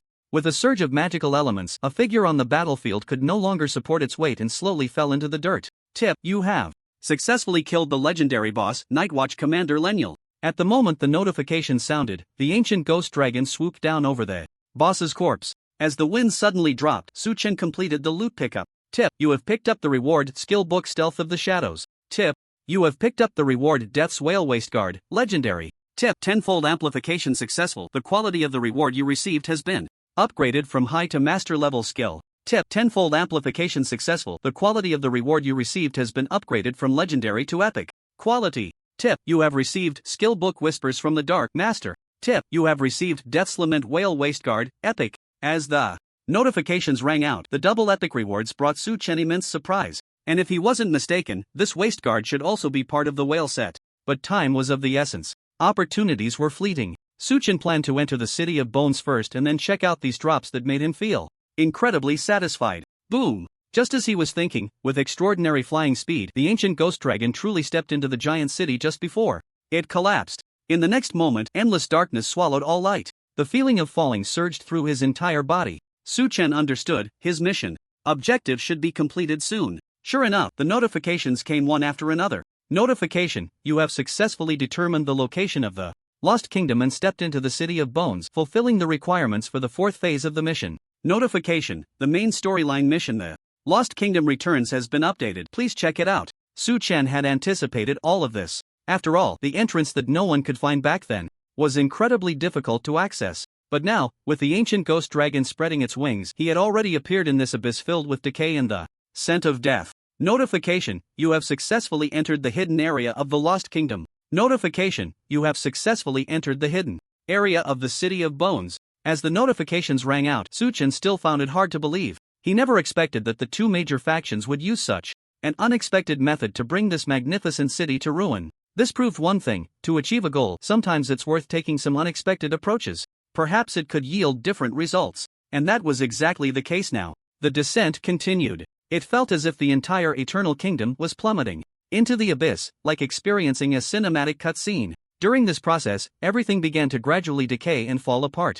Countless beings transformed into grotesque monsters made of bones. The once grand city was now slowly decaying into a city of bones. Meanwhile, the content of the main storyline mission also changed. Although it was still the fourth phase, its objectives underwent unexpected alterations. The Lost Kingdom returns, type, main storyline mission. Unique, difficulty, unknown current phase, seeking the truth. Fourth phase, content, due to your successful entry into the Lost Kingdom and the locking of its specific location, followed by your successful entry into the City of Bones, you have fulfilled the preparatory work for the fourth phase of the main storyline mission. Next, you need to complete the following objectives. Mission Objective 1. Please investigate the City of Bones to uncover the true intentions of the mastermind behind it. Mission Objective 2. Using the mythic level staff in your possession, locate the deity that was buried long ago and choose whether to break its shackles or let it sleep forever in this endless abyss. Note, this phase has different mission objectives. The more you complete, the more generous the rewards will be, and it will also have different impacts on the subsequent storyline. Introduction. Velist felt the aura of the Lost Kingdom from the skull of the bone dragon Basil. Perhaps they had not perished in the long river of history and were about to return. A choice, Su-chan had long anticipated this situation. Based on his deductions, the two choices might lead to two entirely different outcomes. In the game Eternal, there is a default rule. Even if players successfully activate the main storyline mission, they often find it difficult to become the core of the mission due to reasons such as identity, financial power, and strength. They usually play a supporting role in pushing the plot forward. It seemed that the rewards for the main storyline mission were unimaginably generous. But only Su-chan knew that if he participated in the most core way and perfectly, or even exceptionally, achieved the main storyline mission objectives, the rewards he would receive would be several times, or even hundreds of times, more than usual. Therefore, Su-chan had to make his choice carefully to maximize his gains. For example, for Mission Objective 1, please investigate the City of Bones to uncover the true intentions of the mastermind behind it. First, he needed to determine the identity of the mastermind and their course of action. Otherwise, the mission couldn't progress at all. However, based on previous clues, it was very likely that the mastermind was related to the two major factions. The specific identity was still unknown for now. Su-chan was not anxious. He had other clever plans. No matter what the person behind the scenes is plotting, he doesn't need to care. Next, he just needs to find the most valuable item hidden in the City of Bones. When that time comes, the person behind the scenes will naturally reveal themselves. As for the second main quest objective, it is somewhat difficult. The Staff of Endless Catastrophe and Silence, a mythical great equipment, has already become Su-chan's possession. That's why this special objective has appeared: to kill Carol, break her shackles, and release her. Both choices are not easy for him to accomplish. The main point is that he doesn't know which choice would be more beneficial for him. Perhaps only when he truly faces the situation can he make a decision. Just as he was thinking this, Su-chan felt the sense of falling in the Lost Kingdom suddenly slow down significantly. He immediately understood that this segment of the plot was about to end. However, at that moment, a figure appeared. Stunning, flawless, so beautiful that it seemed to make one forget everything. As she slowly descended, a magnificent figure, at least half the height of the City of Bones, quietly appeared to one side. She waved her staff with one hand, slowly reciting an obscure incantation, while the other hand directly held the City of Bones suspended in midair. This scene was enough to shock players for countless years. In fact, it was just as it seemed. Long before this, all players participating in the siege defense of Eternal City, while waiting for the settlement, had shared the vision of the endless abyss. From the moment Su-chan locked onto the positions of the Lost Kingdom and the City of Bones, players fell into absolute shock. This epic scene appeared in their sight at that moment. For a time, many players recognized Su-chan's status because of this. However, when that magnificent and stunning figure appeared, all players in the Huaxia region witnessed this scene. This was what truly meant a main storyline expansion. In an instant, whether it was players accustomed to grand scenes or those from other main cities just seeing this moment, everyone fell into a state of uproar. By the way, why is this figure so big? Is it a boss or an NPC? Last time I checked, I heard that the true form of a deity is supposed to be this big, so large that we feel like ants. We're all on the same side, don't dampen the morale. By the way, is this the boss that the Chosen One will fight later? Sigh, this is really unfair, having a boss and not letting us join in the grind. For a moment, the World Channel was ablaze with excitement. Countless players were fervently discussing this figure that resembled Carol. Glancing over, Su-chan found it hard to contain himself. Facing a deity, he had no confidence in defeating it. After all, that was an existence that could be considered invincible in the late game.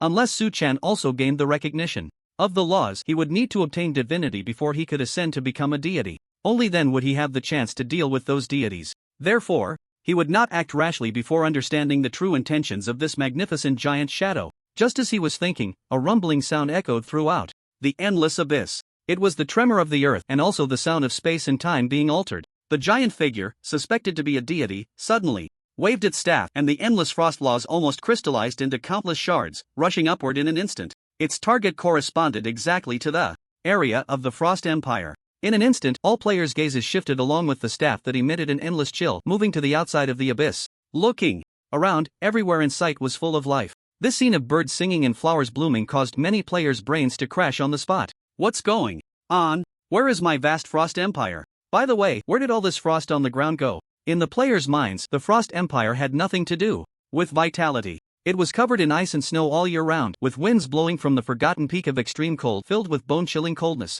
Even if there were plants, they were the kind that could withstand the harshest winters, like coniferous forests. Now, this scene before their eyes was simply too much for the players to adapt to. However, there were some clever individuals within the Frost Empire who quickly looked around. The frozen ground was still there. It must just be a plot expansion. Even so, many players protested in the World Channel. It's unfair, restart. Why is the scene of the Frost Empire inconsistent with reality? Come on, just make do with it. I really can't adapt. Look, even the forgotten peak of extreme cold has been erased in the plot. Just as all the players expressed their discontent about the inconsistency between the plot and reality, under Carol's guidance, endless frost and snow began to fall upon this vibrant land. In an instant, winter had arrived, and all things withered. Carol waved her staff gently, and her flawless skin, like jade, instantly turned pale and desolate. Although there was a certain unique beauty that was intoxicating, Su-Chen knew that the staff she wielded could burn vitality and magic points to achieve limitless enhancement. Now, Carol was waving her staff, burning all her vitality and magic to the last drop, unleashing the strongest attack of her life as a deity. Boom! As endless frost and snow fell, trees, flowers, mountains, and rivers were almost all frozen in an instant by the frost law. In the blink of an eye, the entire territory of the Frost Empire was transformed into eternally unmelting frozen ground, and the point of impact of her attack was the forgotten peak of extreme cold that pierced the clouds. Holy crap! Seeing this scene, countless players were frozen in place. What a tremendous force! It completely altered the terrain of the entire empire. Not only that, but this frozen ground also made them think of something terrifying. Could it be the forgotten peak of extreme cold and the Frost Empire were both smashed out by this one skill? Is this the power of a deity?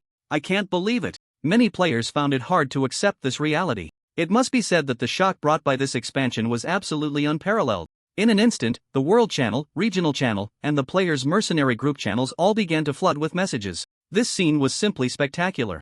However, unlike them, Su-Chen was quietly gazing at the grand and majestic figure of the deity, his eyes filled with a scrutinizing gaze. To complete the main quest, perhaps he could not miss any detail. Otherwise, even a slight deviation could lead to a score that was no longer perfect. So from the very beginning, he had been closely watching everything. Finally, at this moment, he waited. As Carol waved her staff, turning the entire territory of the Frost Empire into frozen ground, she took the opportunity to gather endless frost and snow into a vortex, rolling it back into the pitch-black endless abyss. This scene, to others, seemed unremarkable, but Su-Chen had never stopped observing. He immediately noticed the hidden trick. Eye of Truth. With a soft shout, Su-Chen's vision instantly turned gray. Amid the stark contrast of two colors, he detected something peculiar. It seemed that Carol had hidden something. First, at the moment her vitality was completely burned out, she removed a brilliant crystal from her forehead. In an instant, divine might spread throughout the entire area, including the City of Bones. The entire Lost Kingdom surprisingly stopped its descent. It now floated above the River of Time. A divine essence lifted the entire Lost Kingdom up. Although it could not escape the breath of decay and withering, it at least prevented it from plunging into the River of Time,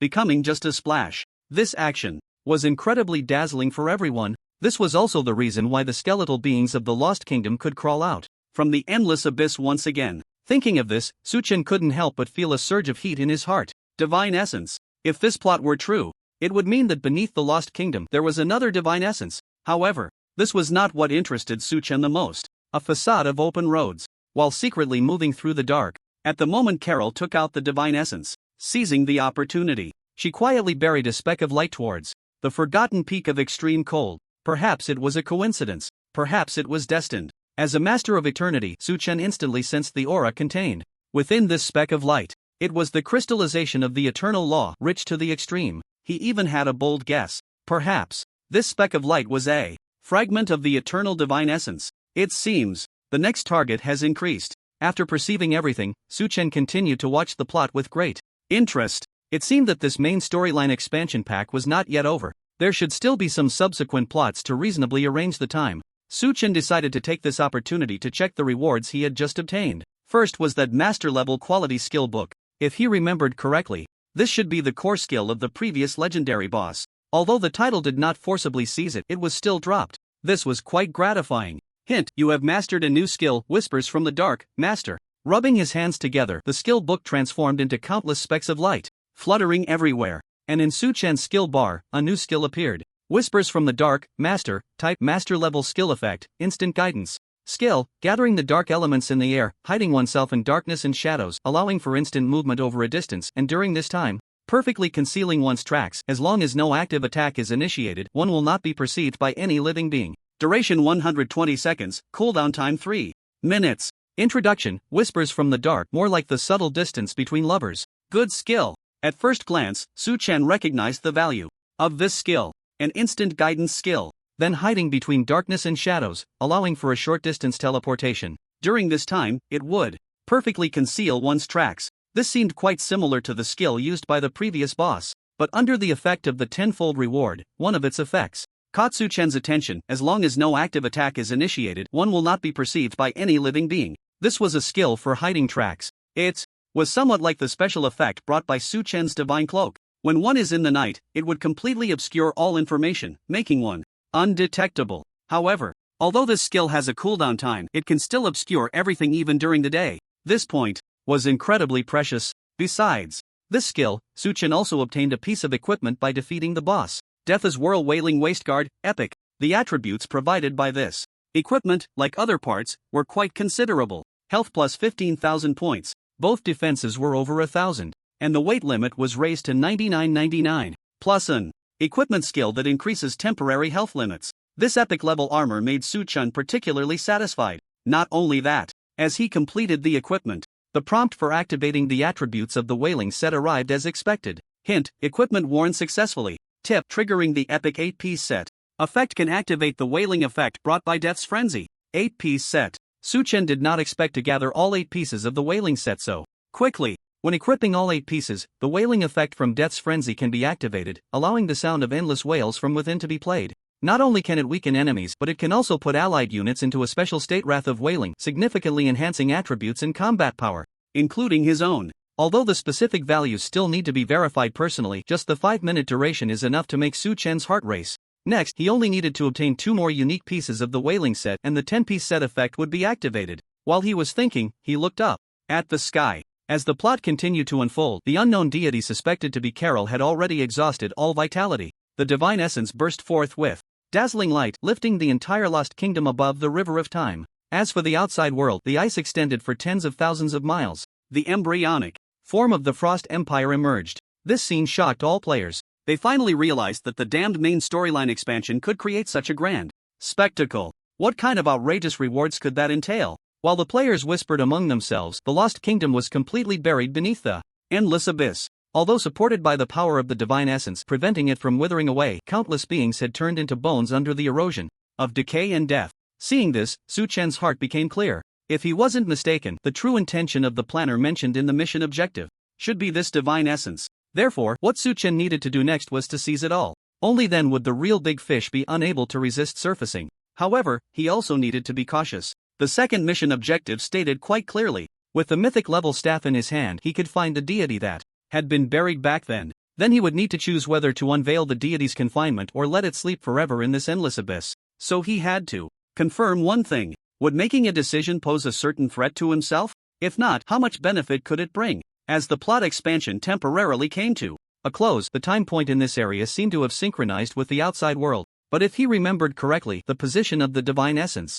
should not change. That shouldn't be a problem. While thinking, Su-Chen continued to move through the darkness, heading towards the location of the divine essence. In his memory, since the entire endless abyss was shrouded in darkness, visibility was 0. Therefore, the special effect of the artifact Cloak of Shadow, intertwined with light and darkness, was successfully triggered at this moment. His every trace was undetectable by anyone. Thus, Su-Chen navigated through the darkness, stepping over the bones on the ground towards his target location. During this process, something happened that made Su-Chen both laugh and cry. Earlier, during the siege battle, he had obtained a special title, Fear of Endless Bones, Epic Type Title, Special Quality, Epic Special Effect. This title can stack with other titles. Effect 1, damage dealt to oneself by skeletal creatures is reduced by 50%. Effect 2, when attacking skeletal creatures or being near them, there is a chance to trigger the special effect Fear of Endless Bones, during which skeletal creatures cannot move, attack, or speak, and there is a chance they will enter a state of no defense, with the duration depending on the strength difference between both parties. Effect 3, in the Bone City of the Lost Kingdom, automatic disguise will be obtained, and when purchasing items or trading, a 40% discount can be enjoyed. This effect can stack with noble title. Effects, Introduction. Who will step into the City of Bones again? At the moment the main storyline quest concluded, Su-Chen had truly arrived at the City of Bones. Thus, the special effect of this title activated immediately. Hint, triggered epic title effect. While in the City of Bones, you will gain disguise, and enjoy a 40% discount when purchasing items and trading. As expected, there was no mistake. In an instant, Su-Chen, who was still radiating an eternal aura, transformed into a mere skeleton the next second. The aura emanating from him was identical to that of the surrounding skeletal creatures. It was a perfect blend. This scene left countless players astonished. Some were even baffled. Where did he go? He was just here. How did he disappear all of a sudden? They realized that at the moment the quest ended, Su-Chen vanished from their sight. Only a skeleton, moving so fast it was a blur, was racing towards the center of the City of Bones. As he ran, Su-Chen continuously observed his surroundings. This city didn't seem as lifeless as he had imagined. The streets and alleys were orderly. Even in the shops, there were quite a few items waiting to be traded. Earlier, Su-Chen had always harbored a doubt. How exactly could one trade in this City of Bones, filled with the deceased, and with whom? The scene before him now provided an answer. A quick glance revealed that most of the items for sale in these shops were products eroded by death and decay, with some being unique specialties from areas steeped in death's aura. Even Su-Chen felt a jolt in his heart upon seeing these items. For everyone, this City of Bones was an undeveloped area, and the items sold here had accumulated over countless years, reaching a nearly terrifying quantity. If Su-Chen could acquire them all, even selling them in the Eternal City would fill his pockets to overflowing. Taking advantage of his journey, a skeleton creature with absurdly high speed dashed wildly through the various shops in front of all the players. All the items for sale were bought out. So unfair. Shameless. Countless players witnessing this scene felt their fists clench in frustration. The chosen one, clad in a skeleton shell, had managed to scoop up the stock that had accumulated in the City of Bones for who knows how many years. From the cheapest inferior moonstone to the expensive and rare silent ghost orchid, every item Su-Chen laid eyes on was swept away. At all costs, what Su-Chen lacked the least right now was gold coins. Even the amount of gold coins players had brought over when they teleported to the Eternal City was enough to total several million. And the one silver coin collected from Resurrection, under the effect of the 10,000 times reward, nearly made him rich. Calculating it all, the number of gold coins he currently held had reached a terrifying level, 480 million. This amount of gold was enough to buy out all the accumulated items. Although he didn't know if the City of Bones would remain open to him in the future, he was still willing to make purchases while he could. Before long, all the items for sale in the shops along the way had been exhausted. Looking at his fully packed backpack, Su-Chen felt a wave of satisfaction. Although buying these items consumed a massive amount of gold, they would definitely earn him several times, even hundreds of times, the profit later on. If it weren't for the epic belt providing a weight limit increase of 9,999, he would have probably been unable to move at all by now. While thinking, Su-Chen sprinted rapidly towards the very center of the City of Bones. All the skeletal creatures he encountered along the way could not see through his disguise and instead displayed friendly expressions. But what surprised Su-Chen was that he seemed to receive a command almost simultaneously. All the skeletal creatures in the City of Bones gradually gathered towards the side, as if on guard against something. This also conveyed a message to Su-Chen. Perhaps the one who was secretly plotting everything had already sensed his intentions. Likewise, it was all about that divine fragment. This meant that the other party was getting anxious. Everything was calculated. Su-Chen did not stop his steps, and summoned the ancient ghost dragon, which, under his command, transformed into a cloud of grey mist, completely merging with the surrounding environment. Its attributes were also quite compatible with this endless abyss. Therefore, even while riding the dragon, Su-Chen felt no sense of incongruity. However, in the eyes of countless players, it appeared somewhat ridiculous and absurd. Damn, who has ever seen a skeleton riding a dragon? Are the other NPCs blind? By the way, this dragon is really cool. I envy the chosen one. Wait, you guys look. The flight trajectory of the chosen one seems a bit strange. As soon as these words were spoken, countless players were stunned. The sight of a skeleton riding a dragon was indeed absurd enough. But what was even more absurd was that, amidst the ancient ghost dragon's rapid movement, Su-Chen was heading towards the lower part of the Lost Kingdom. Judging by its speed, he might reached the lower part of this kingdom in just a few minutes. With the sound of the wind howling, the fractured land of the Lost Kingdom appeared before Su Chen. As long as he dove downwards, he should easily find that divine fragment. Let's go. Su Chen gently patted the scales of the ancient ghost dragon, and directly issued the command to dive. Boom! Like crashing into a calm lake, Su Chen and the ancient ghost dragon broke through the shackles and reached the lower part of the Lost Kingdom. The moment Su Chen entered the lower part of the Lost Kingdom, he felt a sudden force of inversion hit him, and then the entire world seemed to turn upside down. Looking around, the scene before him filled his heart with shock. It was an endless wasteland, with nothing but decaying soil and cracks all around. In the very center of this wasteland, a light source as dazzling as the sun was radiating an everlasting glow. A pressure of divinity and laws mixed within, continuously expanding outward like a breath. Su Chen looked up, and a brilliant river was slowly flowing in the sky. The great power of time and space ensured that it would flow and operate like this forever, until everything collapsed. The river of time. Su Chen looked at all this, a cautious expression appearing in his eyes. Time was too mysterious. Perhaps there were many benefits to be unearthed within it. If he could turn this endless abyss into his own territory, he could explore it slowly in the future. However, the most important thing right now was that light source. Upon seeing the sunlight brilliance, Su Chen already had an answer in his heart. This should be the divine fragment. Without further ado, the ancient ghost dragon flapped its wings, carrying Su Chen towards the direction of the light source. But soon, he sensed something was off. The speed of the ancient ghost dragon seemed to be continuously diminishing. Not only that, but he noticed that everything around him appeared to be in a frozen state. The frost law from the divine fragment was enough to make all living beings tremble. The only exception was Su Chen. With a myth-level staff, combined with the special effect of the permanent buff blessing of ice, he was already unafraid of any cold.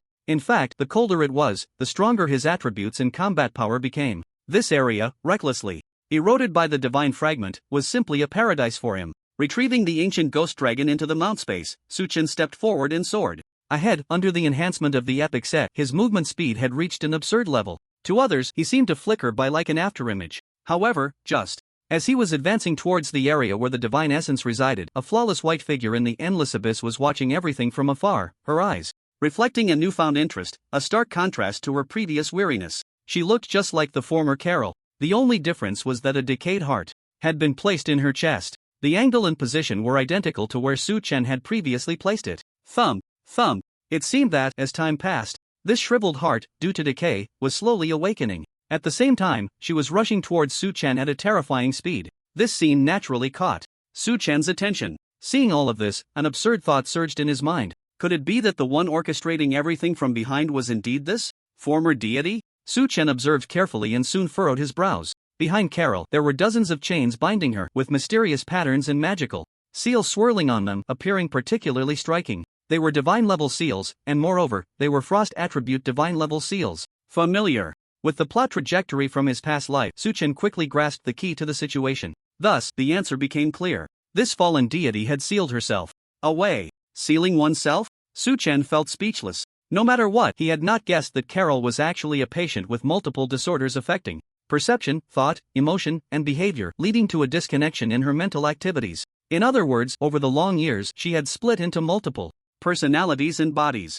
To avoid rotting and stinking in this lightless abyss, she had orchestrated everything to reclaim her divine essence. As long as she could restore a portion of her former divine power, she could escape. And to prevent herself from becoming a mere shell of a person, she had used divine-level seals to imprison herself in this lost kingdom. This applied to both the Tomb Guardian Carol and the Awakener Carol, both of whom shared the same reasoning, though their strengths differed greatly. One thing was certain, the sealed Carol, this former deity, possessed strength far beyond Su Chen's imagination. With the right timing, location, and circumstances, she could unleash even more terrifying power in this lost kingdom. Yet Su Chen remained unperturbed. In the boundless darkness, all his movements went unnoticed. But the deity was different. Although Carol could not pinpoint Su Chen's exact location, she sensed that he was rapidly approaching the divine essence. After all, the divine essence was her own possession. Even if lost, there was a special resonance. So at that moment, her speed suddenly surged, seemingly wanting to seize the divine essence first. However, Su Chen acted contrary to expectations. Upon witnessing this, his speed not only did not increase but instead slowed down. Thus, step by step, in the bone-chilling cold that froze the soul, he strolled leisurely towards the location of the divine essence. Unbeknownst to him, the first task objective of the fourth phase of the main quest had already been completed. Clearly, this former deity in the distance had orchestrated everything from behind. However, the dark faction should also have been stirring things up in the outside world. likely plotting to seize the divine essence as well. Because of this, Suchen suddenly felt no urgency. If he guessed correctly, everyone now, including Carol, this former deity, could not approach the divine essence. He should be the only exception. If that were the case, he was in no hurry at all. Suchen had a premonition that perhaps everything Carol had planned was not so much about breaking free from her cage, rather, it would be more accurate to say that she wants Suchen to obtain that divine fragment. This is definitely not a coincidence. Therefore, Suchen already has a guess in his heart. First, there is a possibility that the real Carol does not wish to be used. She would rather let Suchen control the divine fragment than allow it to fall into the hands of others or other forces. There is also another possibility. This former deity has long been eroded by decay. She has forgotten everything from the past and now only wants to crawl out of this dark abyss. So her plan might very well be to wait until she has the divine fragment in her hands before snatching it back. And for these two possibilities, regardless of which one it is, it doesn't pose much of a problem for Suchen. What he needs to do is buy time. In any case, Suchen also wants to see just how mysterious the story hidden behind this main quest really is. Step by step. Just like that, Suchen strolled leisurely towards the divine fragment. Sure enough, Carol's reaction confirmed his inner thoughts. Rumbling. As her figure continued to sweep in, countless chains instantly tightened, and the various restrictions and inscriptions on them emitted a dazzling glow. Zzzz. Under the influence of this aura, Carol seemed to be struck hard, standing still and quietly gazing at Suchen. No further movements were made. No one knew how long had actually passed. Even the players watching this main quest's documentary were stunned. Damn, how much longer do we have to walk? That deity has a good temper. If it were me, I would have slashed him with a knife. By the way, what would happen if a player got their hands on the divine fragment? Players, tormented by drowsiness and boredom, began to complain. As someone mentioned the divine fragment, the players suddenly perked up. Damn! They all shouted in unison. Then, a thought arose in their minds: if the chosen one were to obtain the divine fragment, with that ruthless person's way of doing things, wouldn't they just embed it right into their forehead? With this thought, many players began to seriously analyze the situation. This could very well be something that changes the entire landscape of the Huaxia region and even the world. After all, the influence of a deity is simply too great. At that time, countless players would surely follow Suchen wholeheartedly. After all, in the game, all players in the Huaxia region share a common trait. When the strength of a big shot is similar to their own, their confidence and pride make them want to challenge the big shot's position at any time. Even if they follow, it doesn't necessarily mean they are wholeheartedly devoted. But if the gap between the big shot and themselves is as vast as heaven and earth, then at that time, many players would swarm around. In comparison, their loyalty would still be acceptable. Of course, there were also players rationally analyzing this matter. They pointed out that at the current stage of the game, even if players obtained the divine fragment, they could only be guilty of possessing it and would be unable to merge with it at all. So they decided to keep their distance from Suchen. Who knows, one day they might end up like this lost kingdom, being dealt with by the two major forces together. For a moment, the entire world channel was buzzing, all discussing this matter. Meanwhile, unbeknownst to them, Suchen had already approached the area where the divine fragment was located. Although there was dazzling and brilliant light here, not a trace of warmth could be felt. Cold. An indescribable bone-chilling cold seemed to freeze everything, even time itself. Yet Suchen still maintained his original pace, step by step moving towards the divine fragment. At this moment, all players held their breath. Taking the divine fragment was a scene that one might not see in a lifetime. If they missed it due to arguing with other players, that would truly be a lifelong regret. At the same time, they had many doubts. According to common sense, this divine fragment should bear all the weight of the lost kingdom, preventing it from falling into the river of time. Once it is taken away, perhaps the entire lost kingdom, including City of Bones and the countless departed souls, will completely vanish into the passage of time. By then, there will be no chance to return to the world. Just as this thought crossed his mind, many players suddenly realized, damn, no wonder the Chosen One bought out all the goods in the City of Bones. Was this guy planning to destroy this place all alone? Crying. Is the deity that poked my XP going to be forced to disappear? As countless players began to discuss, Suchen had already raised his hand, reaching for the dazzling divine essence. If this really destroys this place, it would be a huge loss. By the way, when has our leader ever done something unprofitable? Why worry about it? True, you chosen mercenary members are all a bunch of livestock, leaving nothing behind like locusts. Holy crap, he's serious. The players were completely stunned by this scene. Although they had anticipated that Suchen would try to take the divine essence, they never expected that. When this moment truly appeared before their eyes, the impact would momentarily stop their hearts. But Suchen didn't give them time to react. As he extended his hand, a divine essence radiating an extreme chill fell into his palm. Its brilliant light also vanished in place.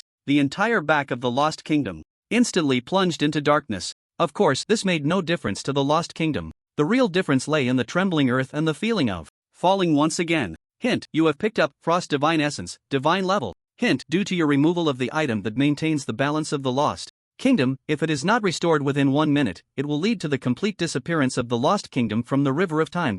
As the prompt sounded, the Divine Essence was successfully grasped. All beings within the Lost Kingdom felt a premonition of impending extinction. But contrary to everyone's expectations, these skeletal beings, including the deity Carol, not only did not launch an attack on Su Chen in anger but also showed little hatred. Instead, a sense of relief surfaced, leaving many astonished. However, this was not the most outrageous thing. With the Divine Essence in hand, the only eternal level talent, tenfold reward was also successfully triggered. Hint, tenfold amplification successful. The quality of the rewards you receive has been upgraded from divine level to mythical level. Hint, you have obtained Frost Overlord Divine Essence, mythical. The moment that Divine Essence fell into Su Chen's hands, a brilliant and dazzling light burst forth at a terrifying speed. Instantly, it illuminated most of the area of the Endless Abyss. This also meant that within this brief moment, the entire area would return to daylight. Su Chen's disguise vanished at this moment. A rich aura of eternity surrounded him like divine radiance, seemingly resonating with the mysterious and profound aura of eternal laws gathered within the entire Lost Kingdom.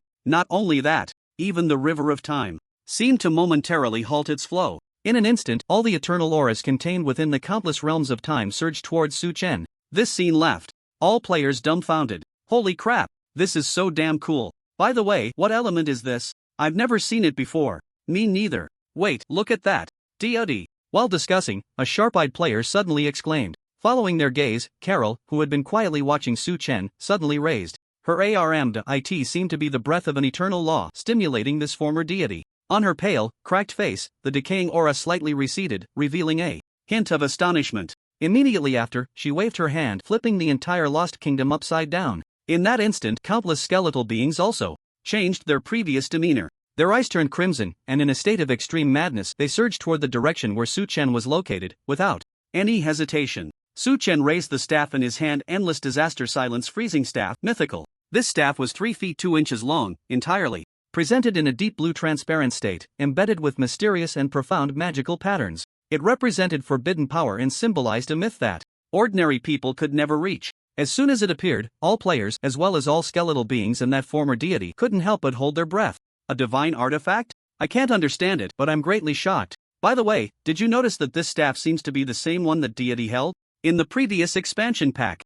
It's not just the same model. Look, that deity still has the staff in hand? At that moment, players realized that when the main storyline expansion ended and the flow of time synchronized with the outside world, the staff in Carol's hand also disappeared. Moreover, this was the very staff that created the entire Frost Empire and the Forgotten Frost Peak. Just a single storyline from an expansion pack drove countless players into a frenzy. However, not just them, even Carol couldn't remain calm at this moment. She never expected that after this staff fell into Su Chen's hands, such a significant change would occur. Its might even made her feel a bit fearful. Perhaps this adventurer, who had just completed a secondary class advancement, couldn't fully unleash the staff's specific power, but with its god-level quality, it was enough to bring about a change in the battle situation. And the most outrageous part was that as a former frost deity, all her skills dealt ice attribute damage. As long as she held the Endless Disaster Silence Freezing Staff, she could trigger a special effect that made her immune to all ice attribute damage. That's why she mobilized all the skeletal beings to launch a final assault on Su Chen.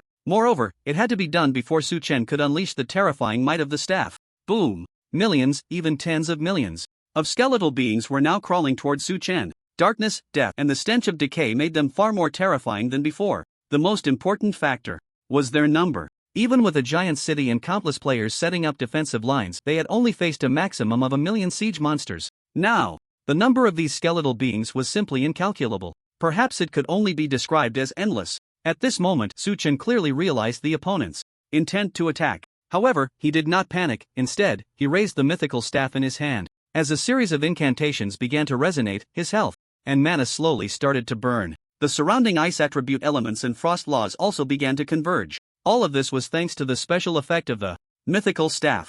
The denser the ice attribute elements in the surrounding environment, the more his magical penetration, mana recovery speed, and magic critical hit rate would increase, with a maximum limit of 80%. Clearly, at this stage, there was no place in the game colder than here. Therefore, this effect would be fully realized. In fact, it was indeed so. At this moment, the Frost Lord's divine fragment he held in his left hand was radiating endless coldness. In his right hand was the mythical quality staff.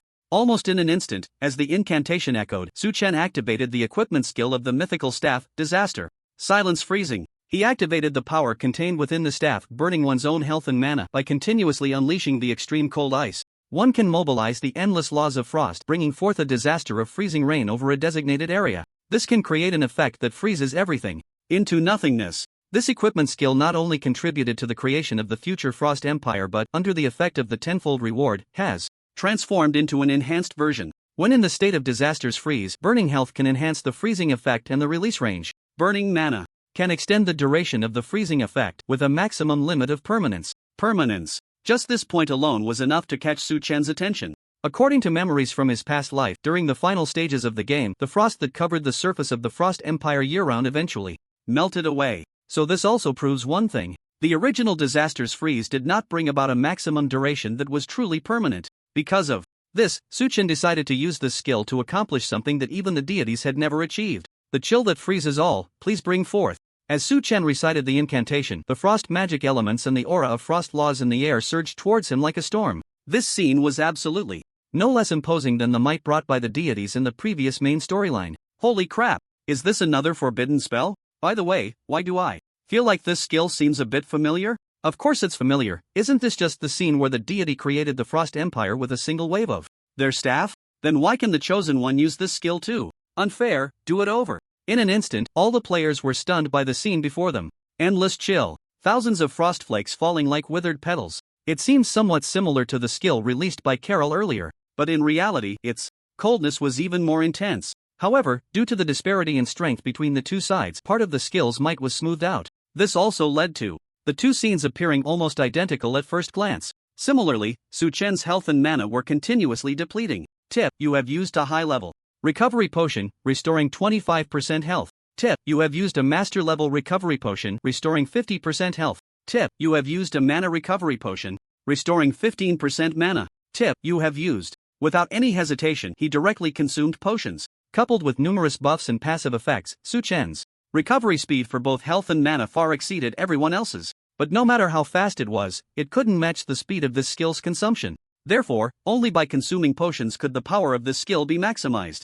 Most of the potions Su Chen obtained in his backpack were of high or master level quality. In fact, many were rare potions. If it were other players, they might not even be willing to use a single bottle on a regular day. Perhaps they would only bring one out during a raid. But for Su Chen, it was entirely different. 1 bottle, 2 bottles, 3 bottles. It was as if they were free. Su Chen drank recovery and mana potions one after another. Seeing this scene, many players were left dumbfounded. I can't be seeing this wrong. Is that a master-level recovery potion? What the heck? Last time I remember the big spender Yu Yiming spent thousands of gold to buy a high-level potion. Wouldn't this master-level one be worth over 10,000? Too small, thinking too small. I heard from alchemist players that master-level and above potions have no cooldown time when used, meaning you can drink them continuously.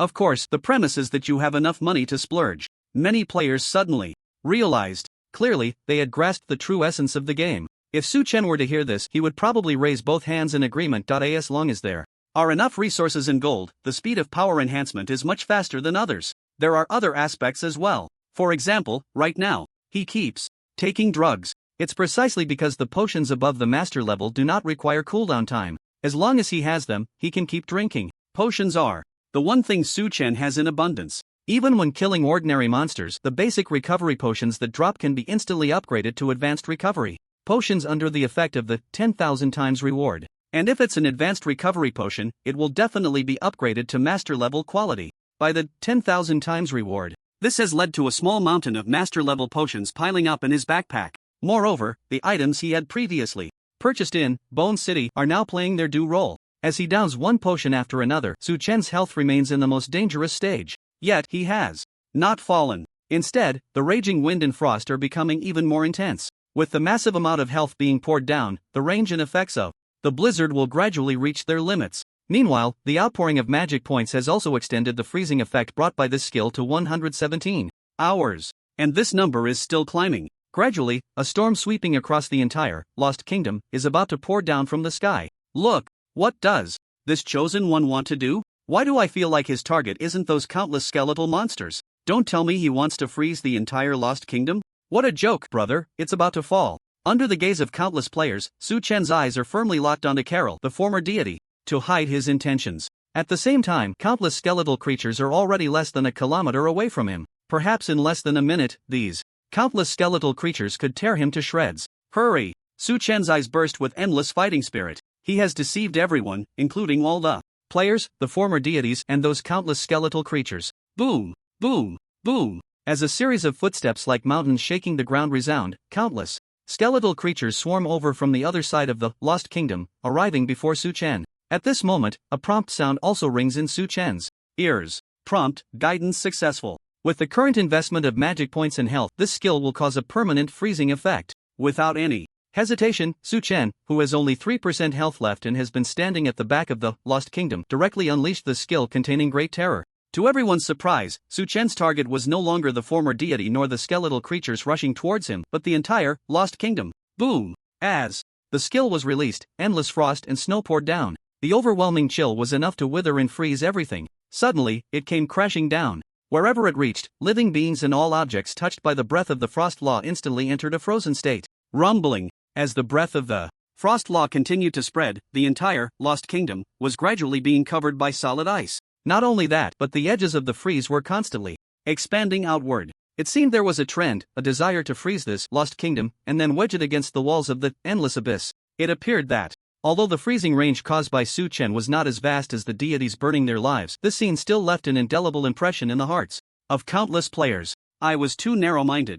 I also admit, I spoke a bit too loudly just now. I think I guessed right. The Chosen One's goal is to freeze this Lost Kingdom. Amidst the discussions of the players, many turned their gaze into the distance. It was then they realized that this visually stunning rain of frost had not only frozen the entire Lost Kingdom to the surface of the endless abyss walls but had also completely immobilized the skeletal creatures that had climbed to the back of the Lost Kingdom, as well as that deity. Silence. It seemed that at this moment, it became the only color in this area. Meanwhile, the mission prompts arrived as expected. Prompt, due to your successful discovery of the mastermind behind the scenes and your prevention of all her plans, the completion degree of mission objective 1 is perfect breakthrough. Prompt, due to your permanent freezing of that former deity, the completion degree of mission objective 2 is perfect breakthrough. Prompt, due to your perfect breakthrough completion, you have completed the 4th stage of the main quest, receiving an additional reward, Heart of the Scorching Flame, Legendary. Prompt, due to your outstanding contribution, you have received 1500 military merit points from the Frost Empire.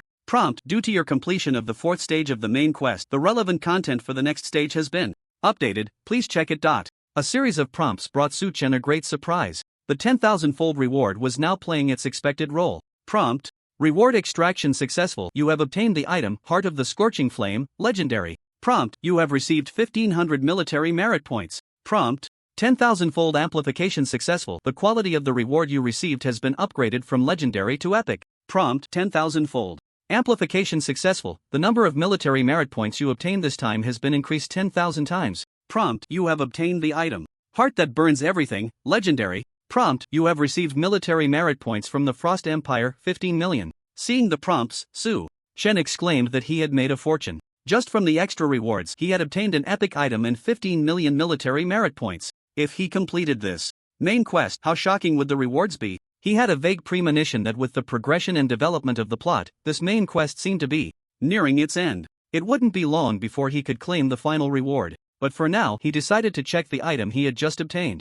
His intuition told him that this epic quality item seemed to be anything but simple. Heart that Burns Everything, epic type, item, one-time consumable, quality, epic effect. Activates the power within the heart, capable of releasing flames that can burn everything. Just choose your target. Description: a heart that can burn everything. Seemingly only extreme cold can resist it. The moment Su Chen saw this item, he thought of its true purpose. Of course, it wasn't to the frozen state of these skeletal creatures and Carol before him, but rather that forgotten peak of extreme cold. Su Chen clearly remembered that when Carol, the former deity, was about to fall into the endless abyss, she had quietly placed a crystal emanating an eternal aura at the forgotten peak of extreme cold. According to his memories from his past life, to make it melt or to open a breach, one must use a fire attribute burning item of legendary quality or above. Clearly, this heart that burns everything was the most suitable. Everything seemed to be going smoothly. However, Su Chen did not relax. But now was not the time to think about that. The next stage of the main quest must be completed as soon as possible.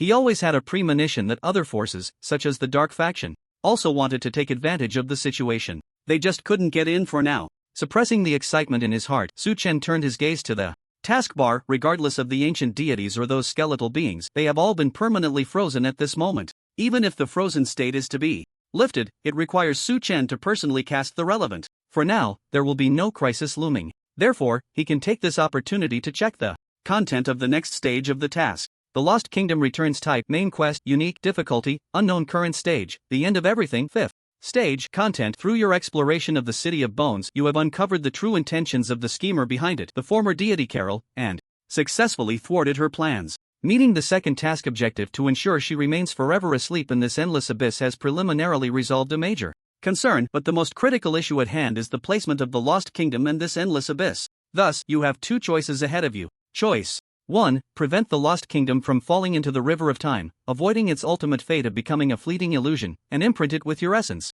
To complete this series of main quests. Choice 2. Allow the Lost Kingdom to fall into the river of time, causing it to completely vanish from the world, leaving only a fleeting shadow behind. Making this choice will also complete this series of main quests. Note, this stage has different choices, and your choice will have varying impacts on the subsequent plot as well as different final rewards. Introduction. Velist felt the presence of the Lost Kingdom from the skull of the bone dragon Basil. Perhaps they did not perish in the annals of history and are about to make a comeback. Unknowingly, this main quest is already nearing its end. 5th stage. Su Chen is faced with two choices. Either let the Lost Kingdom fall into the river of time, or stop it all. It seems that these two choices lead to somewhat different outcomes. The rewards also differ. Su Chen has always had a bold guess in his heart. This main storyline expansion might be related to the competition among the major factions, and the real way to maximize benefits is to possess enough power to balance the forces of the dark and light factions, these two colossal entities. Clearly, the Lost Kingdom meets this condition. Likewise, it is Su Chen's best choice. However, this was originally just his speculation. Now it has turned into reality. Choice 1. Prevent the Lost Kingdom from falling into the river of time, avoiding its ultimate fate of becoming a fleeting illusion, and imprint it with your essence to complete this series of main quests. This means that as long as Su Chen can prevent the destruction of the Lost Kingdom and then imprint it with his essence, he can complete this main quest. And at present, it seems he has basically met the requirements for this choice. Just one step away, imprinting it with his essence. As for choice 2, to be honest, Su Chen never intended to take this path from the beginning. After all, the disappearance of the Lost Kingdom would not benefit him at all. Moreover, there is a high possibility that it would lead to the disappearance of the endless abyss as well. If that happens, it would be a huge loss. On the contrary, if he can complete the essence imprinting in turn the entire Lost Kingdom into his possession, perhaps he could also gain the exploration rights of the endless abyss. In that case, it would be a tremendous gain. There wouldn't even be a need to choose.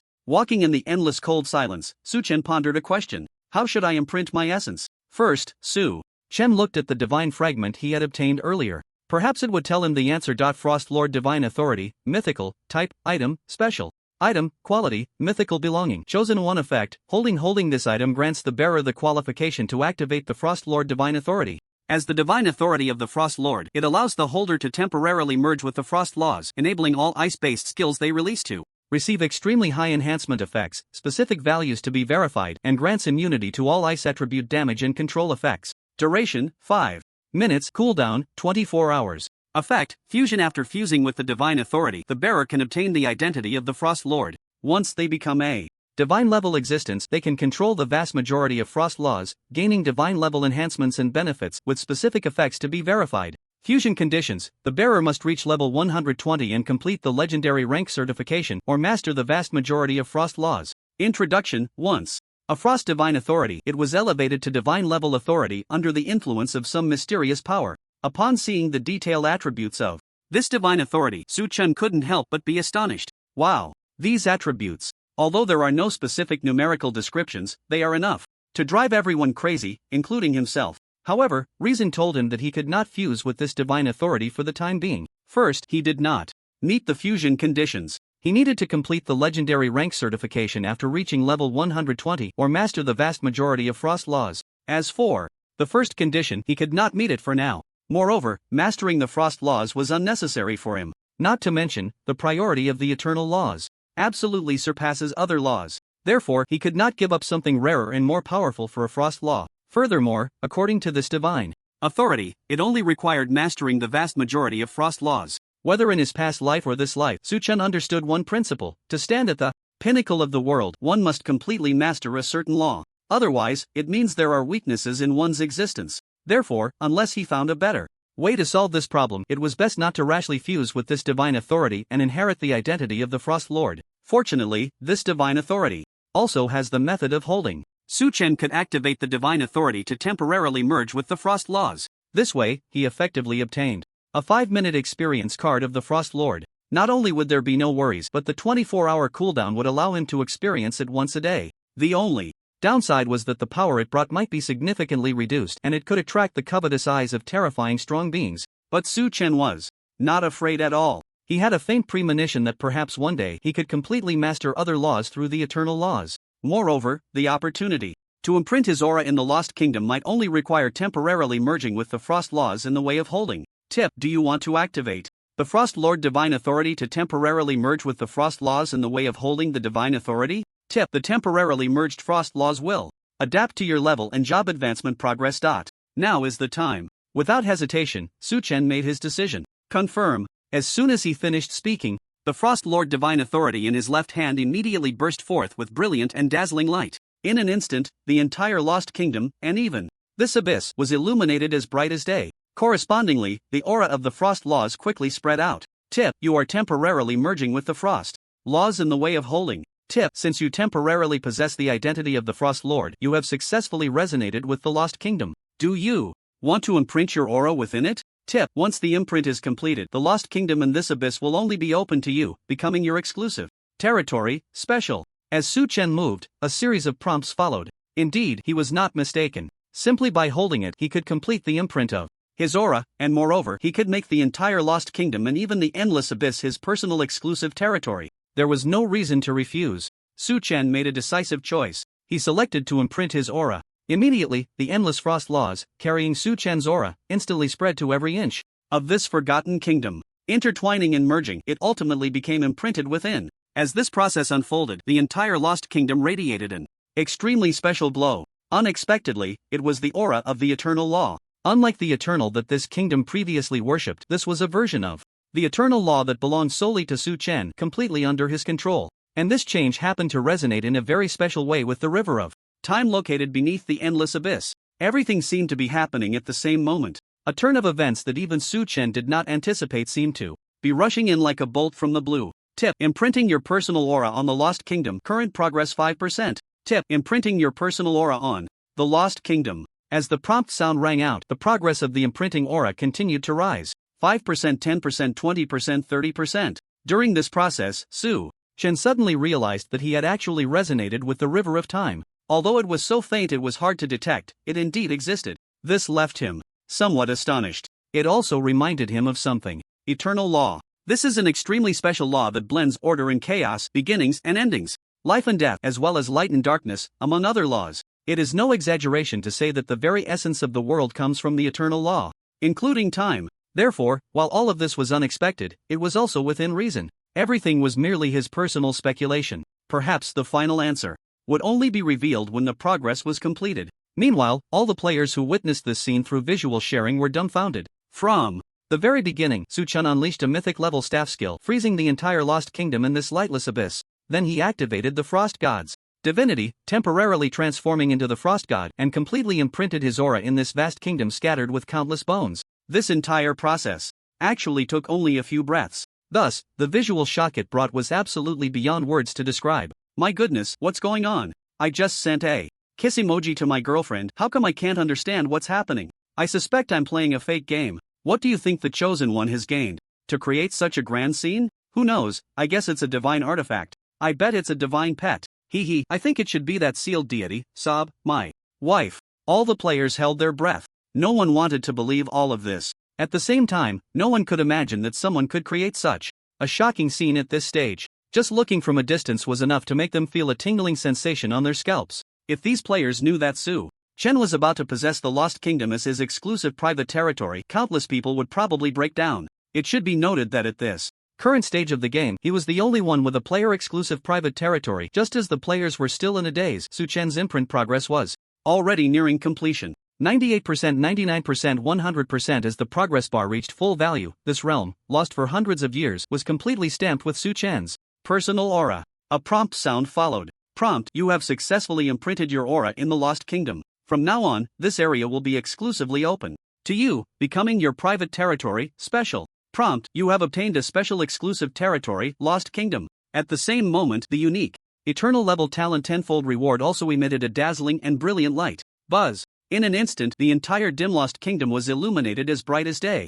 Tenfold reward activated. Prompt: tenfold amplification successful. The quality of the rewards you receive has been upgraded from kingdom to world, highest quality. Prompt: you have obtained a special exclusive territory, Lost World. At this moment, including City of Bones and Lost Kingdom, even the entire endless abyss seemed to undergo a tremendous transformation. Everything was moving apart at an unimaginable speed. This was not actually movement. Rather, the entire endless abyss had expanded countless times in an instant. From a territory of kingdom level, it had directly transformed into a world. Such a thing, Su Chen had never heard of in all his years. Yet now, it was truly happening right before his eyes, leaving him somewhat dumbfounded. On the contrary, the players still had no idea what was happening. Hey, can you still see the screen? Brothers, why has my vision gone black? Goodness, can't view the private exclusive territory? In an instant, countless players were left stunned. They were shocked to discover that they could no longer continue to view everything happening in the endless abyss through shared vision.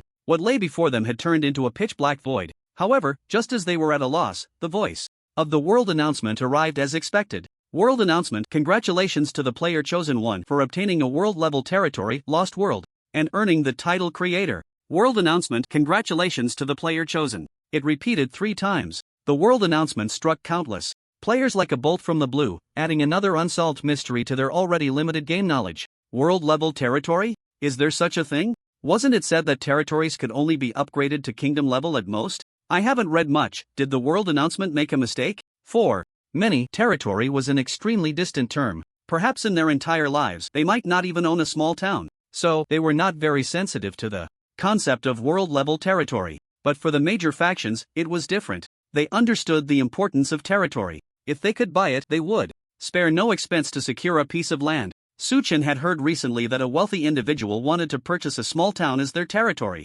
However, they were ruthlessly rejected by the main city he belonged to. Yet this wealthy individual did not give up and even posted a hefty bounty on the forum. Unfortunately, at this stage, no player had been able to conquer a town-level territory. Therefore, territory was an eternal pain for the major factions. Especially when this world-level territory appeared, they were completely thrown off guard. However, throughout human history, the power struggles between factions did not only involve war and confrontation. It also included alliances and collaborations. When the power gap was too vast, they didn't even entertain the idea of uniting against Su Chen. Instead, many factions decided they wanted to befriend Su Chen. After all, for them, there are no eternal enemies, only eternal interests. But based on previous signs, the chosen one seemed quite aloof. As so far, it seems that only one wealthy guild with a female member can have a bit of conversation with him. For a moment, many guild leaders from large organizations found themselves in a dilemma. On the other side, they were unaware that while they were racking their brains, desperately thinking about how to establish a connection with the chosen one, Su Chen, who had just completed the breath imprint, was also troubled about how to engage in pleasant and fruitful trades with various factions and all players. Looking at the endless abyss, which had become his personal territory, Su Chen felt a pang of nostalgia. Once the Eternal Kingdom, it was now a desolate wasteland. As far as the eye could see, apart from countless frozen skeletal creatures and that former deity, there were no living beings in this abyss. He had to make good use of the resources here to exchange for more returns. In almost an instant, Su Chen's goal was set. He needed to fleece the sheep, and it had to be done through multiple threads. First, the various factions. After this main quest, Su Chen knew that the demand for territory and equipment among the factions was quite urgent. As for territory, that was out of the question. Even if he had it, Su Chen would not hand it over easily. However, he believed he could exchange a massive amount of resources for some low-quality equipment and other items from the various factions. He wasn't worried about the rise of other factions posing a significant threat to him, as that would be too insulting to his strength. Yet, Su Chen's goals did not stop there. Besides the various factions, there were all the player groups. After this battle, countless players had died multiple times. Although it provided Su Chen with billions of gold coins in profit, it was still not enough. Potions, equipment, these were also the most coveted items by the player community. Su Chen believed they would not refuse his trade offers. In addition, Su Chen also set his sights on the NPC factions. In Eternal, besides the light faction representing order and the dark faction representing destruction, there were also some neutral factions. They were referred to as the neutral chaos faction. It would not be an exaggeration to say that the scale of the neutral chaos faction was certainly not much smaller than the two major factions. After this main quest storyline, Su Chen and the eternal laws he controlled would undoubtedly attract the attention of the two major factions. In comparison, his strength and legion were still not on par with the two major factions. Therefore, he needed to develop quickly. The neutral chaos faction was clearly a good target for trade and alliance. Coincidentally, Su Chen had amassed a variety of items, potions, and other resources from Bone City. Based on his past experiences, he could easily earn hundreds or even tens of times the resources according to the habits and needs of the various races in the neutral chaos faction. Only by doing this could he take advantage of the time before the two major factions had their hands free to develop himself and his faction into a colossal entity capable of competing with the two major factions. Without hesitation, Su Chen took action. He glanced at the successful breath imprint. The final stage of the main quest was considered complete. The final settlement was still ongoing. Based on past experiences, considering the contributions made by other players in the previous siege battles, Su Chen estimated that it would take at least another 10 minutes to complete the settlement. Seizing this opportunity, Su Chen first issued several world announcements directed at all players. The content was clear and straightforward. Each one was a significant piece of news. First was the reward. With the conclusion of the main storyline, Eternal City would be fully open to all players, except for the unwelcome ones. Everyone could head to Eternal City to exchange exclusive points for corresponding rewards. Secondly, there was the trade. Eternal City would open a selling and auction system, unifying the sale of equipment and other items from this main quest and the Lost Kingdom. Items of extremely high quality and sufficient rarity would be put into the auction house. Players can freely auction items, only needing to pay a 5% auction fee. Lastly, there is cooperation. Eternal City will launch exclusive sales channels for equipment, potions, items, and more for major factions interested in collaboration. Once recognized as a trusted partner, they can even engage in long-term transactions and enjoy group purchase discounts. There are 3 aspects in total. This directly captures all players. His meaning is quite clear. By simply offering some garbage items that he deems useless, he can have all major factions and players work for him. This scheme would bring tears to the eyes of any capitalist. After all players heard this news, their expressions were quite remarkable. Among those participating in the siege, excitement surged within them. Bro, from now on, Eternal City is my home. Yeah, I can't wait to spend money to teleport to Eternal City. I heard the rewards are quite generous. Hee, do you know how many points you can exchange? No matter how many, I'm happy. For those brothers without points, don't be sour. As the commotion in the world channel continued, the threshold of Eternal City was nearly trampled flat, and the teleportation array was completely flooded with players. They had only one goal: to wait for the exchange system to open and then claim their rewards. Moreover, they heard that sales and auctions would also be opened, and they decided to engage in a retaliatory spending spree. Besides the enthusiastic players, the emotions of the major factions were also hard to calm at this moment. Cooperation, long-term transactions, group purchase discounts. No matter which point Su Chen proposed, it deeply attracted them. The major factions were not foolish. They immediately recognized this as a blatant scheme. Su Chen's ambition was vast. He wanted all major factions to become his workers. Yet even so, the major factions still could not refuse this cooperation, even if it was unfair. Not only that, the major factions began mobilizing personnel, bringing large amounts of gold to Eternal City to lie in wait. They had a vague premonition that once the auction opened, there would definitely be enticing items that would captivate countless people. To develop, they had to do their utmost to seize it. In an instant, with the major factions frantically acquiring gold, all the circulating gold in the market was snatched up. Its price skyrocketed several times in one breath. All of this was within Su Chen's calculations. He even sold off tens of millions of gold to exchange for some good items collected by the major factions. When the time comes, they would bid again and return the gold to themselves. A monopoly targeting the entire region had thus begun. In the following time, Su Chen, under the identity of Eternal City, sent a precisely beneficial gift to all neutral chaotic factions and races. Inside were all specialties from Lost Kingdom. The purpose was to create attraction and open up trade channels. At the same time, Su Chen also provided a piece of information. The content was that the two major factions were preparing to join forces to eradicate or annex the neutral chaotic factions. Although all of this was false information, based on memories from his past life, this piece of information was well-founded and highly persuasive. While it might not necessarily convince all the neutral chaotic factions and races, it could still plant a seed. Once the timing was right, the two major factions would inevitably face hostility and opposition from other races and factions. Only in this way could resources be utilized to their fullest. Otherwise, the neutral chaotic factions would always be a hidden danger. If they were incited by the two major factions to take the first strike against themselves, it would be a loss. That's why Su-chen adopted a preemptive strategy. However, unlike speaking to the world, communication with NPC factions required sending NPC messengers. It would likely take several days for these gifts and information to reach the hands of the major factions and races. However, Su-chen was not in a hurry. He knew very well that the proposal and implementation of plans by the two major factions would inevitably take some time, so this time difference was not a problem. After finishing all this, Su-chen glanced at the time again. Only a few minutes had passed, and it seemed that the main quest settlement was about to be completed soon, so Su-chen looked towards the territory system. He wanted to see what this world-class territory, which had never appeared in his previous life, was really like. Lost World. Type: territory, player exclusive, scale, world-class ownership, chosen one duration, permanent ownership, construction progress, 0% current status, under construction, not open, effect 1, within this world, all beings will be eroded by varying degrees of decay aura. As the Lord continues to build, they can choose to reduce or increase the decay aura present in the world. Effect 2, the entrance to this world-class territory will be completely hidden in the void. The Lord can summon it at any time, and upon entering, can completely isolate their aura, removing states such as being locked or controlled.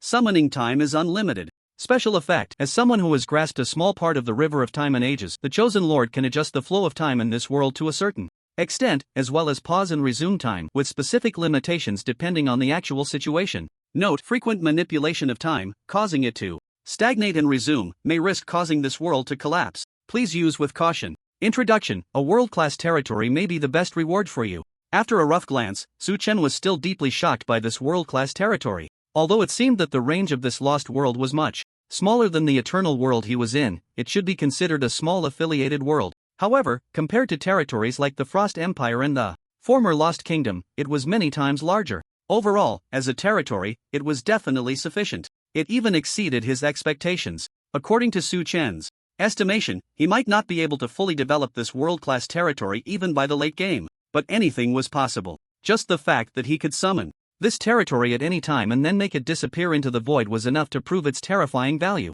Moreover, it could also serve as a temporary means to evade fatal attacks. The wide range of its functions made Su-chen unable to help but secretly marvel. A world-class territory was indeed formidable. However, one point was worth his attention. As a world-class territory, it was destined not to truly reappear in the eternal world, unless in the future, Su-chen could extract the Lost Kingdom from it. That would mean that Eternal City would still be his base, worthy of continued investment in maintenance, expansion, and construction. From the moment he first obtained the territory, Su-chen had a plan. The location of Eternal City was on the edge of the Frost Empire, very close to the Dark Faction. For Su-chen, this was definitely the best development position. The strategic significance was extraordinary, because once situated in the core area of a faction, one would inevitably be constrained in every way. Therefore, Su-chen planned to use this as his base, expanding outward, step by step, gradually encroaching on the weaker edge areas controlled by the two major factions. Then let's do it this way. Su-chen glanced at the current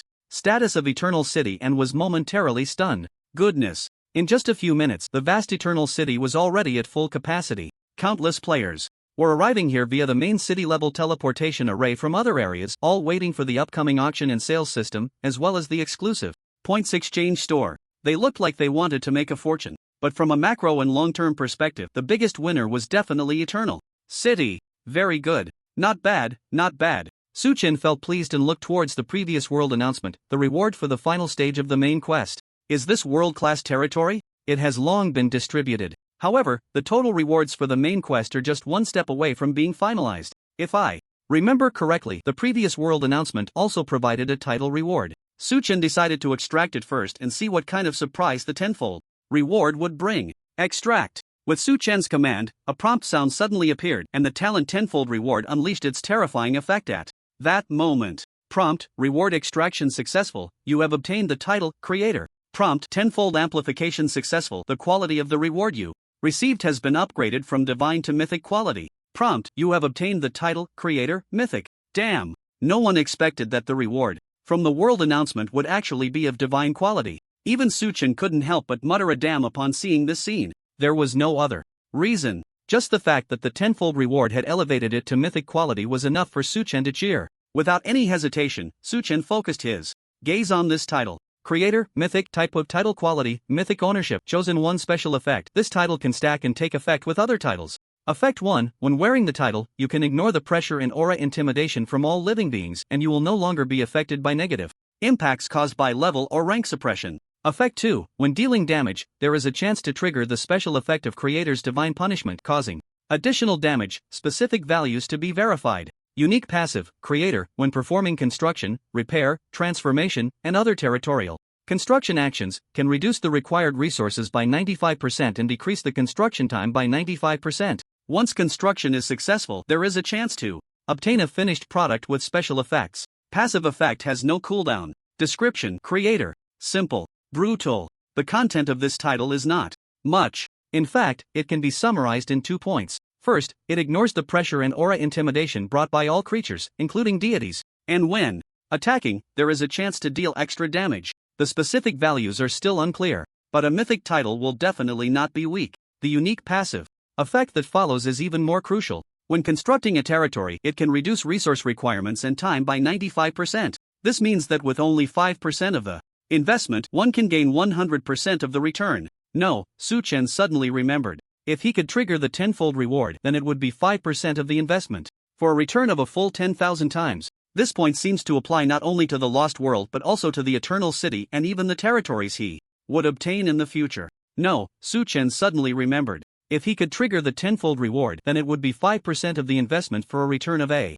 full 10,000 times. This point seems to apply not only to the Lost World but also to the Eternal City and even the territories he would obtain in the future. Indeed, once the quality reaches mythic level, its effects are beyond what ordinary people can imagine. Su Chen sighed lightly. He originally thought that with his rich experience he would be able to remain unfazed by everything. But in reality, in the face of the special effects brought by the tenfold reward, even he found it hard to keep his composure. There was no way around it. Sometimes, this terrifying amplification was simply too shocking. Of course, he would love to be surprised to the point of dislocating his jaw every day, because that would mean his rewards would become equally outrageous. However, saying that is one thing. I still need to verify whether it can take effect. Faced with the content of this title description, Su Chen decided to test its true effects. So he decided to start with the Eternal City. After experiencing this brutal siege battle, the buildings in Eternal City have all suffered varying degrees of damage. Most of these structures have completed self-repair over time. However, some heavily damaged arrow towers and city walls are still in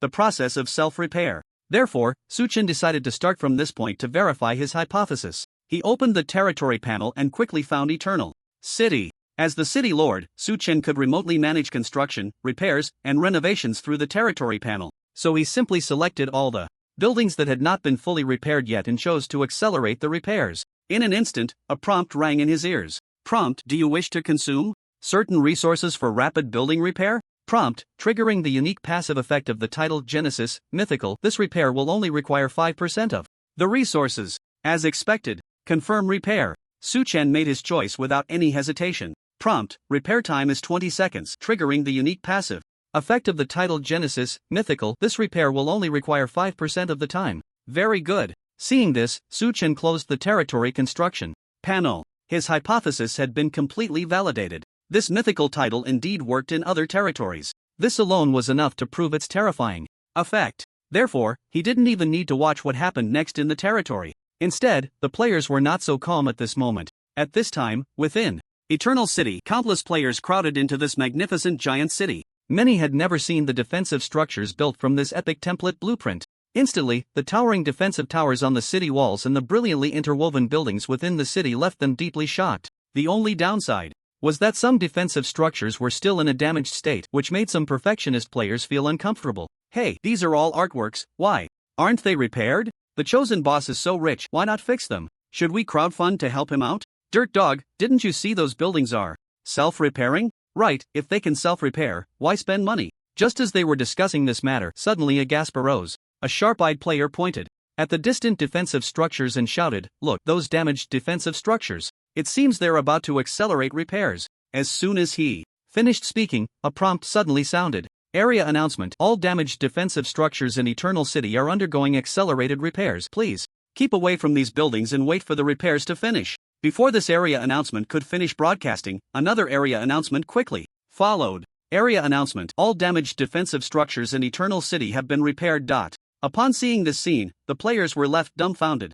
Wait, is this even possible? 1 second? They were repaired in 1 second? Last time in Cold Forest Town, I saw a plow bull break the town wall, and it took several minutes to repair. Is this the taste of money? In an instant, countless players shifted their gazes away from the city walls. Su Chen's image in their minds became even more terrifying. Awe gradually planted a seed in their hearts. Even those players who wanted to flirt with the beautiful NPCs became obedient. Instantly, the entire Eternal City was orderly and harmonious. Everyone was patiently waiting for the city lord's appearance. Meanwhile, Su Chen finally received the settlement prompt for all the rewards from the main quest. Tip: due to your perfect score throughout, you have completed this main quest and there were no deaths. The final settlement of the main quest reward will be increased by 10%. Tip: because you discovered the true intentions of the schemer behind the Bone City and the Lost Kingdom, the former deity Carol, and successfully thwarted her plans. The score for this main quest is perfect. Tip: because you successfully prevented the Lost Kingdom from falling into the river of time, avoiding it becoming a fleeting illusion, and have marked it with your essence. The score for this main quest has been upgraded to a perfect score. Tip: as the first player to complete the main quest, you will receive an additional reward, random equipment chest, divine level. Tip: you have received the main quest reward, eternal law fragment, divine level. Tip: you have received the main quest reward, military merit points x 10,000. Tip: you have received the main quest reward, random equipment chest, epic. Tip: you have received the main quest reward, random pet chest, epic. Tip: you have received the main quest reward, random item chest, epic. Tip: you have received the main quest reward. In that moment, as the notifications rang out, countless rewards appeared before Su Chen's eyes. In addition to the divine level chests and the divine level eternal law fragments, there was a series of epic level chests. These included random equipment, random pets, random items, random titles, and random enhancement materials. All in all, just from the epic level chests, Su Chen had received a total of 5, not to mention the massive amount of military merit points and achievements. All of these appeared before him in an instant at the task settlement, all waiting for the unique talent tenfold reward. To amplify them, he could only say that his previous understanding was lacking. The reason was simple. Even in his last life, Su Chen had never seen a player gain so many benefits from a main quest. It is well known that aside from defeating legendary creatures and above, the main quest is the ceiling for rewards. There is no exception. But even so, in his previous life, players completing main quests, aside from experience and military merit points, seem to have received at most 3 rewards. This included hidden rewards obtained during the main quest. Su Chen had not even calculated these. For example, the mythic level weapon Endless Calamity Freezing Staff. For example, the mythic level divinity Frost Lord's Divinity. For example, epic to even mythic level titles, the Wailing Set, and so on. Adding it all up, the total number of rewards provided by the main quest actually reached double digits. Not to mention, there was also an eternal city and a world-class private exclusive territory, all of which he had pocketed. If other players knew, they would surely be completely broken. Such a level of reward, even with hacks or bugs, could not be achieved. The chosen one had managed to obtain it so easily? Unfair. Rematch. However, for Su Chen, this main quest was not easy at all. Every choice, every battle, each involved painstaking planning and tests of life and death. Just facing deities and countless skeletal monsters was enough to prove its danger. The greater the risk, the higher the reward. The two are often proportional. So Su Chen did not believe he had gained a significant advantage. The real profit came from the tenfold reward. As the main quest rewards were distributed, this unique eternal level talent also took effect at the same moment. Tip: tenfold amplification successful. The quality of the rewards you received has been upgraded from divine to mythic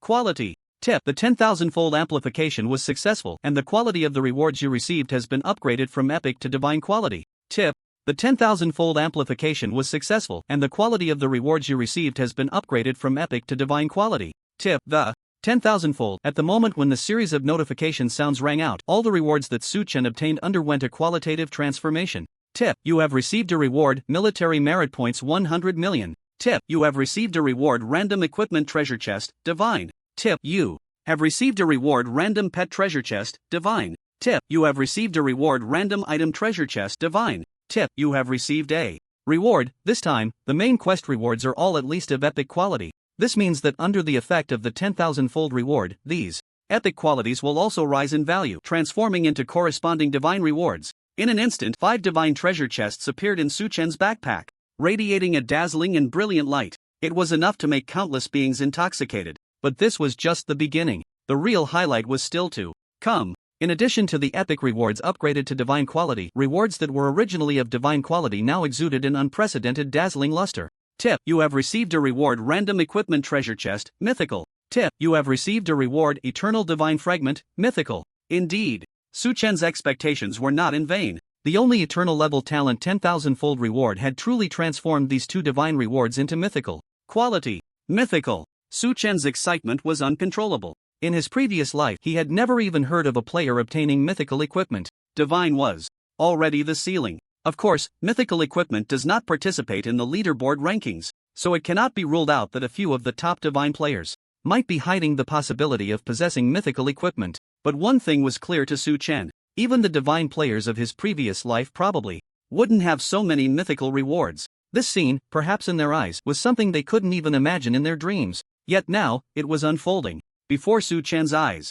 Without any hesitation, suppressing his excitement, Su Chen chose to open the treasure chests. First, he chose the random divine treasure chest, because according to the information he had from his previous life, unlike other treasure chests, all random treasure chests follow a certain pattern. The first item opened has a high chance of being completely unrelated to one's profession, race, attributes, etc. In other words, if a player only has one treasure chest, it is entirely based on luck. Su Chen had long verified this pattern. In his previous life, every time he opened an equipment type random treasure chest, the first item was always equipment for warriors or knights, or it was exclusive equipment for other races, so it was hard not to suspect that this pattern was designed to increase the circulation of equipment within the game. After all, although the items obtained might not be suitable, their value was still there. For example, if he opened the most sought-after one-handed sword, it might still attract a lot of players to scramble for it. It could be considered a form of alternative profit. Therefore, many players maintained the same habit. If they wanted to enhance their strength by opening random treasure chests, they often hoarded some chests. Then they would first open a few lower value chests, waiting for the right moment to open higher quality chests. At that time, they would often maximize their gains. This was similar to strengthening and leveling up first. Of course, this excluded the gamblers. And Su Chen was not a gambler. He didn't want to open a mythical one-handed sword weapon on his first try. If that were the case, the value would indeed be very high, but given the current economic situation of the players, perhaps by the late stages of the game, many large factions might not even be able to afford equipment of this quality. Besides, Su Chen isn't short on money right now. Whether in reality or in the game, he can casually sell some gold in the black market, earning more than the profits of many large enterprises. Therefore, the priority for rewards suitable for himself has been raised to the highest level. Thus, Su Chen's first choice was the God-level quality random item chest and random title chest. Compared to God-level equipment, God-level pets, and God-level enhancement materials, items and titles seem to be the best choice as padding. Tip: do you want to open the random item chest, God level?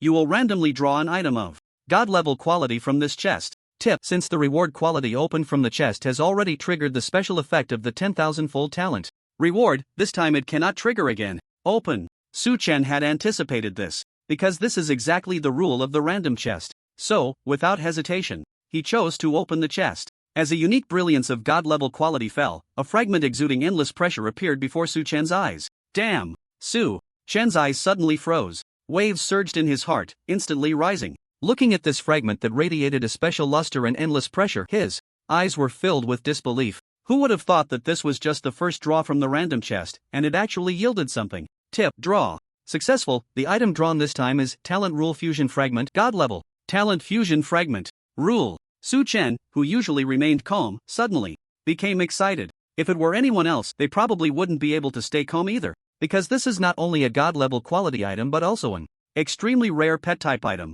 Its function allows a pet to gain an additional talent out of thin air. First of all, pets are an extremely important resource in the game. A good pet can even perform roles that countless players cannot match. Su Chen remembers a player from his previous life who accidentally obtained a golden-level savage lion as his pet. After a week of simple training, this pet, which had average qualifications among the Beast Clan, actually surpassed its owner in strength. It was even strong enough to beat ordinary players. At that time, many people realized the importance of pets. Subsequently, as the game progressed, increasingly exceptional pets began to emerge. Players discovered that even pets of the same race had different talents. Being able to obtain a top-tier talent often meant that this pet would have the potential to become a top combat force. Therefore, that period was jokingly referred to by players as the Beast Master expansion. The most outrageous thing was that the drop rate of the talent fusion fragment was so low that it became a hot commodity, fetching sky-high prices. There was once a dark gold level talent fusion fragment that sold for an unimaginable price. Its value was comparable to that of a legendary level piece of equipment. However, the talent fusion fragment also proved its terrifying enhancement. Even when used on the most useless pet, it could still provide a corresponding talent of the fragment's quality. In other words, for example, if a god-level quality talent fusion fragment was used on a black iron-level pet, it would definitely gain a god-level talent. Although its combat power would still not compare to that of a divine pet, the talent effect it exhibited would not be inferior. Therefore, the luck of this draw was already self-evident. Without hesitation, Su Chen, filled with excitement, turned his gaze to this item, radiating a soft god-level glow. Talent law fusion fragment, divine level, type item, one-time consumable, quality, divine target, pet usage. Requirement, level 20 usage effect. Talent law fusion activates the power of this fragment, allowing it to merge with a pet you own, providing it with an additional law level talent, and there is a chance to obtain a corresponding main god level talent. After use, this item disappears. Introduction, it is recommended to use it on high-quality pets to enhance their potential limits.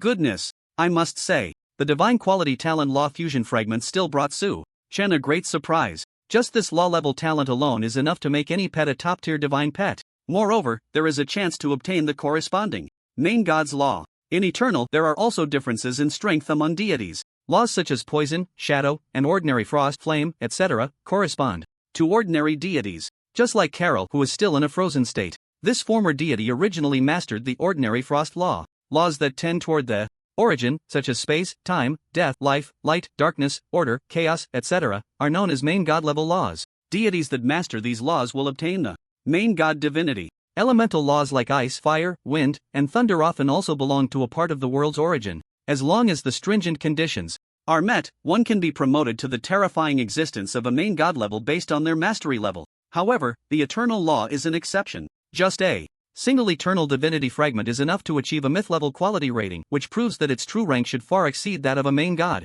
In any case, if a pet can obtain the corresponding main god's law once it fully matures, its own strength and the role it plays will definitely crush ordinary deities. To this, Su Chen could only say it was a good draw, because in his backpack there still quietly lay a random pet treasure chest. Correspondingly, it was of divine quality. Without hesitation, Su Chen decided to strike while the iron was hot. He had a vague premonition. Perhaps it was because he had just completed the main quest, his luck seemed to have reached its peak. So he decided to open all the remaining treasure chests one by one. Tip: do you want to open the random title chest, divine level? You will randomly draw a title from the divine quality titles this time. Tip: since the reward quality opened in the chest has already triggered the special effect of 10,000 times talent reward, this time it cannot trigger again. No problem. A divine title is enough to significantly enhance his hard power again. So, he decisively chose to confirm. With a burst of dazzling and brilliant light emerging, the dim lost kingdom was once again illuminated as bright as day. At the same time, the unique brilliance of divine quality lit up Su Chen's face.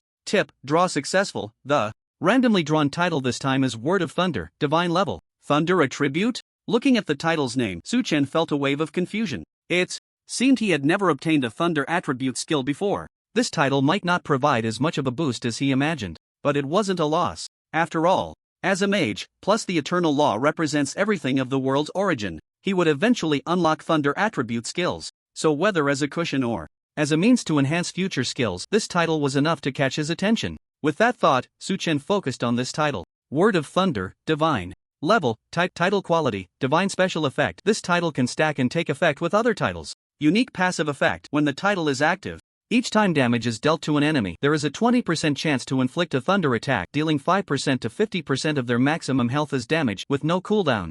On the passive effect, a note: when the target is of legendary rank or above, the effect will be weakened to a certain extent, depending on the target's mastery of the lightning attribute laws, which will have a corresponding effect. Introduction: the lightning that streaks across the sky is the unchanging whisper of thunder in this life.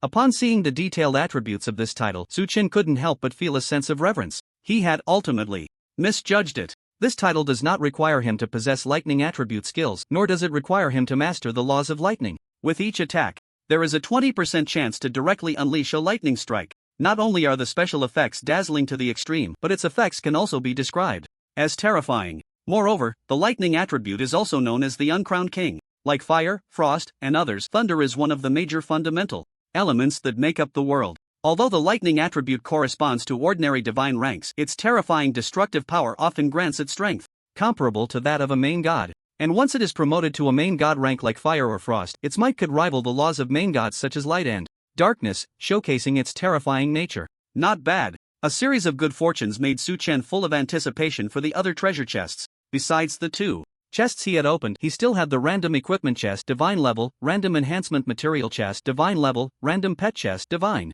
level, and random equipment chest mythical level. A total of 4 chests. Su Chen made a decision in his heart. He would first open the random enhancement material chest. With the conclusion of this main quest, his equipment had undergone a significant upgrade and enhancement. Therefore, the enhancement and embedding of gems, etc. also needed to be expedited. Due to the appearance of Eternal City, Su Chen recruited a large number of master-level blacksmiths and built corresponding epic-level enhancement buildings. He originally planned to return to the city to enhance after receiving the rewards, but unexpectedly, someone sent a pillow when he was sleepy. This divine-level quality enhancement material chest was definitely worth his anticipation. Tip: do you want to open the random enhancement material chest, divine level? You will randomly draw enhancement materials from divine level quality materials. Tip: since the quality of the rewards opened from the chest has already triggered the special effect of the talent tenfold reward, this time it cannot be triggered again. So, next, it was time for the enhancement materials. Confirm.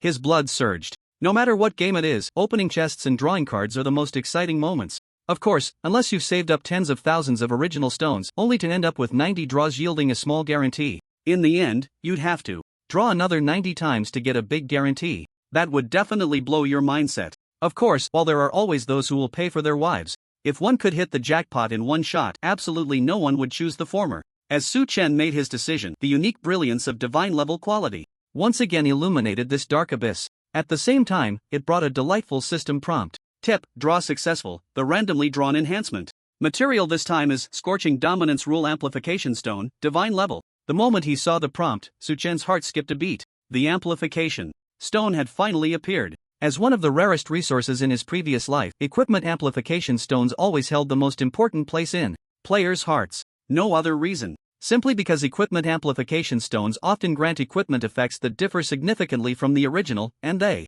can stack to produce a user experience where 1 + 1 is definitely greater than 2. Glancing at the mythical level staff he was wearing, Su Chen couldn't help but gasp. It is well known that when the frost and fire laws can trigger elemental reactions, they will inevitably bring about even more terrifying damage and destructive power. Moreover, this is a divine level quality equipment amplification stone. It is absolutely worthy of this mythical level staff.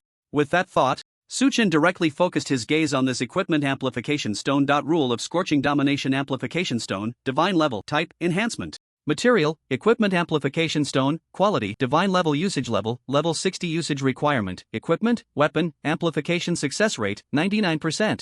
Amplification effect: after using the amplification stone to enhance the equipment, the weapon will gain the effect of the fire rule. When attacking a target, it can stack the effect of Scorching Domination, causing the target to suffer fire attribute damage while also falling into a dominated state. Note: the duration of Scorching Domination varies with the target's elemental resistance. Introduction: a divine quality equipment amplification stone, which might fetch an astronomical price in Stone City. It is said that the dwarven master craftsman Soren is looking to acquire it, perhaps in exchange for a divine artifact. Divine artifact? Dwarven master craftsman? Upon seeing the introduction of this enhancement material, Su Chen couldn't help but shake his head. In Eternal, many races possess corresponding special abilities. Among them, the dwarven race, belonging to the neutral chaotic faction, is renowned for its exceptional forging skills. The dwarven master craftsman has earned the respect of countless players in his previous life. If he could win his favor, he might gain a significant advantage in terms of equipment compared to other players. That said, Su Chen would not simply hand over this divine quality equipment amplification stone.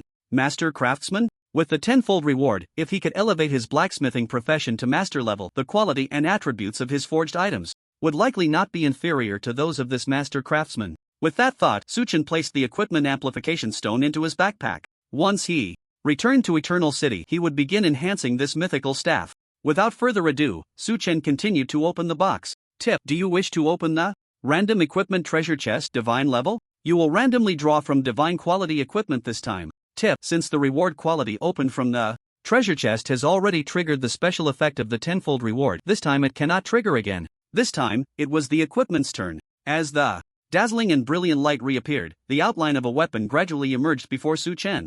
Oh no! Seeing this, his heart sank. Although the specific Appearance of the equipment had not fully materialized, the outline already indicated its general type. What you fear most often comes true. This was a two-handed greatsword, and its attributes looked extremely special. Even before it was fully revealed, a chilling, bloody aura rushed towards him, the sharpness of it even slicing a strand of hair from Su Chen's forehead. This was enough to prove what kind of rule this divine quality two-handed greatsword represented. Indeed, once equipment reaches divine quality, it often gains rule-level power. Just like Su Chen's previous divine artifact cloak, which clearly possessed the powers of both light and darkness, and that mythical staff had the purest aura of frost rule. Based on the aura emitted by this equipment, it should represent the rule of slaughter. However, Su Chen couldn't understand why, at such a moment of incredible luck, he would receive a two-handed greatsword. According to his memories from his previous life, it seemed that aside from a weapon-wielding player named Ancient Ingots Swordwine, who cried for 3 months after obtaining a two-handed greatsword usable by magic classes, he had never heard of any magic class being able to use a two-handed greatsword. Guess I'm just unlucky. Su Chen sighed and looked at the system prompt. Tip, draw successful. The randomly drawn equipment this time is Blade of Slaughter and Conquest, divine level.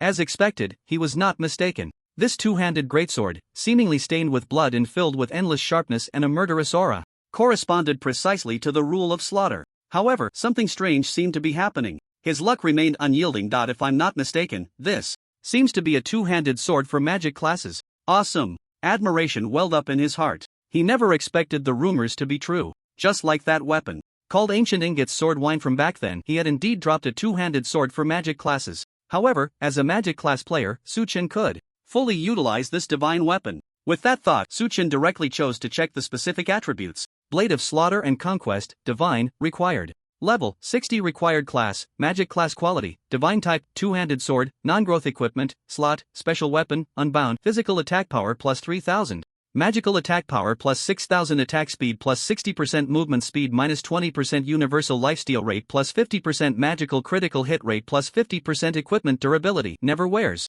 Out effect 1, Slaughter when dealing damage to a target, temporarily increases own health limit 40% of damage, lasting for 5 minutes. Effect 2, Conquest when casting skills on a target can temporarily affect their mind through the aura of the Slaughter Law, inflicting negative effects such as fear, confusion, disorientation, etc., with duration varying based on the enemy's mental resistance. Equipment skill, Slaughter Bloom activates the endless aura of the Slaughter Law contained within the weapon, allowing the user to enter a state of Slaughter Bloom. For each target killed, damage increases by 10%, with no upper limit on stacking, lasts for 20 seconds, and the duration can be stacked after killing a target. Equipment skill cooldown, 2 hours. Note, when in the Slaughter Bloom state, the user's mental state will be affected to some extent as the number of kills increases, so use with caution. Description, the blade left behind by the former deity of slaughter requires immense mental strength to wield.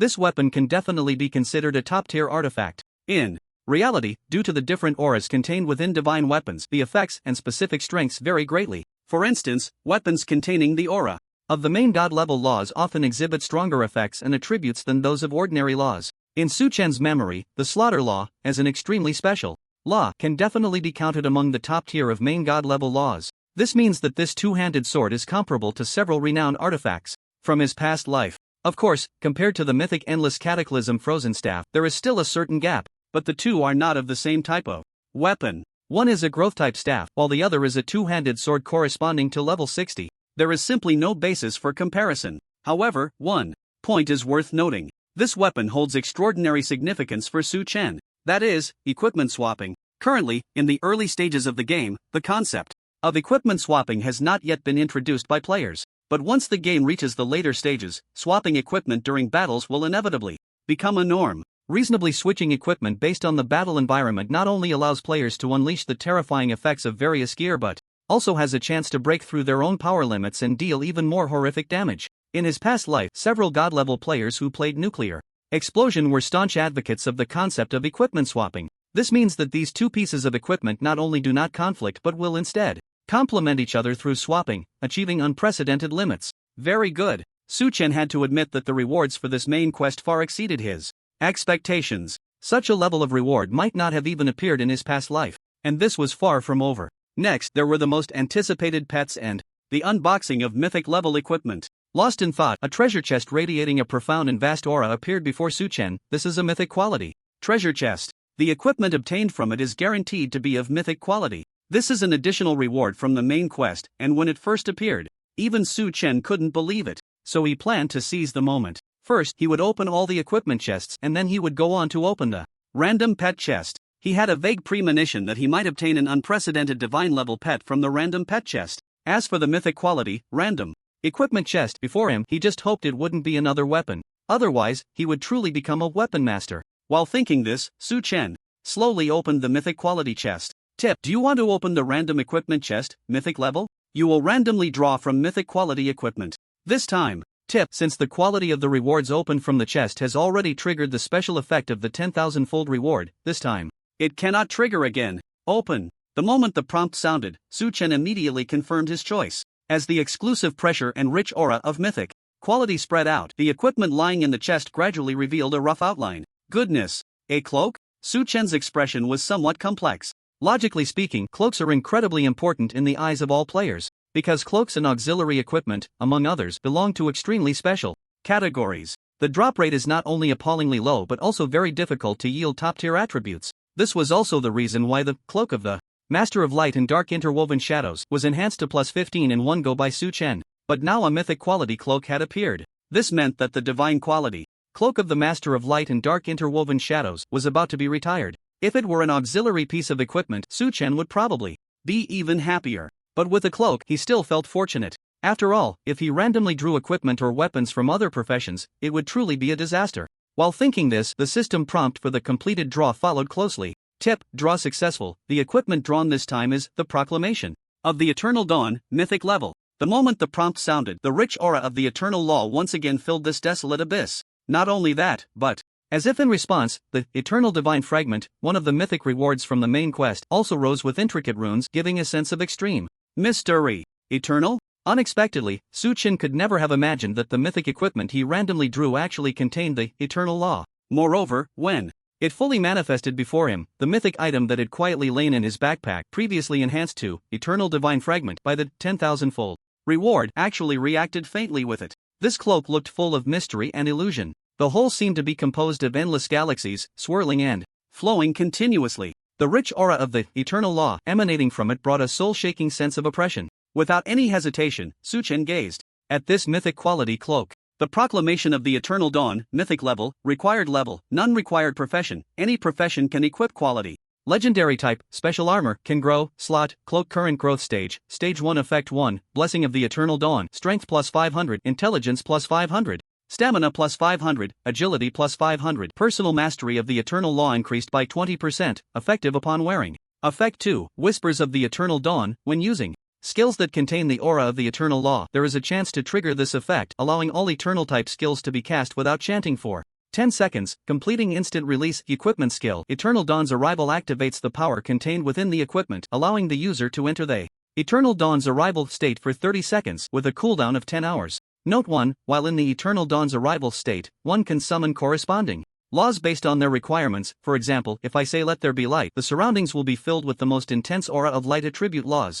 The same applies to other laws. Note 2, when the summon law is eternal, the user will enter the final form of Eternal Dawn's arrival, becoming immune to all damage during this time and greatly increasing the upper limits of all skills and attacks. Specific values to be verified. Equipment advancement. Requirement: slay 2 deities not lower than your own level 0/2 to advance the equipment to the second stage, increasing the duration and enhancement effects of Eternal Dawn's arrival, as well as boosting the equipment's attribute bonuses. Introduction: the arrival of the Eternal Dawn is also the beginning of everything. Holy crap! Seeing the attributes of this mythic level cloak, Su Chen was completely stunned. What kind of attribute enhancement is this? All attributes increased by 500 points? It's simply terrifying. Moreover, unlike the previous divine level cloak of the interwoven shadows of light and darkness, this mythic level cloak, while no longer providing a 60% increase in evasion rate in light conditions and immunity to all biological detection in dark environments regardless of power disparity, possesses a second effect that is enough to turn Su Chen's attacks into nightmares for countless enemies.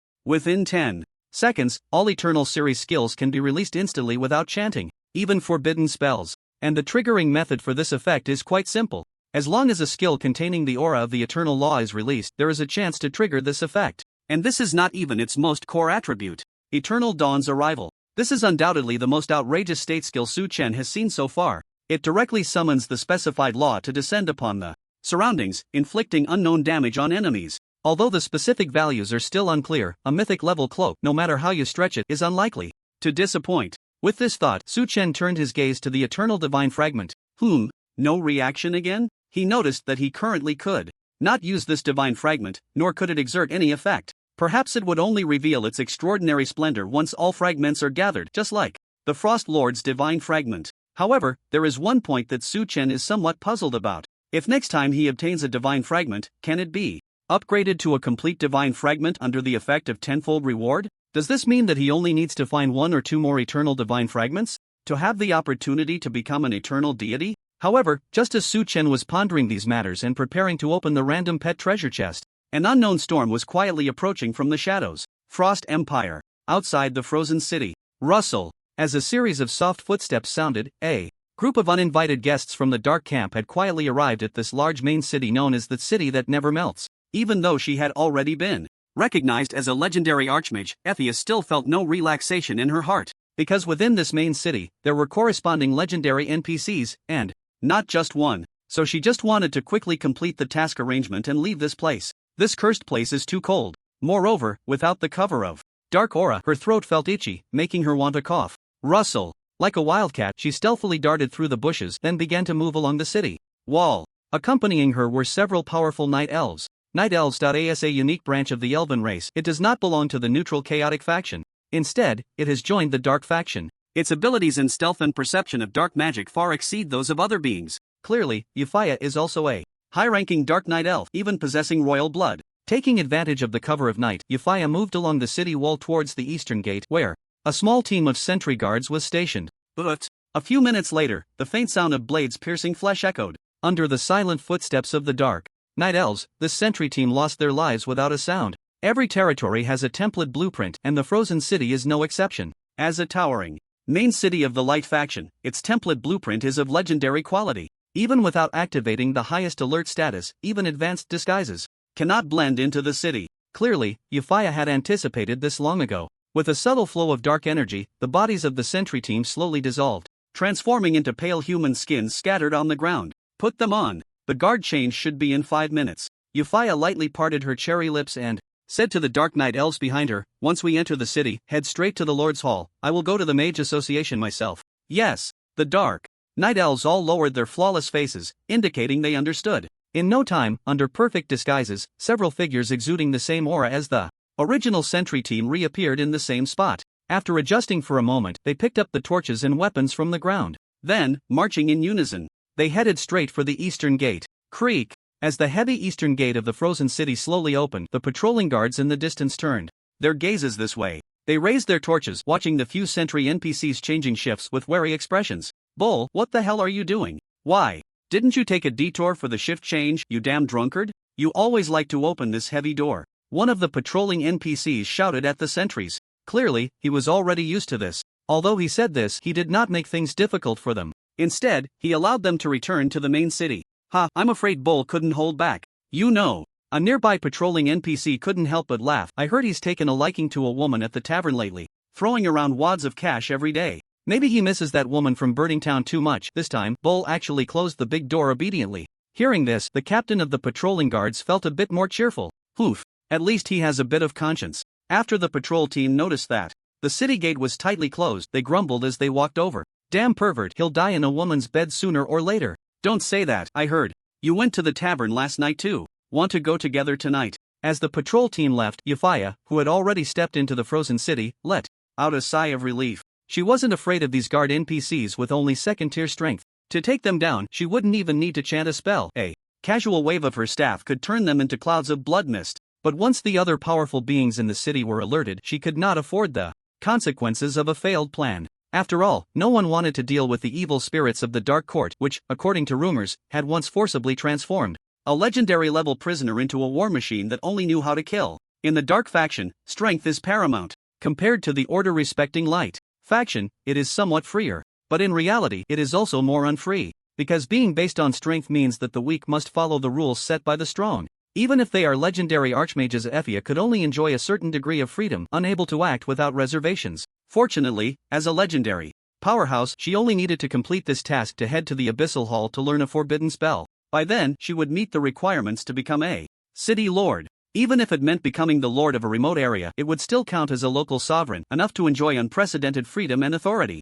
Thinking of this, the coldness in Effie's eyes grew even more intense. Although on the surface, a layer of disguise concealed her flawless beauty, the brilliance in her gaze was still enough to captivate countless people. It's quite lively here, Effie said as she looked around while walking on the wide streets of the main city. Despite being shrouded in darkness, this grand main city was still filled with the scent of fireworks. Players, local residents, and neutral NPCs from various races were scattered throughout the streets. In the flurry of snowflakes falling from the sky, it appeared particularly bustling. I didn't expect adventurers to all look the same, she remarked after glancing a few times, exhaling a puff of warm breath that instantly floated away in front of her. This legendary powerhouse from the dark faction felt a hint of joy in her heart. Oof. She hadn't anticipated that in such a cold environment, these adventurers would still seem to have boundless energy while she was nearly frozen stiff. Effie made a decision. Once she completed this task, she would capture a few adventurers for experiments to see if they could maintain an optimistic mindset in extreme conditions. Lost in thought, she glanced at the night elves following her and felt a twinge of guilt. If this group of lower-tier kin knew her thoughts, her image would be completely ruined.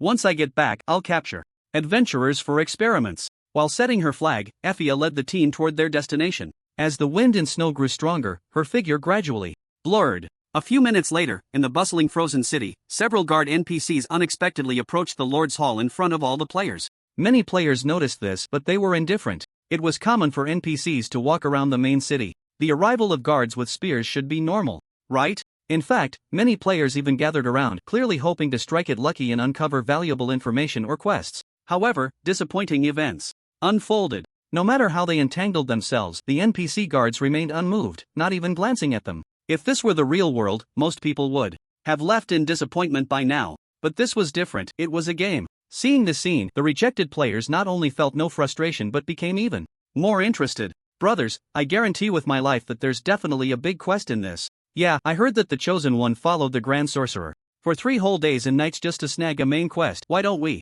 You're right, let's follow them too. But won't that make us look like perverts? Shut up, the NPCs haven't said anything, we just need to follow them. Thus, the players fully utilized the advantage of the fourth calamity, completely ignoring the strange looks from others as they trailed behind the NPCs. Effie watched this scene with great surprise. She truly hadn't expected that the adventurers from the light faction would be so brazen, sticking so closely to her. To kill or not to kill? If she killed them, it might affect the smooth execution of her plan. If she didn't kill them, would these adventurers see through her disguise? Just as she hesitated, the Lord's Great Hall was now right in front of them. Euphia gritted her teeth, temporarily suppressing the killing intent in her heart. The reason was simple. A third-tier mage NPC was passing by, not far away. They waited for 2 or 3 minutes. Once the NPC disappeared from sight, Euphia finally patted her chest and let out a slight sigh of relief.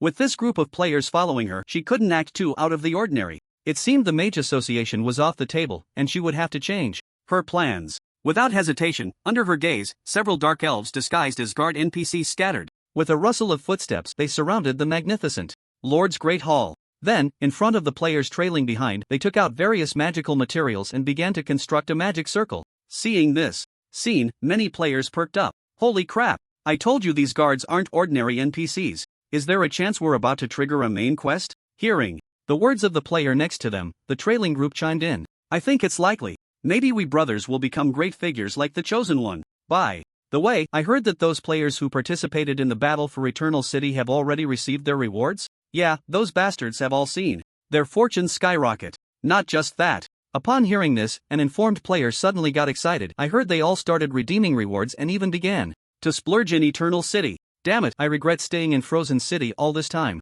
This broken main city is a dead end. I won't allow you to insult the main city. Isn't a quest about to trigger? As soon as the topic of quests came up, the players perked up again. As time passed, amidst the subtle flow of magical elements, they widened their eyes in astonishment. Unbelievable. These guards were actually starting to construct a magic circle. Goodness. When did these ordinary NPCs master such profound and terrifying magic? Something big must be about to happen. Just as the players were watching, the Dark Elves, disguised as guards, set up the magic circle. A very special rhythm echoed from the endless abyss. Notification: extraction successful. The randomly extracted pet is Dark Oblivion Valkyrie, Divine Level. Notification: because you have obtained the Divine Level pet Dark Oblivion Valkyrie, becoming the first player to acquire a pet. The pet leaderboard has been activated. Notification: because you have obtained the Divine Level pet Dark Oblivion Valkyrie, the Elf. Clan will regard you as their most sincere friend, and the elf clan's friendliness has increased to respect. At the moment the notification sounded, a world announcement also appeared in Su Chen's view. As the brilliant golden light spread, all players in the area gasped in shock. Hiss, damn, it's the chosen one. Again. What benefits did this guy snag now? Damn, look, the pet leaderboard seems to have opened. While the players were stunned, the world announcement had already echoed in their ears. World announcement, congratulations to player chosen one, becoming the first player to obtain a pet, successfully activating the pet leaderboard, and receiving the reward, pet skill chest, purple gold. World announcement, congratulations to player chosen one, becoming the first. A series of 3 announcements hit everyone like a heavy blow. Pets. What does this mean? Even for lone wolf players, obtaining a pet equates to having a companion that resonates with them. Not only would their gaming journey no longer be solitary, but it would also add a boost to their combat power. They just didn't know what quality this pet was. However, anything that made it to the world announcement had already proven its terrifying value. In an instant, many players made the same move. They opened the pet leaderboard. At a glance, on the entire leaderboard, there was only one player, the chosen one, and the corresponding pet level completely shattered the defenses of all players. Wait, am I seeing things or what? How come I see a divine pet? You're not blind, I see.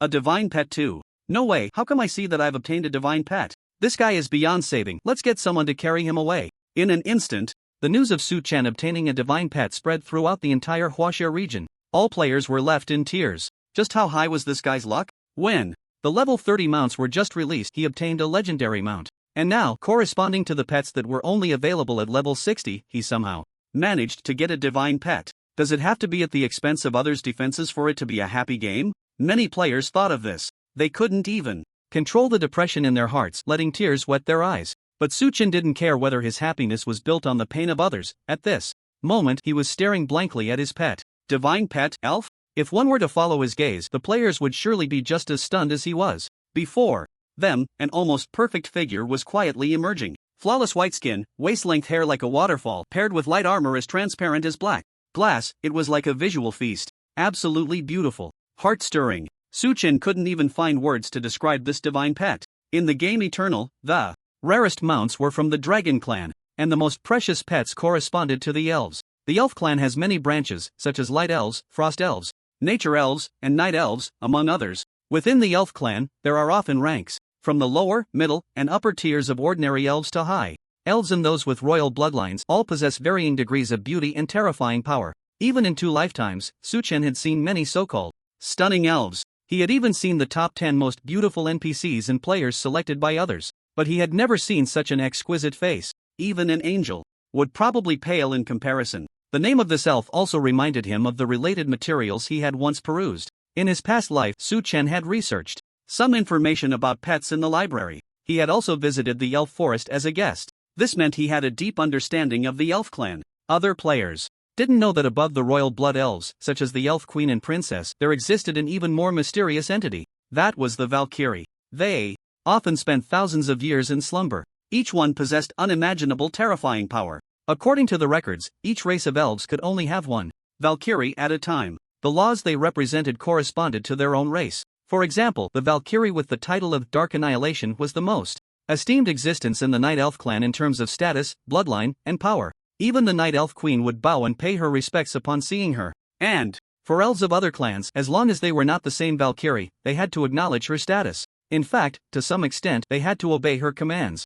No exceptions. This was the special standing of the Valkyrie. Even if her level was only a pitiful one, while the other had already been recognized at the legendary tier, once they met, the latter had to bow to the Valkyrie who only appeared in rumors. Vilis greets her master. Just as he was thinking, the Valkyrie declared her loyalty to Su Chen with her melodious and graceful voice. Very good. No need for formalities. Su Chen helped Vilis up while directing his gaze at her attribute panel. He was eager to see the pinnacle of the pet world as described in legends, the Valkyrie of the Elf clan. Just how terrifying will her attributes and skills be? As expected, the panel of this divine level pet is indeed stunning to the point of shock. Dark Oblivion Valkyrie Velis, Divine.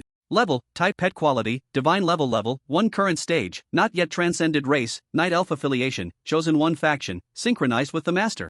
Health points, 1000 mana points, 1000 physical attack power, 120, strength x6, magic attack power, 114, intelligence x6, physical defense power, 304 magic Defense power 298 strength, 20 intelligence, 19 constitution, 20 agility, 20 physical critical rate, 20% initial value, magic critical rate, 20% initial value, loyalty 100%, never betray, skills, fusion of dark laws, blade of dark oblivion, falling blossoms, dark/introduction. The divine level pet of the chosen one seems to possess an extremely high level of mastery over the dark laws. Seeing Velus's attributes, Su-Chen felt a bit shocked. Level 1, not yet. Transcended. The initial attributes are already this terrifying? With initial 4-dimensional attributes around 20 points, it's enough to bring tears to countless players. And her bonuses are as high as a terrifying 6 times. This means that at level 1, her bonus ratio is already more outrageous than that of an ordinary profession after the second transcendence. This is undoubtedly a terrifying bonus, enough to create a gap between her and other pets, even players.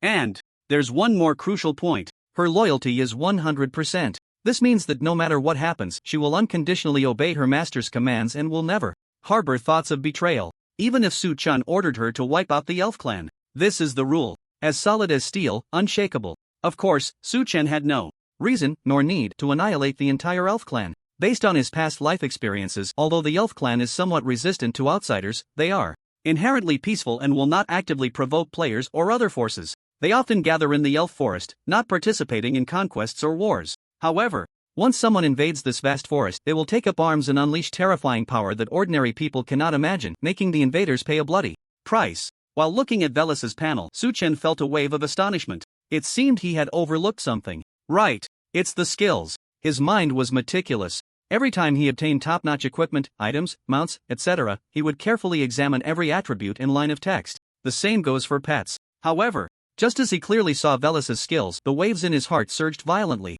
Forbidden spell. This divine-level pet's initial skill actually has a forbidden spell. As a divine-level pet, Velus has a total of 3 initial skills: fusion of dark laws, blade of dark oblivion, falling blossoms, dark slash. Among them, fusion of dark laws is a passive skill. It increases the degree of fusion with dark laws, enhancing dark damage, critical hits, and skill effects, among other things. The remaining 2 skills correspond to master and forbidden spell quality. Blade of dark oblivion type, skill quality, master level. Affiliation, Velus skill effect, awakens the surrounding drifting dark law aura, gathering it into her weapon, allowing her to unleash a sword energy containing the essence of dark oblivion, dealing high damage to enemies within range, 600% physical attack power bonus, cooldown time 50 seconds, consuming 10% of her own mana. Introduction, Dark Oblivion. This is an unequivocal master level skill. Moreover, it is an instant cast ranged skill. Not only that, it also has a certain skill range. For warrior type professions, it can definitely become a core skill. Even Su-Chen couldn't help but feel a bit envious.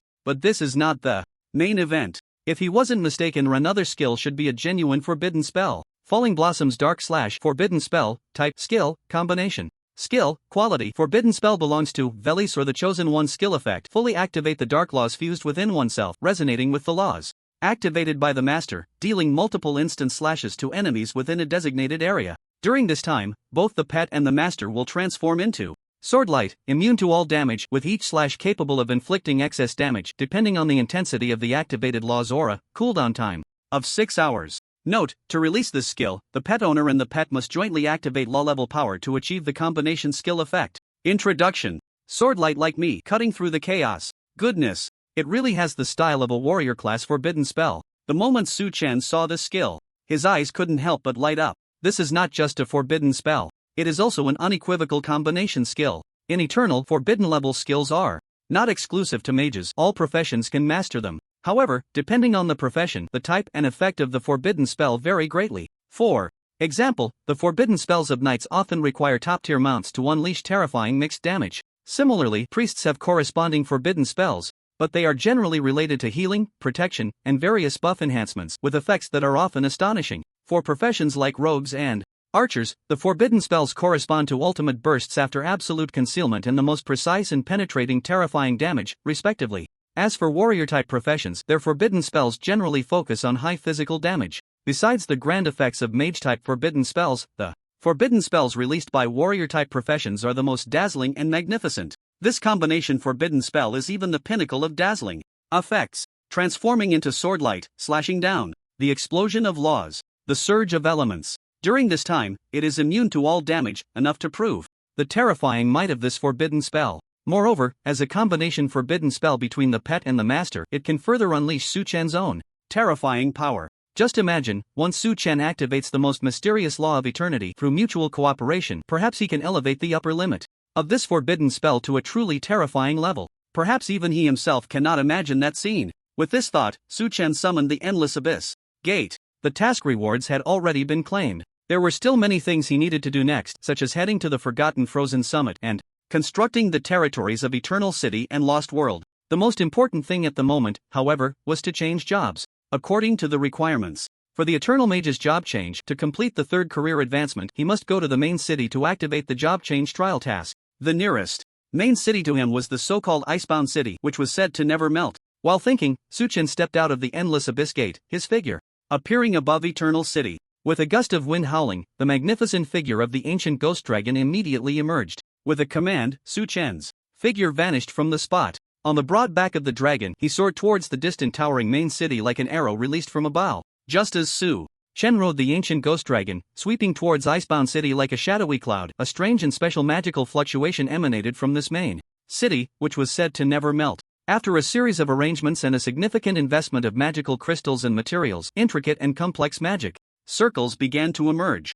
Like stars in the night, these teleportation arrays suddenly lit up, connecting one after another, forming a circular shape that perfectly enclosed the Grand Lord's hall within. It's done! Euphia stopped her actions, seeing the already lit magic array network, excitedly clapping her hands. Behind her, the number of onlooking players was increasing, and they excitedly clapped their hands in unison. It worked! It really worked! After saying this, the players finally realized that things seemed to have entered the next stage. Perhaps, the main quest could be triggered right now. What if they became the chosen ones? Wouldn't that mean they could soar directly? They couldn't miss this opportunity. Even if they were rejected by the NPC, they would cling on relentlessly. With this thought in mind, they all crowded around. By the way, Captain of the Guards, is there anything we can help with? Yes, we have all kinds of skills. We can tank, we can heal, and we can deal damage, and our pay is only 80% of what others get. I only want half of the market price. I only want 30%. I don't want any money. Amidst the clamor, the players began to compete with one another, each offering a lower price than the last. Some even took out a few gold coins and handed them to Euphia, thumping their chests to express their willingness to pay for help. Seeing this scene, Euphia was completely dumbfounded. Although she was quite popular in the dark faction, with many adventurers often wanting to take on quests, from her side, she sometimes felt bored and would occasionally post some trivial tasks. Watching the players scurry off to work hard and then excitedly return for rewards would lift her spirits quite a bit. But who would have thought that this group of damned adventurers from the Light faction would be so persistent and lowly? Not only that, they were foolish to the core. Clearly, the magic teleportation array, magic shielding array, and magic confinement array had already been activated by her, yet these adventurers were still thinking about scavenging for quest clues. Euphia was utterly bewildered. Captain of the Guards? Do you think I'm capable? I've already completed the second transfer quest. My attributes are amazing. Right, although I harassed the bard in the Frozen City last time, I still think I'm a good person, and I believe you will give me a chance to redeem myself. By the way, Captain of the Guards, I haven't properly introduced my skills and attributes yet. At this moment, the players were still surrounding Euphia, chattering incessantly. A few seconds later, the Captain of the Guards, coming back to her senses, finally spoke up. You're asking me what help I need? Euphia's words were like the frost melting in the biting spring chill, cold yet filled with a sense of impending doom. As her voice rang out, all the magic arrays emitted a series of rumbling sounds. Clearly, they had all been completely activated. Seeing this scene, the players became even more excited. No matter who it was, at this moment, they probably wouldn't think of the enemy. They could only believe this was a sign that the quest was about to trigger. So upon hearing this, they all nodded frantically like chicks pecking at rice. Yes, is there anything we can help with? Just say it, my brothers, and I will do our best. Count me in. In an instant, the players raised their hands high and crowded closer, getting nearer to Euphia. Very good. Just right. Euphia pursed her lips and smiled at the players. Then what I want is, before she could finish her sentence, an endless surge of dark elements and the aura of laws erupted in the surrounding air. Her originally deep and rough voice gradually became melodious and pleasant. Before the players could react, her next words had already echoed in everyone's ears. What I want is your lives. As soon as these words were spoken, all the players broke out in a cold sweat. Many players who reacted quickly turned to leave. With the thunderous activation of the magic arrays, mysterious and grand figures gradually emerged from the endless darkness. They looked terrifyingly powerful. Where was the Captain of the Guards? This was clearly a mighty army of blood elves to eye in the dim light. The figure that once occupied the position of the sentinel captain had vanished. In its place stood a flawless, breathtakingly beautiful dark elf, the Dark Archmage. Oh my, a Dark Archmage. Screw her, no wonder we couldn't trigger the quest. I told you, there's definitely something off about her. Damn, stop being a backseat driver. By the way, she's really stunning. That's stating the obvious, she's a rumored dark elf. Just look at that figure, that beauty. Swish, swish. Before the players could finish their words, a series of skills imbued with death, darkness, and curses quietly emerged. Following closely was a torrent of blood. Suddenly, blades flashed. Before this group of players could react, Euphia waved her hand, and countless powerful beings from the dark faction pouring out of the teleportation array were sliced into pieces. Even worse, some were turned into skeletons. The pain was unbearable. Moreover, the nearest player hadn't even finished speaking before Euphia, with a flick of her dagger, ruthlessly severed his neck. Cough. Ha, ha, bow, SS. Even as a dark archmage, Euphia's physical attacks could still one-shot players. At this stage, in almost an instant, all surrounding players were left without a single survivor. And with a wave of her hand, endless black mist surged forth from the teleportation array behind her. Countless powerful beings from the dark faction rushed out. Centered around the Lord's Hall, the black mist began to spread outward. Not only that, but as the mist enveloped the area, the so-called indestructible main city defense barrier gradually weakened. It was as if it had been breached from within. Starting from the Lord's Hall in the frozen city, a one-sided massacre and battle for core positions officially commenced. Enemy attack! Enemy attack! In that instant, the entire frozen city fell into a state of high alert. Quick, activate the main city's highest defense system. NPCs of commanding rank shouted loudly, but received no response. The magic circle surrounding the Lord's Hall acted like an insurmountable barrier, severely diminishing the command authority of the entire main city. In just a short while, the main city found itself on the brink of collapse. No one expected this situation to escalate to this extent. In less than a few minutes, the entire main city was about to fall into enemy hands. It was simply absurd. Countless players expressed their confusion. What on earth is happening? Why is Frozen City about to be done for so quickly? Damn it, the guards of the main city are just sitting around while the dark faction is knocking at the door? I barely reacted before that dark faction woman one-shot me. Don't even mention it. The main city defense system has been compromised, and those guards are still gathering. Frozen City is such a waste. In an instant, countless players began to angrily curse the inaction of the main city. They even implicated the entire Frost Empire and the vast Light faction. The reason was simple. It was the Light faction's own fault. Since the server opened, the Dark faction had been taking aggressive actions, not only stirring up trouble everywhere but also reportedly capturing a small town the day before. Yet the Light faction, which claimed to represent order, appeared overly cautious. When the enemy appeared, they did not pursue, only offering condemnation. It was enough to drive one mad. And like the earlier siege battle in Eternal City, although the military points and rewards were mostly borne by the Light faction and the Frost Empire, from start to finish, this group of NPCs didn't mobilize a single soldier, not even providing logistics support. This directly broke the hearts of countless players. But this wasn't the most outrageous part. The moment that truly disheartened many players was now. As the magical teleportation array took shape and was activated, enemies surged in like a tide.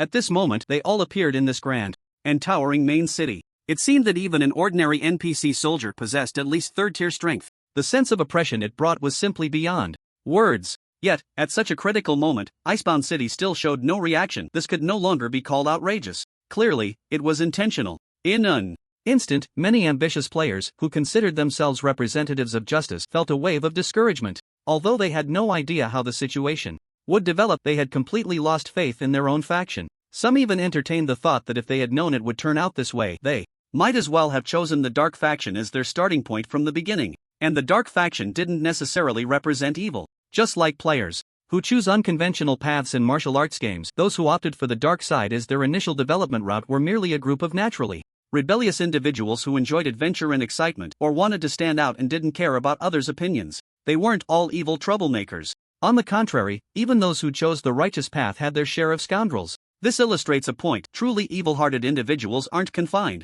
to any particular faction. A faction is merely a group of people with a shared philosophy of life. Moreover, it was said that the girls from the Dark faction were not only of equal quality to those from their own faction but also had special body types and appearances that added to their allure, greatly enhancing the exotic charm. Of course, excluding skeletons. Brothers, what should we do next? I think we can't stay in the Light faction any longer. I've died 3 times already. Yeah, damn it, the Dark faction's NPCs have even reached the resurrection point and we're still gathering here. I'm fed up. Even if this is part of the Icebound City plan, they can't just sell us out like this. How about this? Let's just leave the faction and hang out in the dark side. I heard that would lead to being hunted by the light faction. Upon hearing about the pursuit, many players fell silent. Although the light faction could be quite frustrating at times, like when Eternal City and Icebound City were besieged and their response was slower than a dog, their efficiency in capturing and seeking revenge was absurdly high. In players' terms, these NPCs were the most vengeful. Thinking of this, many players hesitated again. The thought of being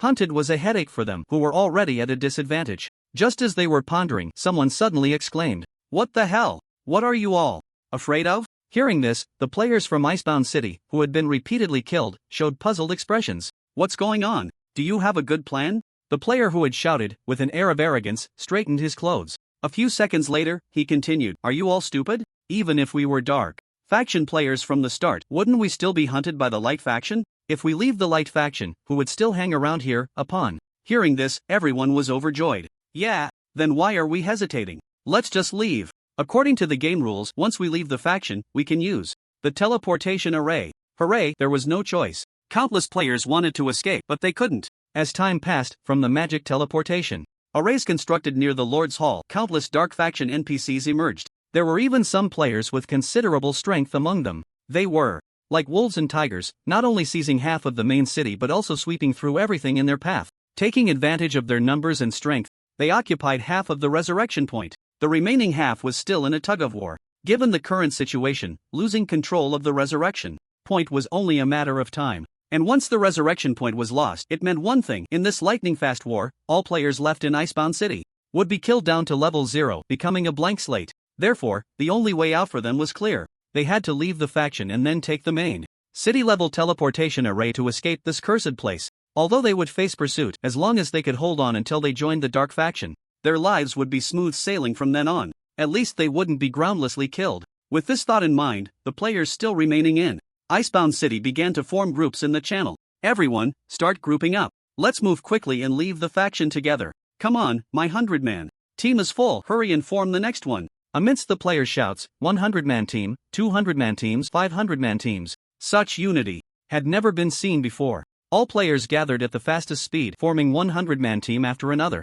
At the same time, a magnificent dragon, hundreds of meters long, appeared above the war-torn main city. Watching the brutal slaughter below, Su Chen was filled with confusion. How could it be that in such a short time, Icebound City was on the verge of collapse? What were these NPCs doing? Where was the Archmage Virist at this moment? Standing on the broad back of the dragon, Su Chen took advantage of the height to continuously observe the situation below. He noticed that even after occupying most of the main city, there were hardly any NPCs putting up a fight. The real reason was simple. All the forces of Icebound City, including the Enforcer Commander, were currently trapped in the military camp. The formidable and terrifying enemy, the legendary Archmage who wielded the Dark Laws, was waving her dazzling staff, sealing all the guards within a barrier. Behind the stunning Dark Elf, countless strong members of the Dark Faction gathered, as if they had sprung up overnight. The sheer number of enemies was shocking. Goodness, the Dark Faction was serious about this. Seeing the terrifying scale of the enemy, Su Chen's plan to recruit troops became increasingly urgent.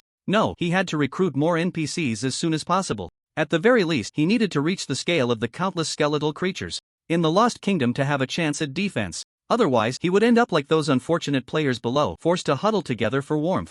An attempt to break out. With the advantage of height, Su Chen easily spotted the countless players gathering at the resurrection point. He found that these players, who usually appeared free and unrestrained, were now displaying an unimaginable speed of assembly. In just a few seconds, they had gathered hundreds of teams, each consisting of 100 players. Based on rough estimates, there were about 200,000 unfortunate souls left in Eternal City. In just a few seconds, tens of thousands of players were ready to break out. Moreover, what impressed Su Chen the most was their displayed discipline. After forming their 100-man teams, everyone refrained from acting independently and instead waited patiently for others to gather. The reason was simple. Although the main city hall was just across the way, less than 10 meters apart, the enemies pouring in from the distant magic teleportation arrays had already cut off the road to the main city hall. They wanted to leave the faction, they must band together and charge forward. If anyone falls behind during this time, the outcome awaiting them will be a complete and utter defeat. Thinking of this, Su Chen couldn't help but feel a pang of regret. It must be said that Frozen City had made a terrible miscalculation. The 200,000 players were all once loyal and high-quality members of the Light faction. Yet now, they were being forcibly driven into the arms of the enemy by some so-called scheme. It was simply madness. However, Su Chen also understood this. although he had just arrived at this towering main city shrouded in the flames of war. He could see at a glance the machinations of Frozen City's upper echelons. Clearly, it was the same old tactics as in his previous life. Someone was secretly colluding with the Dark Faction, and perhaps most of the high-ranking officials of the Frost Empire had been secretly corrupted. Therefore, the fall of Frozen City was inevitable. This point was evidently already known to the great Archmage Velist. Glancing around, she noticed that there weren't many enemies near the Mage Association. Clearly, the Dark Faction was somewhat wary of this legendary Archmage. From the moment their plans were disrupted by the players, they had already given up on provoking this so-called legendary powerhouse of the Frost Empire. The most important point was that the situation was stronger than the individuals. They believed that Velist, faced with countless strong opponents, would not risk her life to save this main city, especially since it might not even be salvageable. Su Chen, however, had a different perspective. Based on his understanding of Velist, this legendary NPC always devised plans that were truly beneficial to her side, including the previous lack of support for Eternal City, which only provided Su Chen with rewards that were unimaginably generous. It wasn't that she was cold-hearted, rather, she had long known that the Frost Empire was rotten to the core. Once she sent troops, this main city behind her would inevitably fall into the hands of the enemy. At that time, not only would the supporting legion be annihilated, but even Su Chen and Eternal City would find themselves caught in a cheese sandwich situation. That would be a terrible move. And now, if she were to act, it would mean she would lose everything. It was better to preserve the trump cards she had to the greatest extent possible. Su Chen speculated that Velist had completely lost hope. She likely wanted to find an opportunity, a chance to take all the legions from Frozen City away and then rebuild a new force. Perhaps one day, she could replace this already rotten Frost Empire. So what exactly is her plan? On the back of the ancient ghost dragon, Su Chen murmured, gazing towards the resurrection point. The ancient ghost dragon, as a mount of the death type, possessed an ultimate sensitivity to the aura of the light laws, allowing Su Chen to understand the hidden magic array within the entire main city through telepathy. Generally speaking, there was usually only one large main city-level teleportation array in a main city. But based on his understanding of Velist, Su Chen knew she must have long been prepared for an escape. That was Plan B. Therefore, Frozen City might be different from other main cities, hiding another main city-level teleportation array. According to the perception of the ancient ghost dragon, Su Chen quickly locked onto the location of this teleportation array, right in the main city hall across from the resurrection point. Upon hearing this news, Su Chen's gaze momentarily froze. Since this so-called main city that never melts was built at the foot and halfway up the forgotten extreme cold peak, many of the building's foundations remained tilted. This also led to the architecture of this main city being quite interesting. Sometimes it seemed like one had to take a long detour, but at other times one could simply leap into the air to reach the destination. Coincidentally, that teleportation array was located near the main city hall, and the barracks, surrounded by countless strong enemies, had a small door on the left that was right below it. This meant that as long as the entire army could exit through the small door on the left, they could soar a few dozen meters to reach the main city-level teleportation array. And now, even though both sides had already engaged in battle, but due to the tightly closed gates, the casualties on both sides were not as severe as imagined. Instead, so far, only a few hundred ordinary guards had been lost. Perhaps the plan is about to begin. As Su Chen's words fell, he noticed something amiss. At the position corresponding to the left small door, a shadow was gradually approaching. The slender waist and tall, elegant silhouette, along with the iconic staff in hand, seemed to confirm the identity of the shadow. It was indeed Velist. Velist, what a coincidence. Just one letter off. As the rumored great archmage, Velist was just one letter away from the god-level pet Su Chen had just obtained. The former was called Velist, while the god pet was called Velis. This was quite normal. Su Chen had even witnessed two NPCs sharing the same name before. In simple terms, distinguishing their identities relied not only on names but also on professions, statuses, and universally recognized titles. However, what was most important at the moment was not this, but Velist's plan. Without acting rashly, Su Chen stood on the broad back of the dragon, quietly watching the great archmage below. But the next moment, a shocking scene unfolded. The other party seemed to sense something. The moment Velist reached the left small door, she suddenly looked up and smiled at him, as if she had known Su Chen's position all along. She even mischievously winked at him.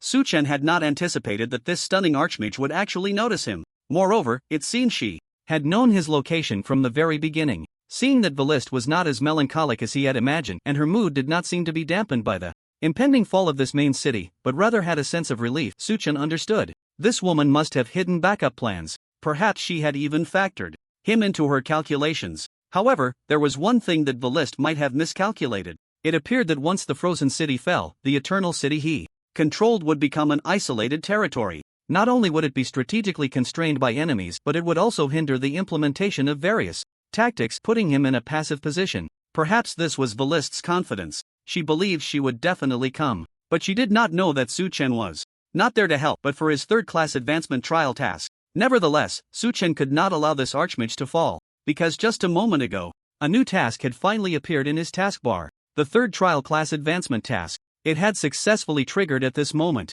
Hint, the third class advancement task has been unlocked. Do you accept? Note, due to your profession being the unique eternal class, the difficulty of this task will be raised from hell level to unknown level. From hell to unknown? Upon seeing this, Su Chen couldn't help but feel excited. Such good fortune. Based on past experience, the higher the task difficulty, the more generous the rewards would be. The previous class advancement trial task had successfully triggered a prerequisite for a main storyline task. So this time, what kind of surprise would it bring him? Unknown level. Just hearing it, one could tell that this task and its rewards were likely to be much more abundant than the previous Lost Kingdom Returns series of tasks. Su Chen was eager for this. After all, there was a common rule for all players regarding class advancement. Ordinary class advancement trial tasks, like a warrior advancing to a berserker, were generally tasks that anyone could complete. This often meant that the attribute bonuses after advancement would not be as terrifying as Su Chen's. Similarly, Su Chen had put in enough effort and risk. He would definitely earn a corresponding reward.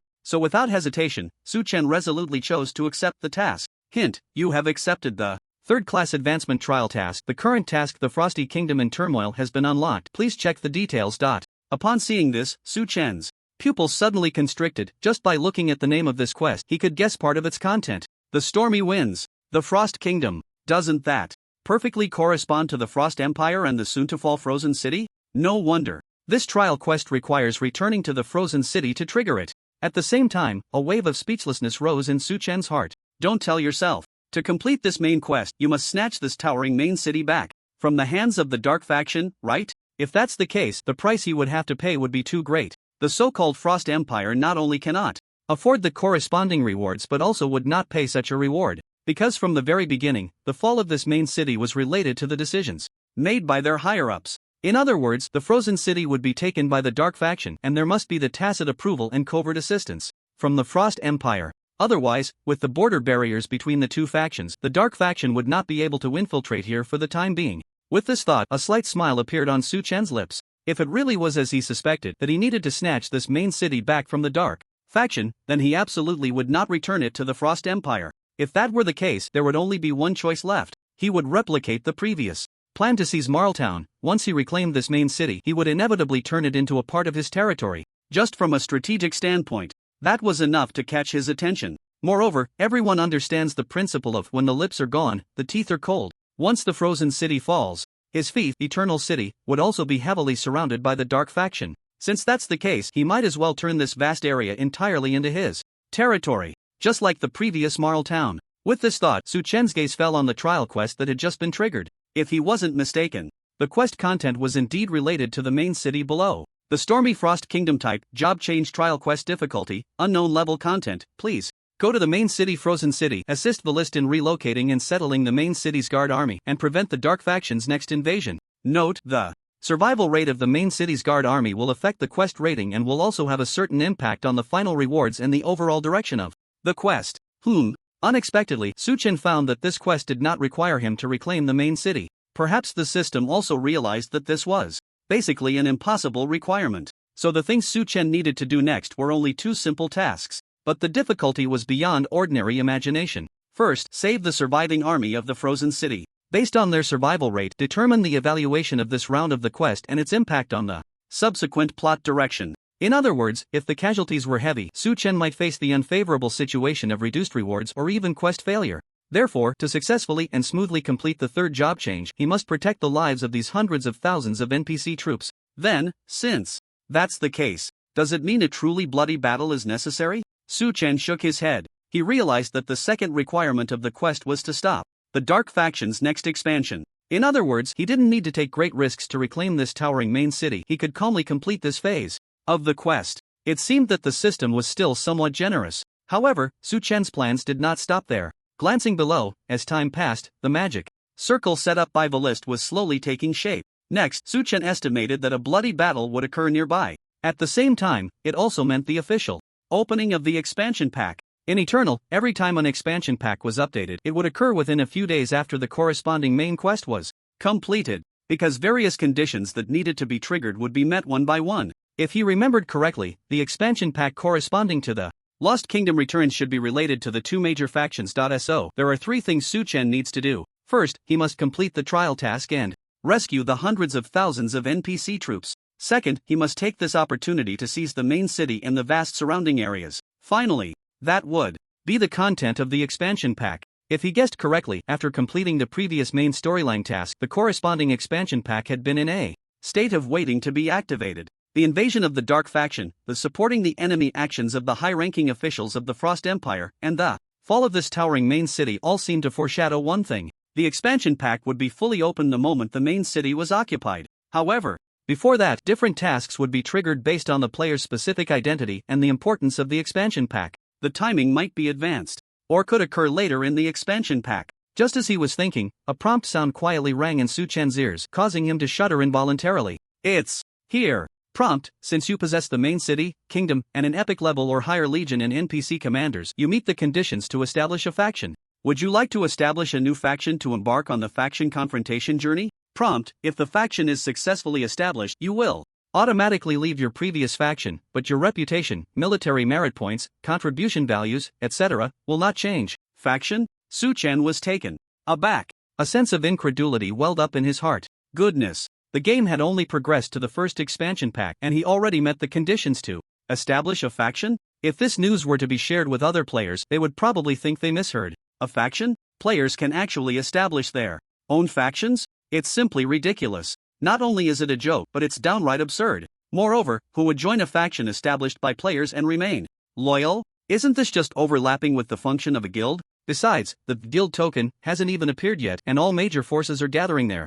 Subordinates in the form of mercenary groups. If they found out someone could establish a faction, wouldn't they be completely thrown off? But for Su Chen, this was undoubtedly an unprecedented opportunity. He had heard about players establishing factions in his previous life. Although the conditions were unimaginably harsh, as the game progressed, large forces would eventually accumulate enough advantages to trigger the prompt for establishing a faction. Once a faction was established, it often meant that the player would gain higher autonomy. With resources and strength matching their status, having a faction would definitely be the wisest choice. But it must be noted that the prerequisite is to have sufficient strength. There also needs to be enough players and NPCs joining to qualify for establishing a faction, standing shoulder to shoulder with the dark and light factions. Most importantly, one needs money. Because recruiting players is relatively easier, sometimes it just requires accumulating popularity and reputation. However, recruiting NPCs is a different story. Besides having various adventures, such as gaining the loyalty of a certain race and faction, one must honestly spend money.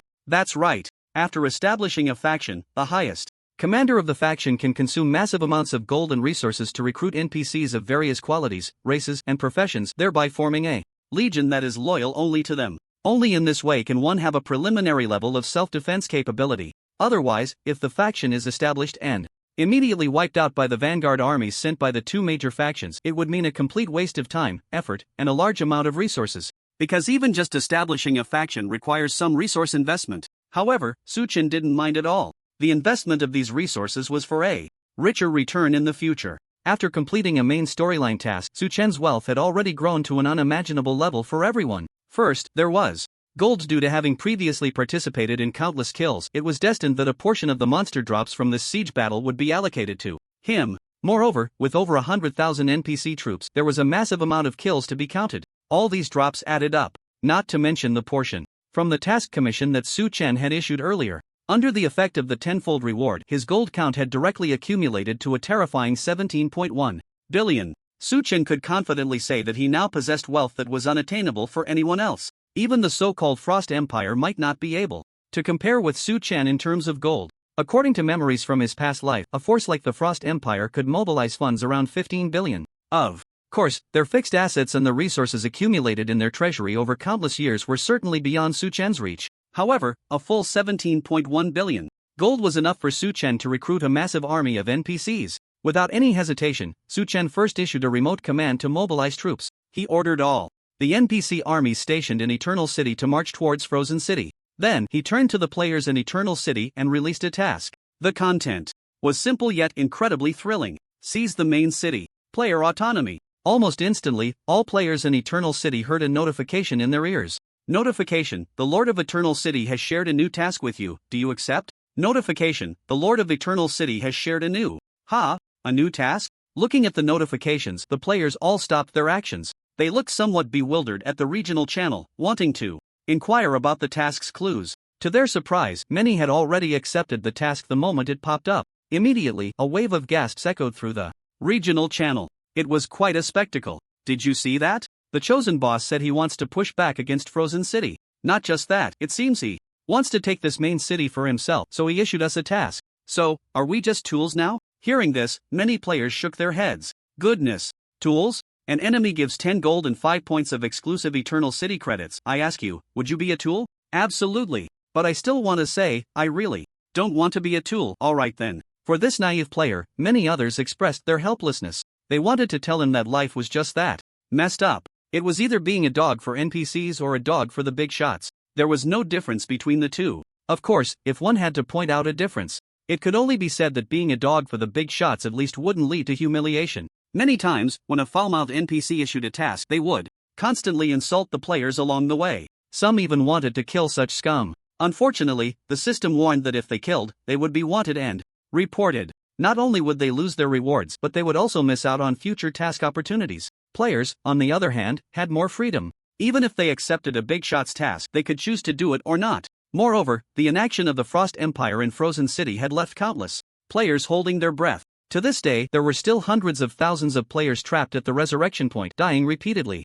Who doesn't have a few friends? Now, what lay before them was an opportunity to counterattack and make things enjoyable for themselves and everyone else. The players had no reason not to accept it. So, without hesitation, almost instantly, the vast majority of players in Eternal City accepted the task. Notification: task accepted.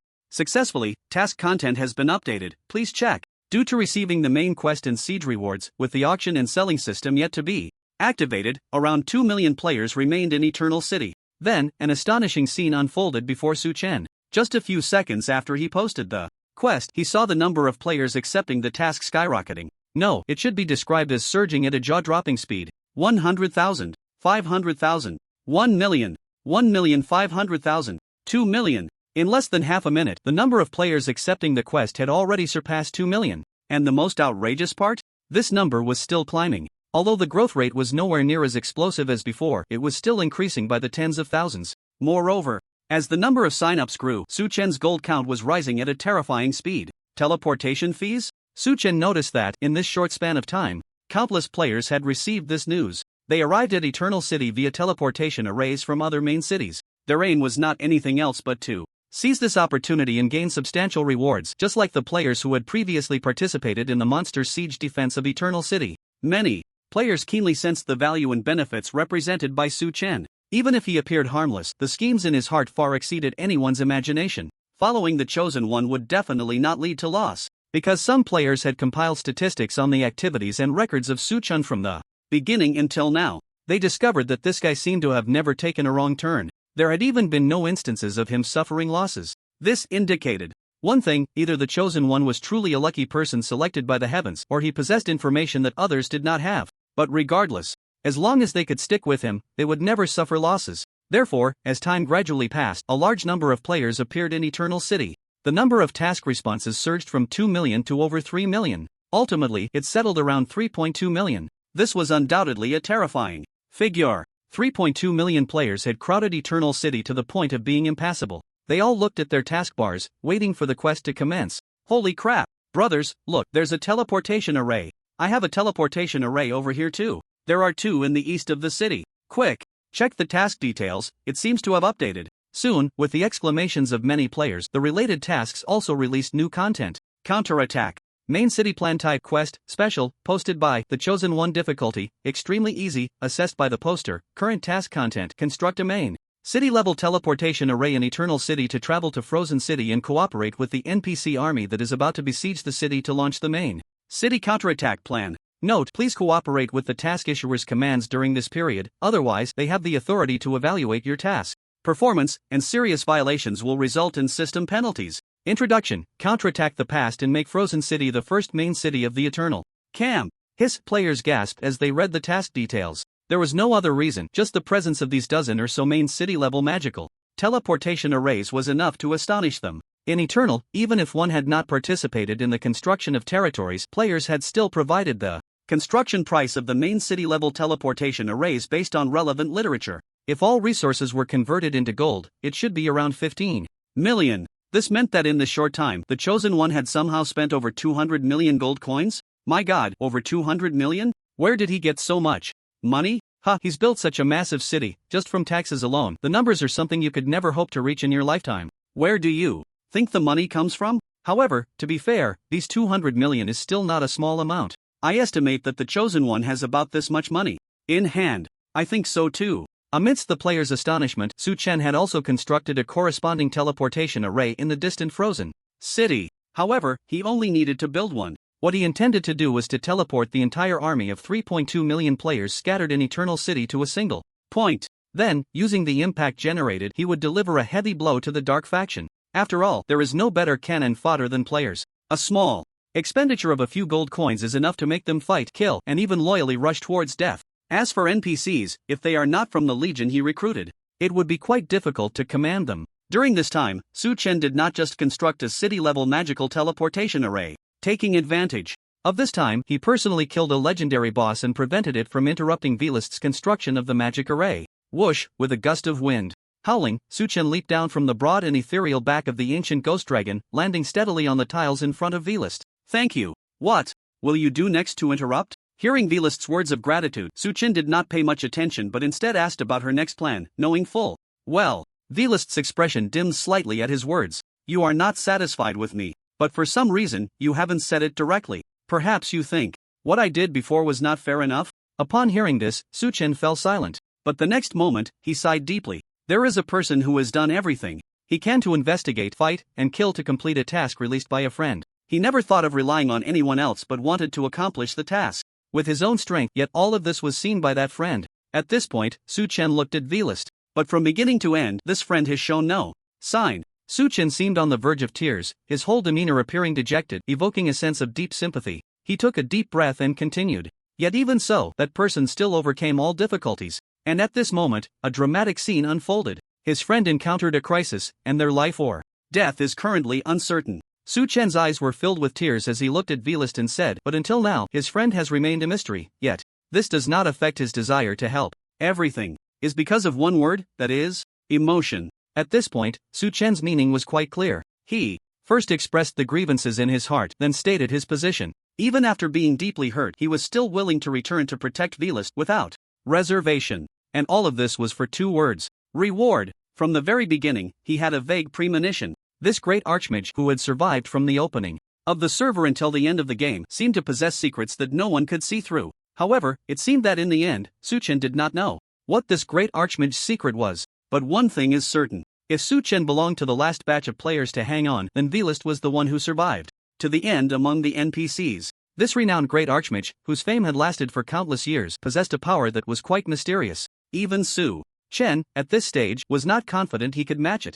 In contrast, the legendary strongman of the Dark Elf clan, Ephia, who was the instigator of the siege battle in the distance, exuded a strong aura of dark laws, yet Su Chen was confident he could fight her. The reason was simple. The former was an unfathomable, mysterious legendary powerhouse. The latter, however, is an ordinary legendary NPC who has just recently obtained legendary tier certification. Although their level and strength are quite profound and mysterious, Su Chen still has a certain opportunity. Of course, Su Chen cannot find a reason to kill Velist. After all, she has not shown him any hostility so far. And most importantly, compared to the rewards gained from killing Velist, Su Chen values her potential benefits much more. In other words, the advantages that a living Velist can provide far exceed the value brought by her death. Moreover, Su Chen now has another target, which is Euphia, who is leading the Dark Camp NPCs to besiege the Barracks Gate. Dark Knight Elf? Is she involved too? Su Chen gazed thoughtfully at Euphia in the distance, a bold guess subtly forming in his mind. Perhaps it was due to this main storyline quest. Her appearance, or rather, the reappearance of the Eternal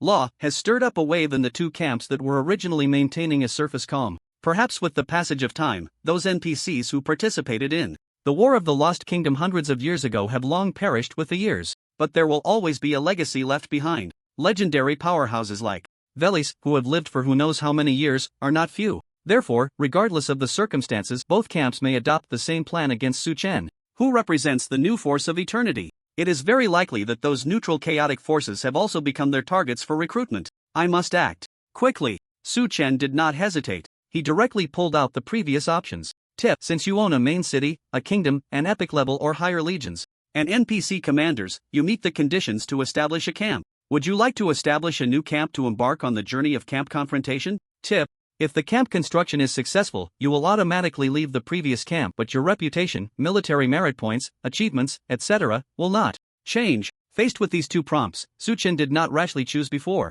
because he alone knows the pros and cons of this matter. Now, with the imminent fall of the Frozen City and the involvement of the Dark Knight Elf clan in this war, he feels a sense of urgency. He must develop quickly, so he decided to establish a new camp, a camp that belongs solely to players. Then, while the enemy has not yet reacted, he would gather all the rewards he can obtain and the legions he can envy. Only then would he have a chance to contend with them. So, confirmed to leave the camp. Su Chen's tone was as decisive as a knife. He made the most resolute decision: create the camp. As soon as he finished speaking, several prompts sounded instantly. Tip: due to your choice, you have left the original camp and become a player without a camp. Tip: because you defected from the original camp, you will be hunted by the light camp for 30 days. If killed during this period, you will lose all rewards obtained from the camp. Hunted? Su Chen did not hesitate, ignoring these two prompts. Then, he continued to create the camp. Tip: since you meet the conditions for creating a camp, the camp has been successfully created. Please give your camp a resounding name. This time, Su Chen did not use part of his ID as the camp name like the chosen Mercenary Corps. Instead, he directly chose the name Eternal. Arrogant. Simply too arrogant. But this is definitely not reckless. After all, the enemy has long been eyeing him, and the two camps are secretly plotting how to curb his development speed. Therefore, he has no need to continue pretending. He might as well take this time to develop recklessly and recruit everything with great arrogance. Only in this way can he make the most reasonable use of the remaining time. Tip: camp naming successful. You have successfully created the Eternal Camp. Tip: as the first player to create a faction, you will receive a free recruitment privilege, allowing you to designate a certain range of NPCs to become your loyal followers, never to betray. Here we go again? Upon seeing this, Su Chen couldn't help but chuckle. Previously, when he acquired the territory of Eternal City, he had also received a similar reward. This led him to frantically construct the entire city's defenses within a certain time frame. As a result, he had amassed a considerable amount of gold. Now, because he had become the first player to create a faction, he was granted another free recruitment privilege. This meant he could turn NPCs within a designated range into his most loyal subordinates. Never to betray. Seeing this, Su Chen couldn't help but shift his gaze towards the barracks not far ahead. Over there were as many as hundreds of thousands of city-level guards. Meanwhile, the players trapped at the resurrection point had all died at least 10 times by now. Because of this, they had at least dropped 1 level in experience. If it weren't for the triggering of the siege battle, once they participated, player deaths would only deduct 10% of their experience. Otherwise, they would have dropped at least 10 levels, and all the advantages they had accumulated would vanish into thin air. Brothers, it seems like the enemy's numbers are decreasing. It's a good opportunity. Let's charge. It seems related to the world channel. What world channel? As soon as this was said, many players finally noticed an announcement in the world channel. The previous battle had been so brutal, or rather, they had been killed so painfully that they hadn't even seen this world announcement. But now there was no time to check any world announcements. The best opportunity was right in front of them, and they had to rush over as quickly as possible. As long as they could reach the main city hall, they wouldn't have to suffer at the resurrection point anymore. Even if switching factions required a certain cost and penalty, they were willing. With this thought, all the players united and let out a thunderous roar. Then, taking advantage of the monsters being drawn away by Vilius, they forcefully broke through the enemy's blockade, surging into the main city hall like a tide. Brothers, we made it in. Hurry up and leave the faction. Maybe the first player to leave will get a reward. Stop talking, let's get out before the enemy comes to wipe us out. The terrifying number of enemies in the despairing power gap had left a deep shadow on this group of players. But even so, the players remained true to their original intention. In their minds, there was only one thought left: seize the opportunity. While the enemy had not yet surrounded them, they had to switch factions first. Otherwise, they would be sent back to the resurrection point, enduring the torment of dying and being resurrected over and over again.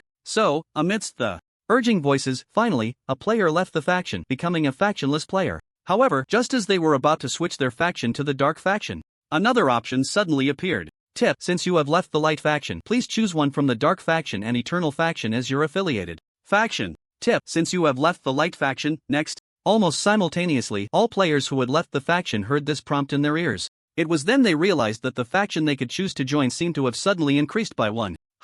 What's going on? Eternal faction? Who has heard of this? I feel like I've heard it somewhere before. Didn't the previous world announcement mention this? Yes, it seems to be somewhat related to the Chosen One. This group of players had no time to look at any world announcements. They all took the opportunity to break through towards the main city hall. Of the situation has eased a bit now. They finally had the time to check the recent world announcement. Upon looking, all the players were stunned. Goodness! A new faction seems to have appeared. Eternal faction, created by the Eternal City Lord and the Chosen One of the Lost World? The core city location has yet to be determined, and its emblem, flag, etc. are all undecided. There may be potential for fraud. Please choose carefully. Goodness, players can establish factions? Truly, we are the strong. By the way, should we try to ally with the Chosen One? I heard he's leading a full 3.2 million players, along with countless NPC armies, heading towards the Frozen City.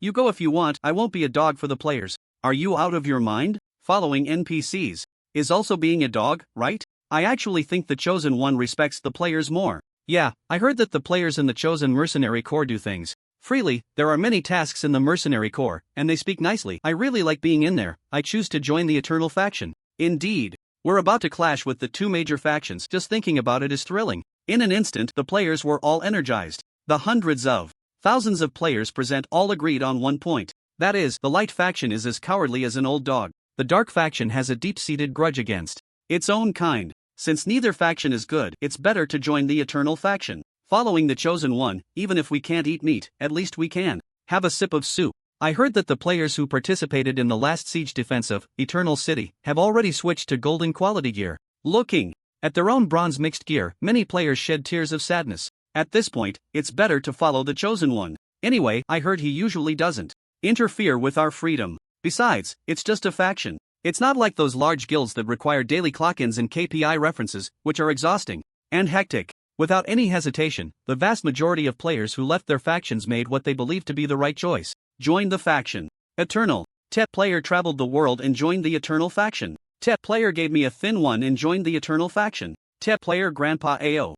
Naiwahi 331 joined the Eternal faction. Tep player Beast Senior joined, almost in an instant. As Su Chen shifted his gaze to the barracks above, he heard countless notification sounds ringing in his ears. At the same moment, a scene that left him astonished unfolded. Just as he successfully created the faction, countless players left their original factions to follow him. If it were anyone else, they would probably be at a loss. However, Su Chen quickly grasped the underlying mystery. Revival point? I see. Looking in that direction, Su Chen found that only a few stubborn players remained at the revival point. All the others had surged into the main city hall. Perhaps, this group of players, though not lacking in strength, had made the only correct choice amidst their misfortune. Only by leaving their factions could they end this torment. Coincidentally, at this moment he had created a new faction. Thus, everything that followed happened. Thinking of this, Su Chen couldn't help but nod in satisfaction. Who wouldn't like such a pleasant surprise? Looking around, as time passed, almost all the players trapped in Frozen City had joined the Eternal faction.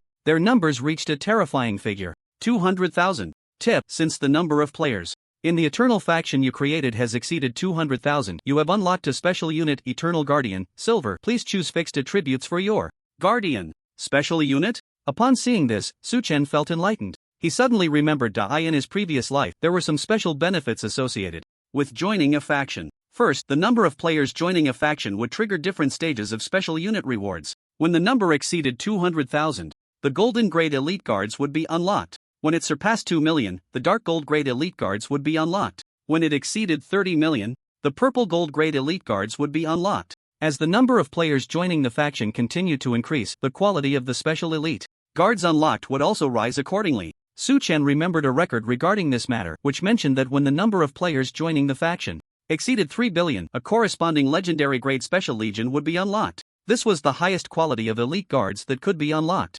Moreover, the most important point was that players could freely choose the attributes corresponding to their elite guards based on their preferences. Su Chen was still unaware of the specific details. Although he had commanded a super large legion in his previous life, he had never established a faction. In fact, even in his past life, no player had managed to develop a faction to a certain scale, because when they had just been established, they were crushed by the two major factions with overwhelming force. How could there be any subsequent development? But Su Chen was different. Right from the start, he had gained the allegiance of 200,000 players. Glancing at the situation in the entire frozen city, he had a faint premonition. Next, as long as he could ensure the plot progressed steadily, even if he did nothing, countless players would likely rush to join the eternal faction he created. However, despite his thoughts, Su Chen still had certain expectations for this special unit of elite guards, because the moment it appeared in the system notification, the unique eternal level talent tenfold reward shone with a brilliant and dazzling light. It was like the dawn breaking through the endless night, instantly illuminating the surrounding darkness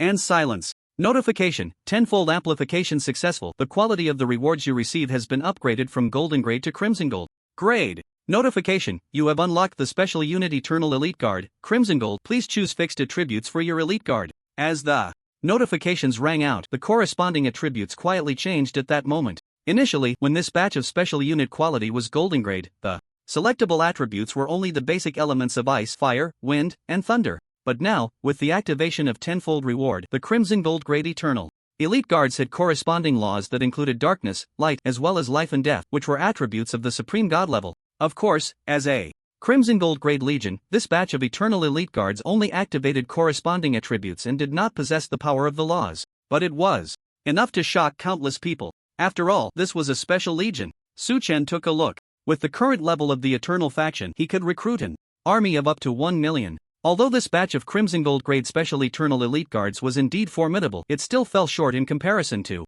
legendary and even epic grade legions. After all, with a full quota of 1 million, if all were given to the Crimson Gold Grade Elite Guards, it would be utterly foolish. He believed that countless players would continue to flock to his Eternal faction. By then, the Eternal Elite Guards unlocked would not simply be of Crimson Gold Grade. And now, he might as well focus on the barracks below. He had one free recruitment opportunity, allowing him to recruit NPCs in a designated area to become his loyal followers. If he guessed correctly, this batch of free recruits, while still occupying part of that 1 million quota, would likely only number in the hundreds of thousands, not enough to fill it completely. Moreover, as a main city-level guard legion, their strength, combat level, and experience were all sufficient to make Su Chen look forward to them. Not only that, Su Chen also had a bold idea at the same time. If he could take this opportunity to recruit those third transformation or even legendary tier powerhouses from the frozen city under his command, wouldn't he soar to new heights on the spot?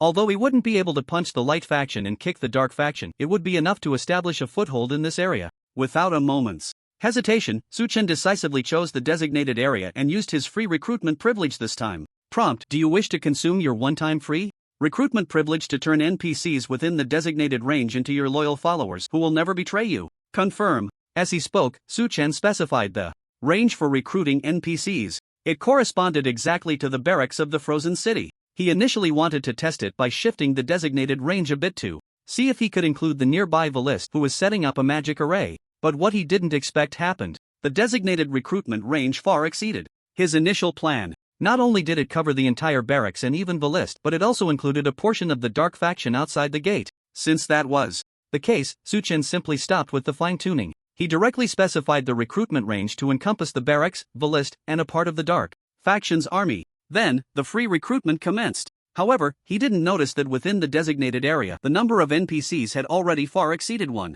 million. Moreover, some of these NPCs were terrifyingly powerful. Recruit. But with Su Chen's command, the free recruitment privilege took full effect. The prompt sound began a wave of notifications. Prompt: due to the number of target NPCs you selected exceeding your faction's recruitment limit, this recruitment will automatically filter for higher quality and stronger NPCs as recruitment targets. Prompt: due to the number of target NPCs you selected exceeding your faction's recruitment limit. Su Chen had thought about the issue of prompt spam. It should have been something like a successful recruitment notification for recruiting second or even third transformation powerhouses. But he never expected it to turn out like this. The number of selected target NPCs had already exceeded his faction's recruitment limit. Su Chen was stunned. What on earth was going on? The army in this frozen city didn't seem to number even 1 million.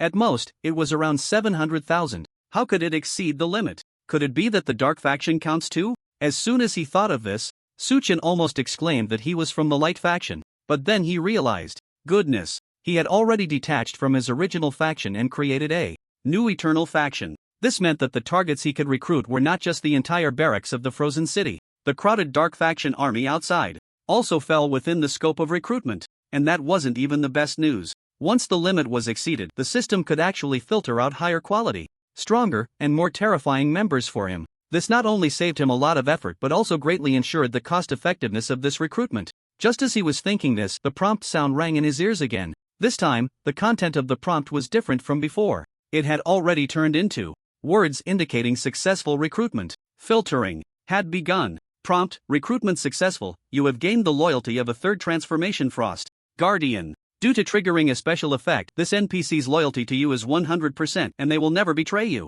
Prompt: recruitment successful. You have gained the loyalty of a third transformation Night Guardian. Due to triggering a special effect, this NPC's loyalty to you is 100% and they will never betray you. Prompt: recruitment successful. You have gained the loyalty of a third transformation. As the prompts continued to sound, an incredibly shocking scene unfolded. The NPCs, whose names were originally a deep crimson indicating a hostile state, were now all branded with Su Chen's exclusive information. Above their heads, the same prefix appeared, belonging to the Eternal faction. Not only that, but the NPCs who pledged loyalty to Su Chen were almost all of the third transition, red gold quality. If their numbers reached 1 million, they would unleash an extremely terrifying power. But this was just the beginning. As recruitment continued, the unique Eternal level talent, tenfold reward, once again emitted a dazzling and brilliant light, like a beacon illuminating everything.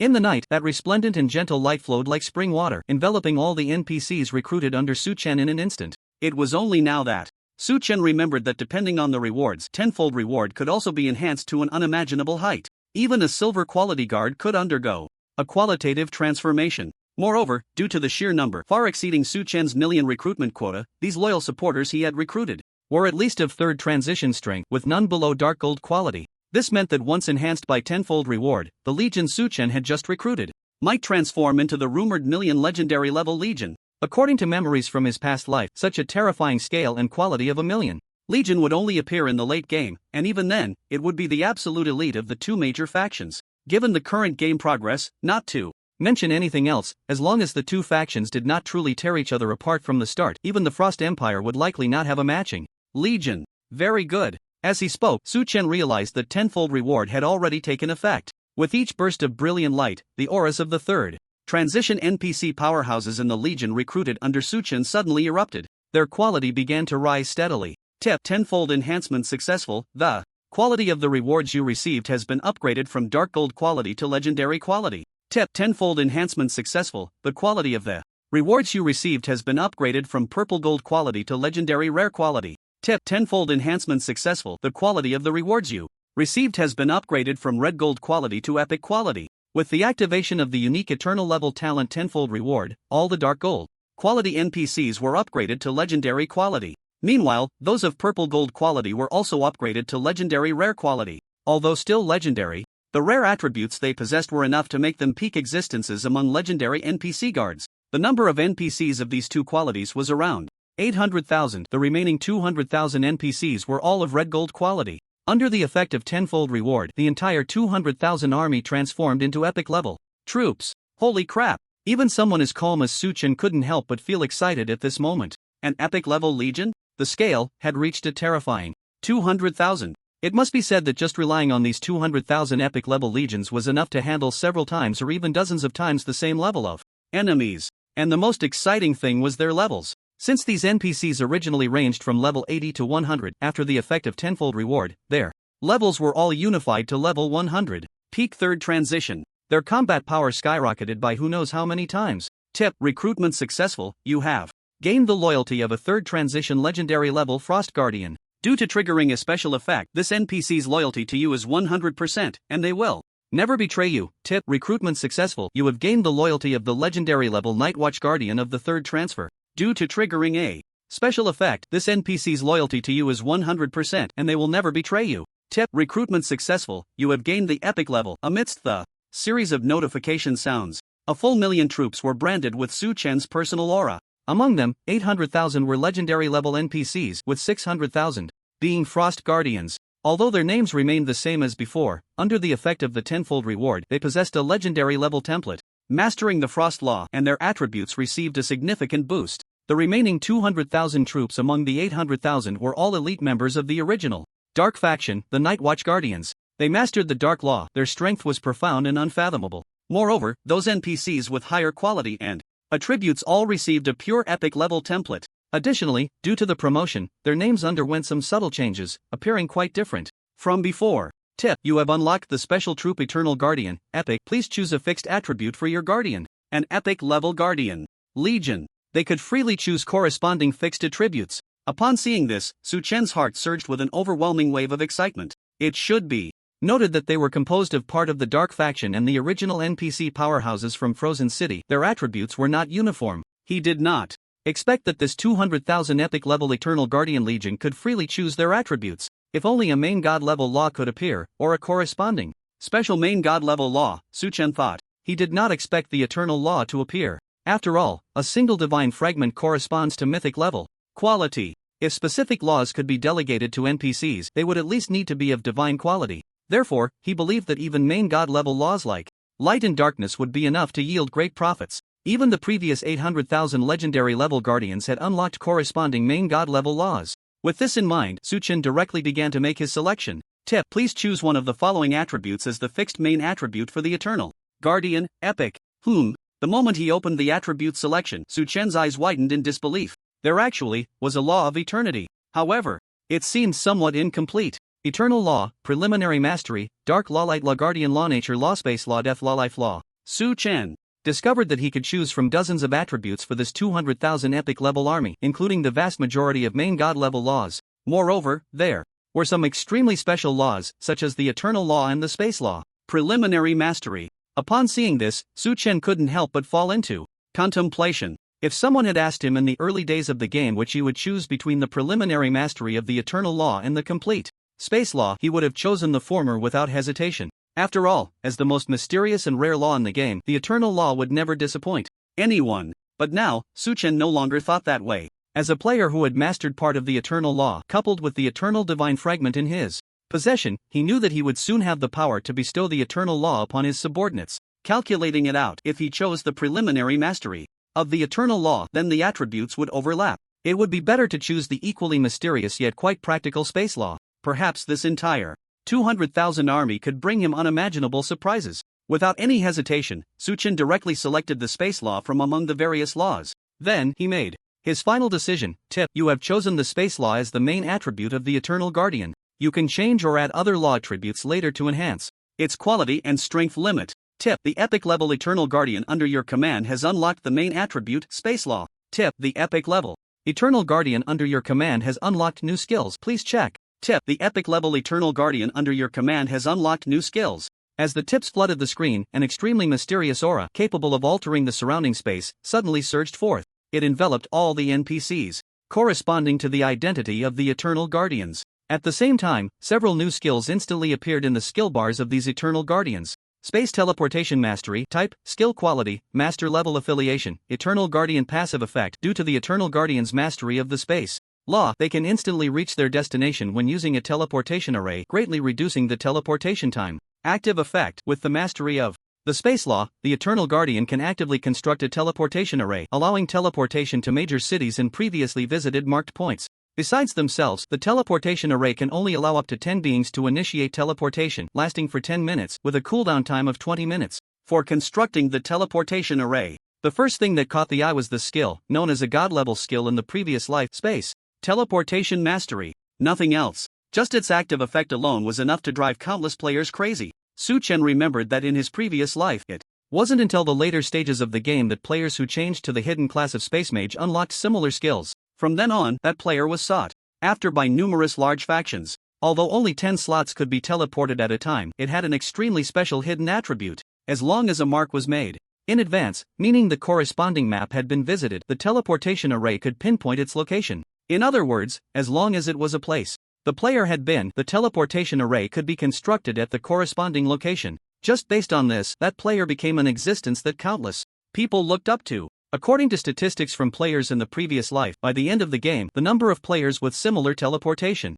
skills was less than 10. But now it was different. With the mastery of the Space Law, all the Eternal Guardians simultaneously unlocked this skill. Not a single one was left out. This meant that as long as Su Chen gave the order, he could even directly activate a total of 200,000 teleportation arrays. Correspondingly, besides the Eternal Guardians activating the teleportation arrays, they could also bring along an additional 2 million troops for simultaneous teleportation. Not Only that, Su Chen made a new discovery. The areas where they had stepped could be the endpoints for constructing the teleportation arrays. And this area did not only correspond to the places the Eternal Guardians had walked, it also included the areas that their common master had stepped into. In other words, every corner Su Chen had walked through, as well as the places these Eternal Guardians had previously visited, could all be constructed as teleportation array locations. Activate the teleportation array. Su Chen decided to test it out. Since these 200,000 epic-level Eternal Guardians were composed of former Dark Camp and Frozen City elites, he wanted to see how many areas could be unlocked. As he issued his command, one of the Eternal Guardians began to channel magic.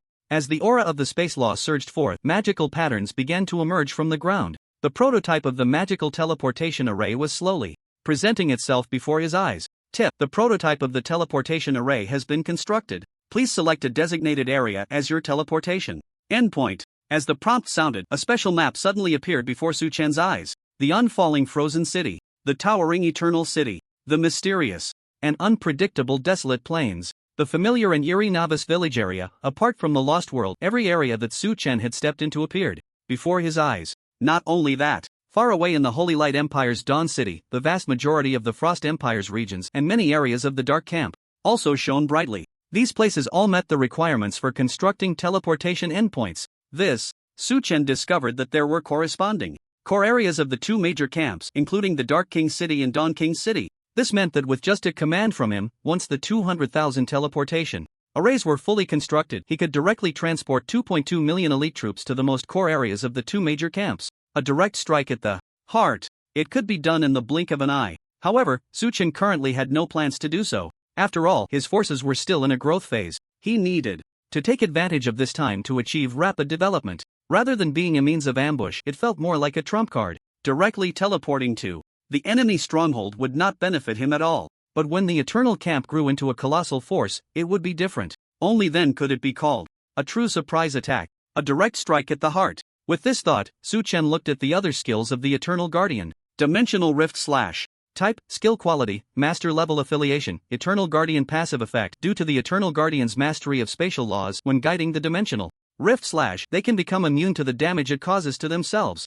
Active effect, with the Eternal Guardian's mastery of spatial laws, they can actively guide the aura of spatial laws, tearing a rift in the surrounding space, causing enemies to suffer tearing damage infused with spatial laws. The specific value changes with the stability of the spatial rift and the scale of the damage caused, with duration following the same principle, and a cooldown time of 2 hours. Another master-level skill. However, this skill seemed to be a bit absurdly powerful. A spatial rift. Su Chen could almost immediately see the terrifying might of this skill. In reality, it was not a true slash, but rather the destruction caused by the rift created through the guidance of spatial laws, which was even more horrifying. With this in mind, Su Chen glanced at the densely packed NPC crowd below, and a preliminary plan began to form in his mind. With the recruitment in effect, not only did the NPCs in the barracks become Su Chen's most loyal subordinates, but at least 300,000 third-turn powerhouses from the Dark Camp army were also converted into his most faithful underlings. Among them, the number of Eternal Guardians who mastered spatial laws was around 100,000. Each NPC possessed the same master-level skill, which was the ability to tear space and create terrifying damage and destruction effects with the dimensional Rift Slash. Get to work. Su Chen glanced at the scene inside and outside the barracks and issued the command directly. About 100,000 Eternal Guardians could directly target the surrounding powerhouses of the Dark Camp. From the beginning until now, less than half a minute had actually passed. In this brief span of seconds, the vast majority of the Dark Camp's NPCs had not reacted at all. Then they saw the figures around them suddenly change appearance. Even their auras underwent significant changes. They became unfamiliar, instilling a sense of fear. It felt as if they had never seen them before. However, at that moment, the Dark Archmage, the stunning Night Elf Ephia, who had been in the rear, suddenly let out a sharp shout. Be careful! Everyone, retreat 10 meters. Before her words fell, the staff in Su Chen's hand had already come down. This time, he did not strike. He did not release any skills. The only action he took was to issue a simple yet powerful command. Activate the skill Dimensional Rift Slash. Every Eternal Guardian surrounding the enemy. In that instant, all the Eternal Guardians who had pledged their loyalty forever raised their weapons in unison. Their profession was hard to define. If one had to draw a conclusion, Su Chen felt they should belong to a melee magic class. The core attribute they wielded was the extremely mysterious laws of space. So at this moment, they channeled the aura of the surrounding spatial laws, gathering it in their palms. As their fingers moved, the profound, mysterious, and unstoppable aura of the spatial laws suddenly erupted. Buzz, buzz, buzz. With each unique sound ringing out, the originally stable space became chaotic in an instant. Not only that, an imperceptibly deep black quietly emerged around each eternal guardian. Space rifts appeared. Pull one thread, and the whole tapestry unravels. The moment the space rifts emerged, a sharp intent that seemed capable of severing everything swept over every living being nearby. Cold, brutal, and merciless. These elongated and terrifying space rifts, accompanied by a buzzing sound, directly tore the surrounding dark faction strongmen into inch-sized chunks of flesh. No one could imagine that the space they usually overlooked, the space that made them feel the safest and had the least presence, would at this moment become a nightmare that even the Grim Reaper feared. But that was not the most terrifying part. At the very beginning, when Su-Chen caught sight of this skill, a detailed and sinister plan surfaced in his mind. The slashing brought by the space rifts was, in fact, a manipulation of space. It did not belong to skill light effects, or consist of magical elements. Therefore, each space rift truly existed. Even after the skill was released, it would take time to gradually disappear. This type of skill would inevitably lead to another situation, a chain reaction. In Eternal, every inch of space around had relative stability. When subjected to some terrifying skills, like the forbidden spell released earlier, it would pose a certain threat to the stability of space. This often resulted in special situations such as spatial distortion or even space rifts. And this situation usually meant one thing: spatial distortion in space rifts would cause the space to become extremely unstable, even chaotic. As approximately 100,000 Eternal Guardians unleashed their skills, every inch of the surrounding area was filled with various space rifts. While tearing apart the surrounding enemies, these space rifts would also devour and merge with each other due to the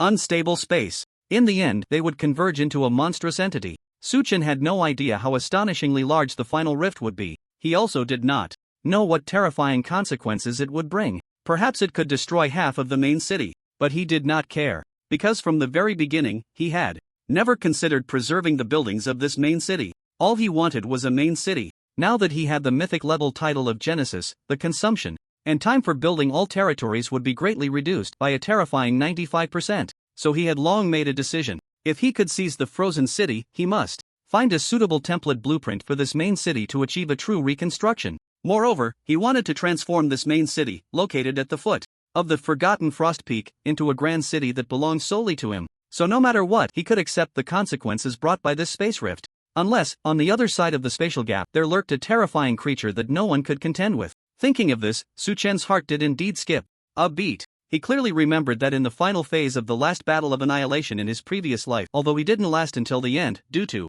enough luck and his own strength, he was among the last batch of players to fall. Because of this, he witnessed a scene that would be unforgettable for the rest of his life. When he could no longer hold the weapon in his hand, when the army that had sworn to follow him to the death turned into countless blood and soil, drying up in this war. As he looked at the devastation and ruin, and ultimately fell, Su-Chen had long lost track of how long he had been fighting. At the dim and lightless end of the sky, he discovered the grand figures of deities and unknown beings. This not only symbolized endless despair but also revealed a terrifying truth to Su-Chen. Perhaps at the level of life of the deities, there existed mysterious beings that could rival them. It was even possible that in terms of strength, those unknown beings were far more terrifying than ordinary deities. Only the supreme gods who mastered special laws like death, life, space, and time might possess the power to contend with them. And now, Su-Chen's sixth sense told him that there should be some clues and traces of the unknown beings on the other side of the spatial rift. Prepare for battle, all members. At this moment, Su-Chen was extremely calm. He knew what he had to do next. Not only did he need to completely defeat or eliminate the Dark Faction's army, but he also had to guard against the unknown beings on the other side of the spatial rift. Moreover, there was an even more important matter. That was to wait. Waiting for the Dark Faction to be hurt, then to implement a plan to forcibly seize the core territory of the main city, until this towering main city changed hands and became the first main city of the Dark Faction taken from the Light Faction.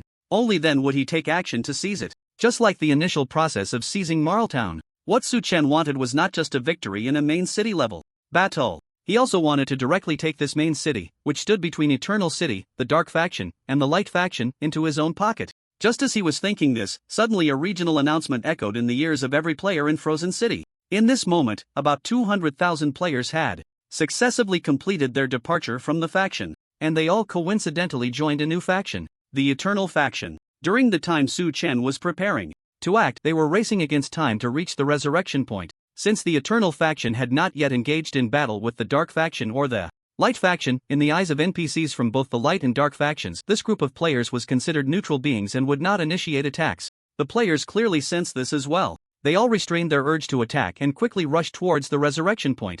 Among them were quite a few players who had been bullied. Upon realizing that the enemy no longer attacked them, they swaggered past the opponents, letting off a bit of steam. Tip: do you want to consume gold to use the main city level teleportation array, Frozen City, to go to another area? Tip: please select the area you wish to teleport. 2. In almost an instant, a teleportation map appeared before all the players who activated the teleportation. The teleportation point corresponding to their faction happened to be Eternal City, so their goal was reduced to just one. That is, Eternal City. Tip: teleporting target area is Eternal City. Tip: since this teleportation destination is within our faction, the gold cost will be reduced by 50%. Seeing the series of prompts, the players instantly became excited. Hooray! They had originally thought they were facing the embarrassing situation of bankruptcy. Because in Eternal, there was a rule that cross-faction teleportation required paying 10 times the usual teleportation fee. But for some reason, Eternal City had reduced this relatively expensive fee for players by half. This was simply an act of delivering coal in the snow. In an instant, the sense of belonging for the entire 200,000 players towards the Eternal camp was elevated to the extreme. Not only that, but they had never been as eager to reach a main city as they were today. No, although Eternal City was not yet at the scale of a main city, in terms of construction progress and NPC quality, it was even stronger than an average main city. This made many people nod secretly in their hearts. Just based on this development potential, even if they chose to leave the camp to escape the cycle of dying and resurrecting, they were now filled with astonishment. The Eternal camp seemed to really have potential. While thinking this, the entire 200,000 players swaggered directly across the eyes of the Dark Camp army and stepped onto the teleportation array. With the hum of teleportation and spatial laws, their figures appeared in the magnificent and grand Eternal City. And just as they vanished from in front of the Frozen City, a regional announcement suddenly echoed in their ears.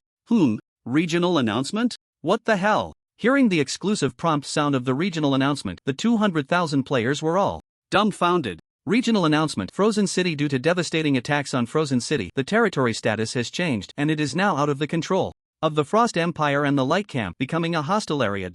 Although the players had already arrived at Eternal City, the prompt sound continued to echo in their ears as if announcing the downfall of a main city. It also seemed to mock silently, ridiculing the Frost Empire and the Light Camp, who had never taken action or retaliated. It seems something is off. Has Frozen City really fallen? Damn Frost Empire, a bunch of cowards. They let the main city be occupied without firing a shot. I feel really frustrated. While saying this, these players clenched their fists. If given the chance, they truly wanted to take down the high-ranking officials of the Frost Empire and the invaders from the Dark Camp themselves. This feeling of humiliation, who could bear it?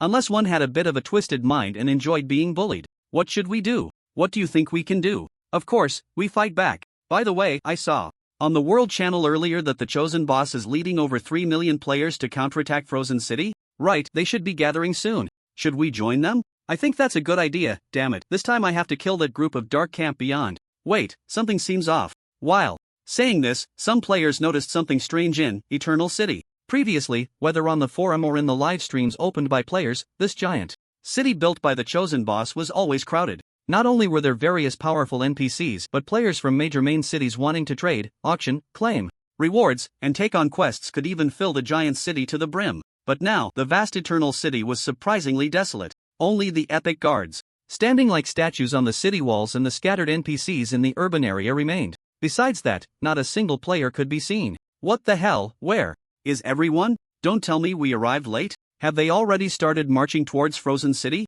Let's go check the city walls. Many clever players quickly realized one thing. If those 3,200,000 players had already gathered and started marching towards Frozen City, they should be able to see their traces now. So many players rushed towards the city walls. But soon, those who climbed the walls were all stunned in place. Standing on the towering epic defensive walls, they could gain a significant visual advantage. Looking far into the distance, even the rough outline of the Frozen City could be seen. But what sent chills down their spines was that they had not seen a single player in sight. The entire Eternal City and the road leading to Frozen City was completely empty. Where were the shadows of any players? What the? By the way, why are there so many main city level teleportation arrays here? My goodness, how many gold coins would it take to set these up? I saw in the world announcement that those 3 million players seem to have already used the teleportation arrays to reach the Frozen City. Oh no, the main city capture battle has begun. The 200,000 players immediately realized the seriousness of the situation. The horn of counterattack had already sounded at this moment,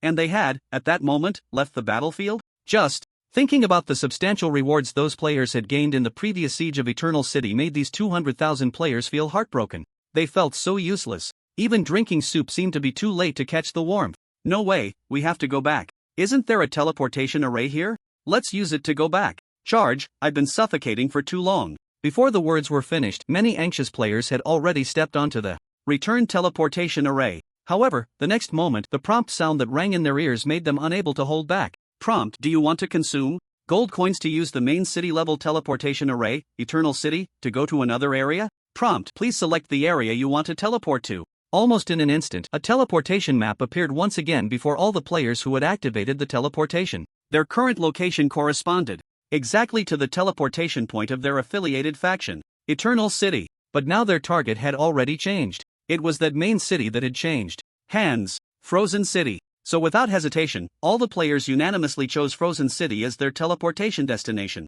As they made their choice, the prompt sounds rang in their ears. Prompt: teleporting target area is Frozen City. Prompt: since this teleportation destination is within our faction, the gold coin consumption will be reduced by 50%. Seeing the series of prompts, the players were once again stunned in place. What's going on? Our faction? As a member of the Eternal faction, it was one thing to teleport to Eternal City and be judged as part of their faction, but now that Frozen City had changed owners, how could it still be judged as their faction? They had to know that the moment they left the faction, it meant that Frozen City was no longer their main city. Now this prompt left the 200,000 players all feeling bewildered. What's going on? Our faction, is the system messing up? This is so ironic, even at this point, they're insulting us. I'm completely confused right now. It seems like there's no activity in the world channel either. What on earth is happening? All 200,000 players looked completely bewildered. They found that not only was Eternal City deserted, but even the world channel was silent. That would be one thing, but it seemed that even the forum had stopped scrolling with new posts at this moment.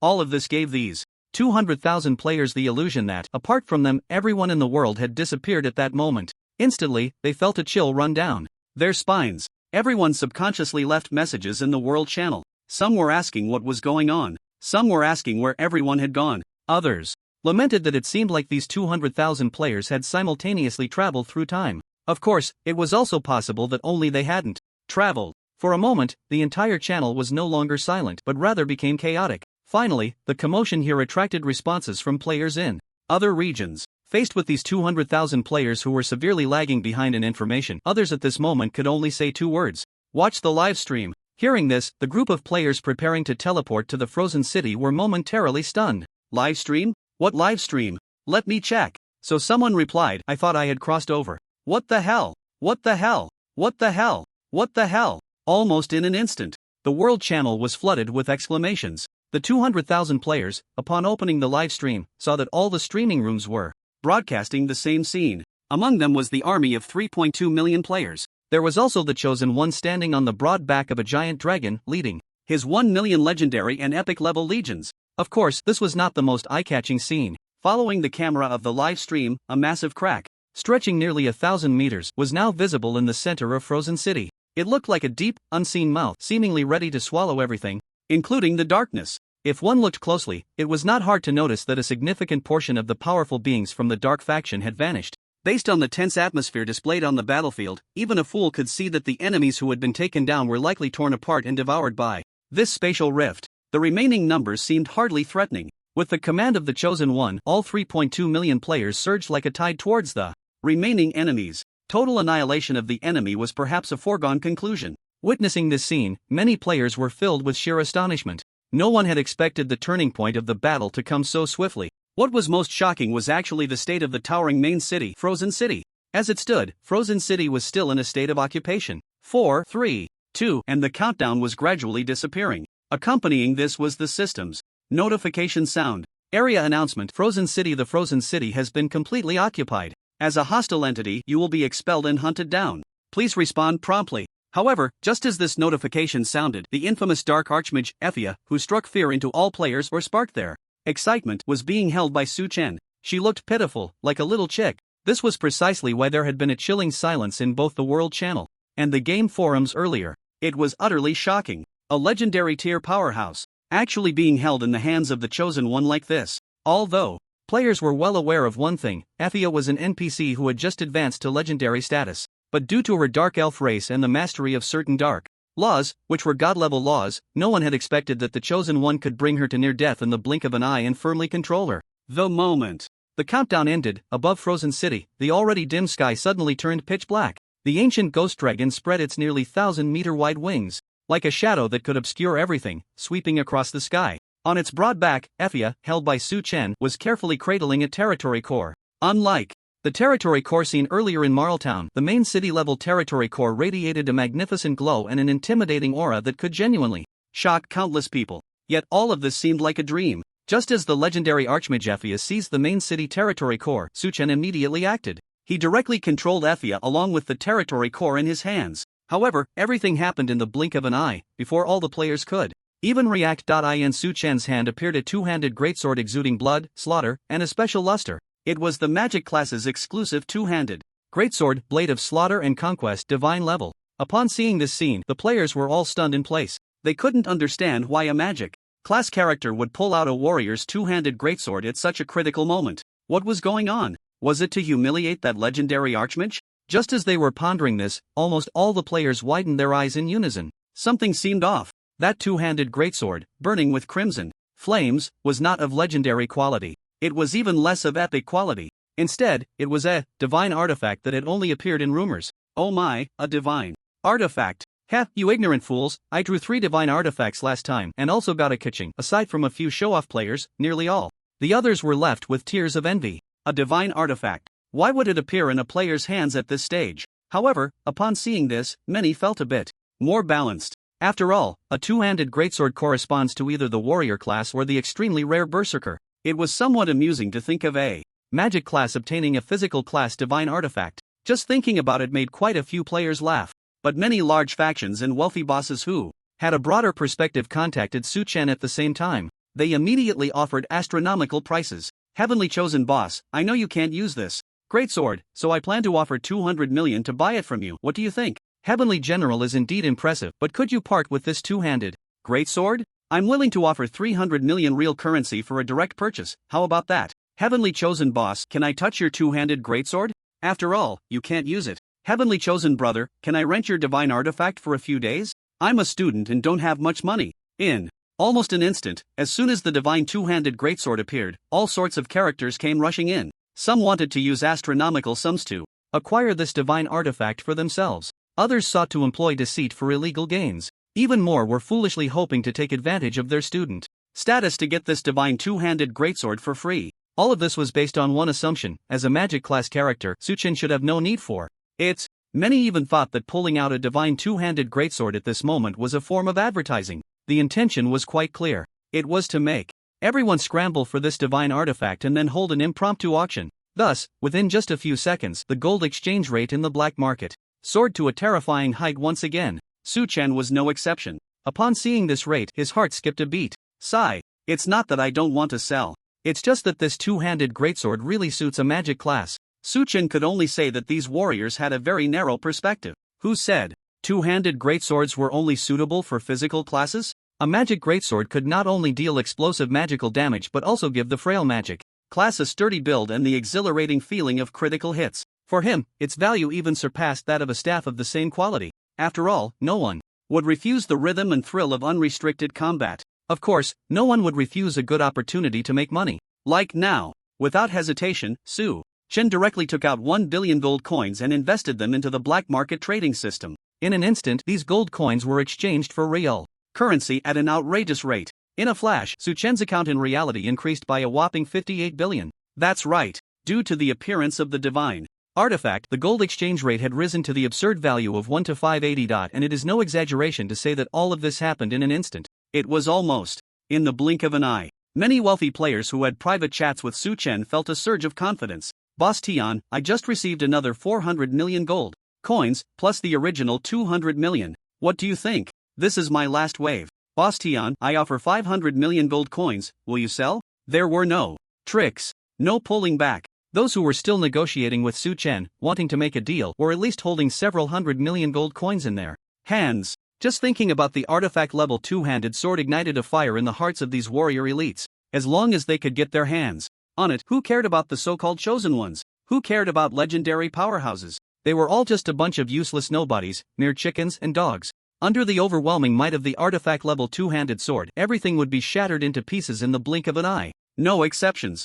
Just as they were reveling in the future, Su-chen expressionlessly glanced at the legendary figure he was holding, Ithia. This legendary powerhouse had clearly foreseen her fate. She had already closed her stunning eyes, quietly waiting for the end of her life to arrive. And Su-chen had no thoughts of pitying her, at least not for this dark elf. After all, in his pet space there was already a peerless dark elf Valkyrie. With a whoosh, as the scent of blood spread, the sharp intent from the aura of the law of slaughter surged in all directions. It gave no one time or opportunity to react. In front of all the players and NPCs, Su-chen directly swung the great sword in his hand and severed Ithia's head. Thud! As the sound of the head rolling on the ground echoed, the core of the main city territory, radiating a special glow, fell into Su-chen's hands. Suddenly, a two-level reversal. Everything seemed to be paused. This main city, already branded with dark energy, had changed owners once again. At the same moment, the prompt from the regional announcement rang in the ears of all players. Regional announcement: Frozen City. Due to an attack on Frozen City, the territory status has changed and it is no longer under the control of the Dark Camp, becoming the private territory of the Chosen One. Regional announcement: Frozen City. Due to an attack on Frozen City, the territory status has changed. A series of 3 regional announcements directly declared an unexpected outcome for countless people. Frozen City was attacked. The core of Frozen City was seized. Frozen City had become the private territory of the Chosen One. In an instant, the entire main city was branded with Su-chan's exclusive aura. At the same time, several new prompt sounds rang in his ears. Prompt: you have successfully occupied the main city, Frozen City. Since you have occupied the main city actually controlled by the Dark Camp hostile, you have gained 5,000 exclusive general military merit points. Prompt: since you created and joined a camp, the camp military merit system has been activated. You can convert your previous military merit points into exclusive general military merit points and exchange them for desired items and rewards in the military merit shop. Prompt: since you successfully occupied the main city, Frozen City, becoming the first player to seize and occupy a main city, you have received a heavenly reward, template blueprint type. Looking at the prompts, Su-chen couldn't help but feel a jolt in his heart. Goodness! Military merit points. The military merit exchange system exclusive to the Eternal Camp had finally opened. Moreover, it even supported the conversion of existing military merits. This meant one thing: the massive military merit points he had previously obtained could still be exchanged in his own camp's shop. Not only that, he discovered that he seemed to have also received a template blueprint type heavenly reward. A template blueprint type heavenly reward. Even Su-chen did not expect the reward to be so generous. You must know, although he had long planned to rebuild the Frozen City, he never intended to take advantage of it for free. His original plan was to obtain blueprints through exchanges. Then, using the special effect of tenfold reward, he would promote them to legendary quality or higher. Since he had left the Light faction, based on his past experience, once a player leaves a faction, they can retain their military merit points and achievements from the previous faction, but any subsequent military merit points and achievements would belong to the new faction, and the two cannot be directly combined. Therefore, he planned to find an opportunity to exchange all the military merit points and achievements from the Light faction for items and resources. However, he did not expect that as the creator of the faction he would gain unexpected benefits. All his military merit points and achievements were converted into a universally applicable type. Not only could they be combined with the military merit points and achievements obtained later, but they could also be used in his own faction's exchange system. Coupled with the template blueprint type of heavenly Dao rewards, this wave saved Su-chen at least hundreds of millions of military merit points. If other players knew about this, they probably wouldn't even dare to believe it. How could there be so many opportunities to take advantage of? It was simply impossible. Thinking of this, Su-chen suppressed the joy in his heart and focused on the system prompt. As expected, once he extracted the reward, the unique eternal level talent tenfold reward would immediately take effect. At that time, this city-level template blueprint would undergo a transformation beyond ordinary imagination. Even though he did not yet know its specific quality, heavenly Dao rewards were guaranteed to be valuable. Without hesitation, Su-chen directly chose to extract the reward. Prompt: extracting your heavenly Dao reward, this time a template blueprint type will be drawn as your reward. Prompt: the quality of the template blueprint drawn this time will fluctuate between dark gold and legendary levels, fully adhering to random rules. Accompanied by the sound of the prompt, Su-chen immediately activated the blessing of luck buff for himself. This had become his personal habit. Whether opening boxes, drawing rewards, or picking up drops, he would always apply blessing of luck to himself. Sometimes, Even when releasing skills, this buff would appear, because that way, it would also increase the chance of critical hits, resulting in higher output. Just as he was thinking, a brilliant light suddenly appeared before Su Chen's eyes. The reward extraction was successful. The random result gradually surfaced. Based on past experience, he could tell the specific quality of this template blueprint at a glance. The dazzling luster that was intoxicating corresponded to legendary quality. A perfect hit. The highest limit, legendary level. It was already in hand. Prompt: Heavenly Dao reward extraction successful. You have obtained the template blueprint Roar of Winter, legendary. At the moment the prompt sounded, the unique eternal level talent tenfold reward also immediately took effect. Under the influence of its terrifying effect, this legendary quality template blueprint instantly emitted an epic unique luster. Epic. It appeared. Prompt: tenfold amplification successful. The quality of the reward you obtained has been upgraded from legendary to epic rare quality.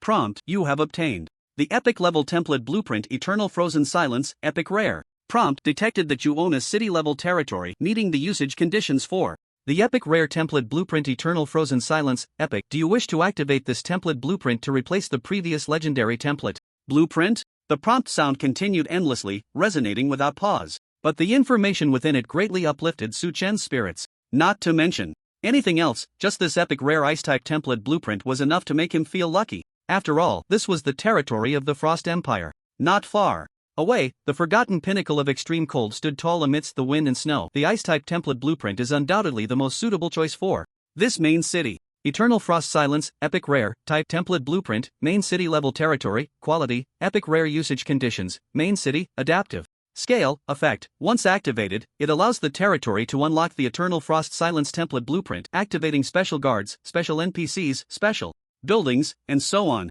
Special Attribute 1, Eternal Frost. All defensive structures, buildings within the city and the territory core will be covered by the frost law year-round, generating heavy ice armor, which will additionally increase defense by 200% and durability by 3 times. Special Effect 2, Silence. Once the main city-level territory is successfully established, all enemies within its territorial range will be eroded and suppressed by the frost law, causing them to suffer from freezing, slowing, frostbite, and other negative states. Introduction: Main city-level template blueprint can additionally cover an area of 2,000 meters outside the city. What a great blueprint! No wonder it's an epic rare quality main city-level template blueprint. Even the well-informed Su Chen couldn't help but be moved upon seeing this scene. Therefore, without any hesitation, he directly revoked the original template blueprint of this main city and then used this epic quality Eternal Frost Silence. In an instant, a rumbling sound spread throughout the entire main city. At this moment, the players and Su Chen's million-strong army were still engaged in battle with the enemies of the Dark Faction. With the revocation of the original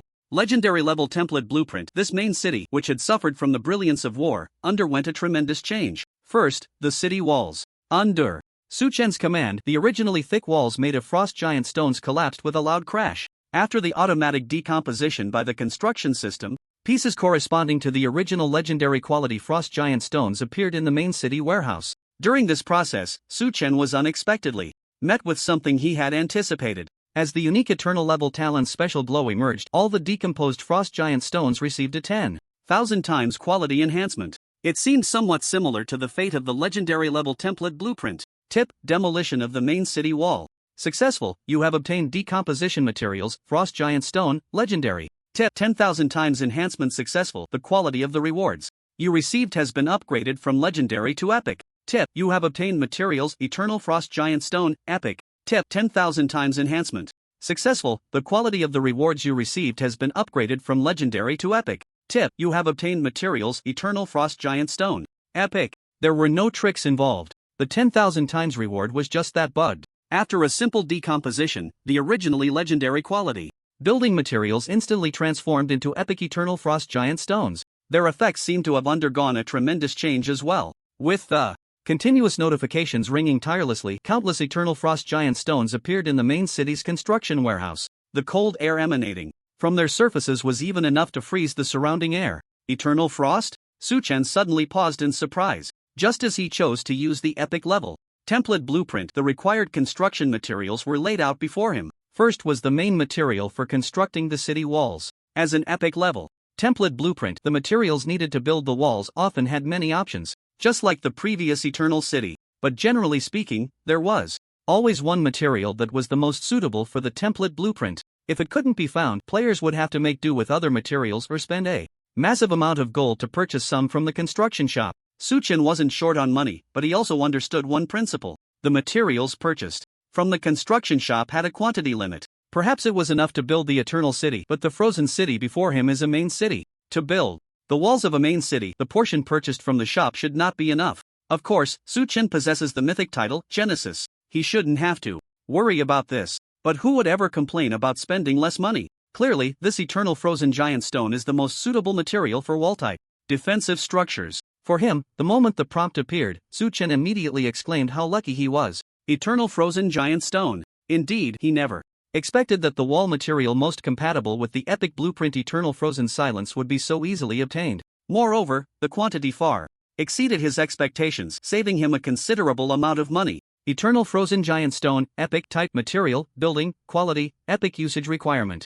Main City Level Blueprint Effect, used in the construction of walls for epic blueprints such as Eternal Night Silence Frozen Domain Winter Overturn. It can activate all effects of the blueprint and gain the effect Eternal Freeze, which can cause targets that frequently touch the wall to have a chance of entering the Eternal Freeze state. Note: please be cautious during construction, do not frequently touch the wall. Eternal Freeze. Indeed, this is the special effect. Suchin discovered that the epic blueprint and this epic material were actually achieving each other. Only by meeting the requirements of both sides could the special effect that eternally freezes enemies, Eternal Freeze, be triggered. Without any hesitation, Suchin decisively threw this batch of eternal frozen giant stones into the construction. With a rumble, the walls were dismantled into giant stones, while towering walls rose up in their place. From a distance, it left countless people in awe. Prompt: construction of epic rare level defensive structure successful. You have obtained the wall type. Building Eternal Frozen Barrier. Prompt: construction of epic rare level defense. As the prompt sounded, the heavy and imposing walls replaced the previous defenses. Not only that, as Suchin issued command after command, the towering heavy gates were also dismantled into piles of legendary materials. Along with the nearby tiles, under the effect of 10,000 times reward, they transformed into epic quality building materials. Without any exceptions. Prompt: demolition of the main city gate successful. You have obtained the decomposed material, Froststone, legendary. Prompt: 10,000 times amplification successful. The quality of the reward you obtained has been upgraded from legendary to epic. Prompt: you have obtained the material, snow-covered jade, epic. Prompt: 10,000 times amplification successful. The quality of the reward you obtained has been upgraded from legendary to epic. Prompt: you have obtained the material, Eternal Frozen Giant Stone, epic. The materials decomposed from the tiles were almost identical to those from the walls. They were all eternal frozen giant stones. Of course, in terms of scale, they were slightly smaller. As for the materials obtained from dismantling the gate, they were surprisingly remarkable. Snow-covered jade, epic type, material, building, quality, epic usage requirement, main city level blueprint effect, used in the construction of walls for epic blueprints such as Eternal Night Silence Frozen Domain Winter Overturn. It can activate all effects of the blueprint and gain the effect snow-covered, causing all targets attempting to push or attack the gate to be covered by endless snow and exiled to the land of snow. Note: targets hit by the negative effect snow-covered, if they cannot break free from the snow covering their body within 3 seconds, will be forever exiled to the land of snow. If they successfully break free, they can continue to attack the gate. It must be said, the material known as can undoubtedly be considered the pinnacle among epic level materials. Who would have thought that a city gate crafted from this material could even have a chance to banish enemies? Not only that, but it seems to possess negative effects like freezing and slowing down on its own. Perhaps only extremely powerful and terrifying foes would have a chance to break free from the special negative state of. With this in mind, Suchin wasted no time and directly completed the construction of the main city gate and the nearby pavement. Boom! As the earth trembled and roared, the towering walls and grand gates of the vast main city slowly emerged before everyone's eyes. Witnessing this scene, all the players were left dumbfounded.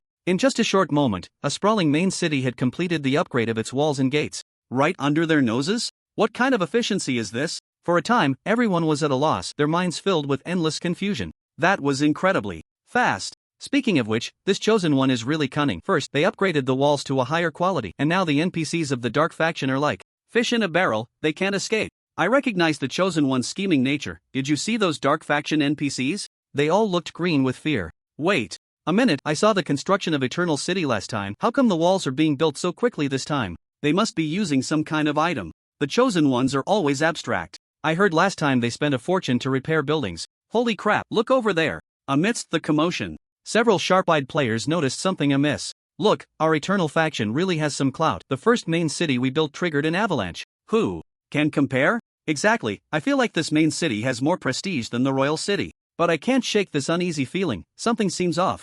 Gazing at the endless snow and ice rolling down from, a few players suddenly felt a wave of ominous premonition. An avalanche? This prestige is enough, but it seems we're a bit too close to the forgotten extreme cold summit. As soon as the words were spoken, many players widened their eyes, envisioning a terrifying scene. An avalanche. Does that mean this newly established main city is about to be hit? Hearing this, many players turned to look in the direction indicated. In an instant, everyone's gaze fell upon. With the successful construction of the main city's walls and gates, the snowflakes falling from the sky increased in number. It seemed even the distant mountain peak piercing the clouds began to tremble. As a vast snow mountain that had stood for hundreds of years, the forgotten extreme cold summit, long neglected by many, had accumulated a terrifying amount of ice and snow on its surface. During the previous battle, the tremors of the earth had already caused some anomalies in this snow mountain. Now, with the violent commotion of the main city construction transmitting through, the endless ice and snow instantly began to collapse, surging down towards the foot of the mountain with unstoppable force. The corresponding direction was precisely towards the newly erected majestic main city. Witnessing this scene, many players engaged in combat with the dark faction NPCs panicked in unison. After all, this was a matter of their lives. Although they were still in the siege battle, dying would still cost them 10% of their experience. But then they thought, if the chosen one wasn't panicking, why should they be worried? After all, it was just 10% of experience. Compared to a main city, it was hardly worth mentioning. With this thought, they calmed down and instead developed a desire to watch the spectacle. At this moment, everyone wanted to see what would happen under what could be considered the most terrifying and largest avalanche in history. Could the newly constructed city wall withstand even a few seconds? There were even quite a few unsporting players who started placing bets on the spot. I bet this city wall can hold for half a minute. Anyone want to join? It might not even last 10 seconds. What will you do if the snow buries you? Indeed, if it were another main city, it might be different, but this main city is in disarray. With not even a defensive barrier, the wall simply can't hold. I think so too. Without a defensive barrier, it probably won't last 10 seconds. Countless players maintained a pessimistic attitude, yet they remained calm. After all, they could respawn, so they might as well take the opportunity to kill a few more dark faction NPCs during this time. These third transformation NPCs, although just ordinary elite templates, seemed no different from bosses in the eyes of players who had just completed their second transformation. And there were thousands of these bosses. So, until now, although the players had the numerical advantage, the terrifying strength of the enemy made the progress of the battle still quite difficult. But one thing was certain. As time passed, the demise of these enemies was inevitable. It was just that no one knew how long it would take or what heavy price would have to be paid. But for the players, as long as they could secure kills, it didn't matter if they died 10 times. After all, the rewards were there. Therefore, even with the threat of an avalanche approaching in the distance, all the players still charged towards the enemy with fervor, showing no signs of retreat. They looked incredibly enthusiastic. On the contrary, Su Chen was calmly gazing at the distant mountain peak. Avalanche? Impossible. He didn't mean to say that. The avalanche was fake, but rather that its cause was not due to the commotion coming from the main city. Glancing at the battlefield below, there were still about 300,000 to 400,000 dark faction NPCs engaged in a fierce battle with the players. The fight remained in a stalemate. In terms of numbers, these hundreds of thousands of dark faction NPCs were just a drop in the bucket compared to their total strength. But they could still be considered an elite force. The dark faction would likely not easily give up this backbone strength. Most importantly, there were still members of the Night Elf clan here. The news of Yuffie being slain by Su Chen had not yet reached the enemy's ears. Even to continue winning over the Night Elves and the entire Elf clan, the dark faction probably had no reason to abandon their rescue efforts. Therefore, this sudden avalanche definitely had the dark faction's hand behind it. However, once countless ice and snow fell, the dark faction's army would likely suffer heavy losses as well. This would not achieve the enemy's true objective. So in almost an instant, Su Chen had already guessed the enemy's intentions. There was definitely another group of enemies hiding in the shadows. Once the avalanche struck, they would surely rise up and attack, potentially delivering a heavy blow to the frozen city while rescuing Yuffie and the dark faction's army. A rather clever scheme. But, while Su Chen issued construction orders, he looked outside the city with great interest. He wanted to say that although the plan was good, the other side clearly overlooked one point. If this frozen city became an impregnable fortress that even an avalanche couldn't breach, then all their plans would be doomed to fail. Moreover, Yuffie not only died but also provided him with a rather powerful temporary boost. Killing Bloom, as a divine-level two-handed sword, Blade of Slaughter and Conquest had several effects, all related to combat. None of them were useless attributes. First was Effect 1, Slaughter.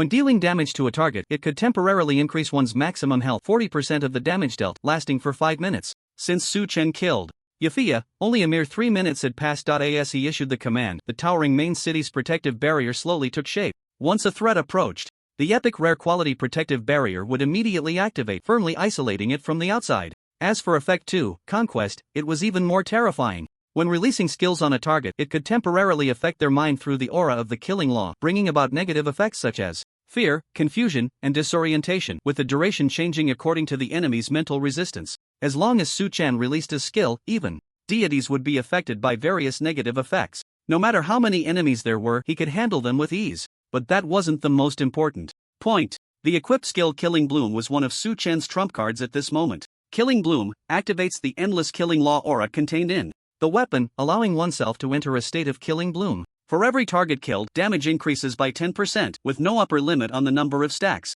Duration is 20 seconds, and the duration can be stacked after killing a target. Cooldown time for equipped skill, 2 hours. Note, when in the Killing Bloom state, as the number of kills increases, one's mental state will also be affected to a certain extent, so use it with caution. This blade left behind by the killing deity requires a high level of mental strength to control. From the beginning until now, although Su Chen was building the main city's defenses, his attacks had not ceased. Almost every 10 seconds, he would quietly slay a dark faction NPC. So by this moment, the layers of Killing Bloom were still continuously stacking, and had already reached a terrifying level. Tip: you have killed a Dark Guardian. Since you are in the Killing Bloom state, each kill increases your damage by 10. Tip: the current layers of Killing Bloom have stacked to 105 layers, with an attack power increase ratio of 10-50%. Tip: due to the influence of the layers of Killing Bloom, your mental state has been affected. Based on your current mental strength assessment, you have 65% left before completely losing control. 10 times the damage increase, completely out of control?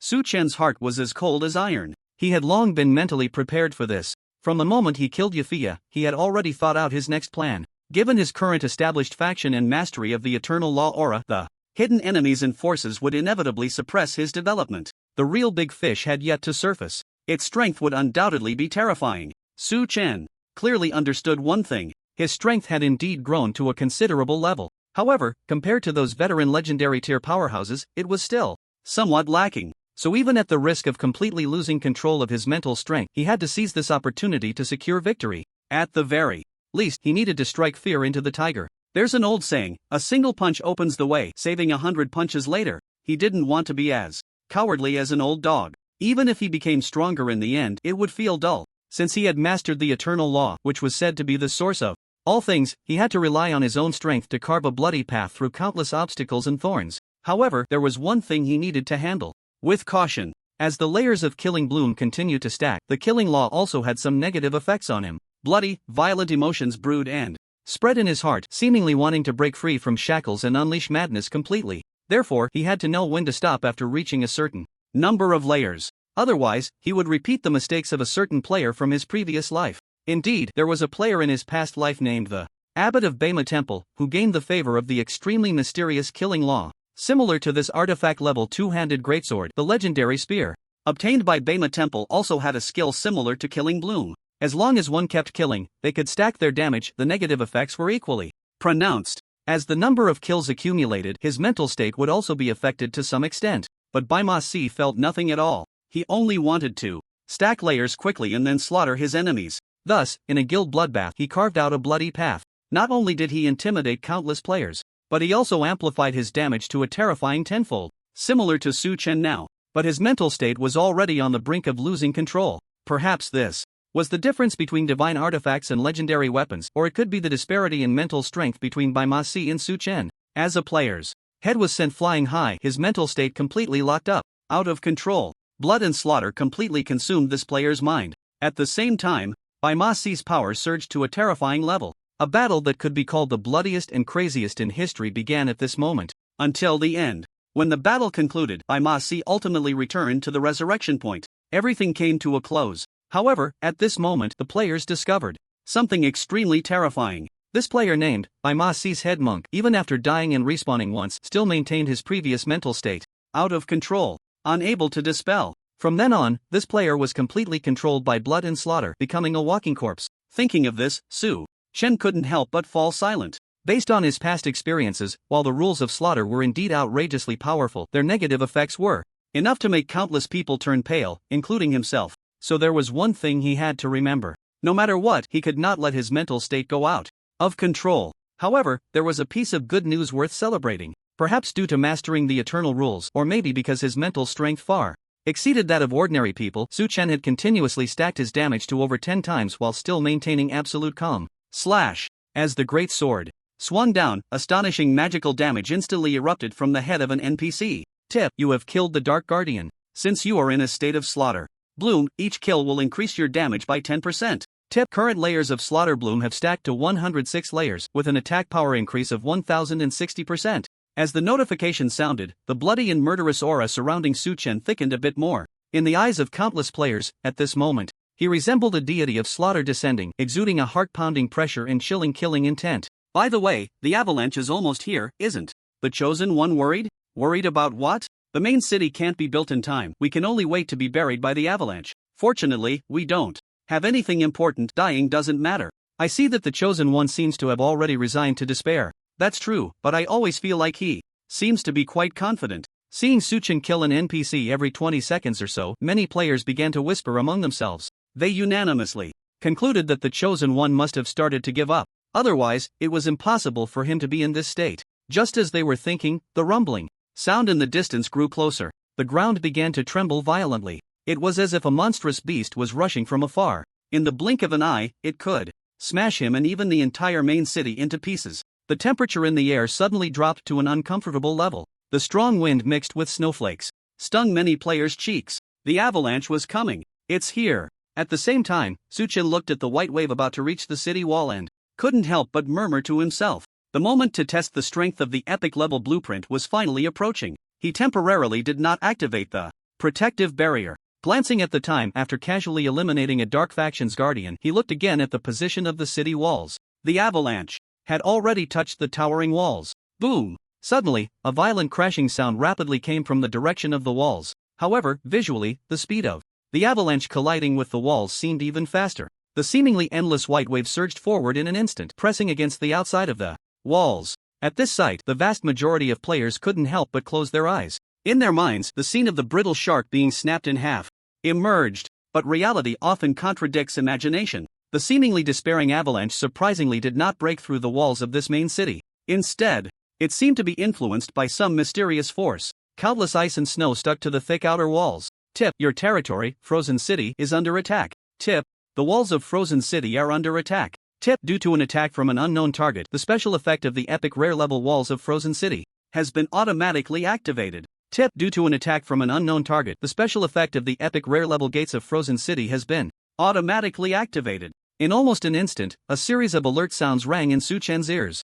Among them were warning alerts as well as notifications of automatically activated special effects. As an epic rare level wall, after being constructed with the most suitable epic materials, it naturally gained the special effect from the Eternal Frozen Giant Stone. Eternal Frozen Giant Stone, epic type material, building, quality, epic usage requirement, main city. Level template blueprint effect used in the construction of walls for epic level template blueprints such as Eternal Night Silence Frozen Domain Winter. Overturn, it can activate all effects of the template blueprint and gain the effect Eternal Freeze, which can cause targets that frequently touch the walls to have a chance of entering the Eternal Freeze state. Note: please be careful during construction, do not frequently touch the walls. Similar to what is described in the Eternal Frozen Giant Stone, any target that touches the walls multiple times has a chance of entering the Eternal Freeze state. However, due to the epic rare level quality of the Frozen City template blueprint, the performance of this special effect is even more remarkable. Not only is the triggering chance higher, but it also comes with an additional rare effect, Freeze Spread. When a target that frequently attacks or touches the walls is permanently frozen, other targets nearby that meet the contact conditions will also enter a frozen state. This effect is not permanent. The interaction between the two enhances each other, directly leading to the avalanche, capable of engulfing everything, being blocked outside the walls. In reality, although Su Chen had anticipated this, he still felt endless astonishment in his heart. Who would have thought that the special effect of the Eternal Frozen Giant Stone could also be effective on lifeless ice and snow? But after seeing the targets mentioned in the description, he suddenly understood. The targets referred to are not just living beings. They also include entities like wind and snow. Therefore, when the avalanche came, carrying endless wind and snow, and violently surged towards the towering walls, everything seemed to be pressed on the pause button. It came to a sudden halt. The endless wind and snow, upon contact with the walls, were forever frozen in this vast territory. At the same time, an additional rare effect was triggered. Under the influence of free spread, 1 transmitted to 10, 10 transmitted to 100. All the ice and snow surprisingly solidified into firm cold ice, unable to roll or surge anymore. However, this was far from over. In addition to the epic level materials used for constructing the walls being perfectly suited to the template blueprint, the 4 gates of this majestic main city also used similar epic level materials. In interaction with the epic rare level template blueprint, they also exhibited unimaginable effects. Snow-covered jade, epic type, material, building, quality, epic usage requirement, main city level template blueprint effect used in the construction of city walls. 4. Epic level template blueprints such as Eternal Night Silence Frozen Domain Winter Overturn. It can activate all effects of the template blueprint and gain the effect snow-covered. All targets attempting to push or attack the city gate will have a chance to be engulfed by endless snow and exiled to the land of snow cover. This is the special effect activated by the city gate. Snow covered. All targets attempting to push or attack the city gate will have a chance to be exiled to the land of snow cover. Therefore, when the avalanche arrives, all the ice and snow in contact with the towering city walls will be permanently frozen in place. By a stroke of luck, it unexpectedly became an even sturdier ice-armored city wall, stretching for an unknown number of miles. Its thickness is absolutely more outrageous than the walls of the rumored Dark King City. Originally, Su-Chen thought that the city gate hit by the avalanche would no longer be usable. Under the effect of eternal freezing, perhaps in the future, Frozen City would only have 3 exits left. But under the influence of the snow-covered state, all the ice and snow in contact with the city gate were unexpectedly exiled to the unknown and mysterious realm of snow cover. Since Frozen City is built at the foot of the forgotten peak of extreme cold, a road leading straight to the peak, with no end in sight, appeared outside the city gate. From Frozen City, it extended all the way to the highest peak of the eternal world. However, even though the front line of the avalanche was blocked, there were still continuous waves of wind and snow surging towards this side. It seemed that this scene not only failed to provide players with a sense of security but instead made the current situation even more perilous. They did not know that all the ice and snow touching the city walls had been permanently frozen in place. Based on past experience, even if frozen, it could not stop the continuous avalanche from coming. It might even have some negative effects. We're done for. This thing is better to be dispersed than blocked. Once more and more ice and snow collapse the front frozen parts and the city wall, this main city will be finished. I thought the Chosen One was resourceful, but today it seems otherwise. Don't talk about my idol. Heh, you're the one who's not that great. I think the Chosen Boss must have other plans. Haven't you seen him still casually killing enemies? Funny, that's just giving up. Okay, players held their own opinions and engaged in fierce arguments. But something unexpected happened. Even though some believed this main city was doomed, not a single player left. Moreover, the number of players supporting Su-Chen far exceeded those disparaging him. The verbal battle even extended to forums and other platforms. However, unlike the players, not far from Frozen City, towering colossal figures were slowly approaching. Unlike other Dark Camp NPCs, the names above their heads were not a deep crimson but a neutral orange. But as their footsteps drew closer, the killing intent and anger in their eyes surged more and more. For some reason, these neutral NPCs were being secretly manipulated, attempting to launch a sudden attack on Frozen City. Tip: you have killed a Dark Guardian. Since you are in a state of Slaughter Bloom, each kill will increase damage by 10%. Tip: current Slaughter Bloom layers have stacked to 111 layers, attack power.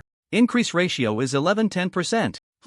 Neutral? After killing another Dark Guardian, Su-Chen felt a few more points of killing intent and brutality in his heart. However, he still maintained absolute calm. Su-Chen was waiting. He was waiting for the hidden enemies to appear. More importantly, he was waiting for an opportunity to unlock the main storyline expansion pack. And now it seems that the hidden enemies lurking in the shadows have finally emerged. This also means that the main storyline expansion pack will soon be activated. With the immense visual enhancement provided by the True Eye of Alatoya, Su-Chen, standing on the broad back of the ancient ghost dragon, detected the traces of the approaching enemies. As a main city constructed using an epic rare level template blueprint, Frozen City not only boasts terrifying firepower coverage and a despair-inducing defense system, but it can also issue early warnings when hostile creatures appear several kilometers away from the city. This allows for the early deployment of relevant defensive structures to gain a higher chance of victory. However, the reason there was no automatic warning this time is simple. The enemies were clearly not as foolish as imagined.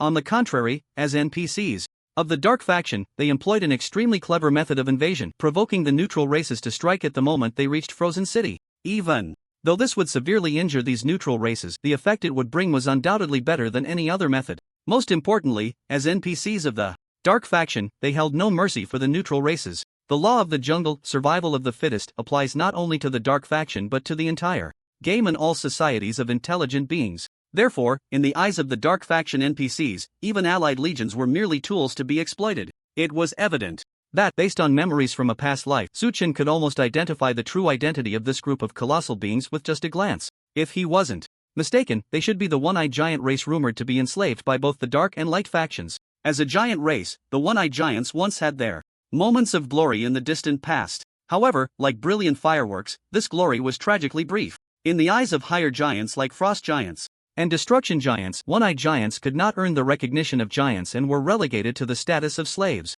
As the giants declined, elves retreated, and orcs and humans rose, the one-eyed giants became the compromised beings of the giant race. Orcs, the dark faction, and the light faction directly controlled the vast majority of one-eyed giants and some weaker giants, using them as their slave army. However, over time, due to the immense strength of the one-eyed giants and their high immunity to magic, they gained the favor of their masters. They often served as core output units in siege battles, making them formidable enemies not to be underestimated. Yet, compared to night elves and other elven races, the value of one-eyed giants was still considerably lower. Thus, weighing the pros and cons, they were more than willing to sacrifice the lives of these slaves in exchange for the lives of elite dark faction members and powerful night elf archmages. Perhaps one day, if night elves or the elven race became slaves of the two factions, they too would, like the one-eyed giants, become pawns that could be sacrificed at any moment. But not now. Thud, thud, thud. As the heavy footsteps grew closer, the ground seemed to tremble. The one-eyed giants, like a tide, numbered in the tens of thousands. This could definitely pose a threat to the city-level walls. Meanwhile, the avalanche in the distance had yet to cease. More and more ice and snow were being blocked outside the city walls, seemingly on the verge of breaking free. On the other two sides of the city walls, countless enemies were continuously pouring in. Skeletal creatures, as members of the undead, were common cannon fodder for the dark faction. Their role was simple: to gnaw away. Through their cheap lives in endless numbers, they would relentlessly erode the sturdy walls surrounding them, creating the optimal offensive environment for the avalanche and the one-eyed giants. Seeing this, under the quadruple siege and heavy encirclement, the players finally panicked. Opened the city gates. Damn, there's really no way out this time. I have a feeling that the Chosen One is just fishing. I feel the same way. By the way, the Chosen One seems to be quite calm. Don't joke around, look at those buildings being devoured and the space rifts that haven't disappeared yet. Just these alone are enough to give him a headache. Everyone should hurry and run. Anyway, we've already taken down some enemy NPCs. I want to take one more risk. My gut tells me we can't retreat this time, or what's the difference between us and that cowardly light faction? Seeing this scene, many people fell into complete chaos. But unexpectedly, more people chose to believe in the Chosen One and trust in Frozen City. Like the 200,000 players who joined the Eternal faction early on, they were now filled with righteous indignation, rolling up their sleeves and rushing towards the city gates. They had already arrived here through the teleportation array. After seeing the cowardice of some players, they couldn't help but feel disdain in their hearts. At the same time, their fighting spirit ignited fiercely. After all, they had already died plenty of times. It was better to take a gamble. Who knows, a bicycle might turn into a motorcycle. As ordinary classes, even after changing jobs, they needed much less experience to level up than Su Chen, so they only needed to take down a few dark faction NPCs. Their lagging levels would all come back. They might even gain extra rewards. If they could loot a piece of equipment, that would be a huge profit. At the same time, many others shared the same thoughts as this group of players. They had a vague guess in their hearts. Clearly, a war far exceeding the previous scale was about to break out. The earlier siege defense battle of Eternal City had related tasks issued and a dedicated points accumulation system activated. Now, this time involved a towering main city. They believed the Chosen One would definitely release related tasks and activate the Frozen City exclusive points accumulation system. If he was generous enough, he might even provide some extra rewards. If that were the case, even if they could only take a few heads, they and their teams could still earn a fortune. In an instant, all the players sprang into action. They rushed towards the city walls while starting to shout in nearby and regional channels. Team up to farm siege monsters, 1 tank and healer needed. Recruiting a violent mage group of 100, second job. Mages with silver gear or above +++++++ need a priest, priority for class gear. Assassin group of 100 going out to scout enemies and loot. Thieves with high stealth skills come join. Two-handed hammer warrior, golden gear and advanced skills, looking for a fixed team. Amidst the players' shouts, countless people were eagerly waiting. They were all waiting for the Chosen One to release related tasks and activate the exclusive points accumulation system. But then something astonishing happened. Before the tasks were announced, world announcements had already appeared in their ears. When they saw the content, the players were left dumbfounded. World announcement: due to the player chosen one successfully completing the main storyline task, Lost Kingdom series, the triggering conditions for the main storyline expansion pack have been met, earning 1000 world reputation points. World announcement: due to the player chosen one successfully seizing a main city and establishing a faction apart from the two major factions, provoking attacks and extermination from hostile factions, advancing the opening of the main storyline expansion pack, earning 2000 world reputation points. World announcement: the first main storyline expansion since the server opened has begun. This expansion is titled The Return of Conflict. Related gameplay and update details will be displayed in the expansion.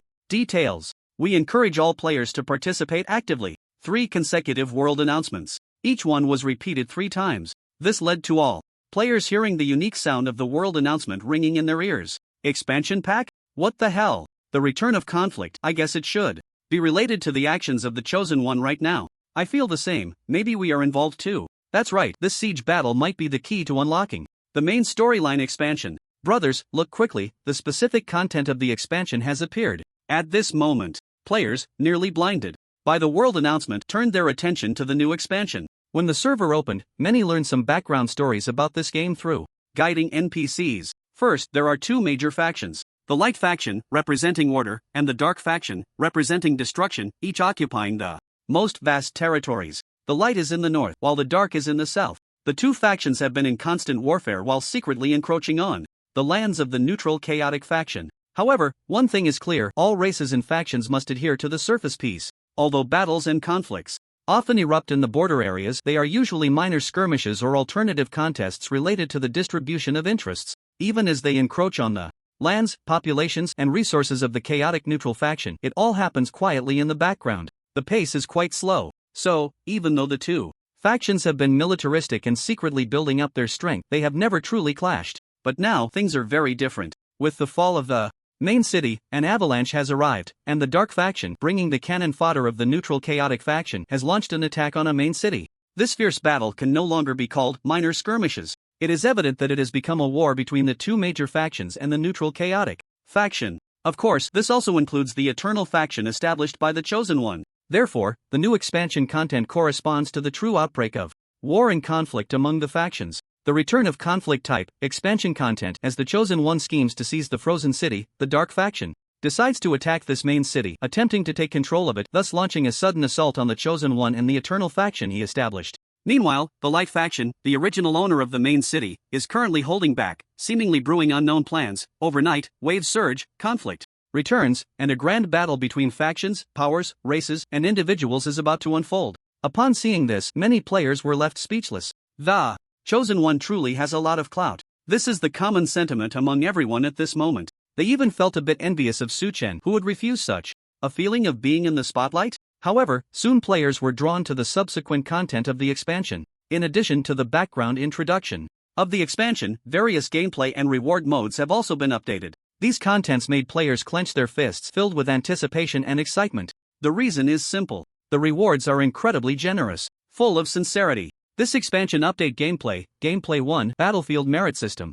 Currently, the 3 major factions that players have joined will erupt into one battle after another, and killing enemies on the battlefield will grant additional merit points, gold, and other rewards of corresponding quality and level. Note: although the merit value is a universal merit value, the rare items exchanged in the 3 major factions will differ, and it can also be exchanged for ranks, positions, titles, fiefs, and other rare resources of each faction. Gameplay 2. Battlefield Mission System. With the outbreak of war, NPCs from the 3 major factions and the neutral chaotic faction will issue more battlefield missions. Once triggered, it may also unlock subsequent chain storylines and yield generous rewards. Note: the types of battlefield missions include logistics, supply, frontline reconnaissance, stronghold contention, troop assistance, material escort, material plunder, infiltration and anti-infiltration, etc., and based on the difficulty and quality of the missions, corresponding generous rewards will be obtained, including merit value, gold coins, equipment, and other rewards, etc. Gameplay 3, Battlefield Offense and Defense System. With the outbreak of war, the major factions will initiate the main city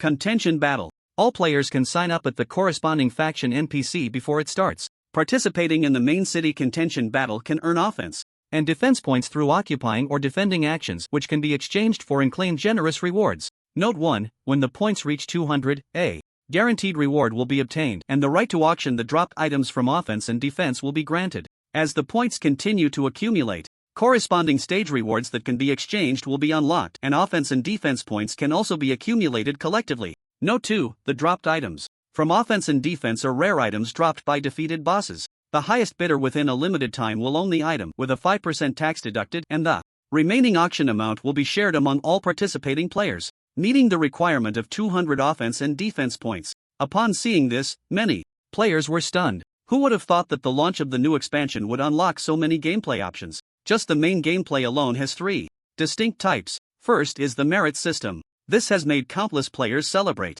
The reason is simple. Merit can not only be exchanged for rewards but also for ranks, positions, titles, fiefs, and other rare resources of the major factions. This is the main event. Not only that, the battlefield mission system is an even more heavyweight gameplay. Not to mention anything else, just the fact that it can provide merit value and other rewards is enough to attract players' attention. Moreover, this is a mission. Not only can generous rewards be obtained, but there is also a chance to unlock chain storylines. The allure of this, I'm afraid only the players themselves know. Therefore, some players have summarized the corresponding values and types of these missions for convenience. In statistics, they categorize the missions into 3 types. First is logistics. Missions like logistics supply, material escort, and material plunder belong to chain missions. In fact, this type of mission is somewhat similar to escorting and robbing missions. Players can first collect and purchase materials and submit them to the faction's quartermaster. Next, they can accept the mission to escort them to the destination. Afterward, they can plunder the materials escorted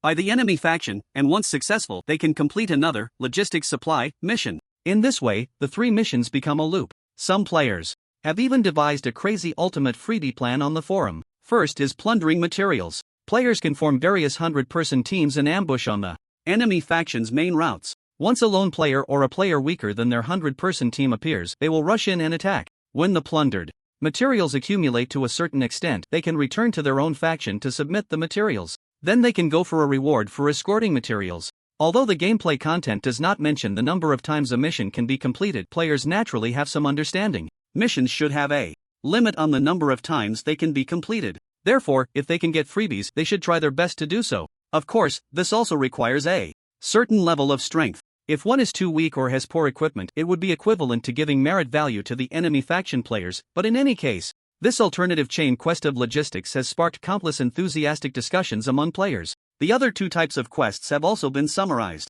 by players, equally exciting. The second type is the confrontation type. Tasks such as stronghold capture and troop assistance fall under the category of cooperative confrontation tasks between players and NPCs. Players can head to various strongholds to participate in their capture or defense actions. Based on their performance, they can receive corresponding rewards. Many speculate that these strongholds are likely the camps and logistics set up by various factions on the front lines, holding significant strategic importance. Once victorious, not only can they gain substantial rewards, but they will also bring about some changes in the war situation. As for the last type, it has been humorously dubbed by players as the Infernal Affairs Plan, Night Collection Training Program, Eternal Night Watchman Training Guidelines, and so on. It includes a series of tasks such as frontline reconnaissance, infiltration, and anti-submarine operations. Completing these tasks allows players to act solo or collaborate in teams. As long as the task is completed, any means necessary is implicitly permitted.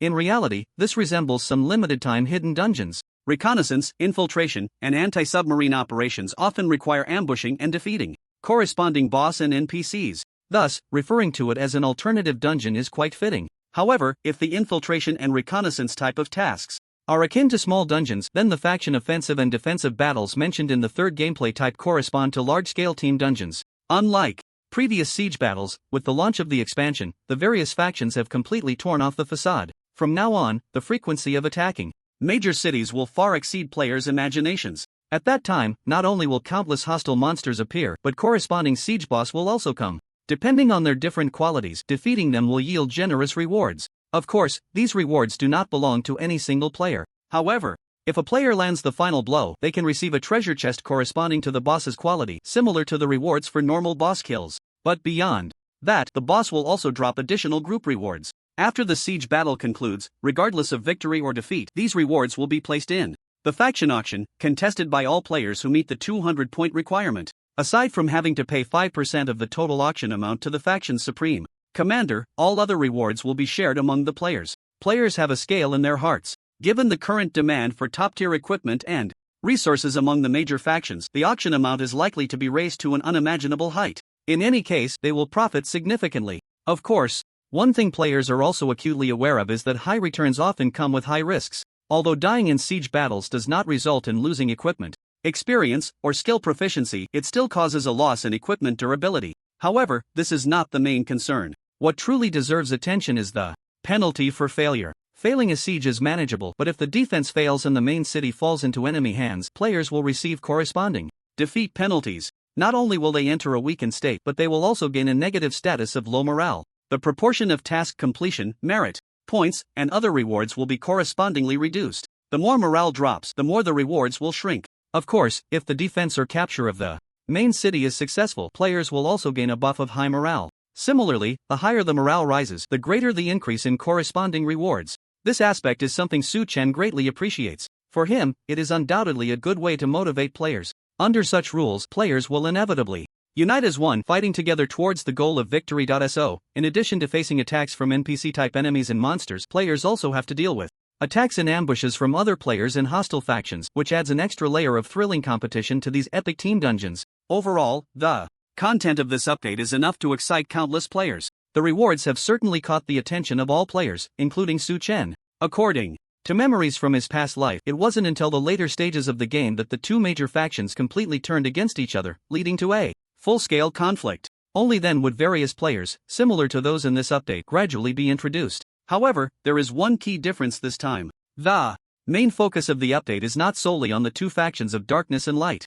It also includes the Eternal faction, which Su Chen created himself. Unlike other players, as the creator and supreme commander of the faction, he possesses unimaginable privileges and benefits. First is the merit system. He can set the rules and values for exchanges. In different situations, he can completely change the exchange rules and values to boost player enthusiasm. Of course, that's not the main point. In addition, Su Chen can issue tasks and take 20% of the rewards from them. If he's not mistaken, this portion of the rewards will undoubtedly trigger the unique Eternal level talent tenfold rewards. By that time, he will likely receive rewards that countless players could only dream of. Similarly, in the gameplay of the offensive and defensive battles, whether it's the 5% cut from auction amounts or the changes in the rules and values for offensive and defensive points exchange, these are all privileges unique to Su Chen. So, this is one of the benefits of establishing a faction. However, to obtain these rewards, there is one crucial prerequisite. The established faction must survive in this rising tide of faction warfare. Otherwise, everything will be illusory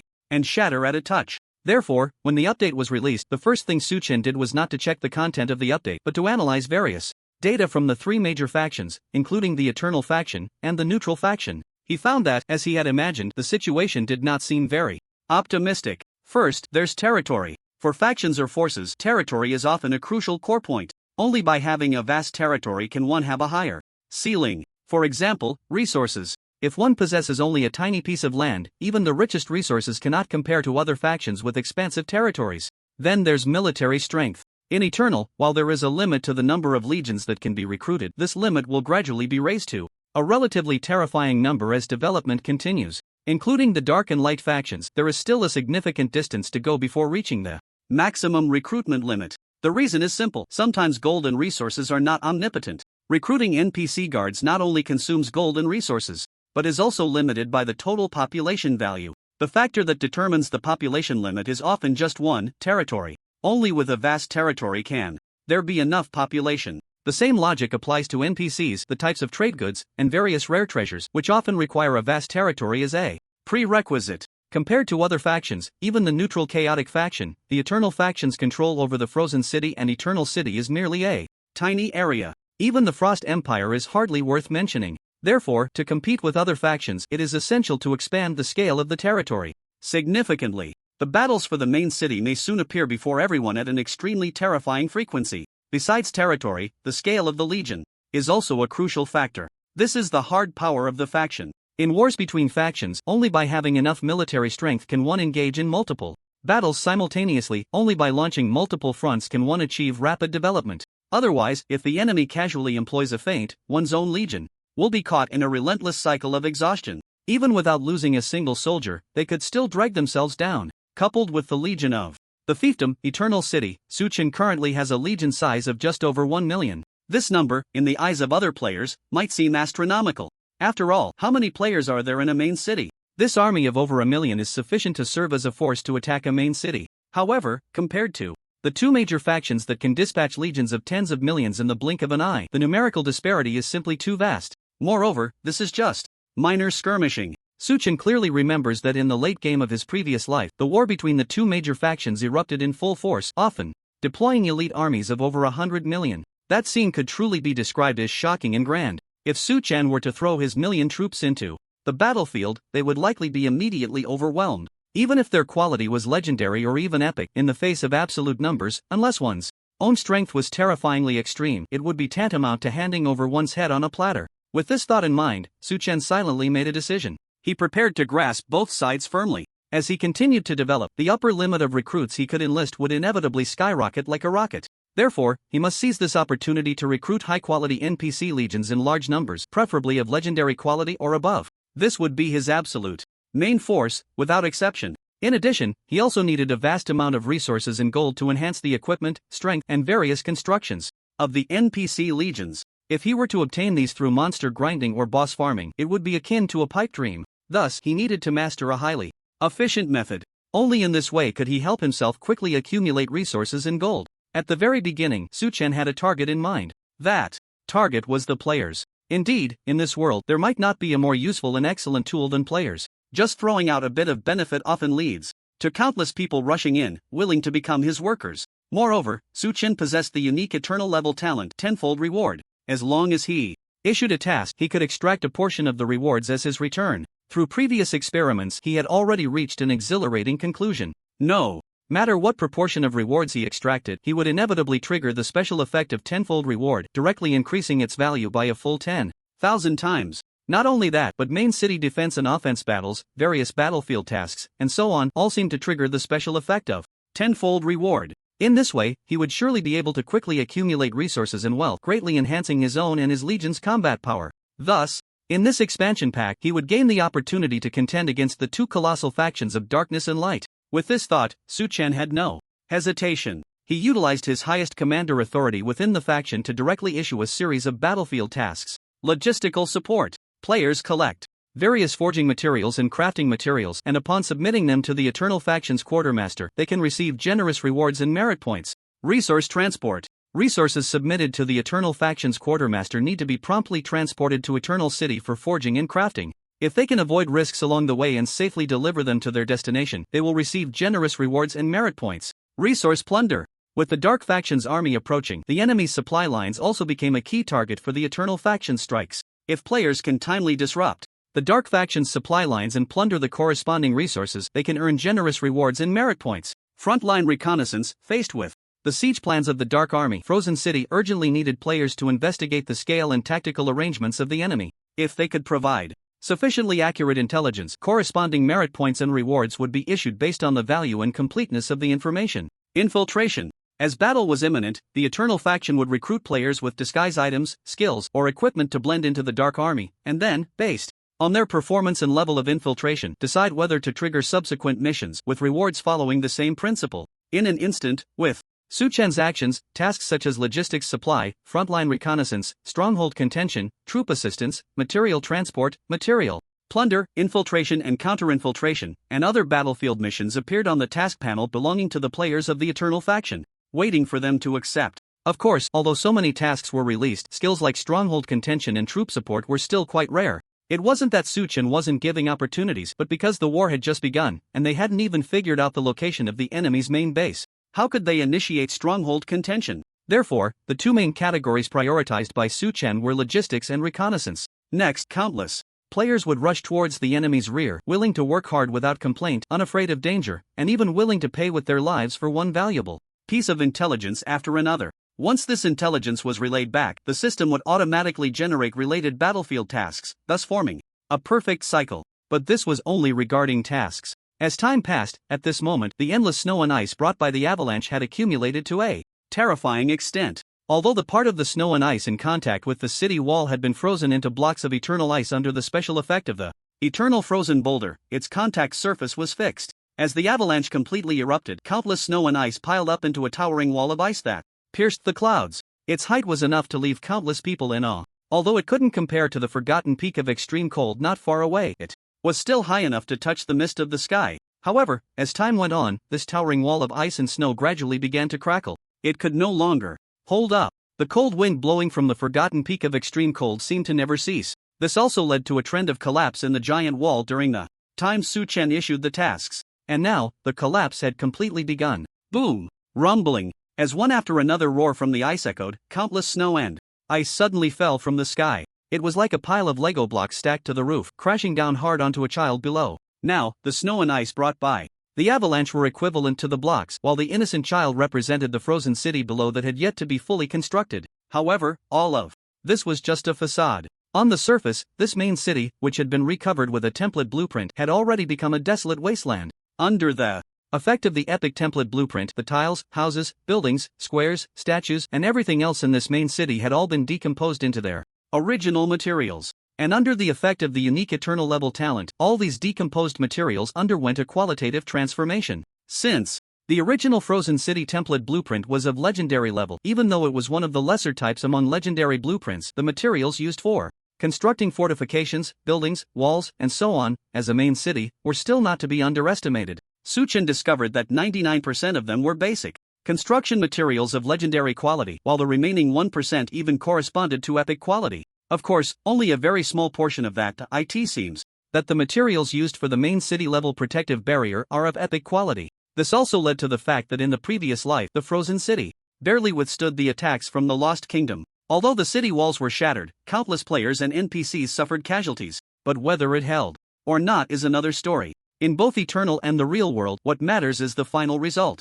So overall, the materials used to construct Frozen City were quite good. At the very least, they were guaranteed to be legendary quality materials. They matched the template blueprint, which was also of legendary quality. However, things are very different now. Tip: demolition of the building auction house successful. You have obtained the decomposed material essence of rock, legendary. Tip: 10,000-fold amplification successful. The quality of the reward you received has been upgraded from legendary to epic. Tip: you have obtained the material Heart of Rock, epic. Tip: demolition of the building Mage Association successful. You have obtained the decomposed material Magic Resonance Stone, legendary. Tip: 10,000-fold amplification successful. The quality of the reward you received has been upgraded from legendary to epic. Tip: you have obtained the material Stone of Magical Awakening, epic.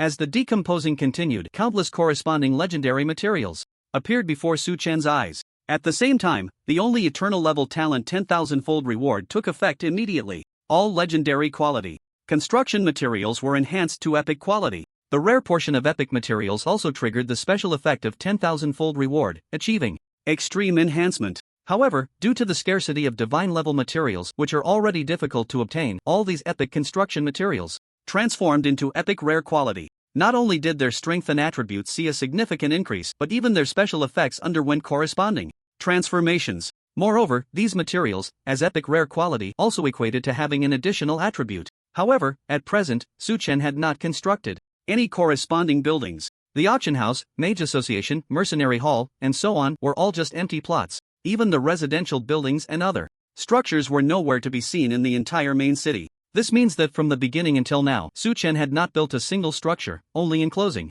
a circle of city walls. Of course, there were also 4 city gates, but this was merely the superficial desolation and simplicity. With a single command from him, all the craftsman NPCs sprang into action, beginning a frenzied and rapid construction effort. Thanks to the effect of the mythic level title creation, no matter which territory was being built, as long as it belonged to Su Chen, it could trigger a special effect that reduced construction time by 95% and material usage by 95%. So as long as he wanted to build, aside from basic buildings like the Lord's Hall, Main City Hall, and Auction House, general defensive structures would rise within this towering main city in a short time. And now, Su Chen had this idea. So after his command was issued, countless epic materials were construction. In less than a minute, various defensive structures appeared before everyone's eyes. This time, no basic buildings were constructed, but the defensive structures that almost covered all the city walls and gates revealed their menacing aspect. Epic Rare Level Defensive Arrow Tower, Spear of Eternal Frost Rapid Arrow Tower. Epic Rare Level Defensive Magic Tower, Eternal Frost Shield Defense Barrier Magic Tower. Epic Rare Level Counterattack Magic Tower, Blade of Eternal Frost Annihilation Counterattack Magic Tower. Epic Rare Level Destruction Magic Tower, Blizzard of Eternal Frost Annihilation Magic Tower. As towering magic towers rose into the clouds, the pressure from the epic rare level template blueprints suddenly manifested in the hearts of all enemies attempting to invade. Without exception, they all planted a seed called fear within them. Unlike the players, NPCs in Eternal undoubtedly possess a considerable level of intelligence. In fact, many of them are more cunning and insidious than the players, or perhaps even wiser. After all, in a vast forest, there are all kinds of birds. Many players are as sly as foxes, often able to utilize everything at their disposal to significantly enhance their gains. The same principle applies. There are also many players who are naive and innocent, as pure as a blank sheet of paper. Such individuals often suffer some losses, more or less, unless they are inherently blessed with a smooth path in life. But such cases are ultimately rare. Just like the players who are as foolish as pigs, they are not as numerous as one might imagine.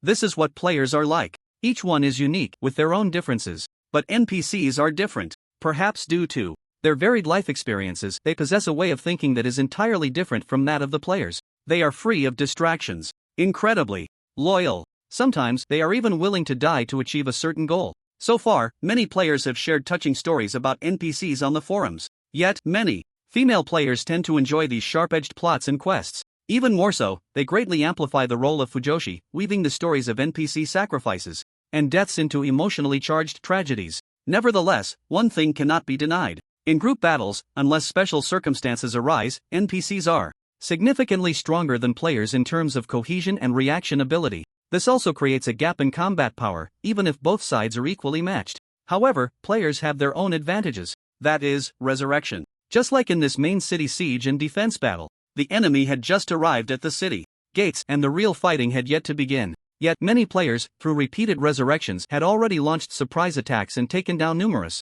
ordinary template NPC guards. It is evident that the army from the Dark faction is employing a lightning strike strategy. They will use their numerical and speed advantages, along with the countless ice and snow about to fall, to quickly breach the city walls and the first line of defense of this main city. Then, with their elite forces, they will tear open a breach. Once this stage is reached, this rudimentary city defense, which is lamentably inadequate, will be equivalent to a direct fall. But something unexpected happened that the commander of the Dark faction did not anticipate. Boom! As the earth trembled, when countless ice and snow fell, a heavy barrier, as solid as a mountain, suddenly appeared above the frozen city. It completely isolated the endless ice and snow that blotted out the sun. The scene was enough to shock even the gods. This was a manifestation of artificial structures forcibly resisting natural disasters.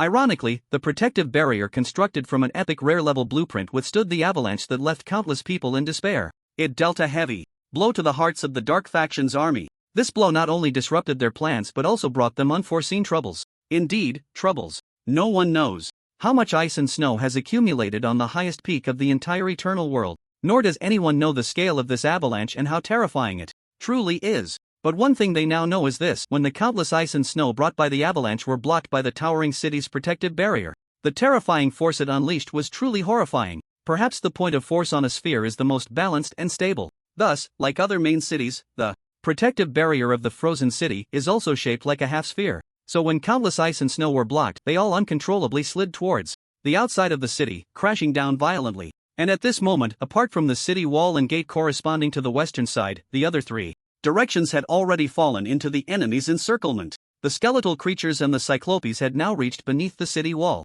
Everything seemed to be meticulously planned. In an instant, countless snowflakes violently struck the enemies just within reach. The cyclopes fared better. With their tough skin and high defense, they did not suffer fatal injuries. However, facing the frozen snow, they still lost a significant amount of health, and their massive, grand bodies bore bloody wounds. It appeared that their combat effectiveness had been somewhat affected. The skeletal creatures, on the other hand, were different. Composed entirely of bones, they were so fragile that they could easily disassemble their own skulls. Against the avalanche of snow, the skeletal creatures simply could not withstand the onslaught. Boom! Boom! Boom! Amidst the thunderous sounds of colliding snow, countless skeletal creatures were smashed into heaps of shattered bones, seemingly unable to rise again. Some were even crushed to dust. Glancing at the scene, Suchin couldn't help but raise an eyebrow, feeling a bit astonished. In reality, all of this was part of his plan. Using the avalanche's snow to eliminate a portion of the enemies was something he had intended from the start. However, he hadn't anticipated the terrifying effect it would produce.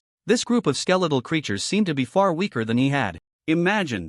Based on Suchen's knowledge of the Dark faction from his previous life, he knew that his only advantage was his foresight. He had always been able to utilize his past memories to gain insight into the development and direction of subsequent plotlines. The high-ranking NPCs in the Dark Faction were not to be underestimated. In terms of strategy and intelligence, they were likely on par with him. Moreover, his pride in his combat and command experience might not even match that of these NPCs who had fought for countless years. Therefore, when the weakness of these skeletal creatures first became apparent, alarm bells rang in Su Chen's mind. Something was amiss. By common sense, if one wanted to attack a main city, the simplest and most brutal method would be to directly besiege it, deploying a large number of legions to encircle the entire main city like a barrel. Clearly, the Dark Faction's earlier approach had adopted this method.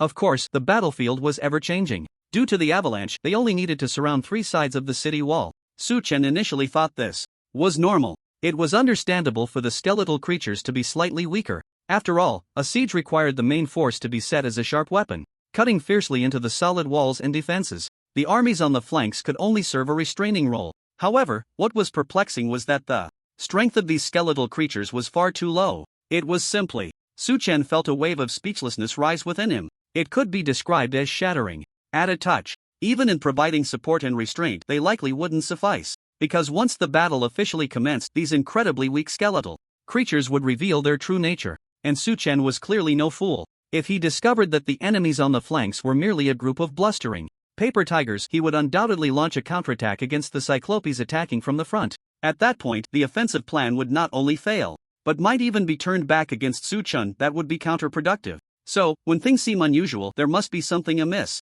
With years of combat experience and an understanding of the Dark Faction's fighting style, he immediately guessed the opponent's general plan. Perhaps the attack was just a ruse. From the very beginning, the Dark Faction probably didn't intend to engage in a bloody battle with his Eternal Faction. After all, although the Icebound city had fallen, it still belonged to the actual jurisdiction of the Light Faction, while the Dark Faction was suited for ranged combat. They could manage for a short time, but once it devolved into a stalemate, the Light Faction would not sit idly by. As defenders of order, they would certainly not let such a good opportunity slip away. By that time, the long-suffering Light Faction would inevitably launch an unprecedented ambush. At this thought, Su Chen's pupils involuntarily constricted. This reasoning was something he could easily come up with. The Dark Faction had no reason to overlook it. Yet, they still did not cease their actions. Instead, they attempted to make this siege known to the world. Coupled with the unexpectedly frail skeletal creatures, Su Chen concluded that they must be secretly plotting something. A feigned attack? A hidden agenda?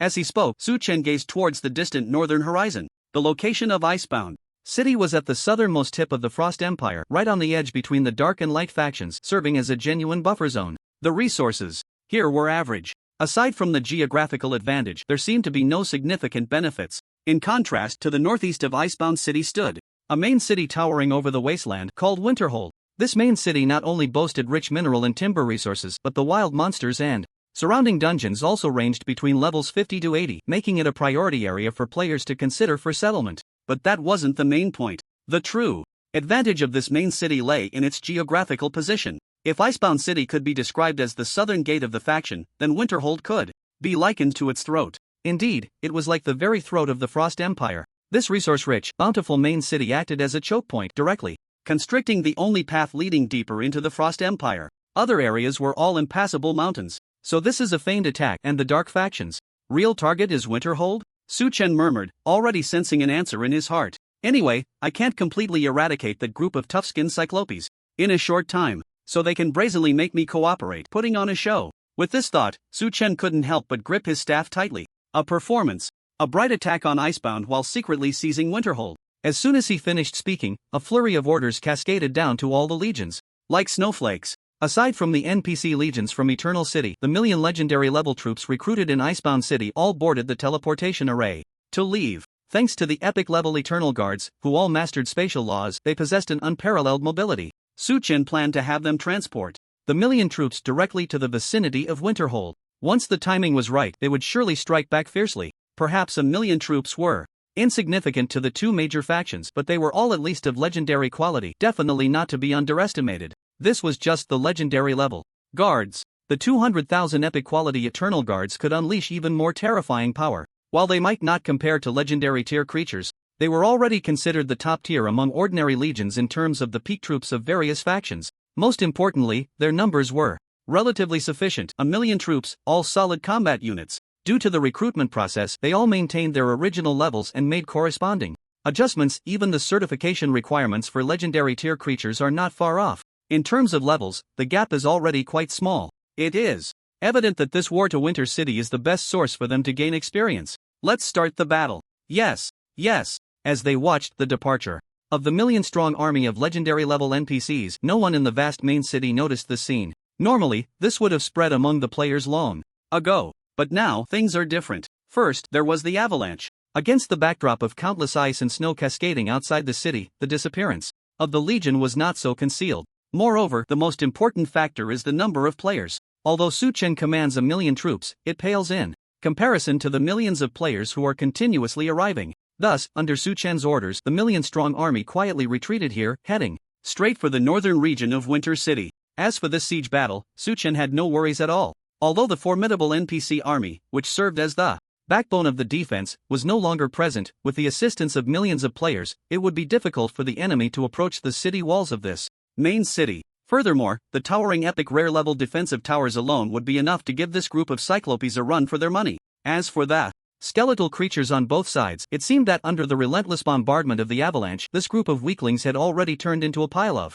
fragments. Due to their low levels, they hardly provided any experience. However, Su Chen was not in a hurry. Since he had already discerned the true intentions of the dark faction, all he needed to do next was patiently wait for the right moment. Since the other side wanted him to cooperate and put on a show for the light faction, he was more than willing to oblige. Tip: you have discovered a hostile area, ice and snow rift. Tip: due to the ongoing battle in this area and the nearby main city territory, please respond with caution. Tip: due to this area and nearby. As the prompts sounded, a graceful figure quietly appeared in the ice and snow rift. Watching the slowly fading teleportation light, a hint of vigilance appeared in Velus's flawless eyes. The distant sounds of battle indicated that the fight for Winter City seemed to have reached a fever pitch. The sudden siege caught this main city completely off guard. However, before they could react, they found that the area around the main city was filled with scouts from the dark faction. It seemed that transmitting the news of the main city's attack had become an almost impossible task. What should we do? It seems we can't send out the information about the attack on our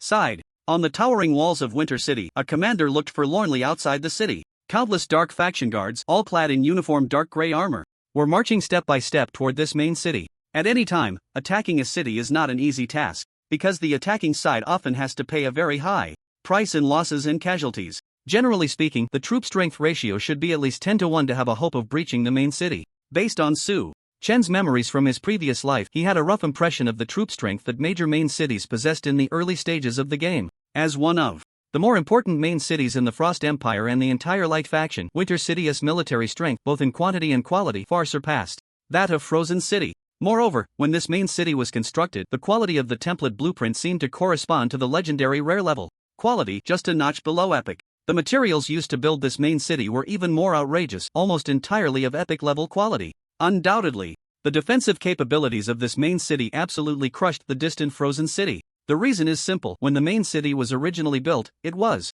constructed with massive resources invested by the Light faction. In this world, there are no benefits without reason. Interests are the fundamental driving force behind everything. Because just 3 kilometers away from there lies a secret silver mine. Secret silver is an extremely special and rare metal in. It is incredibly precious. So precious that there are only 4 deposits in the entire world. Among them, the Frost Empire and the Forest of Nature each harbor 1. The remaining 2 are located within the territories of the Dark faction. Secret silver typically appears silver-white. It looks no different from ordinary silver, except for the special luster that constantly emanates from it and its high affinity for magical elements. Its sturdiness far exceeds that of steel, yet it is much lighter. Su Chen remembers that in his previous life, the Frost Empire even once handed over this main city along with the secret silver vein to the Dark faction. This also led to the Dark faction gaining a significant advantage right from the start. The president of the Mage Association from Holy Light City, the legendary Archmage Kirin, who had lived for countless years, expressed a strong interest in secret silver.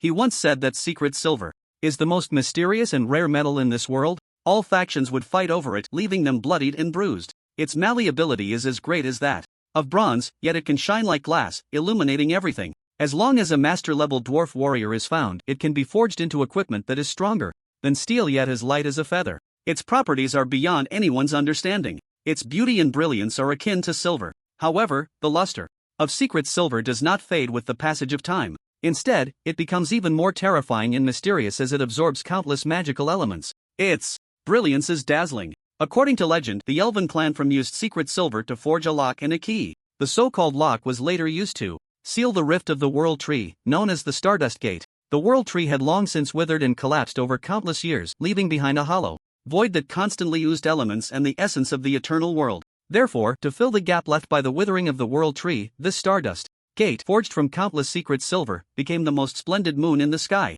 Indeed, in the eternal world, during the night, players only need to look up to witness a stunning sight. Above the sky, there are actually two moons. One of them is the rumored Stardust Gate. Of course, the magical affinity and extremely high sealing properties are not the only functions of secret silver. Its sturdiness and magical immunity make it a coveted divine material in the eyes of countless powerful beings. This does not mean that the quality of secret silver is divine, but rather praises its special effects. It is said that the dwarf master craftsman Soren possessed a piece of secret silver armor. About 120 years ago, this dwarf master craftsman was ambushed by the Dark Faction. It was precisely because of this secret silver armor that he was able to disregard the special effects of epic weapons and countless magical skills, calmly escaping from the encirclement. Since then, the importance of secret silver has significantly increased in everyone's mind. Therefore, as this mine was explored and discovered, the Light Faction did not hesitate at all and directly designated it as the highest strategic target, whether to protect or better mine this secret silver. The Light Faction had no reason not to safeguard the silver vein.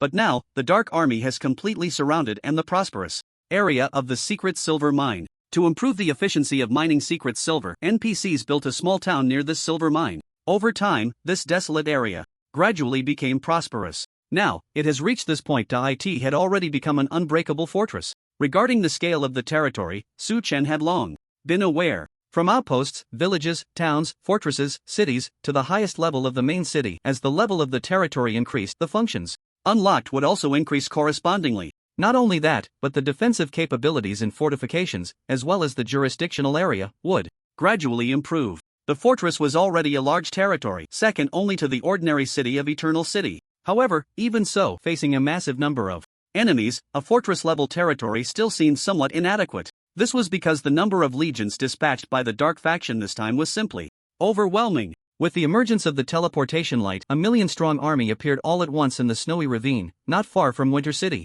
This place was covered in ice and snow year-round, with level 55 golden elite monsters wandering around. They were called Atlas Frost Trolls. Compared to players, these elite monsters, which preferred to act in groups, had combat power that reached a terrifying level. Therefore, when Su Chen appeared here with his god-level pet, the Valkyrie of the Night Elf clan, Velis, he quickly issued relative commands. First, to scout the approximate number and corresponding strength of the Dark Faction's army, and then to designate the next step of the plan. Taking a glance, Su Chen found that there were scouts from the Dark Faction nearby. Besides that, there were only the occasional screams from the Light Faction's messenger sentinels. However, the epic-level Legion Eternal Vanguard was not to be underestimated. For this group of NPCs who mastered the laws of space, scouting the enemy's approximate scale was still not a problem. As the sound of footsteps rustled, it wasn't long before the scouts sent by the epic-level Legion obtained relevant intelligence about the distant Dark Faction's army. In comparison, this group of elite monsters called Atlas Frost Trolls was clearly much weaker than the Dark Faction's army. The reason was simple. The number of legions mobilized by the Dark Faction this time was simply too many. There were a total of 20 legions corresponding to skeletal creatures, dark creatures including shadow types, and various large-scale legions of different professions. Each legion had approximately 500,000 troops. In total, even without counting the legendary NPC powerhouses leading them, the number had already exceeded 10 million. Meanwhile, the NPC legions of Winter City only had 5. Each legion had only about 350,000 troops. Even adding the legendary legion patrolling and guarding the Mithril Vein, the total number barely reached 2 million. This just met the 10-to-1 ratio. However, the gap in strength between the two sides was not limited to this. The earlier statistics on the troop ratio required for defense and offense were based on a bare assault method. On the battlefield, everything changed in an instant. Siege equipment, siege-specific races, and the number of strong individuals serving as commanders and main forces were all factors that determined victory or defeat. First, there was the siege equipment. As a main city guarded by the Light Faction for many years, Winter City, which housed the Mithril Vein, had a defensive capability that was absurdly strong. Even the Silver Fortress, where the Mithril Vein was located, had invested heavily. The blueprints and construction materials used were all epic level. This treatment was far more terrifying than that of Frozen City. Therefore, the defenders had already achieved the utmost in terms of fortifications. But as the attacking side, the Dark faction had clearly made ample preparations in advance. No one knew how they managed to transport this astonishing number of siege equipment across the territory governed by Frozen City. There were approximately 100 legendary-level siege catapults. The number of epic-level siege rams was incredibly clear and precise due to their large scale. At a glance, the number of siege battering rams was an astonishing 20, and there were nearly 400 legendary quality heavy crossbows called Butcher for breaking down walls. Additionally, there were legendary siege ladders, shield bearers, trench vehicles, and so on. All these siege machines, each with different functions, had accumulated to a terrifying number. My goodness, this looks incredibly scary. I heard that Icebound City is going to be attacked by the Dark faction, but I didn't expect that we would be the ones suffering next. Yeah, but I heard that our main city template blueprint seems to correspond to legendary rare quality, so we shouldn't be afraid of this group of Dark faction siege machines, right? I doubt it. Look at the enemy's numbers, they are 10 times ours. How can the Dragon Knights lose? Come on, there are still players here. In an instant, the players of Winter City were all stunned. They hadn't expected that just a second ago they were watching the show, and the next moment they were under a frenzied attack from the Dark faction. Seeing those terrifying numbers and the legendary or even epic siege machines, all the players witnessing this scene felt a chill in their hearts. Could players fill in the numerical gap? What a joke! Due to the damned attack on Icebound City, about 2 million players had teleported from Winter City to the neighboring main city. So far, it was said that the number of players in Icebound City had accumulated to nearly 10 million. Who the hell knows how these 10 million players are crammed into one main city? Meanwhile, someone roughly estimated that the number of players still in Winter City was probably less than 2 million. Almost all of them had just completed their second-class change, with levels around 35. The 20 legions from the Dark faction were basically all at the peak of the second-class change or at the third-class change level, and they all possessed the strength of elite monsters. For the players, each one could be considered a mini-boss. Normally, if they encountered such mini-boss-like enemies, the players would probably be grinning from ear to ear. But now it was different. Who could have imagined that there would be over 10 million enemies, each possessing the elite monster template in front of them? Even if the players' numbers multiplied several times, they probably still wouldn't win this battle. The numerical gap was just too great. Even if players could respawn, they might not be able to keep up with the enemy's killing speed. It was just like the siege defense battle of Eternal City back then. At that time, players played a crucial role, not just because the enemy's attributes were inferior to those now. The core point was that their numbers had to exceed those of the enemy. Only then could players continuously die and respawn, running back to continue fighting. This way, a brutal cycle could be achieved. Trading lives for damage. Even though 10% of experience would be deducted, the gains far outweighed the costs. At the beginning, players clearly had this plan. As soon as they heard about the siege battle, many players couldn't help but get excited. This was a great opportunity. After the expansion update, as long as they were within the range of the besieged main city, they would automatically join this main city siege defense battle. But who would have thought that the enemy's numbers would be so terrifying? They had come with the clear intent to break the city. One thing is for sure, when the expansion updated the content regarding the main city siege defense battle, behind its rich rewards lay certain risks. It is worth noting the penalties for failure. Failing the siege was one thing, but if the defense failed, the main city being protected would fall under the enemy's attack. At the same time, players would also receive corresponding defeat penalties. At that time, not only would they enter a weakened state, but they would also receive the negative status of low morale, regardless of the tasks and merit points, as well as the acquisition ratio of other related rewards. Everything would be significantly reduced. The extent of this reduction depends on the drop in morale. The more morale drops, the more the rewards decrease. However, once the defense is successful, or if they manage to seize the attacking main city, even if they only scrape together 200 attack and defense points, players can still gain a boost in morale and additional rewards. The richness of these rewards is simply unimaginable. Undoubtedly, in the game Eternal, rewards are the most crucial element at any time, often corresponding to what players desire the most. Yet, as the battle gradually ignites, they see the terrifying number of enemies in the siege equipment, and their hearts have already turned as cold as ice. Without exception, every player witnessing this scene has marked this battle as destined for failure. In fact, it's not just them. Even Suchin, who quietly observes from a distance, shares the same perspective. His view of the situation differs slightly from that of the players. Besides the siege equipment being the key to determining the war's outcome, other factors are also influencing this siege battle.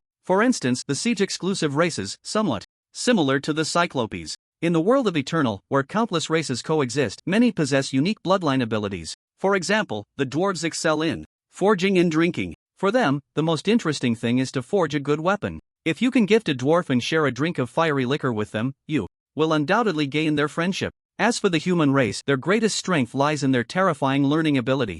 No matter what skills and knowledge other races possess, there will always be outstanding members of the human race emerging to compete with them. Countless players have fully exploited this trait. This time, among the Dark Faction's legion attacking Winter City, there are a few extremely special races, the Cyclopes and the Savage Trents. First, Suchen has already encountered the Cyclopes before. He has devised a strategy for dealing with these terrifyingly destructive giants. With magic, immunity and extremely high defense, he plans to counter them with spatial laws that can almost tear everything apart. He believes that under the epic level, Eternal Guardian's spatial rift attack, these hulking figures will surely be sliced into chunks of meat. On the other hand, the latter, the rumored Savage Trents, makes Suchen feel a hint of apprehension. As a Treant race, they possess the ability to manipulate the surrounding flora and can unleash vines that entangle everything. This ability can play a crucial role in a siege. The strong members of the Dark Faction can easily use the vines to climb up the city walls, initiating a close-quarters melee battle with overwhelming numbers. Moreover, unlike traditional Treants, this terrifying race, which seems to have survived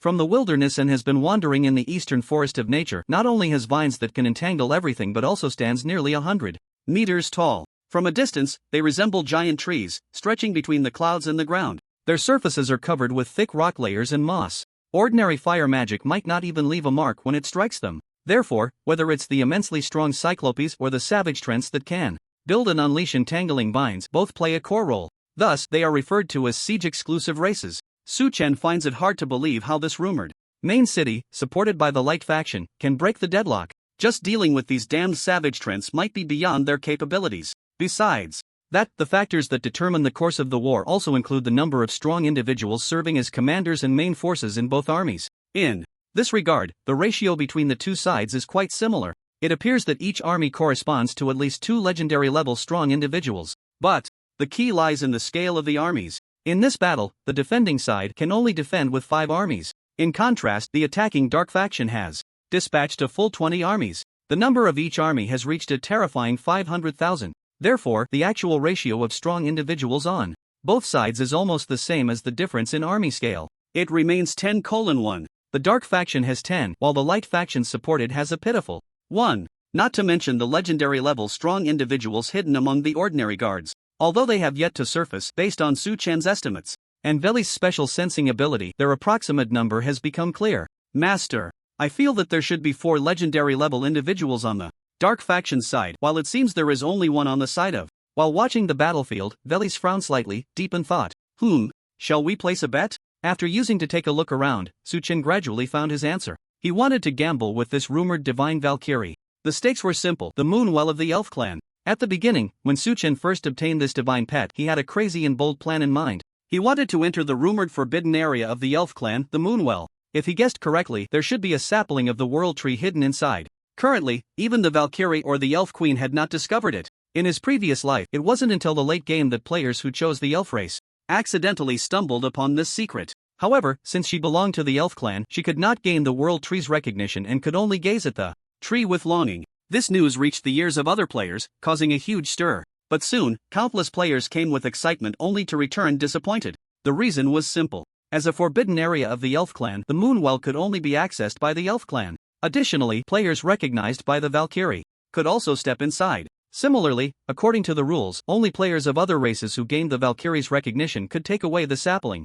of the World Tree. So when Suchen obtained the divine pet Valkyrie, he had the idea of taking the World Tree sapling. After all, for him, the World Tree was an existence that surpassed divine quality. Moreover, he always had a premonition in his heart. Although the World Tree was a plant, it felt more like a pet that transcended divine pets. Unfortunately, the frustrating part was that although the Valkyrie Velis had 100% loyalty to him, the requirement was to gain the Valkyrie's recognition. He couldn't make her recognize him out of thin air. Now, betting was an excellent way to achieve that. Alright, then let's wait and see. Clearly, Velis was extremely cooperative with Suchen. Soon, both sides signed a contract and the bet took effect immediately. At this moment, the howling of the epic siege catapults echoed continuously in the distance. Bloodshed, flames of war, roars, wails, all mixed together above at this moment. As the battle unfolded, the most brutal phase of the slaughter had slowly begun. And at this moment, Suchen, who was enjoying the spectacle, suddenly retracted, the smile on his face. Let's go. With a command, he led 1,000,000 legendary and epic armies, suddenly disappearing from the spot. From beginning to end, his most important goal was never. As a main city belonging to the Frost Empire held its greatest value not in the city itself, the IT was not just the countless veins, resources, and high-level monsters scattered around, but also the rumored mithril veins that made countless people envious. These, in fact, were all Su Chen's targets. Similarly, they were also the goals of the Dark Faction this time. Therefore, from the very beginning, Su Chen did not approach the magnificent Winter City. After all, with the complete opening of the expansion pack, the three major factions had already become irreconcilable enemies. It seemed that the Dark Faction was simultaneously launching attacks against the Eternal and Light factions. In this situation, both Su Chen and the Light faction had only declared war on the Dark Faction unilaterally for now. The two sides had not yet torn off the facade of peace. At least they could maintain a superficial tranquility. Thus, Su Chen wanted to take advantage of this time to reap enough benefits. It was evident this was the best opportunity for a big haul. Mithril veins, Su Chen murmured to himself as he gazed at the distant mithril veins. Standing on the broad back of the ancient ghost dragon, Su Chen looked far into the distance. Without saying anything else, just the chilling aura here was enough to guide him on his path. Following the aura, Su Chen could easily see a vein stretching for hundreds of miles lying across this vast territory. The mountains stood tall, winding endlessly. Tip: you have discovered a new area, Ashen Mountains. Ashen Mountains. If I'm not mistaken, this should be the second largest vein in the Frost Empire. Su Chen had a certain understanding of this area. In the Frost Empire, which was covered in ice and snow all year round, it was not all a silent expanse of white. There were also volcanoes, lakes, and special areas filled with death, flames, thunder, and other magical elements. Among them, this area stretching for hundreds of miles was known as the Ashen Mountains. Although it did not seem as towering and spectacular as the Forgotten Frost Peak, its scale was enough to astonish countless people. It should be noted that within this mountain range, every spot contained a large amount of rare veins. Among them were high-quality forging in magical mineral materials, like fine iron, red copper, and fluorescent stone. There were also rare minerals corresponding to various elements, such as magic crystals and magic crystal essence. Moreover, there were mithril and its associated ore, star silver stone. The former could not only forge extremely formidable weapons, armor, and various types of equipment but also create various magical items. The latter, on the other hand, was a specialized material for crafting mount sets. Indeed, as an associated ore of mithril, the equipment made from star silver stone was practically useless for players. Its texture was as light as a feather. If forged into a weapon, it would be no different from a joke. As for armor, it required a certain weight for support. Most importantly, star silver stone had an extremely strong enhancement effect on hovering ability. If used solely to craft player armor, it was not the best choice in terms of cost or function. However, for flying mounts or other mounts, the equipment crafted from star silver stone was an exceptional treasure that could not be overlooked. Thinking of this, Su Chen felt invigorated. If he was not mistaken, any vein he personally mined would likely belong to a type of reward. At that time, there would be almost infinite possibilities for the unique eternal level talent tenfold reward to exert its special effects. Not only that, but materials like mithril and its associated or star silver stone would also undergo a transformation that no one had ever imagined. So far, even in his past life, Su Chen seemed to have never heard of a higher grade material for mithril. As an epic level material, mithril seemed to have reached the peak of quality. If he wanted to elevate himself further, he would likely need an extremely special method like the 10,000 times reward. However, the star silver stone does possess higher tier materials. As a companion ore of secret silver, the quality of star silver stone is not constant. It is influenced by the quantity of secret silver and the richness of its aura, as well as the duration of its accumulation and growth. The quality of star silver stone often randomly fluctuates between purple gold and legendary levels. Once the stringent and mysterious conditions are met, star silver stone will gradually evolve into star silver essence, with a corresponding quality increase of a significant tier. At its highest, the quality of star silver essence could potentially be elevated to epic level. Therefore, this mountain range, resembling a sharp sword's edge, is his primary target to strive for. However, unlike other regions, the hundreds of years of snow and frost covering this area have not drowned out its searing heat. Ashes, volcanic lava, and the sulfur steam that rises incessantly all showcase the uniqueness of this region. By the way, he thought, there's also sulfur. The sulfur produced in this area, as Su Chen had heard in his past life, was of purple gold quality. For the dragon race, it is undoubtedly an extremely important strategic resource which has always been protected and valued by the Light faction.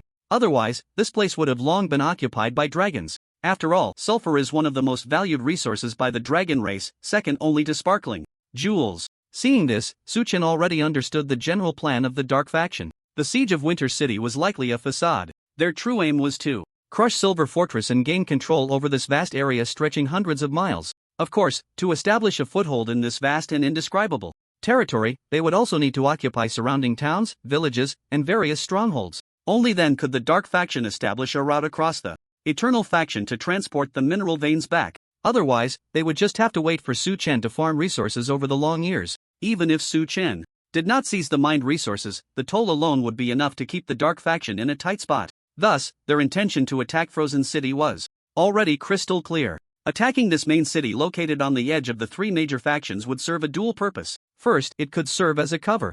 Taking advantage of the Light Faction's unawareness, they could swiftly crush Silver Fortress and seize the secret silver veins. If they could take down Winter City, that would be even better. Secondly, it would help solidify their transportation route. Capturing Frozen City would directly open a clear path to the Dark Faction. In this way, who would care about the damn Eternal Faction? Even Su Chen would probably have to swallow his pride. Faced with the disparity in strength, no one dared to act recklessly. Could it be that the supreme commander of the Eternal Faction would throw his only million-strong army out all at once, leaving himself vulnerable? These were the thoughts of the Dark Faction's high-ranking officials. After careful consideration, they made this decision. It must be said that this plan is quite perfect. Although bold and reckless, the effects it would achieve and the risks it would bear are completely disproportionate. This is undoubtedly a surefire deal. Even Su Chen had to admire the creativity of this group from the Dark Faction. It was simply too radical.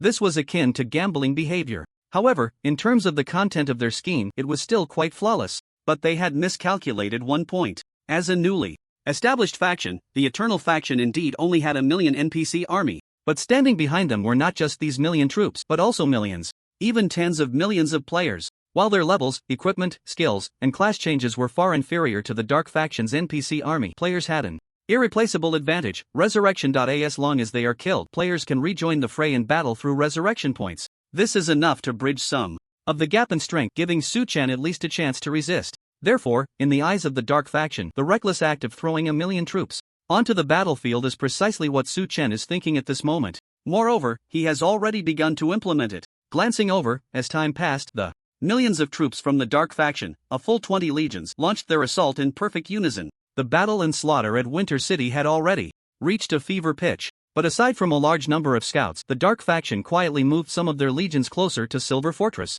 Without needing to observe closely, Su Chen could roughly guess the individual strength of these legions. These are the elite among the elite, and their strength would definitely not be lower than legendary level. There might even be dark elite guards of epic quality hidden among them. These legions are basically configured similarly to the scattered scouts around. The scouts formed an impenetrable iron barrel around this area to prevent any information from reaching the ears of the Light Faction. Their strength is naturally quite terrifying. Otherwise, the breakout legion sent by Winter City alone could easily crush them. If that were the case, all this planning would become meaningless. After a few seconds, Velis transmitted the specific intelligence from her reconnaissance. As a Valkyrie of the Night Elf race, this artifact pet possesses stealth and reconnaissance abilities that other races can only envy. Although she has not yet completed her job change, her skills and the weapon in her hand already indicate her general class type. She should be a melee swordsman. Therefore, in the thriving mineral vein jungle, she possesses terrifying killing and destructive power. Since Velis has just become Su Chen's pet, her level is only a pitiful level 1. But with a swift strike, she silently completed the assassination of the target scout, gathering detailed intelligence on the enemy at an unimaginable speed. Her level is rapidly increasing, 5, 10, 15, 20. Almost in a brief moment, before she had even finished her intelligence gathering, Su Chen received the system prompt that she had reached the level cap of 20. She could begin her job change. In Eternal, pets are somewhat similar to players. They can not only wear corresponding equipment, but also undergo job changes and learn skills. They are almost equivalent to an NPC-type good brother or good wife. Of course, it is not uncommon for players to treat their pets as sons or daughters. For example, in the past life, there was a player named Croak who raised a snail as his son. As the pet reaches the level 20 threshold, the job change quest will open up. Depending on the difficulty and the content of the job change quest, the obtained profession will vary. But due to the urgency of time, Su Chen only took a glance at the related job change quests. He originally wanted to take a rough look to see how high the difficulty of the job change quest was. After all, while the job change quest is important, intelligence about the enemy is the most crucial matter at hand. But, unexpectedly, this glance startled him. Purgatory level difficulty? Corresponding to an epic hidden pet profession? And a mysterious level difficulty? Su Chen only took a brief look and immediately made a decision. He must choose the highest difficulty. He believes in himself and even more in this god level. Quality pet. A mere level 20 job change quest. No matter how high the difficulty, could it be higher than the mythical level difficulty he faced back then? It should be noted that the mysterious level corresponds precisely to Velis's current quality god level pet. So without hesitation, Su-Chen resolutely chose the mysterious level as the difficulty for this job change quest. In the next moment, a prompt sound quietly rang out, bringing detailed information about the job change quest. Tip: congratulations on successfully selecting the mysterious difficulty level. As your pet's job change task, one will be randomly drawn from the mysterious difficulty tasks for Velis. Tip: drawing job change task. Tip: draw successful. Your pet Velis has randomly drawn the job change task path of the Dark Annihilator mysterious level. As the prompt sounded, a brilliant task icon instantly appeared in Su-Chen's taskbar. Correspondingly, it was Velis' divine job change task. Path of the Dark Annihilator, mysterious level, type job change task, first time, requirements, melee type divine pet task. Content: it has been detected that this pet is currently engaged in combat within a warring faction. This task requires the pet to kill 5,000 enemies within 1 hour, whose level and job change count are not lower than its own, during which it must not die or disengage from combat unless the enemy voluntarily disengages. Otherwise, this job change task will be cancelled. Introduction: Dark Annihilator, the ultimate master of darkness. Dark Annihilator? Su-Chen suddenly recalled a familiar figure at this point. That's right. In his previous life, he had seen NPCs with the Dark Annihilator prefix, and its specific identity was enough to make countless beings tremble in fear. The Dark Goddess. In his previous life, it wasn't until the late stages of the game, with the launch of the expansion Resurgence of the Deities and the End of the Road, that the deities, who controlled the corresponding major laws, gradually awakened from their slumber. Just as humans have 1,000 faces, each different, the deities corresponding to different laws have vastly different personalities, standards of action, and even perspectives on issues. Su-Chen clearly remembered that by then he had already become a peak 4th transformation powerhouse and had gained recognition as a legendary tier powerhouse, becoming the rumored legendary figure. But as the Dark Temple slowly opened, a figure that could astonish for millennia appeared within the Dark Temple. She walked with flawless jade feet, exuding an aura of the dark law of destruction. Step by step, she approached. With just one glance, the countless dark law auras overwhelmed all the players present. Even Su-Chen could only hold on for a few more seconds. Under the endless darkness and silence, it felt as if he had endured for a full 10,000 years or even billions of years before finally seeing the blinding sunlight. And with Su-Chen's resurrection, he instinctively glanced at the game time. In an instant, he discovered a detail and secret that ordinary people had not noticed. Perhaps this dark goddess, who had been asleep for an unknown number of years, seemed to have mastered a part of the time law. It is well known that the laws of time, space, and destruction among the main deities are extremely mysterious and terrifying, and there has never been a deity that could fully control them. Therefore, many deities have been secretly researching, trying to grasp these profound and mysterious special laws. One thing they are incredibly clear about is that even if they only master a part, they can possess extremely terrifying power amplification. Of course, the eternal law also belongs to this category. However, its difficulty and risk are equally terrifying. Aside from being directly destroyed and exiled to the River of Time by the two major factions in the Eternal Kingdom, it seems no one dares to touch eternity anymore. Strange. At that time, Su-Chen was also puzzled about how the Dark Goddess had managed to grasp a part of the time law. After all, this was the time law, a law capable of overturning everything. It wasn't until later that Su-Chen understood. It turned out that everything stemmed from the path of the Dark Annihilator initiated by the Dark Goddess. This divine job not only encompassed the Dark Law and a part of the Destruction Law but also contained the two extremely mysterious special laws of space and time. So without hesitation, Su-Chen decided that no matter what, he had to ensure Velis successfully changed jobs, although there is still a certain gap compared to the eternal laws that encompass and transcend everything. The profession of Dark Extinction Monarch is already considered the pinnacle among all hidden special professions. 5,000 enemies. After glancing at the job change requirements, Su-Chen felt somewhat speechless. 1 hour. Kill 5,000 enemies whose levels are not lower than his own. It was clear that the job change tasks were determined based on the current environment and the tasks or storylines accepted. With Velis's investigation, this mysterious level job change task was already related to the enemies near the Silver Fortress. Third transition powerhouses are all elite among elites, with levels almost above 80 or 90. This configuration doesn't even need to be looked at. Even a 5-player team would probably not dare to face a single enemy of this caliber. Yet, now, Velis was only at level 20. An hour has only 3,600 seconds. This means Velis has to take down one enemy every 3.6 seconds. What a corresponding difficulty. Su-Chen couldn't help but silently complain upon seeing this. However, he wasn't worried. although Velas's level and attributes were far inferior to those of the enemies. With her skills and combat techniques, she could even crush these third transition NPCs. After all, she was a god-level pet who had earned the title of Valkyrie. Even if faced with a boss from the Dark Faction, she would still have the strength to fight. Moreover, she possessed a forbidden spell level skill, even though her base attributes were limited by her level and the number of job transitions, making them not particularly terrifying. Once this forbidden spell was unleashed, it could deal damage that would leave countless people dumbfounded, because forbidden spell level skills have already transcended the realm of ordinary skills. Even if the damage is zero, the terrifying effects they bring are enough to take down ordinary enemies. Once unleashed, of course, one must also rule out a certain situation. The opponent does not have locking skills or area damage skills, because everything is based on the condition of survival. Only by staying alive can one output. At the same time, Velas would only have the opportunity to shine if the enemies did not have locking skills and area skills. If that were the case, even with a health cap of just 1 point, she could easily toy with these so-called third transition powerhouses. This is the importance of combat experience. Su Chen's ability to defeat bosses and enemies beyond his level earlier was probably partly due to his combat experience. Get to work.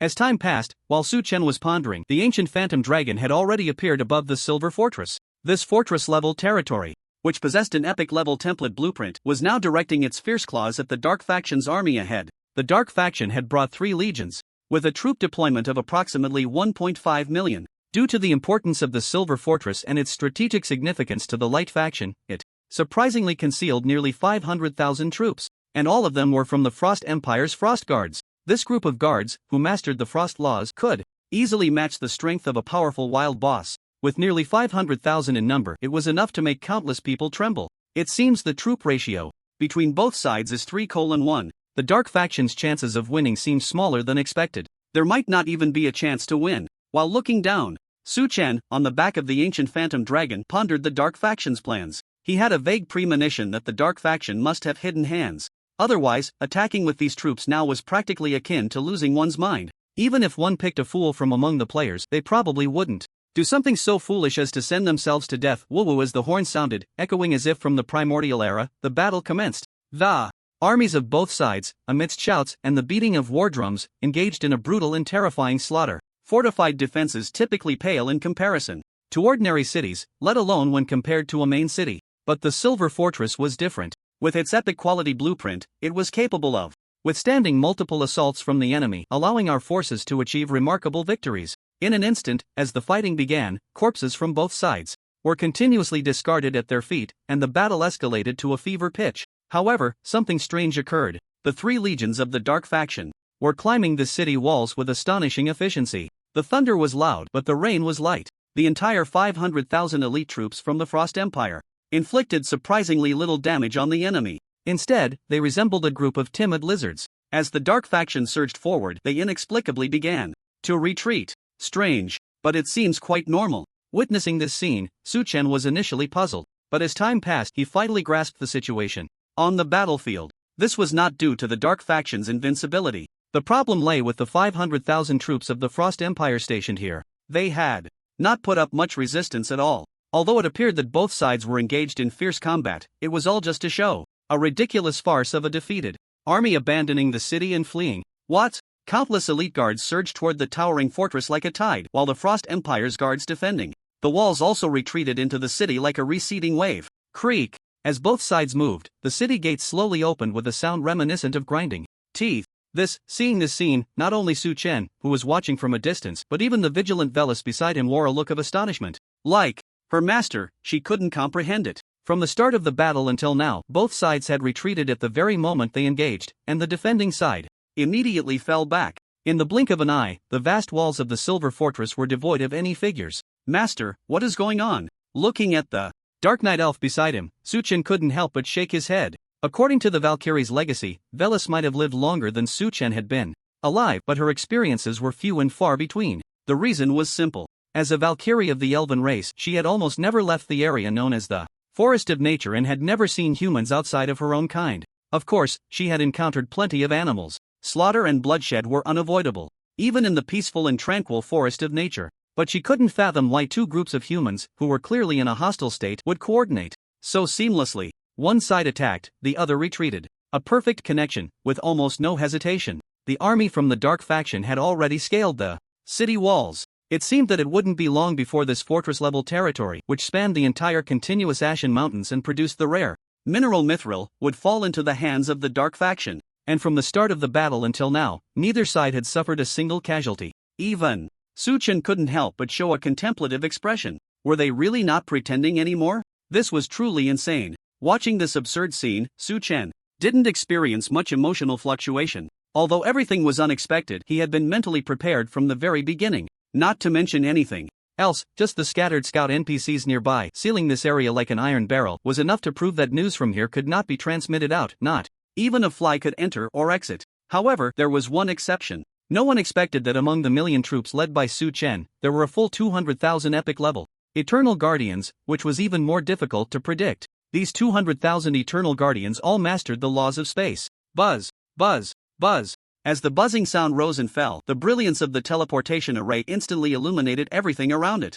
It also caught the attention of the enemy. A teleportation array? Waves of spatial laws? At the moment they arrived on the city wall, the legendary tier strongmen leading the Dark Camp were all stunned, then looked outside the city. Wasn't the magical barrier already set up? Feeling the glow of the teleportation array, even the legendary tier powerhouse, known as Poisonous Curse Roto, a grandmaster of archery, couldn't help but feel a chill in his heart. The scale, the quantity, the speed at which this teleportation array was formed. The opponent definitely possessed at least peak 3rd transition strength and had also mastered the laws of space. Under normal circumstances he wouldn't have been so astonished. As a grandmaster of archery and having received the identity certification of a legendary tier powerhouse, Roto had seen countless extraordinary talents in the Dark Camp. Not to mention those who mastered the laws of space, even those who had touched upon time existed. But what astonished him was not the level of control over the laws of space, but the sheer number. Indeed, it was the number corresponding to this teleportation array and the figures emerging from the array.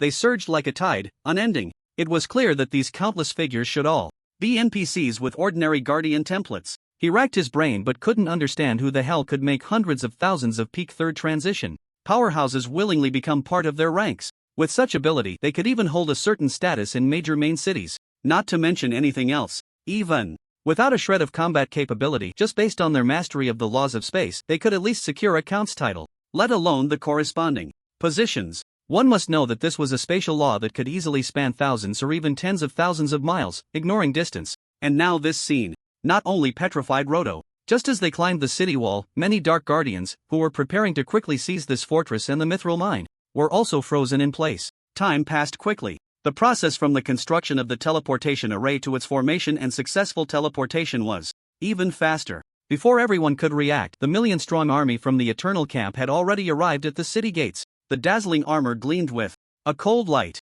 The terrifying aura of frost and darkness, along with the deadly fluctuations brought by the laws of space, made the hearts of these peak 3rd transition powerhouses in the Dark Camp tremble. It felt as if this million-strong army, which did not belong to the same faction as the Light Camp, was not their ally. Because the seemingly endless killing intent and battle intent surged almost to the clouds. It seemed that with just a command, this million-strong army would charge towards this fortress with an epic-level template blueprint at any cost. Enemy attack. Everyone, prepare for battle. Roto was the first to react. He kicked aside a nearby guard and reached for a bow and arrow engulfed in ghostly green flames. The title of Grandmaster of Archery was not just a title, but a corresponding professional form. In fact, it was the ultimate recognition belonging to ranged professions like archery and hunters. Just like the great swordsman and berserker corresponding to the warrior profession and the archmage corresponding to the magic profession. All of these corresponded to the pinnacle recognition of various professions. So even casually drawing a bow and knocking an arrow, this Grandmaster of Archery could summon countless winds,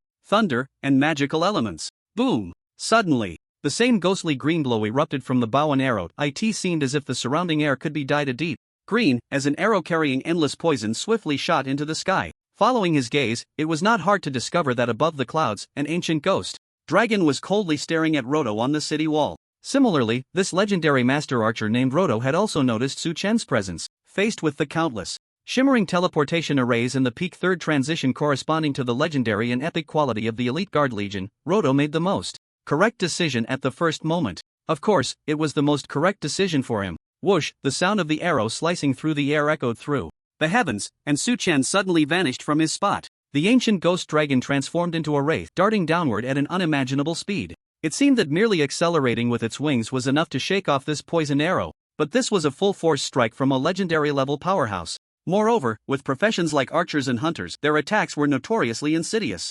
Essentially, the arrows were equipped with tracking effects. With a whoosh, the arrow carrying unknown poison turned and chased after the direction Su-chen had fallen. Since that's the case, then I won't dodge. Clearly, this master archer named Rhoda was not the first legendary powerhouse Su-chen had killed. Of course, he would not be the last legendary either. Faced with this situation, he decisively made a choice that suited his style. He would confront it head-on. The battlefield changed in an instant. Just like the legendary dark elf named Ifia he had killed earlier. If he hadn't suddenly launched an attack, relying on the powerful effects brought by the Blade of Slaughter and Conquest, it would have been impossible to achieve the previous level of kill. Perhaps it was possible, but to do it so cleanly without suffering even a bit of damage would be relatively difficult. Therefore, he had to seize this opportunity to eliminate this legendary powerhouse who posed a significant threat to him in the blink of an eye. At the same time, the offensive should begin. Full-scale attack, prepare to enter the city. As soon as the words fell, before the teleportation array had completely disappeared, a million-strong army surged toward the city wall. However, they were neither reckless nor underestimating the enemy. Generally speaking, siege battles were quite intricate. Besides the need for a certain numerical and strength gap between the attacking and defending sides, siege equipment and other external aids were also necessary. No one would rashly initiate an attack, nor would anyone directly send their army rushing toward the city wall without siege equipment. Moreover, the lack of siege equipment was a minor issue. Su-chen's million-strong army seemed somewhat inadequate in front of the 1.5 million dark faction troops. It should be noted that just relying on defensive fortifications could significantly narrow the strength gap between both sides. And now, with his side at a numerical disadvantage, wouldn't the chances of capturing this fortress be even lower? But clearly, that was not the case. Su-chen would absolutely not act without purpose. He would not allow the members of his legion to send themselves to the dark faction as easy targets. Everything he did was to create momentum, to build a false impression. As the supreme commander of the Eternal faction, Su-chen held all the authority of his faction. From the beginning until now, he and the order representing Light faction had not completely torn their relationship apart. Even the matter of those 200,000 players who had left the Light faction to join the Eternal faction was merely their own choice. It had no impact on the relationship between the two factions. Therefore, for now, Su-chen was still considered an ally of the Light faction. This also led to one thing. As a friendly faction, when one side was attacked by the enemy, the other side could unconditionally initiate support. However, generally, no one would do this unless they were out of their minds or there was profit to be gained. Clearly, the reason this time was that the latter condition was met. There was profit to be gained. Not to mention anything else, just this mine was enough to make one's heart race. So Su-chen had to take action. And once the allied camp made a move, the attacked camp could not possibly surrender. This was a predetermined rule. Even if a deity descended, it had to be executed without hesitation. The guards from the Frost Empire had already left the city walls and fled into the city. They just needed to take this opportunity to leave through the main gate on the other side of the walls. This fortress would then have nothing to do with them. Even if they had to face accountability later, it would only be bearing the consequences of defeat.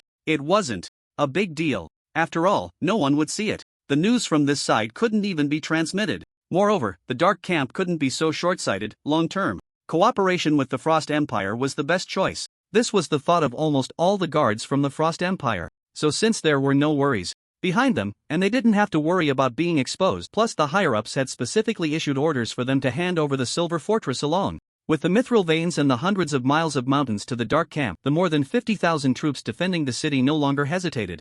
They simply slipped away. They perfectly practiced the basic principle of collapsing and retreating. But as footsteps sounded outside the city, the shouts shook the heavens, and the many frost guards who had just escaped the walls could no longer suppress their confusion. Who is so blind? The walls have already fallen. How can they still come to support? Isn't this nonsense? Hearing the commotion outside, the guards in the city fell into a state of anxiety. They couldn't understand where this reckless newcomer had come from, daring to seize the fortress at this time. Although the core of the fortress territory had not yet fallen into the hands of the Dark Camp, the advantage of defending the city was not as great as imagined. But who nearby could compete with them? No, we need to see what's going on. The walls. Thinking of this, the high-ranking members of the Legion responsible for guarding the mithril veins and the silver fortress reacted. Who was engaging with the Dark Camp? As long as they climbed the walls, they would surely be able to see everything clearly due to the height advantage. Without hesitation, the group that had wanted to leave turned back inexplicably. They quickly climbed the stone steps and ascended the walls. In an instant, an astonishing scene unfolded on the walls. The Dark Camp's elite guards were actually coexisting with the Light Camp's defenders on the walls, all staring dumbfounded at the army outside. Their eyes were filled with disbelief. What is going on? Where did the friendly forces come from? Looking at the mark above Su Chen and the million-strong army, anyone with functioning eyes could see it. Friendly mode. This meant that the Eternal Camp and the Light Camp had not yet turned against each other. At least they couldn't attack one another. But as for whether they would help or not in friendly mode, that was another matter. In contrast, a higher-level ally mode was different. Once war broke out, regardless of the circumstances, both sides had to cooperate fully to face the enemy together. Otherwise, they would bear all the penalties. There was no room for easing. So upon seeing this, the guards from the Frost Empire, belonging to the Light Camp, became anxious. What to do next? How could paper cover fire? Just as they were thinking, a commotion suddenly erupted outside the city. This scene made the hearts of both the Dark Camp and the Frost Empire's guards race uncontrollably. It seemed something was off. According to the normal process, the more than 50,000 guards from the Frost Empire should have almost evacuated the fortress by now. Once they left, the core territory could meet the conditions for rapid integration. But at this moment, a sudden ambush had blocked off a large part of their escape route. Friendly mode.to avoided. One could only pretend not to see. However, now, quite a few of his own people had spotted the friendly forces rushing from outside the city. So, this matter seemed to have become tricky. In that case, there's nothing left but to make some sacrifices. Upon witnessing this scene, the commander of the Frost Empire's guard troops clearly realized he had to make a decision quickly. Thus, without any hesitation, he issued an order that left everyone stunned. All guards who had seen the situation outside the city, all of them, kill without mercy. As long as they didn't see it, it was as if it hadn't happened. Next, they just needed to hurry and retreat with the army. Just a friendly mode? It seems this newly emerged Eternal faction is nothing special. After issuing the command, the Frost Empire's guard commander couldn't help but feel a sense of luck. Fortunately, he had always been cautious, allowing his soldiers to take a look first. Otherwise, it would have been impossible to wrap things up. In reality, there were several ways to avoid this situation. First, he chose to eliminate all witnesses. This way, he could leave with the army at ease, sacrificing only that small group of soldiers who climbed the walls the fastest. In the face of 500,000 troops and the orders personally given by the high-ranking officials of the Frost Empire, those lives were insignificant. The second option was to cooperate with Su Chen and pretend to be defeated and captured, which could actually hinder Su Chen's siege plan. But that was clearly detrimental to himself. It was better to avoid actions that would lead to personal loss. Other options were equally insidious and would result in significant losses for himself, extremely inhumane. After much thought, the guard commander gritted his teeth and sacrificed a portion of his soldiers to improve the efficiency of their departure. With a swish, as heads rolled, the Frost Imperial guards in the fortress turned to leave. Even those soldiers who had witnessed the scene outside the city left it to the Dark faction. Time was limited after all. They couldn't afford to waste it here. As heads continued to roll, roughly a few thousand soldiers were executed cleanly. At that moment. Meanwhile, the assault outside the city showed no signs of stopping. With the sounds of battle and shouts drawing closer, amidst the blaring horns and beating war drums, a million legendary-level Imperial guards had already reached the edge of the city walls. At this moment, the 500,000 troops from the Frost Empire were also on the verge of escaping from this fortress, which had an epic blueprint template. Creak, with a loud, jarring sound, even the city gates slowly opened at that moment. A full 500,000 troops. They did not pause at all moving in unison towards the outside of the city. Like the liquid flowing out of a can of sardines, there was no hesitation whatsoever. If Su Chen were to see this scene, he would undoubtedly be immensely impressed. To escape so elegantly, they were truly experts at fleeing. But at this moment, he had no time to marvel at such things. During this time, he had been fighting against the legendary archery master on the city wall, but in the process he had also done something that would shock countless people. Declare war. In Eternal, major factions could declare war on each other, but mercenary groups were the exception.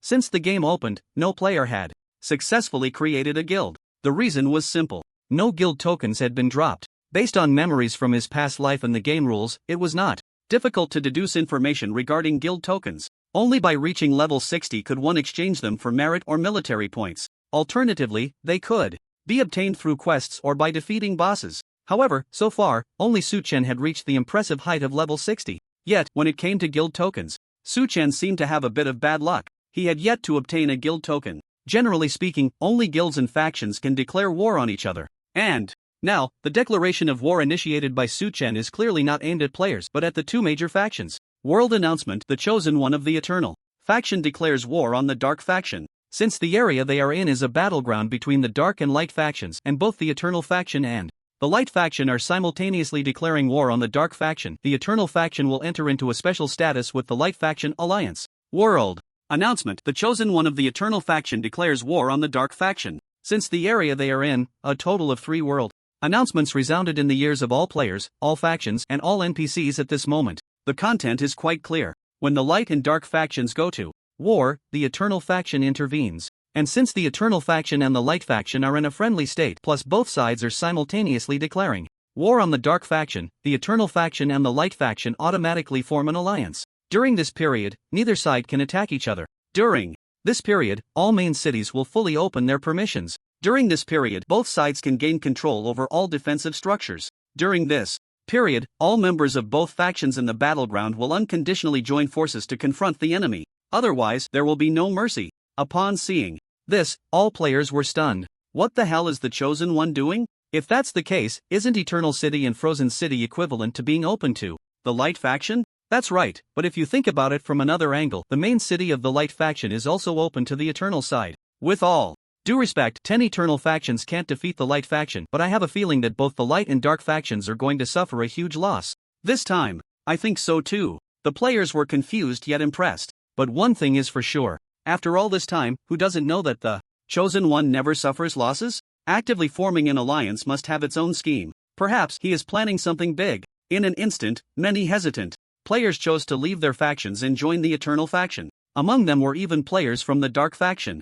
But this was just a small ripple. The real commotion was still in the towering fortress where Su-chan was located. The moment the alliance was formed, the 50,000 guards from the Frost Empire completely left the fortress. The conditions for occupying this fortress seemed to have been inexplicably met. However, after seeing the alliance news, the Dark faction looked at the secret silver mine and the silver fortress that were about to fall into their hands, and there was always an ominous premonition in their hearts. It felt as if everything had been planned out, including the fortress that was about to fall into the hands of the Dark faction. Strange. What is the reason for the alliance? Looking at the gloomy sky, the archery grandmaster Roto stopped drawing his bow and arrow. He temporarily refrained from attacking Su-chan. Since he was positioned on the city wall, the Eternal faction's guards, including the mage riding the damned dragon, could not inflict any harm on him. On the contrary, relying on his high archery skills and advantageous height, he had already taken down hundreds of legendary guards with his poisonous arrows. Not only that, but those arrows would also explode upon piercing through a body.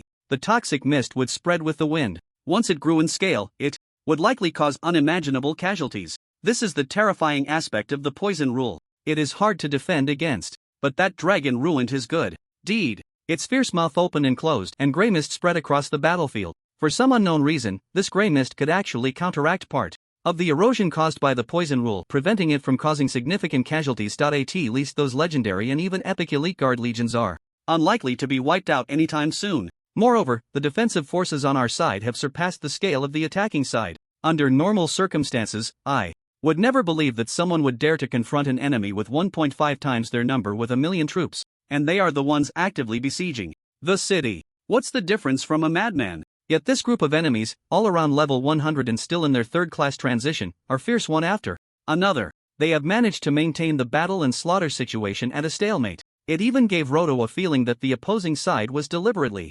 manipulating the situation, always keeping a balanced stance. In reality, Roto was overthinking. He didn't know the specific quality of Su-chan's 1,000,000 troops. They were not just third transition powerhouses. Even among deities, there are distinctions. Looking around, the Dark faction armies fighting on the city walls and outside were mostly also in the third transition stage. But the quality of these NPCs was too low. Their potential was insufficient. With every bit of growth, a small gap would open up. Now that they had already reached the third transition, the gap had become significant. All things considered, these third transition powerhouses from the Dark faction, while considered elite, could even be compared to ordinary small bosses in the eyes of other players. But ultimately, they were merely dark gold or purple gold quality NPCs. To contend with their legendary or even epic peers, they would need a larger number to fill the gap. Furthermore, even with the height advantage provided by the walls, allowing ranged classes to output damage without taking hits, those defensive structures and the protective barriers on the walls would not offer any shelter to the Dark faction armies.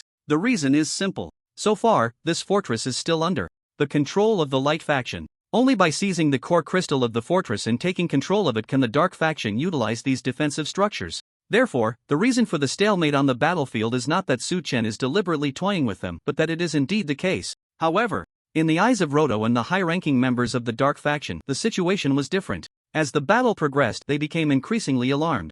This million-strong army is terrifying. Not only do they master the laws of space, but they also possess at least legendary or even epic NPC templates. This is equivalent to roasting them over a fire. It also forces them to take this fortress. That's one way to put it. But what's the point of forcing the enemy to take this fortress and hand over the mithril mine? Even Roto couldn't figure this out. Hurting others without benefiting oneself? Or is it just to annoy the light faction? Or is this mithril vein actually a trap? Thinking of this, Roto suddenly widened his eyes. This master archer, who had traversed the battlefield for countless years and was the commander of the Dark Faction army, suddenly grasped the key to the problem. If he took control of the Silver Fortress and the mithril vein, wouldn't that mean he directly controlled this area? But there was a fatal flaw. The Enclave. That's right. The adventurer known as the Chosen One was shamelessly forming an alliance with the Light Faction. This also meant that the Frozen City and Eternal City he possessed, although belonging to the Eternal Faction, were effectively part of the territories of the Light Faction, because that's the special effect of the alliance state. There's no way to exempt it, and no way to change it, unless both sides cease their alliance. Just thinking about this made Roto's heart skip a beat. He seemed to understand. Perhaps the Light Faction and the Eternal Faction had this very intention, aiming to force him, making the Dark Faction have to take control of this mithril vein. In this way, the Eternal Faction could join forces with the Light Faction to seal them in this tiny piece of land. Apoptosis is an inevitable event. Thinking of this, the legendary archery master couldn't help but break out in a cold sweat. From the beginning until now, the Dark Faction believed their plan was flawless. Yet unexpectedly, it was mixed with the schemes of the Eternal Faction. In silence, they could control the entire situation, turning disadvantages into advantages. This kind of malice is truly rare. However, this was a matter that harmed others without benefiting oneself. The ultimate beneficiaries would naturally be the Light Faction. He couldn't understand what the Eternal Faction's intentions were, but one thing he was very clear about: time was running out. He had to act quickly. Only then could he try to turn the situation to his advantage. With this thought, Roto hesitated no longer, directly stowing away the bow and arrows that shimmered with a special luster, and then issued orders to all the Dark Faction's legions. Everyone, listen up! He glanced at the distant horizon, where the Chosen One coldly watched him. He felt speechless. After all this time, this guy had done something that was of no benefit to him at all. Full of himself. Retreat! Cursing Su Chen inwardly, Roto immediately gave the order to retreat. As a legendary powerhouse who had commanded the Dark Faction's legions for many years, Roto's leadership ability was as terrifying as his strength. With a single command, all members of the Dark Faction's legions dropped their weapons. The ranged units on the city walls quickly ran towards the city. Those NPCs outside the city who were engaged in battle with the million-strong army from the Eternal Faction also withdrew from the fight. Orders were followed without question. They showed no panic or hesitation, directly allowing the frontline NPCs, who were caught in fierce combat and unable to escape, to sacrifice themselves to buy time for the majority of their companions. Just like that, in the blink of an eye, the Dark Faction's attacking army retreated like a tide into the Silver Fortress. Seeing this scene, Su Chen, who was commanding the army from mid-air, was momentarily stunned. The current trend of events seemed a bit off. His original plan was to replicate the previous scheme. In other words, to force the Dark Faction to occupy this fortress and then take it back himself. With this turn of events, the fortress, along with the mithril vein and the mountain range stretching hundreds of meters, would become his personal property. All he needed to do was to use his million-strong army to defeat the enemy that outnumbered him. That's why he thought of forming an alliance. This would allow him to unconditionally station in the Light Faction's main city for defense once the alliance was formed during the battle. He could also utilize defensive structures that the Dark Faction couldn't activate. These were epic blueprint constructions with effects comparable to those of a main city. But all of this needed to be based on two premises. The Dark Faction had to be willing to fight him, and they had to be willing to occupy this area first. Both premises were essential. Otherwise, even if he defeated the Dark Faction, he couldn't just occupy the Allied Faction's fortress without reason. In that case, wouldn't he be working for nothing? With this thought, Su Chen couldn't help but admire Roto. Truly impressive. A legendary powerhouse indeed has the skills. Not to mention anything else, just the decisive abandonment was enough to prove this powerhouse's resolve.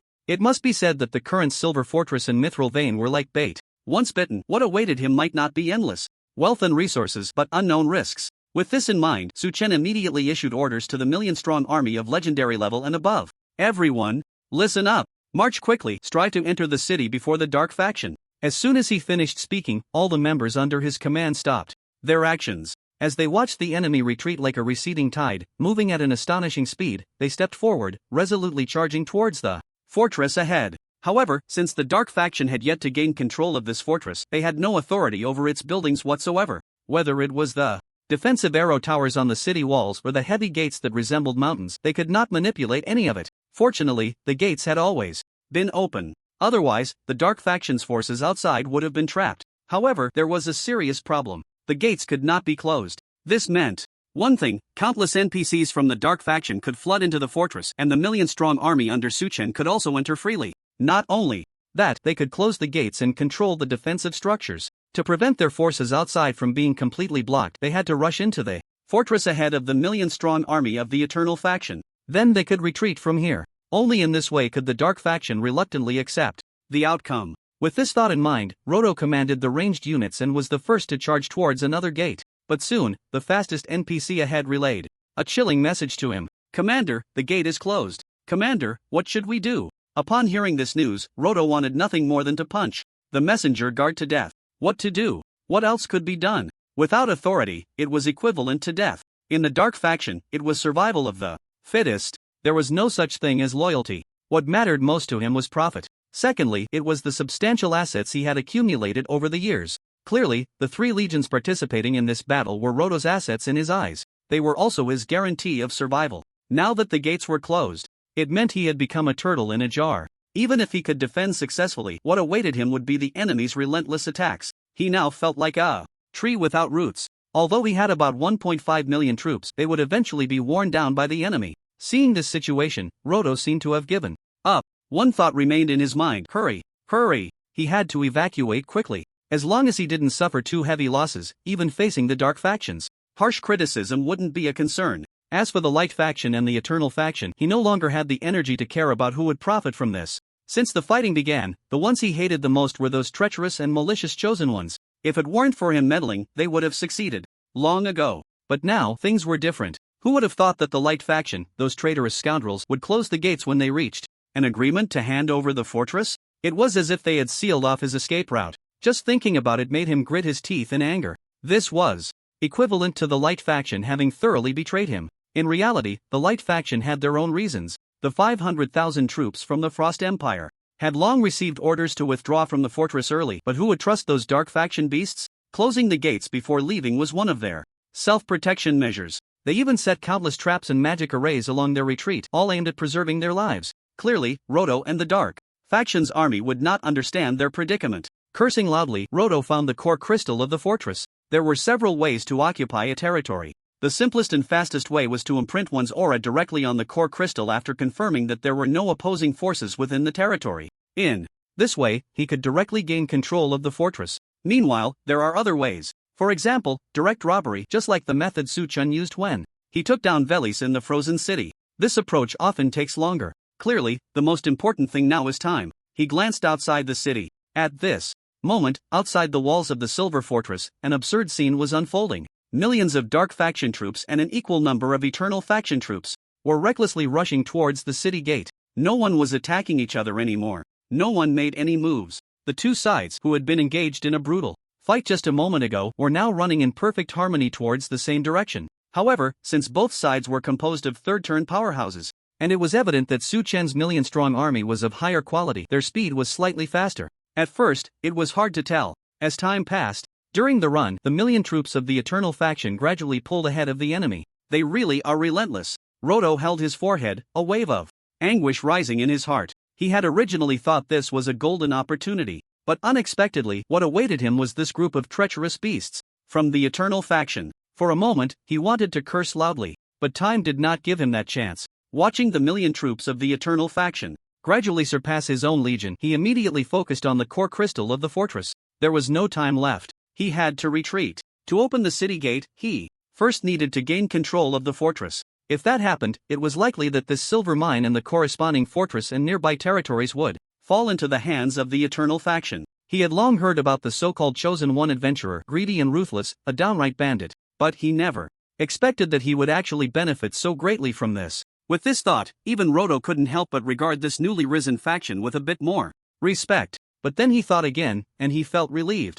In that case, it could be considered a good outcome. as long as the Eternal faction dared to occupy this fortress and the Mithril mine, their alliance with the Light faction would inevitably fall apart. There might even be a chance of them turning against each other. Just thinking about the scene of the two sides fighting like dogs made Roto feel a bit more pleased. Let's do it this way. Occupy. There was no more time, so he hesitated not at all. With the footsteps outside growing closer, Roto chose to imprint his aura. The next moment, a regional announcement quietly sounded, subtly floating into Su Chen's ears. Regional announcement, Silver Fortress. Due to the attack on the Silver Fortress, the territory status has changed, and it is now out of the Frost Empire's jurisdiction, becoming a hostile area.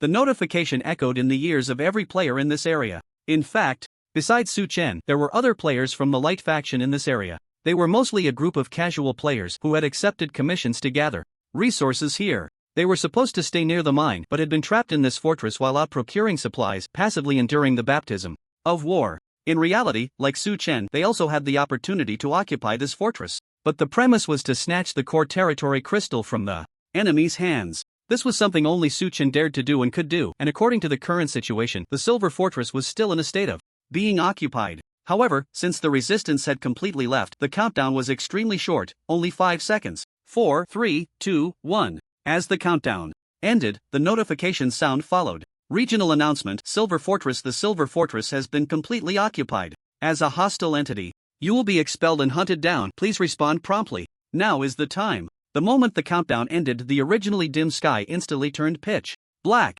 The ancient ghost dragon spread its wings, transforming into a shadowy cloud that blotted out the sun, diving down rapidly. Su Chen, who had been holding back, finally made a move. He shot towards the city wall like an arrow released from a bow, at an unimaginable speed. The players witnessing this scene were all dumbfounded, staring at the sky, murmuring to themselves, "Is this the chosen one? This mount, I'd probably have to mine for a lifetime to, not to mention, I spent 50 gold on a horse last time, what a ripoff. Speaking of which, we should retreat. This place is no longer under our faction's jurisdiction. We do need to retreat, but I can't shake the feeling that the chosen boss has something in mind." The scene left thousands of players in the Silver Fortress speechless. Amidst the whispers, some hurried to the World Channel to relay the news from this side. At the same time, some started live streaming. In an instant, this grand scene appeared before everyone's eyes. Even more, some had already prepared to leave their factions. They decided to join the Eternal faction. Who knows, they might become veteran figures. In no time, the vast fortress was filled with undercurrents.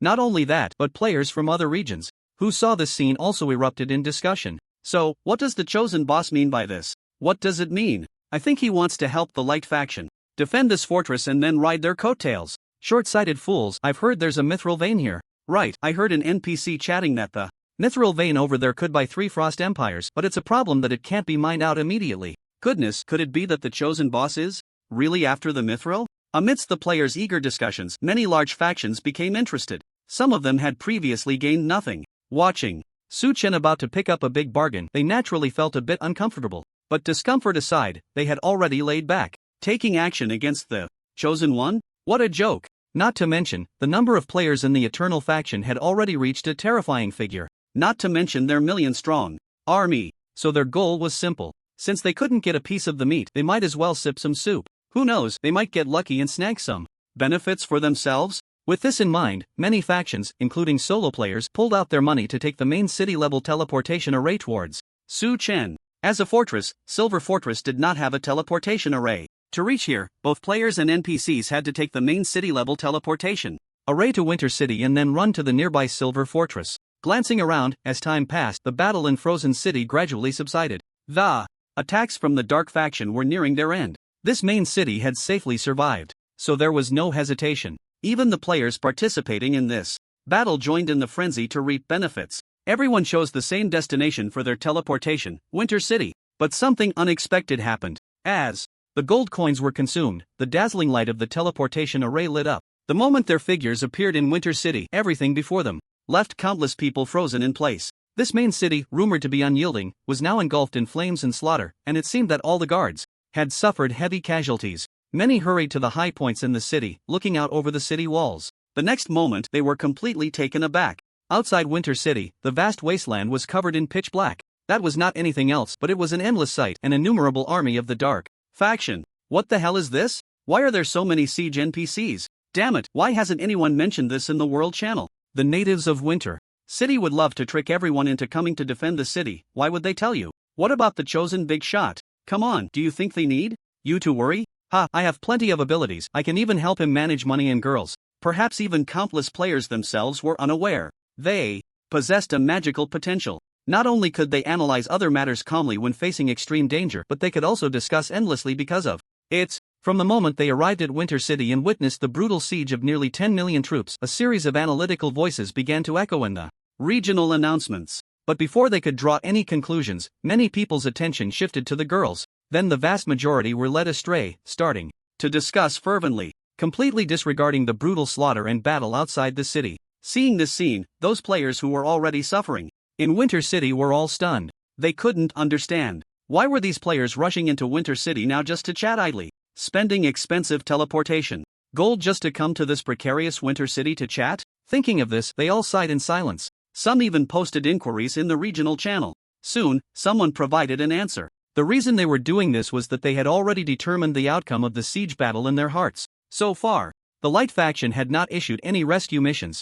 In other words, this siege battle, which was already at the city gates, had not prompted players to receive any related defense tasks. There were no corresponding main city offense and defense battles. Naturally, the rewards were an elusive existence. Without benefits, it was hard for players to muster any interest. After all, if they weren't even given tasks, why would they help the Light faction defend the city? Just because this group of players who were already in Winter City deliberately concealed that it was under siege? In reality, they had guessed wrong on one point. Perhaps the players hiding the fact that the city was under siege were doing so intentionally, but Winter City and the Light faction were not doing it on purpose. They had their own hardships. They knew the warmth and coldness of their situation. Even now, the surroundings were still under the control of the Dark faction. Their distress signals still couldn't be sent out. Without orders from above, how could they dare to issue related defense tasks? They could only spontaneously call on players, using empty promises to attract them to help defend the city. But times had changed. After so long of training, the players who had just arrived at this magnificent main city were not easy to fool. After the trials from NPCs and the baptism of power struggles between factions, they had long understood one thing. Unless it was an issued task or commission, all verbal promises were just free labor. Moreover, even if there were tasks, it was very likely that they would suffer losses. On the other hand, the chosen boss was different. He was a genuinely good person. Every task was issued on time, and the rewards for the tasks were so generous that it was hard to imagine. Every time they thought of this, many players couldn't help but tear up. In their hearts, Su Chen seemed to have become an extremely special existence. Not only was he famous throughout the world, but he also kept his promises. With extremely high strength, he never actively slaughtered players. Moreover, they had never heard of him having a habit of clearing fields for leveling, which made countless casual players feel a sense of support for him. Compared to those so-called major factions, what Su Chen did was simply extraordinarily kind. The most important point: following him may not yield too many benefits, but at least it won't lead to a loss or put one in a dangerous situation. Just this alone is enough. Unbeknownst to him, Su Chen had amassed a large group of loyal fans. Even when some questioned him, they actively stood up to defend him. But if Su Chen were to find out, he would probably chuckle in disbelief. One can only say that the players' imaginations had run wild. The task rewards were generous because he would take a portion of them as his own reward. Moreover, this portion could trigger the unique eternal level talent tenfold reward. So for him, the more generous the rewards, the better. Therefore, every time he issued a task, the rewards were always at the highest tier, often reaching the maximum limit directly. The same reasoning applied to the prompt distribution of rewards. Only when the players received their rewards could his share also come through. In other words, everything was built on profit. He did not possess the selfless spirit that the players imagined. As for leveling up and clearing fields or competing for bosses, there was no need for that at all. As a player with the unique eternal level talent of tenfold reward, Su Chen's leveling speed was undoubtedly the fastest, bar none. The only thing that constrained him was his own level cap. There was simply no need for leveling. With that time, wouldn't it be better to farm a few more bosses? Why bother with clearing fields to level up? But Su Chen was unaware of all this. He only noticed the uniform calls from players in the regional and world announcements. It seemed that for some unknown reason, several million, even tens of millions of players wanted to ask if he could issue them tasks. After a glance, Su Chen quickly grasped the general situation. However, neither the Silver Fortress nor Winter City belonged to his territory. If he could replace the Light Camp and issue corresponding tasks to all players, he would be more than willing. After all, being able to take a portion of the profits and then, through the effect of tenfold reward, would be enough to make him rich. Such a good thing, he thought, no one would refuse. But regrettably, neither of these territories belonged to him. It seemed he had no relevant permissions. Perhaps only by passing the message to the light camp could he enable them to remotely issue the corresponding main city defense tasks and activate the main city siege mode. But if that were the case, Su Chen would gain not a single benefit. Not only that, but everything he had previously planned would turn to dust. Moreover, he would fall into a passive position afterward. Who would want to do something without any benefits? Su Chen was a normal person, so he wouldn't make such a foolish decision. Even though the two major camps had already formed an alliance, their relationship remained friendly and harmonious. Just as he was thinking, he suddenly froze. Alliance? Su Chen abruptly looked up, a look of disbelief flashing in his eyes. By chance, it seemed he had caught a hint of a clue. Regarding reaping benefits and issuing related tasks, he had already formed a bold idea in his mind. This idea could indeed be called a bold thought. But for Su Chen, its feasibility was absolutely 100%. The reason was simple. Alliance. It was precisely because the light camp and his own eternal camp were currently in a state of alliance. And for two camps or forces, even without an alliance, merely being in a friendly state meant they could not attack or kill each other. However, once an alliance was formed, the two would become allies at a level higher than mere friendship. This made a difference. Once war broke out, regardless of the circumstances, both sides must work together to face the enemy. Otherwise, they would bear all the penalties. There would be no room for leniency. Moreover, both sides in an alliance had more constraints and permissions. During this period, all main cities would fully open their permissions. During this period, both sides could gain control over all defensive structures. All members of both factions within the combat zone would unconditionally join forces to confront the enemy. Otherwise, there would be no mercy. It was only at this moment that Su Chen realized he seemed to possess all the main city permissions governed by the Light faction. Of course, this excluded the capital city of the Light faction. That was the bottom line. Even allies could not cross that line. With this thought in mind, Su Chen immediately found the system for issuing tasks in the faction panel. Instantly, a hint of joy appeared in his eyes. As expected, with the permissions corresponding to the alliance opened, it seemed he had gained the task issuance rights for all main cities of the Light faction. Naturally, this permission also had its limitations. For instance, in the combat zone of, Su Chen had all permissions. However, permissions that triggered malicious events such as surrendering or demolishing a large number of buildings could not be unlocked. These were permissions that even the city lord did not possess. Only terrifying beings at the level of faction commanders or faction leaders could make such choices. Coincidentally, Su Chen met all these conditions. Therefore, for him, all defensive battle tasks could be issued to all players. At the same time, he could initiate the main city siege and defense battles. Everything was remotely controlled, requiring just a thought. However, for other main cities that had not been affected by the war, Su Chen's permissions were pitifully limited. He could not unlock important permissions related to military or construction. He could only issue commercial and commission-type tasks. Basically, these were all he could do. But it was enough. Without any hesitation, Su Chen directly acted as a permissions dog and began to issue tasks extensively. Chosen boss, please carry us. Can you give us a chance to develop? We've decided to join the Eternal faction after claiming our rewards. Chosen big shot, come help me, please. The guy above is too stinky. As players discussed, just as the world channel was about to shift in tone, Su Chen's name flashed by, catching the attention of countless players. He only said one sentence, and that sentence was enough to stir up a huge wave. Moreover, it made countless players feel an endless sense of incredulity and absurdity. Task issued. Just 5 short words directly shifted everyone's gaze to the task panel. Of course, there were a very few players who were used to pouring cold water.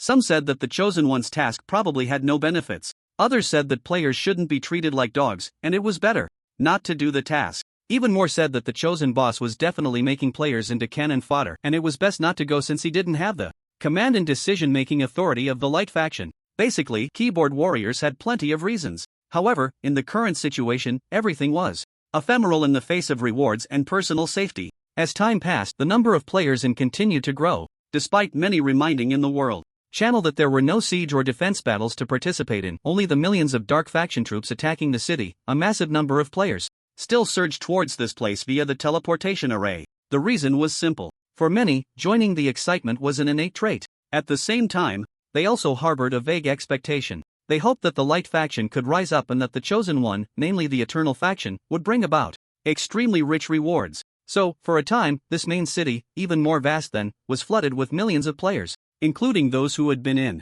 from the very beginning and those who had arrived earlier. At this moment, the entire Winter City was packed with around 15 million players. This vast main city was now crammed like a can. There was no room to insert a foot. This was the only depiction of Winter City at this moment. Thud, thud. With each dull thud of players falling to the ground, even the city walls were filled with the silhouettes of players. From time to time, some unfortunate players were pushed off the walls and then instantly killed by enemies, or they simply fell to their deaths. This also led to the resurrection point in this main city being overcrowded. Players had to queue to leave the area after respawning. However, at this moment, several prompts appeared on the task panels of all players in the Light faction. Prompt: the chosen one of the Eternal faction has issued a new collection task to you. Do you accept? Prompt: the chosen one of the Eternal faction has issued a new exchange task to you. Do you accept? Prompt: the chosen one of the Eternal faction has issued a new commission task to you. Do you accept? One prompt after another echoed in the players' ears. Not only the players in Winter City, but at this moment players in all other main cities,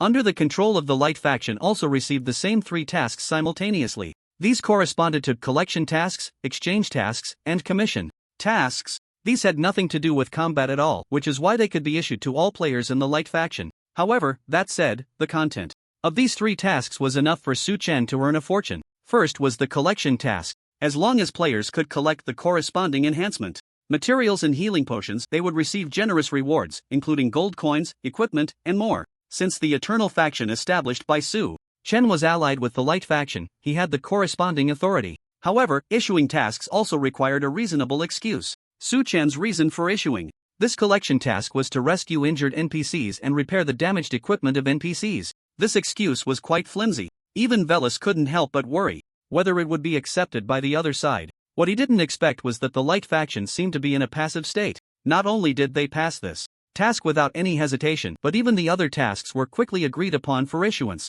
This left Su Chen feeling utterly astonished. It should be noted that exchanging these resources was aimed at all players within the main cities. Moreover, the gold coins and other rewards paid for exchanging these resources would all be provided by the Light faction. This meant that all costs had nothing to do with him or the Eternal faction he established. Yet, the profits would be entirely at his discretion. It was as if the Light faction could just go along with it without any psychological burden. After all, the wealth accumulated over so many years was beyond imagination. Just a little bit could easily crush a main city into dust. However, Su Chen did not know that the reason the Light faction did not entangle or make things difficult was actually quite simple. Suddenly, a faction popped up, and without any prior agreement, they became allies. They also wanted to see what this guy was up to. After all, due to the blockade by the Dark faction, the Light faction had yet to discover the news that the Mithril Vein was about to be taken. On the other hand, they held an indifferent attitude. These tasks were indeed quite interesting, but how many adventurers would actually buy into them? Furthermore, as the ruler of a faction, the chosen one could not provide healing, enhancement of equipment, and other services to his own army. Everything had its rules. If that was the case, what was wrong with giving him a little service tip? Unfortunately, the high-ranking officials of the Light faction were unaware of this. First, the Mithril Vein has been lost, and it has already fallen into the hands of the Dark faction. During this time, Roto has successfully opened the city gates of this main city using the newly acquired permissions, buying himself some time for retreat. But what's frustrating is that the Legion outside has actually surged into the city alongside Su Chen's million-strong army. The two sides seem to be in a standoff, which makes him somewhat uncomfortable. However, the ones who should feel the most discomfort are perhaps the Light faction, who are still kept in the dark. They never expected that as soon as these corresponding tasks were released, they would stir up a tremendous wave among countless players. Everyone is currently in a state of shock. They can't comprehend that there are actually such charitable good people. The chosen boss is so generous. As expected of our heavenly general, buying enhancement materials at 1.5 times the market price is truly moving. That's just the beginning. Look at the tasks behind: exchanging various enhancement materials and production resources for corresponding universal faction points and military merit points. That's just too touching. Not to mention, look at this commission. As long as you can provide the corresponding materials and resources, you can also gain substantial experience. In comparison, both the Light and Dark factions are so stingy. Indeed, if we're talking about generosity, it has to be the chosen boss. Almost simultaneously, all players from the Light faction couldn't help but marvel at Su Chen's generosity, and they were completely moved by his sincerity. These 3 tasks, although differing in type, share the same core essence. That is exchange. Players trade various materials and resources for corresponding rewards. Among them, the commission offers experience rewards, enough to appeal to those wanting to level up quickly. The exchange tasks provide universal faction points and military merit points, attracting those looking to accumulate corresponding military merit points and universal faction points. As for collection tasks, they are more balanced, offering rewards like gold and equipment, catering to other players who are hesitant or conflicted about other rewards. These 3 types of tasks directly cover all players, striking precisely at their soft spots. Thus, there was no reaction time for the light and dark factions. As soon as these 3 tasks appeared, they caused a huge uproar. All players frantically began to exchange their surplus resources, and some factions even started to buy up similar resources in bulk. At this moment, countless resources were pouring towards Su Chen at an almost outrageous speed, flooding into this newly established Eternal faction. Perhaps this is an opportunity, a chance for the Eternal faction to rise rapidly. While these countless resources cannot compare to the accumulation of the light and dark factions over countless years, they are enough to give Su Chen another chance for development. This time, the strength of the Eternal faction will receive an epic enhancement. Many clever people have already sensed the signs of this, but at this moment no one has broken the silence. This carnival is not only an opportunity for Su Chen to rise but also a great chance for all players to boost their strength. As for who will foot the bill, who cares if the light faction loses or not? Even if they do lose, so what? Therefore, those players who have not yet joined the battlefield are participating in this super large event in another way. They are happy. But at this moment, the 15 million players in Winter City are bewildered. What's going on? Didn't they say they would issue us tasks? Yeah, and the main city's offense and defense battle is about to start. By the way, the chosen boss wouldn't ditch us, right? Damn, this is so frustrating. I will always believe in the chosen boss. Let's wait and see. As countless players eagerly awaited, Su Chen was currently facing the dual gaze of Roto. As time passed, the Silver Fortress, rich in mithril veins, had completely become the territory of the Dark faction. However, on the map, there were no areas bordering it. It was merely an enclave. Su Chen originally intended to issue quests to the players, but he soon realized that Roto and the Dark faction army he led were not only refraining from using the fortifications to resist, but had actually opened the city gates on the other side and were now rushing out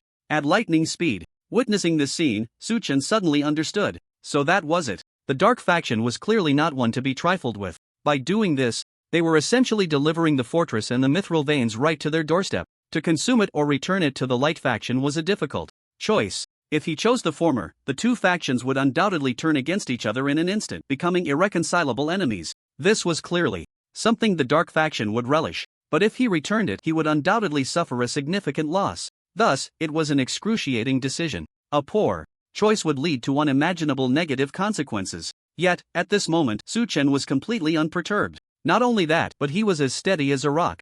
There was no reason, nor any necessity, to panic. The current situation was evidently hanging by a thread. The 3 factions were like a pile of gunpowder barrels. Even a single spark could ignite a tremendous explosion. Despite the Dark faction having already taken action and Su Chen and the Light faction declaring war on them, everything so far had merely been skirmishes. Due to delayed information and the Dark faction's deliberate blockade, the mithril veins in Winter City, which involved immense interests, still posed little risk in the minds of the Light faction. However, if Su Chen truly made a move to seize them, it would be enough to incite the wrath of the Light faction, even without touching the main city. Just the capture of this silver fortress and the rare mithril veins within would be sufficient to provoke their anger. And if the main city were also taken in the process, who knew what might happen? But for Su Chen, he absolutely could not let go of this mithril vein and silver fortress. No matter what, he had to get his hands on them. But how and when to do so remain to be discussed. At least for now, he couldn't take Winter City first, even though the 15 million players there had already become his most loyal supporters.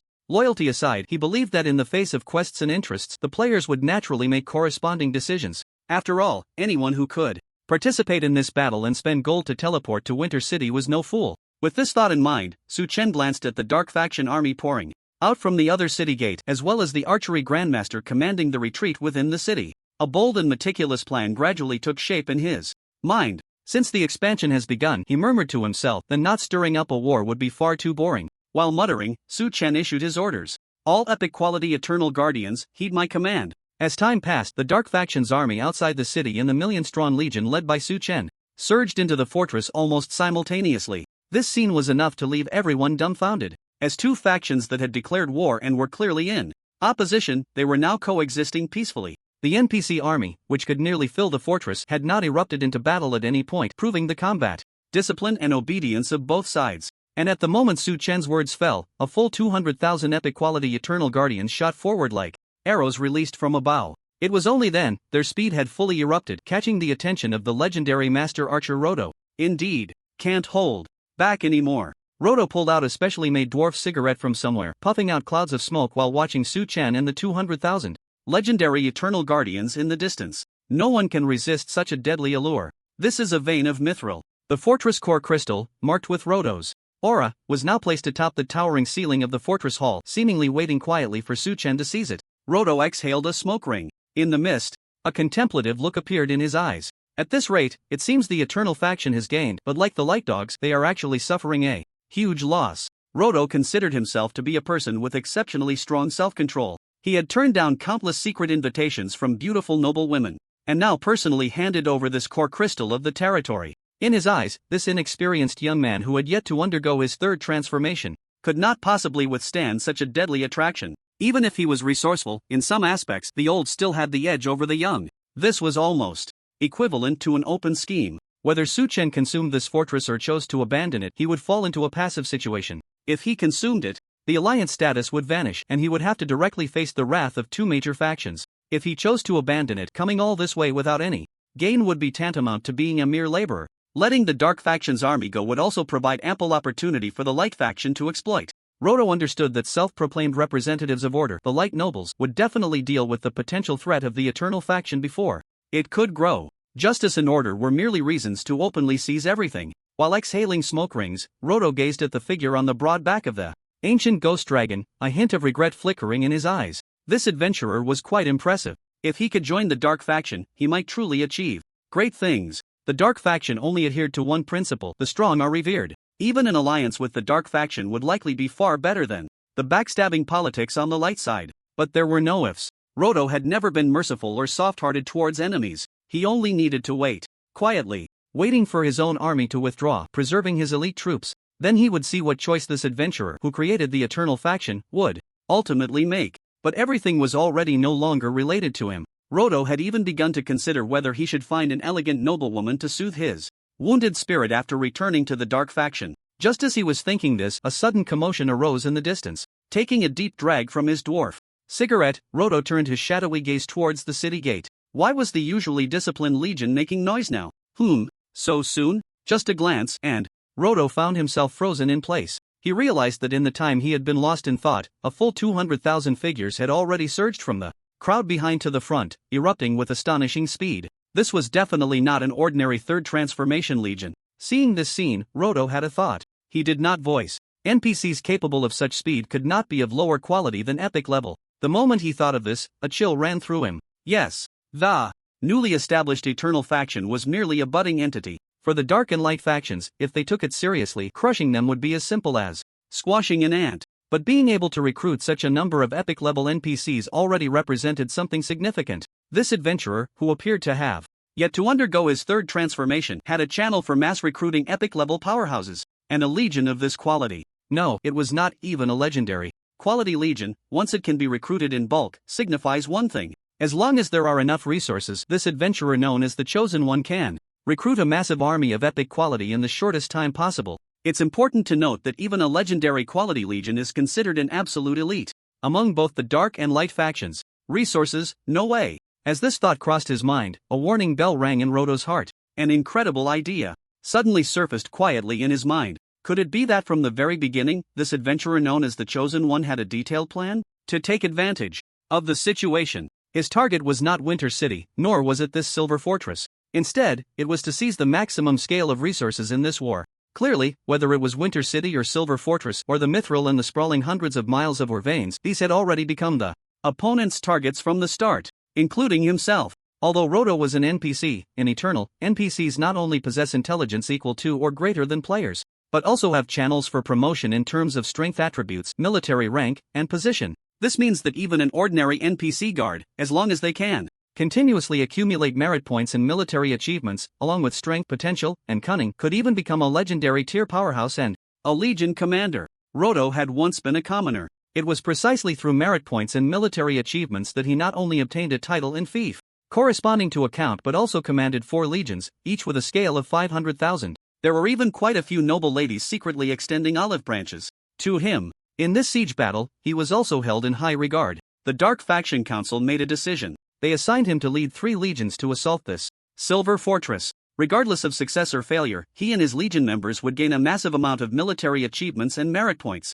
Therefore, Roto was quite sensitive to these 2 aspects. The moment those 200,000 epic legions moved out, he guessed that Su Chen wanted to take the heads of his troops in exchange for a vast amount of military achievements and merit points. With this thought in mind, Roto hesitated not at all and directly issued the command, "Highest order. Everyone, break out quickly." This was the signal for the legion Roto commanded. Once the highest order was given, it often meant he was ready to take action himself. Thus, upon hearing this, all the dark faction troops surged madly towards the city gates. In an instant, the entire fortress was engulfed in dust and smoke. All NPCs stayed indoors, and the wide streets were filled only with the dark faction troops rushing wildly, even leaving after images in their wake. They disregarded everything, unleashing all speed-enhancing skills. The goal was singular: to break out quickly. Boom, boom, boom. As the sound of the dark faction troops' frantic footsteps echoed from afar, the 200,000 epic legions under Su Chen actually reached this side of the city gate first. Seeing this scene, Roto's heart sank. He quickly dropped the burning stub of his cigarette and drew out the longbow from his back. The pressure from a legendary tier powerhouse quietly emerged. Suddenly, an eerie green glow began to swirl around the surface of the longbow in Roto's hand. As a ranged physical class, he unexpectedly began to chant an obscure and difficult spell. This unexpected scene even made Su Chen chuckle. Forbidden spell. Although Roto was a ranged physical class, as a master archer and legendary tier powerhouse, he had also comprehended a forbidden spell unique to his profession. In addition, there were corresponding attribute domain skills. The law Roto comprehended was the aura of toxic law. This was a niche law. The power, for now, is not to be mentioned, but the level of disgust and difficulty in dealing with it made countless people loathe it deeply. Su Chen clearly remembered that in his previous life there was a player known as Starry Old Monster who, with a single hand of deadly poison, directly poisoned half of the NPCs and players in the main city. Later, he was referred to by players as the butcher of half the city. However, for true powerhouses, this level of poison was somewhat beneath their notice. Yet, it was enough to prove the terrifying nature of deadly poison. Moreover, what Luo Duo mastered was the essence of the poison law. As he recited the incantation, a colorful mist surged forth from around him. Su Chen had some understanding of this legendary powerhouse renowned in the dark camp. His forbidden spell seemed to be a map-wide indiscriminate attack skill. Once the chant was completed, he would unleash an arrow that pierced the heavens. At the moment it soared to the clouds, the endless poison contained within the arrow and the corresponding essence of the poison law would erupt completely. Then, a vast area would be drenched in a rain of deadly poison, pouring down from the sky. Any living being that came into contact with this poisonous rain would indiscriminately fall into a poisoned state. Not only that, but it would also contaminate water sources, food, land, and everything else that could touch the rainwater. The duration could last for several days, enough to be described as nauseating. Based on Su Chen's estimates and his understanding of Luo Duo's current grasp of the poison law, he roughly deduced the coverage area of this forbidden spell. Although it differed from the way that player had poisoned before. As a forbidden spell released by a legendary powerhouse, its coverage should correspond exactly to the entire fortress. He really is willing to spend big. Ha ha. Thinking of this, Su Chen couldn't help but laugh out loud. To be honest, this so-called Luo Duo, the deadly poison master, was overthinking things. He had no intention of occupying this fortress. At least not for now. In his plans, this fortress was not meant for his own enjoyment. Next, the forces that would stay here for a long time were others. So Su Chen felt no pressure at all. He was issuing orders to the million-strong army while leisurely watching the legendary powerhouse guiding the forbidden spell. From the endless decay and rot of deadly poison, please accept all the offerings. The incantation was still being recited. Meanwhile, Luo Duo pulled out bottle after bottle of potions radiating a legendary sheen. All of these corresponded to various deadly poisons. Just taking out a single bottle would cause a huge uproar. But now, he ruthlessly uncorked them, and as the incantation continued, they transformed into colorful specks of light. In Eternal, many laws were quite outrageous. Releasing them required certain conditions. Some of these conditions felt harsh and absurd. For example, the Shadow Law. To master this law and unleash all its effects, one must bury themselves in shadows, without any light emanating. Then there was the Law of Slaughter. The two-handed greatsword Su Chen had previously wielded clearly contained the Law of Slaughter. Although it could temporarily enhance one's strength by killing targets, it would have a certain impact on the mind. However, since the dark camp was not involved, Su Chen did not continue to stack it while in Frozen City. Who knows if stacking it to the end would lead to a mental breakdown, turning him into a mindless zombie that only knew slaughter. The deadly poison law was somewhat similar, but its side effects would not cause any harm to his body, nor would it make his behavior strange. Instead, it would cause the gold and resources in his backpack to vanish at an extremely terrifying speed. In his previous life, that player known as Starry Old Monster had once poisoned half of the NPCs and players in the main city, which had caused public outrage, but many people only realized afterward. To stage this astonishing spectacle, he spent all his savings accumulated over the years and even took on a massive debt. Therefore, the side effects of the toxic law became quite evident. That is, it burns money. And that was just the poisoning. For someone like Roto, the cost of releasing a forbidden spell in terms of toxic items and potions consumed was an astronomical figure. As a legendary tier powerhouse, his wealth was considered relatively substantial. However, with the release of this forbidden spell, he would likely suffer a significant financial loss. That said, Roto was acutely aware in his heart that as long as he could impose a certain restraining effect on the Eternal and Light factions, it would be deemed a success. By the time he returned to the Dark faction, these losses would surely be reimbursed one by one, unless it had no effect at all or he completely botched everything. How could that be? As the incantation was about to be completed, the aura of the toxic law completely enveloped the area. Looking up, even with blurred vision, one could clearly see that the current situation was rather dire. Directly facing the silver fortress, the clouds above had already been stained with a colorful array of toxins. Moreover, with the continuous churn of moisture, raindrops seemed ready to fall. Hurry! Prepare to break through. Glancing around, as time continued to pass, the Dark faction army located in the silver fortress numbered around 1 million. The earlier ranged units had long since fled through the city gates and were now racing towards Winter City. Without looking back, clearly, this was Roto's command. The moment he saw 200,000 epic tier legions mobilized, he knew a bloody battle was about to begin. But now was not the time for fighting. To maintain the integrity of his commanded army, he decided to force a breakout among the Dark faction army.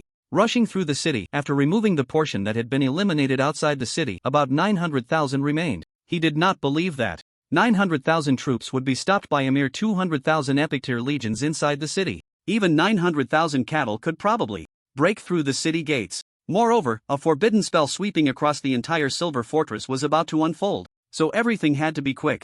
Hurry! Everyone, don't get entangled, just break through. Under Roto's command, the Dark faction army erupted into their fastest speed, no longer paying attention to their surroundings. They had only one goal in mind: to charge. As long as they could break through the city gates not far ahead, it would be a success. But they did not anticipate that, aside from the 200,000 who had arrived at the gates early, standing like mountains on either side were the epic tier legions. The remaining 800,000 legendary tier legions were also madly rushing towards the gates alongside them. It was unclear why. Perhaps due to the full-speed eruption of the Dark faction army, or maybe they had actively slowed down. Although the 80,000 legendary tier legions were still rushing towards the gates, they were gradually being left behind. It appeared that the troop distribution within the fortress was in three segments. First was the 200,000 epic tier legions, members under Su Chen's command, currently standing quietly on either side of the city gates, waiting for something. The middle segment corresponded to the entire 90,000 Dark faction army, which was now exerting all their strength to run towards this side.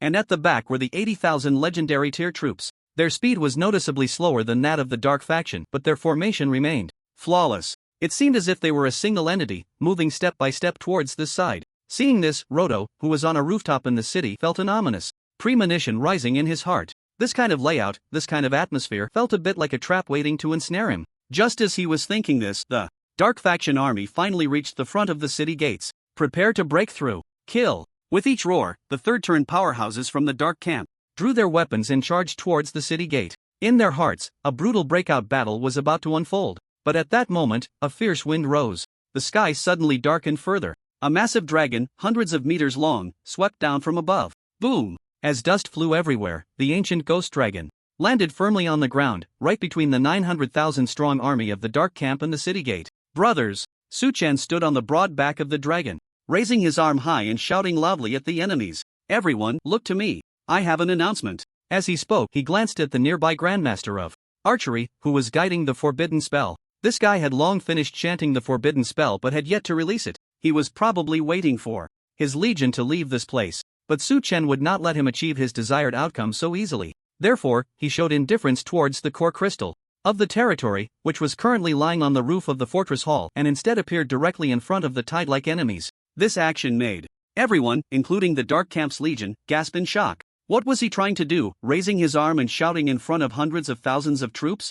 This was a thought that simultaneously arose in the minds of the remaining two legions of the Dark camp, as well as in the mind of Roto, who was pondering nearby. He couldn't understand why, at this moment, he showed no intention of attacking and instead was just chatting with his own legion. What was he trying to achieve? Surrender? Impossible. First of all, they were from different camps, and surrender was basically out of the question. Moreover, their morale hadn't dropped significantly, so triggering a surrender event was unlikely. But based on his previous memories of clashing with Su Chen, this adventurer who had single-handedly created the Eternal Camp was probably not as simple as he seemed. He was definitely not someone to be underestimated. So, the first thing that came to Roto's mind was to buy time. He feared that the other party was waiting for him to be unable to hold back the forbidden spell before launching an attack. With this thought, Roto felt a bit speechless. A forbidden spell was not something that could be compared to other skills. Not to mention anything else, he could at least hold it for another half an hour before letting the forbidden spell drop. Although time was a bit tight, he could still manage half an hour.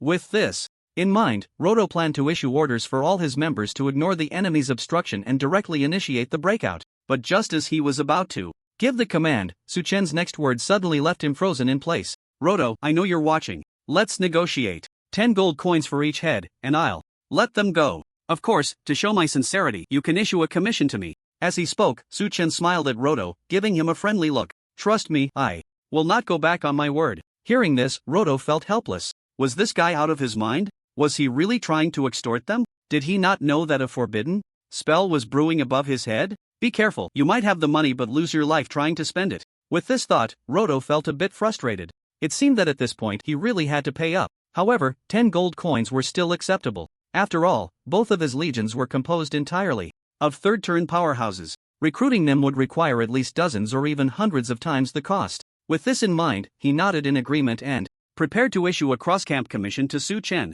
This was essentially a disguised way of collecting a toll, but there was no other choice. Delays could lead to changes. The time left for the Dark Faction's army is running out. Not to mention anything else, just the forbidden spell overhead is enough to make them drink a pot of it. So without any hesitation, Roto chose to accept. However, there was one thing he couldn't understand. Why go through the process of issuing a cross-faction commission to pay the toll for this chosen one when he could simply hand over the gold coins? It should be noted that issuing a cross-faction commission incurs a 10% service fee. This cannot be avoided. It must be borne by the commissioned party. In other words, no matter what, Su Chen has to pay 10% of the fee to the system. But in Roto's eyes, this part is just a payment to the faction. Really cautious, Roto shook his head speechlessly, then prepared to sign the cross-faction commission. In his view, Su Chen was clearly overly cautious. But now he was already in a tight spot, so he can only think this to himself. While pondering, he issued a cross-faction commission to Su Chen. Tip: you have received a cross-faction commission from an NPC of another faction. Do you accept? Tip: this commission is a cross-faction commission. The system will charge a 10% fee. Do you wish to continue? Confirm. Su Chen did not hesitate at all. A mere 10% service fee. In the eyes of other players, this was definitely a painful large sum. But for Su Chen, it wasn't even a drop in the bucket. From the very beginning, he had planned to make a big haul, and having Roto pay this part of the toll through issuing a cross-faction commission was precisely because of the unique eternal level talent tenfold reward. Once the commission was completed, under the effect of the tenfold reward, he would directly receive a tenfold reward. The profit would multiply by a full 10,000 times. So what did that mere 10% service fee matter? With this thought in mind, Su Chen directly looked at the content of the commission. He wanted to see if Roto had honestly issued the commission according to his wishes. Please ensure that the members under his command safely leave the city gate within 30 minutes. For each one that leaves, you will receive a commission reward of 10 gold coins. The total reward value is determined by the cumulative completion count. Reciting the content of the commission slowly, Su Chen's eyes gradually lit up. He truly did not expect that Roto, fearing he might secretly pull tricks or go back on his word, had set this commission as a cumulative count. This meant that the reward for this commission task was already set at 10 gold coins. Each time he sent away a Dark Faction NPC, it counted as completing a commission task. The final reward would be determined by the cumulative count. This meant that the more Dark Faction NPCs he sent away, the corresponding rewards he would receive, thus avoiding most of the risks. Seeing this, Su Chen couldn't help but nod secretly. A good choice. Cautious yet meticulous. However, for him, this seemed like an absolute good thing, because from the very beginning he had no intention of sending away all the Dark Faction army from this fortress. This mithril vein and fortress were like a hot potato. Whoever took it would be in a passive position. Initially, he was anxious, pondering how to get the other party to specify a batch commission task. But unexpectedly, Roto was so understanding that he directly set it as a cumulative count commission task. So Su Chen accepted the commission without hesitation and began directing the army to start releasing people. Strange. Seeing Su Chen cooperate so well, Roto found it a bit hard to adapt. Who would have thought that the highest commander of the opposing faction would be so straightforward? This made Roto feel a bit anxious. But time waits for no one. Glancing at the forbidden spell overhead, Roto directly issued the highest authority command. Everyone, don't take action. Then, in an orderly manner, evacuate this city gate. As soon as he finished speaking, the Dark Faction's army moved in unison. They formed a long line and quickly rushed towards the city gate. Meanwhile, the 200,000 epic-level legions were all deployed near the city gate, surrounding it with an impenetrable wall of shields. Only a gap was left for the opposing side to leave. Once any changes occurred, this 200,000-strong army, which had the fortress's throat in its grip, could completely block the city gate. Even if the opposing side had 1,000,000 troops, breaking through would likely come at a heavy cost. At that moment, a scene unfolded before the grand and heavy city gate that left all major factions dumbfounded. The two sides, who had been fighting fiercely just moments ago, were now nodding at each other in harmony and order, showing no signs of wanting to fight.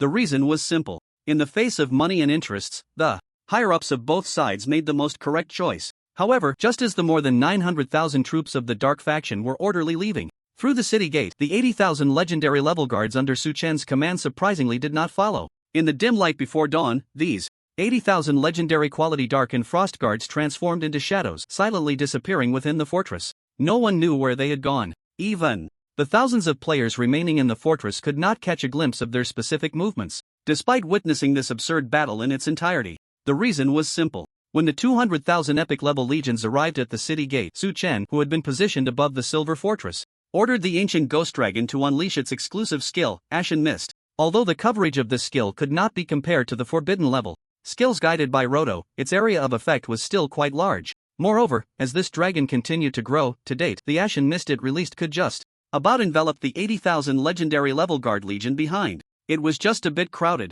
but they didn't mind at all. Their only thought was to execute Su Chen's orders at all costs. Thus, under the deep, thick mist, these 80,000 legendary level guards disappeared into the darkness. Upon seeing this, the players felt a wave of astonishment. By the way, what are they doing? It seems like the Chosen Boss and the Dark Faction have reached some kind of unspeakable agreement. It looks like they are engaging in a shady deal. I knew this guy was no different from the Light Faction. No, he's even worse, selling his dignity for money. They've already fought to their doorstep, and he can still let them go? The person above is clueless. This isn't the territory of the Eternal Faction. It's already good enough that they came to help. I have a feeling that something is off. Yeah, the Chosen Boss probably has other plans. As they spoke, many of the 1,000 players began to move towards the direction where the Ashen Mist spread. They had no intention of interfering with the actions of Su Chen's legion. They just wanted to see what would happen next. Looking at the sun about to rise from the horizon, the King of Freebies paid no attention to the breathtaking scenery and hurriedly ran forward. Following his path, it was not hard to notice countless Dark and Frost guards, like a tide, marching in unison towards the city outside. That was the direction they had entered the city. This directly equated to returning the same way. At this moment, the King of Freebies was very excited. He could hardly contain his excitement, his gaze fixed firmly ahead. Since the server opened, he had chosen the most criticized profession, the thief. Although his attack was high, it was all single-target damage. Control was sufficient, but against boss and group monsters, he seemed extremely powerless. Not only that, his health was among the lowest of all classes. His attack range was also the shortest among all classes. His defense was even more fragile than paper. The only advantage he had was his attack speed and movement speed. The King of Freebies always adhered to a principle: in the world of martial arts, speed is invincible. So from the moment the server opened, he had been allocating all his free attributes to agility. A full agility thief. The other attributes like strength, intelligence, and constitution were all supported by the fixed attribute growth from leveling up. But this also led to his health and defense being among the weakest in the player community. His attack wasn't particularly high either. But one thing was certain: he was fast. Later, after the King of Freebies changed his class to Shadow Assassin, he pushed his speed to the extreme. Even so, he could barely keep up with the 800,000 third transformation legendary Elite Guard Corps. As for other players, they had long been left behind. Good opportunity. We must keep up. Brothers. By the way, this guy really runs fast. Look, other players can't keep up with him. Not just that, I heard this guy runs faster than some third transformation powerhouses. In terms of speed, he's almost the best in our area. Nonsense, don't forget about the Chosen One. Don't mention the Chosen Boss. Isn't he the best at everything?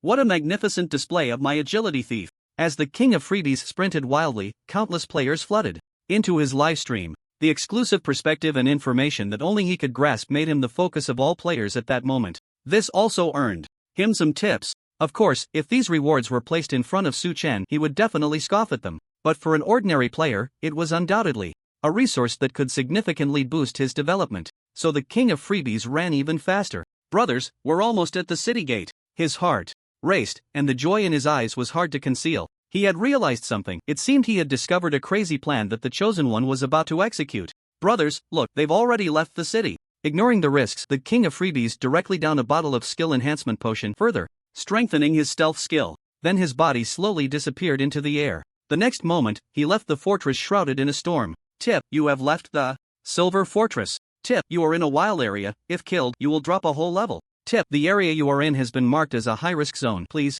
prepare for battle. Amidst the series of prompts, the king of freebies cautiously left the city gate and looked towards Su Chen's army. Holy crap! Wow, is this for real? Seeing the scene before him, he was instantly stunned. He didn't even notice that the dagger in his hand had fallen. Holy crap! What does the chosen boss want to do? I can't make sense of it either. It wasn't just the king of freebies. At that moment, all the players watching through the livestream were also dumbfounded. Who could withstand this? Who would have thought that the 800,000 troops that were just fighting with the dark faction for the city gate would return outside the city? Not only that, with their rapid march, the entire 800,000 army actually spread out in all directions. If one observed closely, they would discover a terrifying pattern. Except for the side of the city gate blocked by the 200,000 epic level army, the remaining 3 gates of the Silver Fortress were completely surrounded by Su Chen's troops. If it were a siege, the defending side often needed to expend very little effort to make the attacking side pay a heavy price, but if they were to break out of the city, like a cornered beast fighting for its life, the attacking side only needed to block the city gates to kill at will. Moreover, this would actually be absurdly efficient. After all, the only way to escape the city was through the gates. Once the gates were blocked, it would be nothing but a massacre. Of course, if it were a solo operation, one could take the risk of jumping down from the city walls. As long as they weren't discovered, it wouldn't be a big problem. However, once the numbers reached a certain level, everything would become incredibly conspicuous. At that point, not only would jumping down from the walls be noticed, but even the slightest movement could reveal a flaw to the attackers, and before one knew it, a treacherous arrow could come flying from who knows where. Actions like breaking out in groups through the city gates or jumping from the walls would undoubtedly be like the brightest beacon in the night, attracting countless enemies who would seize the opportunity to launch a deadly attack on their side. In short, once the type of battle shifted from siege to breakout, the advantages and disadvantages of both sides would completely change. No matter the method, there would be no turning back. Of course, unless there was outside help or an unexpected turn of events. However, it was clear that under Su Chen's meticulous plan, there was no possibility of a reversal. He had already arranged everything and was even prepared for the enemy to suddenly strike. But the players did not think this way. Upon witnessing this shocking scene, some couldn't help but curse Su Chen for his audacity. Others were constantly analyzing his chances of success and what exactly he aimed to seize. Even more were searching for flaws in his plan, hoping to inform the dark faction and expose his scheme to everyone. But all of this seemed increasingly pale and powerless as time passed. They realized that despite Su Chen's plan being crazy and bold, the chances of success were as high as 100%. This meant that as long as he could strike suddenly, he might really be able to leave some of the dark faction's army behind.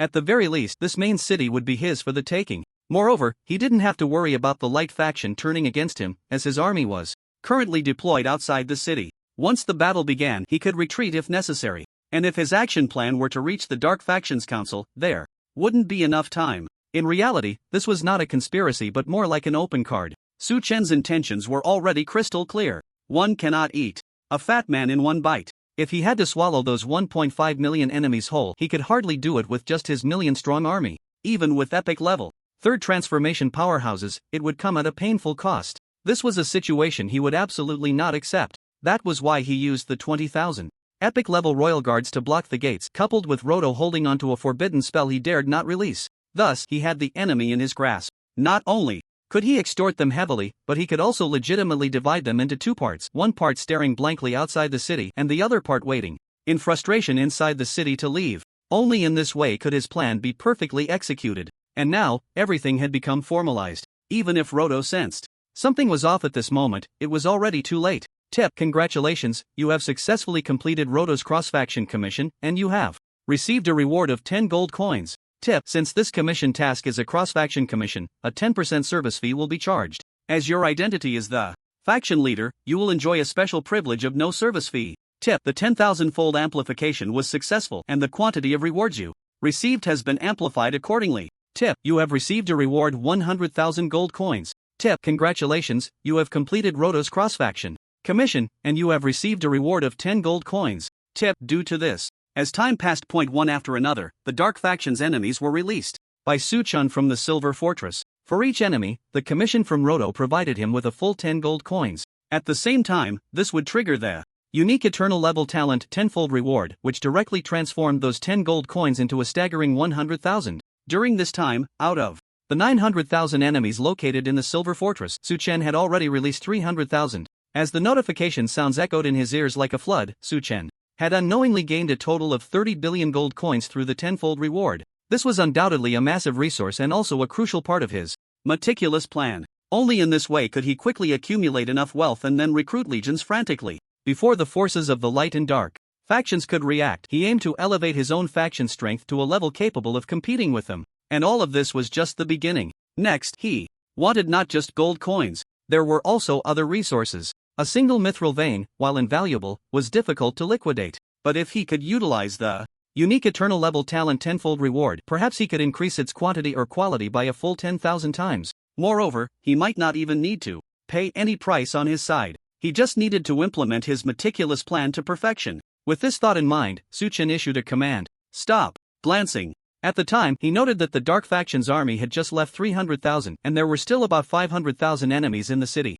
At the same time, Roto, standing atop a high rooftop, was about to lose control of the forbidden spell he was guiding. Once the heavily toxic forbidden spell fell, perhaps the entire Silver Fortress would be filled with poison. The timing is almost right. Make your move. Just as Su Chen shouted to stop, a full 200,000 epic level guards surged toward the city gate as if they had received orders. In an instant, the gap that had been left open was perfectly filled. An insurmountable forbidden army fortress appeared before the Dark Faction in Roto.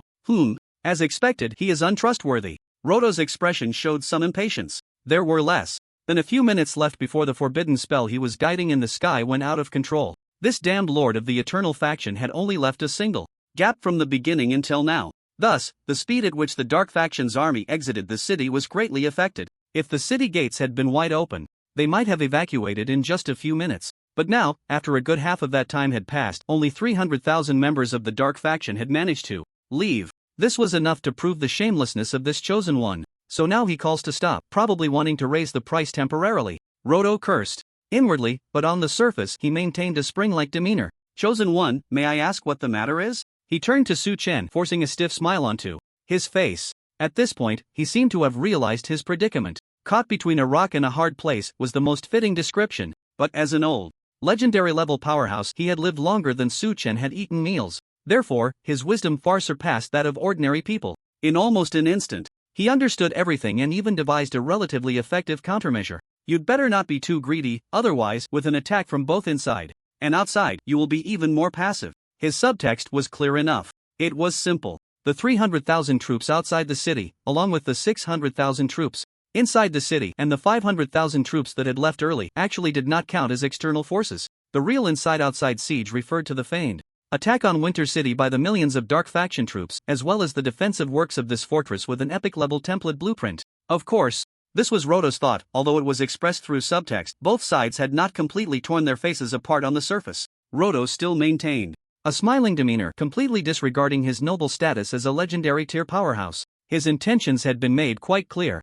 Next, it would depend on whether the so-called chosen one adventurer would know when to stop. Lost in thought, Roto turned his gaze towards the city gate. In an instant, his smile froze on his face. He saw that the 200,000 epic-level Imperial Guards did not pause for even a moment. Not only did they not open the city gate, but they also launched an attack, taking the initiative against his subordinate army. Ambush. Enemy attack. Everyone, prepare for battle. With the sudden onset of combat, the remaining 600,000 Dark Faction troops also reacted, but they were still a step too late. In just a moment, under the assault of the epic-level Eternal Guards, their numbers were drastically reduced by about 50,000. Morale plummeted sharply. Continue, Su Chen commanded coldly. From the side, his expression unchanged. The orders he issued were simple. As long as the million-strong army coordinated, he could trap all 55,000 Dark Faction troops inside the Silver Fortress. Then they would welcome the forbidden spell released by their commander. Moreover, the portion outside the city wouldn't escape either.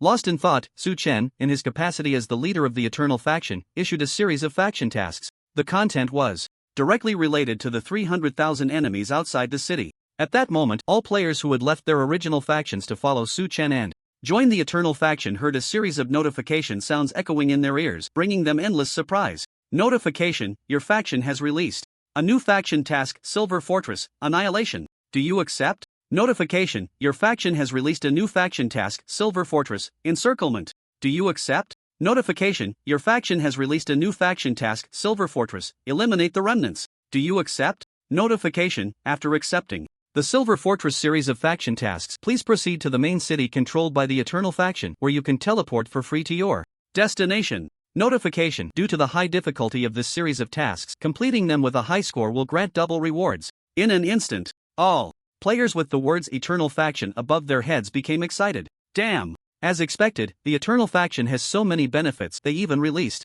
faction tasks again. Double task rewards, let's go! Teleportation array? I heard that those players who used the teleportation array were sent to Winter City and got stuck there. Ignorant fools. Seeing this series of tasks, other players looked utterly astonished. Who would have thought that at such a critical moment, the Chosen One boss had not forgotten to issue them tasks? Compared to the always playing Deadlight faction, the two sides were simply not on the same level. Thus, many players had only one thought in their minds. Even if they were teleported to Winter City, they had to accept this series of tasks. Because, so far, Suchen seemed to have never suffered a loss. He had never deliberately tricked ordinary players either. Moreover, they had already joined the Eternal faction. As long as they had no thoughts of betrayal, they were considered one of their own. The Chosen One had no reason to deceive players from his own faction. With this in mind, countless players made their decision. Accept the task. This series of tasks for the Silver Fortress consisted of 3 types. Among them, Annihilation involved directly confronting the 300,000 dark faction troops outside the city, requiring a heavy price to be paid.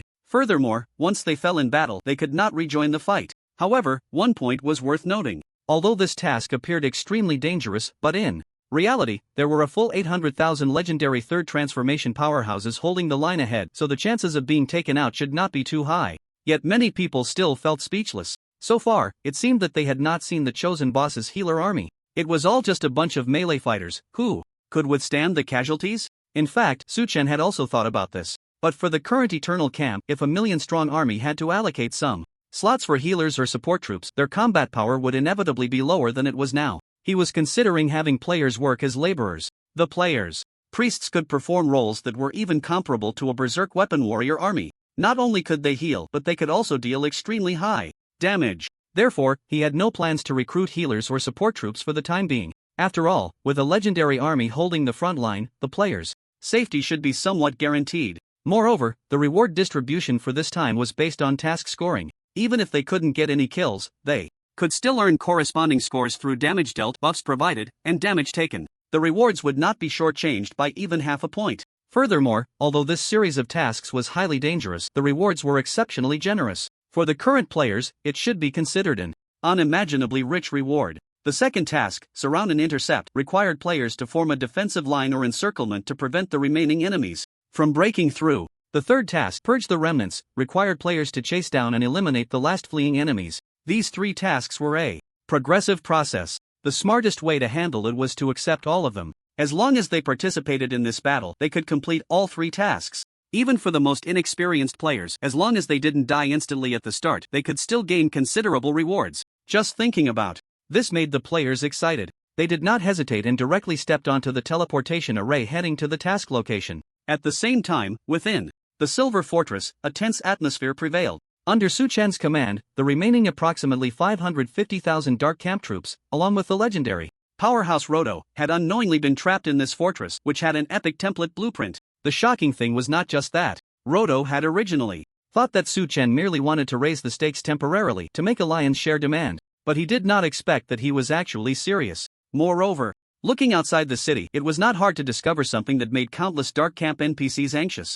The 800,000 legendary troops that should have been in the city had now surrounded the fortress like an iron barrel. Meanwhile, their own forces had been divided into 3 parts, significantly reducing their combat power. It was evident that in Eternal, for large-scale battles, the number and scale of legions were quite important factors. If a million-strong army was divided into 10 parts to engage in combat with the enemy, the effectiveness would be far from comparable to that of a unified force. Not to mention, the heavy city walls directly split the battlefield into 2 parts. In either part, it seemed that the dark camp was at a disadvantage. Despicable and shameless adventurers!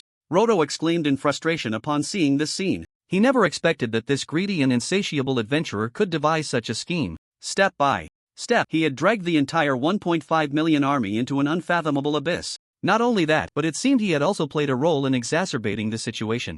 The forbidden spell. The forbidden spell hanging in the air was like a blade capable of destroying everything. Perhaps it wouldn't last more than a few minutes. This forbidden spell would soon unleash its full force. At this moment, only the Dark Camp's army remained in the Silver Fortress. Aside from that, the NPCs that had originally been in the city had all tightly shut their doors, unwilling to even provide a place to hide. In this way, the Dark Army located in the Silver Fortress was about to face the onslaught of forbidden spells. Perhaps not many would survive. Damn it! Prepare to form a defensive line. Breaking through seemed to have become a luxury. So Roto could only helplessly let his own legion evade the might of the forbidden spells first and then see what to do next. His heart was in turmoil. The staff in his hand felt as if it was slipping away. Meanwhile, the colorful dark clouds formed by the miasma of toxic laws in the sky were also on the verge of collapse.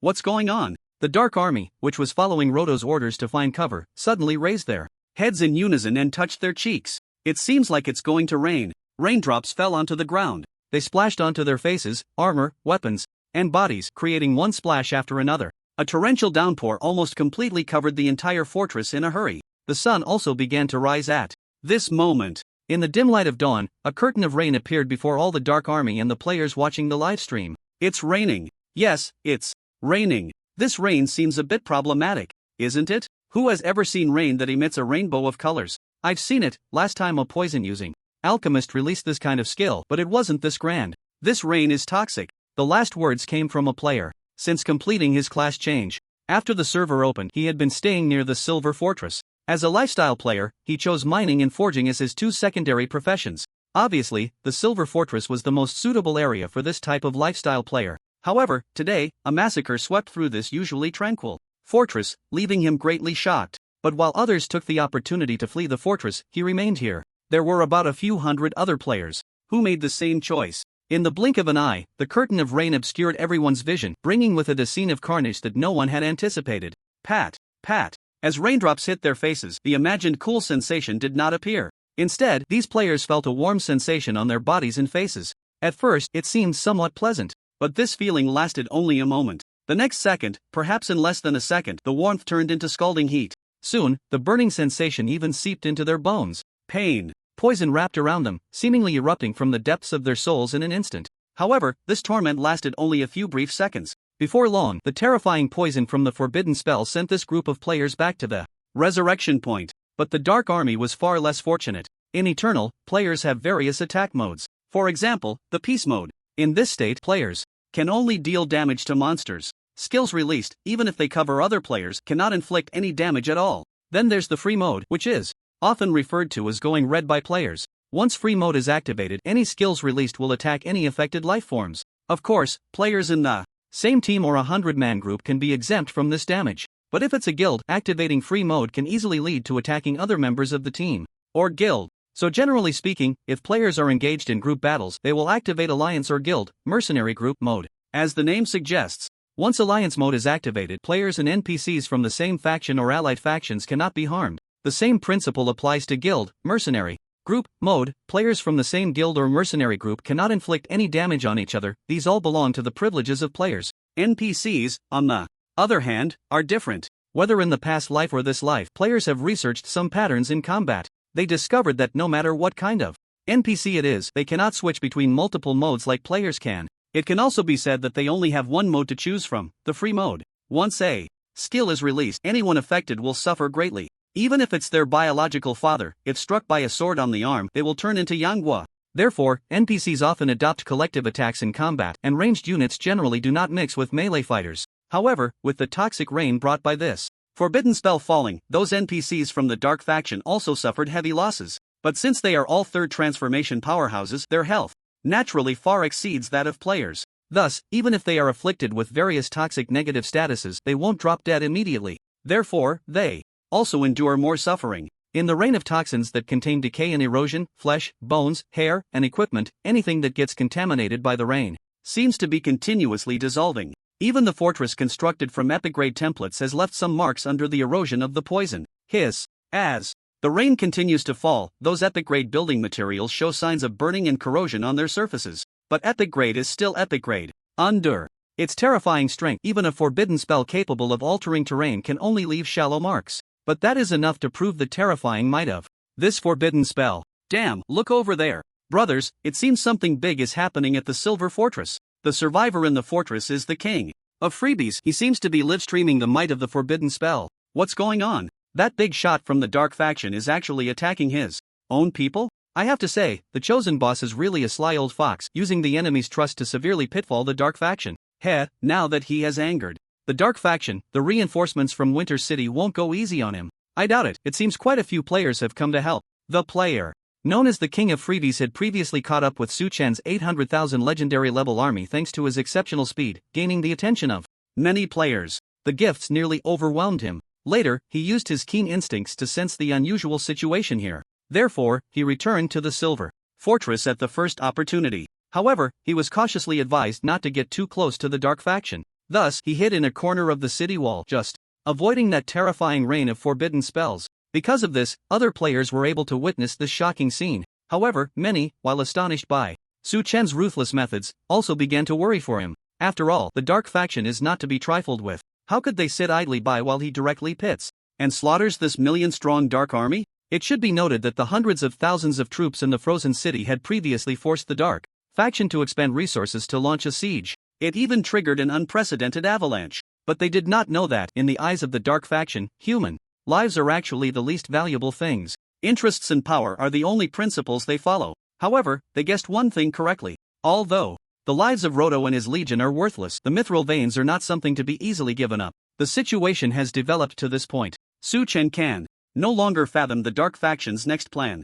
Give up? Too frustrating. Continue to fight for it? Not worth the loss. After all, this is an enclave. Trying to send a large amount of mithril veins out is almost impossible. Not only that, they also have to consider the siege from the Eternal faction and the Light faction. A slight misstep, the army stationed here would be completely annihilated. By that time, everything would turn to dust. So Su Chen couldn't fathom what kind of choices the dark faction would make next. But for him, the impact of these two choices was different. The mithril vein had now become a hot potato. Although its value and strategic significance far exceeded everyone's imagination, it was enough to provoke a fierce scramble between the two major factions. If Su Chen were to obtain it, his own strength and influence would undergo a qualitative leap. As long as he could recruit a master-level forging master, it would be equivalent to possessing countless divine weapons. However, one thing was worth noting. Once this fortress fell into the hands of the Eternal faction, it would naturally face endless assaults from the other two factions. It was not the same as the Dark faction. He would have to confront two factions with unfathomable power. Moreover, although mining the mithril vein could trigger the unique Eternal level talent 10,000 times reward if he personally took action, increasing the yield by 10,000 times, he had never intended to be a miner from the very beginning. Therefore, he came up with a bolder and more radical idea. That was to secretly collaborate with the Dark faction under the premise of allying with the Light faction. There were, predictably, two routes from Silver Fortress to the Dark faction. They corresponded to the Frozen City and Doomsday Volcano Islands on either side of the Forgotten Frost Peak. According to the current game progress, the Doomsday Volcano Islands had not yet fully erupted and were currently gathering an unimaginable number of fire lizards and a few ancient hellfire dragons. Transporting mithril there would likely be an impossible task. Not to mention, those dragons that loved shiny rare metals would not easily miss such an opportunity. Thus, Frozen City was the only route available now, firmly in Su Chen's grasp. Solid as a rock. This meant that as long as the Dark faction's NPCs mined the mithril vein, they would have to pass through Frozen City to deliver it to the Dark faction's actual controlled territory. This was also the reason they had previously attempted to launch a siege against Frozen City with a flimsy excuse. Therefore, Su Chen had a crazy and bold plan in mind: to use the Emperor to command the Lords. He intended to collect tolls from the Dark faction using the necessary route of Frozen City. Thus, the Dark faction had to seize this mithril vein. Moreover, he couldn't allow the Dark faction's army to capture other main cities, including the nearby Winter City. Otherwise, once the opponent controlled the main city, it would be equivalent to having another route of movement. The solid walls of the main city were not the focus. The main city-level teleportation array would allow the Dark faction to secretly transport massive amounts of mithril ore to their territory through teleportation. So what Su Chen needed to do next became incredibly clear. First, he would temporarily slow down the attack on Silver Fortress. Then, he must not let the Dark faction's million-strong army capture the nearby Winter City. Not only that, We need to drive them like cattle and sheep to Silver Fortress. Muttering a few words, Su Chen gazed towards the distant Winter City. He issued a direct command. Prepare to retreat. Then gather to activate the teleportation array. As Su Chen gave the movement order to the ancient ghost dragon, he also gathered the million-strong army together. Gradually, like a tide, the million-strong legion quietly retreated from the city gates.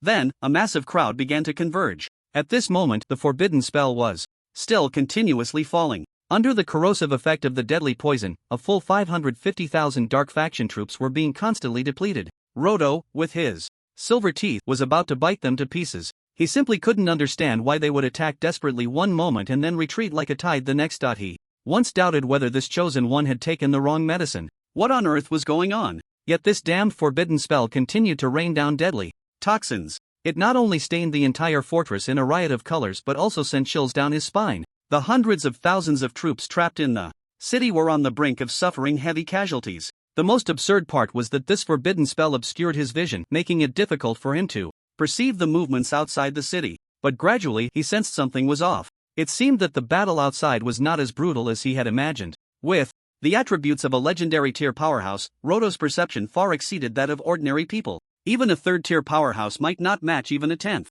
of his abilities. This was the terrifying aspect of legendary tier powerhouses. Even if he couldn't clearly see the specifics of the battle outside, he could gauge the general situation through sound. There were signs of adventurers. Moreover, their numbers seemed to be much greater than he had anticipated. At least several million. As a seasoned legendary tier powerhouse, Roto had interacted with adventurers on several occasions. Whether from the dark camp or the light camp, these adventurers, aside from being greedy and lustful, often shared a common trait. Wherever they went, they made quite a racket. For instance, during battles, many adventurers would shout a lot of terms he couldn't understand. Phrases like Ali Ge, I am Miss Eula's dog, the electric light dancing at your fingertips is my everlasting faith, just because you are too beautiful, and so on. These words not only left many NPCs baffled but some even had a certain degree of mental pollution, driving people mad. However, there were exceptions. It was said that many NPCs, after a bit of brainwashing, would occasionally blurt out one or two strange phrases from players. For example, what is Cat Thunder doing?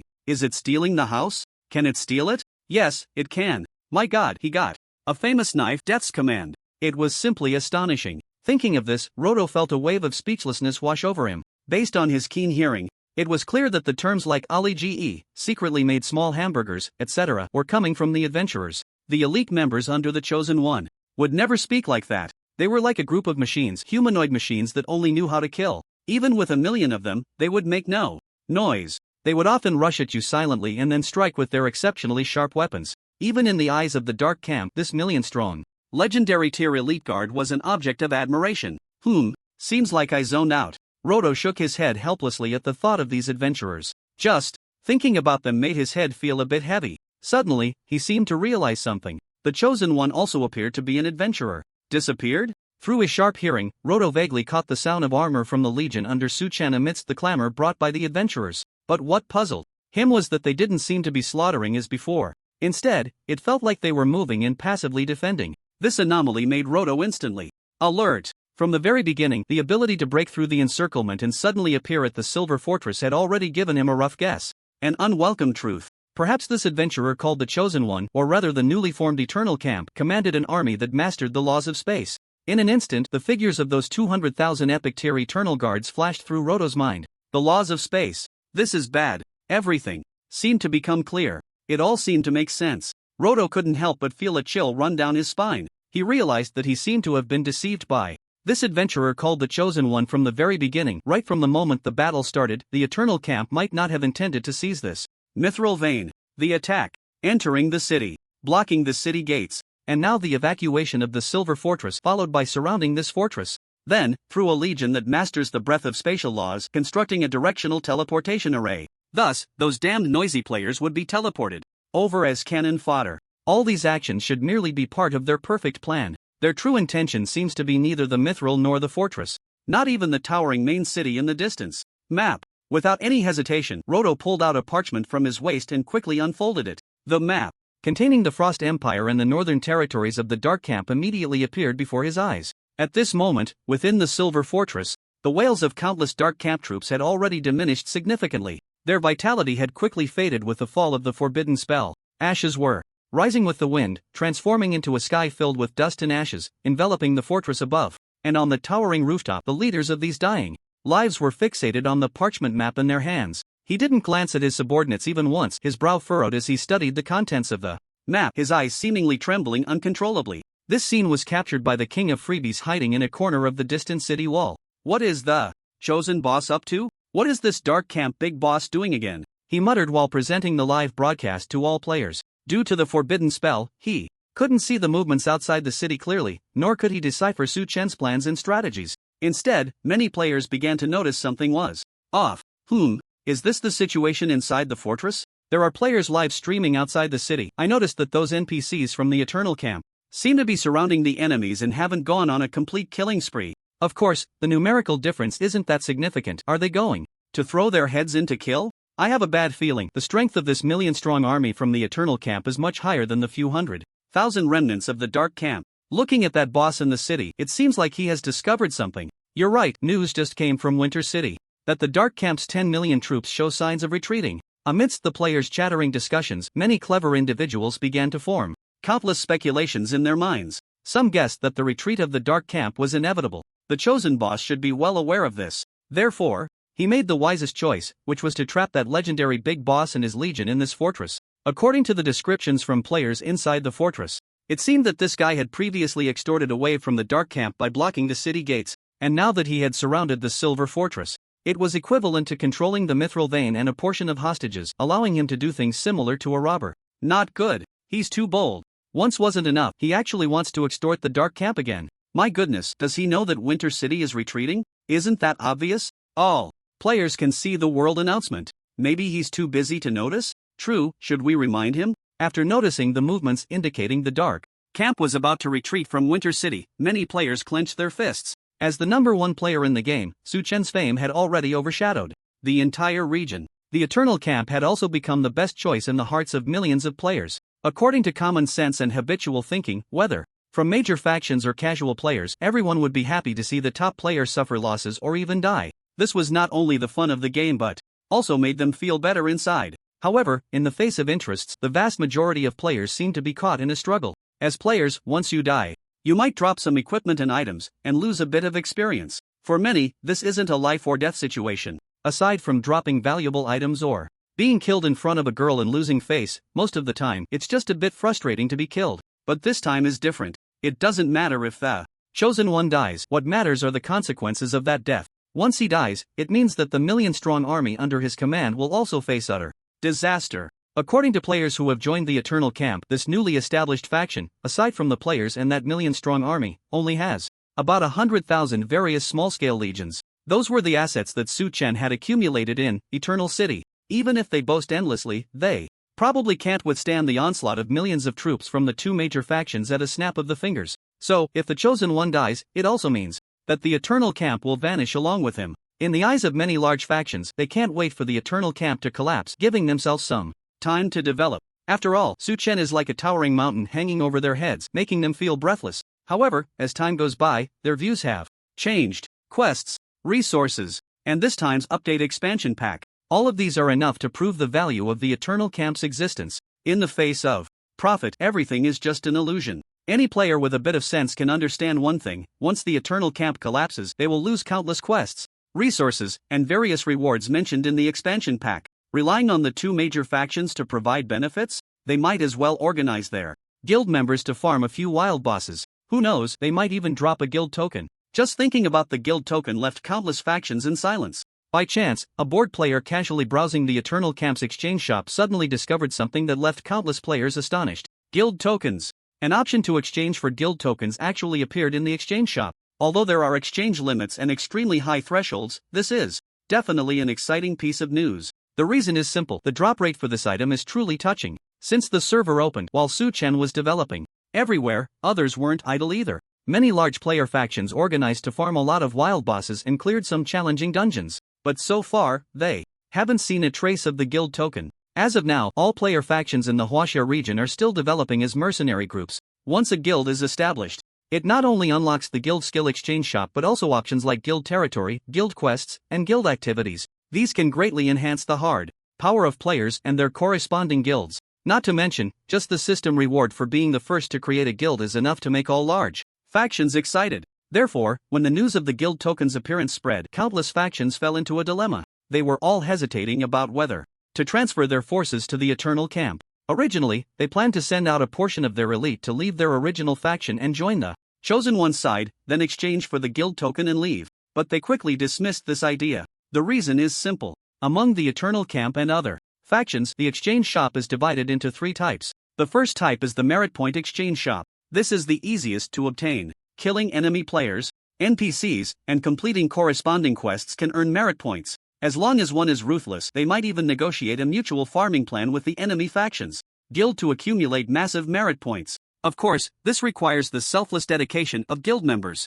The second type is the military merit point exchange shop. For many players and factions, military merit points are an extremely difficult thing to obtain. Generally speaking, one needs to complete corresponding tasks and make certain contributions to their faction to earn them. This is also tied to the rank system. To be promoted in rank and obtain positions, a large number of military merit points are required. However, unlike the 2 major factions, the Chosen One is quite generous. He often assigns players various tasks, the most common of which is bounty hunting. As long as one can kill enemies, they can earn military merit points, achievement points, and gold, among other generous rewards. This is also a bait to attract players to join the Eternal faction and work for him. However, this method, like achievement points, allows both players and factions to earn universal military merit points and achievement points by grinding tasks and hunting in the 2 major factions. Once they accumulate enough points, they can exchange them and return to their original faction. This behavior is humorously referred to by players as studying abroad. But the guild token has everyone in its grasp.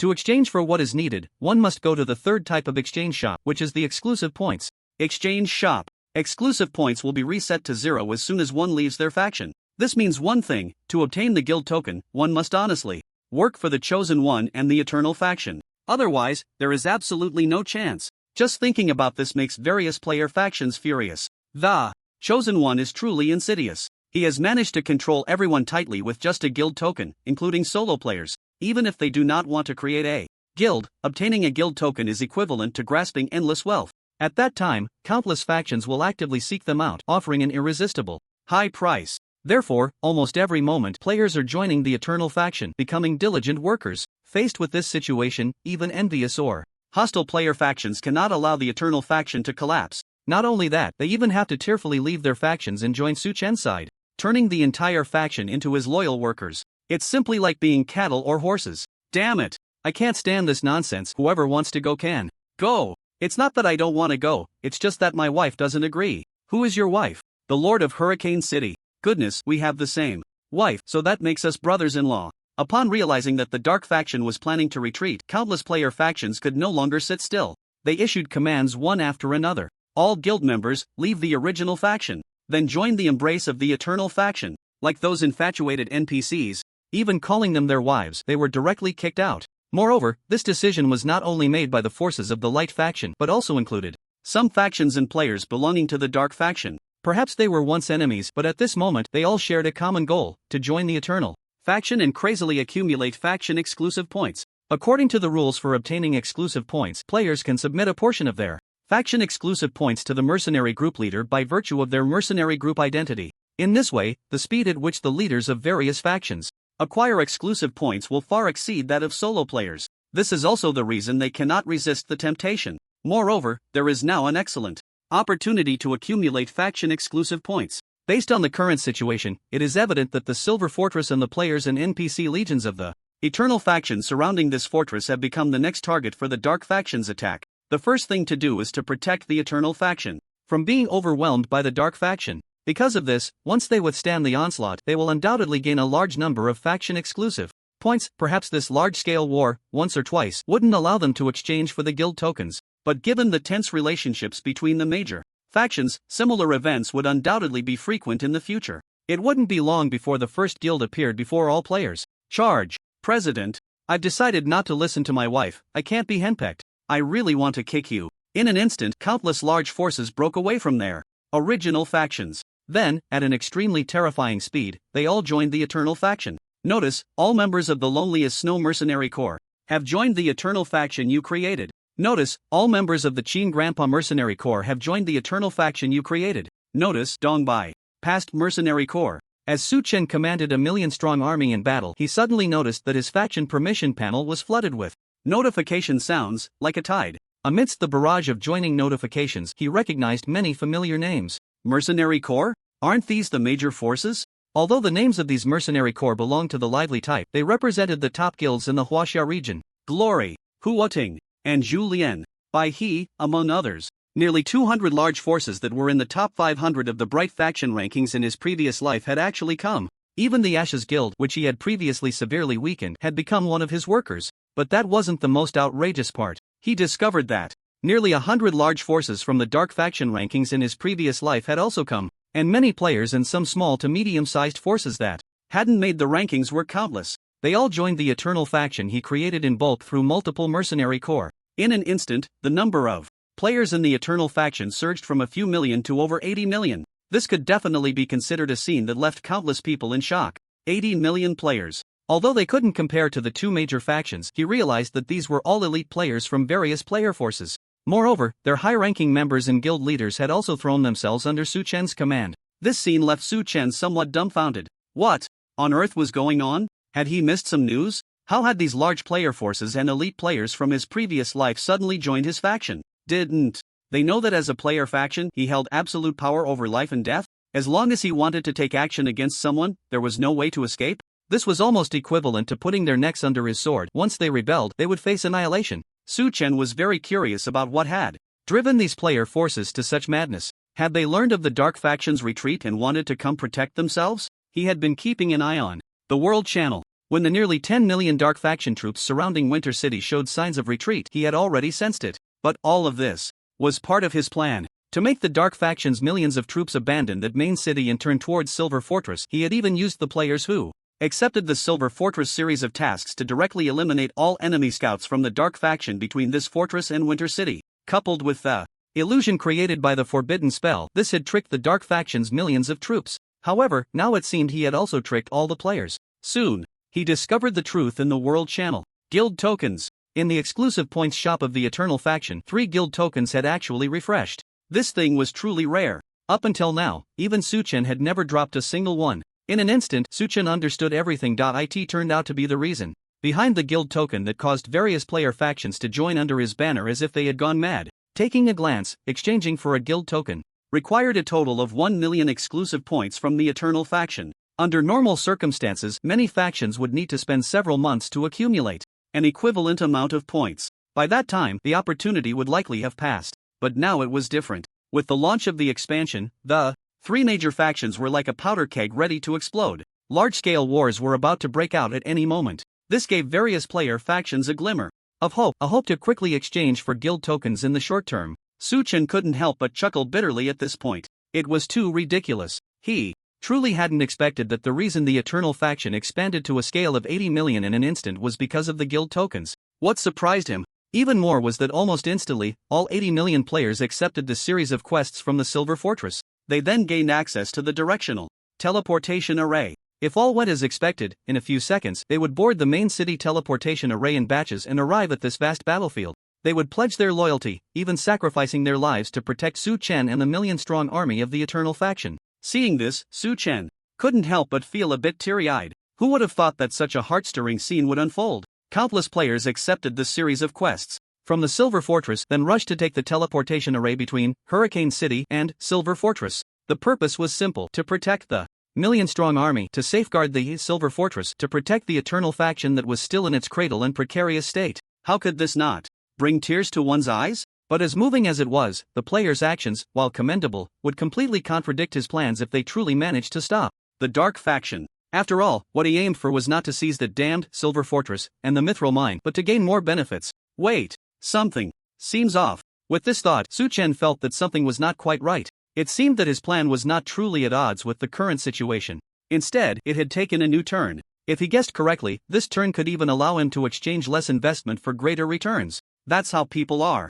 Once they grasp the key point, everything else becomes clear. The key now was profit. And the best way to gain profit was to let the Dark faction occupy the Silver Fortress and the various rare mines nearby, including Mithril. Originally, Su Chen planned to drive the Dark faction's army of 10 million to the Silver Fortress, forcing them to sign a series of unfair treaties with him. Then, using the 10,000 times reward, he would reap profits that would drive both factions crazy. However, with only 1,000,000 troops, facing an enemy of 10 million all at once would be an incredibly difficult task. So his original plan was to issue a bounty. Using the money from the light faction, he intended to command the 15 million players in Winter City to directly drive the dark faction's army like herding ducks to the Silver Fortress. However, the current movements of the players left him completely stunned. Looking at the situation, it seemed the players wanted to keep the enemy firmly trapped between Winter City and Silver Fortress. It even appeared that all the players were prepared to delay the enemy's advance with their deaths. Su Chen had initially been a bit anxious. He had planned to drive the enemy to the Silver Fortress and then consume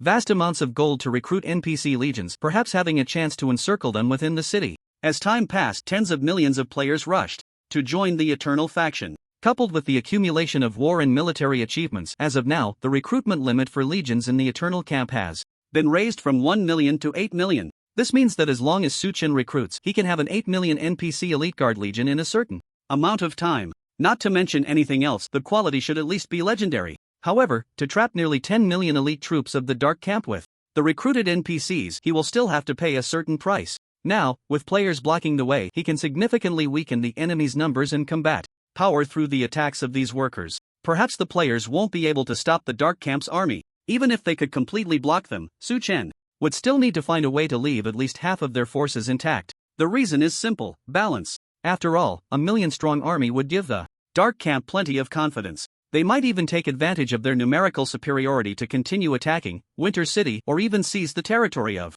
the Eternal Camp itself. If he were to wipe them out to only 1 or 2 million, not to mention anything else, the upper echelons of the Light Camp, who are bullies against the weak, would definitely issue an attack order to reclaim Silver Fortress. Both scenarios could lead to a situation where all efforts would be in vain. Therefore, only by keeping the Dark Camp in a state of near death can the Light Camp be wary of this side and refrain from acting rashly. At the same time, it would extinguish the Dark Camp's desire to continue besieging, forcing them to passively defend Silver Fortress and the Mithril Mines. In other words, the current Silver Fortress is like a delicious bait. Only if the Dark Camp swallows it whole can they avoid the embarrassment of having worked hard for nothing while losing millions of troops. Moreover, only in this way can the Dark Camp avoid a desperate fight. Back then, Han Xian surrounded Xiangyu with 10 ambushes but left a gap for escape. The reality is far from that simple. What he needs to do is to prevent the enemy from being pushed into a corner. Su Chen's current strategy is the same. Of course, it differs from Han Xian's approach.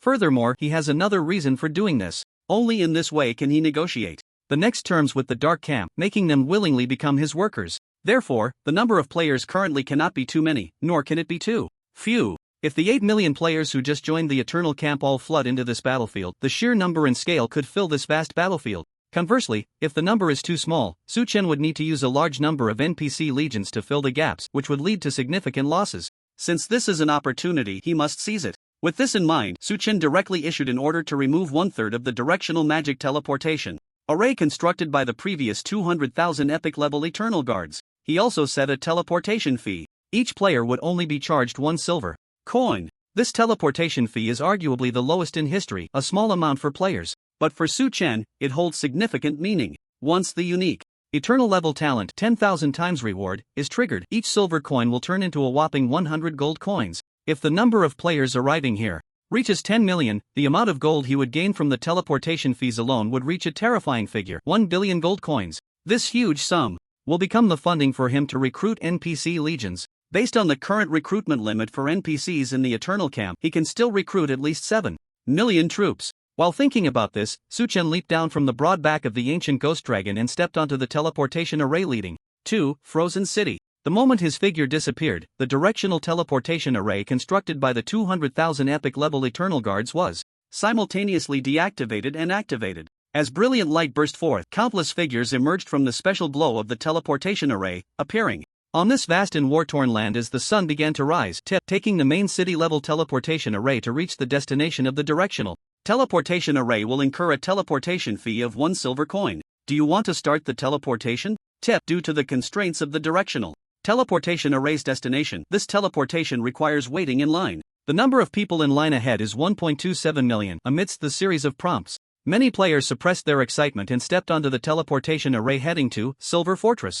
Teleportation fee payment successful, teleporting. Now, you have left Frozen City. Tip: you have discovered the Silver Wasteland. As the prompt sounds and the special glow of the teleportation array enveloped them, countless players couldn't help but start complaining as soon as they arrived at Silver Wasteland. What a scam, this teleportation array charges 1 silver coin? What are you thinking? Building a teleportation array costs nothing. You usually pay in gold coins when teleporting in the main city, and now you're complaining about a price of 1 silver coin for rewards? Isn't this just like charity? Building a teleportation array has its requirements. Brothers, I just switched to the hidden class Space Swordsman. I won't charge you for building teleportation arrays later. By the time you can build a teleportation array, I'll have become a god. Look, it seems the Dark Camp army over at Frozen City is really retreating. Damn, how is it so fast? As countless players arrived here, many noticed the commotion coming from the distant Frozen City. At the same time, the World Channel was buzzing with important information provided by players. Without exception, the discussions were all related to the news of the Dark Camp's retreat.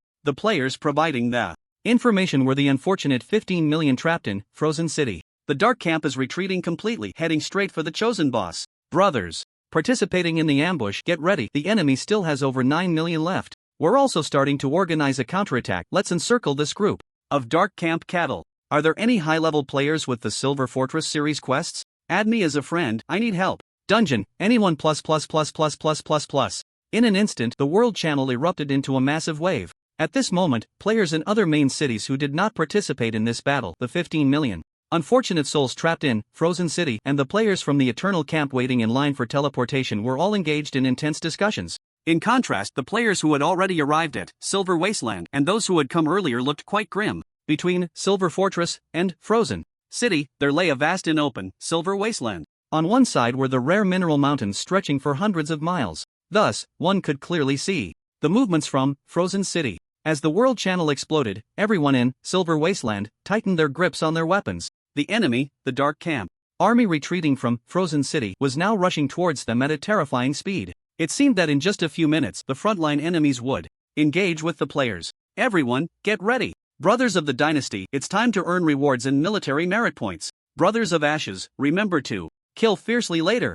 Babies of Night Rain, let's go. These were basically the rallying cries from the major factions that had joined the Eternal Camp. As these words were spoken, all the large factions exchanged knowing smiles. Damn it. They all came to farm faction-specific points. It seems the allure of the guild tokens exceeded everyone's expectations. With great rewards come brave men. At this moment, the players drawn by profit displayed an exceptionally high level of combat readiness. Not only were they divided into numerous 100-person battle groups, but the roles of each profession were also quite clear. The tank-type warriors were placed at the very front. Then, on the flanks, there were high-attack, fast-speed warriors and assassin-type professions. However, there were exceptions. Classes like weapon warriors and berserkers were also prepared for a bloody battle alongside the tanks. Knights, who had high defense and possessed numerous buff and aura skills, were scattered throughout the various 100-person groups. The knight profession was too versatile. They could charge, stack buffs and aura skills for allies, and even heal the melee fighters around them during combat. Of course, this was contingent on them having a good mount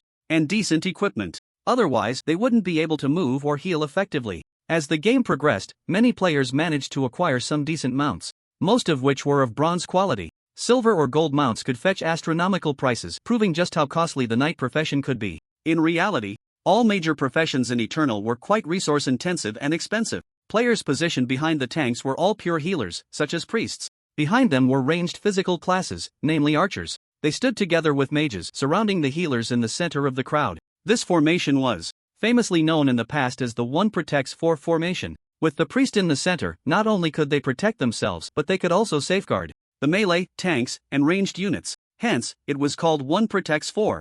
As for the rogues and assassins with stealth skills, they were not included in this protective scope. This orphan profession was quite despised by many healers and female players. It was a relief if they didn't get hit by a staff. Healing them was practically impossible. With the formation complete, the players gradually gained confidence. During this time, the teleportation array never ceased. Countless figures continuously emerged from the teleportation array behind them. Under the command of various factions, these endless players integrated their formations according to the 4 Protect 1 requirement. As workers, their efficiency, discipline, and dedication earned Su Chen's respect. Although these players were, in his eyes, mere cannon fodder and tools, they still played a significant role. In the eyes of these players, Su Chen was a lavish boss. Protecting the boss and assisting him in tasks against enemies was their most important goal. Even if they were paid, they had to deliver results. Otherwise, it would be no different from a sightseeing trip. Thus, both sides were getting what they needed. For a time, the entire Eternal faction channel was filled with a harmonious atmosphere. Even some large factions that had just joined the camp wanted to discuss a joint auction and sale with Su Chen. They wanted to acquire some equipment, and Su Chen also sought corresponding rare resources. The two sides were in perfect agreement. As soon as this idea was proposed, Su Chen waved his hand in agreement. However, the joint auction and sale would have to wait until after the battle. The reason was simple. While Su Chen was recruiting NPC legions and spending vast sums of money, over 9 million Dark faction troops from Winter City were charging towards Silver Fortress with unstoppable momentum, and the distance between them and the players was already less than a kilometer. Prepare for battle. Those filthy and cruel invaders are coming. Count how many people we have on our side. All faction leaders report the numbers to me. In the Silver Wasteland, an NPC from Su Chen's epic level legion shouted loudly. Just moments ago, as a rare NPC with an epic level template in the special ability Omni Command, Lore was personally designated as the overall commander of the battlefield. Of course, this title should be prefixed with temporary. The reason for appointing Lore as the battlefield commander is that there are simply too many player factions. Since no one is willing to submit to anyone else, they proposed that whoever has the most members should take on the role of commander. However, no one expected that the largest group would actually be the Imperial Guard under Su Chen. After a round of highly coordinated negotiations, the major factions surprisingly agreed to this proposal, allowing the strikingly beautiful NPC Lore to take command on the battlefield. They even consulted in the faction channel. Su Chen expressed considerable agreement with this. He originally intended to manipulate the battle situation so that the Dark factions army would be reduced to around 4 to 5 million. Just as he was pondering how to implement this idea, the players provided him with an opportunity, a chance, to openly throw a fake match. This time, most of the players who were teleported over were high-level elite players from various factions, equipped quite well. Although they were not as strong as the NPCs, their numbers could offset some of the disadvantages. As of now, combined with the players who had already been teleported, the number of players on the battlefield had accumulated to a terrifying figure, 27 million. As time passed, this number continued to grow. According to Su Chen's estimates, when the battle fully ignited, there would be 30 million players in this vast area simultaneously confronting the enemy. This was undoubtedly a frightening number, effectively crowding the battlefield. Moreover, as the number of players expanded, it actually accelerated the time to engage with the Dark faction's army. Charge! Brothers, kill for me! These guys can't even handle the 15 million players from Winter City. They think they can take us on? That's the main city defense. Disrupt their morale, kick them out. Charge! As the Dark faction's army approached, all the players drew their weapons and rushed forward amidst their unique clamor. Boom! Boom! Boom! The regular army was indeed extraordinary. The sound of war drums and horns echoed across the vast wilderness as both sides fully engaged in battle. In an instant, the Dark faction, which had previously failed to besiege Winter City and had seen a significant drop in morale, managed to lift their spirits again. But what was astonishing was that the players' morale also surged significantly. Although there were no specific buff effects, after all, those were the enemy's war drums and horns. But for the players, who cares whose sound it is? As long as it's exciting. With the synchronized footsteps of the Dark faction sweeping in, the 30 million players, enough to fill this vast wilderness, charged towards the enemy in a 1 protects 4 formation. One could only say that the ideal was very full, but the reality was very skinny. At first, all the players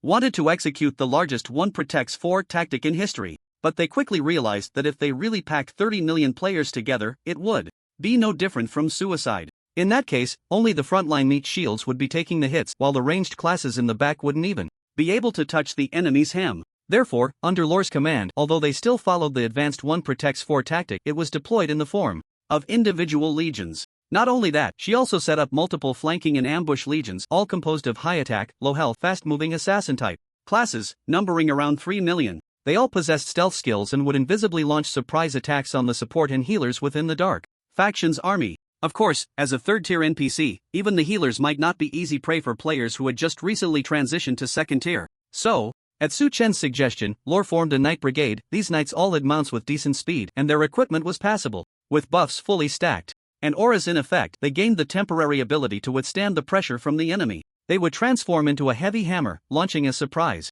attack from the side and rear on the healers and ranged units of the Dark faction, tearing a large gap. Then, like sharp daggers, the assassins would strike swiftly, cutting in to deliver fatal blows. Kill the healers first. This was the most important principle on the battlefield. When Lore proposed this plan, all the player factions expressed their admiration. Just based on this, the commander had some skills. Perhaps it was not even a tenth of his own capabilities, but it was enough. While thinking this, the major factions sent out elite assassins and knight classes doing their utmost to cooperate with Lore's command. Boom! Boom! As the battle commenced, just as both sides were locked in fierce combat, Lore officially issued the order. Charge! The Knight Legion, numbering 2 million, took a roundabout approach to flank the enemy, then surged out from the side and rear. Meanwhile, the 3 million strong assassin strike force had already left the rear in advance. Silently, they had used their stealth skills to reach the agreed-upon location. Once the Knight Legion tore a gap in the enemy's backline, they would arrive like shadows. At that moment, they would become sharp sides, harvesting the heads of the enemy's fragile backline and healers.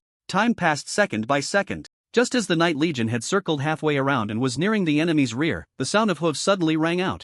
Amidst the booming noise, NPC knights clad in pitch-black armor and their fast-moving mounts appeared in their line of sight. What the hell is that? Is this the Dark Faction's ambush army? Could it be that they are using the same tactics as Lore's wife? Nonsense, Lore is clearly my wife. No, she's mine, she's mine. As these words were spoken, the president of the Dynasty Guild, who was in charge of commanding the Knight Legion, couldn't help but furrow his brow. What the hell, at a time like this, they were still discussing NPC wives? But Lore was indeed quite good-looking, exuding a refreshing vibe. While thinking this, the president of the Dynasty Guild became serious. I'm afraid they are using the same tactics. There might be a large number of assassin NPCs nearby. Let's hold our position for now and wait for them to pass. Additionally, the president of the Dynasty Guild seemed to remember something and issued another command to a player with exceptionally fast speed behind him. Next, you go deliver a message. Just say that this area is safe and we are ready to strike. Since players could communicate through mercenary groups, friend channels, and even regional channels, the president of the Dynasty Guild chose to send a subordinate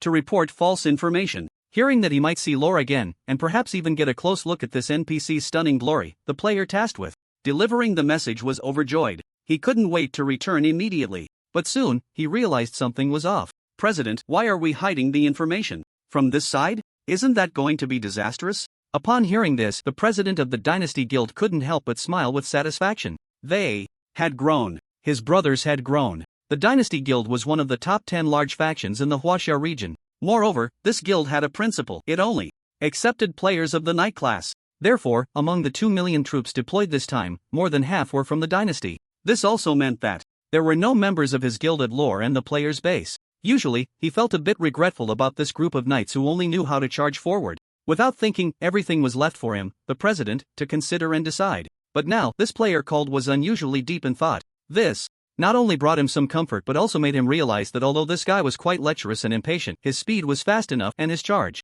was fierce. Plus, he was now capable of thinking. He should be a talent worth nurturing. Perhaps, in the future, he could be developed into his own exclusive think tank. Just thinking about this made a smile appear on the face of the president of the Dynasty Guild. All our people are here. Are you sure you can take on that bunch of beasts from the Dark Camp? If we take this opportunity to severely weaken the other guilds, then according to the Dynasty theory, wouldn't our strength effectively increase? Upon hearing this, several high-ranking members nearby nodded in agreement, indicating their approval. In reality, they were either thinking about how handsome the other side's horses were and how fast they could run, or they were secretly chatting with girls. They hadn't considered this aspect at all. Everything was planned by the president, they just needed to charge ahead. In fact, the players of the Dynasty Guild had seriously considered a question. It seemed that they were more suited to mix with the Dark Camp. According to stereotypes, the atmosphere there was completely different from that of the Light Camp. However, as they learned more about the factions, they realized that although the Dark Camp was incredibly chaotic, it was actually filled with schemes and tricks. If these brutes mixed in with the Dark Camp, they would eventually be brought down. But the Light Camp was boring and cowardly to the extreme, so they had once doubted which faction they should choose. Now, under the leadership of the president, they all joined the Eternal Camp created by players. To be honest, they didn't feel much belonging to this camp, so when the president proposed the idea of concealing the enemy's knight and assassin groups, they didn't take it to heart at all. They just charged ahead. Killing felt better than anything else. While thinking this, the knights from the Dynasty Guild watched as the enemy gradually moved away. Of course, besides the players from the Dynasty Guild, there were also knights and assassins from other guilds. Here, upon seeing this scene, they immediately reported everything happening here to the high-ranking members of their guilds on the battlefield behind. Instantly, many large mercenary groups were flooded with news about the enemy attack. But for some reason, all the large factions that received the news made the same choice as the Dynasty Guild, to conceal this information. However, they were somewhat different from the Dynasty members. Basically, the main forces of these large factions were still on the battlefield, quietly waiting for Laurel's command. The slaughter had already begun. But due to the sheer number of participants, 30 million players, this led to a situation where many players and large factions were assigned to the rear for defense and preparation for battle. For a while, they had no opportunity to fight the enemy. Without the chance to fight, they couldn't accumulate merit points, military points, and, most importantly, faction-specific points. So they were extremely anxious. Many guild leaders were almost bubbling with impatience. But now, things were different. The news of the enemy attack had emerged. Although Laurel was still in the dark, they were already rubbing their fists, unable to contain their excitement. They believed that as long as they, who were guarding the rear, knew about the enemy's impending ambush, there wouldn't be any major issues. Instead, they could rack up a wave of rewards. After all, these enemies hiding in the dark, about to launch a surprise attack, were all walking military points and faction-specific points. Thinking of this, many large factions secretly arranged their ambush plans and then quietly awaited the arrival of the Dark Camp's ambush troops. And there is no wall in the world that does not let the wind through. As the Dark faction dispatched the Knight and Assassin squads for a surprise attack, Su Chen simultaneously sensed that something was amiss. Although he was still recruiting NPC legions in the Frozen City, many of his mercenary brothers reported the situation to him. However, his approach was surprisingly similar to that of the president of the Dynasty Guild. He chose to conceal this information from Lore. As time passed, he invested an unimaginable amount of gold coins. Directly leveraging his authority as the faction leader, he initiated a frenzied NPC recruitment plan. Next, what he needed to do was quite simple: temporarily hand over command of the frontline battlefield to Lore. He would personally deal with this batch of enemies, attempting a surprise attack. If everything went smoothly, he would present a grand gift to the Dark faction. While pondering this, Su Chen looked at the recruitment system. Unlike before, the moment he successfully established the Eternal faction, he unlocked the highest authority of the entire faction. Not only did he hold the highest military rank, but his position also corresponded to the supreme commander of the faction. Therefore, he could recruit any NPC that appeared in the recruitment system without restraint, as long as he had enough gold. However, one point was worth noting: all newly established factions, like template blueprints, the quality of recruited NPCs, and the number of recruited NPCs would increase with continuous expansion and battles. In other words, factions also needed to grow. Just like the light and dark factions, which had stood for countless years, they too had to undergo the passage of time to unlock legendary and epic level NPCs. Even at their current level of development, they seemed only able to recruit epic quality NPC legions, and at a very high cost. The reason was simple: recruiting ordinary NPCs required resources, while bulk recruiting epic quality NPCs consumed extremely rare and expensive resources like mithril, sulfur, and crystal. This was also why the mithril veins prompted both factions to fight tooth and nail for them. But for now, Su Chen had no need for these incredibly rare resources. So far, the highest quality of NPC recruitment unlocked by the Eternal faction was Dark Gold level. Above that were legendary and epic. This was an essential process for faction development, one that even he could not overlook. Moreover, being able to recruit NPC legions of Crimson Gold quality was achieved through the unique Eternal Talent tenfold reward, which accumulated massive growth. However, there was good news. If he guessed correctly, recruiting NPC legions could also trigger this unique Eternal Talent, potentially elevating their quality from Crimson Gold to the corresponding level, resulting in a jaw-dropping transformation. This was also the confidence Su Chen had to confront the Dark faction and even scheme against them. Without any hesitation, Su Chen decisively initiated the recruitment. Prompt: do you wish to recruit the Crimson Gold quality NPC, Withering Swordsman? Prompt: this recruitment is a bulk recruitment with a recruitment price of 20,000 gold coins. Please select the specific quantity you wish to recruit. Prompt: do you wish to recruit the Crimson Gold quality NPC, Judgment Archmage? Prompt: this recruitment is a bulk recruitment with a recruitment price of 30,000 gold coins. Please select the specific quantity you wish to recruit. Prompt: do you wish to recruit the Crimson Gold quality?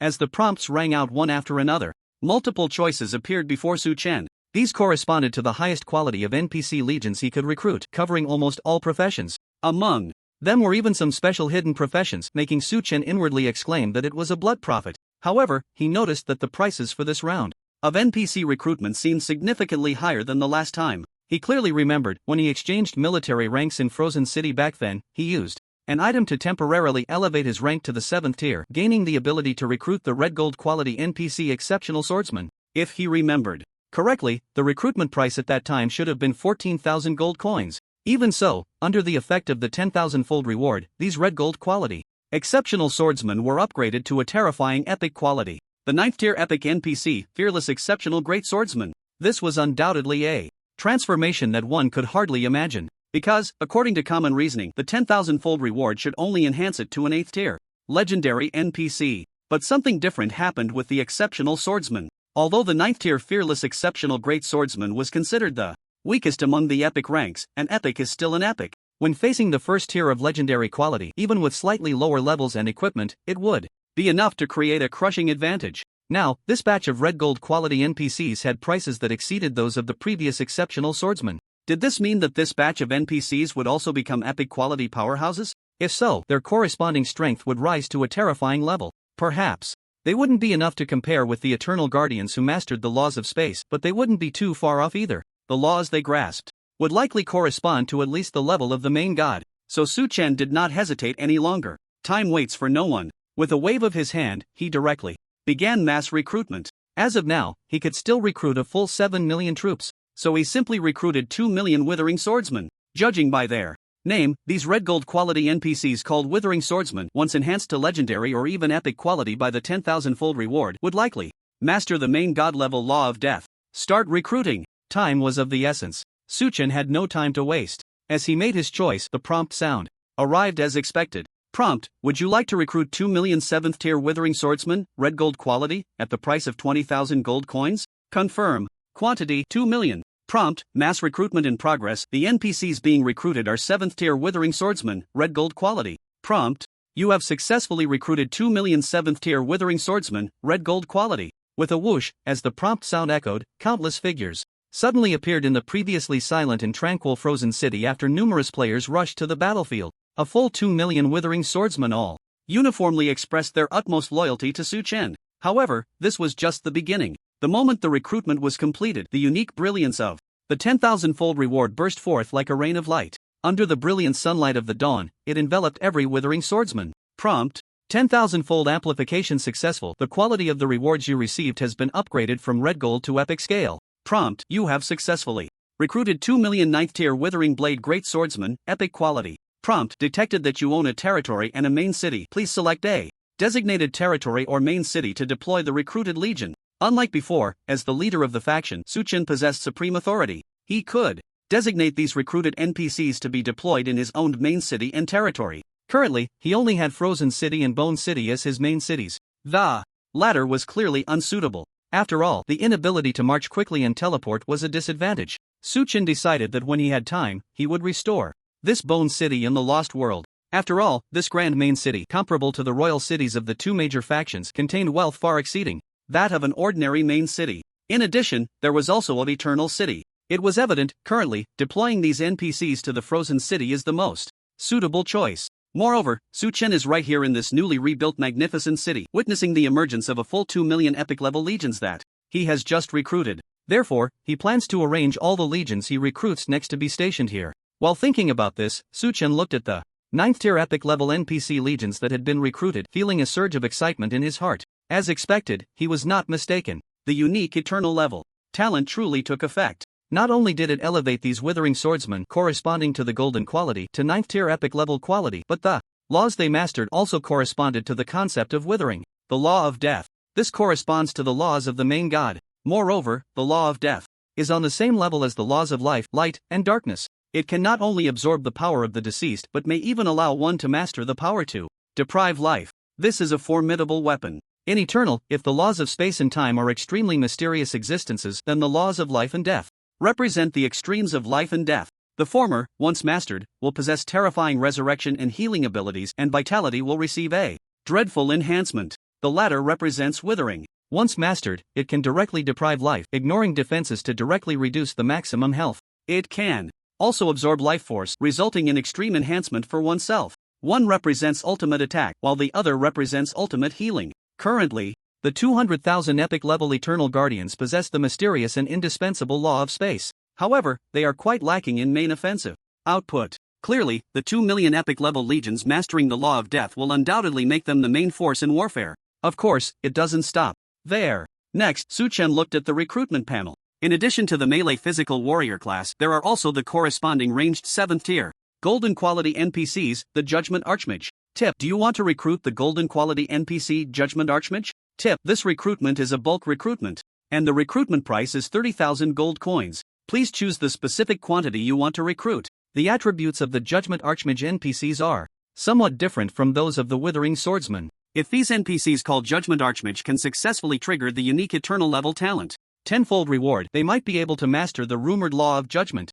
The Law of Judgment is an even more terrifying law. This can be reflected in its expensive recruitment price. Moreover, the Light faction represents order and judgment. Once successfully mastered, these recruited NPC legions can launch a judgment declaration against enemies in an extremely powerful manner. When facing laws that are restrained by judgment, such as darkness and death, they can not only deal extremely terrifying damage but also unleash chilling control effects. Enemies with life or light attributes will also not be underestimated in terms of damage. Overall, the Law of Judgment can definitely unleash deadly damage and horrifying control effects. Of course, everything must be based on the premise that tenfold reward successfully takes effect. Otherwise, these golden quality NPCs would just be ordinary legions with slightly higher damage. However, based on previous situations, the probability of triggering the unique Eternal level talent tenfold reward should be 100%. So without hesitation, Su Chen resolutely chose to recruit. The quantity is the same as the Withering Swordsman, also a full 2 million. Start recruiting.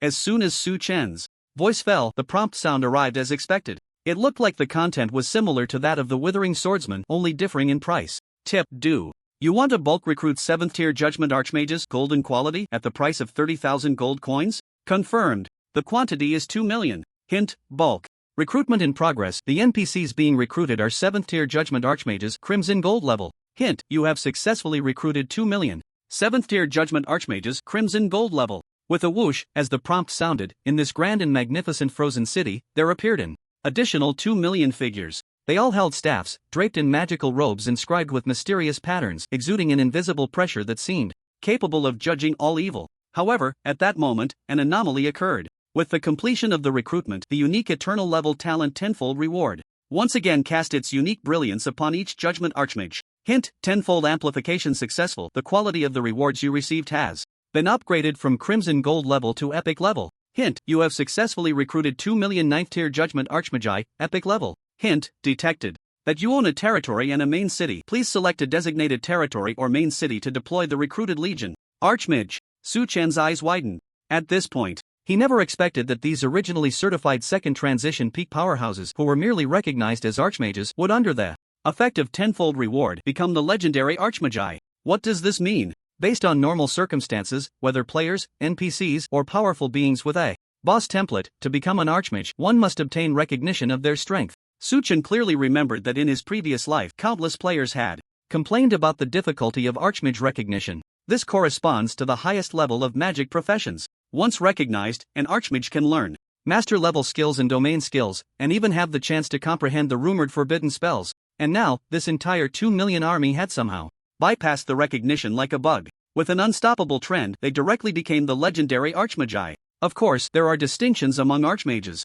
Just like the terrifyingly powerful Ballist and the one Su Chen personally eliminated, Ifia. Although these two stunning NPCs are both Archmages, they are not on the same level at all. The disparity is as vast as heaven and earth. Back in the frozen city, Ifia didn't even dare to disturb Ballist. Perhaps in her presence, Ifia, also an Archmage, was no different from an ant. However, although the final recognition of Archmages or other professions has certain differences in strength, one thing is absolutely correct. Even the weakest Archmage is far more terrifying than a third transition powerhouse who has not received recognition, even if they are at the peak of the third transition. In other words, even if these NPCs, who have just been promoted to Judgment Archmages, lack the terrifying strength of a boss panel and the accumulation of time, each one of them could definitely crush the third transition powerhouses of the Dark faction. And most importantly, 2 million. A full 2 million Archmages. This is undoubtedly an extremely terrifying force. With just a bit of training, each of them could possess the potential to comprehend forbidden spells. Su Chen couldn't even dare to imagine the catastrophic destruction that would ensue if all 2 million Archmages chanted forbidden spells together. With this thought, Su Chen looked back at the other options in the recruitment panel. Among them, there were also Crimson Gold level NPCs corresponding to other professions, such as knights, priests, assassins, hunters, and so on, which, like magic professions, were also in a recruitable state. If all goes as expected, once these NPCs corresponding to various professions are recruited under his command, the tenfold reward would still be able to exert its terrifying effect, directly elevating them to epic level quality. So there was no hesitation. Su Chen directly began to select suitable professions. As it stands, he had recruited a total of 4 million warrior and mage type NPCs. Currently, the maximum number of NPCs that the Eternal faction could recruit was 8 million. After deducting the previous 1 million legendary and epic level troops, as well as these 4 million epic level warriors and mages, there were still a full 3 million slots available for recruitment. To others, 3 million might seem like an astronomical number. However, having experienced the final battle of his past life, Su Chen maintained a calm demeanor. In the later stages of the game, both the dark and light factions could easily mobilize armies of tens of millions without feeling any pressure. By the time the game reached its late stages, there could even be grand scenes involving tens of millions, or even hundreds of millions of troops. Such occurrences would eventually become commonplace. However, for now, a million-strong army should be considered the limit for both factions. After all, they had not completely torn apart their relations. Most conflicts were still small-scale skirmishes and frictions. Therefore, until logistics and preparations were fully established, neither faction would likely deploy more legions. Thus, this 8 million army should be regarded as a force not to be underestimated. Next, what Su Chen needed to do was simple. He would select suitable targets from other types of professions and fill the remaining 3 million slots. Gold? That was not a problem at all. So far, just from the teleportation fees paid by the players this time, under the effect of the tenfold reward, it was enough to meet the resource needs for recruitment, with even some surplus. With this in mind, Su Chen looked at the recruitment panel. Besides warrior and mage professions, he could also recruit professions like knights, priests, assassins, and hunters, which are archers, among others. In Eternal, there were no useless professions. Whether it was warriors, knights, priests, or assassins, each had certain strengths and weaknesses. His method of choosing professions was also straightforward. He would match them according to the current lineup and actual combat situations to prioritize recruitment. In other words, all professions were worthy of his recruitment, but the details of recruitment needed to be arranged reasonably based on the actual situation. Professions that had little impact on the current situation would be temporarily set aside to be recruited later when troop limits were increased. For Su Chen, who possessed memories from his past life, this was incredibly simple. He understood the role of each type of unit and was well aware of all the possible combinations. Building an army typically consists of several components. First and foremost is the frontline tank. This is crucial. Without a front line with sufficient defense and health, even if the Withering Blade Greatsword Master had high damage and terrifying power, they would still be worn down by the enemies.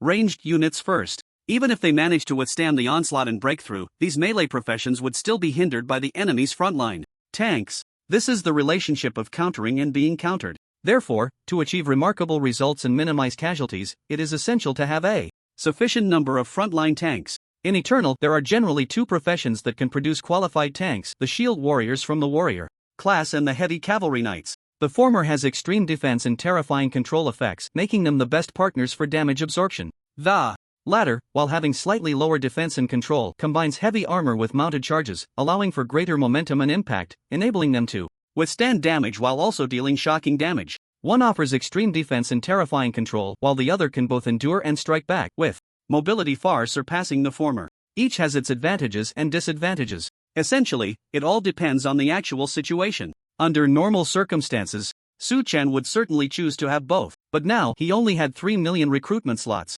He wanted them all. That's not very realistic. So after briefly analyzing his situation, Su Chen chose the latter. Recruit heavy cavalry. The reason is simple. As an epic quality NPC legion, the Blade of Withering Greatsword has quite decent defense. It might even hold its own against the peak 3rd transformation shield guards of the Dark faction, and the epic Judgment Archmage possesses terrifying control effects. Therefore, based on his current lineup, the shield guard is clearly not as high a priority as the heavy cavalry. After all, the best defense is to crush the enemy into pieces. Moreover, the heavy cavalry has a terrifying ability, the charge. If Su Chen could recruit 1 million heavy cavalry, it would be enough to unleash a charge that would make the enemy tremble. Once they all charge, these million heavy cavalry would become a heavy hammer, smashing into the enemy's ranks and tearing a huge gap. The effect would definitely be stronger than simply taking a beating. So Su Chen did not hesitate. The NPC he was about to recruit corresponded to the heavy cavalry. Hint: would you like to recruit a batch of 7th tier Frost heavy cavalry, golden, epic, for 30,000 gold? The prompt sounded again. Su Chen decisively chose the ideal recruitment number in his mind. Confirm. Quantity: 1 million. Hint: batch recruitment in progress. The NPC being recruited is 7th tier Frost heavy cavalry, golden epic. Hint: you have successfully recruited 1 million 7th tier Frost heavy cavalry, golden epic. In an instant, a magnificent scene appeared. A full million towering figures clad in frost armor, riding frost warhorses, appeared before him. At the same moment, the unique Eternal level talent tenfold reward also took effect. Hint: tenfold amplification successful. The quality of the rewards you receive has been upgraded from Golden Epic to Epic Scale. Hint, you have successfully recruited 1 million 9th tier Frozen Heavy Cavalry Commanders, Epic. Hint, detected that you have territory and a main city. Please select a designated territory or main city to deploy the recruited Legion. Just like the previously recruited Legion, these Frozen Heavy Cavalry Commanders that were upgraded to Epic quality by the tenfold reward were also deployed to the Frozen City.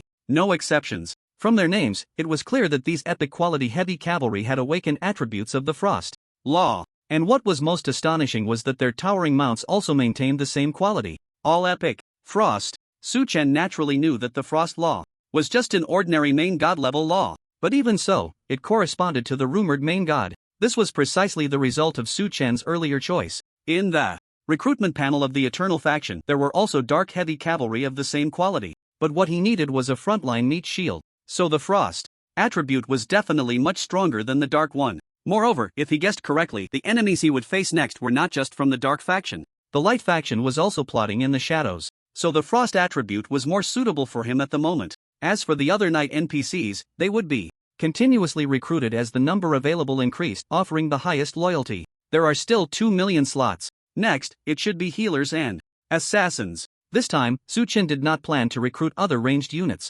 so hunters and archers, types of ranged physical professions, were temporarily not in his consideration. The reason is simple. With the Judgment Archmage, the ranged units could already deal terrifying damage. In contrast, what he needed was a charging army and harvesting. In the world of martial arts, speed is invincible. Currently, the most suitable tactic for him was Blitzkrieg.SOE planned.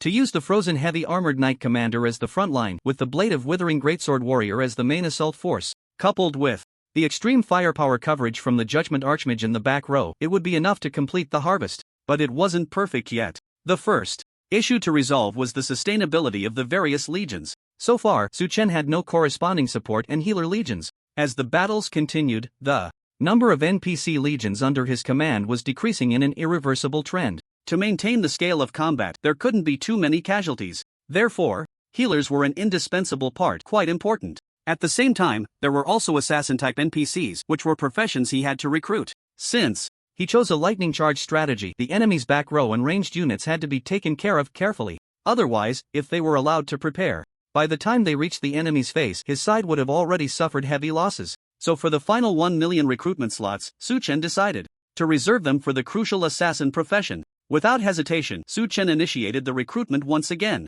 First up were the healers. Tip: would you like to recruit 7-tier Holy Light Priests, Golden Red level, in bulk for 30,000 gold? The prompt sounded again. Su Chen glanced at his recruitment limit. There were still 2 million left, so he decisively chose the ideal recruitment number in his mind. Confirm. Quantity: 1 million. Tip: bulk recruitment in progress. The NPCs being recruited are 7-tier Holy Light Priests, Golden Red level. Tip: you have successfully recruited 1 million 7-tier Holy Light Priests, Golden Red level. As 7-tier NPCs, these so-called Holy Light Priests looked very simple in name, but their potential was not to be underestimated. NPCs that mastered the Holy Light, which is the light attribute, all shared a common trait: dispelling. In addition to their terrifying healing effects, they could also provide dispelling effects for allies and themselves, eliminating all control and negative states one by one. In large-scale battles, if the number of such NPCs was sufficient, it would represent a terrifying situation. That is, the side would be completely unaffected by negative states and control skills, allowing them to unleash skills and charge freely.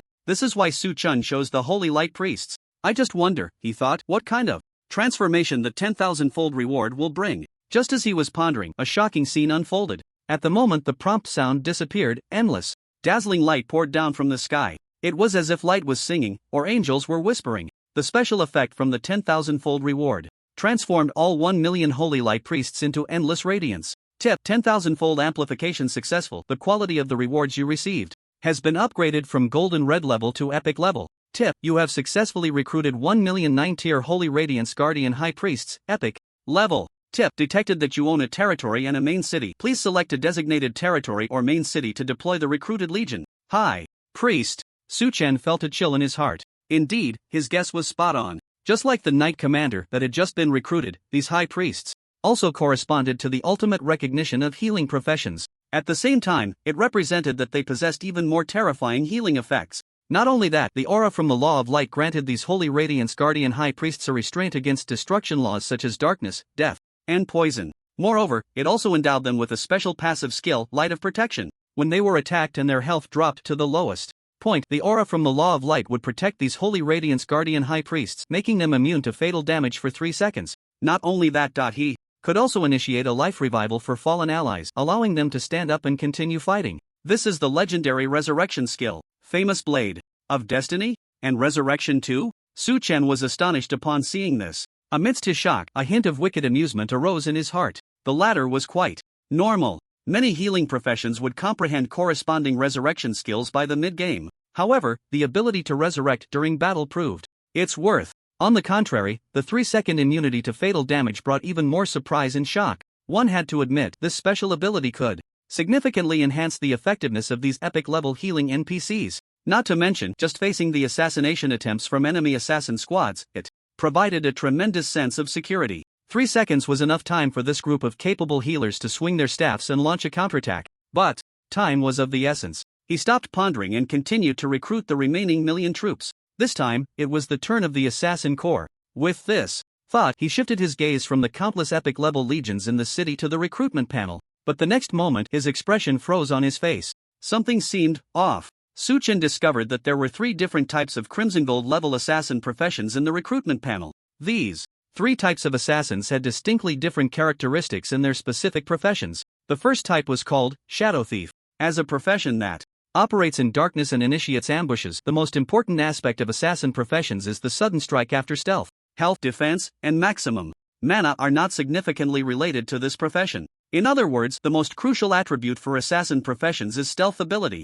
Although the Shadow Law is not as powerful as other main god-level laws, with average damage and not much enhancement, it possesses a characteristic that perfectly suits assassins: complete concealment in the shadows, making it nearly impossible for enemies to detect them unless there is a vast disparity in strength. Therefore, Su Chen immediately favored this profession. Although the attack power of the thief as an assassin-type profession was considerably lower, if there were no other alternatives, he would undoubtedly choose Shadow Thief as a member of his team. But things did not go as he wished. Besides the thief who mastered the power of shadows, the second Crimson Gold level profession was called Killing Assassin. Just hearing the name gives an extraordinary feeling. In reality, this is not an illusion. Compared to thieves, assassins are slightly slower, but the difference is not significant. Both have similar defense, health, and stealth abilities. However, there is no perfect profession, nor are there useless professions. In Eternal, every profession has its corresponding characteristics. If the characteristic of the thief is the ability to silently initiate theft and ambush, then the assassin is the most terrifying and efficient assassination tool.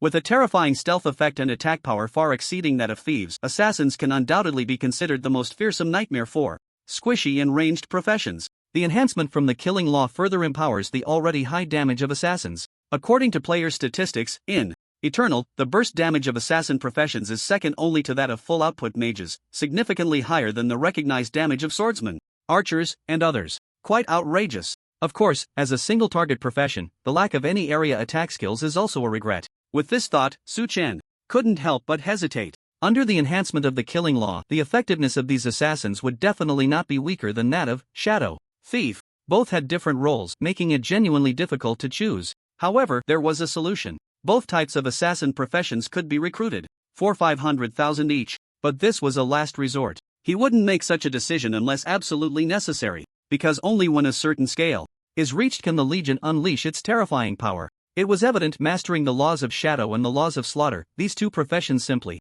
do not belong in the same pot. With this thought in mind, Su Chen decided to check the remaining branch of the assassin class. He unexpectedly had a strange notion. If the third branch of the assassin class was decent, he might as well choose it directly. After all, making a choice was an incredibly torturous affair. While pondering this, he gazed at the recruitment panel, and suddenly his pupils constricted. Random? Su Chen thought to himself, as expected. When he first looked at the assassin class, he sensed something was off. He had caught a glimpse of the words random. Now, this suspicion was completely confirmed. Hint: would you like to recruit 7-tier random assassin class professions, golden quality, in bulk for 90,000 gold coins? Wow, so expensive? The prompt sounded again. Su Chen glanced at the recruitment price, his expression becoming somewhat serious. He had originally thought that randomly recruited professions would be cheaper than other types. For instance, the prices for Shadow Thief and Slaughter Assassin were both exactly 30,000 gold coins. Yet this random assassin cost a whopping 90,000 gold coins. This price had far exceeded the specifications for the corresponding golden quality, enough to rival legendary quality. NPCs recruit. Despite this, Suchen still made a decision. Based on his memories from his past life, he was acutely aware of one thing. Perhaps in other aspects, like the system's weapon shop, expensive items might not always be top tier, and one could easily get scammed and pay a heavy price. But in the recruitment system, this rule did not apply at all. You get what you pay for. Even if the attributes and corresponding skills were dazzling, the price could not deceive him. Under the premise of the same quality, only the most expensive would do. He could buy with his eyes closed and would definitely not lose out. Suchen was now following the same approach. Recruitment initiated. Recruitment quantity 1 million. Hint, bulk recruitment in progress. This recruitment's NPC is a 7-tier random assassin class profession, golden quality. Hint, you have successfully recruited 7-tier random assassin class profession, stagnation blade. Ranger, golden quality, quantity 1 million. Stagnation? What kind of attribute is this?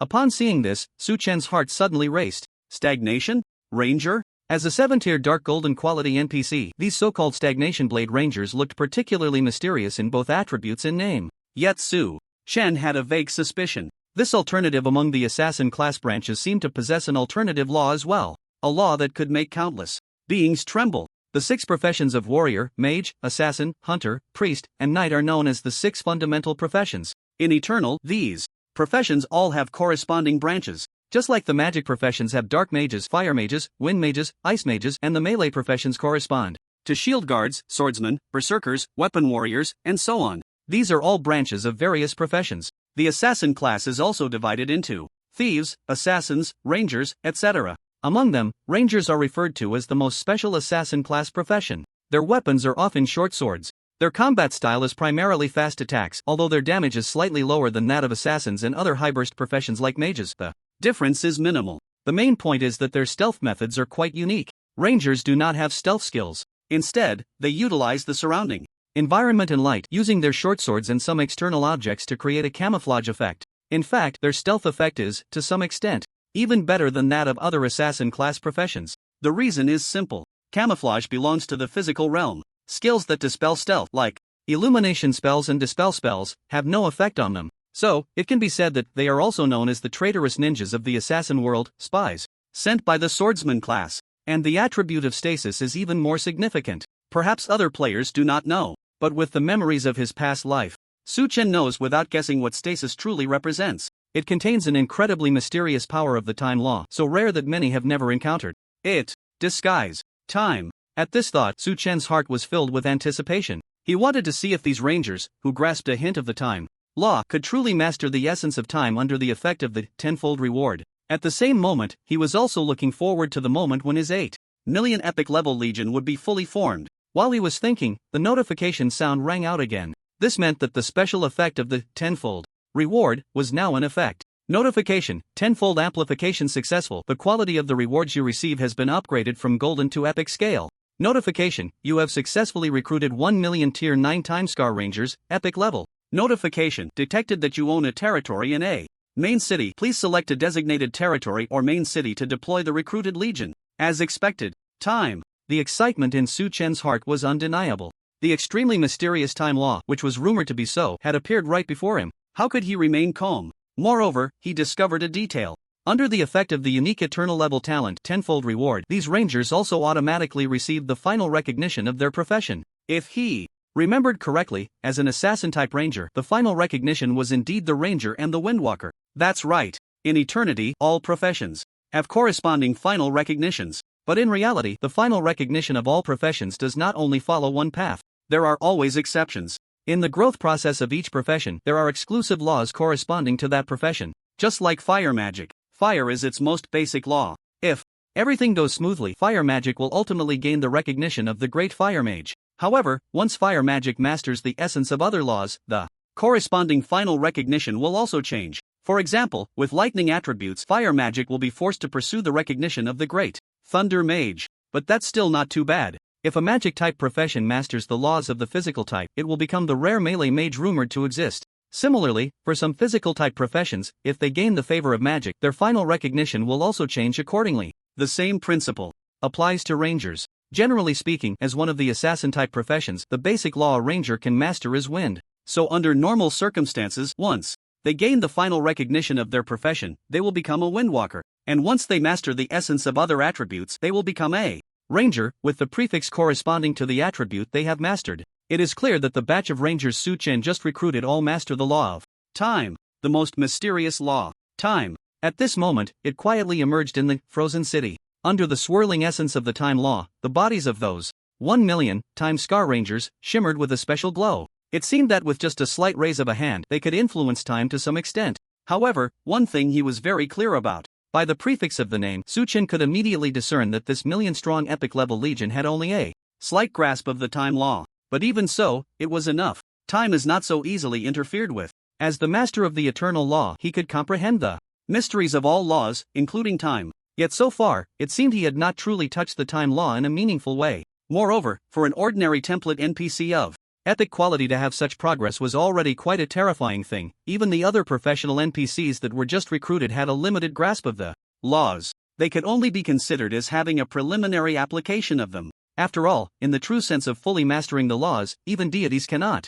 achieve that. According to memories from his past life, he had once learned about some clues in this area by perusing ancient texts. Different stages correspond to different levels of mastery over the laws. For example, epic or legendary tier powerhouses generally have a rather superficial understanding of the laws. At this level, they can only apply the laws in a basic manner. But a law is still a law. Even a mere threat of its application can deal devastating blows to other beings. If one were to advance to demigod status, they would then be able to skillfully wield a portion of the corresponding law's power. At this point, one might not have completed the transformation of their life level to become the rumored deity, but the might they unleash would already far exceed what one could imagine. Once one becomes a deity, it means they not only grasp most of the laws but their body and soul also begin to merge with the laws, achieving a transformation in their life level. At this time, it is generally difficult for any being to threaten the life of a deity, including other deities. Killing a deity is still quite a challenging task unless one has an absolute numerical advantage, like that frost deity who was exiled to the endless abyss in the past within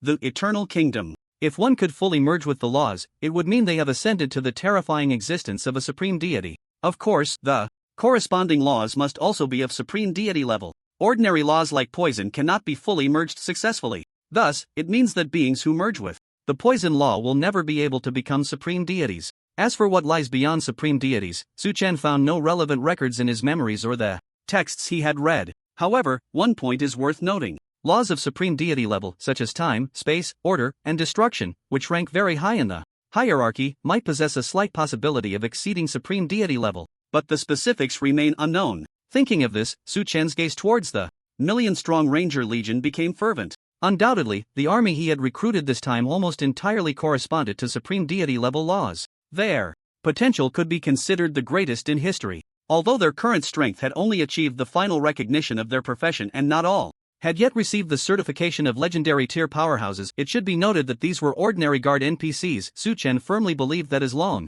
as they could survive one brutal war after another, his 8 million legion would continue to grow. Through the trials of life and death, they would become an existence that all beings would look up to. And at that time, both factions, or rather, those deities and mysterious beings that appeared during the final battle of his past life, would have to face this power. While thinking, Su-chen glanced again at these epic-level NPCs who mastered time manipulation. They actually possessed the ability to cast combined forbidden spells? Upon seeing this, Su-chen fell into a daze once more. It wasn't that he had never seen such things before, but no one could have imagined that these ordinary NPCs who mastered time actually had the power to unleash forbidden spells. Moreover, the corresponding forbidden spell attribute was precisely the time law. As epic-level NPCs, the Time Wraith Runners possessed a total of 6 skills. Among them, there were 3 active output skills that carried a certain aspect of the time law, while the remaining 3 corresponded to stealth buff effects, and this combined forbidden spell. Essentially, these NPCs known as Time Wraith Runners had their skills infused with some essence of the time law. Their active output skills were Time Plunder, Time Stab, and Time Slash. Among them, Time Plunder was somewhat similar to a charge. However, what sets this apart is the ability to strike while in a concealed state. In an instant, one can complete a surprise attack on the enemy's face, delivering a terrifying blow infused with the essence of time's laws. Not only can this temporarily plunge the target into a state of aging, drastically reducing their combat power, but it can also inflict horrifying damage. The skill Time Stab is a heavyweight ability. It allows for a swift thrust with a short sword-type weapon against the enemy. When attacking from behind, the damage is tripled. From the side, the damage is doubled. From the front, there is no increase in damage. This aligns perfectly with the characteristics of assassin-type professions. The damage is outrageous. Moreover, as a skill mastered by an epic-level NPC, this master skill can also be used while in a concealed state. However, like Time's Plunder, using it will temporarily break the invisibility. But due to the influence of the essence of Time's laws, when this sudden thrust is executed, if it lands, the target will fall into a state of slowed time flow. Although the duration is a mere 2 seconds. Due to the time dilation, the attacked target will experience a prolonged period of time, lasting over 10 seconds or even longer. Want to counterattack? It's nearly impossible. And for a mage, these 2 seconds might mean they can't do anything at all unless their casting speed is as fast as Su-chen's, capable of instantaneously casting some skills. Otherwise, before the incantation is even finished, the target has already escaped the slowed time state. However, the situation is different for assassin-type professions. The ranger's movement speed may not be as outrageous as the rogue's, and their damage is slightly lower than that of an assassin. But the ranger's attack speed and casting speed are enough to overshadow other professions. As long as they can apply control, the burst damage a ranger can unleash is absolutely at the T0 level. And as a swift walker who masters the laws of time, they can make countless beings tremble in fear. In addition, there is another attack skill called Time Slash. This skill differs from the previous two. It can deal continuous damage. By wielding a short sword, one can inflict successive slashes on the enemy. Not only can it deal terrifying damage, but it can also impose a negative state of time dilation on the target, effectively compensating for any lack of burst damage. It must be said that just these 3 attack skills are enough to suppress other NPCs who have been ultimately recognized by their professions. Those so-called strong ones at the peak of the 3rd advancement are utterly obliterated. Moreover, the remaining 3 skills of this entire million-strong ranger army left Su-chen astounded. Time's Veil activates a portion of the time laws he has mastered, temporarily bestowing them upon himself and then disappearing under the cover of time. What is the cover of time? In eternal, time normally flows continuously. There is essentially no possibility of reversing time. Therefore, manipulating time can only control the speed of its passage. More terrifyingly, some powerful beings possess the ability to pause time. Of course, one cannot rule out the possibility of completely mastering time and being able to trace back through time.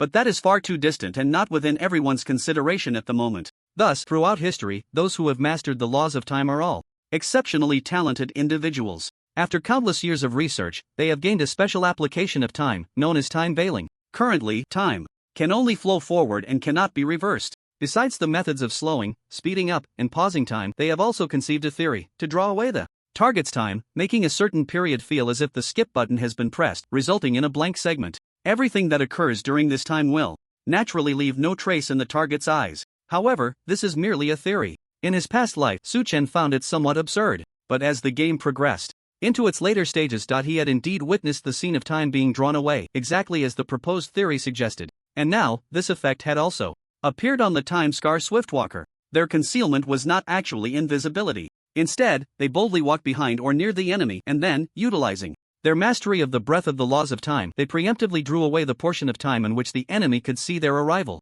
This created a blank space. Thus, they achieved the effect of invisibility.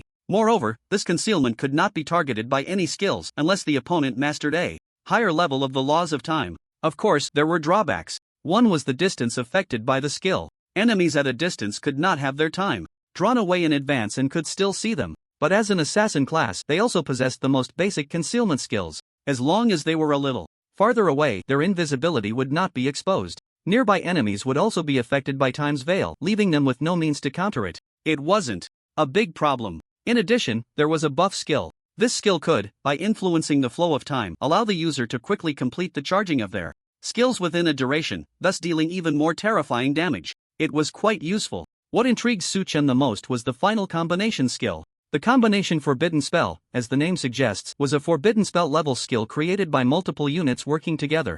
Just like the combination Forbidden Spell between the Divine Pet Velis and Su-chen, it required both parties to start guiding simultaneously. The effect of the forbidden spell was beyond doubt. Whether it was a single forbidden spell or a combination forbidden spell guided by multiple people, their power was roughly the same. Generally speaking, combination forbidden spells guided by multiple people would increase in power with the number of participants. However, those who could independently guide and successfully release a forbidden spell were far more terrifying in strength. After all, if one could release it alone, why would they need to play a group game with others? Of course, there were also extremely formidable individuals who could guide out horrifying forbidden spells. So overall, the power was quite similar. However, the requirements for releasing a combination forbidden spell compared to other individually released forbidden spells would depend on the specific situation. Because for an individually released forbidden spell, there was a prerequisite: the strength of the caster must be elevated to a very high level to successfully guide the forbidden spell. The combination forbidden spell was much simpler.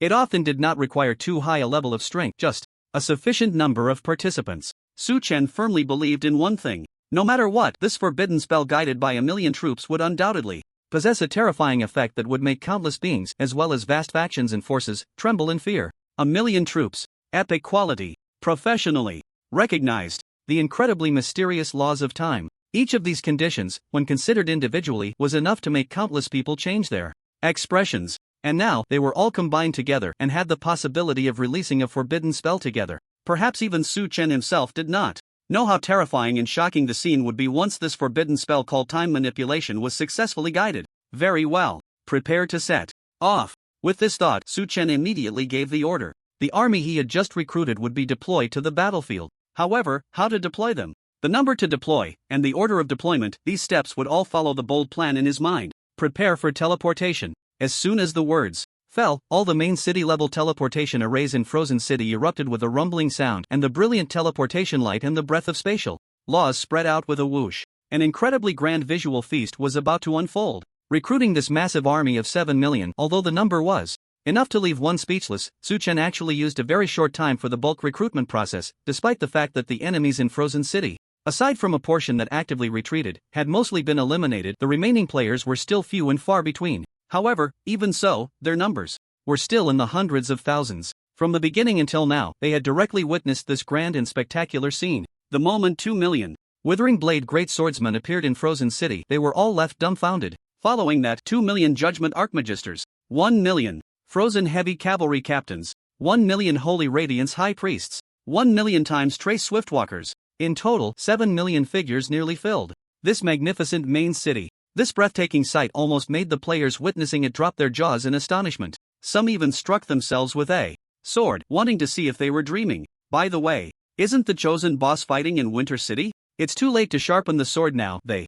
probably can't handle the temporarily recruited NPC army. That's unscientific. I heard there are over 30,000,000 players over there. How could they possibly lose? I heard they really can't win. The Dark Faction launched a surprise attack from the rear, and besides, some of those 30,000,000 players are still teleporting. I've heard that too. The Dark Faction's army is all at the peak of their third advancement. Even the top 10 on the leaderboard might not be able to handle it, except for that monster, the Chosen Boss. So what do you think about the quality and strength of the NPCs recruited by the Chosen Boss? I really can't tell. While discussing, someone mentioned the specific quality and strength of this 7,000,000 army, leaving everyone puzzled. It seemed that these NPCs were just too damn cool. Their weapons and armor shimmered with light, their magical robes were deep and mysterious, and their terrifying mounts could freeze the land for miles. The overwhelming might of this million-strong army was now fully displayed. Therefore, upon seeing this scene, many players couldn't help but engage in intense discussions in the World Channel, all centered around the NPC army being recruited here. And this news fell into the ears of those who were paying attention, making it seem somewhat significant. A counterattack. It seemed to be about to begin. At this moment, whether it was players from other regions who had not participated in this war, or the 15,000,000 players in Winter City who were feeling relieved, or the tens of millions of players who had left their original factions to become Su Chen's loyal subordinates, they all realized one thing. This was a signal to sound the horn for a counterattack. The light of the teleportation array had already illuminated the entire Frozen City. Millions of troops surged toward the battlefield like an uncountable torrent, ready to deliver a fatal blow to the Dark Faction's army. This was undoubtedly an incredibly exhilarating event. In an instant, all the players involved in this battle felt their morale soar. Their attacks were even faster than before. However, there was another reason for their actions. That was the rewards. The Chosen One was about to send out a massive army, going all in on the battlefield of Silver Fortress. Clearly, that rumored mithril vein was something he was determined to obtain. Therefore, the tens of millions of troops could not afford to let these players take their time to chop down enemies. Many factions were getting anxious, despite the lingering doubt in their hearts about why the Chosen Boss suddenly launched an attack and prepared Tonk. If he did this, he would inevitably occupy Silver Fortress and control the mithril vein. In that case, it would truly mean a complete break with the Light faction, who gave him the courage to confront the two major factions head-on. But doubts aside, for the various factions and countless players at this moment, the most important thing was not the ownership of Silver Fortress. It was the exclusive points the nearly 10 million Dark Faction troops represent.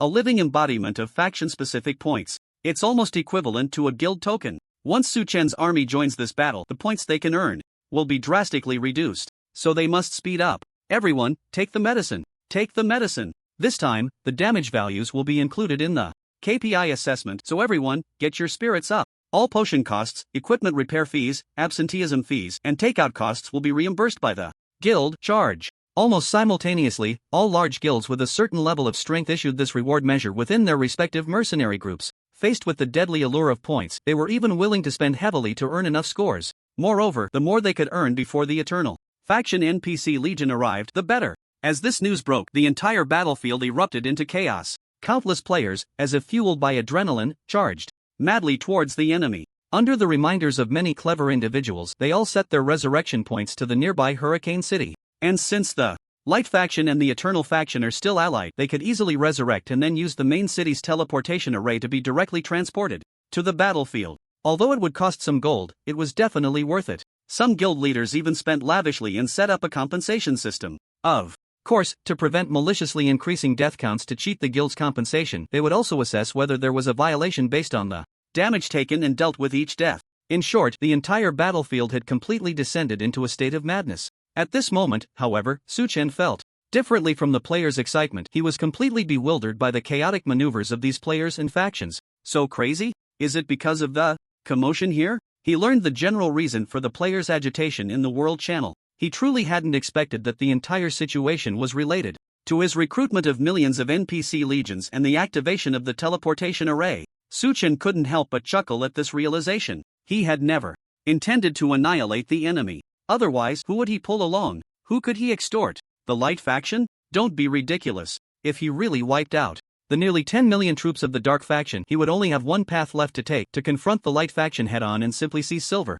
Fortress. But that would be a huge loss. A catastrophic loss, in fact. It would be far better to utilize the Dark Faction as laborers and then extort them to gain even more substantial tenfold rewards. He even had another idea in mind. At that time, he could issue some tasks, allowing players to feign an attack on the Light Faction with a small force while continuously plundering resources from their mines. This would put some pressure on the Dark Faction, prompting them to send out a large number of NPC legions to solidify their interests here. Otherwise, the Light Faction wouldn't be easy prey. Sooner or later, they would reclaim Silver Fortress. Therefore, the initial intention behind recruiting these millions of NPC troops was not to annihilate the nearly 10 million troops of the Dark Faction, but to establish a front line, encircling Silver Fortress into a tightly sealed area. Then, create an illusion that they were on the offensive.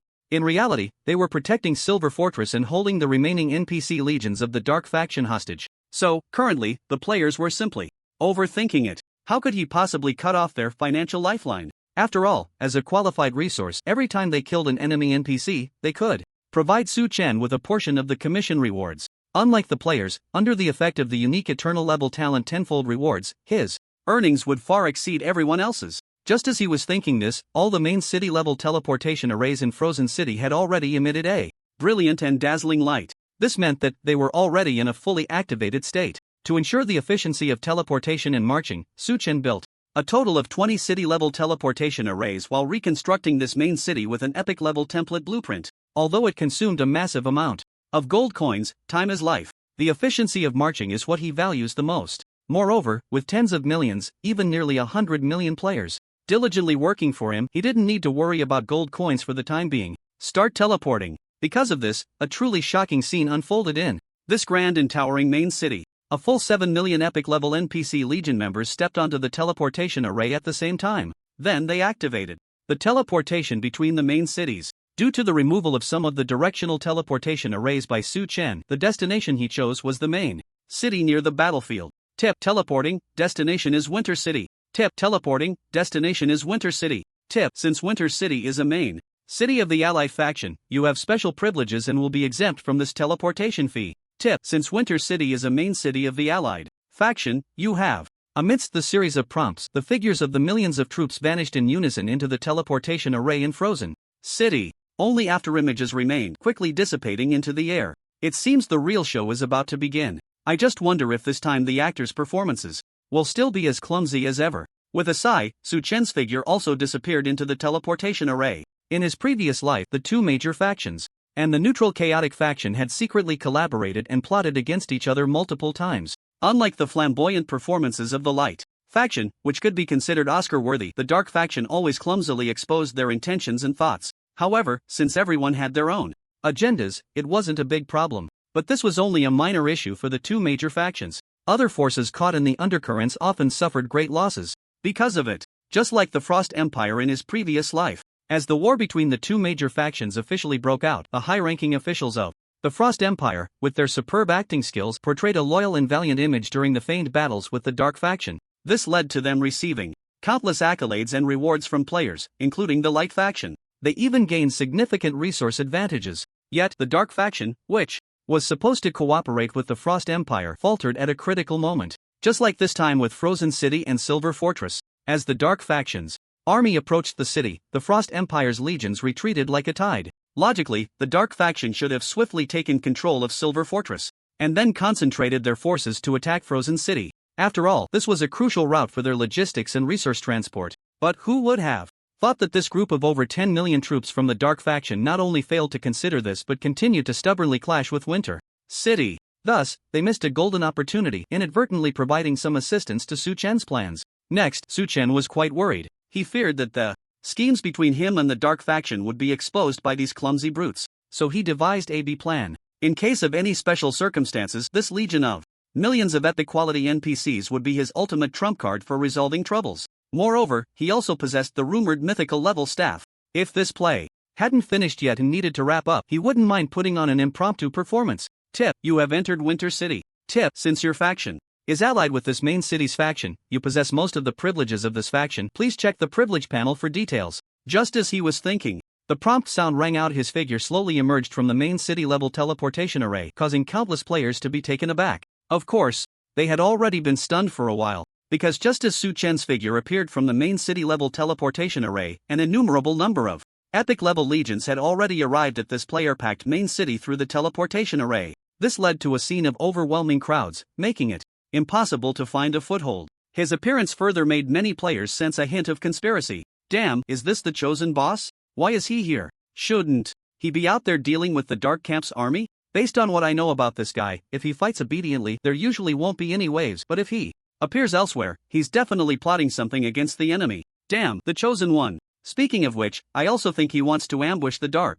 Camp, otherwise he wouldn't spend a large amount of gold to teleport here. Winter City seems to be the territory of the Light Camp. Hearing this, many players shook their heads. That was too far-fetched. With tens of millions of players and several million powerful NPCs, it was enough to scare anyone. Meanwhile, the enemy had less than 10 million troops. Tens of millions against millions, the advantage is ours. How could the Dragon Knights lose? Moreover, sensing something amiss, the Light Camp seemed to have already dispatched millions of troops heading this way. It was likely that once they gathered, they would be able to arrive here through the teleportation array. At that time, if nothing else, if the chosen boss didn't behave, he would probably face severe consequences. Even though the camp he established and the Light Camp were in a honeymoon period, the battlefield was ever-changing. Who knew if the Light Camp would turn against him? Additionally, many players were quite puzzled. Logically speaking, the Light Camp shouldn't be aware of the situation here. After all, the scouts of the Dark Camp had sealed this place into a dead silence. No one would have expected that beneath the calm, a brutal slaughter was hidden.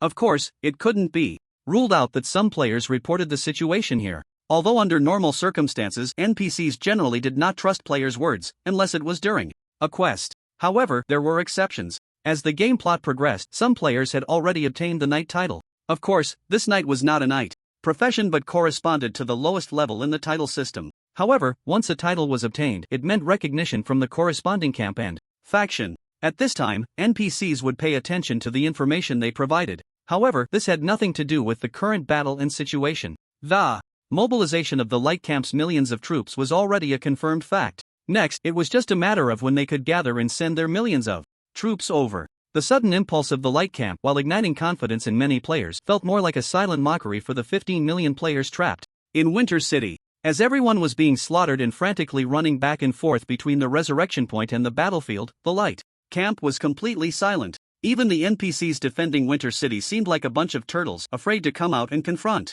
They had long lost hope. Now, hearing this news and seeing the terrifying strength of the Eternal Camp gradually emerging, countless players chose to leave their camps and resolutely joined Su Chen's side, the Eternal Camp. Many players were even helping Su Chen clear his name. Hahaha, I think you're overthinking it. I heard that there are too few directional teleportation arrays over there. There should be several million NPC troops here, probably coming over for a transfer. I also think so. Besides, it seems like the chosen boss always benefits from every scheme. I think it's better to just follow along and have a taste of the soup. If you don't believe it, just wait and see. I'll bet my head and a golden level weapon that the chosen boss will definitely take advantage of the dark camp. No way. I have a feeling that the chosen boss is not just targeting the dark camp and that bunch of cowards from the light camp. In the players' discussion, Su Chen walked out of the main city's teleportation array with a calm expression, heading towards the main city hall. In fact, those players were not wrong. He indeed had related plans coming up right now. At the same time, he was not just targeting the dark camp. The light camp was actually the biggest loser in this situation. While thinking about this, he couldn't help but frown. There seemed to be something off about these players. Looking around, he noticed countless players following him in the same direction. A massive crowd. Not to mention millions, it was definitely not less than the 7 million troops he had recruited. He couldn't understand why these players, at this critical moment, were not taking the opportunity to collect some heads from the dark camp but were instead following him to the main city hall. As the core building of every main city, the City Lord Hall handled all business related to the factions and the main city. Based on the current game progress, it seemed that the services unlocked at the City Lord Hall were only 3, issuing main city level tasks and commissions, accepting main city level tasks and commissions, and leaving a faction. The players had no authority to issue tasks, they could only accept main city level tasks and commissions and leave their original factions here. With this thought, Su Chen seemed to understand the reason why the players were following him. Tasks? That's right. They had anticipated that they wanted to issue tasks and then came along? If that's the case, it meant these players were quite clever. At least they knew where to get a richer soup. While thinking, Su Chen walked towards the NPC for issuing tasks. After a brief exchange of pleasantries under the NPC's admiring gaze, he began to edit the main city level task he was about to issue. For the task content, let's choose to defend Winter City. Next, there's a high possibility that the dark camp will send reinforcements here and they might even launch an offensive. Of course, the main goal is to prevent this group of light camp players from running around. Task rewards? Just as he was contemplating whether to choose the most generous reward or a standard one, suddenly, his faction prompt channel exploded. Prompt, all members of the Frostwolf Mercenary group have joined the Eternal faction you created. Prompt, all members of the You Are Too Beautiful Mercenary group have joined the Eternal faction you created. Prompt, all members of the Lazy Fish Mercenary group. In that instant, the scene that had just unfolded reappeared before Su Chen's eyes, and it was sudden enough to catch him off guard. What was going on? The names of these mercenary groups seemed somewhat familiar. While pondering, a dazed look suddenly appeared in Su Chen's eyes. It seemed that just a moment ago, on his way here, he had seen the names of these mercenary groups. These players, who chose to join the Eternal faction as a group, seemed to be part of the light camp players in Winter City. Who would have thought? They weren't here to follow him for the soup, wanting to seize the opportunity to claim main city level tasks first. Instead, they were grouping up to leave their factions, eager to become part of his ranks. Then, to be diligent workers? Looking at these sudden influx of players, and in such large numbers, Su Chen couldn't help but feel a bit dazed. It seemed that the direction of events had already exceeded his original expectations. The moment he arrived at, Su Chen had entertained the thought of whether these 15 million players would abandon the embrace of the light faction and join his ranks. But as soon as that thought crossed his mind, he dismissed it. What a joke. These 15 million players had been beaten up by the dark faction's army for quite some time. They were probably all dead after a few rounds. If it weren't for him activating the siege mode, following the usual rule of losing a level upon death, this group of players would have been nearly wiped out. And as the battle began and continued until the end, very few among the 15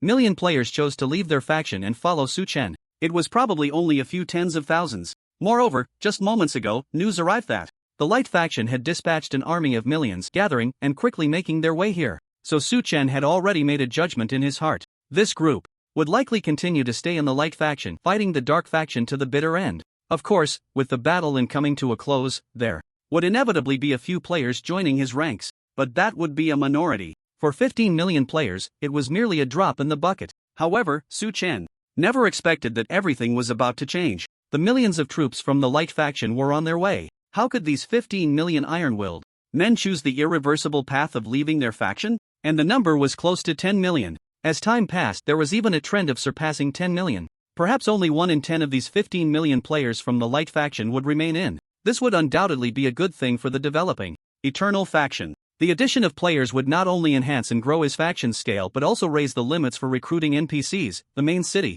and the quality of various exchange items. However, his plan was to have this 15 million army first defend to prevent the Dark Faction from directly stealing their home, thus sabotaging his plan of farming the Dark Faction for resources. But he truly did not expect that these players would directly become members under his command. How could he issue main city level tasks now? It should be noted that due to the blockade by the Dark Faction, the number of NPC troops responsible for defense in this main city was not very large. Without the players' vigorous resistance coupled with the terrifying defensive measures of this main city would have likely fallen long ago. So, as the players joined the Eternal Faction, once they all surged onto the battlefield, the defensive strength here would inevitably be depleted. And relying on the millions of troops from the Light Faction to arrive here in time, Su Chen had no hope at all. Based on past experience, he knew well the insidious and hypocritical nature of the Light Faction. No matter the situation, they were always slow to act. The bloated and cumbersome hierarchy of titles and legions made their army's execution ability pitifully low. If it weren't for the Dark Faction's internal strife consuming a large amount of combat power over the years, the Light Faction would likely not withstand the fierce offensive from the other side. Thinking of this, Su Chen couldn't help but sigh. It seemed he would have to issue another task. While pondering, he steeled himself and completed the task he had just been editing. The task rewards were set to the highest limit. After all, it was the Light Faction that would foot the bill. Once the players performed well and gained substantial experience, he could also take a share. Quite good. With this in mind, Su Chen directly issued the main city level task. In an instant, the task notification sound echoed in the ears of every player still under the Light Faction. Notification: the chosen one of the Eternal Faction's Lord has issued a new task on behalf of, do you accept? Notification: the Lord of the Eternal Faction. Amidst the series of notification sounds, those still in the Light Faction looked towards their taskbars. In an instant, the defensive mission for Winter City, previously edited by Su Chen, appeared before each of them. Accept. It must be accepted. As soon as they saw the generous rewards, the players were all filled with excitement.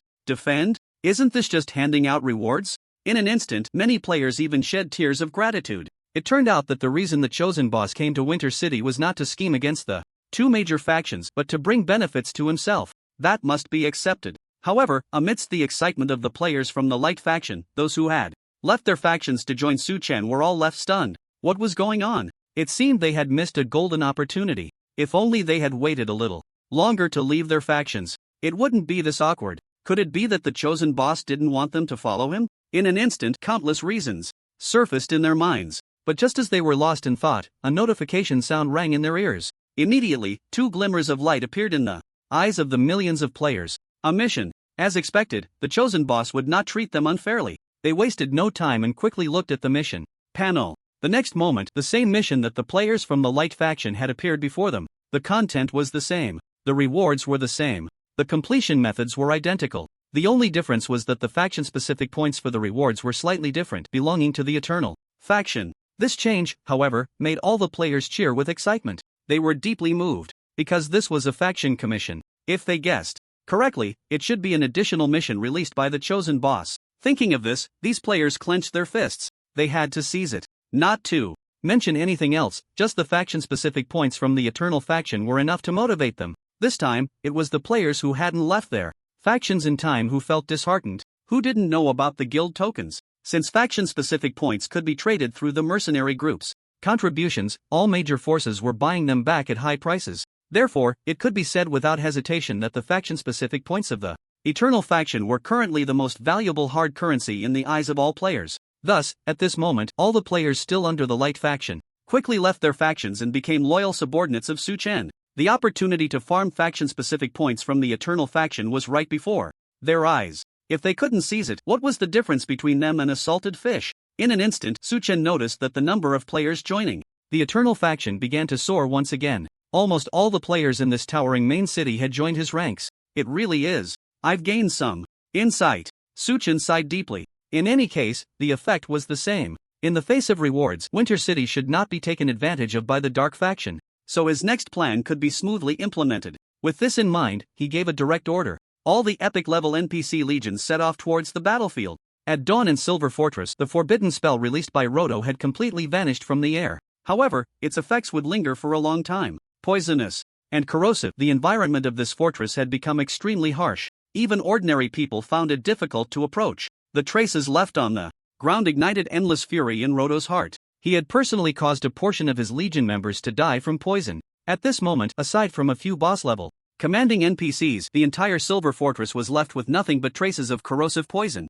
Hundreds of thousands of troops could not withstand the forbidden spell of this legendary tier powerhouse. They couldn't even preserve their corpses under the erosion of the poison, all turned into pools of mud and dust, clinging to the epic quality tiles, waiting to be blown away by the wind. During this time, due to the forbidden spell obscuring his vision, Roto had no chance to check the situation outside the fortress. He only heard the countless players shouting and screaming, along with the sounds of what seemed to be the Dark Faction's army charging, and their wails before death. As a seasoned legendary powerhouse of the Dark Faction, perhaps the two factions had not experienced a grand battle over the long years, but almost every moment there would be some friction and skirmishes at the borders. The scale was roughly in the hundreds of thousands, and the casualties were far from being so tragic. Generally speaking, even the combined casualty figures from both sides might not exceed 10,000, so the cries from the fighting were not overly intense or shocking. But during this time, Roto felt as if he had gone through a hell on earth. The cries rose and fell. Inside the fortress, it was the wails of the hundreds of thousands of subordinates under his command.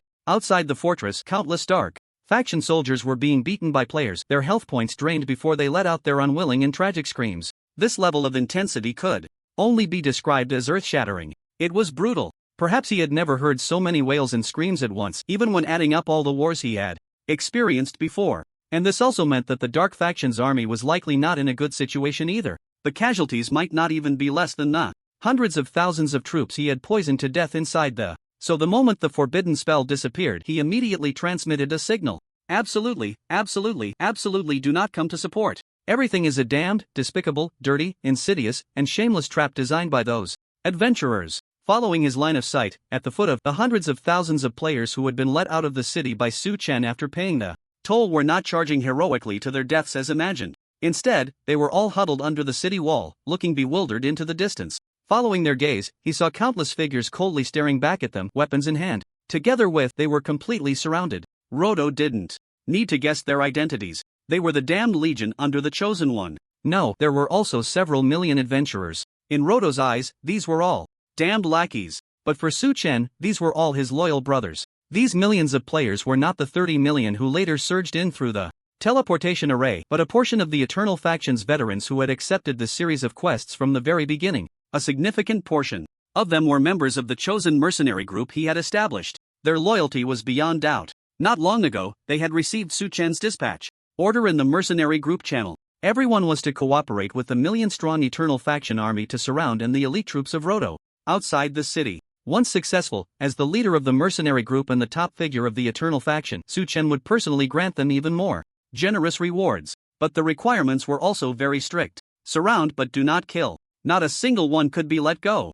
That was their only goal. Upon hearing this, the millions of players were all excited. Such a good thing? The moment they received the order, they immediately organized themselves in an orderly manner. Under the intimidation of the million legendary and epic-level legions, they quickly surrounded the enemy. Like herding ducks, they pressed these hostile NPCs who had just retreated from down under the city wall. To hold the Emperor to command the lords? These players were incredibly excited. This kind of scheme, this kind of boldness. It must be admitted that it made sense for the chosen leader to develop to this point today. So in their hearts, Su Chen's image had grown even taller. However, this scene looked different in Luo Duo's eyes. He had seen plenty of such schemes during his years in the Dark Camp. But from the beginning until now, he had never been able to grasp what this so-called Chosen One's true plan was. However, one thing he knew for sure: once the nearly 10 million troops of the Dark Camp retreated from Winter City and were driven into this Silver Fortress, it would truly be the end. At that point, they would be trapped in this epic fortress just like Luo Duo's own army had been before.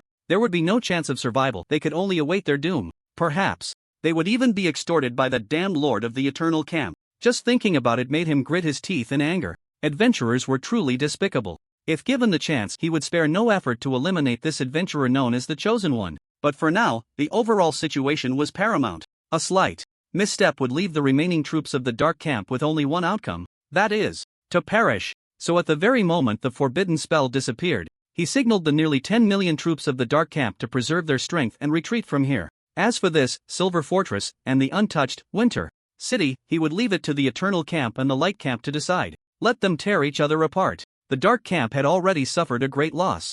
Once, they absolutely could not fall in the same place again. While thinking this, he looked into the distance. At the moment the message was sent out, information was relayed from the distant battlefield. This was a secret code exclusive to the high-ranking commanders of the Dark Camp, which other camps or even NPCs of the Dark Camp could not comprehend. However, the next moment, upon seeing the information contained within, Luo Duo was left stunned. Something seemed off. The information was not as simple as he had imagined. What he found difficult to understand was not the news of the Light Camp's millions of troops about to attack, but rather that, at this point, the Dark Camp had made a new decision. Are these people out of their minds? The first thought that surged through Luo Duo upon seeing the message was disbelief. Immediately after, a chill ran down his back. It seemed he had underestimated the Eternal Camp's schemes. Just moments ago, he had sorted through all the information relayed from the battlefield. The first piece was that the Light Camp had already learned of the upheaval. Hiran had dispatched millions of troops to surround Winter City and Silver Fortress. This was very much in line with the Light Camp's usual tactics.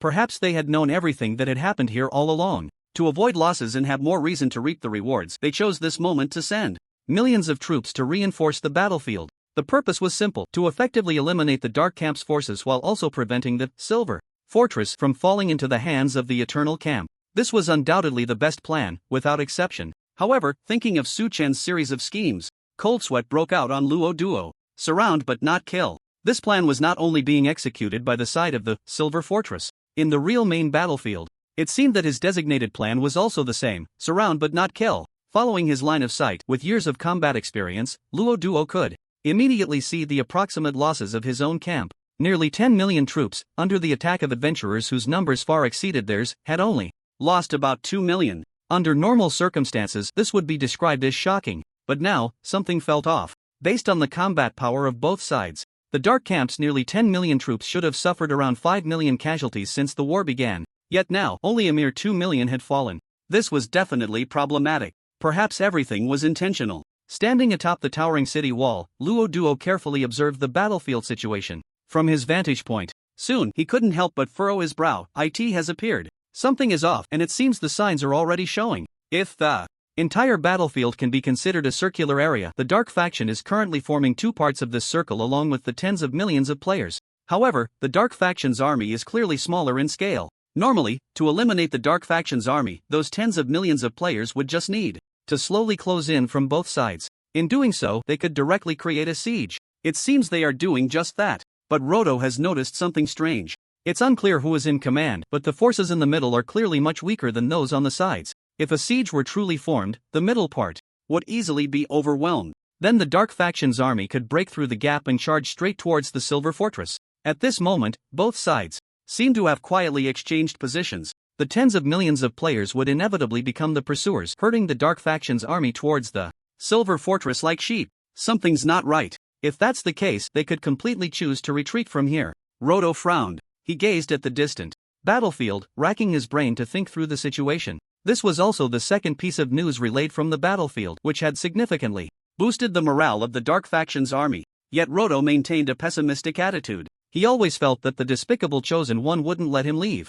so easily. Although this would allow him to take control of the Silver Fortress and the Mithril Veins, if that were truly the case, it could have been done long ago. They definitely wouldn't wait until now. Therefore, the Eternal Faction must have further plans. One must understand that the damned Chosen One is not someone to be underestimated. Suddenly, Roto seemed to have thought of something. He abruptly raised his head, a look of realization flashing in his eyes. It seemed he had figured out the Chosen One's specific scheme. The rear. Yes, it was in the rear. The only area where the Chosen One could possibly set up a plan now is behind the Silver Fortress. The entire Silver Fortress is like a pearl embedded in the valley of towering mountains, perfectly situated on the only route out of here. Once the opponent makes a plan, there's a high chance they could sneak behind the Silver Fortress and block the sole route of retreat. This is indeed a bold plan. This Chosen One is simply a madman. How can he ensure he can swallow the three-turn army of millions from the Dark Faction in one go? But based on everything that has happened before, Roto, though skeptical, felt an ominous premonition in his heart.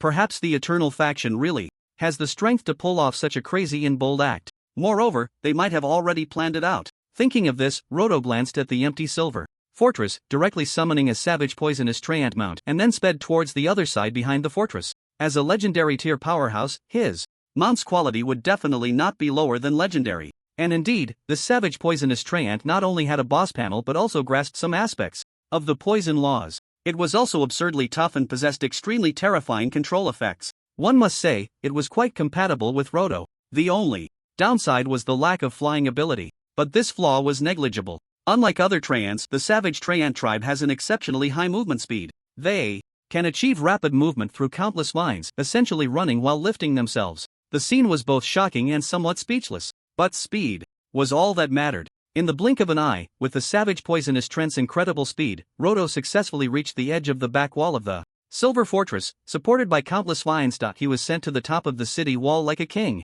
This legendary tier powerhouse was not only the leader of the Legion but also a noble of the Dark faction. But now he could no longer maintain the elegance of a count. The moment he arrived at the wall, he disregarded noble interests and climbed directly to the highest point, gazing towards the back of the Silver Fortress. Following his line of sight, his heart sank. At the same time, cold sweat streamed down his back. In the narrow and steep valley behind the Silver Fortress, the once desolate scene was long gone. Instead, it was replaced by a dense mass of figures. They had various professions, and their equipment was diverse. But even at a glance, one could clearly see their specific composition. The Warrior Legion should be around 2 million. The Mage Legion seems to be about the same. And the Knights. Seeing this scene, Roto's heart had already dropped to the lowest point. At the same time, he felt numb. 1 million, 2 million, 3 million, 5 million. Following his gaze, he saw that the narrow and steep valley was packed with NPC legions of various professions. Just a rough estimate suggested there were about 6 to 7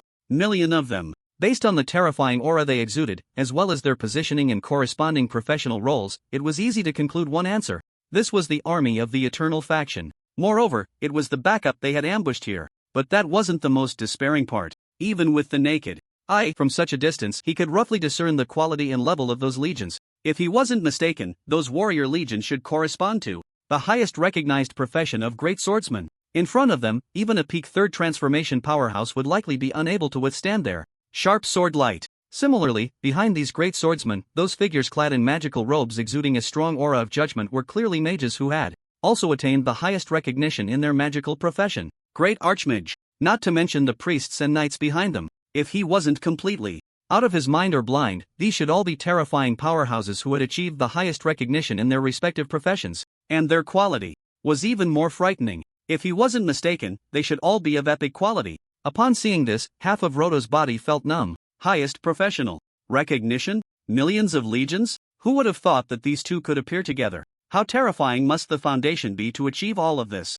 It wasn't that he lacked experience, but even the elders of the Dark faction would likely show an expression of disbelief upon witnessing this. It was too absurd. How could a newly formed faction have the capability to recruit such a terrifying legion? One must know that the two major factions, after accumulating countless years of resources and advantages, could only use legendary tier 3rd transformation powerhouses as their elite core legions. Yet this mere weak faction had already employed the highest configuration? Of course, with their foundation, the two major factions could also recruit similar armies, even in numbers sufficient to crush Su Chen's millions. But in that case, the cost-effectiveness would be too low. The main issue was still a matter of strategy. Although the two major factions were in constant friction and war, and now, together with the Eternal faction, the three factions were about to ignite a real war. According to the current situation, it was still far from the point of deploying epic tier armies. Not to mention that these were all NPCs who had achieved the highest recognition in their professions. The cost was simply too high. The two major factions did not have the 10,000-fold reward.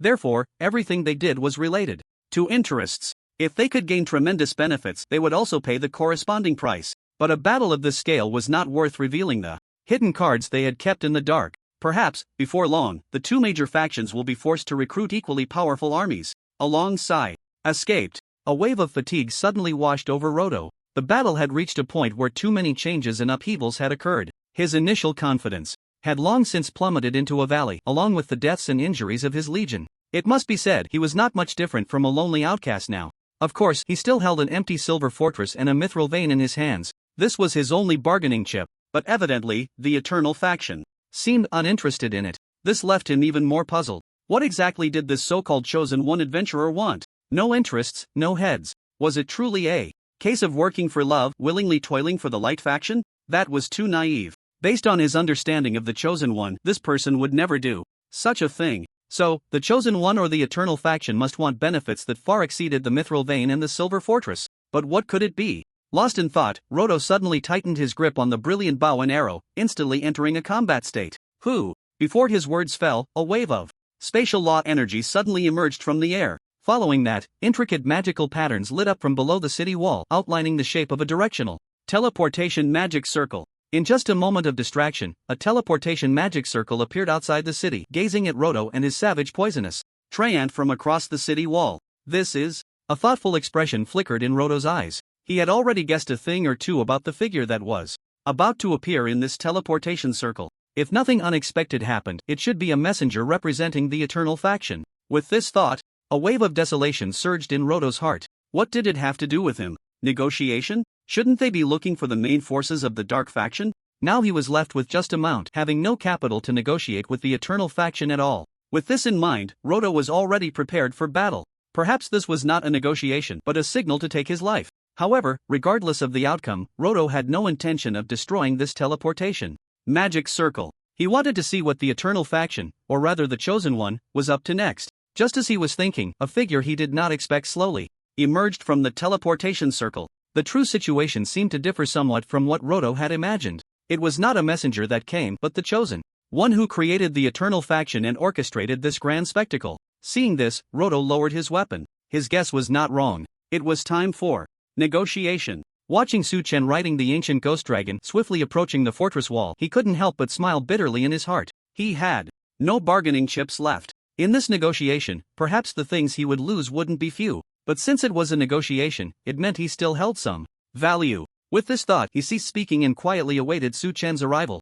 Soon, Su Chen reached the top of the city wall. Roto's sincerity did not provoke the fortress's defenses to take offensive action, but rather allowed Su Chen to arrive at his side. This was a scene unimaginable to all players, and also incredibly absurd. Two opposing factions, one being the faction leader and the other a high-ranking commander, stood calmly together on the same city wall, beginning to discuss quietly. If any player stood on one side, they would surely be dumbfounded. The content of their discussion was less of a negotiation and more of a transaction. And it was precisely this transaction that left Roto, who was already bewildered, even more stunned. It wasn't until Su Chen left that he regained his senses. Roto remained in a state of shock and confusion. He truly did not expect this. The adventurer who single-handedly established the Eternal camp would propose such a crazy plan. He even took such bold actions, making Roto a legendary tier powerhouse and the commander of the Dark Camp upon inserted into the Dark Camp, and then requiring him to cooperate in putting on a show. This could simply be called hardcore persuasion. Who would have thought that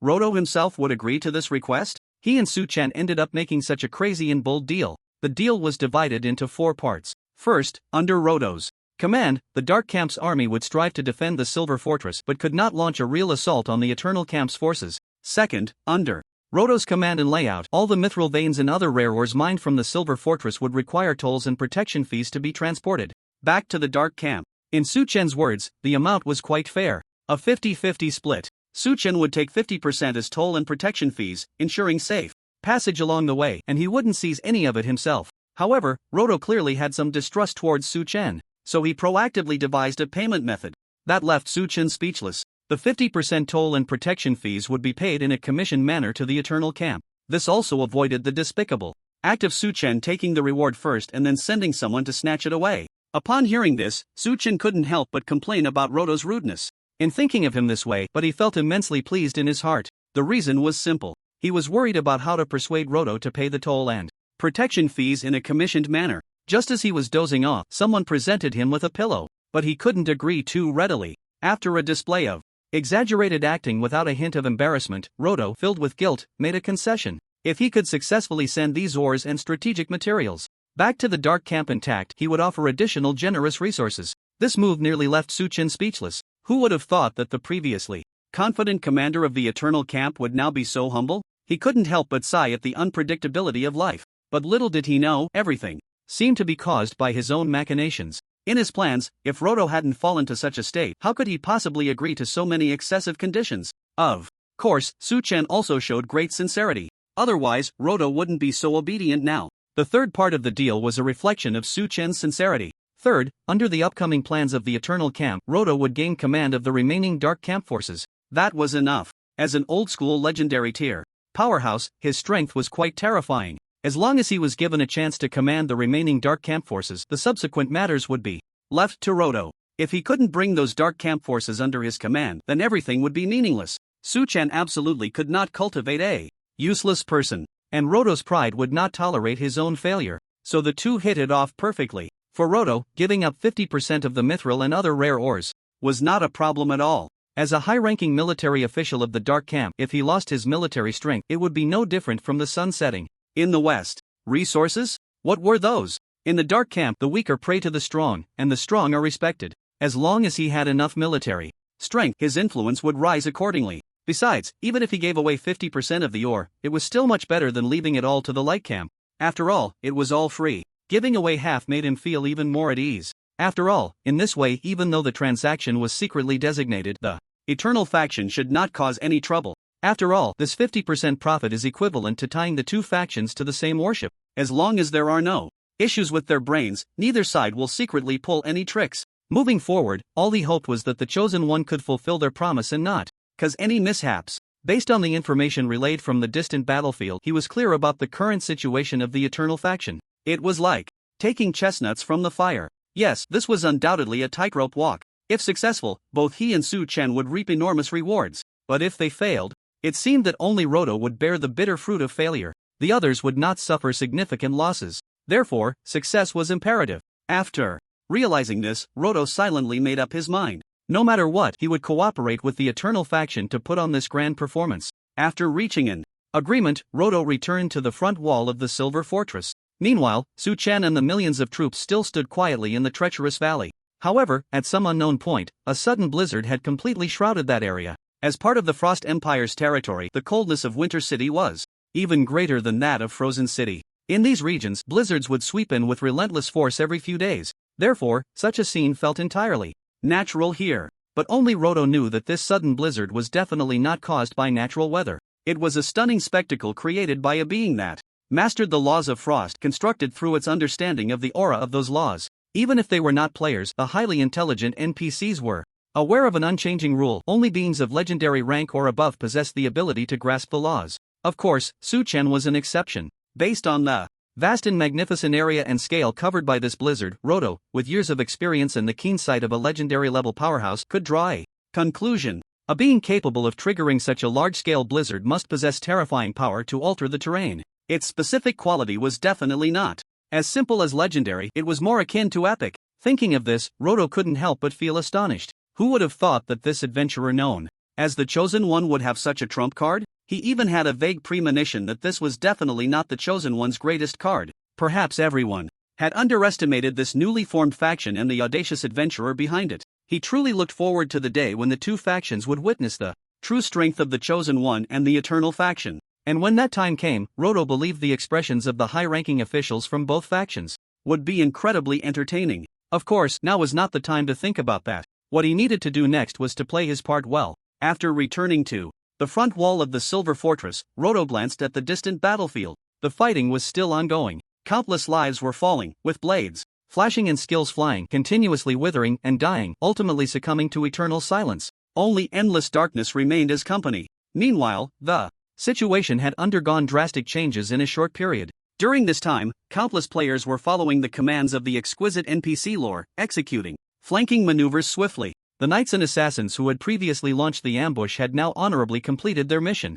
After inflicting some casualties on the Dark faction, they were also sent back to the resurrection point. Of course, in addition to that, the knights and assassins from the Dark faction were also sent back to their resurrection points. The major factions that had anticipated the impending ambush were all reaping significant rewards, and now they were excitedly charging towards the enemy. A siege circle was about to take shape. At this moment, the Dark camp was faced with only two choices: either be beaten to death or attempt to break through. The former was an option no sane person would choose, and the Dark camp certainly wouldn't be foolish enough to go that route. As for the latter, it could be divided into several methods of breaking through. Among this Dark army, the commanding strongman was clearly an experienced legendary-level figure. This NPC, in terms of wisdom and strategy, was not much weaker than Roto. However, he did not have access to as much information as Roto did, so he was currently in a state of confusion. He realized that he seemed unable to comprehend the flow of the war anymore. Thus, he subconsciously recalled the information Roto had previously conveyed: to evacuate from here and absolutely not head towards the. With this thought, the high-ranking members of the Dark camp fell into deep contemplation. They too had noticed something odd. It was evident that the tens of millions of players from the Eternal Camp posed a significant threat to them. The opposing side was also aware of their advantage and was rapidly attempting to encircle them by advancing from the flanks. But surprisingly, perhaps due to impatience or intentional strategy, the troop deployment on their side seemed somewhat excessive, leaving the central defensive portion alarmingly weak. This gave them a feeling that if they charged forward recklessly, they could directly break through. Faced with this situation, coupled with the earlier information from Roto regarding their thoughts became increasingly complicated. Something felt off and they were uncertain about the specific situation at. An ominous premonition quietly loomed over the hearts of these Dark Camp NPCs, causing them to hesitate and fall into a state of indecision. Just as they were pondering, new messages arrived from, causing a stir among the Dark Army. What was this news? What was happening over at? Up until now, they didn't even know if it had been taken, as this damned group of players had blocked most of their routes. It seemed that aside from charging forward, their only other option was to retreat back to the area of. If that were the case, everything would lose its original significance. Moreover, if that happened, they might not even evacuate before being intercepted by reinforcements from the Light Camp, suffering heavy losses in the process. With complex emotions, the highest commander and leader of the Dark Army all chose to check the content of the signal sent by Roto. In an instant, upon seeing the information, they all gasped in shock, their faces turning ashen. They looked extremely grim. This is bad. The Eternal Camp is about to get serious? So next, we must do everything we can to break through. While thinking this, the army all looked up at the sky. The weather was still clear. Although the temperature was as cold as iron, the upcoming long-distance march should not pose much of a problem. It was a good opportunity. In the information conveyed by Roto, it was mentioned that the Eternal Camp had devised a plan. It was said that the chosen ones of the Eternal Camp had recruited millions of elite troops and were lying in ambush at. They were all waiting for news of their successful breakthrough so they could launch a surprise attack, ultimately annihilating all the Dark Army that managed to escape outside the city walls. Not only that, Roto also provided an important piece of intelligence. In the Silver Fortress, over 1 million of his elite troops were trapped inside. A small portion that managed to escape was also captured by the Eternal faction. Therefore, Roto chose to break through with the main army, abandoning their supplies and rushing towards Winter City, making a detour to escape from here. As for him and the more than 1 million troops under his command, they would do their utmost to delay the enemy's advance. Although the message was brief, the hatred and helplessness contained within it were undeniable. At the same moment, all the NPCs who received Roto's message were moved to tears. They never expected that this legendary powerhouse, often viewed with suspicion and targeted for his cunning, would willingly sacrifice himself for the army. How could they not be touched by this? Many high-ranking NPCs were so excited that they wanted to draw their weapons and confront Suchin head-on. No matter what, they had to save the Silver Fortress and the troops inside. But faced with reality, the vast majority of the Dark Faction's powerful NPCs chose the latter. The battle had reached this point. Continuing to fight would be meaningless. Although retreating meant total defeat, if they continued to hold on, it would lead to the annihilation of their entire army. It was a loss that outweighed the gains. Moreover, some intelligence provided by Roto had clarified their thoughts. Since the Eternal faction, specifically the so-called Chosen One adventurer, had chosen to ambush them at the Silver Fortress, they would not go there. The main force of the Dark faction decided to break through towards the Silver Fortress, creating the illusion that they were heading to rendezvous with Roto. Then they would abandon their resources and supplies, retreating as quickly as possible. The distance to the Dark faction was not far. As long as they ran fast enough, they might reach the Dark faction's territory before being caught by the enemy. The most important point was that the enemy would never expect this plan. Without hesitation, as soon as this plan was proposed, the main force of the Dark faction, facing countless threats and assaults from players, unanimously made their choice. Charge. Break through first. Roto's revenge could wait. Another crucial factor in this decision was that reinforcements from the Dark faction were about to arrive. They were not coming from the direction of Frozen City, but had taken a long detour from Winter City, the core territory of the Frost Empire. This was a high-risk move, and their speed was as slow as a cow. Perhaps by the time the reinforcements arrived, the entire army would have already been wiped out. But there was no other choice. According to the signal from the distant fireworks, the Dark faction on the battlefield received bad news. Behind the Silver Fortress, in the treacherous valley, a sudden snowstorm had already descended. From both scale and power, that area was now impassable. Therefore, they had to take a detour. This meant that the reinforcements from the Dark faction would likely not arrive anytime soon. It was precisely for this reason that the remaining millions of Dark faction troops on the battlefield chose to break through. Otherwise, by the time the reinforcements arrived, they would have long since perished. Charge. Everyone, maintain formation. Frontline warriors, advance. All knights, close in from the flanks, charge. As a series Of resounding and inspiring shouts echoed. Countless dark faction troops chose to break through at that moment. They moved in an orderly fashion, like a sharp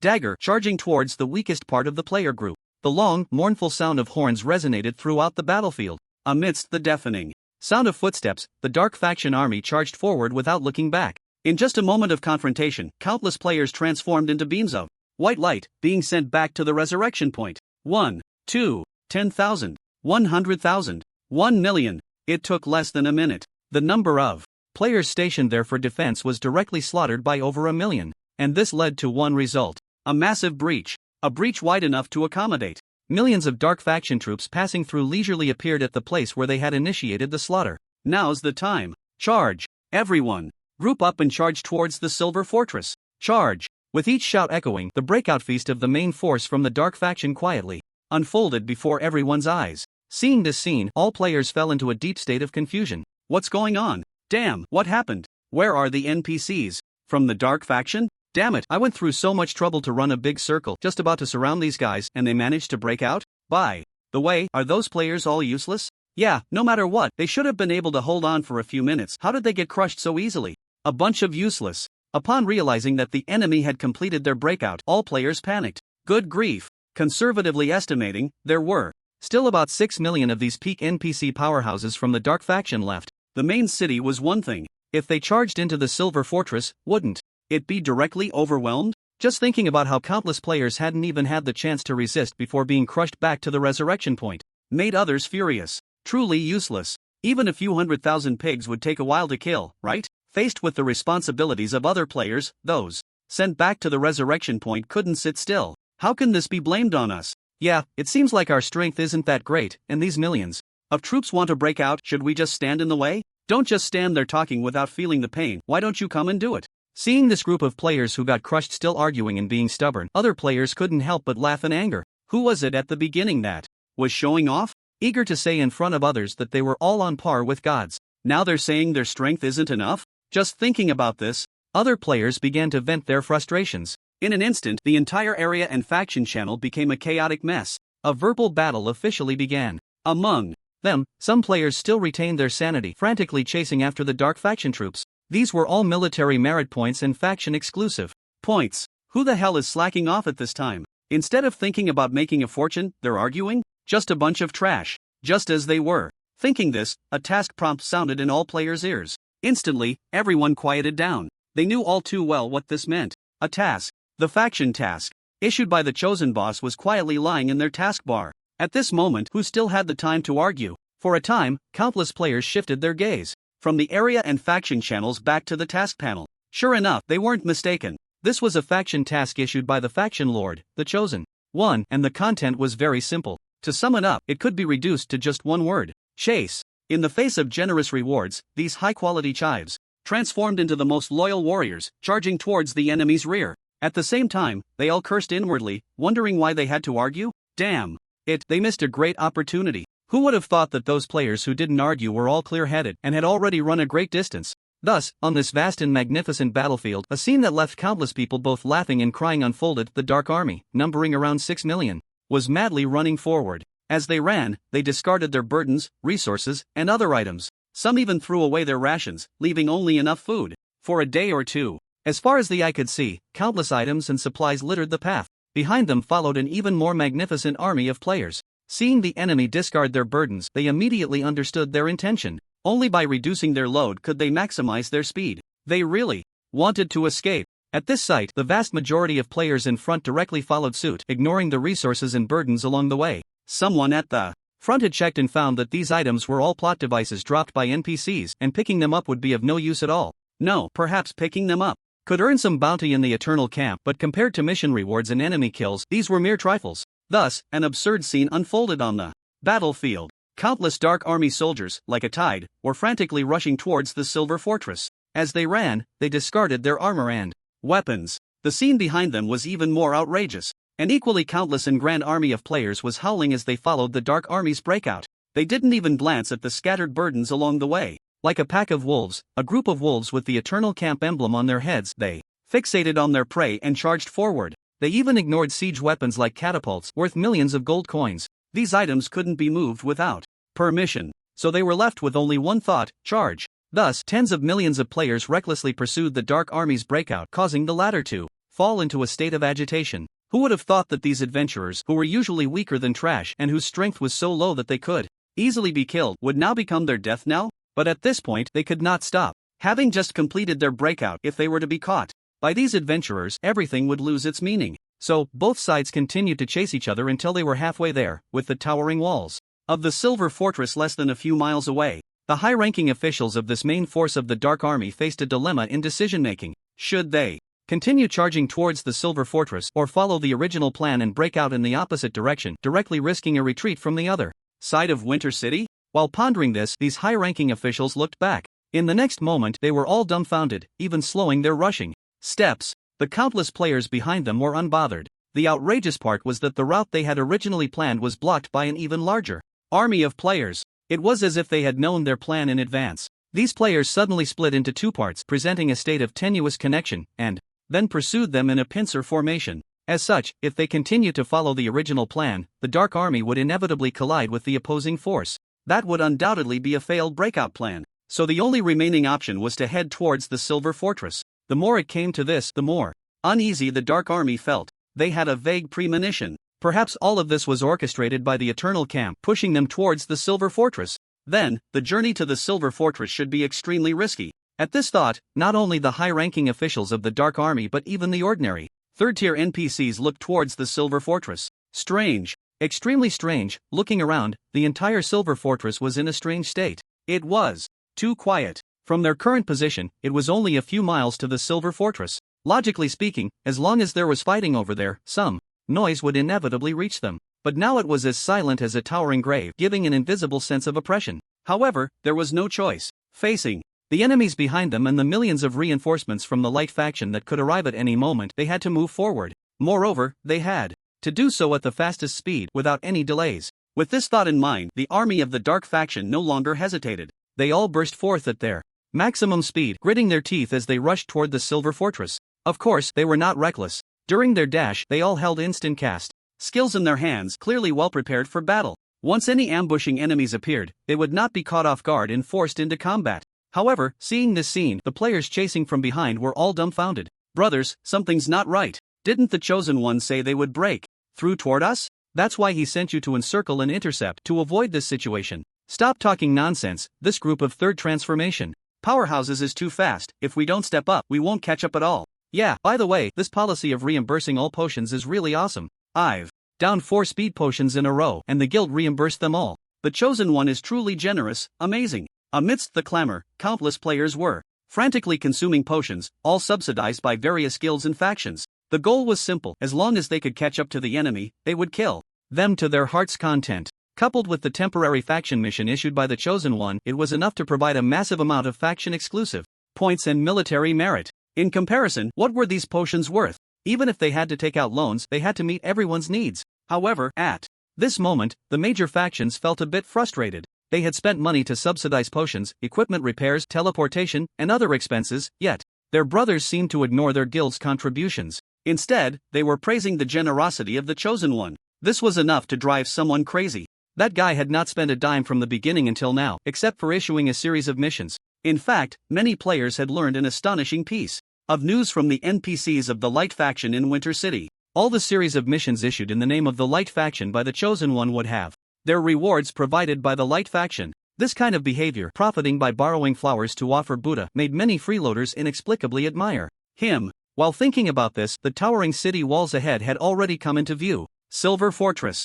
They had arrived. Yet, in front of countless players, the army of the Dark faction suddenly stopped in their tracks. They had been running all this way and seemed to have encountered no obstacles. The people of the Eternal faction appeared to have evaporated into thin air, disappearing without a trace. Outside the walls of the Silver Fortress, only hundreds of thousands of soldiers from the Dark faction were peeking over, looking this way. If they weren't mistaken, these should be the elite troops previously under Roto's command, used to attack the Silver Fortress. Their strength was at the peak of the third transformation. Compared to their main force, they were even slightly stronger. Seeing this, they had completely believed the information conveyed by Roto. Based on this situation, these hundreds of thousands of allies should be on guard and preparing to counter the enemy. There was also a great possibility that they were preparing for a desperate battle. After all, according To the original plan, they should have been part of the forces that were abandoned, and at present, it seemed, the only way out for the army near the Silver Fortress was to resist to the end. Fortunately, this fortress, which had an epic template blueprint, actually belonged to the Dark Faction and was in the hands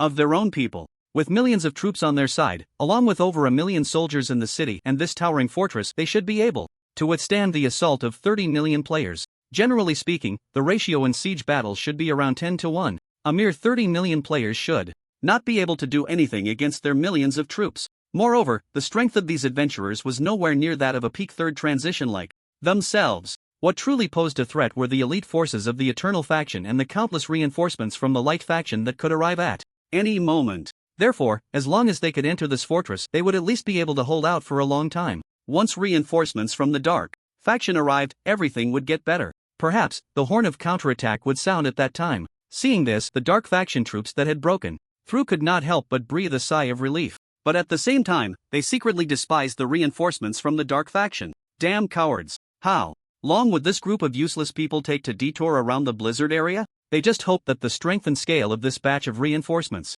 would not disappoint them. Otherwise, it would really be all over. While thinking this, these NPCs from the Dark Faction all looked towards the hundreds of thousands of troops outside the Silver Fortress, wanting to prove their identity. Hey, is this the Legion under Rotor? We are the main force from Winter City. Not those damned enemies. Quick, inform your Legion commander to open the city gates and let us in. While shouting, these Dark Faction troops rushed towards the city walls. As they got closer, the outlines of the troops outside the walls gradually came into view. Soon, their pupils suddenly constricted, and their weapons were raised with a whoosh. Enemies. It was the people from the Eternal Faction. Following the direction, the main force of the Dark Faction could not help but gasp. Adventurers. They discovered that behind the hundreds of thousands of elite troops under Rotor, there were countless figures, all wearing the emblem of the Eternal Faction. A rough estimate showed that there were probably millions of them. In an instant, the main force of the Dark Faction all stopped in their tracks, staring at these players like startled birds. But soon, a voice from the city wall called out. It was Rotor's voice, deep and powerful, filled with pride and excitement of victory. It turned out that these players from the Eternal Faction were all his captives, currently forced to dig trenches and build simple defenses outside the city under the supervision of these hundreds of thousands of troops. Hearing this, the millions of Dark Faction troops could not help but breathe a sigh of relief. Goodness, captured millions of players? That was truly formidable strength. In contrast, they were in a much more embarrassing situation. Not only had they failed to capture Winter City, but they had not even managed to delay the enemy. Like stray dogs, they had been chased to the Silver Fortress. Fortunately, Rotor's Legion was strong enough to take this fortress in the Mithril Vein, otherwise they really wouldn't know how to explain it to the Dark Faction Council. Thinking of this, the main force of the Dark Faction gradually lowered their guard and then rushed towards the city walls. Capturing millions of adventurers with just a few 100,000 troops sounded incredibly absurd, but considering Rotor and his legion's impressive strength, they felt it was somewhat justified. Most importantly, above their heads, there stood fortress-level defensive structures and walls with epic blueprint templates. Capturing these players was not an impossible task. After confirming there were no issues, they surged into the fortress through the open city gates. Upon reaching the edge of the walls, boom! With a loud crash, the grand gates of the fortress swung wide open, revealing the dim scene within. Looking towards the inside of the gates, one could even see figures infused with the aura of dark laws standing like sharp spears in the passageway. The Dark Sentinels. In the dim light, the main forces of the Dark Faction immediately recognized the identity of these upright figures. They were indeed the Dark Sentinels, who possessed a trace of the Dark Law's aura. Finally, we can settle down and rest. I have to say, the army that Roto brought out is truly reliable. Just look at their momentum and stance. Even though we can only see their outlines, they are like blades and spears. Yeah, I need to learn from him later and see how he managed to lead such a formidable legion. Haha, I heard Roto likes noblewomen. You could help play the middleman. Seeing this scene, the high-ranking officials of the Dark Faction outside the city began to joke among themselves. Their ranks were the same as Roto's, all commanders of major legions. With millions of troops, there were 5 corresponding commanders. Of course, there were differences in strength among the commanders. Among these 5, there were no seasoned, legendary tier powerhouses with strength comparable to Roto. They were either newly promoted legendary tier NPC powerhouses or NPC leaders who had reached the peak of their 3rd class and received their final occupational recognition. Their strength was similar to that of Ifia, who had constructed the teleportation array in the frozen city. The reason was simple. As commanders, extreme strength was not necessarily required. Commanding ability and battlefield decision-making skills were the most important aspects. Roto was sent to seize the crucial silver fortress and the mithril veins precisely because he possessed terrifying strength and incredible decision-making abilities. However, one thing is certain. Even without the recognition of legendary tier powerhouses, these NPC leaders, who had reached the peak of their third class and received their final occupational recognition, were not characters that players could easily handle. Unlike ordinary NPCs, they possessed boss templates, making their strength quite formidable. However, if Suchun were here, he would undoubtedly feel inexplicably excited. These were all experience and rewards. Once defeated, if the unique eternal level talent were triggered, the rewards would surely be incredibly generous. But just as the main forces of the Dark faction streamed through the city gates, the 5 commanders standing together outside the city simultaneously raised their heads to look at the sky. Why does it suddenly feel a bit cold? As soon as the words fell, one of the commanders, gazing at the sky, touched the tip of his nose. A snowflake had just landed on his nose, and the sharp chill spread rapidly like a blade, causing him to shiver involuntarily. As a peak, third-class powerhouse who had received final occupational recognition, he should not have been afraid of the cold brought by a snowstorm. Perhaps it was Chile, but it shouldn't have had such an effect. This single snowflake made him tremble, which was quite illogical. It's snowing? Hearing his words, the other commanders nearby also exclaimed in astonishment. They did not know when the sky had darkened. Snowflakes were falling from the sky in a flurry.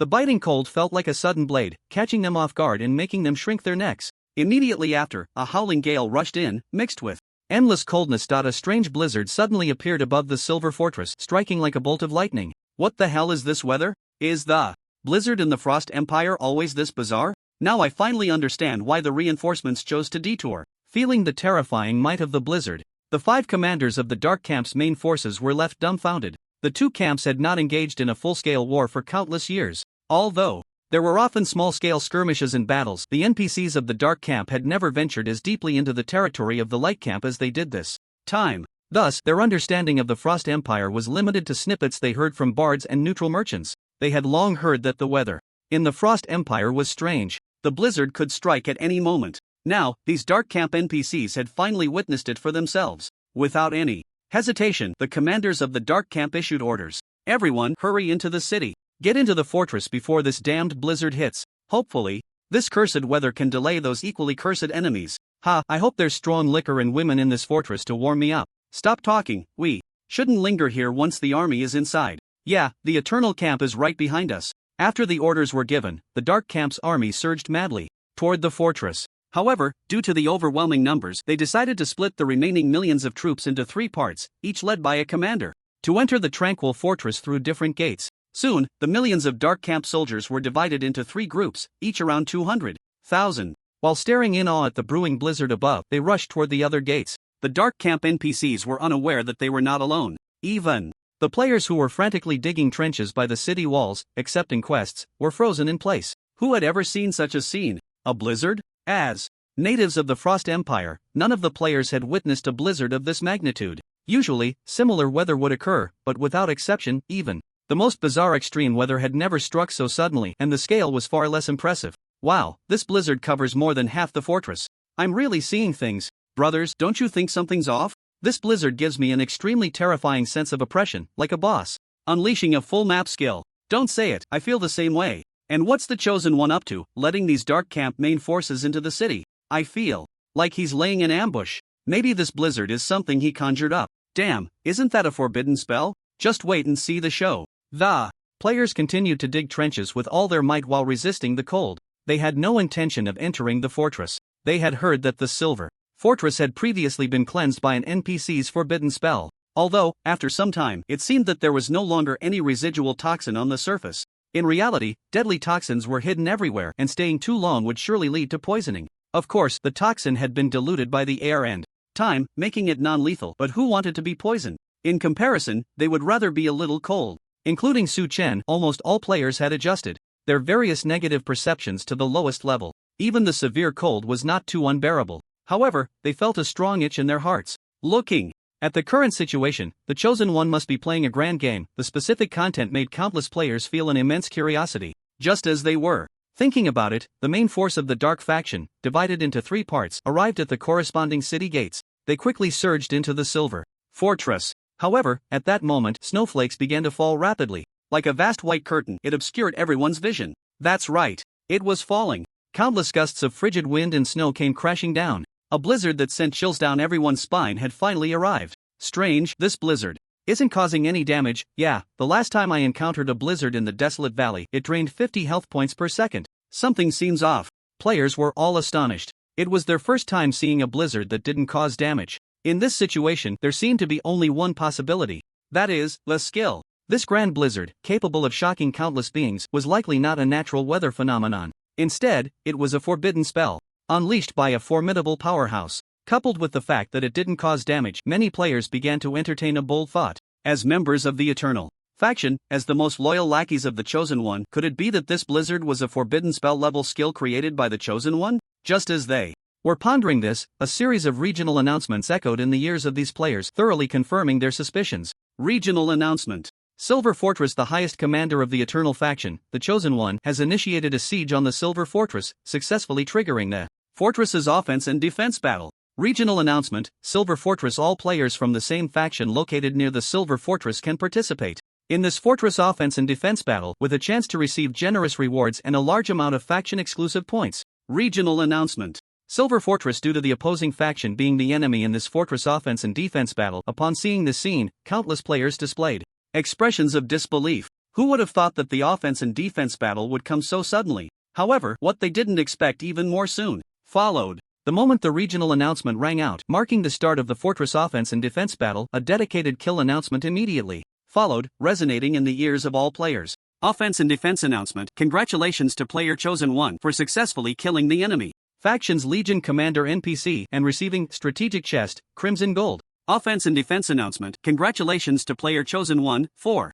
successfully killing the enemy faction's Legion Commander NPC and receiving preparedness chest, Crimson Gold. In just a moment of distraction, 2 consecutive announcements gave all players a shocking experience they were unprepared for. Offense and defense announcement? Upon seeing this, players couldn't help but feel confused. They naturally knew what an offense and defense announcement was. With the launch of the expansion pack, as long as they could successfully participate in the faction offense and defense battle, once they killed the NPC commander or made outstanding contributions, they would receive some chests.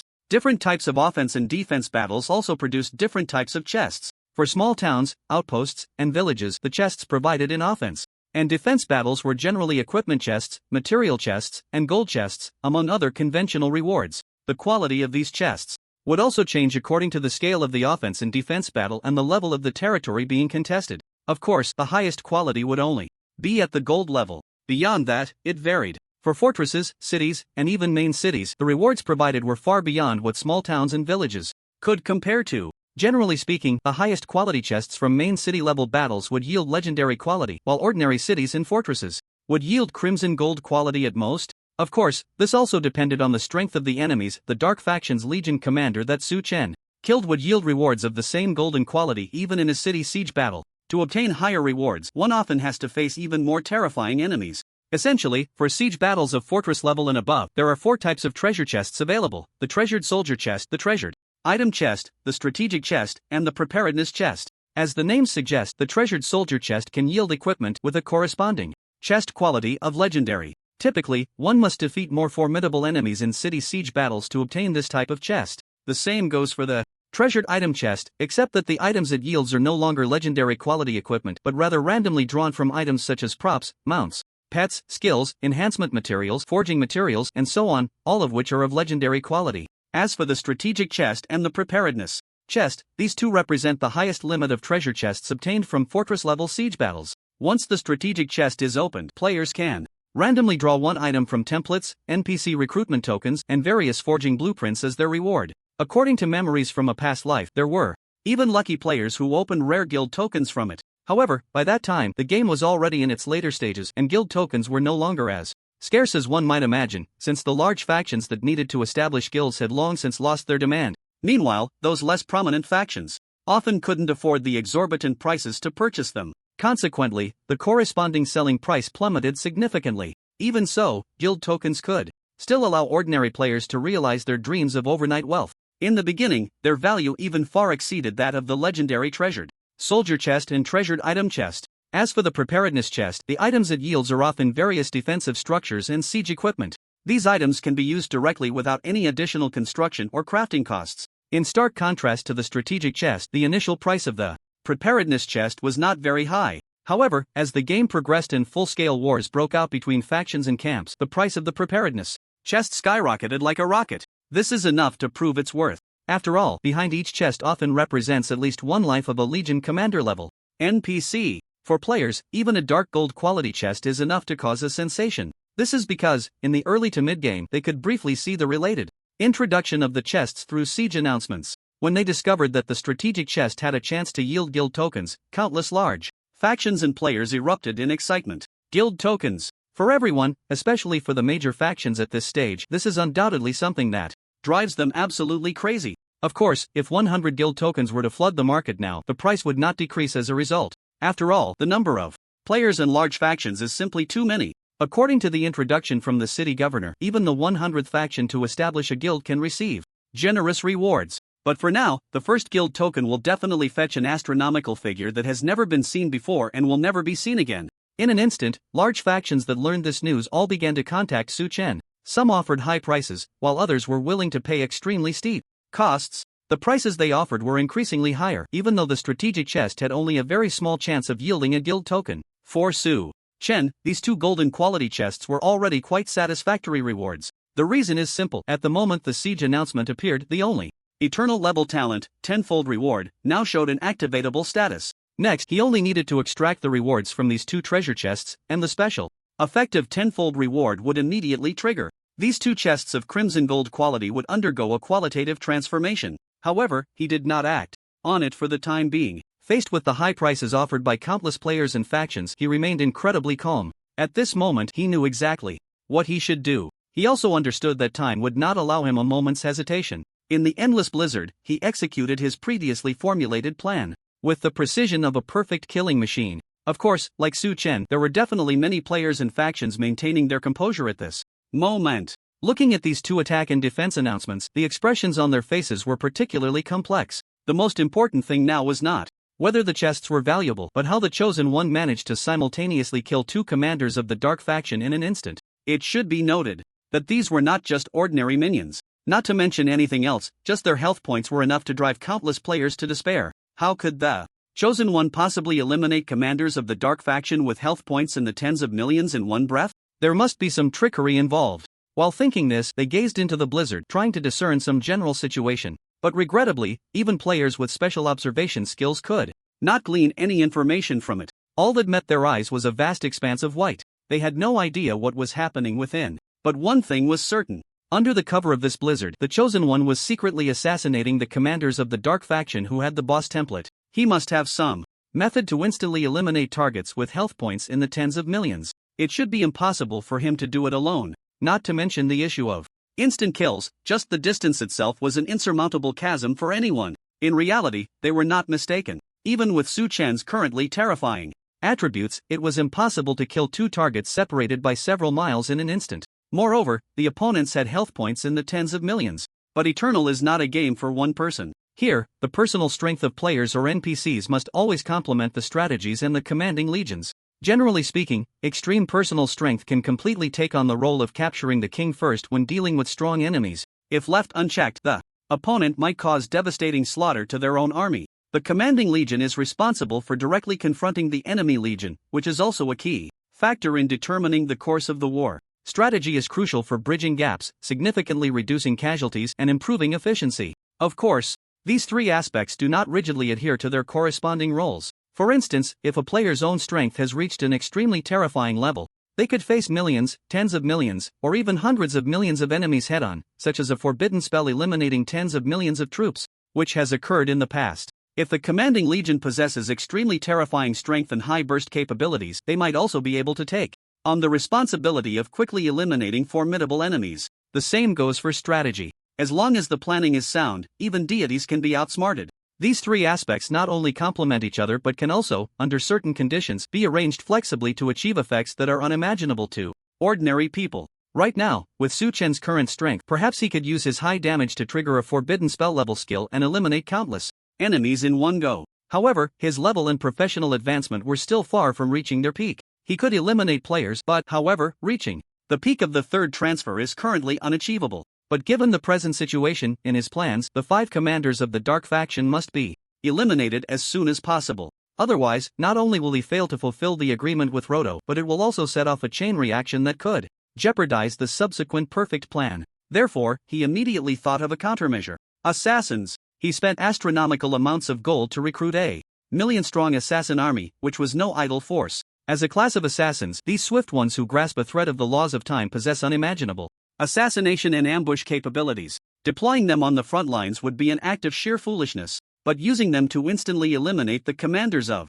the Dark Faction? That would be a piece of cake. However, one point is worth noting: stealth and how to approach the enemy. In Eternal, assassination and ambush often catch the enemy off guard. Once successful, they can eliminate the enemy in an extremely short time, achieving their desired goal. Of course, this also requires extremely stringent conditions. The first is strength. If the damage and control effects are insufficient, a physically weak assassin army can easily be counter-killed by the enemy. This is something Su Chen need not worry about. No one is more suited to launch an ambush than an epic-level assassin army. What he needs to focus on is how to approach the enemy in an instant and silently eliminate them. It is evident that the millions of main forces from the Dark Faction are not to be underestimated. This is fine for Su Chen, but in the eyes of all players, each one could easily be compared to a typical small boss. Not to mention those who have attained legendary ranks or have been recognized as the ultimate leaders of the Dark Faction. They all possess boss templates. Their strength is not only terrifying, but their health can easily reach tens of millions. What is most daunting is their keen insight that comes with such formidable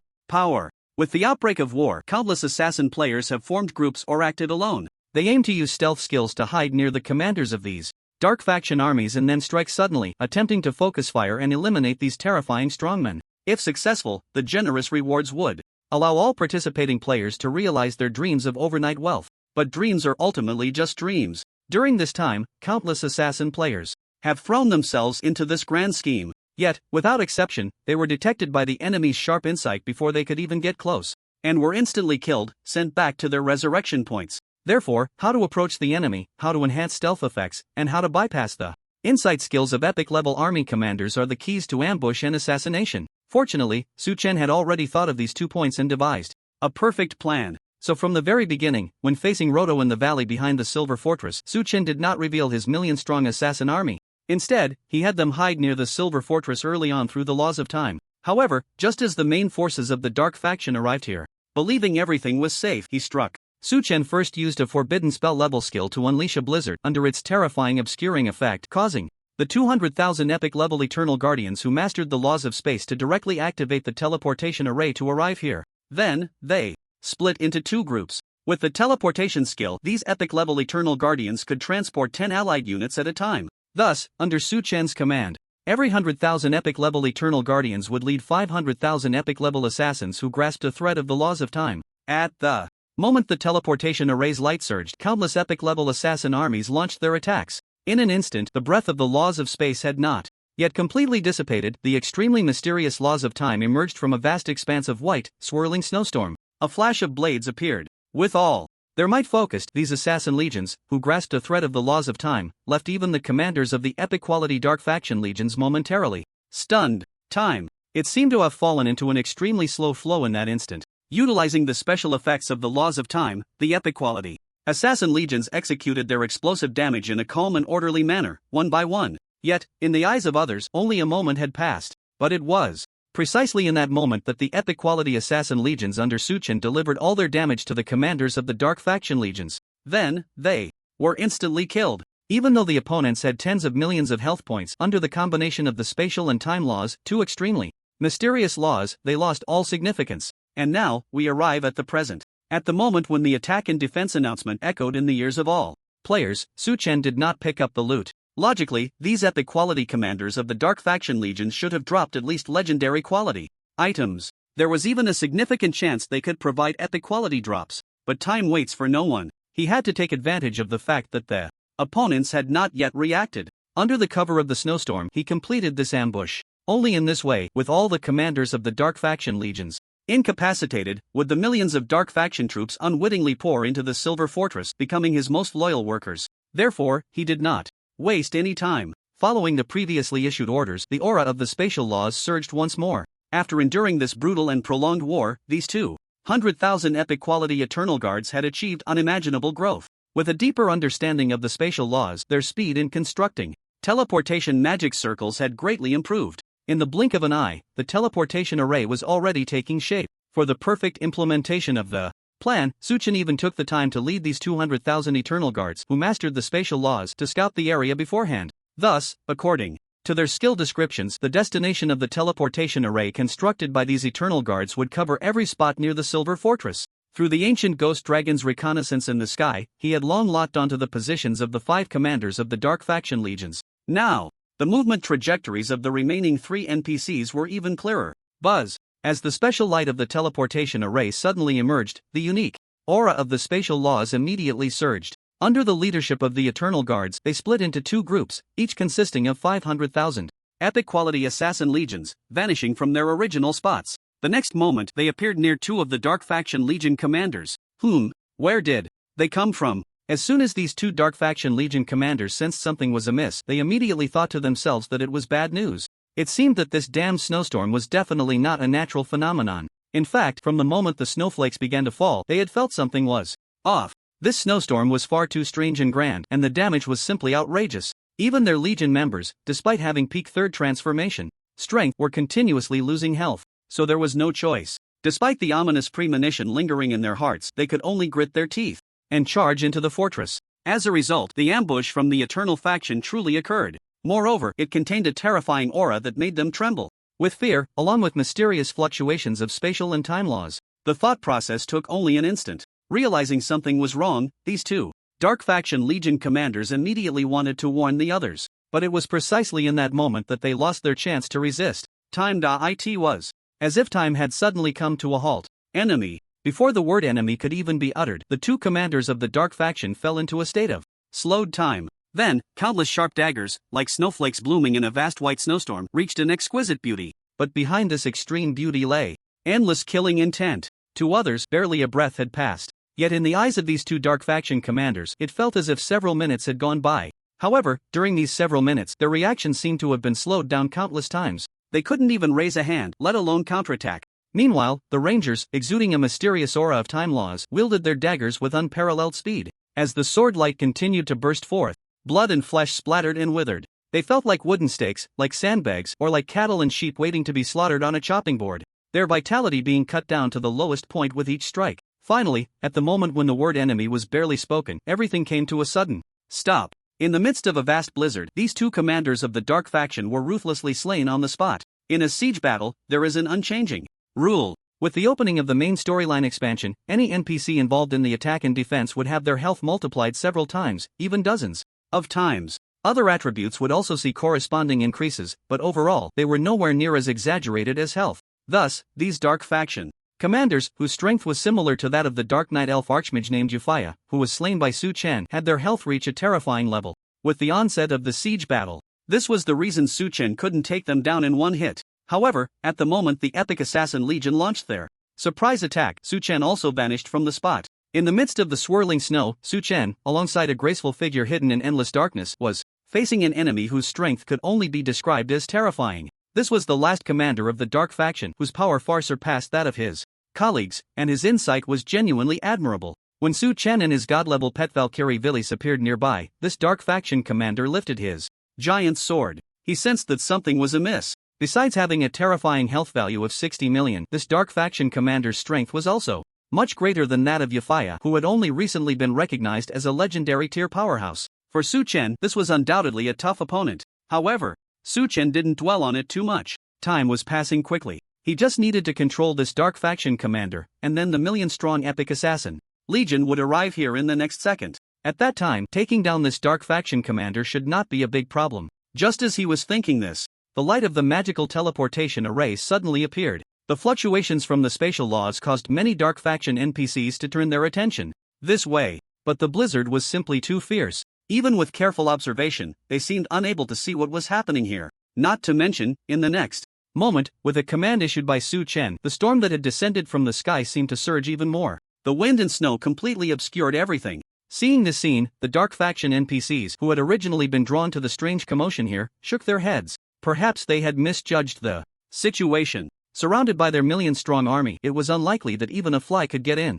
unless a powerful being who mastered the aura of spatial laws suddenly emerged from the blizzard with the help of the teleportation array. But such directional teleportation arrays usually could only transport a few people or a dozen at most. Like the Light faction, they probably wouldn't take that risk, sending a small number of powerful individuals who grasp the laws of space to lurk here. That would be pointless. And if the numbers were sufficient, given the nature of the Light faction, they likely wouldn't invest such a high cost. After all, every decision they make must go through the Light Factions Council and the Temple of Light for review and voting before it can be smoothly passed and implemented. So, the Light faction couldn't possibly appear here. As for the Eternal faction, that was even less likely. They certainly didn't believe that the so-called Eternal faction could have powerful individuals who mastered the laws of space. Moreover, even if they did, the numbers would probably be few. Otherwise, they would have already stormed into the fortress, staging a city capture battle. Therefore, these NPC armies of the Dark faction were all just seen as illusions. After all, with the blizzard raging so fiercely and them rushing all the way, any unusual movement wasn't a big deal. The most urgent thing right now was to rush into the Silver Fortress as quickly as possible. While thinking this, countless soldiers of the Dark faction erupted with extreme speed, surging into the Silver Fortress like a tide. They were completely unaware that under this overwhelming blizzard, their side's only remaining Legion commander was also facing a life and death crisis. In fact, the intelligence they had was even less than what the onlooking players had grasped. From the time the two Legion commanders of the Dark faction were killed until now, only a brief dozen seconds had passed. Seizing this opportunity, many players began to analyze the context of this incident. They discovered that, including themselves, everyone had overlooked a detail. A fatal detail. Why did the Chosen One allow the Dark faction's army to enter the Silver Fortress, and why did he kill those two Legion commanders of the Dark faction? Although the vast majority of people's speculations were related to weakening the enemy's strength, believing that by cutting off the opponent's command and leadership, he could maximize the weakening of the Dark faction's main force, thus seizing the Silver Fortress from the hands of the Dark faction. This seemed quite reasonable, because only in this way could he justifiably claim this fortress-level territory that originally belonged to the Light faction, along with the mithril vein that could drive countless people mad, into his own pocket. But in reality, if one were to examine it closely, there were indeed many oddities. According to the previous live stream of players in the Silver Fortress, it was not difficult to discover one thing. This magnificent fortress had been in an absolute state of air defense for a long time. Even that veteran legendary powerhouse named Roto had made his intentions quite clear. Retreat. This fortress, along with the Silver Fortress, was handed over without a fight. But from beginning to end, the Chosen One had always appeared indifferent. Moreover, now that he had killed these two enemy faction Legion commanders, it made them vaguely suspect. Perhaps the Chosen One had already planned to secretly reach an agreement with the Dark faction for a double profit scheme. No, among the very few players who were analyzing seriously, a couple of them seemed to have an inkling of something, their faces showing a look of sudden realization. Based on the current situation, everything was likely orchestrated by the Chosen One. There was a strong possibility that he had reached an agreement with the Dark faction. Perhaps it was that Roto. Of course, to verify this idea, all that was needed next was to see whether the Chosen One would continue to kill the remaining Dark faction Legion commanders. Once verified, they could easily sell this intelligence to the Light faction in exchange for generous rewards. Although being a traitor was undesirable and would lead to a lifetime of scolding, what did it matter in the face of rewards? With this thought, this small group of players prepared to leave their faction again and return to the Light faction. But just at that moment, the attack and defense announcement once again echoed in the ears of all the players present. Attack and defense announcement. Congratulations to the player, the Chosen One, for successfully killing the enemy camp's Legion commander NPC and obtaining strategic treasure chest Crimson Gold. Attack and defense announcement. Congratulations to the player, the Chosen One, for successfully killing the enemy camp's Legion commander NPC and obtaining strategic treasure chest Crimson Gold. The notification sound rang out again. And this time, there were actually two treasure chests, both with a very small chance of yielding a guild token from the strategic treasure chest. As soon as the announcement was made, all major factions could no longer sit still. If one treasure chest had a small chance of yielding a guild token, then with three treasure chests, the matter was up for discussion. In an instant, countless factions began to frantically acquire gold. The exchange rate for gold in the game and black market trading system soared once again. But before they could receive their first batch of gold, the attack and defense announcement appeared before all players once more. Attack and defense announcement. Congratulations to the player, the Chosen One, for successfully killing the enemy camp's Legion commander NPC and obtaining strategic treasure chest Crimson Gold. Another strategic treasure chest. Moreover, 4 strategic treasure chests and 1 preparedness treasure chest perfectly matched the number of the Dark camp's Legion commander NPCs. This meant that the Chosen One had managed to slay all the Legion commanders of the Dark camp's main forces outside the city in an extremely short time, taking advantage of this snowstorm. Goodness! If it weren't for witnessing it with their own eyes, perhaps no one would dare to believe it. And even more outrageous was yet to come, due to the cover provided by the raging snowstorm, coupled with everything happening too quickly. Until now, the millions of dark camp troops were still recklessly rushing towards the Silver Fortress, with no signs of any other battles occurring. This indicated that the main forces of the dark camp had not even realized that their leader had already fallen. As time passed, amidst the white expanse, 3 muffled sounds echoed from the gates of the Silver Fortress. Boom, boom, boom. Although the wind and snow obscured the view, players could not see any of the situations inside. But this noise, without needing to guess, was clearly known. It was the rumbling sound of the gates closing. At the same time, this also meant that with the previous 3 gates now closed, the main forces of the dark camp had finally arrived at the Silver Fortress. Finally made it in. Commander, we did not fail our mission. Commander? Where is the commander? The commander from my legion didn't come in either. Foolish guards, what are you doing? In an instant, realizing that their commander had been locked outside the city, the NPCs of the dark camp's main forces fell into a state of uproar. They wanted to hold accountable the dark sentinels on both sides of the gate. Who knows what these useless fools were thinking to actually lock the legion commander outside? Who gave them the audacity? While pondering this, many NPCs from the dark camp looked towards the city gate. Suddenly, they were dumbfounded. Where is everyone? When they entered the city, they clearly saw many dark sentinels in the dim passageway of the gate. They were supposed to be responsible for opening and closing the gates, but now it was as if they had seen a ghost. All the dark sentinels had vanished without a trace. In the vast Silver Fortress, apart from the hundreds of thousands who had originally captured millions of players outside the city, the rest were all the main forces of the dark camp. This meant that the portion of dark sentinels previously mentioned by Roto had all quietly disappeared without a sound. This scene stirred an ominous premonition in the hearts of these NPCs from the dark camp's main forces. But just as the atmosphere grew tense, Roto appeared before these main forces of the dark camp. I have to say, even though many NPCs felt that something was off when faced with the Legion commander, a renowned veteran of legendary strength, they quickly steadied their minds. It seemed that Roto noticed their confusion and quickly explained everything that had happened. Of course, this was the answer that Su Chen and Roto had discussed in advance, and both the logic and the sequence of events could be described as perfect. Yet even now, Roto's astonishment was hard to calm. At the beginning, this so-called Chosen One, the Eternal Faction's leader, had indeed made a promise to him. Next, the millions of dark faction troops withdrawing from Winter City to Silver Fortress would all be under his control. Therefore, when those 5 dark faction legion commanders appeared, Roto still had some doubts. But until now, these former colleagues had not reappeared, which indicated one thing: they probably would never have the chance to appear in the world again. Thinking of this, Roto felt a mix of joy and more of helplessness, an indescribable horror. The helplessness stemmed from his insufficient strength, compounded by the current dire situation, leaving him no choice but to make a desperate deal with the Chosen One. The horror, however, was due to the terrifying execution power of the Chosen One and the Eternal Faction, as well as their elusive assassination methods. As a veteran of legendary strength, Roto couldn't even see through what had happened under the blizzard that seemed to be triggered by a forbidden spell. But one thing was certain: he had automatically gained command and leadership over all dark faction NPCs. If nothing unexpected happened, in the long years to come, these millions of troops would become his direct army. The only thing that made him somewhat displeased was that he had to be trapped in this Silver Fortress with these millions of dark faction troops, surrendering a hefty half of the profits to the Eternal Faction.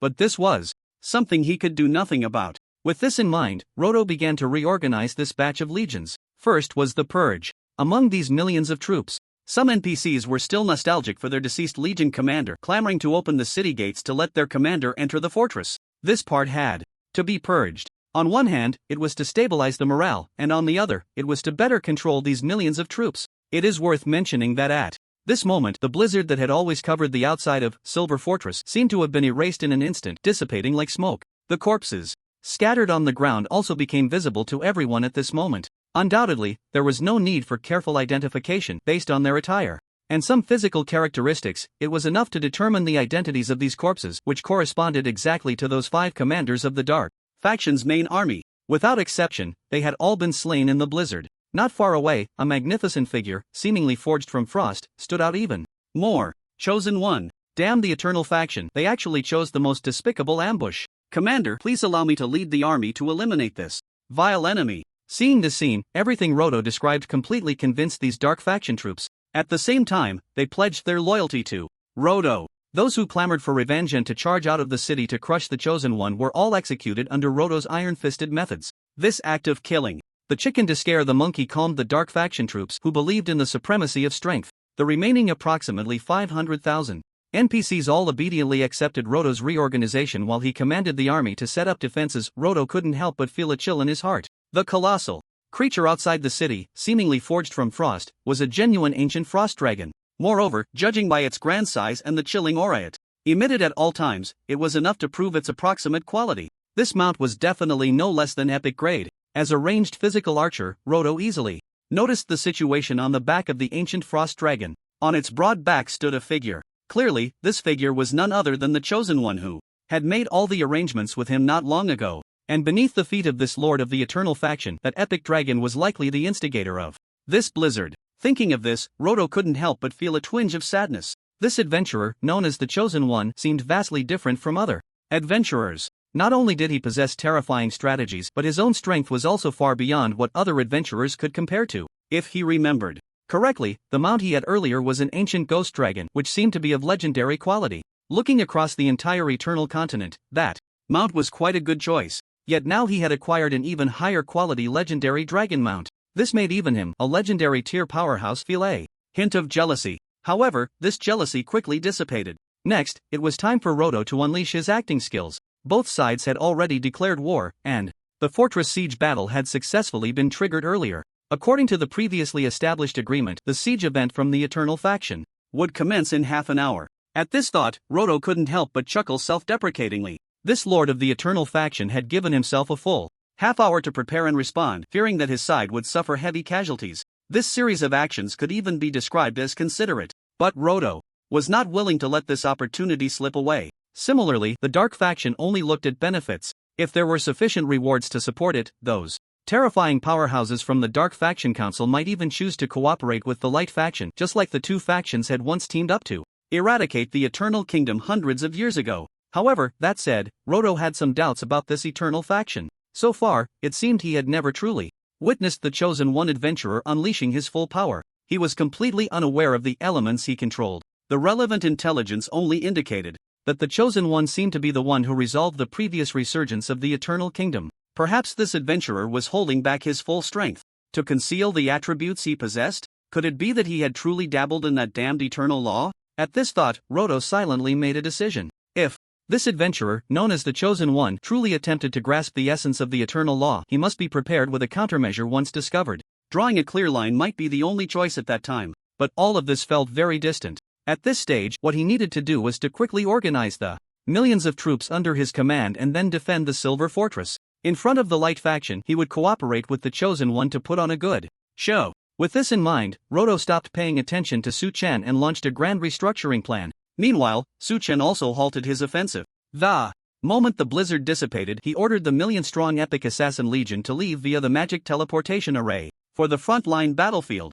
There was no need for such an elite Epic Legion at all. He believed that even if he wanted to do this, the players would probably not agree. After all, this was the best opportunity to earn military merit points, achievement values, and the most valuable faction-specific points. If the NPC Legion snatches the kills, they would be in trouble. However, with the announcement of the attack and defense, many large factions set their sights on the strategic treasure chest. Of course, this doesn't mean they have given up on farming faction-specific points. Although the strategic treasure chest is extremely rare and has a chance to yield a guild token that interests them, it's like a gamble. There's no guarantee that they will definitely draw a guild token. Therefore, their designated plan moving forward is to tackle both avenues simultaneously. As a result, in an incredibly short time, the gold exchange price in the black market and trading system surged significantly. This frenzied scene left many players in other main cities or even other countries and factions feeling puzzled. What on earth happened? Did gold prices rise again? At this rate, who can withstand it? Countless players turned their attention to the World Channel.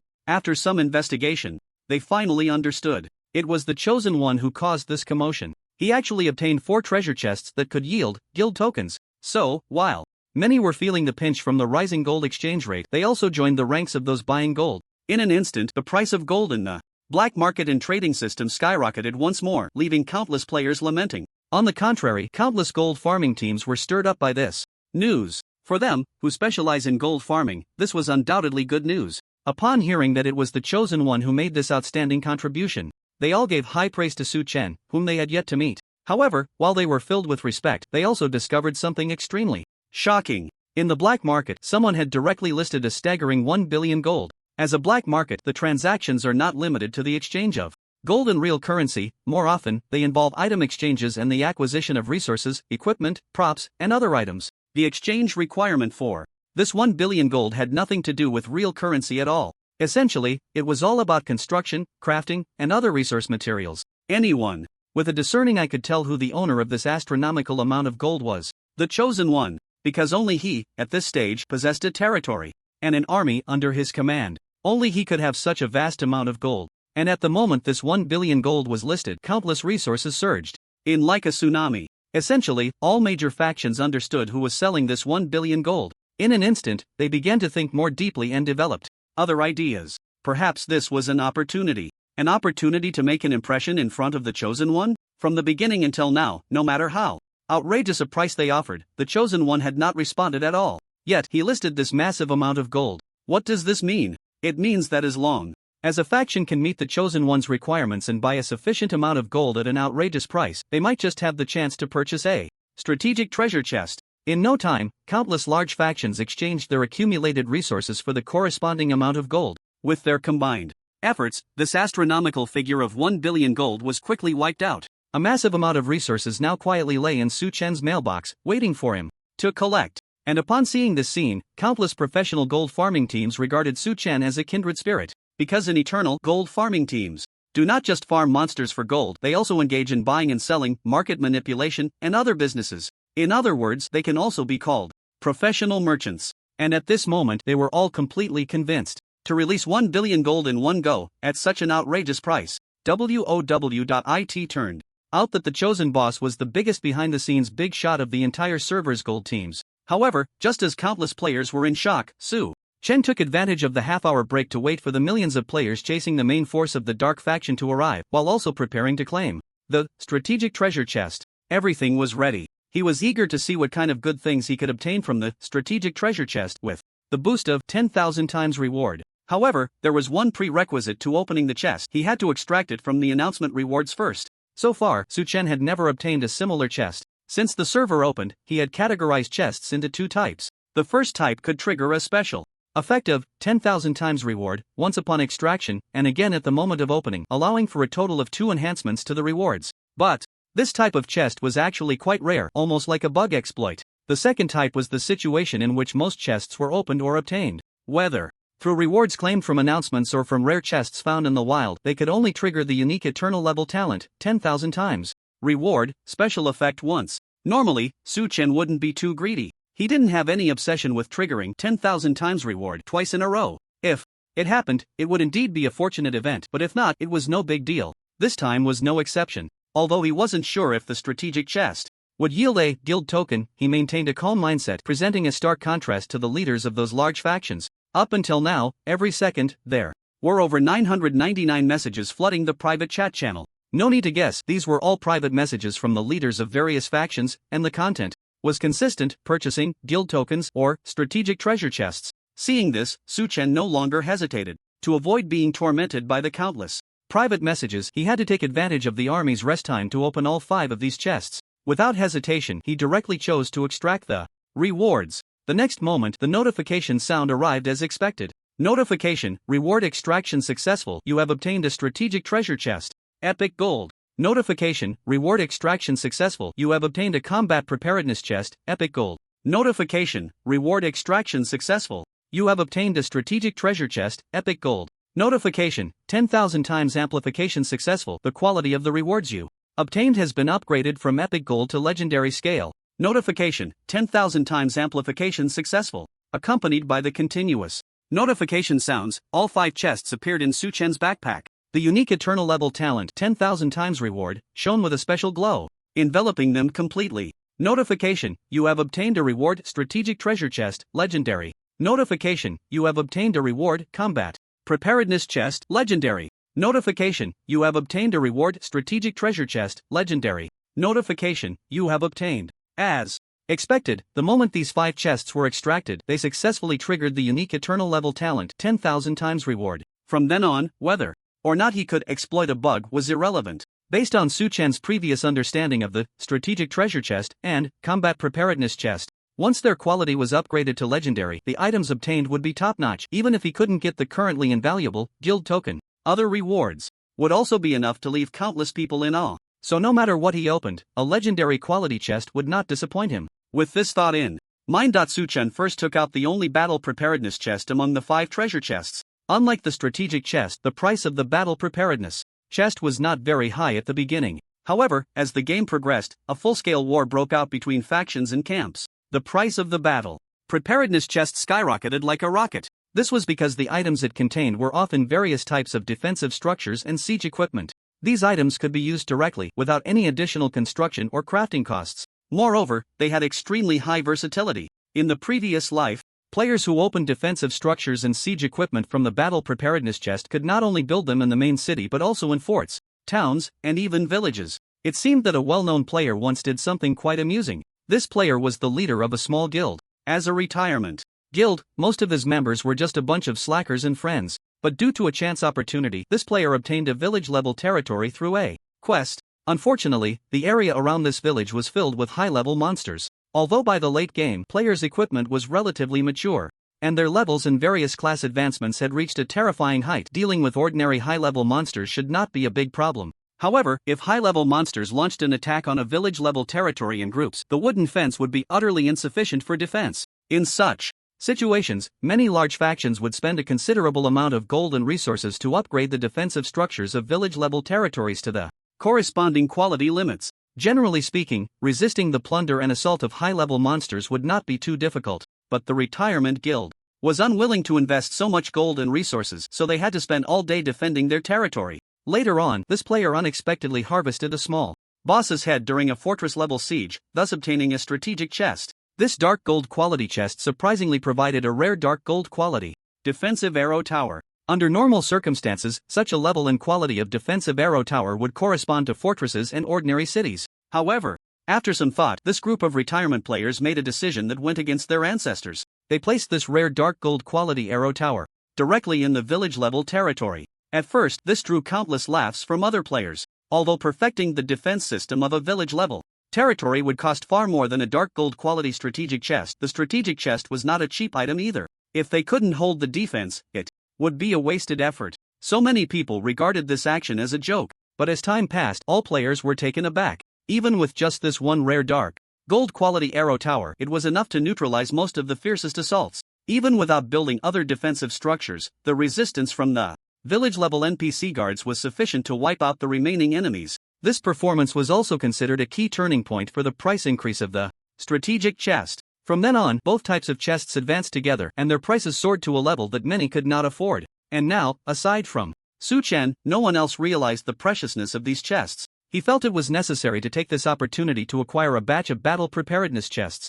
But there was one prerequisite: opening the chests must also trigger the 10,000 times reward. Glancing at the private chat channel, Su Chen couldn't help but nod. So far, not a single private message was about purchasing battle preparedness chests. Very good. Very good. This indicated one thing: even many cunning players from his previous life had not noticed the terrifying value hidden behind the battle preparedness chest. It was definitely not lower than the strategic chest that could yield a guild token. With this thought, Su Chen, who had been calm and unperturbed, suddenly felt a sense of anticipation. Initially, he thought that if he could just trigger the 10,000 times reward once, that would be fine. It wouldn't be a problem if it didn't trigger when opening the chest. But now, things were different. Players extracting these rewards from the announcement would absolutely not trigger the 10,000 times reward. If he were to acquire the corresponding chest from them, and it didn't trigger the 10,000 times reward, that would undoubtedly be a huge loss. Of course, in reality, no matter what, acquiring at a low price was still a guaranteed profit. But in Su Chen's dictionary, if he couldn't trigger the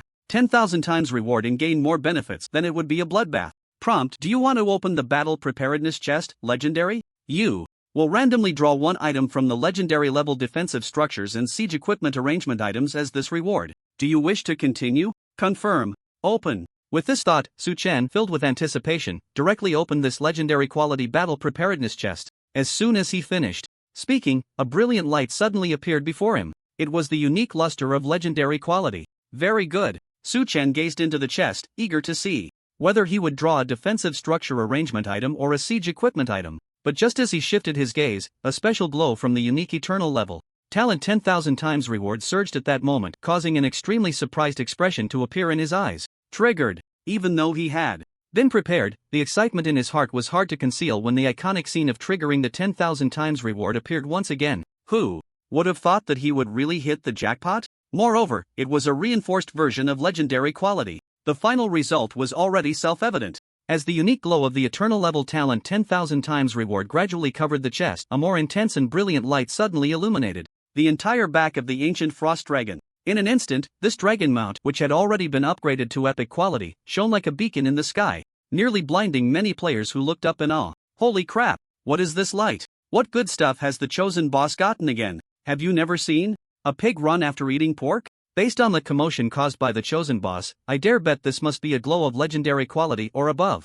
Aren't you just stating the obvious? But it seems like we haven't seen the chosen boss obtain rewards of legendary quality or above recently? Have you forgotten about those 5 bosses he took down? Seeing this astonishing and shocking scene, many players' imaginations ran wild, speculating about what kind of top-tier reward this could be. Since no one knew that Su-chan also possessed an eternal level talent, they instinctively attributed this reward to the boss's drop. But in reality, the corpses of the 5 Dark Faction Legion commanders lying on the ground had their dropped equipment quietly resting in Su-chan's backpack. Undoubtedly, they were all epic quality equipment. But what was outrageous was that the required level for these top-tier equipment had reached an outrageous level 110. Who could withstand that? Even Su-chan, who had the 10,000 times reward and could rapidly level up, would still have to wait a considerable amount of time to raise his level. This was because aspects like job recognition and job advancement would block players' levels. For rarer and more terrifying quality professions, the difficulty of job transfer and recognition would only increase.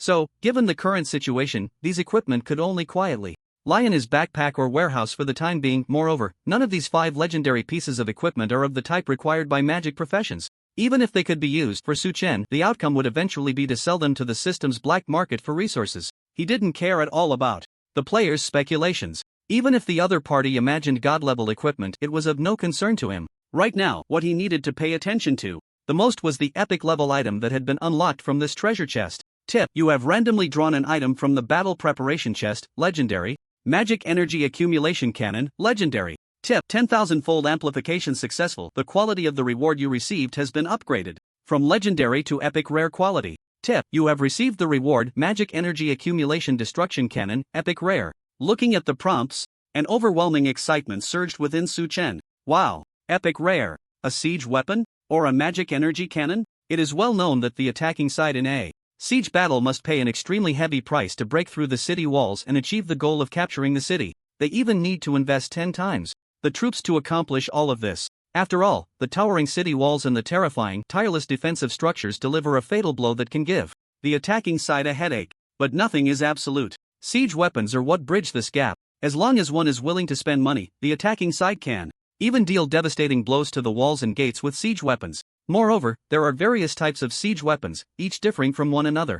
In Eternal, there are 3 races capable of manufacturing siege weapons: humans, dwarves, and goblins. Different races produce siege weapons with varying attributes and abilities. Even the types, appearances, and design intentions can be vastly different. For instance, the dwarves, who possess exceptional forging talents, are not only skilled at crafting weapons but also excel at making siege weapons and defensive structures. However, their style tends to be rather rugged. The siege weapons they create are durable and can continue to be used even after traversing mountains and rivers or enduring attacks. In the previous life, when the game reached its later stages, the 2 major factions had already ignited a full-scale war. The situation across the continent was thrown into complete chaos. The flames of war even reached the core territories of both the light and dark factions, leading to fierce siege and defense battles around their major cities. For example, there was a classic battle in the previous life where the siege weapons made by the dwarves played a crucial role in the brutal war between the 2 factions. As siege battles continued to escalate, situations like supply line disruptions and various logistical raids occurred almost every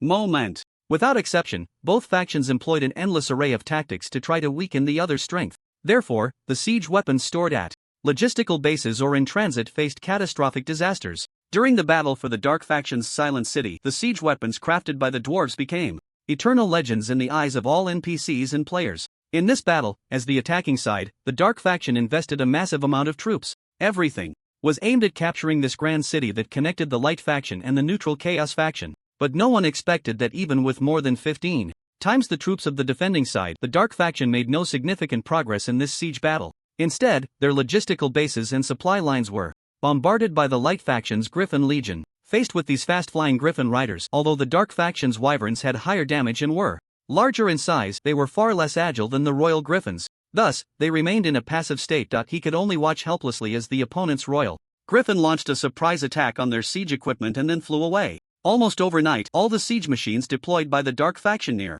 Silent City suffered varying degrees of damage. This severely affected their morale and spirit. Their commander even contemplated retreating for a time. But soon, good news arrived. All the siege machines manufactured by the dwarves had withstood these surprise attacks and assaults. Not only were they fully functional, but they also shielded the defending soldiers from considerable harm. Moreover, the dwarven siege machines were the cheapest. Although both sides remained in a stalemate afterward, this battle had firmly established the dwarven siege machines as the preferred choice for most legions of the Dark faction. In contrast, the Light faction still favored the siege machines made by the goblins. After all, while the dwarven siege machines were sturdy and durable, they had a flaw. The dwarves were not adept at making gunpowder and intricate parts, so they typically produced brute force siege machines like battering rams or ladders. This led to their siege machines often having mediocre power. Unlike the dwarves, the goblins, who had exceptional expertise in manufacturing and alchemy, created siege machines that could truly astonish many. Unlike the dwarves' monotonous battering rams and ladders, the goblin siege machines were dazzlingly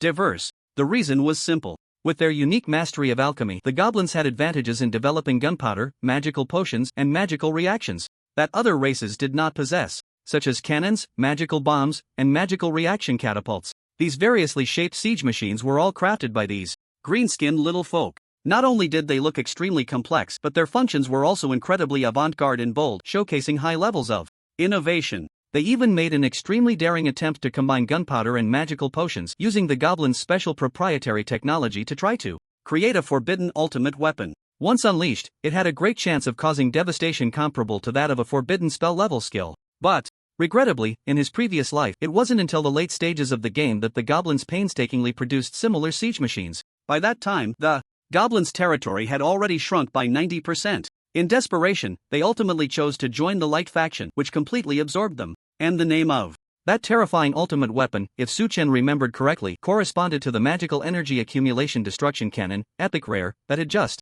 appeared in his backpack. The only difference was that under the effect of the unique eternal level talent tenfold reward, the quality of this item was not the epic level corresponding to his previous life, but rather epic rare. Thinking of this, Suchen directly looked at this item. He wanted to see what kind of terrifying effect this rumored ultimate weapon, which boasted power comparable to forbidden spell level skills, truly had. Magical energy accumulation destruction. Cannon, epic rare, type, siege equipment placement item quality, epic rare level requirement, none effect, after use, it can deploy an epic rare level. Magical energy accumulation destruction cannon, capable of delivering devastating strikes to enemies and hostile defense systems. For specific details, please check after the item is deployed. Description: a secret weapon painstakingly crafted by the Goblin clan, currently in the experimental stage, and under the influence of mysterious forces, its effects and quality have been further enhanced, though its instability has also increased. Please use with caution. Upon reading this, Suchen felt somewhat helpless. To check the specific attributes, this item needs to be properly deployed first. However, it's not a big problem. This type of deployment item can be reused. Unlike other siege machinery, once it has been used, it can be reverted back to its deployment state. This not only avoids the risk of damage but also makes transportation extremely convenient. After all, in the deployment state, it can be directly placed into the backpack. While thinking about this, he directly activated the deployment item. In the next moment, amidst the prompt sound, a suffocating pressure suddenly surged forth.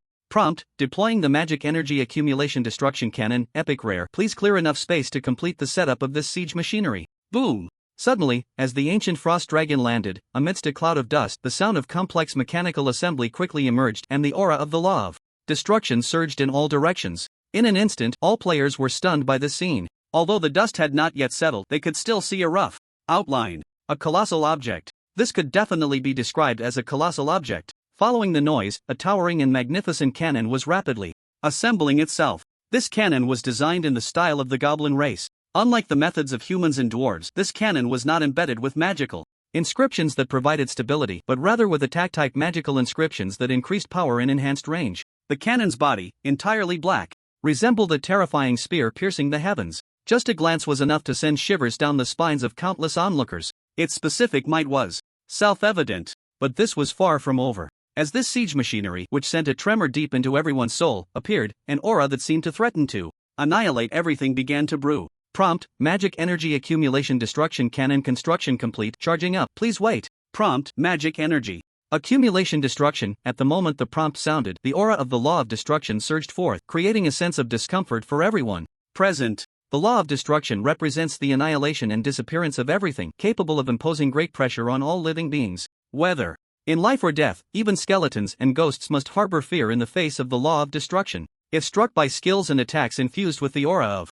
destruction, without corresponding order laws to maintain balance, the only fate awaiting them is death. Of course, players can respawn, which isn't a big deal. But NPCs are different. The moment the Magic Energy Accumulation Destruction Cannon appeared, the legendary tier powerhouse Roto, who was organizing the army on the city wall, sensed the aura of destruction from this side. Suddenly, his expression changed drastically. Destruction aura? And goblin siege machinery? It seemed that the quality would definitely not be lower than legendary level. In fact, judging by the intensity of the destruction aura, this might even be an epic quality siege machinery. What exactly is the Eternal faction trying to do? What wind has the Chosen One caught? Wasn't it already agreed that everything was a feint? The siege was merely a covert form of protection. Next, the Eternal faction would feign an attack on the Silver Fortress, preventing the Light faction from declaring war simultaneously. Then the Dark faction and the Eternal faction would take the opportunity to mine, thus realizing their plan to get rich together. But now, what is he doing with this thing? Is he about to strike?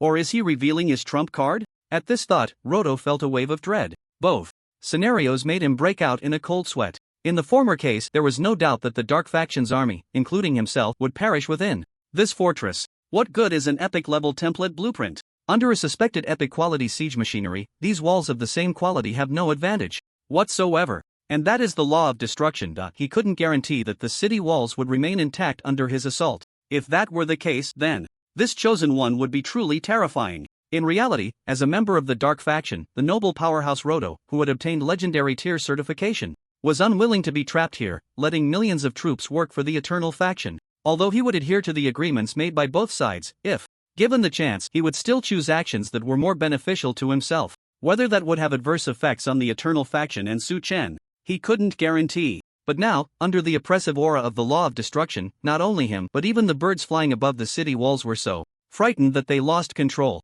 Not to mention the Dark faction troops still regrouping. In that instant, the entire Silver Fortress fell into an absolute silence. Seeing this, Roto couldn't help but sigh. Who knows how many trump cards this Chosen One has? But just this alone was enough to instill great fear in the Dark faction. The small thoughts that had just emerged instantly vanished into thin air. Next, he could only hope that this Chosen One wouldn't unilaterally tear up the agreement and launch a catastrophic attack on himself and this Silver Fortress. Like Roto, many players witnessing this scene also broke out in a cold sweat. Although they couldn't discern whether this terrifying aura represented the ultimate power of destruction, they could feel its horrifying aspect in their involuntary shivers. At this moment, the magic energy-charged destruction cannon was still in the process of charging, but judging by the increasingly unstable elements around, it was only a step away from being released. Therefore, countless players clenched their fists, their backs drenched in cold sweat. Brothers, how much damage do you think this cannon can deal? I think it's at least scarier than many legendary powerhouses. What's the point of damage?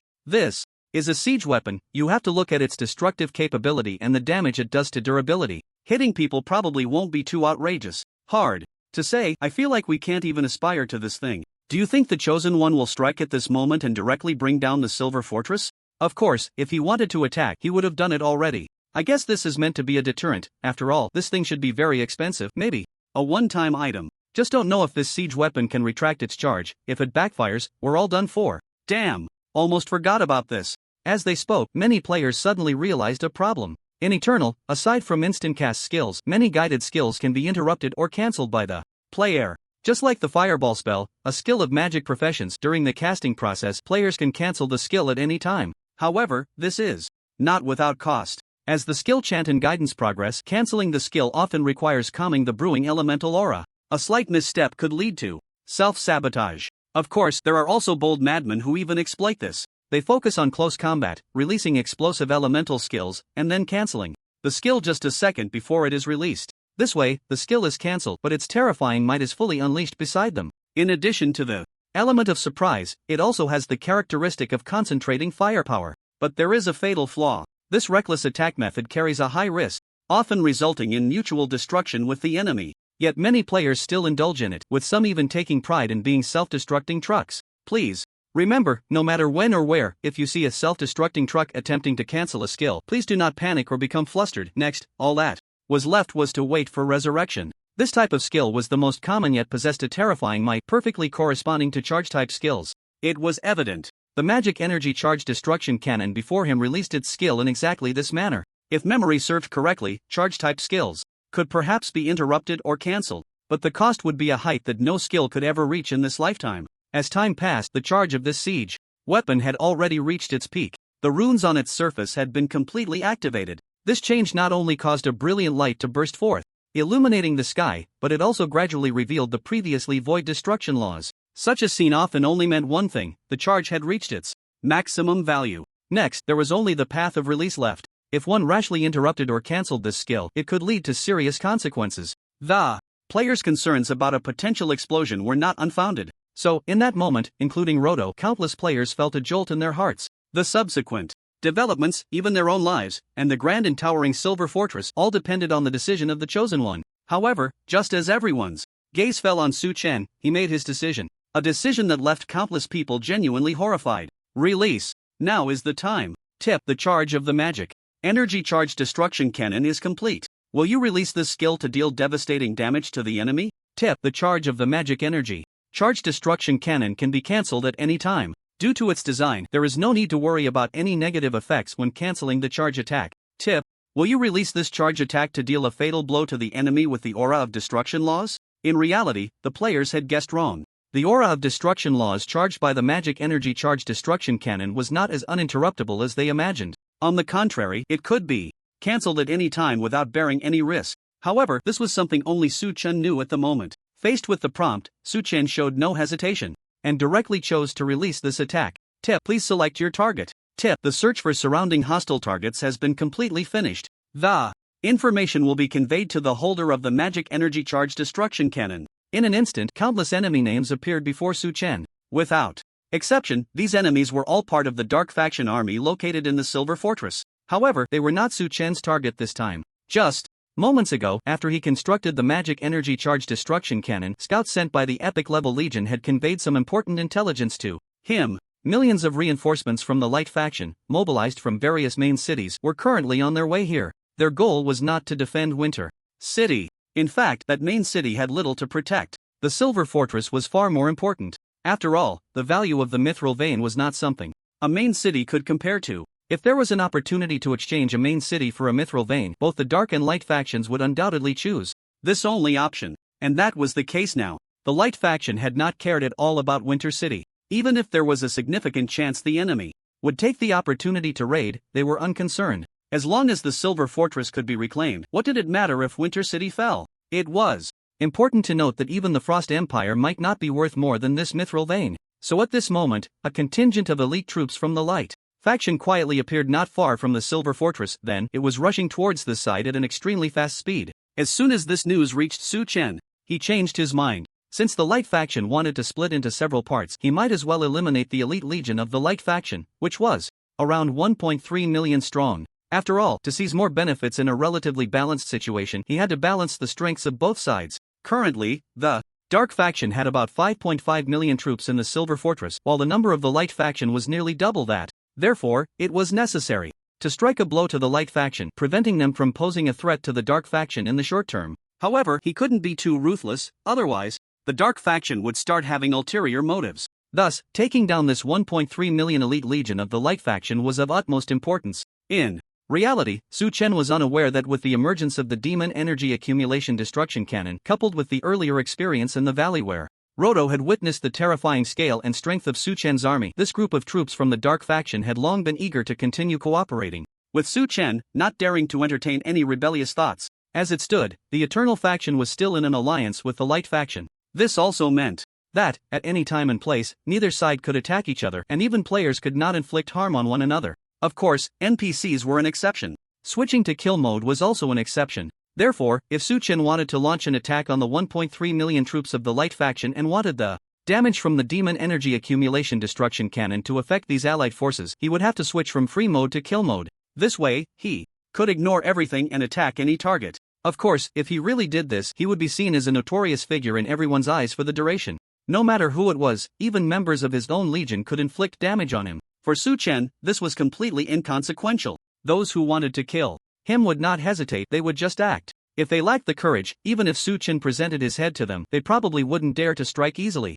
In such a situation, it might be something others would not dare to attempt. But if one's strength had reached a terrifying level, then such a situation could be completely ignored. However, Su Chen did not choose this method. Because if he did, there would be a more serious consequence. The Eternal faction would break the alliance with the Light faction, and there would be a significant possibility that both sides would go to war. In that case, all the plans that had been plotted for so long would be in vain. Under such circumstances, he had another more effective way, without any worries, to eliminate this 1.3 million elite army of the Light faction. Roto. If memory serves, this legendary tier powerhouse had once used an extremely terrifying skill on the battlefield in his past life, absolute interference of the lamenting arrow. Similarly, this was a forbidden spell level skill. However, unlike other forbidden spells, this was a special auxiliary forbidden spell skill. Once released, it would cause absolute interference to skills that had not yet reached their target. It could not only alter the magnitude of their power but could even autonomously guide them to a designated area.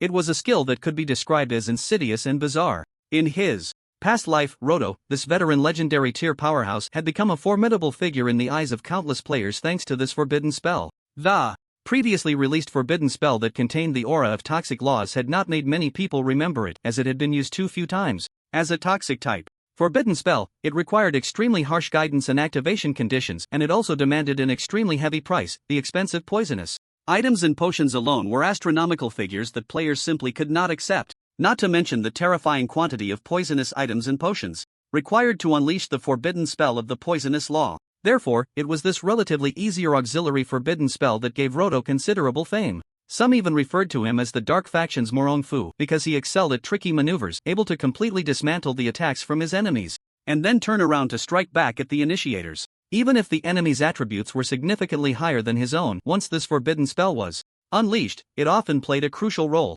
However, there was one thing Su Chen was unclear about. He had forgotten the approximate time when Roto first unleashed this auxiliary forbidden spell. What if the other party still hadn't comprehended it? Wouldn't that be awkward? The thought process took only a moment. From making a decision to reaching this point, in reality, it was just the blink of an eye. The next moment, the terrifying aura of destruction accumulated in the arcane energy accumulation destruction cannon suddenly erupted. At that moment, a black-purple beam of light, seemingly capable of penetrating everything and annihilating all objects and living beings in its path, surged forth from the arcane energy accumulation destruction cannon, staging an unforgettable and shocking scene. What the hell? What is this? Why do I feel like this special effect is even scarier than a forbidden spell? This is definitely a celestial battle. I feel like I could never reach this height in my lifetime. That's true. Looking at the equipment quality leaderboard, the chosen boss possesses divine artifacts, and an ordinary person might not even get legendary equipment in their lifetime. So that statement isn't wrong, just a bit of a letdown. And look at the siege equipment of the chosen boss. Just one of them is enough to scare the Dark Faction into submission. Look at that legendary tier powerhouse named Roto on the city wall. He seems to be trembling. Players were excitedly discussing this. A chatty player suddenly caught the attention of many. It wasn't that they wanted to hear him ramble, but because his analysis actually made some sense, and it was the kind that sent chills down their spines. With this in mind, many turned their gaze towards the city wall of the Silver Fortress, wanting to see if that legendary tier powerhouse named Roto was truly scared. The next moment, when they clearly saw the situation on the city wall, they were all left dumbfounded. Holy crap, he really is trembling. Does that legendary tier powerhouse fear forbidden spells too? Ha, he can withstand it, but the city wall, the city gate, and his underlings are all doomed. That's true. The speed of the beam's extension was rapid. In the blink of an eye, it was about to reach the direction of the city wall where Roto stood. Consequently, countless players broke into a sweat. The ancients were not deceiving me. The situation on the battlefield indeed changed as quickly as a girlfriend's mood.